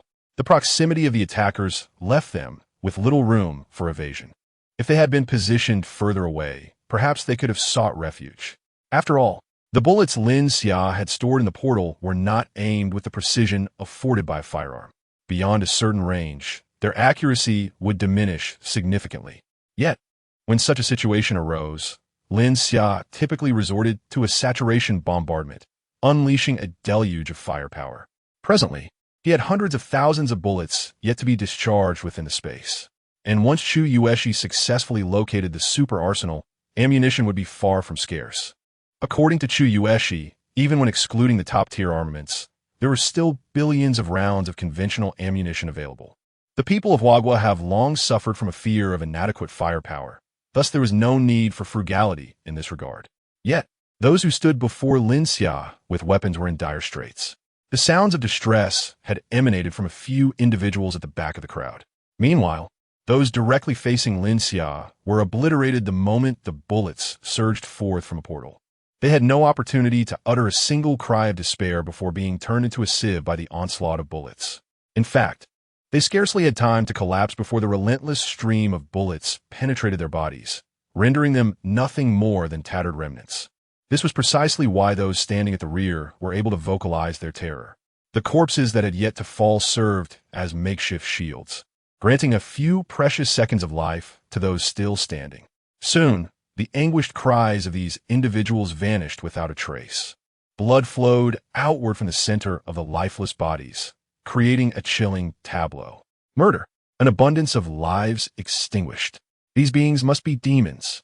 The chaos within the arena could no longer be contained as the assembled crowd retreated in terror, fearing they too would be inexplicably slain. The once arrogant group, who had brandished their power, now lay sprawled in pools of crimson. Even their firearms proved futile against the cloaked assailants, who ruthlessly dispatched them all. Were it not for Lin Xia and his companions stationed at the exit of this underground refuge, they might have fled in a frenzied stampede. Now, their only hope rested on the few deities within the core of the sanctuary, praying for salvation. In such dire circumstances, the ordinary populace found themselves bereft of options. Their lives hinged solely on the whims of their superiors. As for the reinforcements who arrived, armed yet paralyzed by fear, they dared not advance a single step. Their eyes reflected sheer terror. What bizarre power was at play here? Those standing still, devoid of action, could simultaneously claim so many lives. At that moment, a figure resembling the leader of the cloaked group stood firm, directing his weapon towards Lin Xia. Everyone, remain calm and stand your ground. The deceased must have drawn too close to that group, which led to their demise. As long as we maintain our distance, their sinister tricks will unravel. The audacity to openly challenge the Pantheon was tantamount to courting death. Let us fire upon them directly and take their lives. The leader's confidence radiated, as if he could already envision the cloaked figures lying in pools of their own blood. Should he succeed in eliminating these intruders, he would be rewarded by the divine, perhaps elevating his status further. Little did he realize, he was making the gravest of errors. Those who had fallen might not have had to perish. Had they not aimed their weapons at Lin Xia, he would have had no inclination to engage them. Regrettably, the newcomers had already raised their firearms towards him. At that moment, Lin Xia had pronounced their death sentence. Fire. The leader's cruel smile emerged as he pulled the trigger. The others, armed and resolute, followed suit, unleashing a barrage of gunfire towards Lin Xia. Dozens of weapons discharged simultaneously, the cacophony reminiscent of firecrackers during the spring festival, a relentless barrage of sound. Such ferocity of attack could have reduced even an elephant to mere pulp. Gradually, the magazines of their firearms emptied. At that juncture, some began to sense an unsettling shift. Those who had expended their ammunition found themselves unable to reload in time. I stood there, gazing at the cloaked figures before me, utterly transfixed and immobile. This is inconceivable. Even a deity would need to evade bullets. How is it that this group remains unscathed, standing here in defiance? Demons. They must surely be demons. Chapter 121. Unimpeded, the mentality of these individuals had utterly collapsed. Their recent assaults appeared ludicrous. Despite the simultaneous gunfire from dozens of them, they could not even manage to cause the slightest movement in their adversaries. This was simply unfathomable. Lin Xia, having observed the multitude of weapons raised and fired, decided to cease his own ammunition discharge from the spatial realm. It presented a perfect opportunity to replenish his supply of bullets from the very hands of those ineffectual attackers, a form of resourcefulness. Every bullet they released was promptly collected by Lin Xia, and in a mere span of seconds, thousands of rounds had accumulated within his space. The quantity of these bullets seemed to multiply endlessly, an inexhaustible resource. As Lin Xia regarded the now motionless figures before him, who stood in a daze, seemingly unable to comprehend their predicament, he let out a soft chuckle. With deft control, he directed the recently acquired projectiles towards them. The sounds of bullets piercing flesh echoed repeatedly. The attackers fell like harvested wheat, cascading in a fan-like formation before Lin Xia and his companions. The scene was undeniably gruesome. The ordinary bystanders, having been terrified into retreat, were fortunate enough to escape unscathed, maintaining a considerable distance from the gun-wielding assailants. Aside from a few unfortunate souls who were accidentally struck by Lin Xia's bullets, there were minimal casualties. Had they not seized the moment to flee before the gunfire commenced, the toll would have been catastrophic. Lin Xia made no effort to alter the trajectory of the bullets to intentionally spare them. They were not worthy of such consideration. He led the women around the sea of corpses, advancing step by step towards the interior of the refuge. The hundreds of ordinary individuals standing at the entrance instinctively parted to clear a path, acutely aware of the peril of obstructing these formidable figures. They could not afford to provoke their ire, for doing so might lead to their own demise, with no recourse for justification. Had they not witnessed the armed men succumb to slumber mere moments ago? Among the wounded in the crowd, those struck by Lin Xia's projectiles could only endure their pain, refraining from impeding his progress. They adopted an air of indifference, as if nothing had transpired, for the sake of self-preservation. At that moment, the great doors of the refuge swung open, revealing a rotund man emerging from within. Before he could discern the unfolding chaos outside, he impatiently exclaimed, "What is all this commotion? Are you all tired of living? Disturbing the divine's rest warrants severe consequences." He squinted at Lin Xia's group, his tone shifting to incredulity. "Where did you lot come from? Where are the guards? Seize these disrespectful individuals at once." Yet, outside, there was a profound silence, broken only by the sound of Lin Xia and his companions' footsteps. No one responded to his demands. The surrounding ordinary people gazed at the pompous figure with disdain, recognizing that this man, in his ambition to ascend the social ladder, had shamelessly offered his exquisite wife to the deity. Cooperating with the deity, he currently finds himself in a position that is hardly dignified. Yet, this has earned him the favor of the deity, allowing him to lead a group of several hundred individuals, thereby rendering him a significant figure. This status enables him to remain sheltered within the confines of the sanctuary, unlike others who must endure the bitter cold outside in the main hall. As the rotund figure glanced around, he discerned that the situation was rather peculiar. Those armed with firearms lay sprawled on the ground, while the surrounding rabble appeared to recoil in terror, avoiding the cloaked figures as if they were specters. Nevertheless, emboldened by the backing of the deity, he felt no trepidation towards these individuals. No matter how formidable they may be, they could never match the might of the deity. Thus, he blustered, "You lot, cease at once, or I shall inform the deity." "Humph, you shall all be." Suddenly, a bullet struck him squarely between the eyes, abruptly ending the lamentable existence of this wretched creature. Lin Xia barely cast a glance at him. Anyone who dared to obstruct his path was destined for demise. The surrounding individuals fell into a deeper silence. As Lin Xia and his companions entered the sanctuary, a wave of warmth enveloped them. The atmosphere was significantly more temperate than the frigid hall outside, estimated to be over 10 degrees warmer. The hall boasted a ceiling soaring at least 2 stories high, adorned with numerous bright spotlights that illuminated the space brilliantly. Constructed with the purpose of ensuring the safety and sustenance of the populace during extreme disasters, this sanctuary was equipped with independent heating and power systems, a rather unremarkable feature. Stepping inside evoked a sensation akin to returning to the world before the apocalypse, as if the global chill had never transpired. Of course, this was merely a struggling underground refuge, lacking any comparison to Lin Xia's safe house. Scattered across the hall's sofas were a few individuals who, upon witnessing Lin Xia and his entourage striding confidently, sprang to their feet in indignation. "You insolent rabble! Who permitted your entry? Know your place!" they exclaimed. Yet, these individuals were swiftly subdued by Lin Xia's bullets, forced back onto the sofas. Lin Xia felt a surge of impatience.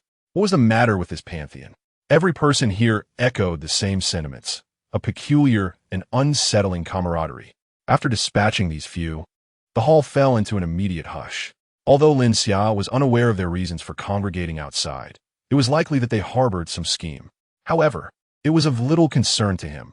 He was indifferent to such matters. In these circumstances, Those who could remain indoors without braving the cold were presumably the so-called elite of the Pantheon. Class privilege, it seems, is an inescapable reality at any juncture. Lin Xia surveyed his surroundings, only to feel a twinge of regret. He had acted too swiftly in his earlier actions. The interior of the hall housed numerous chambers, and Lin Xia was utterly oblivious to the whereabouts of that insufferable deity. Was he expected to search each room one by one? That would be utterly beneath his dignity. The resolute aura he had moments ago vanished in an instant. Just as he was scanning the grand doors, contemplating his next move, one of them swung open, revealing an individual wielding a broom. Lin Xia heaved a sigh of relief and inquired directly, "Which room is the deity in?" Although this broom-wielding individual appeared to be merely a humble cleaner, his status was undoubtedly superior to that of the frostbitten souls outside. Typically, those who encountered him would bow in deference. Yet, among the group before him, not a single face was familiar. Just as he was about to unleash his ire, his peripheral vision caught sight of those sprawled on the sofa, bleeding profusely. Instantly, the words he had intended to utter were swallowed back. The deceased on the sofa. Each of them held a rank far above his own. Now, they lay lifeless, having met their end at the hands of another. Why did he have to express dissatisfaction? Without hesitation, he cast aside the broom and knelt down. "In response to your inquiry, my lord, proceed down this corridor, and the largest room will be where the deity resides." Lin Xia shook his head, pondering how this individual had been reduced to such a state. What was the difference between him and a eunuch? Chapter 122. A showdown within the confines of the room. The deity Zhao Tianai exhibited signs of impatience, rhythmically drumming his fingers upon the table, creating a cacophony of thuds. What had initially been a trio short of one had now devolved into a situation where two were absent, and the wait seemed interminable as more and more individuals dwindled away. The official base, having endured for nearly a day, now stood on the brink of collapse, perilously close to being overrun by the insurgents. Should it fall completely, he would have squandered a golden opportunity, one where he could have secured a well-maintained facility, rather than grappling with the challenges of this underground refuge. Once he had detained the key individuals within the base, he could seamlessly align himself with the official line, thereby cleansing his own identity. After all, the might of the state apparatus should not be underestimated. He harbored no illusions that the forces of a nation would remain dormant in the face of catastrophe. Sooner or later, they would reveal their sharp fangs. His current rescue operation could conveniently be conducted under the guise of official authority, allowing him to eliminate the attacking insurgents. Whether it pertained to the abilities of that lone supernatural being or the equipment they wielded, both could significantly bolster his own firepower, which presently consisted solely of law enforcement gear, far inferior to genuine military equipment. As for the casualties this mission might incur, such matters lay beyond his concern. These individuals were akin to mere poultry. As long as he possessed the means, they would flock to him in droves. Once he seized control of the base and donned a new persona, the influx of ordinary individuals would be plentiful, alleviating any worries of future shortages of expendable forces. After much contemplation, he resolved that further delay was unwarranted. The trio of supernatural beings at his disposal should suffice to vanquish this band of insurgents, who were merely bolstered by a single supernatural entity. Regardless of how superior their equipment might be, he still commanded an army of over 1,000 expendable troops. A cost-ineffective assault on that position should pose no significant challenge. Zhao Tianai turned his gaze towards Wang Hailong, who sat nearby, sipping tea. "Go see what that fellow Li Kuan is up to, and bring him back to me post-haste," he ordered. Time had dragged on far too long. They could no longer afford to wait for Luzhua. This Luzhua was an irritant, having taken an eternity to capture a woman. The more Zhao Tianai pondered, the more his ire grew. It was entirely due to this individual that the entire plan had been delayed. Upon hearing these words, Wang Hailong immediately set down his teacup, responding with utmost respect. "Understood, boss. I shall fetch Li Kuan at once." He promptly rose from his chair, turning to exit. While Wang Hailong dared not defy his superior's command, he couldn't help but sigh inwardly. He genuinely wished to avoid conflict. Had it been any other time, he would have been reveling in the company of women, rather than enduring such vexation. Since yesterday, his boss had been conserving energy, preparing for a confrontation with that exquisite flight attendant. Thus, he felt it inappropriate to indulge in leisure in the presence of his superior, and had no choice but to pass the time with tea. When others are hungry, one cannot simply sit idly by and smacking their lips. This principle is understood. Furthermore, that individual is far more formidable than himself.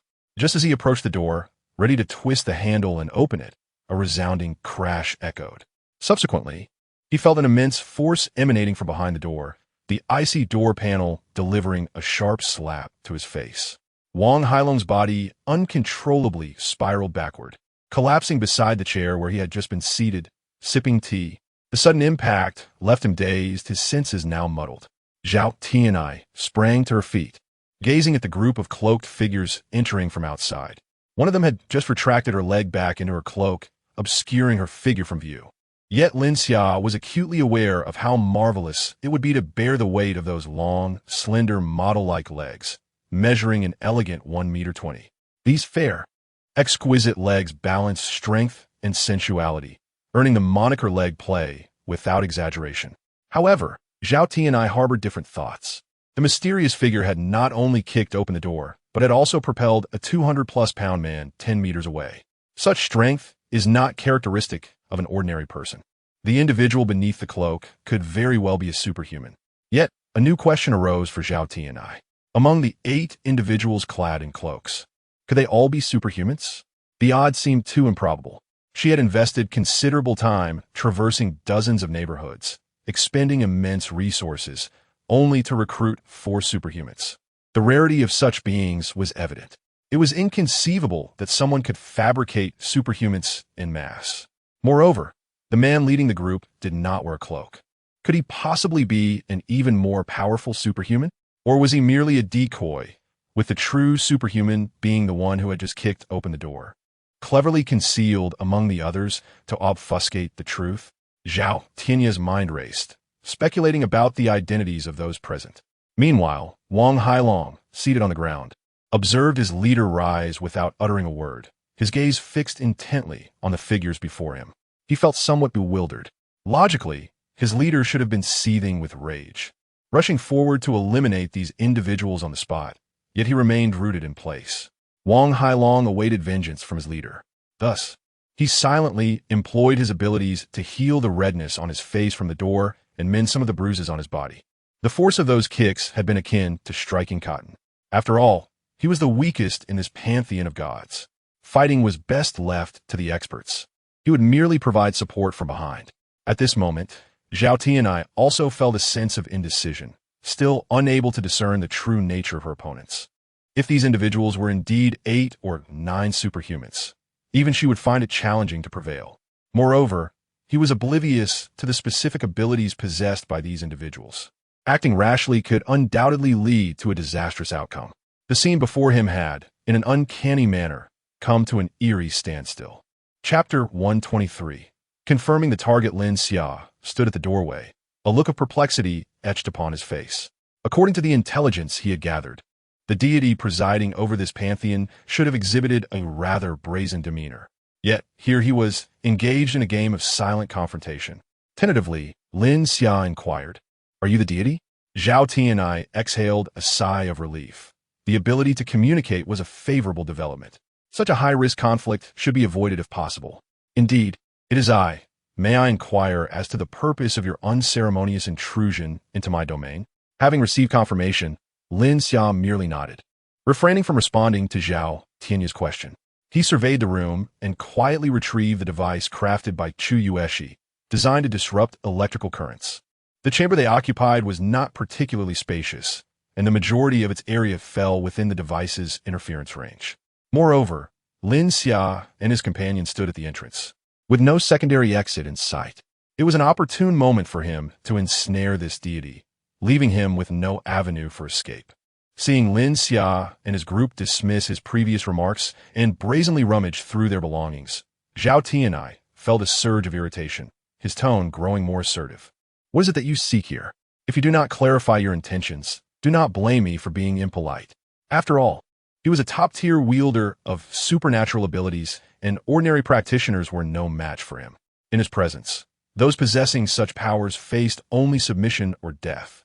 Had he not been uncertain about this group's true capabilities, he would have already struck at them without hesitation. Once Lin Xia activated the device, he turned his gaze toward the incessantly chattering man. A flash of white light glimmered in his eyes as an anti-material bullet surged forth from his spatial pocket, hurtling directly toward Zhao Tianai, who was concealed behind a large wooden table. In an instant, Zhao Tianai's expression shifted dramatically, his instinct for survival ringing alarm bells in his mind. Before he could fully comprehend the situation, his body instinctively reacted. With a powerful push from his legs, he swiftly evaded to the side, toppling the massive wooden table in the process. Dazed, Zhao Tianai gazed at the intruders, bewildered. What is going on? These individuals possess no sense of martial ethics. They had not only barged into a stronghold, but, after mere moments of conversation, had inexplicably resorted to violence, showing no intention of holding back. With trepidation, Zhao Tianai glanced at the wall behind him, where a gaping hole the size of a basin had formed. It was crucial to note that this wall was constructed from high-grade concrete reinforced with robust steel bars, enabling it to support such a vast space deep underground. This was no ordinary building, easily crumbled like a substandard structure. Although Zhao Tianai was still unaware of the weapon employed in the attack, the sheer force of the incident left him rattled. However, had the recent assault struck him instead, he would undoubtedly have met with grave injury or even death. At this moment, Wang Hailong found himself in a rather precarious position. He had just been kicked by Selena, landing beside a table, and in the blink of an eye, so much had transpired. He had only just utilized his abilities to heal his wounds and had not yet managed to rise from his position. Suddenly, his leader had forcefully pushed the table aside, leaving him awkwardly situated in the middle. With no concealment around him, he appeared exceedingly conspicuous. His current predicament was exceedingly passive. Caught between two factions, though the motives of the mysterious group were unclear, they had commenced their assault without hesitation. Presently, his leader was at a disadvantage, and he himself was merely a healer, not invulnerable. Had that previous attack landed upon him, he would undoubtedly have been severely harmed. To avoid being inadvertently injured in the ensuing conflict, Zhao Hailong hastily rolled and crawled behind the overturned table, as if that would afford him some semblance of safety. Lin Xia cast a curious glance at Zhao Tianai. This individual was indeed extraordinary. It is well known that the velocity of sniper bullets typically hovers around 3 times the speed of sound. The distance between them had been less than 10 meters. An ordinary ability user could hardly possess such rapid reflexes. Although Lin Xia's prior attack had merely been a tentative probe, Zhao Tianai regarded Lin Xia with a seemingly indifferent demeanor, as if nothing had transpired. His expression swiftly morphed into one of fierce aggression. He had nearly lost his life. He would not take this lightly. They had dared to threaten him on his own doorstep. Today, they would all meet their demise here. Yet Lin Xia showed no inclination to engage him. His words painted him as a victim. Had it not been for his timely intervention, Chu Yueshi would have long been whisked away by these individuals, perhaps even plotting to target Jiang Ruoxue next, were it not for his considerable talents. How could any residential area withstand the firepower of such a group, with both ability users and over 100 armed personnel? In that case, Jiang Ruoxue would surely have faced a dire fate. The destiny of top-tier beauties like her, once seized by such individuals, was all too predictable. As he seethed at the inexplicable attack he had suffered, he failed to consider the innocent lives he had taken. Were those individuals not also without guilt? Lin Xia had no interest in debating him. He was met with a different form of truth.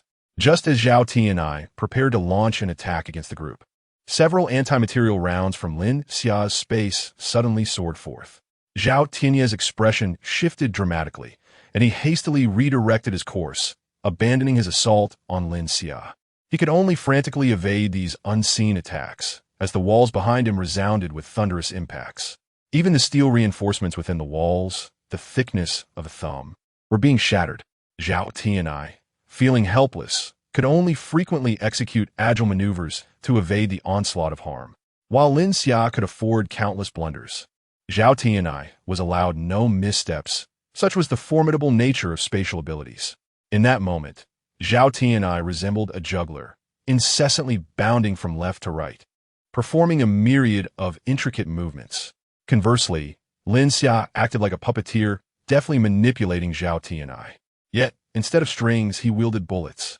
Standing still meant certain death for Zhao Tianai.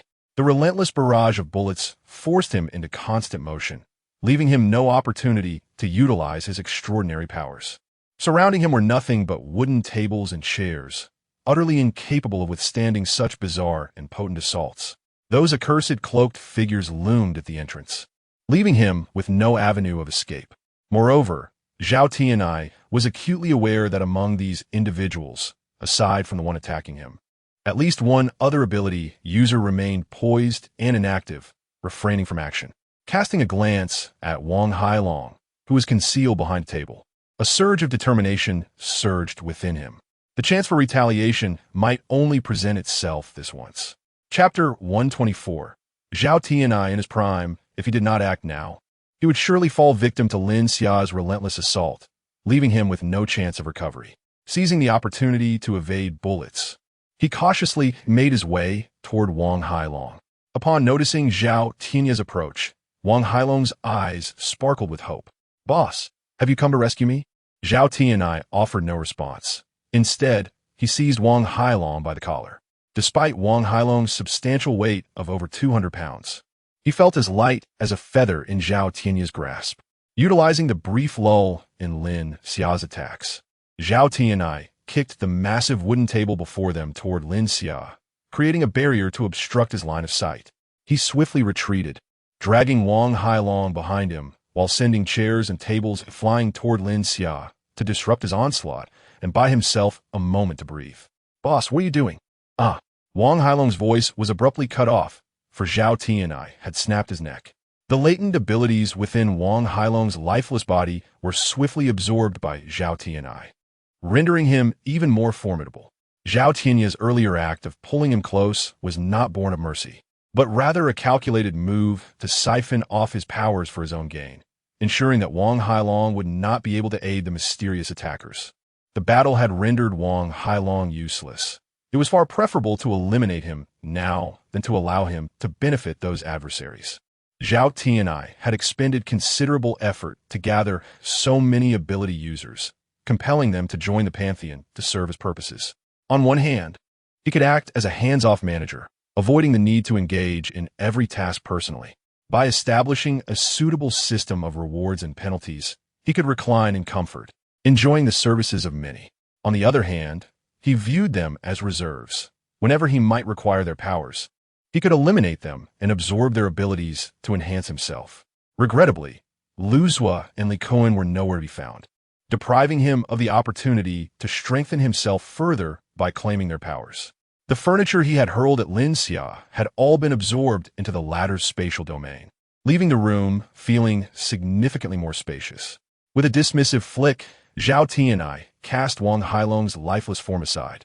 In that moment, a suit of blue armor materialized around him, crackling with ominous electrical currents, exuding an aura of dread and intimidation. The techniques employed by others in the Pantheon had been imparted by him. Now, having gained a moment's respite, Zhao Tianai entered his most formidable combat state.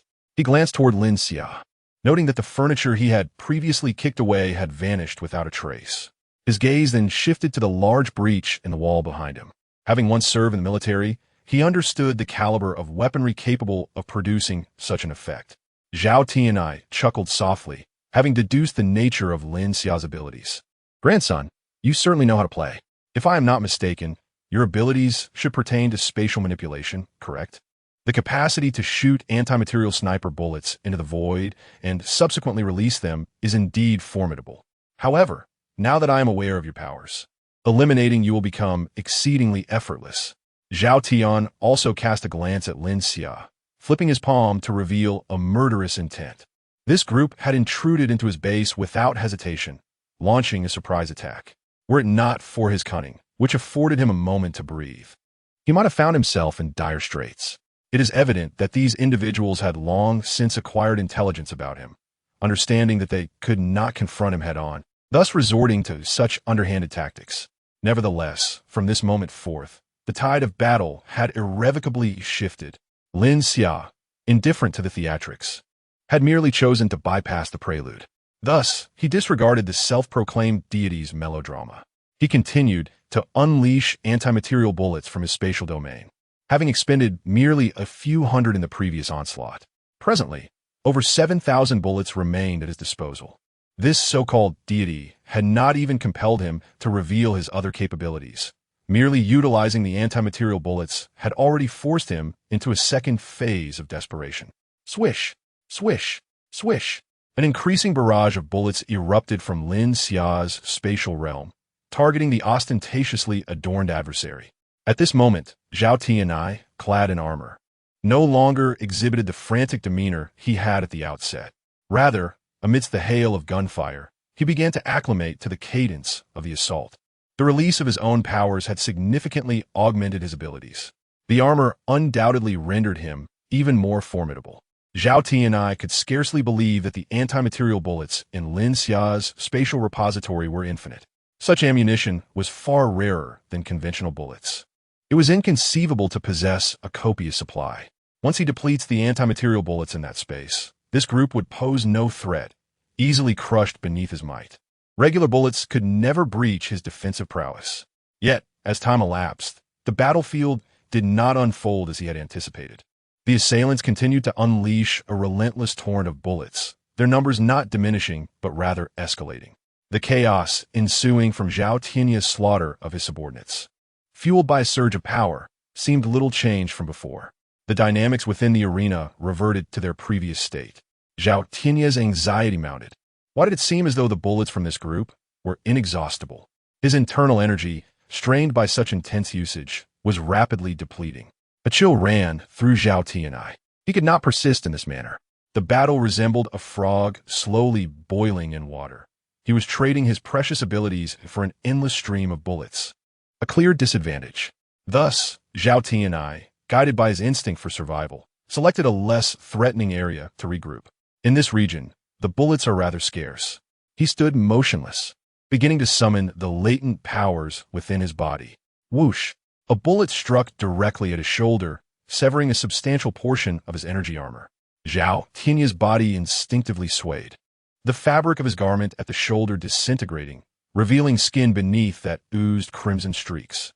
Thanks to the damage reduction provided by his energy shield, coupled with the fortitude of his physique, he astonishingly managed to withstand the impact. As an energy user's powers intensify, so too does their personal strength.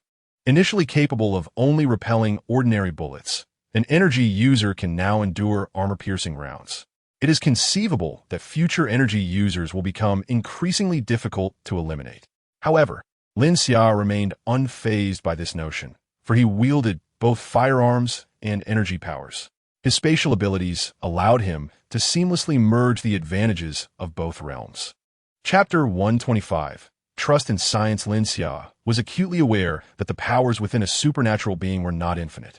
In the throes of intense combat, there would inevitably come a moment of depletion. Moreover, even if he could withstand a single anti-material bullet, could he endure 10 or even 100? Even if future supernatural beings grew stronger, would they still remain unscathed by such bullets? Lin Xia was not devoid of alternatives to address this dilemma. When the time came, he could certainly prepare more formidable weaponry within his space: rockets, missiles, aerial bombs, or even tactical nuclear devices. He believed that there would be at least one capable of breaching the formidable defenses of these powerful supernatural beings. At that moment, Zhao Tianai stood rooted in place, gasping for breath. He did not suffer from the bullet in vain. Seizing the fleeting moment of respite between attacks, he finally found a brief opportunity to recover. The suit of supernatural armor enveloping Zhao Tianai crackled with electricity, and even the section gouged by the bullet began to mend itself under the influence of his surging power. Now, Zhao Tianai had summoned all of his supernatural energy, his hair standing on end as the air around him crackled with a symphony of sounds. Lightning danced around him, creating an awe-inspiring spectacle. To an unsuspecting observer, it might appear as though he were on the verge of transforming into a super scion. Once he had gathered sufficient energy, Zhao Tianai pointed a finger at Lin Xia, a cruel smile gracing his lips. He declared. At that moment, an array of lightning erupted from his center, illuminating the entire hall with an intensity akin to a miniature sun, blinding in its brilliance. These bolts of electricity, like frenzied golden serpents, surged towards Lin Xia and his companions. The lightning that approached Lin Xia was absorbed into his spatial realm, while bolts from other directions traversed the dimensional door. What began as lightning the thickness of a thigh gradually diminished to the size of an arm, eventually tapering off to the slenderness of a finger. By the time these bolts reached Su Qian's shield, they had been reduced to mere static sparks. At that moment, Lin Xia and his companions found themselves ensconced within an inverted electrostatic sphere. The delicate threads of electricity danced across the shield, yet they could not breach its defenses to harm those sheltered within. Zhao Tianai beheld his full-force lightning attack yielding no effect, his expression contorted, and his composure shattered. Unable to contain himself, he shouted, "This is impossible. It cannot be. What sorcery are you employing?" The previous attack had been the pinnacle of his power, draining a significant portion of his energy reserves. He could no longer muster such a formidable strike. Moreover, for reasons unknown, the potency of his lightning assault had been severely diminished, failing to inflict even the slightest harm upon them. It was not merely Zhao Tianya's fragile mindset to blame. Anyone in his position would feel similarly. Lin Xia gazed at the flustered Zhao Tianai, a disdainful scoff escaping his lips. What sorcery is this? It is the might of science. One must have faith in science. Lin Xia then turned and whispered to Su Muyan, urging her to seize the moment and utilize her psychic abilities to control him. Su Muyan nodded and unleashed a psychic attack that pierced through the shield, striking Zhao Tianye's mind. Instantly, Zhao Tianyi was engulfed in confusion, his thoughts rendered blank, unable to respond. Soon after, a primal instinct for survival surged within him, alarm bells ringing in his mind. Only then did he regain his senses, but it was far too late for any reaction. A round of anti-material ammunition had already reached his chest. Bang! The bullet tore through his armor, creating a gaping hole. The force of the projectile sent Zhao Tianyi soaring through the air. Just as he managed to break free from Su Muyan's psychic grasp, he found himself suspended in midair, bewildered by the sudden turn of events. More bullets erupted from Lin Xia's spatial domain, while Zhao Tianyi remained in a state of levitation, incapable of leveraging his surroundings to alter his position. Indeed, he had become a living target. The armor that had once provided him with protection was soon rendered useless against the relentless barrage of bullets. Without the fortification of his armor, his physical form was powerless against the anti-material rounds. He could do nothing but endure as the bullets ruthlessly tore his body apart, leaving him defenseless. The god sovereign of the Pantheon had thus met his demise. The outcome had been decided in an instant. Defeat awaited him, and with it, only the specter of death. This formidable psychic wielder met his end in a most humiliating manner, having been thoroughly outmatched by Lin Xia. The entire battle was a one-sided affair, with Zhao Tianyi lacking any means of retaliation. His once proud lightning abilities seemed utterly impotent in the face of modern scientific power. A mere handful of anti-material bullets could shred his defenses, while a single electromagnetic disruptor could render his powers entirely ineffective. Of course, his downfall was contingent upon Lin Xia also being a psychic wielder. It was evident that even without his lightning abilities, his physical prowess remained formidable. A mere ordinary individual, even equipped with such a disruptor, would pay a heavy price when attempting to confront such a psychic adept. Had he been allowed to progress unimpeded, he might have indeed forged a superpower. Alas, he chose to provoke the wrong adversary, Lin Xia. This singular misstep sealed his fate. Now, he lay in a gruesome heap of flesh. Lin Xia approached, her expression one of disgust. It seemed prudent to refrain from using anti-material bullets in the future, for the current scene was simply too grotesque. Among the scattered remnants, Lin Xia selected the largest piece and pressed her hand down upon it. Instantly, a surge of immense psychic energy coursed through her body. These extraordinary abilities seemed to adhere to a remarkably mystical principle. The powers of a deceased ability wielder are entirely transferred to another wielder who makes contact with their corpse. Within Zhao Tianai, his powers, resembling a spider's web, continuously converge from the scattered bodies surrounding him to the point where Lin Xia's palm makes contact. Lin Xia's arm functions like a pump, drawing forth all of Zhao Tianya's abilities into himself. Chapter 126, Spatial perception Lin Xia closed his eyes, earnestly attuning himself to the extraordinary powers he had just absorbed. The energy provided solely by Zhao Tianai surpassed the cumulative total of all the abilities he had acquired until that moment. If one were to use the individual who had come to his neighborhood seeking to abduct Jiang Ruoxue as a benchmark, an awakened ability user like Lin Xia, who had not absorbed energy from other ability users, would possess a power level of 1. In contrast, the mutated cat and the speed-based ability user he had just vanquished could be rated at 2. Remarkably, Zhao Tinya's power level reached an astonishing 6, indicating that the energy within him was 6-fold that of an ordinary ability user. It was no wonder he exhibited such arrogance, even naming his faction the Pantheon. 4 ordinary ability users. Encountering him was akin to a mouse confronting a cat. With formidable offensive capabilities, terrifying combat skills, and his own unique techniques, given sufficient time, he could potentially establish a formidable force in the apocalypse, far more credible than that Shindao. However, all such possibilities were now rendered moot. Lin Xia had reduced this man to fragments, and all the energy within him had been completely absorbed. Lin Xiao's power level had now escalated to a terrifying 31. This meant that the energy within him was equivalent to that of 31 ordinary ability users. In the entire city of Haitian, it was likely that the number of awakened ability users did not exceed 100. Lin Xiao's current power effectively equated to possessing 1/3 of the city's ability users. Moreover, his spatial abilities were undoubtedly the most unreasonable among all powers. Even with a power level of merely 1, given the opportunity, he could eliminate any ability user. Taking this recent battle as an illustration, he had not employed any advanced techniques. He merely released the pre-stored bullets from the spatial realm. Such a minimal expenditure of energy was negligible for him. Yet, this simplistic method of attack was sufficient to leave an ability user with a power level of 6 in a state of desperation. Furthermore, his spatial domain was a true life-death zone. Once he ensnared other ability users within it, they faced only a dead end. After absorbing the energy from this individual, Lin Xia was suddenly enveloped by a peculiar sensation. A glimmer of realization illuminated his mind. Could it be that he was finally on the brink of acquiring other skills?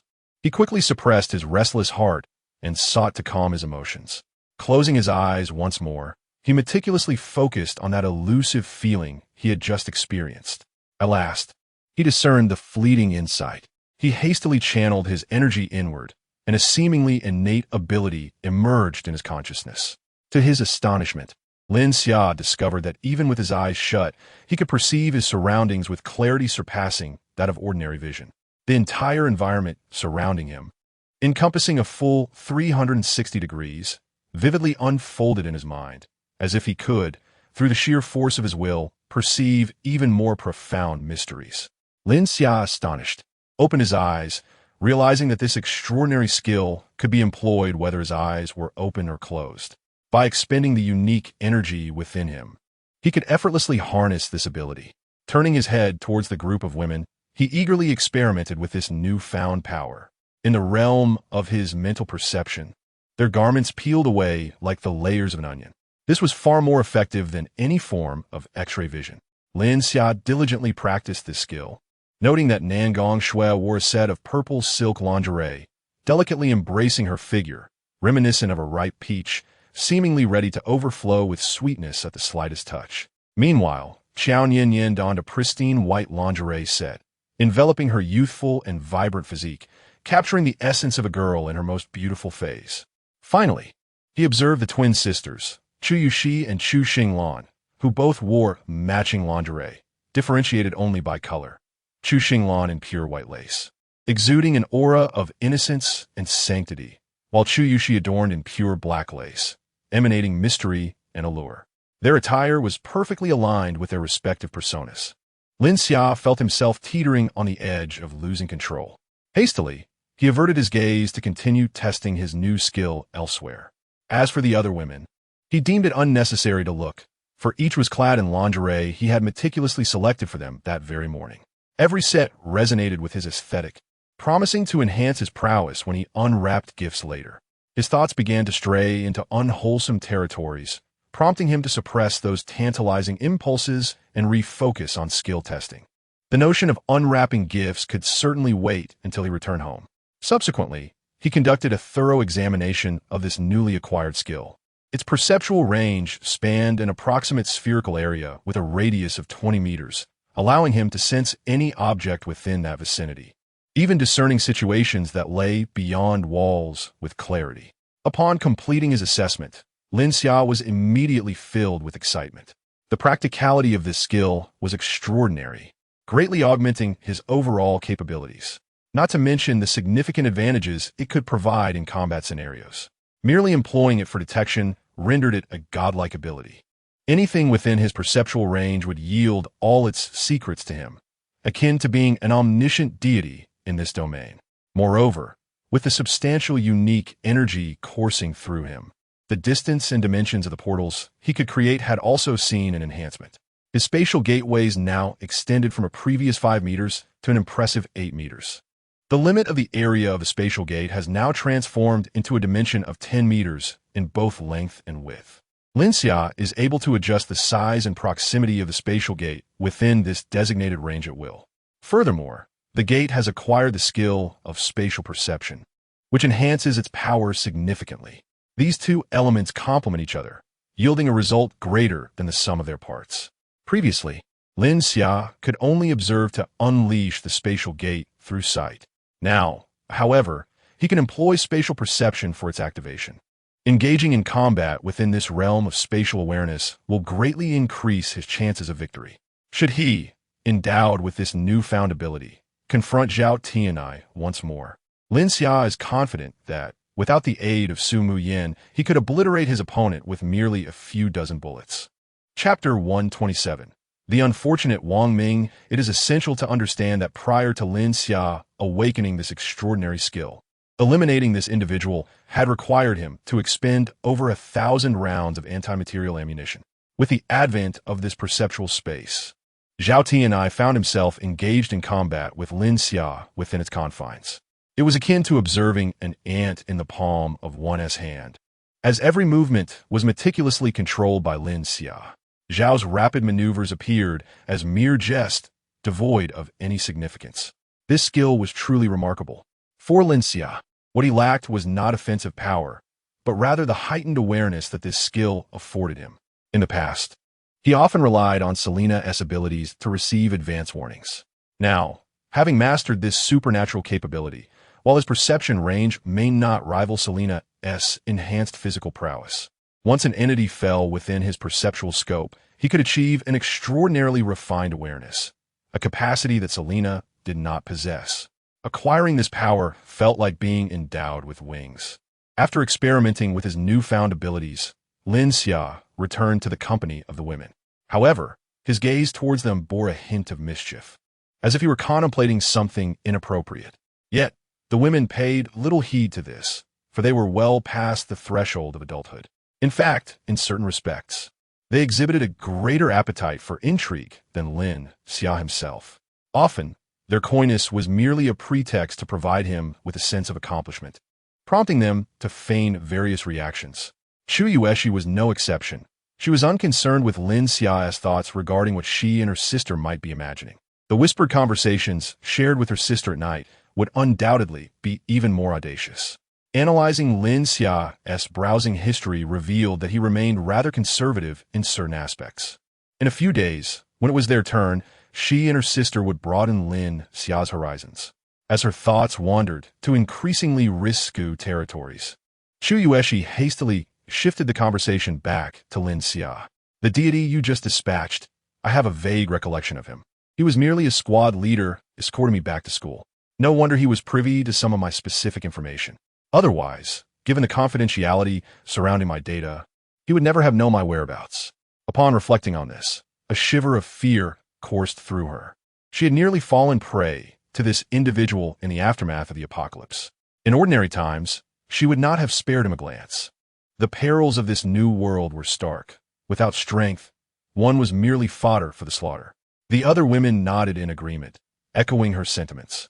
Particularly those who had yet to acquire supernatural abilities, they expressed a multitude of reflections on their journey thus far. They had never before encountered such brutal combat. Information regarding the outside world had merely been gleaned from casual post-meal discussions with their peers, devoid of any genuine urgency. It was only through first-hand experience that they began to grasp the harsh reality of this frigid apocalypse. Bloodshed was omnipresent, and a single misstep could lead to irrevocable demise. The current state of the world outside bears little resemblance to the once blissful and stable society of the past. With their striking beauty, if they were to appear before this group of individuals, it would be akin to a child brandishing gold amidst a bustling marketplace. Without commensurate strength, they would swiftly become mere trophies for the predators. There exists no alternative outcome. Encountering Lin Xia in this frigid, apocalyptic era is the greatest stroke of luck in their lives. If not for Lin Xia, they dare not contemplate the fate that would await them. It is a chilling conclusion that sends shivers down their spines at the mere thought. Throughout their journey, they have come to a profound realization of the fragility of life. Fortunately, they encountered Lin Xia, ensuring that such tragedies shall not befall them again. Lin Xia not only respects them and provides them with favorable living conditions, but also empowers them with supernatural abilities, allowing them to resist in this harsh new world. Although today's mission is spearheaded by Lin Xia, the interference device crafted by Chu Yueshi, Su Qian's defensive powers, Su Main's mental abilities, and Selena's physical enhancements all contribute, in varying degrees, to assisting Lin Xia. Indeed, even in Lin Xia's absence, the sisters united would not be without the strength to confront this formidable adversary. In such extreme circumstances, solidarity is essential for survival. Whether outside or within Lin Xia's sanctuary, this remains a fundamental truth. The women who have yet to gain powers gaze at Lin Xia with a heightened sense of avarice. As members of this large family, they must strive even harder. Only by acquiring powers can they better aid Lin Xia and eliminate those nefarious individuals intent on disrupting their idyllic lives. Meanwhile, within the bunker of the Celestial Dragons, the situation is grim. The final door of the bunker reverberates with incessant pounding. Wang Ming clutches his phone tightly, muttering under his breath, "Where is Zhao Tianai? 5 hours have elapsed since the message was sent. Surely he should have arrived by now, even if he were to walk. If it does not come soon, the defenses here will soon be breached. This accursed network.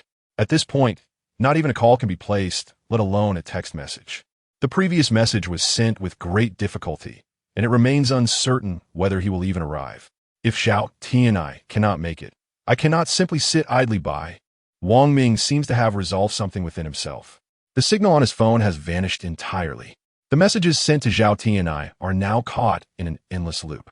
Yet, even if those messages were dispatched, he would have no opportunity to see them again. Wang Ming is the individual who previously sent a distress signal to Zhao Tianai and was once his superior. It was due to his assignment to protect key personnel before the calamity that fate serendipitously led him to this unique base. In the aftermath of the apocalypse, his days unfolded in remarkable comfort. The environment was not only pleasantly warm and inviting, but also abundant in resources, complemented by formidable defenses. Truly, these were the legacies of the Celestial Dragons, who possessed an innate understanding of indulgence. This existence was infinitely preferable to the harsh, freezing conditions outside, where one might resort to fierce confrontations over a mere packet of instant noodles. He had believed he had reached safety, envisioning a life of tranquility alongside these Celestial Dragons, hoping to navigate the tumultuous end of the world unscathed. However, after the events of yesterday, he became acutely aware of the magnitude of his misconceptions. Chapter 128. Wang Ming's betrayal. Just yesterday at noon, a group of insurgents unexpectedly launched an assault on this location. They showed no regard for the identities of those within. They opened fire indiscriminately, ruthlessly eliminating all the security personnel outside. Had it not been for the vigilant monitoring from within, which allowed for a swift closure of the ground entrance, those crucial individuals would have perished. They hastily retreated to this subterranean bunker, situated dozens of meters below ground. Had they delayed even slightly, the insurgents would have surely breached their defenses. Despite making the most prudent choice, their situation appeared increasingly dire. The final barrier of the bunker was on the verge of collapse. They had been driven to the brink by the relentless insurgents. Wang Ming cast a disdainful glance at the dragon people cowering behind him. They were utterly at a loss, huddled behind makeshift barricades of tables and chairs. Meanwhile, he and several other security personnel stood resolutely at the forefront, weapons drawn, ready to serve as the first line of defense. Suddenly, a thunderous crash reverberated from the entrance. The iron door emitted a disturbing creak, and at last, this last bastion was completely shattered by the insurgents outside. Wang Ming had anticipated this outcome. The numerous defensive measures along their path had proven ineffectual against such foes. How could this feeble iron door possibly withstand the assault of these highly trained insurgents? The dragon people behind him appeared even more terrified, their trembling audible even to Wang Ming, who stood before them. Following this, a squad clad in matching uniforms, weapons cradled in their arms, surged through the entrance. They positioned themselves on either side of the room, raising their weapons in a tense standoff. Finally, an individual with a metallic-hued complexion stepped through the door. Even his face reflected a metallic sheen under the light. Wang Ming sighed inwardly, recognizing that if it were not for this enhanced individual, the bunker would not have been so easily compromised. The powers possessed by this individual were utterly beyond reason.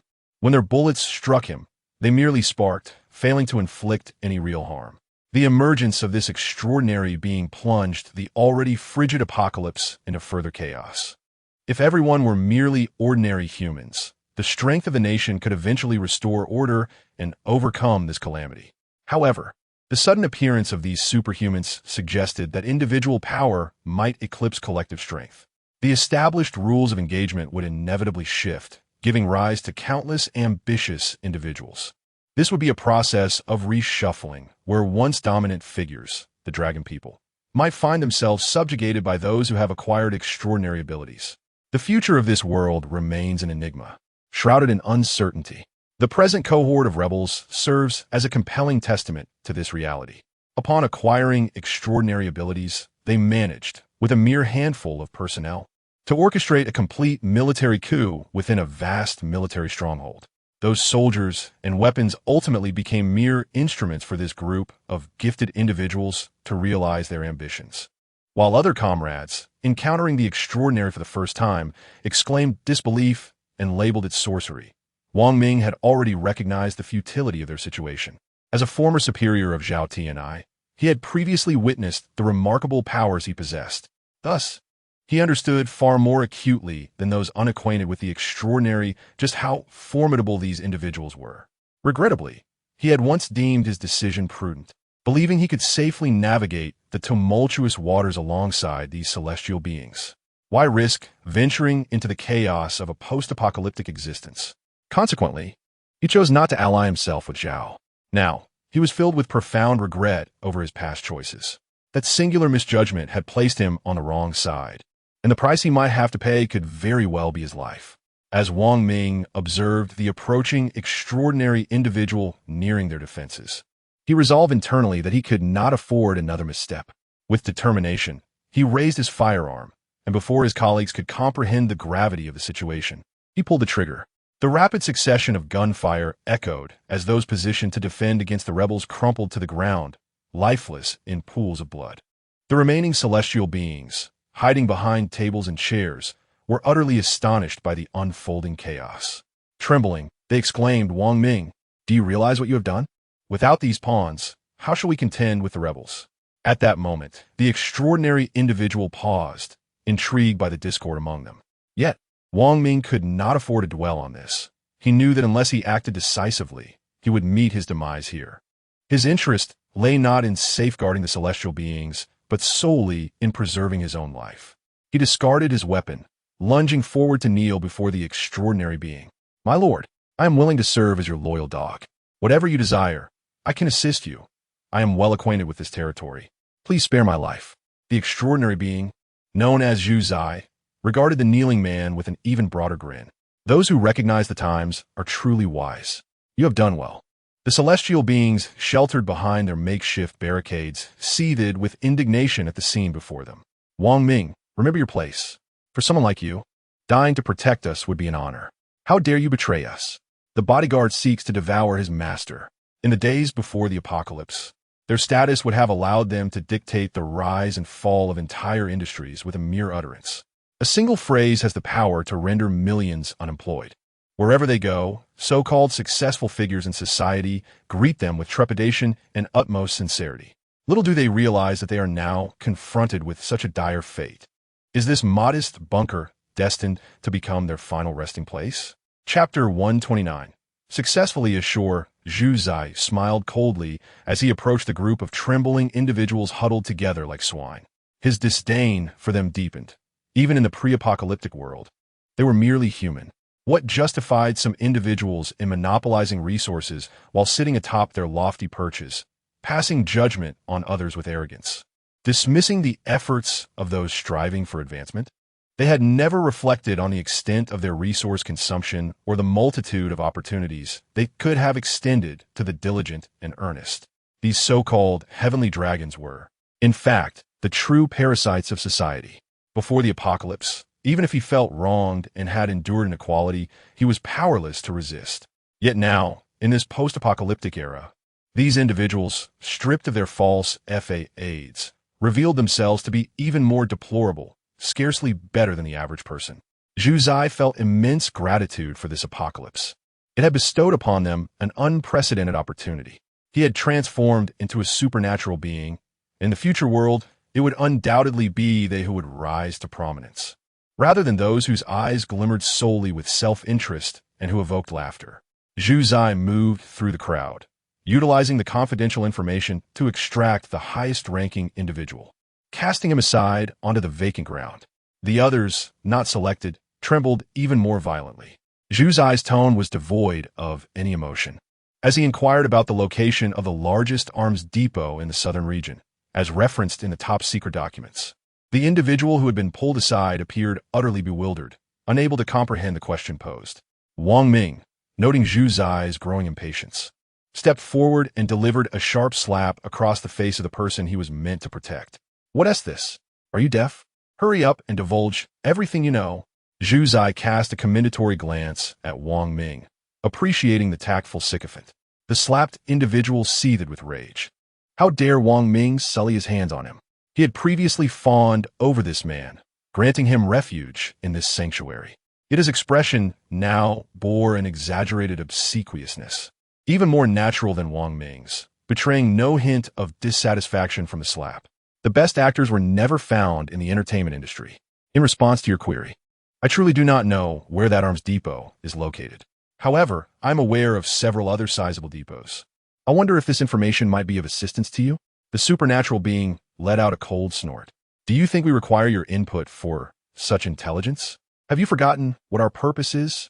We have already dispatched personnel to seize those ordinary depots. You would do well to provide me with a reason that ensures your survival. The absence of news regarding this arms depot did not come as a surprise to him. The existence of this super arsenal remains a mystery. It has only been mentioned in passing within the highest echelons of military secrecy. To possess it would be to wield the power to annihilate other nations. As for further information, there is none. He had approached this individual of the highest rank with a tentative hope, yet it was evident that even he was oblivious to the details of the arsenal.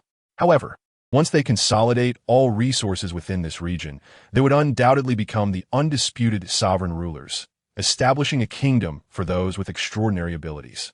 All who refuse to submit to their rule shall be ruthlessly eradicated.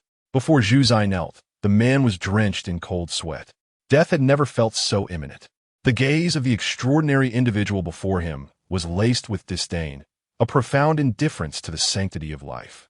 Should he fail to demonstrate his worth, he had no doubt that this man would mercilessly end his life. His mind raced as he sought a bargaining chip for his survival. Suddenly, a glimmer of inspiration struck him, and he hastily exclaimed, "My lord, do not take my life. I am still of use. You can utilize my access to obtain all the classified information within this region. Should you wish to dominate this territory, I am certain this intelligence will prove invaluable." Zhu Zai chuckled, for he had indeed struck a chord. The permissions these individuals possessed were precisely the impetus for his assault. The current core databases were fortified with multiple layers of encryption. If not accessed by individuals possessing the requisite permissions, the self-destruct protocols within would activate almost immediately. They understood the significance of this intelligence. Only by mastering such information could they more effectively achieve their objectives. The recent large-scale operations had proceeded with remarkable ease, owing to their capture of the highest commander within the military district, from whom they had acquired the classified data. This top-secret dossier even contained records of a super scientist, whose achievements were nothing short of astonishing.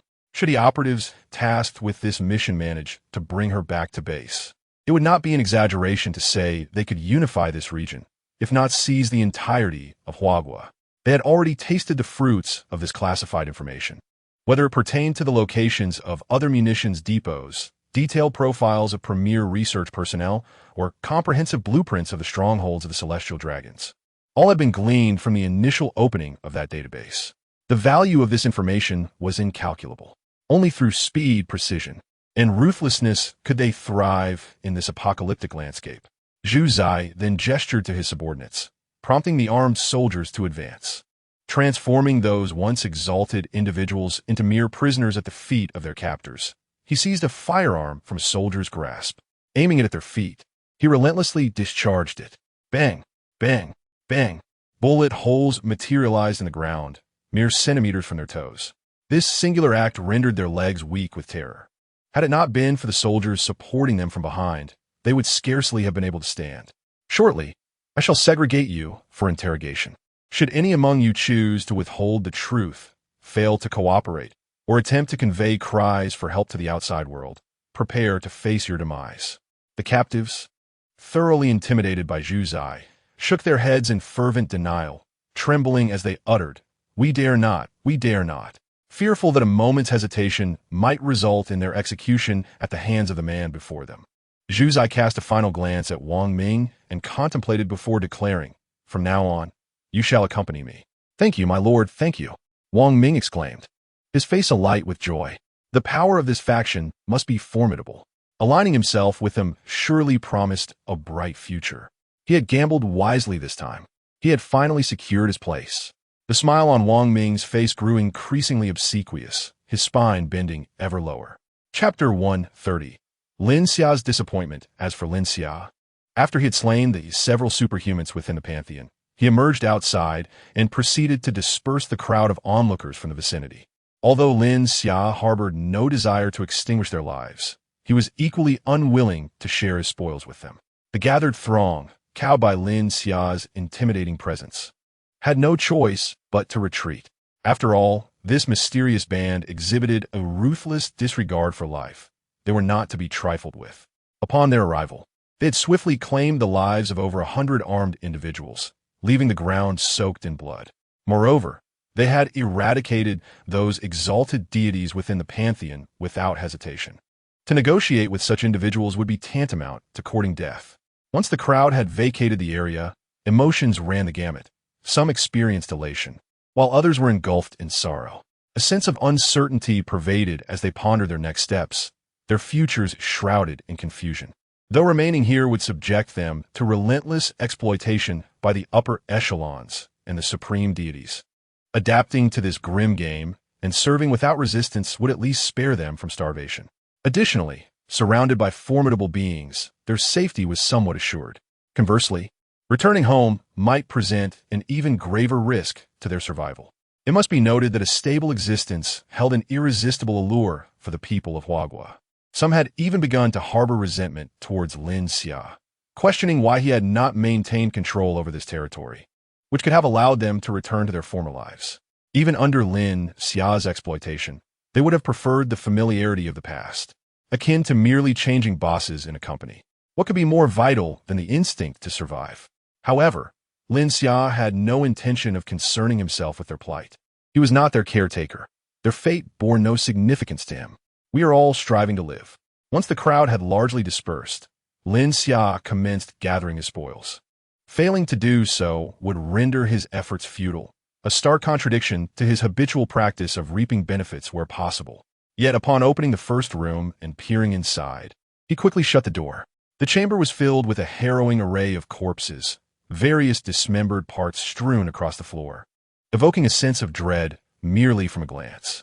It was unfathomable how ordinary people could still hold a sense of nostalgia for this place. Did they not realize that without the knife cutting into their own flesh, they would not feel the pain? Previously, the term cannibalism had served merely as a metaphor, but now it had transformed into a grim reality. Lin Xia subsequently opened another door adjacent to the first, only to discover a similar grotesque scene inside. He hastily closed that door as well. Such spoils were unequivocally unworthy of his interest. At this moment, Jiang Ruoxue stood behind Lin Xia, oblivious to the horrors within the room. She observed Lin Xia repeatedly opening and swiftly closing doors. Her curiosity piqued. Lin Xia, what lies within? Shouldn't we venture in to collect some items? Lin Xia hurriedly stopped her, for if they were to witness this, they would undoubtedly be plagued by nightmares that night. Upon returning from that hospital, they had clung tightly to their arms, even in sleep, unwilling to let go. It was evident that they were still deeply frightened of encountering such things. There was no need to endure unnecessary hardship. Lin Xia led them away from the room. The supplies within were not what they required. Let's explore other rooms first. Jiang Ruoxue nodded obediently, for she knew Lin Xia would not harm her. Lin Xia guided the group to the fifth room. Upon opening the door, he finally exhaled in relief. Inside, there were indeed some ordinary items. The room was filled with various packaged foods, most of which remained unopened. It was clear they had been transported from a nearby supermarket. However, for Lin Xia, these items were not considered rare resources. Accepting them would offer little more than a trivial benefit. Not to mention the several hundred million resources he had stockpiled before the apocalypse. The goods he had recently gathered from Walmart far surpassed what was laid out here, both in quantity and variety. Nevertheless, since they were already there, Lin Xia decided to store these supplies in a space, leaving behind only the open packages. After inspecting the previous rooms, he felt somewhat unsettled. Who knew if those open food items had been tampered with? After all, he had engaged in such practices in the past and felt it prudent to remain cautious. Subsequently, Lin Xia continued to explore deeper with the group. During his quest for supplies, he discerned a pattern. The more vital the items, the further within they were located. Less significant resources were left in the outer areas. From the rooms along the way, Lin Xia collected numerous supplies and fuel. The reserves within this pantheon were not insignificant, explaining how it could sustain a force of over 1,000 individuals. However, these resources were now conveniently available to him. When Lin Xia opened the penultimate room, he was astonished by the equipment inside. Rocket launcher, grenade, explosive, smoke bombs, suicide drone, robotique dogs. A dazzling array of weaponry far exceeded the types he had pilfered from the shooting range before the apocalypse. Had this group looted the armed police center or the military department? Surely, such items would not be found in a police station. Lin Xia marveled at these weapons. But now they all belonged to him. With a flash of white light in his eyes, he stored all the weaponry from this room into his space, conveniently replenishing his ammunition. The bullets that had been fired at him could now be stored as well, allowing him to retaliate in kind. Those unused bullets could be directly stored in the space, allowing him to utilize them at his convenience. The ammunition seemed inexhaustible, and the supplies only multiplied with use. Fortunately, his space was infinitely vast. Otherwise, these resources would be impossible to accommodate. After collecting all the weaponry and equipment in the area, Lin Xia, accompanied by the women, arrived at the final room. This door was not only significantly larger than the others, but also adorned with far more luxurious decorations. Upon peering inside, it was evident that an abundance of rare supplies awaited. With a face full of anticipation, Lin Xia pushed open the door. Chapter 131. Siam Minglin's Choice with a Creak. The grand door was slowly pushed open, revealing the interior to Lin Xia's gaze. His initial excitement swiftly dissipated as he discerned the scene within, leaving his expression somber. While these treasures might hold value for Zhao Ti and I, they were of little significance to him. He was not in need of such luxuries. As Lin Xia stood frozen in the doorway, Jiang Ruoxue, intrigued, leaned in to discover what could provoke such a reaction. Upon witnessing the interior, she couldn't help but exclaim, "Wow!" The other women, noticing their companion's astonishment, shared their curiosity and followed suit, echoing Jiang Ruoxue's exclamation. This room was undeniably distinct from those they had previously entered. Lavishly decorated, it boasted bright lighting and a comfortable temperature. The floor was adorned with opulent carpets, and tables overflowed with an array of sumptuous foods and supplies. Clearly the result of meticulous effort. The collection within this chamber evidently required even more dedication, as it housed dozens of exquisite beauties. Each woman exhibited varying charms, some innocent, others alluring, some frosty, and some mature. From youthful maidens to refined ladies, the spectrum of ages and temperaments was vast. Based on their appearances, none of the women fell below an 80 in attractiveness, with several achieving the remarkable score of 90. Observing the scene, Lin Xia harbored serious doubts. Zhao Tianai's endeavor to establish a pantheon and recruit other extraordinary individuals seemed merely a secondary objective. The primary aim appeared to be the collection of these stunning women. Regrettably for Lin Xia, he lacked a desire for such beauty, as he already had Jiang Ruoxue and the others by his side, which sufficed. Even without undergoing any transformations, they surpassed these women in allure. After such transformations, the other women were beyond description, their beauty transcending words. To claim they were captivating would be an understatement. Each one surpassed a perfect score of 100 in charm. Lin Xia's standards had been elevated significantly by their presence. He then addressed the perplexed women in the room. His voice weary, "You may all leave. The Pantheon no longer exists. You are free." The women exchanged uncertain glances, seemingly unable to fathom Lin Xia's declaration. Since being abducted by the terrifying man, they had never dared to envision the possibility of regaining their freedom. After all, when they were taken, their families had been ruthlessly slain by those same captors.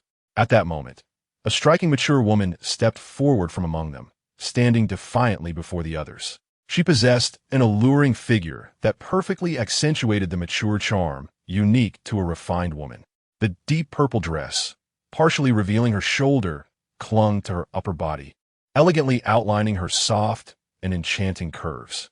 Her long, wavy hair added an air of elegance and opulence to her demeanor. Most importantly, she radiated a maternal glow that irresistibly drew one into the warmth of her gentleness. "Good day, sir. My name is Xie Minglan. May I ask if what you just said is true?" Lin Xia nodded. "Indeed, every superhuman in this pantheon has met their demise at my hands. The deity has been slain, and his body lies in the innermost chamber. However, unless one is particularly familiar with him, it will be difficult to discern his identity from the pile of corpses. As for the ordinary individuals, I have chased them all away. Perhaps the soundproofing of this room is quite effective, which is why you did not hear the commotion outside. If there are no further matters at hand, you may return home. The Pantheon has ceased to exist." With a sigh, Lin Xia turned to leave, feeling utterly disheartened. His earlier excitement upon opening the door had turned out to be a mere illusion. The disappointment was profound. Inside the room, the women, upon learning that their captors had finally met their end, could no longer contain their suppressed emotions, with some bursting into tears. Even Xie Minglan let out a long sigh, clearly having endured her share of harrowing experiences. The fates of the women in this room mirrored one another. They had all been forcibly taken here, their lives shattered by those led by Zhao Tianai. Before the apocalypse, Xie Minglan had been the chairwoman of a large publicly traded company. But such titles held no significance in this new world. In this bleak reality, only strength mattered. Though she had used her charisma to save many sisters from the brink of despair, urging them to persevere and maintain hope, she herself struggled to believe those words. Having been a chairwoman, her perspectives were far broader than theirs. Yet, her wealth and wisdom became utterly meaningless in the face of sheer, unadulterated violence. Ultimately, she too became one of their possessions. For the sake of her sisters, she had accepted this fate. What was unexpected, however, was the chance for liberation that would indeed arrive for them. Yet, at that moment, they felt a sense of bewilderment, for they had all lost their homes. In this frigid apocalypse, they were utterly at a loss as to how to survive. Xie Minglan glanced at Lin Xia, who was about to depart, and suddenly knelt down with a thud. "Dear benefactor, we are profoundly grateful for your intervention that liberated us from our dismal fate. However, we now find ourselves without a home, utterly at a loss regarding where to return. With our limited means, survival in this apocalyptic world merely reduces us to being playthings for yet another group of individuals. We wish to avoid repeating such a dismal existence." The sentiments expressed by Xun Minglan resonate deeply with the others. Before the apocalypse, their beauty served as a weapon, enabling them to lead more prosperous lives. Yet, in the aftermath, this very beauty has morphed into a deadly poison, bringing them endless calamities. In comparison to freedom, what they desire most is a source of support, a stable foundation upon which to rely and survive. Chapter 132. Recognizing reality, Xie Minglan cast a glance back at her sisters. From their gazes, she discerned a shared sentiment, prompting her to speak to Lin Xia. If you are willing, we shall devote ourselves to you, serving you alone for a lifetime. Our loyalty shall be unwavering, and we shall never betray you. The sisters behind her exchanged knowing looks after her declaration, nodding in agreement.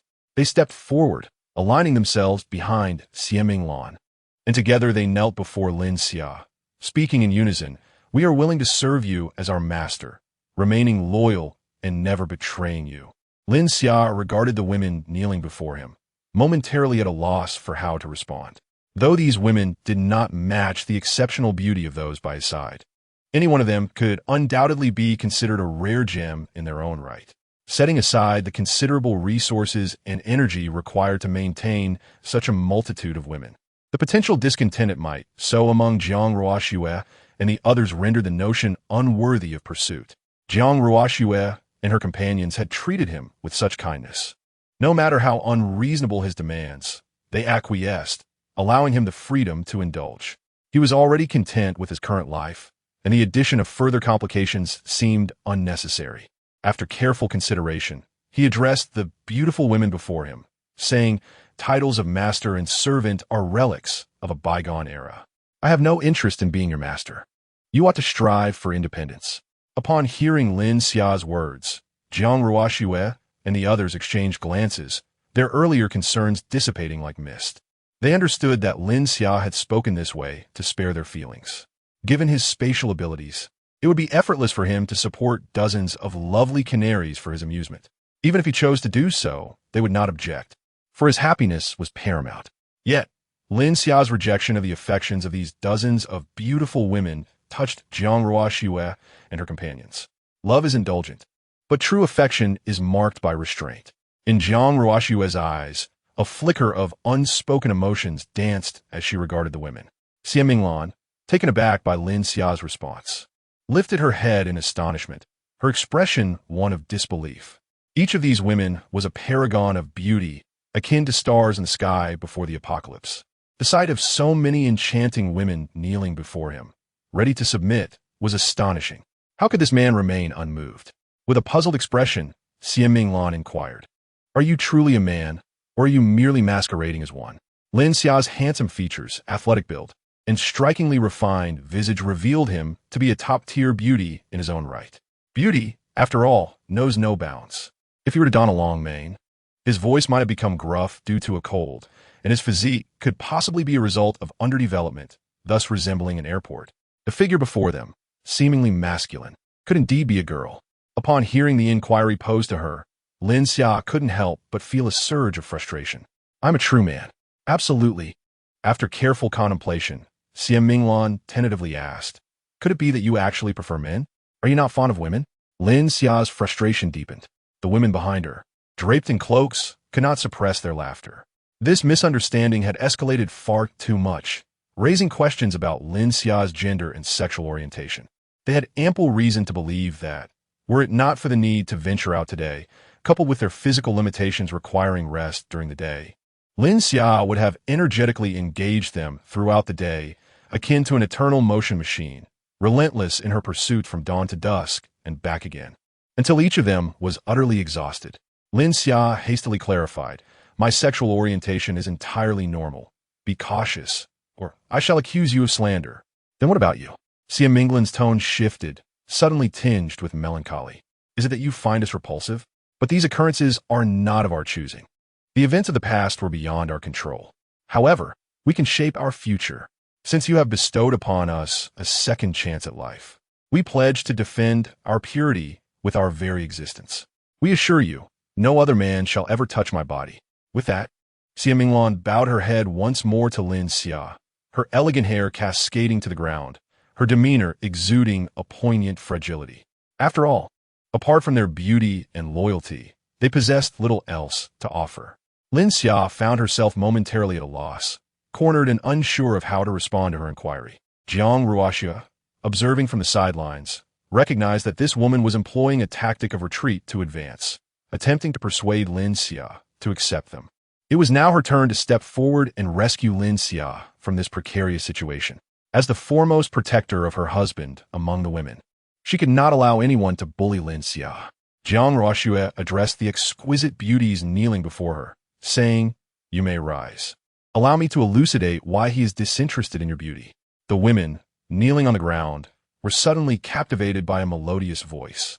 They instinctively lifted their heads, eager to uncover the answer to this question. Their beauty, physique, and grace were all aspects that instilled pride and confidence within them. Subsequently, Jiang Ruoxue lowered her hood and removed her veil. With a delicate gesture, she adjusted her cascading black tresses. A visage, pure and ethereal, akin to that of a celestial being, materialized before Xie Minglan and the other beauties. Those who had always prided themselves on their appearance suddenly felt a pang of insecurity in the presence of this flawless and exquisite countenance.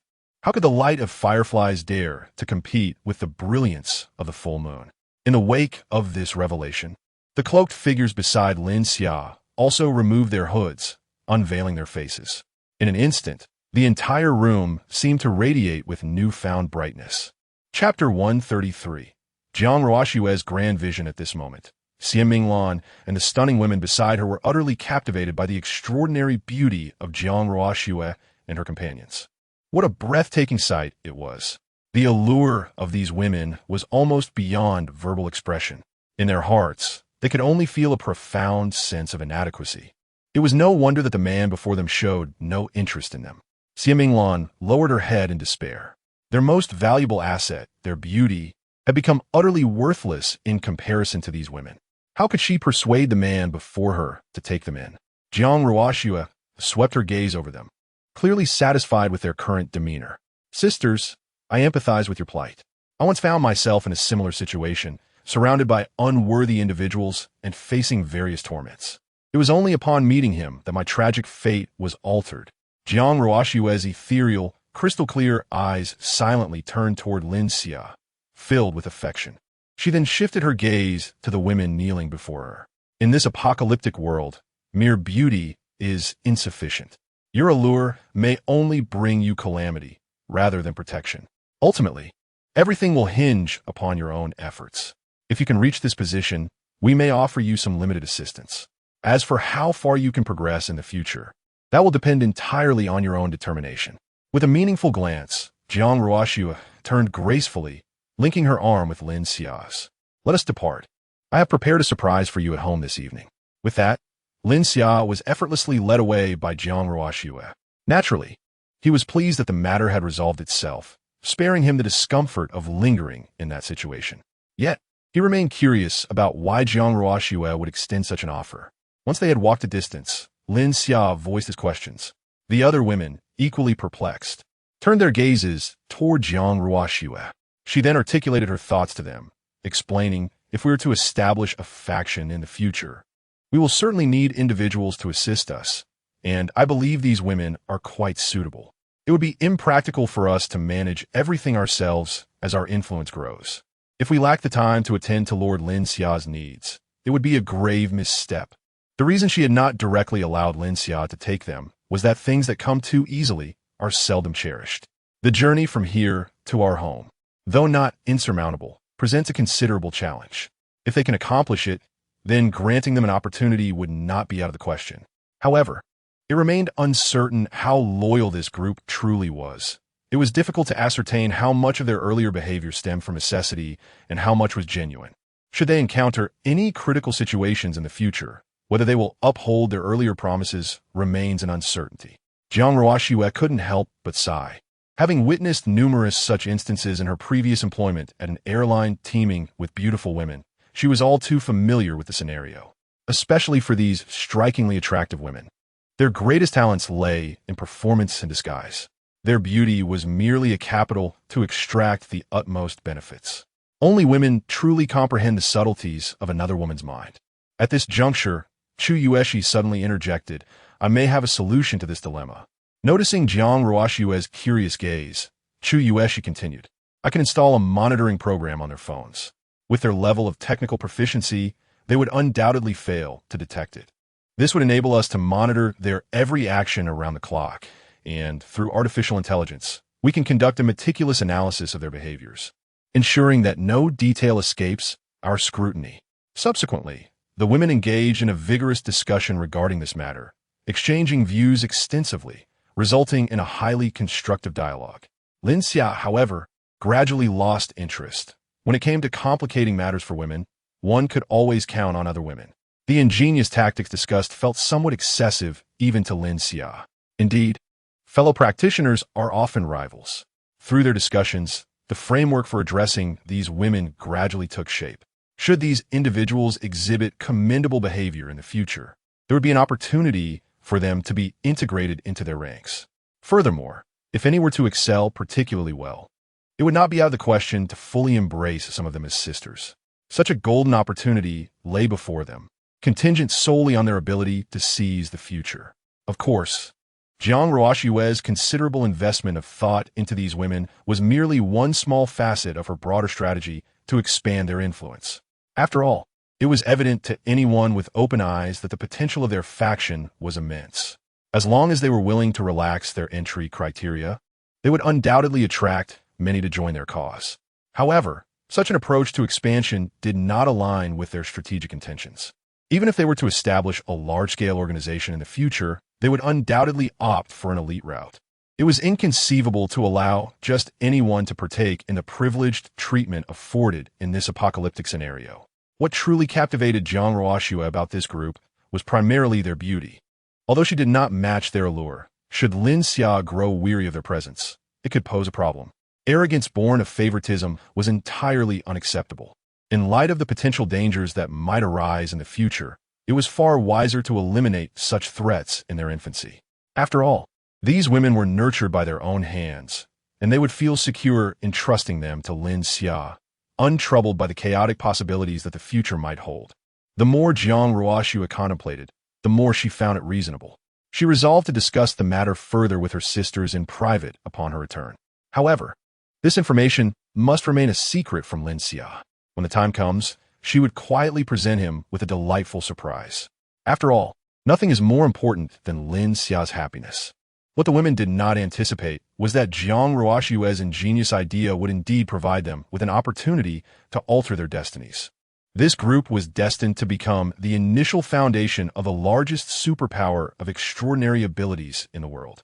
Beyond its advanced technology and vast numbers of powerful, extraordinary beings, what intrigued people the most was that every individual who could join this force was among the most exquisite women from various nations. There were even instances where others believed this power consisted solely of women, devoid of men. However, the astonishing truth behind this global superpower was that its original conception was merely to ensure Lin Xia's comfort. The women who would eventually join this force would regard serving Lin Xia as their highest devotion. Chapter 134. The wager. Lin Xia and his companions swiftly returned to their villa aboard an air-cushioned craft. Upon entering their chambers, the women shed their thick winter attire and adorned themselves in alluring camisoles, each garment exuding a unique charm that enveloped Lin Xia in an ethereal ambience, as if surrounded by celestial maidens from a moon palace. Once everyone had completed their preparations, Lin Xia effortlessly retracted the air-cushioned vessel into his spatial realm. The clock now read 2 o'clock in the afternoon. The snowfall had diminished in recent days, and the heavy clouds above were beginning to thin. Glancing upwards, the outline of the sun became increasingly discernible, suggesting that true clear skies might soon grace them. Yet, the snow outside still lay piled several meters high, and the biting cold wind swirled the ice crystals aloft, creating a tempestuous scene reminiscent of a frigid apocalypse. Observing the swirling frost outside, Lin Xia curiously inquired, "Do you think those women will truly come?"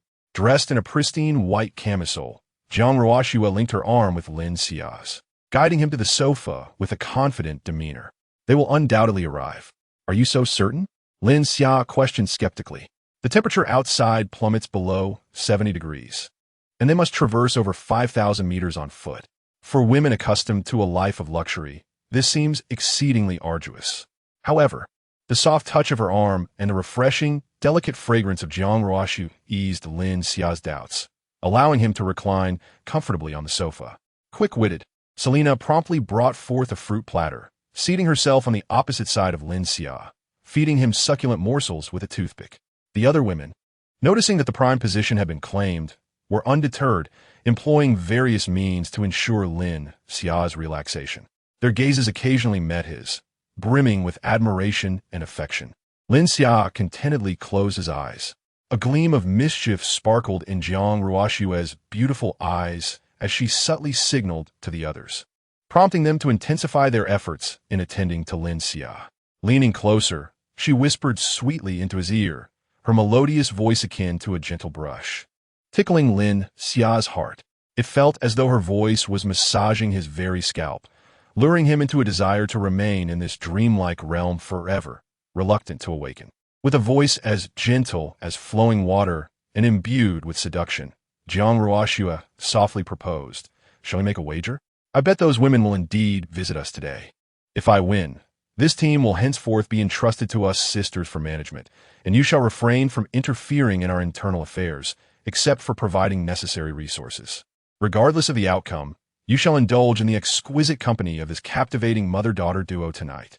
As Jiang Ruoxue mentioned this, Lin Xia was instantly wide awake. Her sisters, Nangong Shui and Xiao Ninian, shyly averted their gazes, unable to meet Lin Xia's fervent eyes. Merely being stared at by him made their skin flush and stirred some physiological reactions within them. Jiang Ruoxue then stood up, grinning as she wrapped her arms around their supple waists, gently pushing them into Lin Xia's embrace. After all this time, what you two still shy about? This day was bound to come. There's no escaping it. Your bodies should be more than ready by now. Recently, the way you two look at Lin Xia has already revealed your feelings. At that moment, Nangong Shui and Xiao Ninian found themselves in Lin Xia's arms, resembling two quails. Too timid to glance at him, their cheeks were aflame, unmistakably betraying their thoughts. Their sister, Jiang Ruoxue, was indeed formidable, as nothing could remain concealed from her. Jiang Ruoxue then turned her attention to Chu Yueshi and Chu Xinglan, the twin sisters. "Once they finish, it will be your turn. We're all good sisters, sharing the same bed." She then shot a playful glare at Lin Xia, who was standing off to the side, grinning foolishly. "You, make sure to rest well and prepare yourself. When evening comes, we will indulge in a grand feast. Remember, haste makes waste. We still have some secrets to share among the sisters, so you should head back to the living room and play some games for a while." Lin Xia departed, granting the sisters some private space. In his mind, he envisioned numerous entertaining scenarios. Now, he simply wished for the evening to arrive sooner. Little did he know, he had overlooked a significant issue. He had already been captivated by Jiang Ruoxue, who had immersed herself in the situation. The control over that group had thus been surrendered so easily. Yet, even if Lin Xia were aware, it is unlikely he would have cared much. Their happiness was paramount. Only when they were joyful would they allow themselves to be even happier. After all, without anything else, their joy was the most crucial aspect. This group would follow anyone's lead, as their shared goal was to cultivate a better environment for everyone. Meanwhile, after Lin Xia and the others left, the atmosphere around Xie Minglan grew somewhat tense. Where there are people, there exists a world of intrigue. Previously, when there was someone suppressing them, their relationships remained relatively harmonious. However, once they regained their freedom, the dynamics began to shift. Xie Minglan led the group of women as they organized essential items for departure, such as warm clothing, food, and supplies. They worked tirelessly, racing against time. In contrast, a small faction in the living room, led by Han Mei, had different plans. They sat motionless on the chairs over there, quietly observing as the others tidied up. Two groups distinctly separated. Chapter 135. The transformation of the women. Han Mei observed the industrious figure of Xie Minglan with keen eyes. The two factions had just engaged in a heated argument. Led by Han Mei, these women were reluctant to abandon the warm and plentiful sanctuary, not to mention the perilous journey of 5,000 meters through the frigid outdoors to seek out a dubious destination. Ultimately, the two groups resolved to part ways. You pursue your own path, and I shall tread my own narrow bridge. Were it not for the sheer number of Xie Minglan's entourage, Han Mei would have been unwilling to allow them to take any resources. However, given their lack of transportation, even if permitted, they could scarcely carry much away. As she watched Xie Minglan gradually finish her preparations, disdain flickered in Han Mei's eyes, mirrored by her companions. With a mocking tone, Han Mei sneered, "You run all this way, only to deliver something that nobody would value even if given freely. You shamelessly seek to offer it to them, as if doing so would elevate your own worth. Meanwhile, we occupy this splendid place and might just attract a horde of admirers, perhaps even surpassing your prospects." Before the apocalypse, Han Mei was a siren of sorts, wielding her beauty and charm to captivate suitors, boasting a plethora of admirers in her phone, numbering in the hundreds. Had she not been unfortunate enough to be captured by this group, she believed she could navigate the apocalypse with ease through her cunning. Her companions shared this sentiment, all of them cut from the same cloth, indulging in a lifestyle of frivolity. They had no intention of risking their safety for the sake of a woman's vague pronouncement. Traipsing 5,000 meters to deliver something trivial. Xie Minglan cast a glance at them, choosing not to engage. Though gentle and kind, she was no naive martyr. On the contrary, she was astute and exemplified the resilience of a traditional woman. How else could she have risen from nothing to become the chairwoman of a publicly listed company? Her vision and acumen far surpassed that of these younger women. As the saying goes, good advice is wasted on the damned. She had already done more than enough. The opportunity to change one's fate is rare and often requires immense courage and risk. Seize it, and one may soar. Fail to grasp it, and one is left to languish in despair. Before departing, Xie Minglan cast a final glance at her former sisters, warning, "Take care of yourselves. Beware of those you have driven away. They may not have gone far and could return at any moment to reclaim this place." However, Han Mei and her companions were too engrossed in excitedly inspecting the remaining supplies to heed Xie Minglan's caution. They gazed at the abundance of supplies remaining in the room, their faces alight with excitement. Han Mei gestured dismissively at Xie Minglan, her back turned. I understand, you verbose old woman. I was worried they wouldn't come. When they do, we shall have no shortage of servants to tend to us." She then addressed her companions. "At that time, I shall demonstrate what true social finesse entails. Training these dogs is my forte." "Ha ha!" Xie Minglan shook her head, leading her group of sisters away without a backward glance. There are always those who fail to discern reality, who believe their power derives from rules. Little do they know, the essence of power springs from violence. In this apocalypse, they still cling to the naive hope of wielding pre-apocalyptic tactics, dreaming of being little princesses. Such obliviousness is profoundly naive. As Xie Minglan and her companions exited the confines of their prison, they were taken aback by the sight of hundreds of corpses strewn outside. The women behind her felt a shiver run down their spines at the gruesome spectacle. Some even succumbed to tears. Yet, upon seeing the lifeless bodies, Xie Minglan's resolve only strengthened. Only those endowed with abilities could vanquish others like them. For these ordinary individuals, armed though they may be, posed little threat to the empowered. When a mysterious group entered their chamber, they bore no signs of battle, their attire pristine and unblemished by blood, their expressions relaxed and carefree, as if they had not just emerged from a fierce conflict. This alone attested to the ease with which they had dismantled the Pantheon. In this cataclysmic world, one must choose a formidable ally, one that is both large and resilient. Scanning the ground littered with corpses, Xie Minglan's eyes suddenly sparkled with inspiration. She hurriedly navigated through the bloodied remains, meticulously searching without regard for her exquisite garments, now sullied by the grime of blood. Her sisters looked on in bewilderment, utterly perplexed by her actions. It was only when Xie Minglan unearthed an intact firearm and several magazines from the pile of bodies that their confusion turned to understanding. Smiling, Xie Minglan announced to her sisters, "We are truly fortunate. Those individuals likely deemed the weapons too grimy to take with them. Meanwhile, the others in the Pantheon have been driven away and will not dare return to retrieve these firearms anytime soon. We have seized this incredible opportunity. Our chances of successfully reaching our destination have just increased significantly." Observing her sisters' trepidation and fear of the corpses, she encouraged them. "Sisters, do you truly wish to return to the past, to a life of helplessness? Witnessing the demise of one's kin before one's very eyes. The sensation of helplessness is indeed a profound burden to bear, is it not? Would you willingly accept the role of mere commodities, subject to the whims of others?" Reflect upon your experiences during this tumultuous period.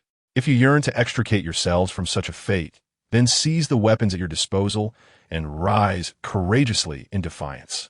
Siam words seemed to awaken the haunting memories buried deep within them, like a trax-like, and the women who gathered around Siam were undoubtedly remarkable individuals. They understood that her words were spoken for their benefit. Thus, they stifled their inner trepidation and physical discomfort. Like Siam they ventured into the sea of corpses, searching for weapons and ammunition. Their once resplendent garments were now drenched in blood. In a world before the apocalypse, they would have never permitted their attire to become so sullied. Yet, Siam was the first to step into the heap of bodies, setting an example for them all. What, then, could possibly hold them back from shedding their own reservations? Siam in terms of her physique, beauty, wealth, status, and wisdom, far surpassed them all. Throughout their time together, they found themselves irresistibly drawn to her charismatic presence. Thus, they willingly congregated around her, ready to embark on the perilous journey alongside her. Chapter 136. Siam reason. After a period of time, Siam and her sisters meticulously scoured the pile of corpses, unearthing a substantial cache of supplies. They discovered dozens of operational firearms, and should each individual be allocated a weapon, there would still be several left over for contingencies. Among these resources, Siam was particularly delighted to find that, although the magazines of the guns had been emptied, the additional magazines they carried were still intact and fully loaded. They managed to locate over 200 of these pristine magazines. Gazing at the amassed armaments and ammunition, Siam exhaled a sigh of relief. With these provisions at their disposal, even without assistance from the mysterious group, they would possess a viable means of survival. Surveying her sisters, who were diligently organizing their belongings, she instructed them to discard some of the items they had previously gathered. After all, a distance of 5,000 meters was no trifling matter, especially with the frigid ground beneath them. She had not anticipated discovering such a wealth of firearms and ammunition in this plaza at the entrance. The weight of the supplies chosen by Siam and her sisters was already considerable. Adding the burden of cumbersome firearms and ammunition would pose a significant challenge for her companions. As for the relative importance of fuel, food, and weaponry, she was well aware of their priorities. The women, although reluctant, understood this logic and complied with Siam command, leaving behind the items they had just organized. Following her guidance, they removed the spent magazines from the guns and replaced them with the fully loaded ones. Thus, in the event of an unforeseen circumstance, they would be prepared to fire immediately. At that moment, they stood in a grim tableau, bloodied and armed, yet silent among themselves. Once beautiful women, they now bore an air of steely resolve. However, a sense of melancholy pervaded their spirits, their gazes clouded with uncertainty about the future. Siam sighed inwardly, acutely aware that if she could not restore the morale and confidence of her sisters, they would surely falter during the arduous journey ahead. As the chairwoman of a publicly traded company, she understood all too well the significance of unity and spirit within a team. When morale wanes, even the simplest tasks become daunting. Yet, if they could stand together as one, even the most formidable challenges might be surmountable. She approached the women, her voice gentle yet resonant with strength, exuding a persuasive authority. The maternal glow emanated from her, filling the space with warmth. Sisters, I know your hearts may be burdened with doubt and confusion. Is it truly necessary for us to endure hardships, even risking our lives, in pursuit of that elusive hope? Would it not be preferable to remain here, safeguarding this splendid base, and sustain ourselves independently? Or is it akin to the thoughts of those who confine themselves to their rooms, contemplating that selling one's body is inevitable, thus questioning the need to humbly offer oneself elsewhere, as if lacking dignity? The sisters, previously despondent, gradually found themselves captivated by Siam gentle and soothing voice. Indeed, these were the uncertainties that lingered in their hearts, concealed and unspoken. The bright eyes of the sisters around her were fixed upon her. Siam understood that her words resonated deeply within them. The finest communication is rooted in sincerity. Only a genuine heart can elicit a heartfelt response in return. Gazing at the sisters before her, a tender smile graced her face. Allow me to share some of my thoughts with you. Firstly, This group possesses formidable strength. They could easily annihilate what we perceive as the invincible Pantheon. Beneath the shade of a great tree, one finds respite, as long as they permit us to dwell nearby. We need not worry about safety. Do you wish to be awakened from slumber, only to find intruders breaching your home and abducting you? The mere thought sent shivers down the spines of the women, who nodded in agreement. In a place where one lies down, others cannot rest undisturbed. If danger truly lurked, those powerful and enigmatic individuals would undoubtedly discover and address it before them. A safe haven is paramount in this apocalyptic world. It forms the very foundation of our existence. The women instinctively nodded, indicating their consensus with Siem Minglin's earlier remarks. Her gentle voice continued. Furthermore, have you observed the exquisite women accompanying that man? To be honest, even I feel somewhat daunted. With such a bevy of beauties around, even if we wish to serve them, they might not regard our humble forms with any favor. Siem Minglan donned a comical expression, lightening the somber mood among the women. Moreover, it is crucial to note the dynamics among them.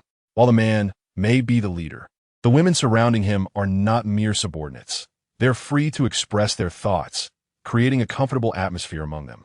Such relationships are exceedingly rare in these dire times. This indicates that the man's nature is not malevolent.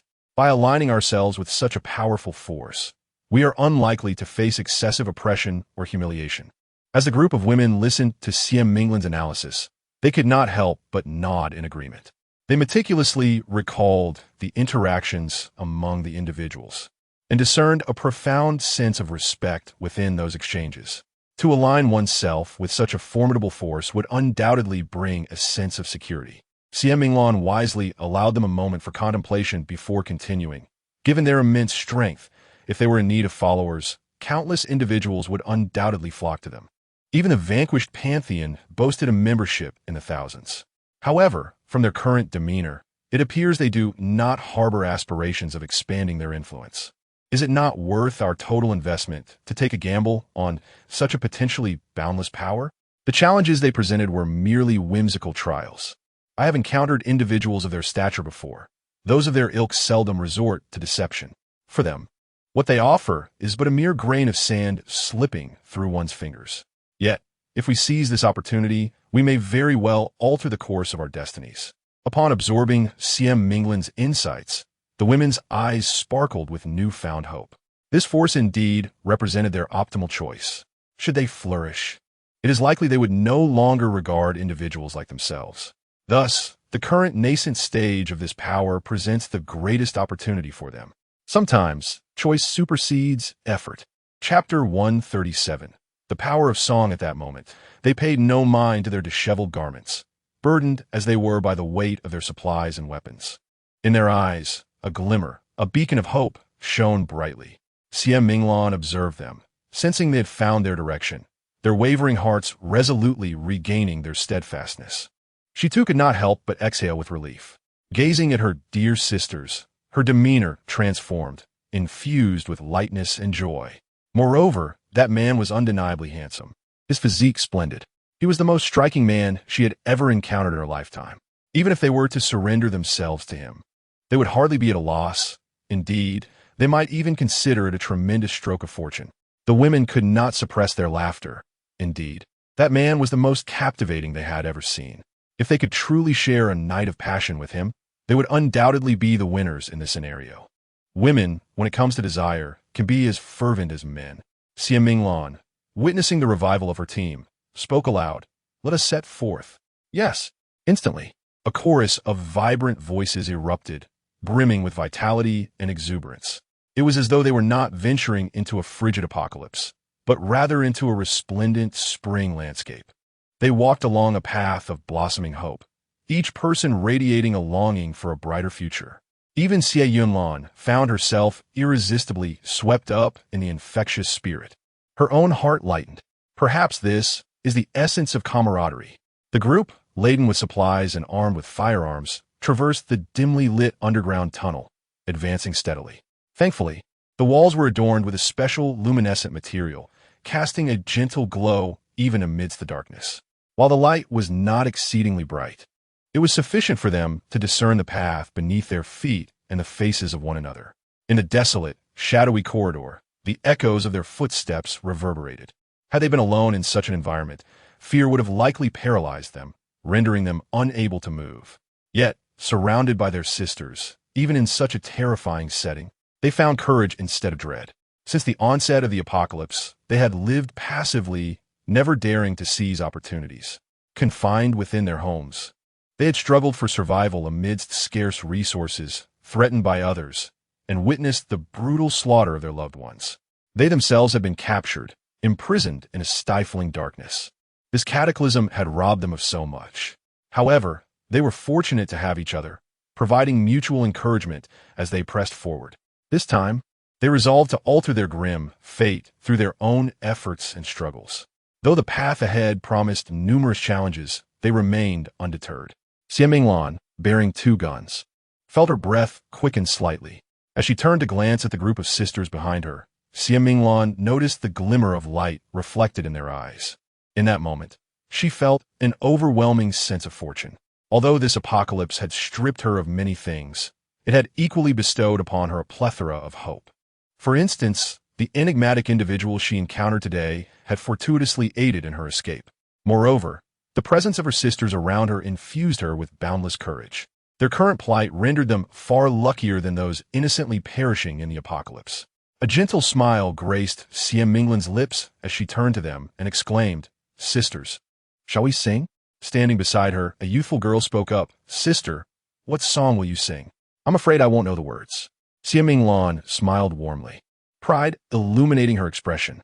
"I assure you, everyone will know this song. Allow me to lead." She counted 1, 2, let us rise. It was a melody inscribed in their very DNA. The crowd behind her could not help but join in, their voices rising in unison. Their spines began to straighten, buoyed by the song that bestowed upon them endless courage, rendering the challenges they had faced mere trifles. Even as they traversed the dark underground passage, they steadfastly believed that a radiant future awaited them. As Xiaminglan and her companions advanced with increasing lightness in their steps, they soon spied a small beam of light ahead in the tunnel. Her heart raced. She knew their trial was imminent. This 5-kilometer trek was not particularly arduous. Even with the biting cold, it was surmountable with proper preparation, as their sole objective was merely to reach that point. No other special tasks awaited them. However, the most perilous aspect of their journey lay in the possibility of encountering other humans, particularly those who had escaped from the Pantheon, where few virtuous souls resided. Thus, they needed to exercise utmost caution. Xiaminglan halted her steps and addressed her sisters. "Everyone be vigilant. There may be a situation ahead." Instantly, her companions stirred with unease, but they quickly regained their composure. The young girl beside her then said, "Sister, you have the most experience among us. What do you suggest we do?" "We will follow your lead." Xiaminglan pondered carefully before responding. "First, we must conquer our fear and remain calm. We are armed, and it is they who should be afraid. Let us all check our weapons and disengage the safety. In the event of an emergency, we will be prepared to act swiftly. It is imperative that everyone pays heed to one crucial point. The muzzle of the firearm must be directed towards the ground, rather than at fellow participants, to prevent any accidental discharges. Furthermore, as many of you may be handling firearms for the first time, it is advisable to maintain a loose formation, ensuring that no individuals are positioned in front when discharging the weapon. The recoil of these firearms is considerable, and I am concerned that you may struggle to maintain control over the direction of the gun. Chapter 138. The first kill prior to the cataclysm. Xiaminglan had some experience with firearms, granting her a rudimentary understanding of them. Though her knowledge was merely superficial, it surpassed that of her peers. However, she was not a professional marksman. Her previous engagement with guns had merely been to satiate her curiosity. Now, she strived to recall the nuances of her past experiences and offered suggestions to her sisters based on those fleeting memories. Every action she took bore the weight of her sisters' lives, leaving no room for carelessness. Once Xiaminglan had conveyed all her thoughts, she moved into the ranks and began to meticulously inspect the firearms and ammunition held by her companions, while also providing them with psychological reassurance. After completing her preparations, she gazed towards the distant lights and inhaled deeply. "Let us set forth." The women followed her lead and, under her guidance, dispersed into a loose formation. The distance between them and the illumination diminished steadily. Under the glow, the scene ahead became increasingly discernible. Before them lay a small-scale shelter, established to mitigate the repercussions of unforeseen events. The shelter located beneath Dewan Square was the largest in the vicinity, and along the railway, other smaller shelters were also scattered. Clearly, the one before them had been claimed by others, as evidenced by the light emanating from it. Xie Minglan and her sisters approached cautiously, for this railway lacked any branches, leaving them no choice but to confront the shelter. The eerie silence of the underground passage amplified the sound of their footsteps. Soon, a group of over a dozen individuals emerged from the shelter, initially intending to investigate the commotion outside. To their astonishment, they were met with an unexpected bounty. Standing beneath the light, armed with machetes and crowbars, the men gazed at the approaching exquisite women, their eyes gleaming with lascivious desire, punctuated by sinister chuckles. Never before had they encountered such stunning beauty. Any one of these women would have been unattainable in their previous lives. Now, the prospect of having them all before them felt like a windfall, as even if they were to share, each man would still have an abundance. An Edaliman, his hair streaked with gray and his face lined with wrinkles, stepped forward with a lecherous grin, declaring, "This mountain is mine. This tree is mine. Should you wish to pass, leave behind a toll." Following closely, a middle-aged man echoed his sentiment with a boisterous laugh. "Ladies, fear not, for we are not benevolent souls." Subsequently, behind them, a group of men emitted lewd chuckles. Initially, Xie Minglan intended to reason with them, hoping they would exercise some leniency and simply allow her passage. However, given the contemptuous remarks that had already been exchanged, she deemed further discourse unnecessary and opted for a more pragmatic approach. Thus, Xie Minglan shouted decisively, "Sisters, prepare yourselves." Instantly, the women behind her scattered, aligning themselves according to their prior strategy, raising their rifles to aim at the men before them. Yet, the men continued to exhibit a nonchalant demeanor, dismissing the threat posed by these striking women entirely. To them, these ladies were merely prey, easily subdued with a mere flick of their hands. One man even jested, "Where did you acquire those toy guns? They look rather convincing, but even if I were to give you real guns, would you truly know how to use them? You might as well use ours." Ha ha ha. He accompanied his taunts with a crude gesture, reminiscent of their recent expulsion from the Pantheon by Lin Xia. United by their shared neighborhood, they had gathered at a nearby sanctuary, intent on consolidating power and aspiring to establish an organization akin to the Pantheon for their enjoyment in the apocalypse. As they engaged in bloodthirsty camaraderie, they were invigorated by the arrival of such a stunning group of women, an unexpected boon that delighted them. However, Xie Minglan was undeterred by their antics, ignoring their provocations entirely. With her companions poised and ready, she commanded, "Open fire." The ensuing cacophony of gunfire echoed like celebratory firecrackers on New Year's Eve.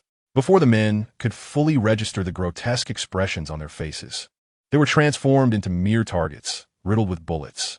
They never anticipated that in a nation as stringent about firearms as Huagua, real guns would be wielded, especially by a cadre of beautiful women, each armed and ready. Their ignorance stemmed from their lowly status. Had they encountered Xie Minglan and her cohorts in the Pantheon, they would never have doubted the authenticity of the weapons. Only after the last of the men lay lifeless upon the ground did Xie Minglan exhale a long sigh of relief. It was bewildering how these individuals could be so reckless in the face of armed women. Fortunately, they had prepared adequately. Otherwise, this confrontation would not have been so effortlessly resolved. This marked Xie Minglan's first experience with taking a life, and her heart continued to race with adrenaline. Once she confirmed the demise of the assailants, she commanded loudly, "Everyone, cease fire. Let's not waste any more ammunition. These individuals have already met their demise.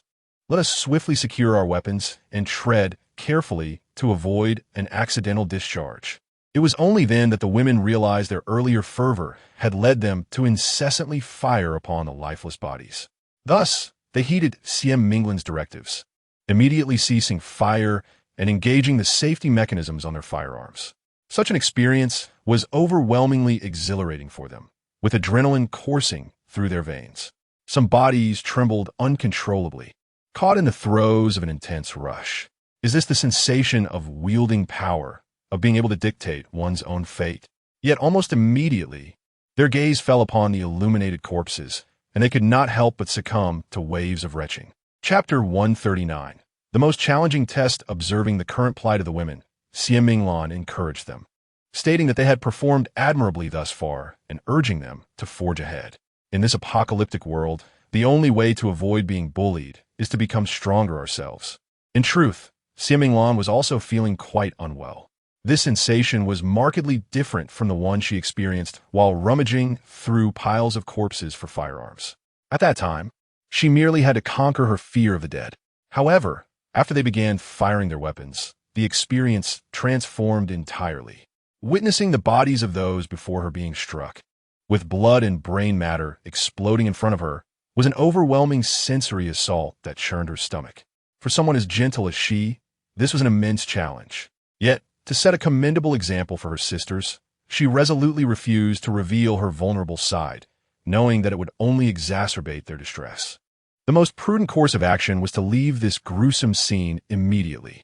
Remaining there, subjected to the bloody tableau, would only serve to heighten their nerves and worsen their discomfort. Once the women regained their composure, they continued onward, departing from the bloody sight. However, Xie Minglan lingered at the rear of the group, her firearms' safety still engaged. She cautiously watched the lights behind them, vigilant against any individuals who might emerge from the refuge, seizing the opportunity to ambush them.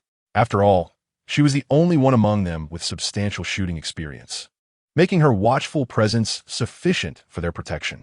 The recent confrontation had consumed hundreds of bullets to eliminate a mere 10 foes, a staggering waste given the close range.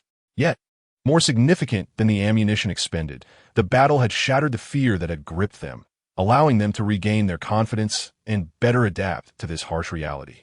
This was far more meaningful for them than the mere waste of bullets. Xie Minglan observed her sisters before her, aware that they had all grown considerably after the recent ordeal. "Sisters, we did exceptionally well," she proclaimed. "Did you see? Those seemingly formidable enemies can be vanquished if we muster the courage to confront them. They are not invincible." After the earlier discomfort, the women began to feel exhilarated. Indeed, had they faced such a scene in the past, they would have been paralyzed by fear, unable to resist. Yet now, standing united with weapons in hand, they had effortlessly shattered their adversaries like waves crashing against rocks. For these beautiful women, it was an exhilarating revelation. So, this is what it feels like to wield power. As they walked, the women began to share their feelings about the encounter, their camaraderie evident as they seemed to have entirely forgotten the unpleasant memories of the recent past. Xie Minglan turned back, only to find that the light behind her had faded into oblivion. They had ventured far from that sanctuary. She then returned to the front of the group, joining in the lively conversation. The atmosphere had become increasingly vibrant. As the clock struck 5 in the afternoon, the sun dipped low, casting a dim pall over the sky. Xie Minglan and her companions were poised to face the most arduous segment of their journey. They had now reached the final subway exit, where the temperature was significantly colder than that of the underground tunnels. The group shivered uncontrollably, their limbs growing stiff from the biting chill. The cold was relentless, and the exertion they had expended thus far weighed heavily upon them. This last stretch would prove to be a grueling trial. Fortunately, the snow that blanketed the subway exit had been mysteriously cleared away. A sloped passage led from underground to the surface, and it was a welcome relief, as the snow had accumulated to a depth of at least 10 meters. With this passage available, many troubles could be avoided, sparing them the need to seek alternative exits. Xie Minglan exhaled deeply, sensing that fortune favored them after all. At that moment, a long-haired woman emerged from the crowd and approached Xie Minglan. "Sister," she began, "I used to live in this neighborhood for several years. I am quite familiar with its layout and terrain. Allow me to guide you." Xie Minglan's spirits lifted further. Indeed, luck was on her side. The ground was now concealed beneath a thick layer of snow, making the journey to their destination rather cumbersome. Having a knowledgeable companion would ease their passage, alleviating concerns of straying off course. In such frigid temperatures, lingering outdoors could be perilous.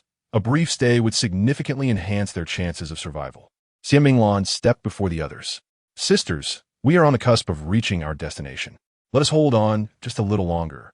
Observing the fatigue etched on their faces, yet seeing the determination in their eyes, she continued, The forthcoming stretch will be exceptionally cold, so please ensure you are adequately protected. Keep your skin covered, and place our supplies and firearms on the makeshift sled we fashioned earlier. This will conserve our strength. Earlier, while in the tunnel, they had ingeniously constructed a rudimentary dragging platform from sturdy billboards and advertising materials, allowing them to transport their provisions across the snowy terrain with greater ease. After the group completed their final checks, Xie Minglan led them up the slope passage to the surface. As they emerged into the open air, an involuntary shiver coursed through their bodies. The temperature outside was far colder than they had anticipated. It was no wonder that they had scarcely encountered anyone traversing the ground. Xie Minglan observed the trembling women around her, acutely aware that this was not a moment for hesitation or lamentation. They needed to reach their destination swiftly. The longer they lingered in such an environment, the greater the risk of succumbing to the cold. Since her sisters placed their trust in her, she was determined to lead them all to safety. Quickly, everyone, place your supplies and weapons on this platform. We must depart at once, she commanded. The women promptly removed their gear and placed it on the designated board. They spoke not a word, silently adhering to Xie Minglan's directives. For to utter even a single word would invite the frigid air to invade their bodies, causing them immense discomfort.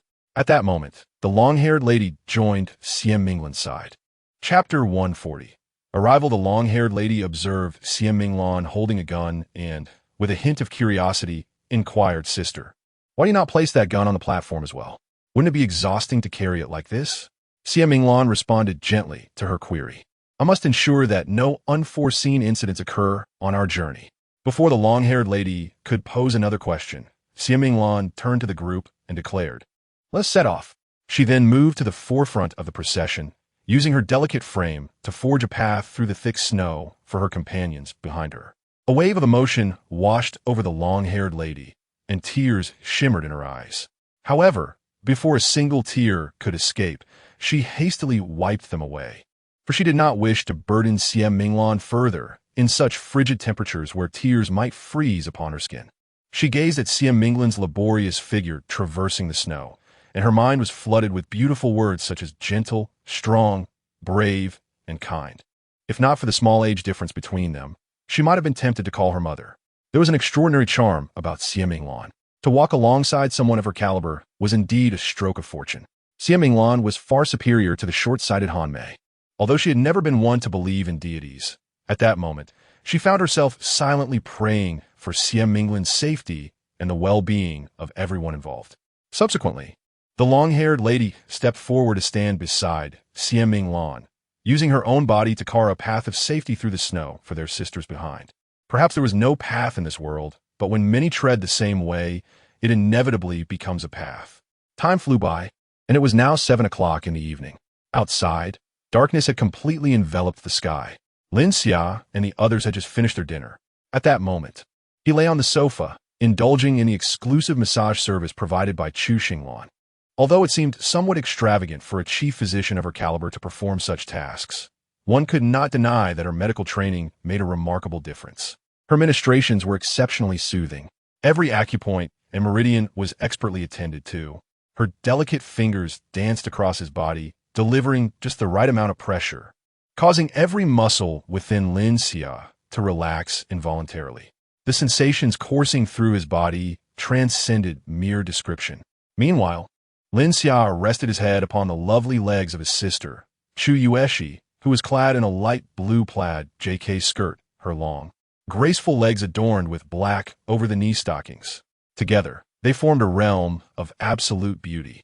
Lin Xia reclined upon this exquisite domain, inhaling a faint, elusive fragrance that lingered in the air.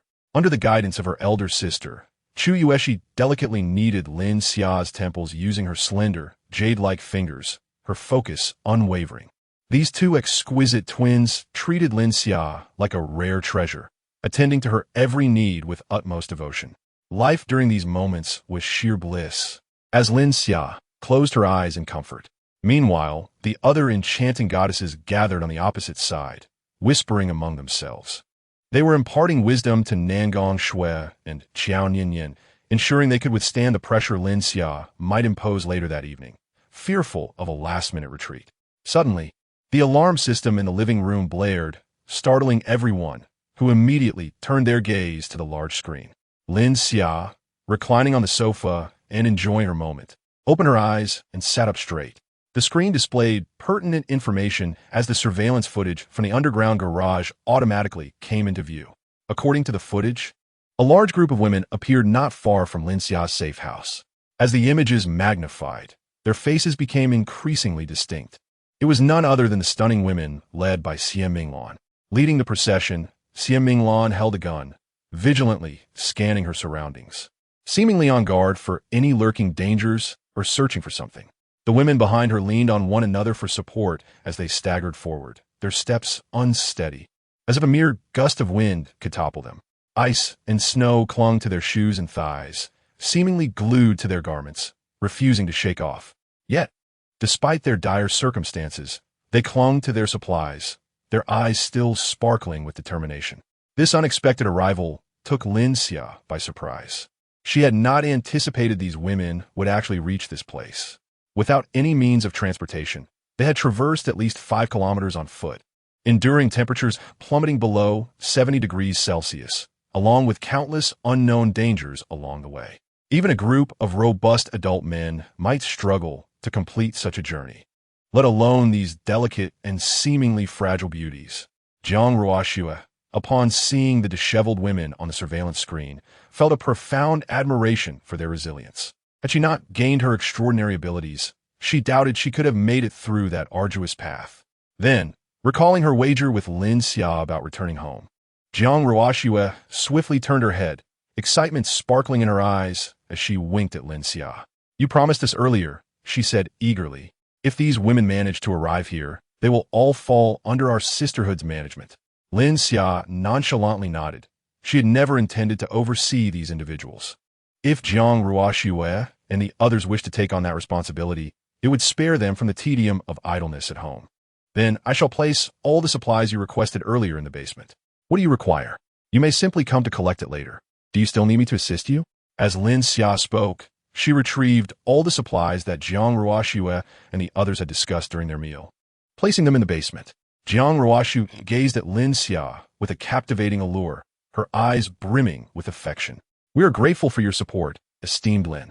Upon our return, we shall indulge you as you wish. You might take this opportunity to carefully select some attire and props that will be needed later. We sisters shall ensure your utmost comfort this evening.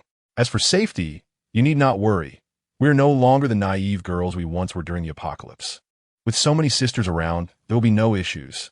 Besides, at this distance, a mere shout from us, and you shall surely appear before us." Chapter 141. Heaven. Lin Xia ultimately nodded in agreement. Through the experiences they had endured during this time, they had indeed matured significantly. These trials had equipped them with the ability to independently tackle numerous challenges. Furthermore, based on the analysis of the alarm system, it was evident that their adversaries were armed only with a few rifles. It was likely that even if all their bullets were fired, they would not be able to breach Su Qian's psychic shield. Upon receiving Lin Xia's consent, Jiang Ruoxue, brimming with excitement, took the hands of her sisters, Chu Yueshi and Chu Xinglan, who sat beside her. With exuberance, she declared to Lin Xia, "This is our first collective endeavor as sisters, so we must present ourselves in perfect order. Once we return, I shall replace the 2 you lent me." Nan Gongxue and Xiao Nianyan instantly flushed with embarrassment, while the other girls eagerly anticipated their meeting with these individuals. They had spent the entire afternoon discussing their grand aspirations behind Lin Xia's back, and soon, those ambitions would be brought to fruition. Their expressions radiated palpable excitement.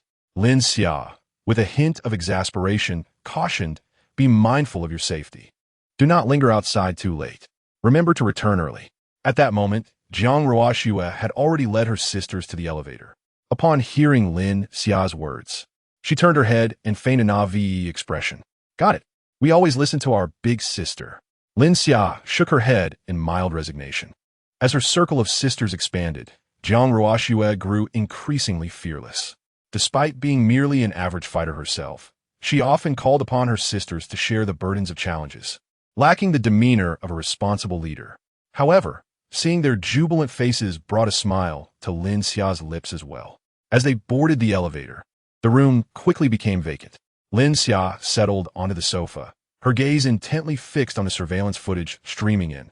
Should they encounter any unforeseen circumstances, she would undoubtedly rush to their aid, ensuring their safety at all costs. Meanwhile, Xia Minglan had arrived at the predetermined location with her companions. Anxiously, she reiterated her query to the long-haired woman. Is this truly the place they described? The long-haired woman nodded earnestly.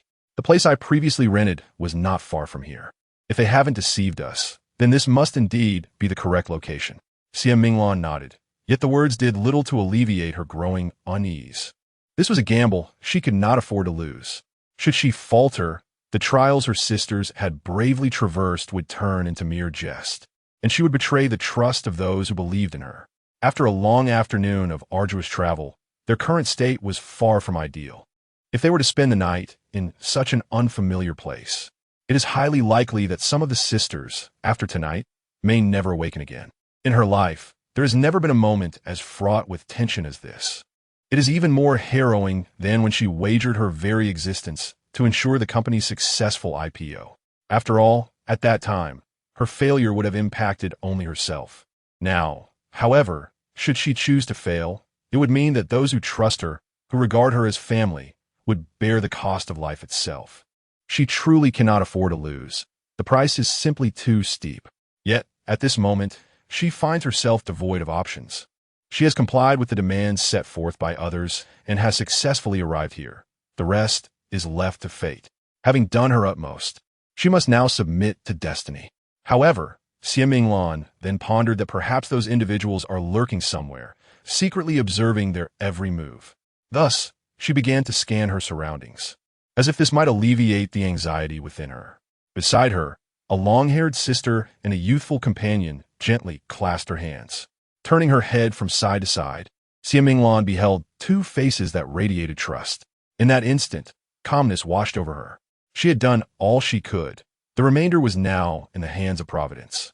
At that moment, peering through the dark doorway before her, she perceived a glimmer of light seeping through the crack. Her anxious heart suddenly swelled with joy. Their efforts had not been in vain. The environment before them had finally begun to shift. Nevertheless, she could not afford to let her guard down.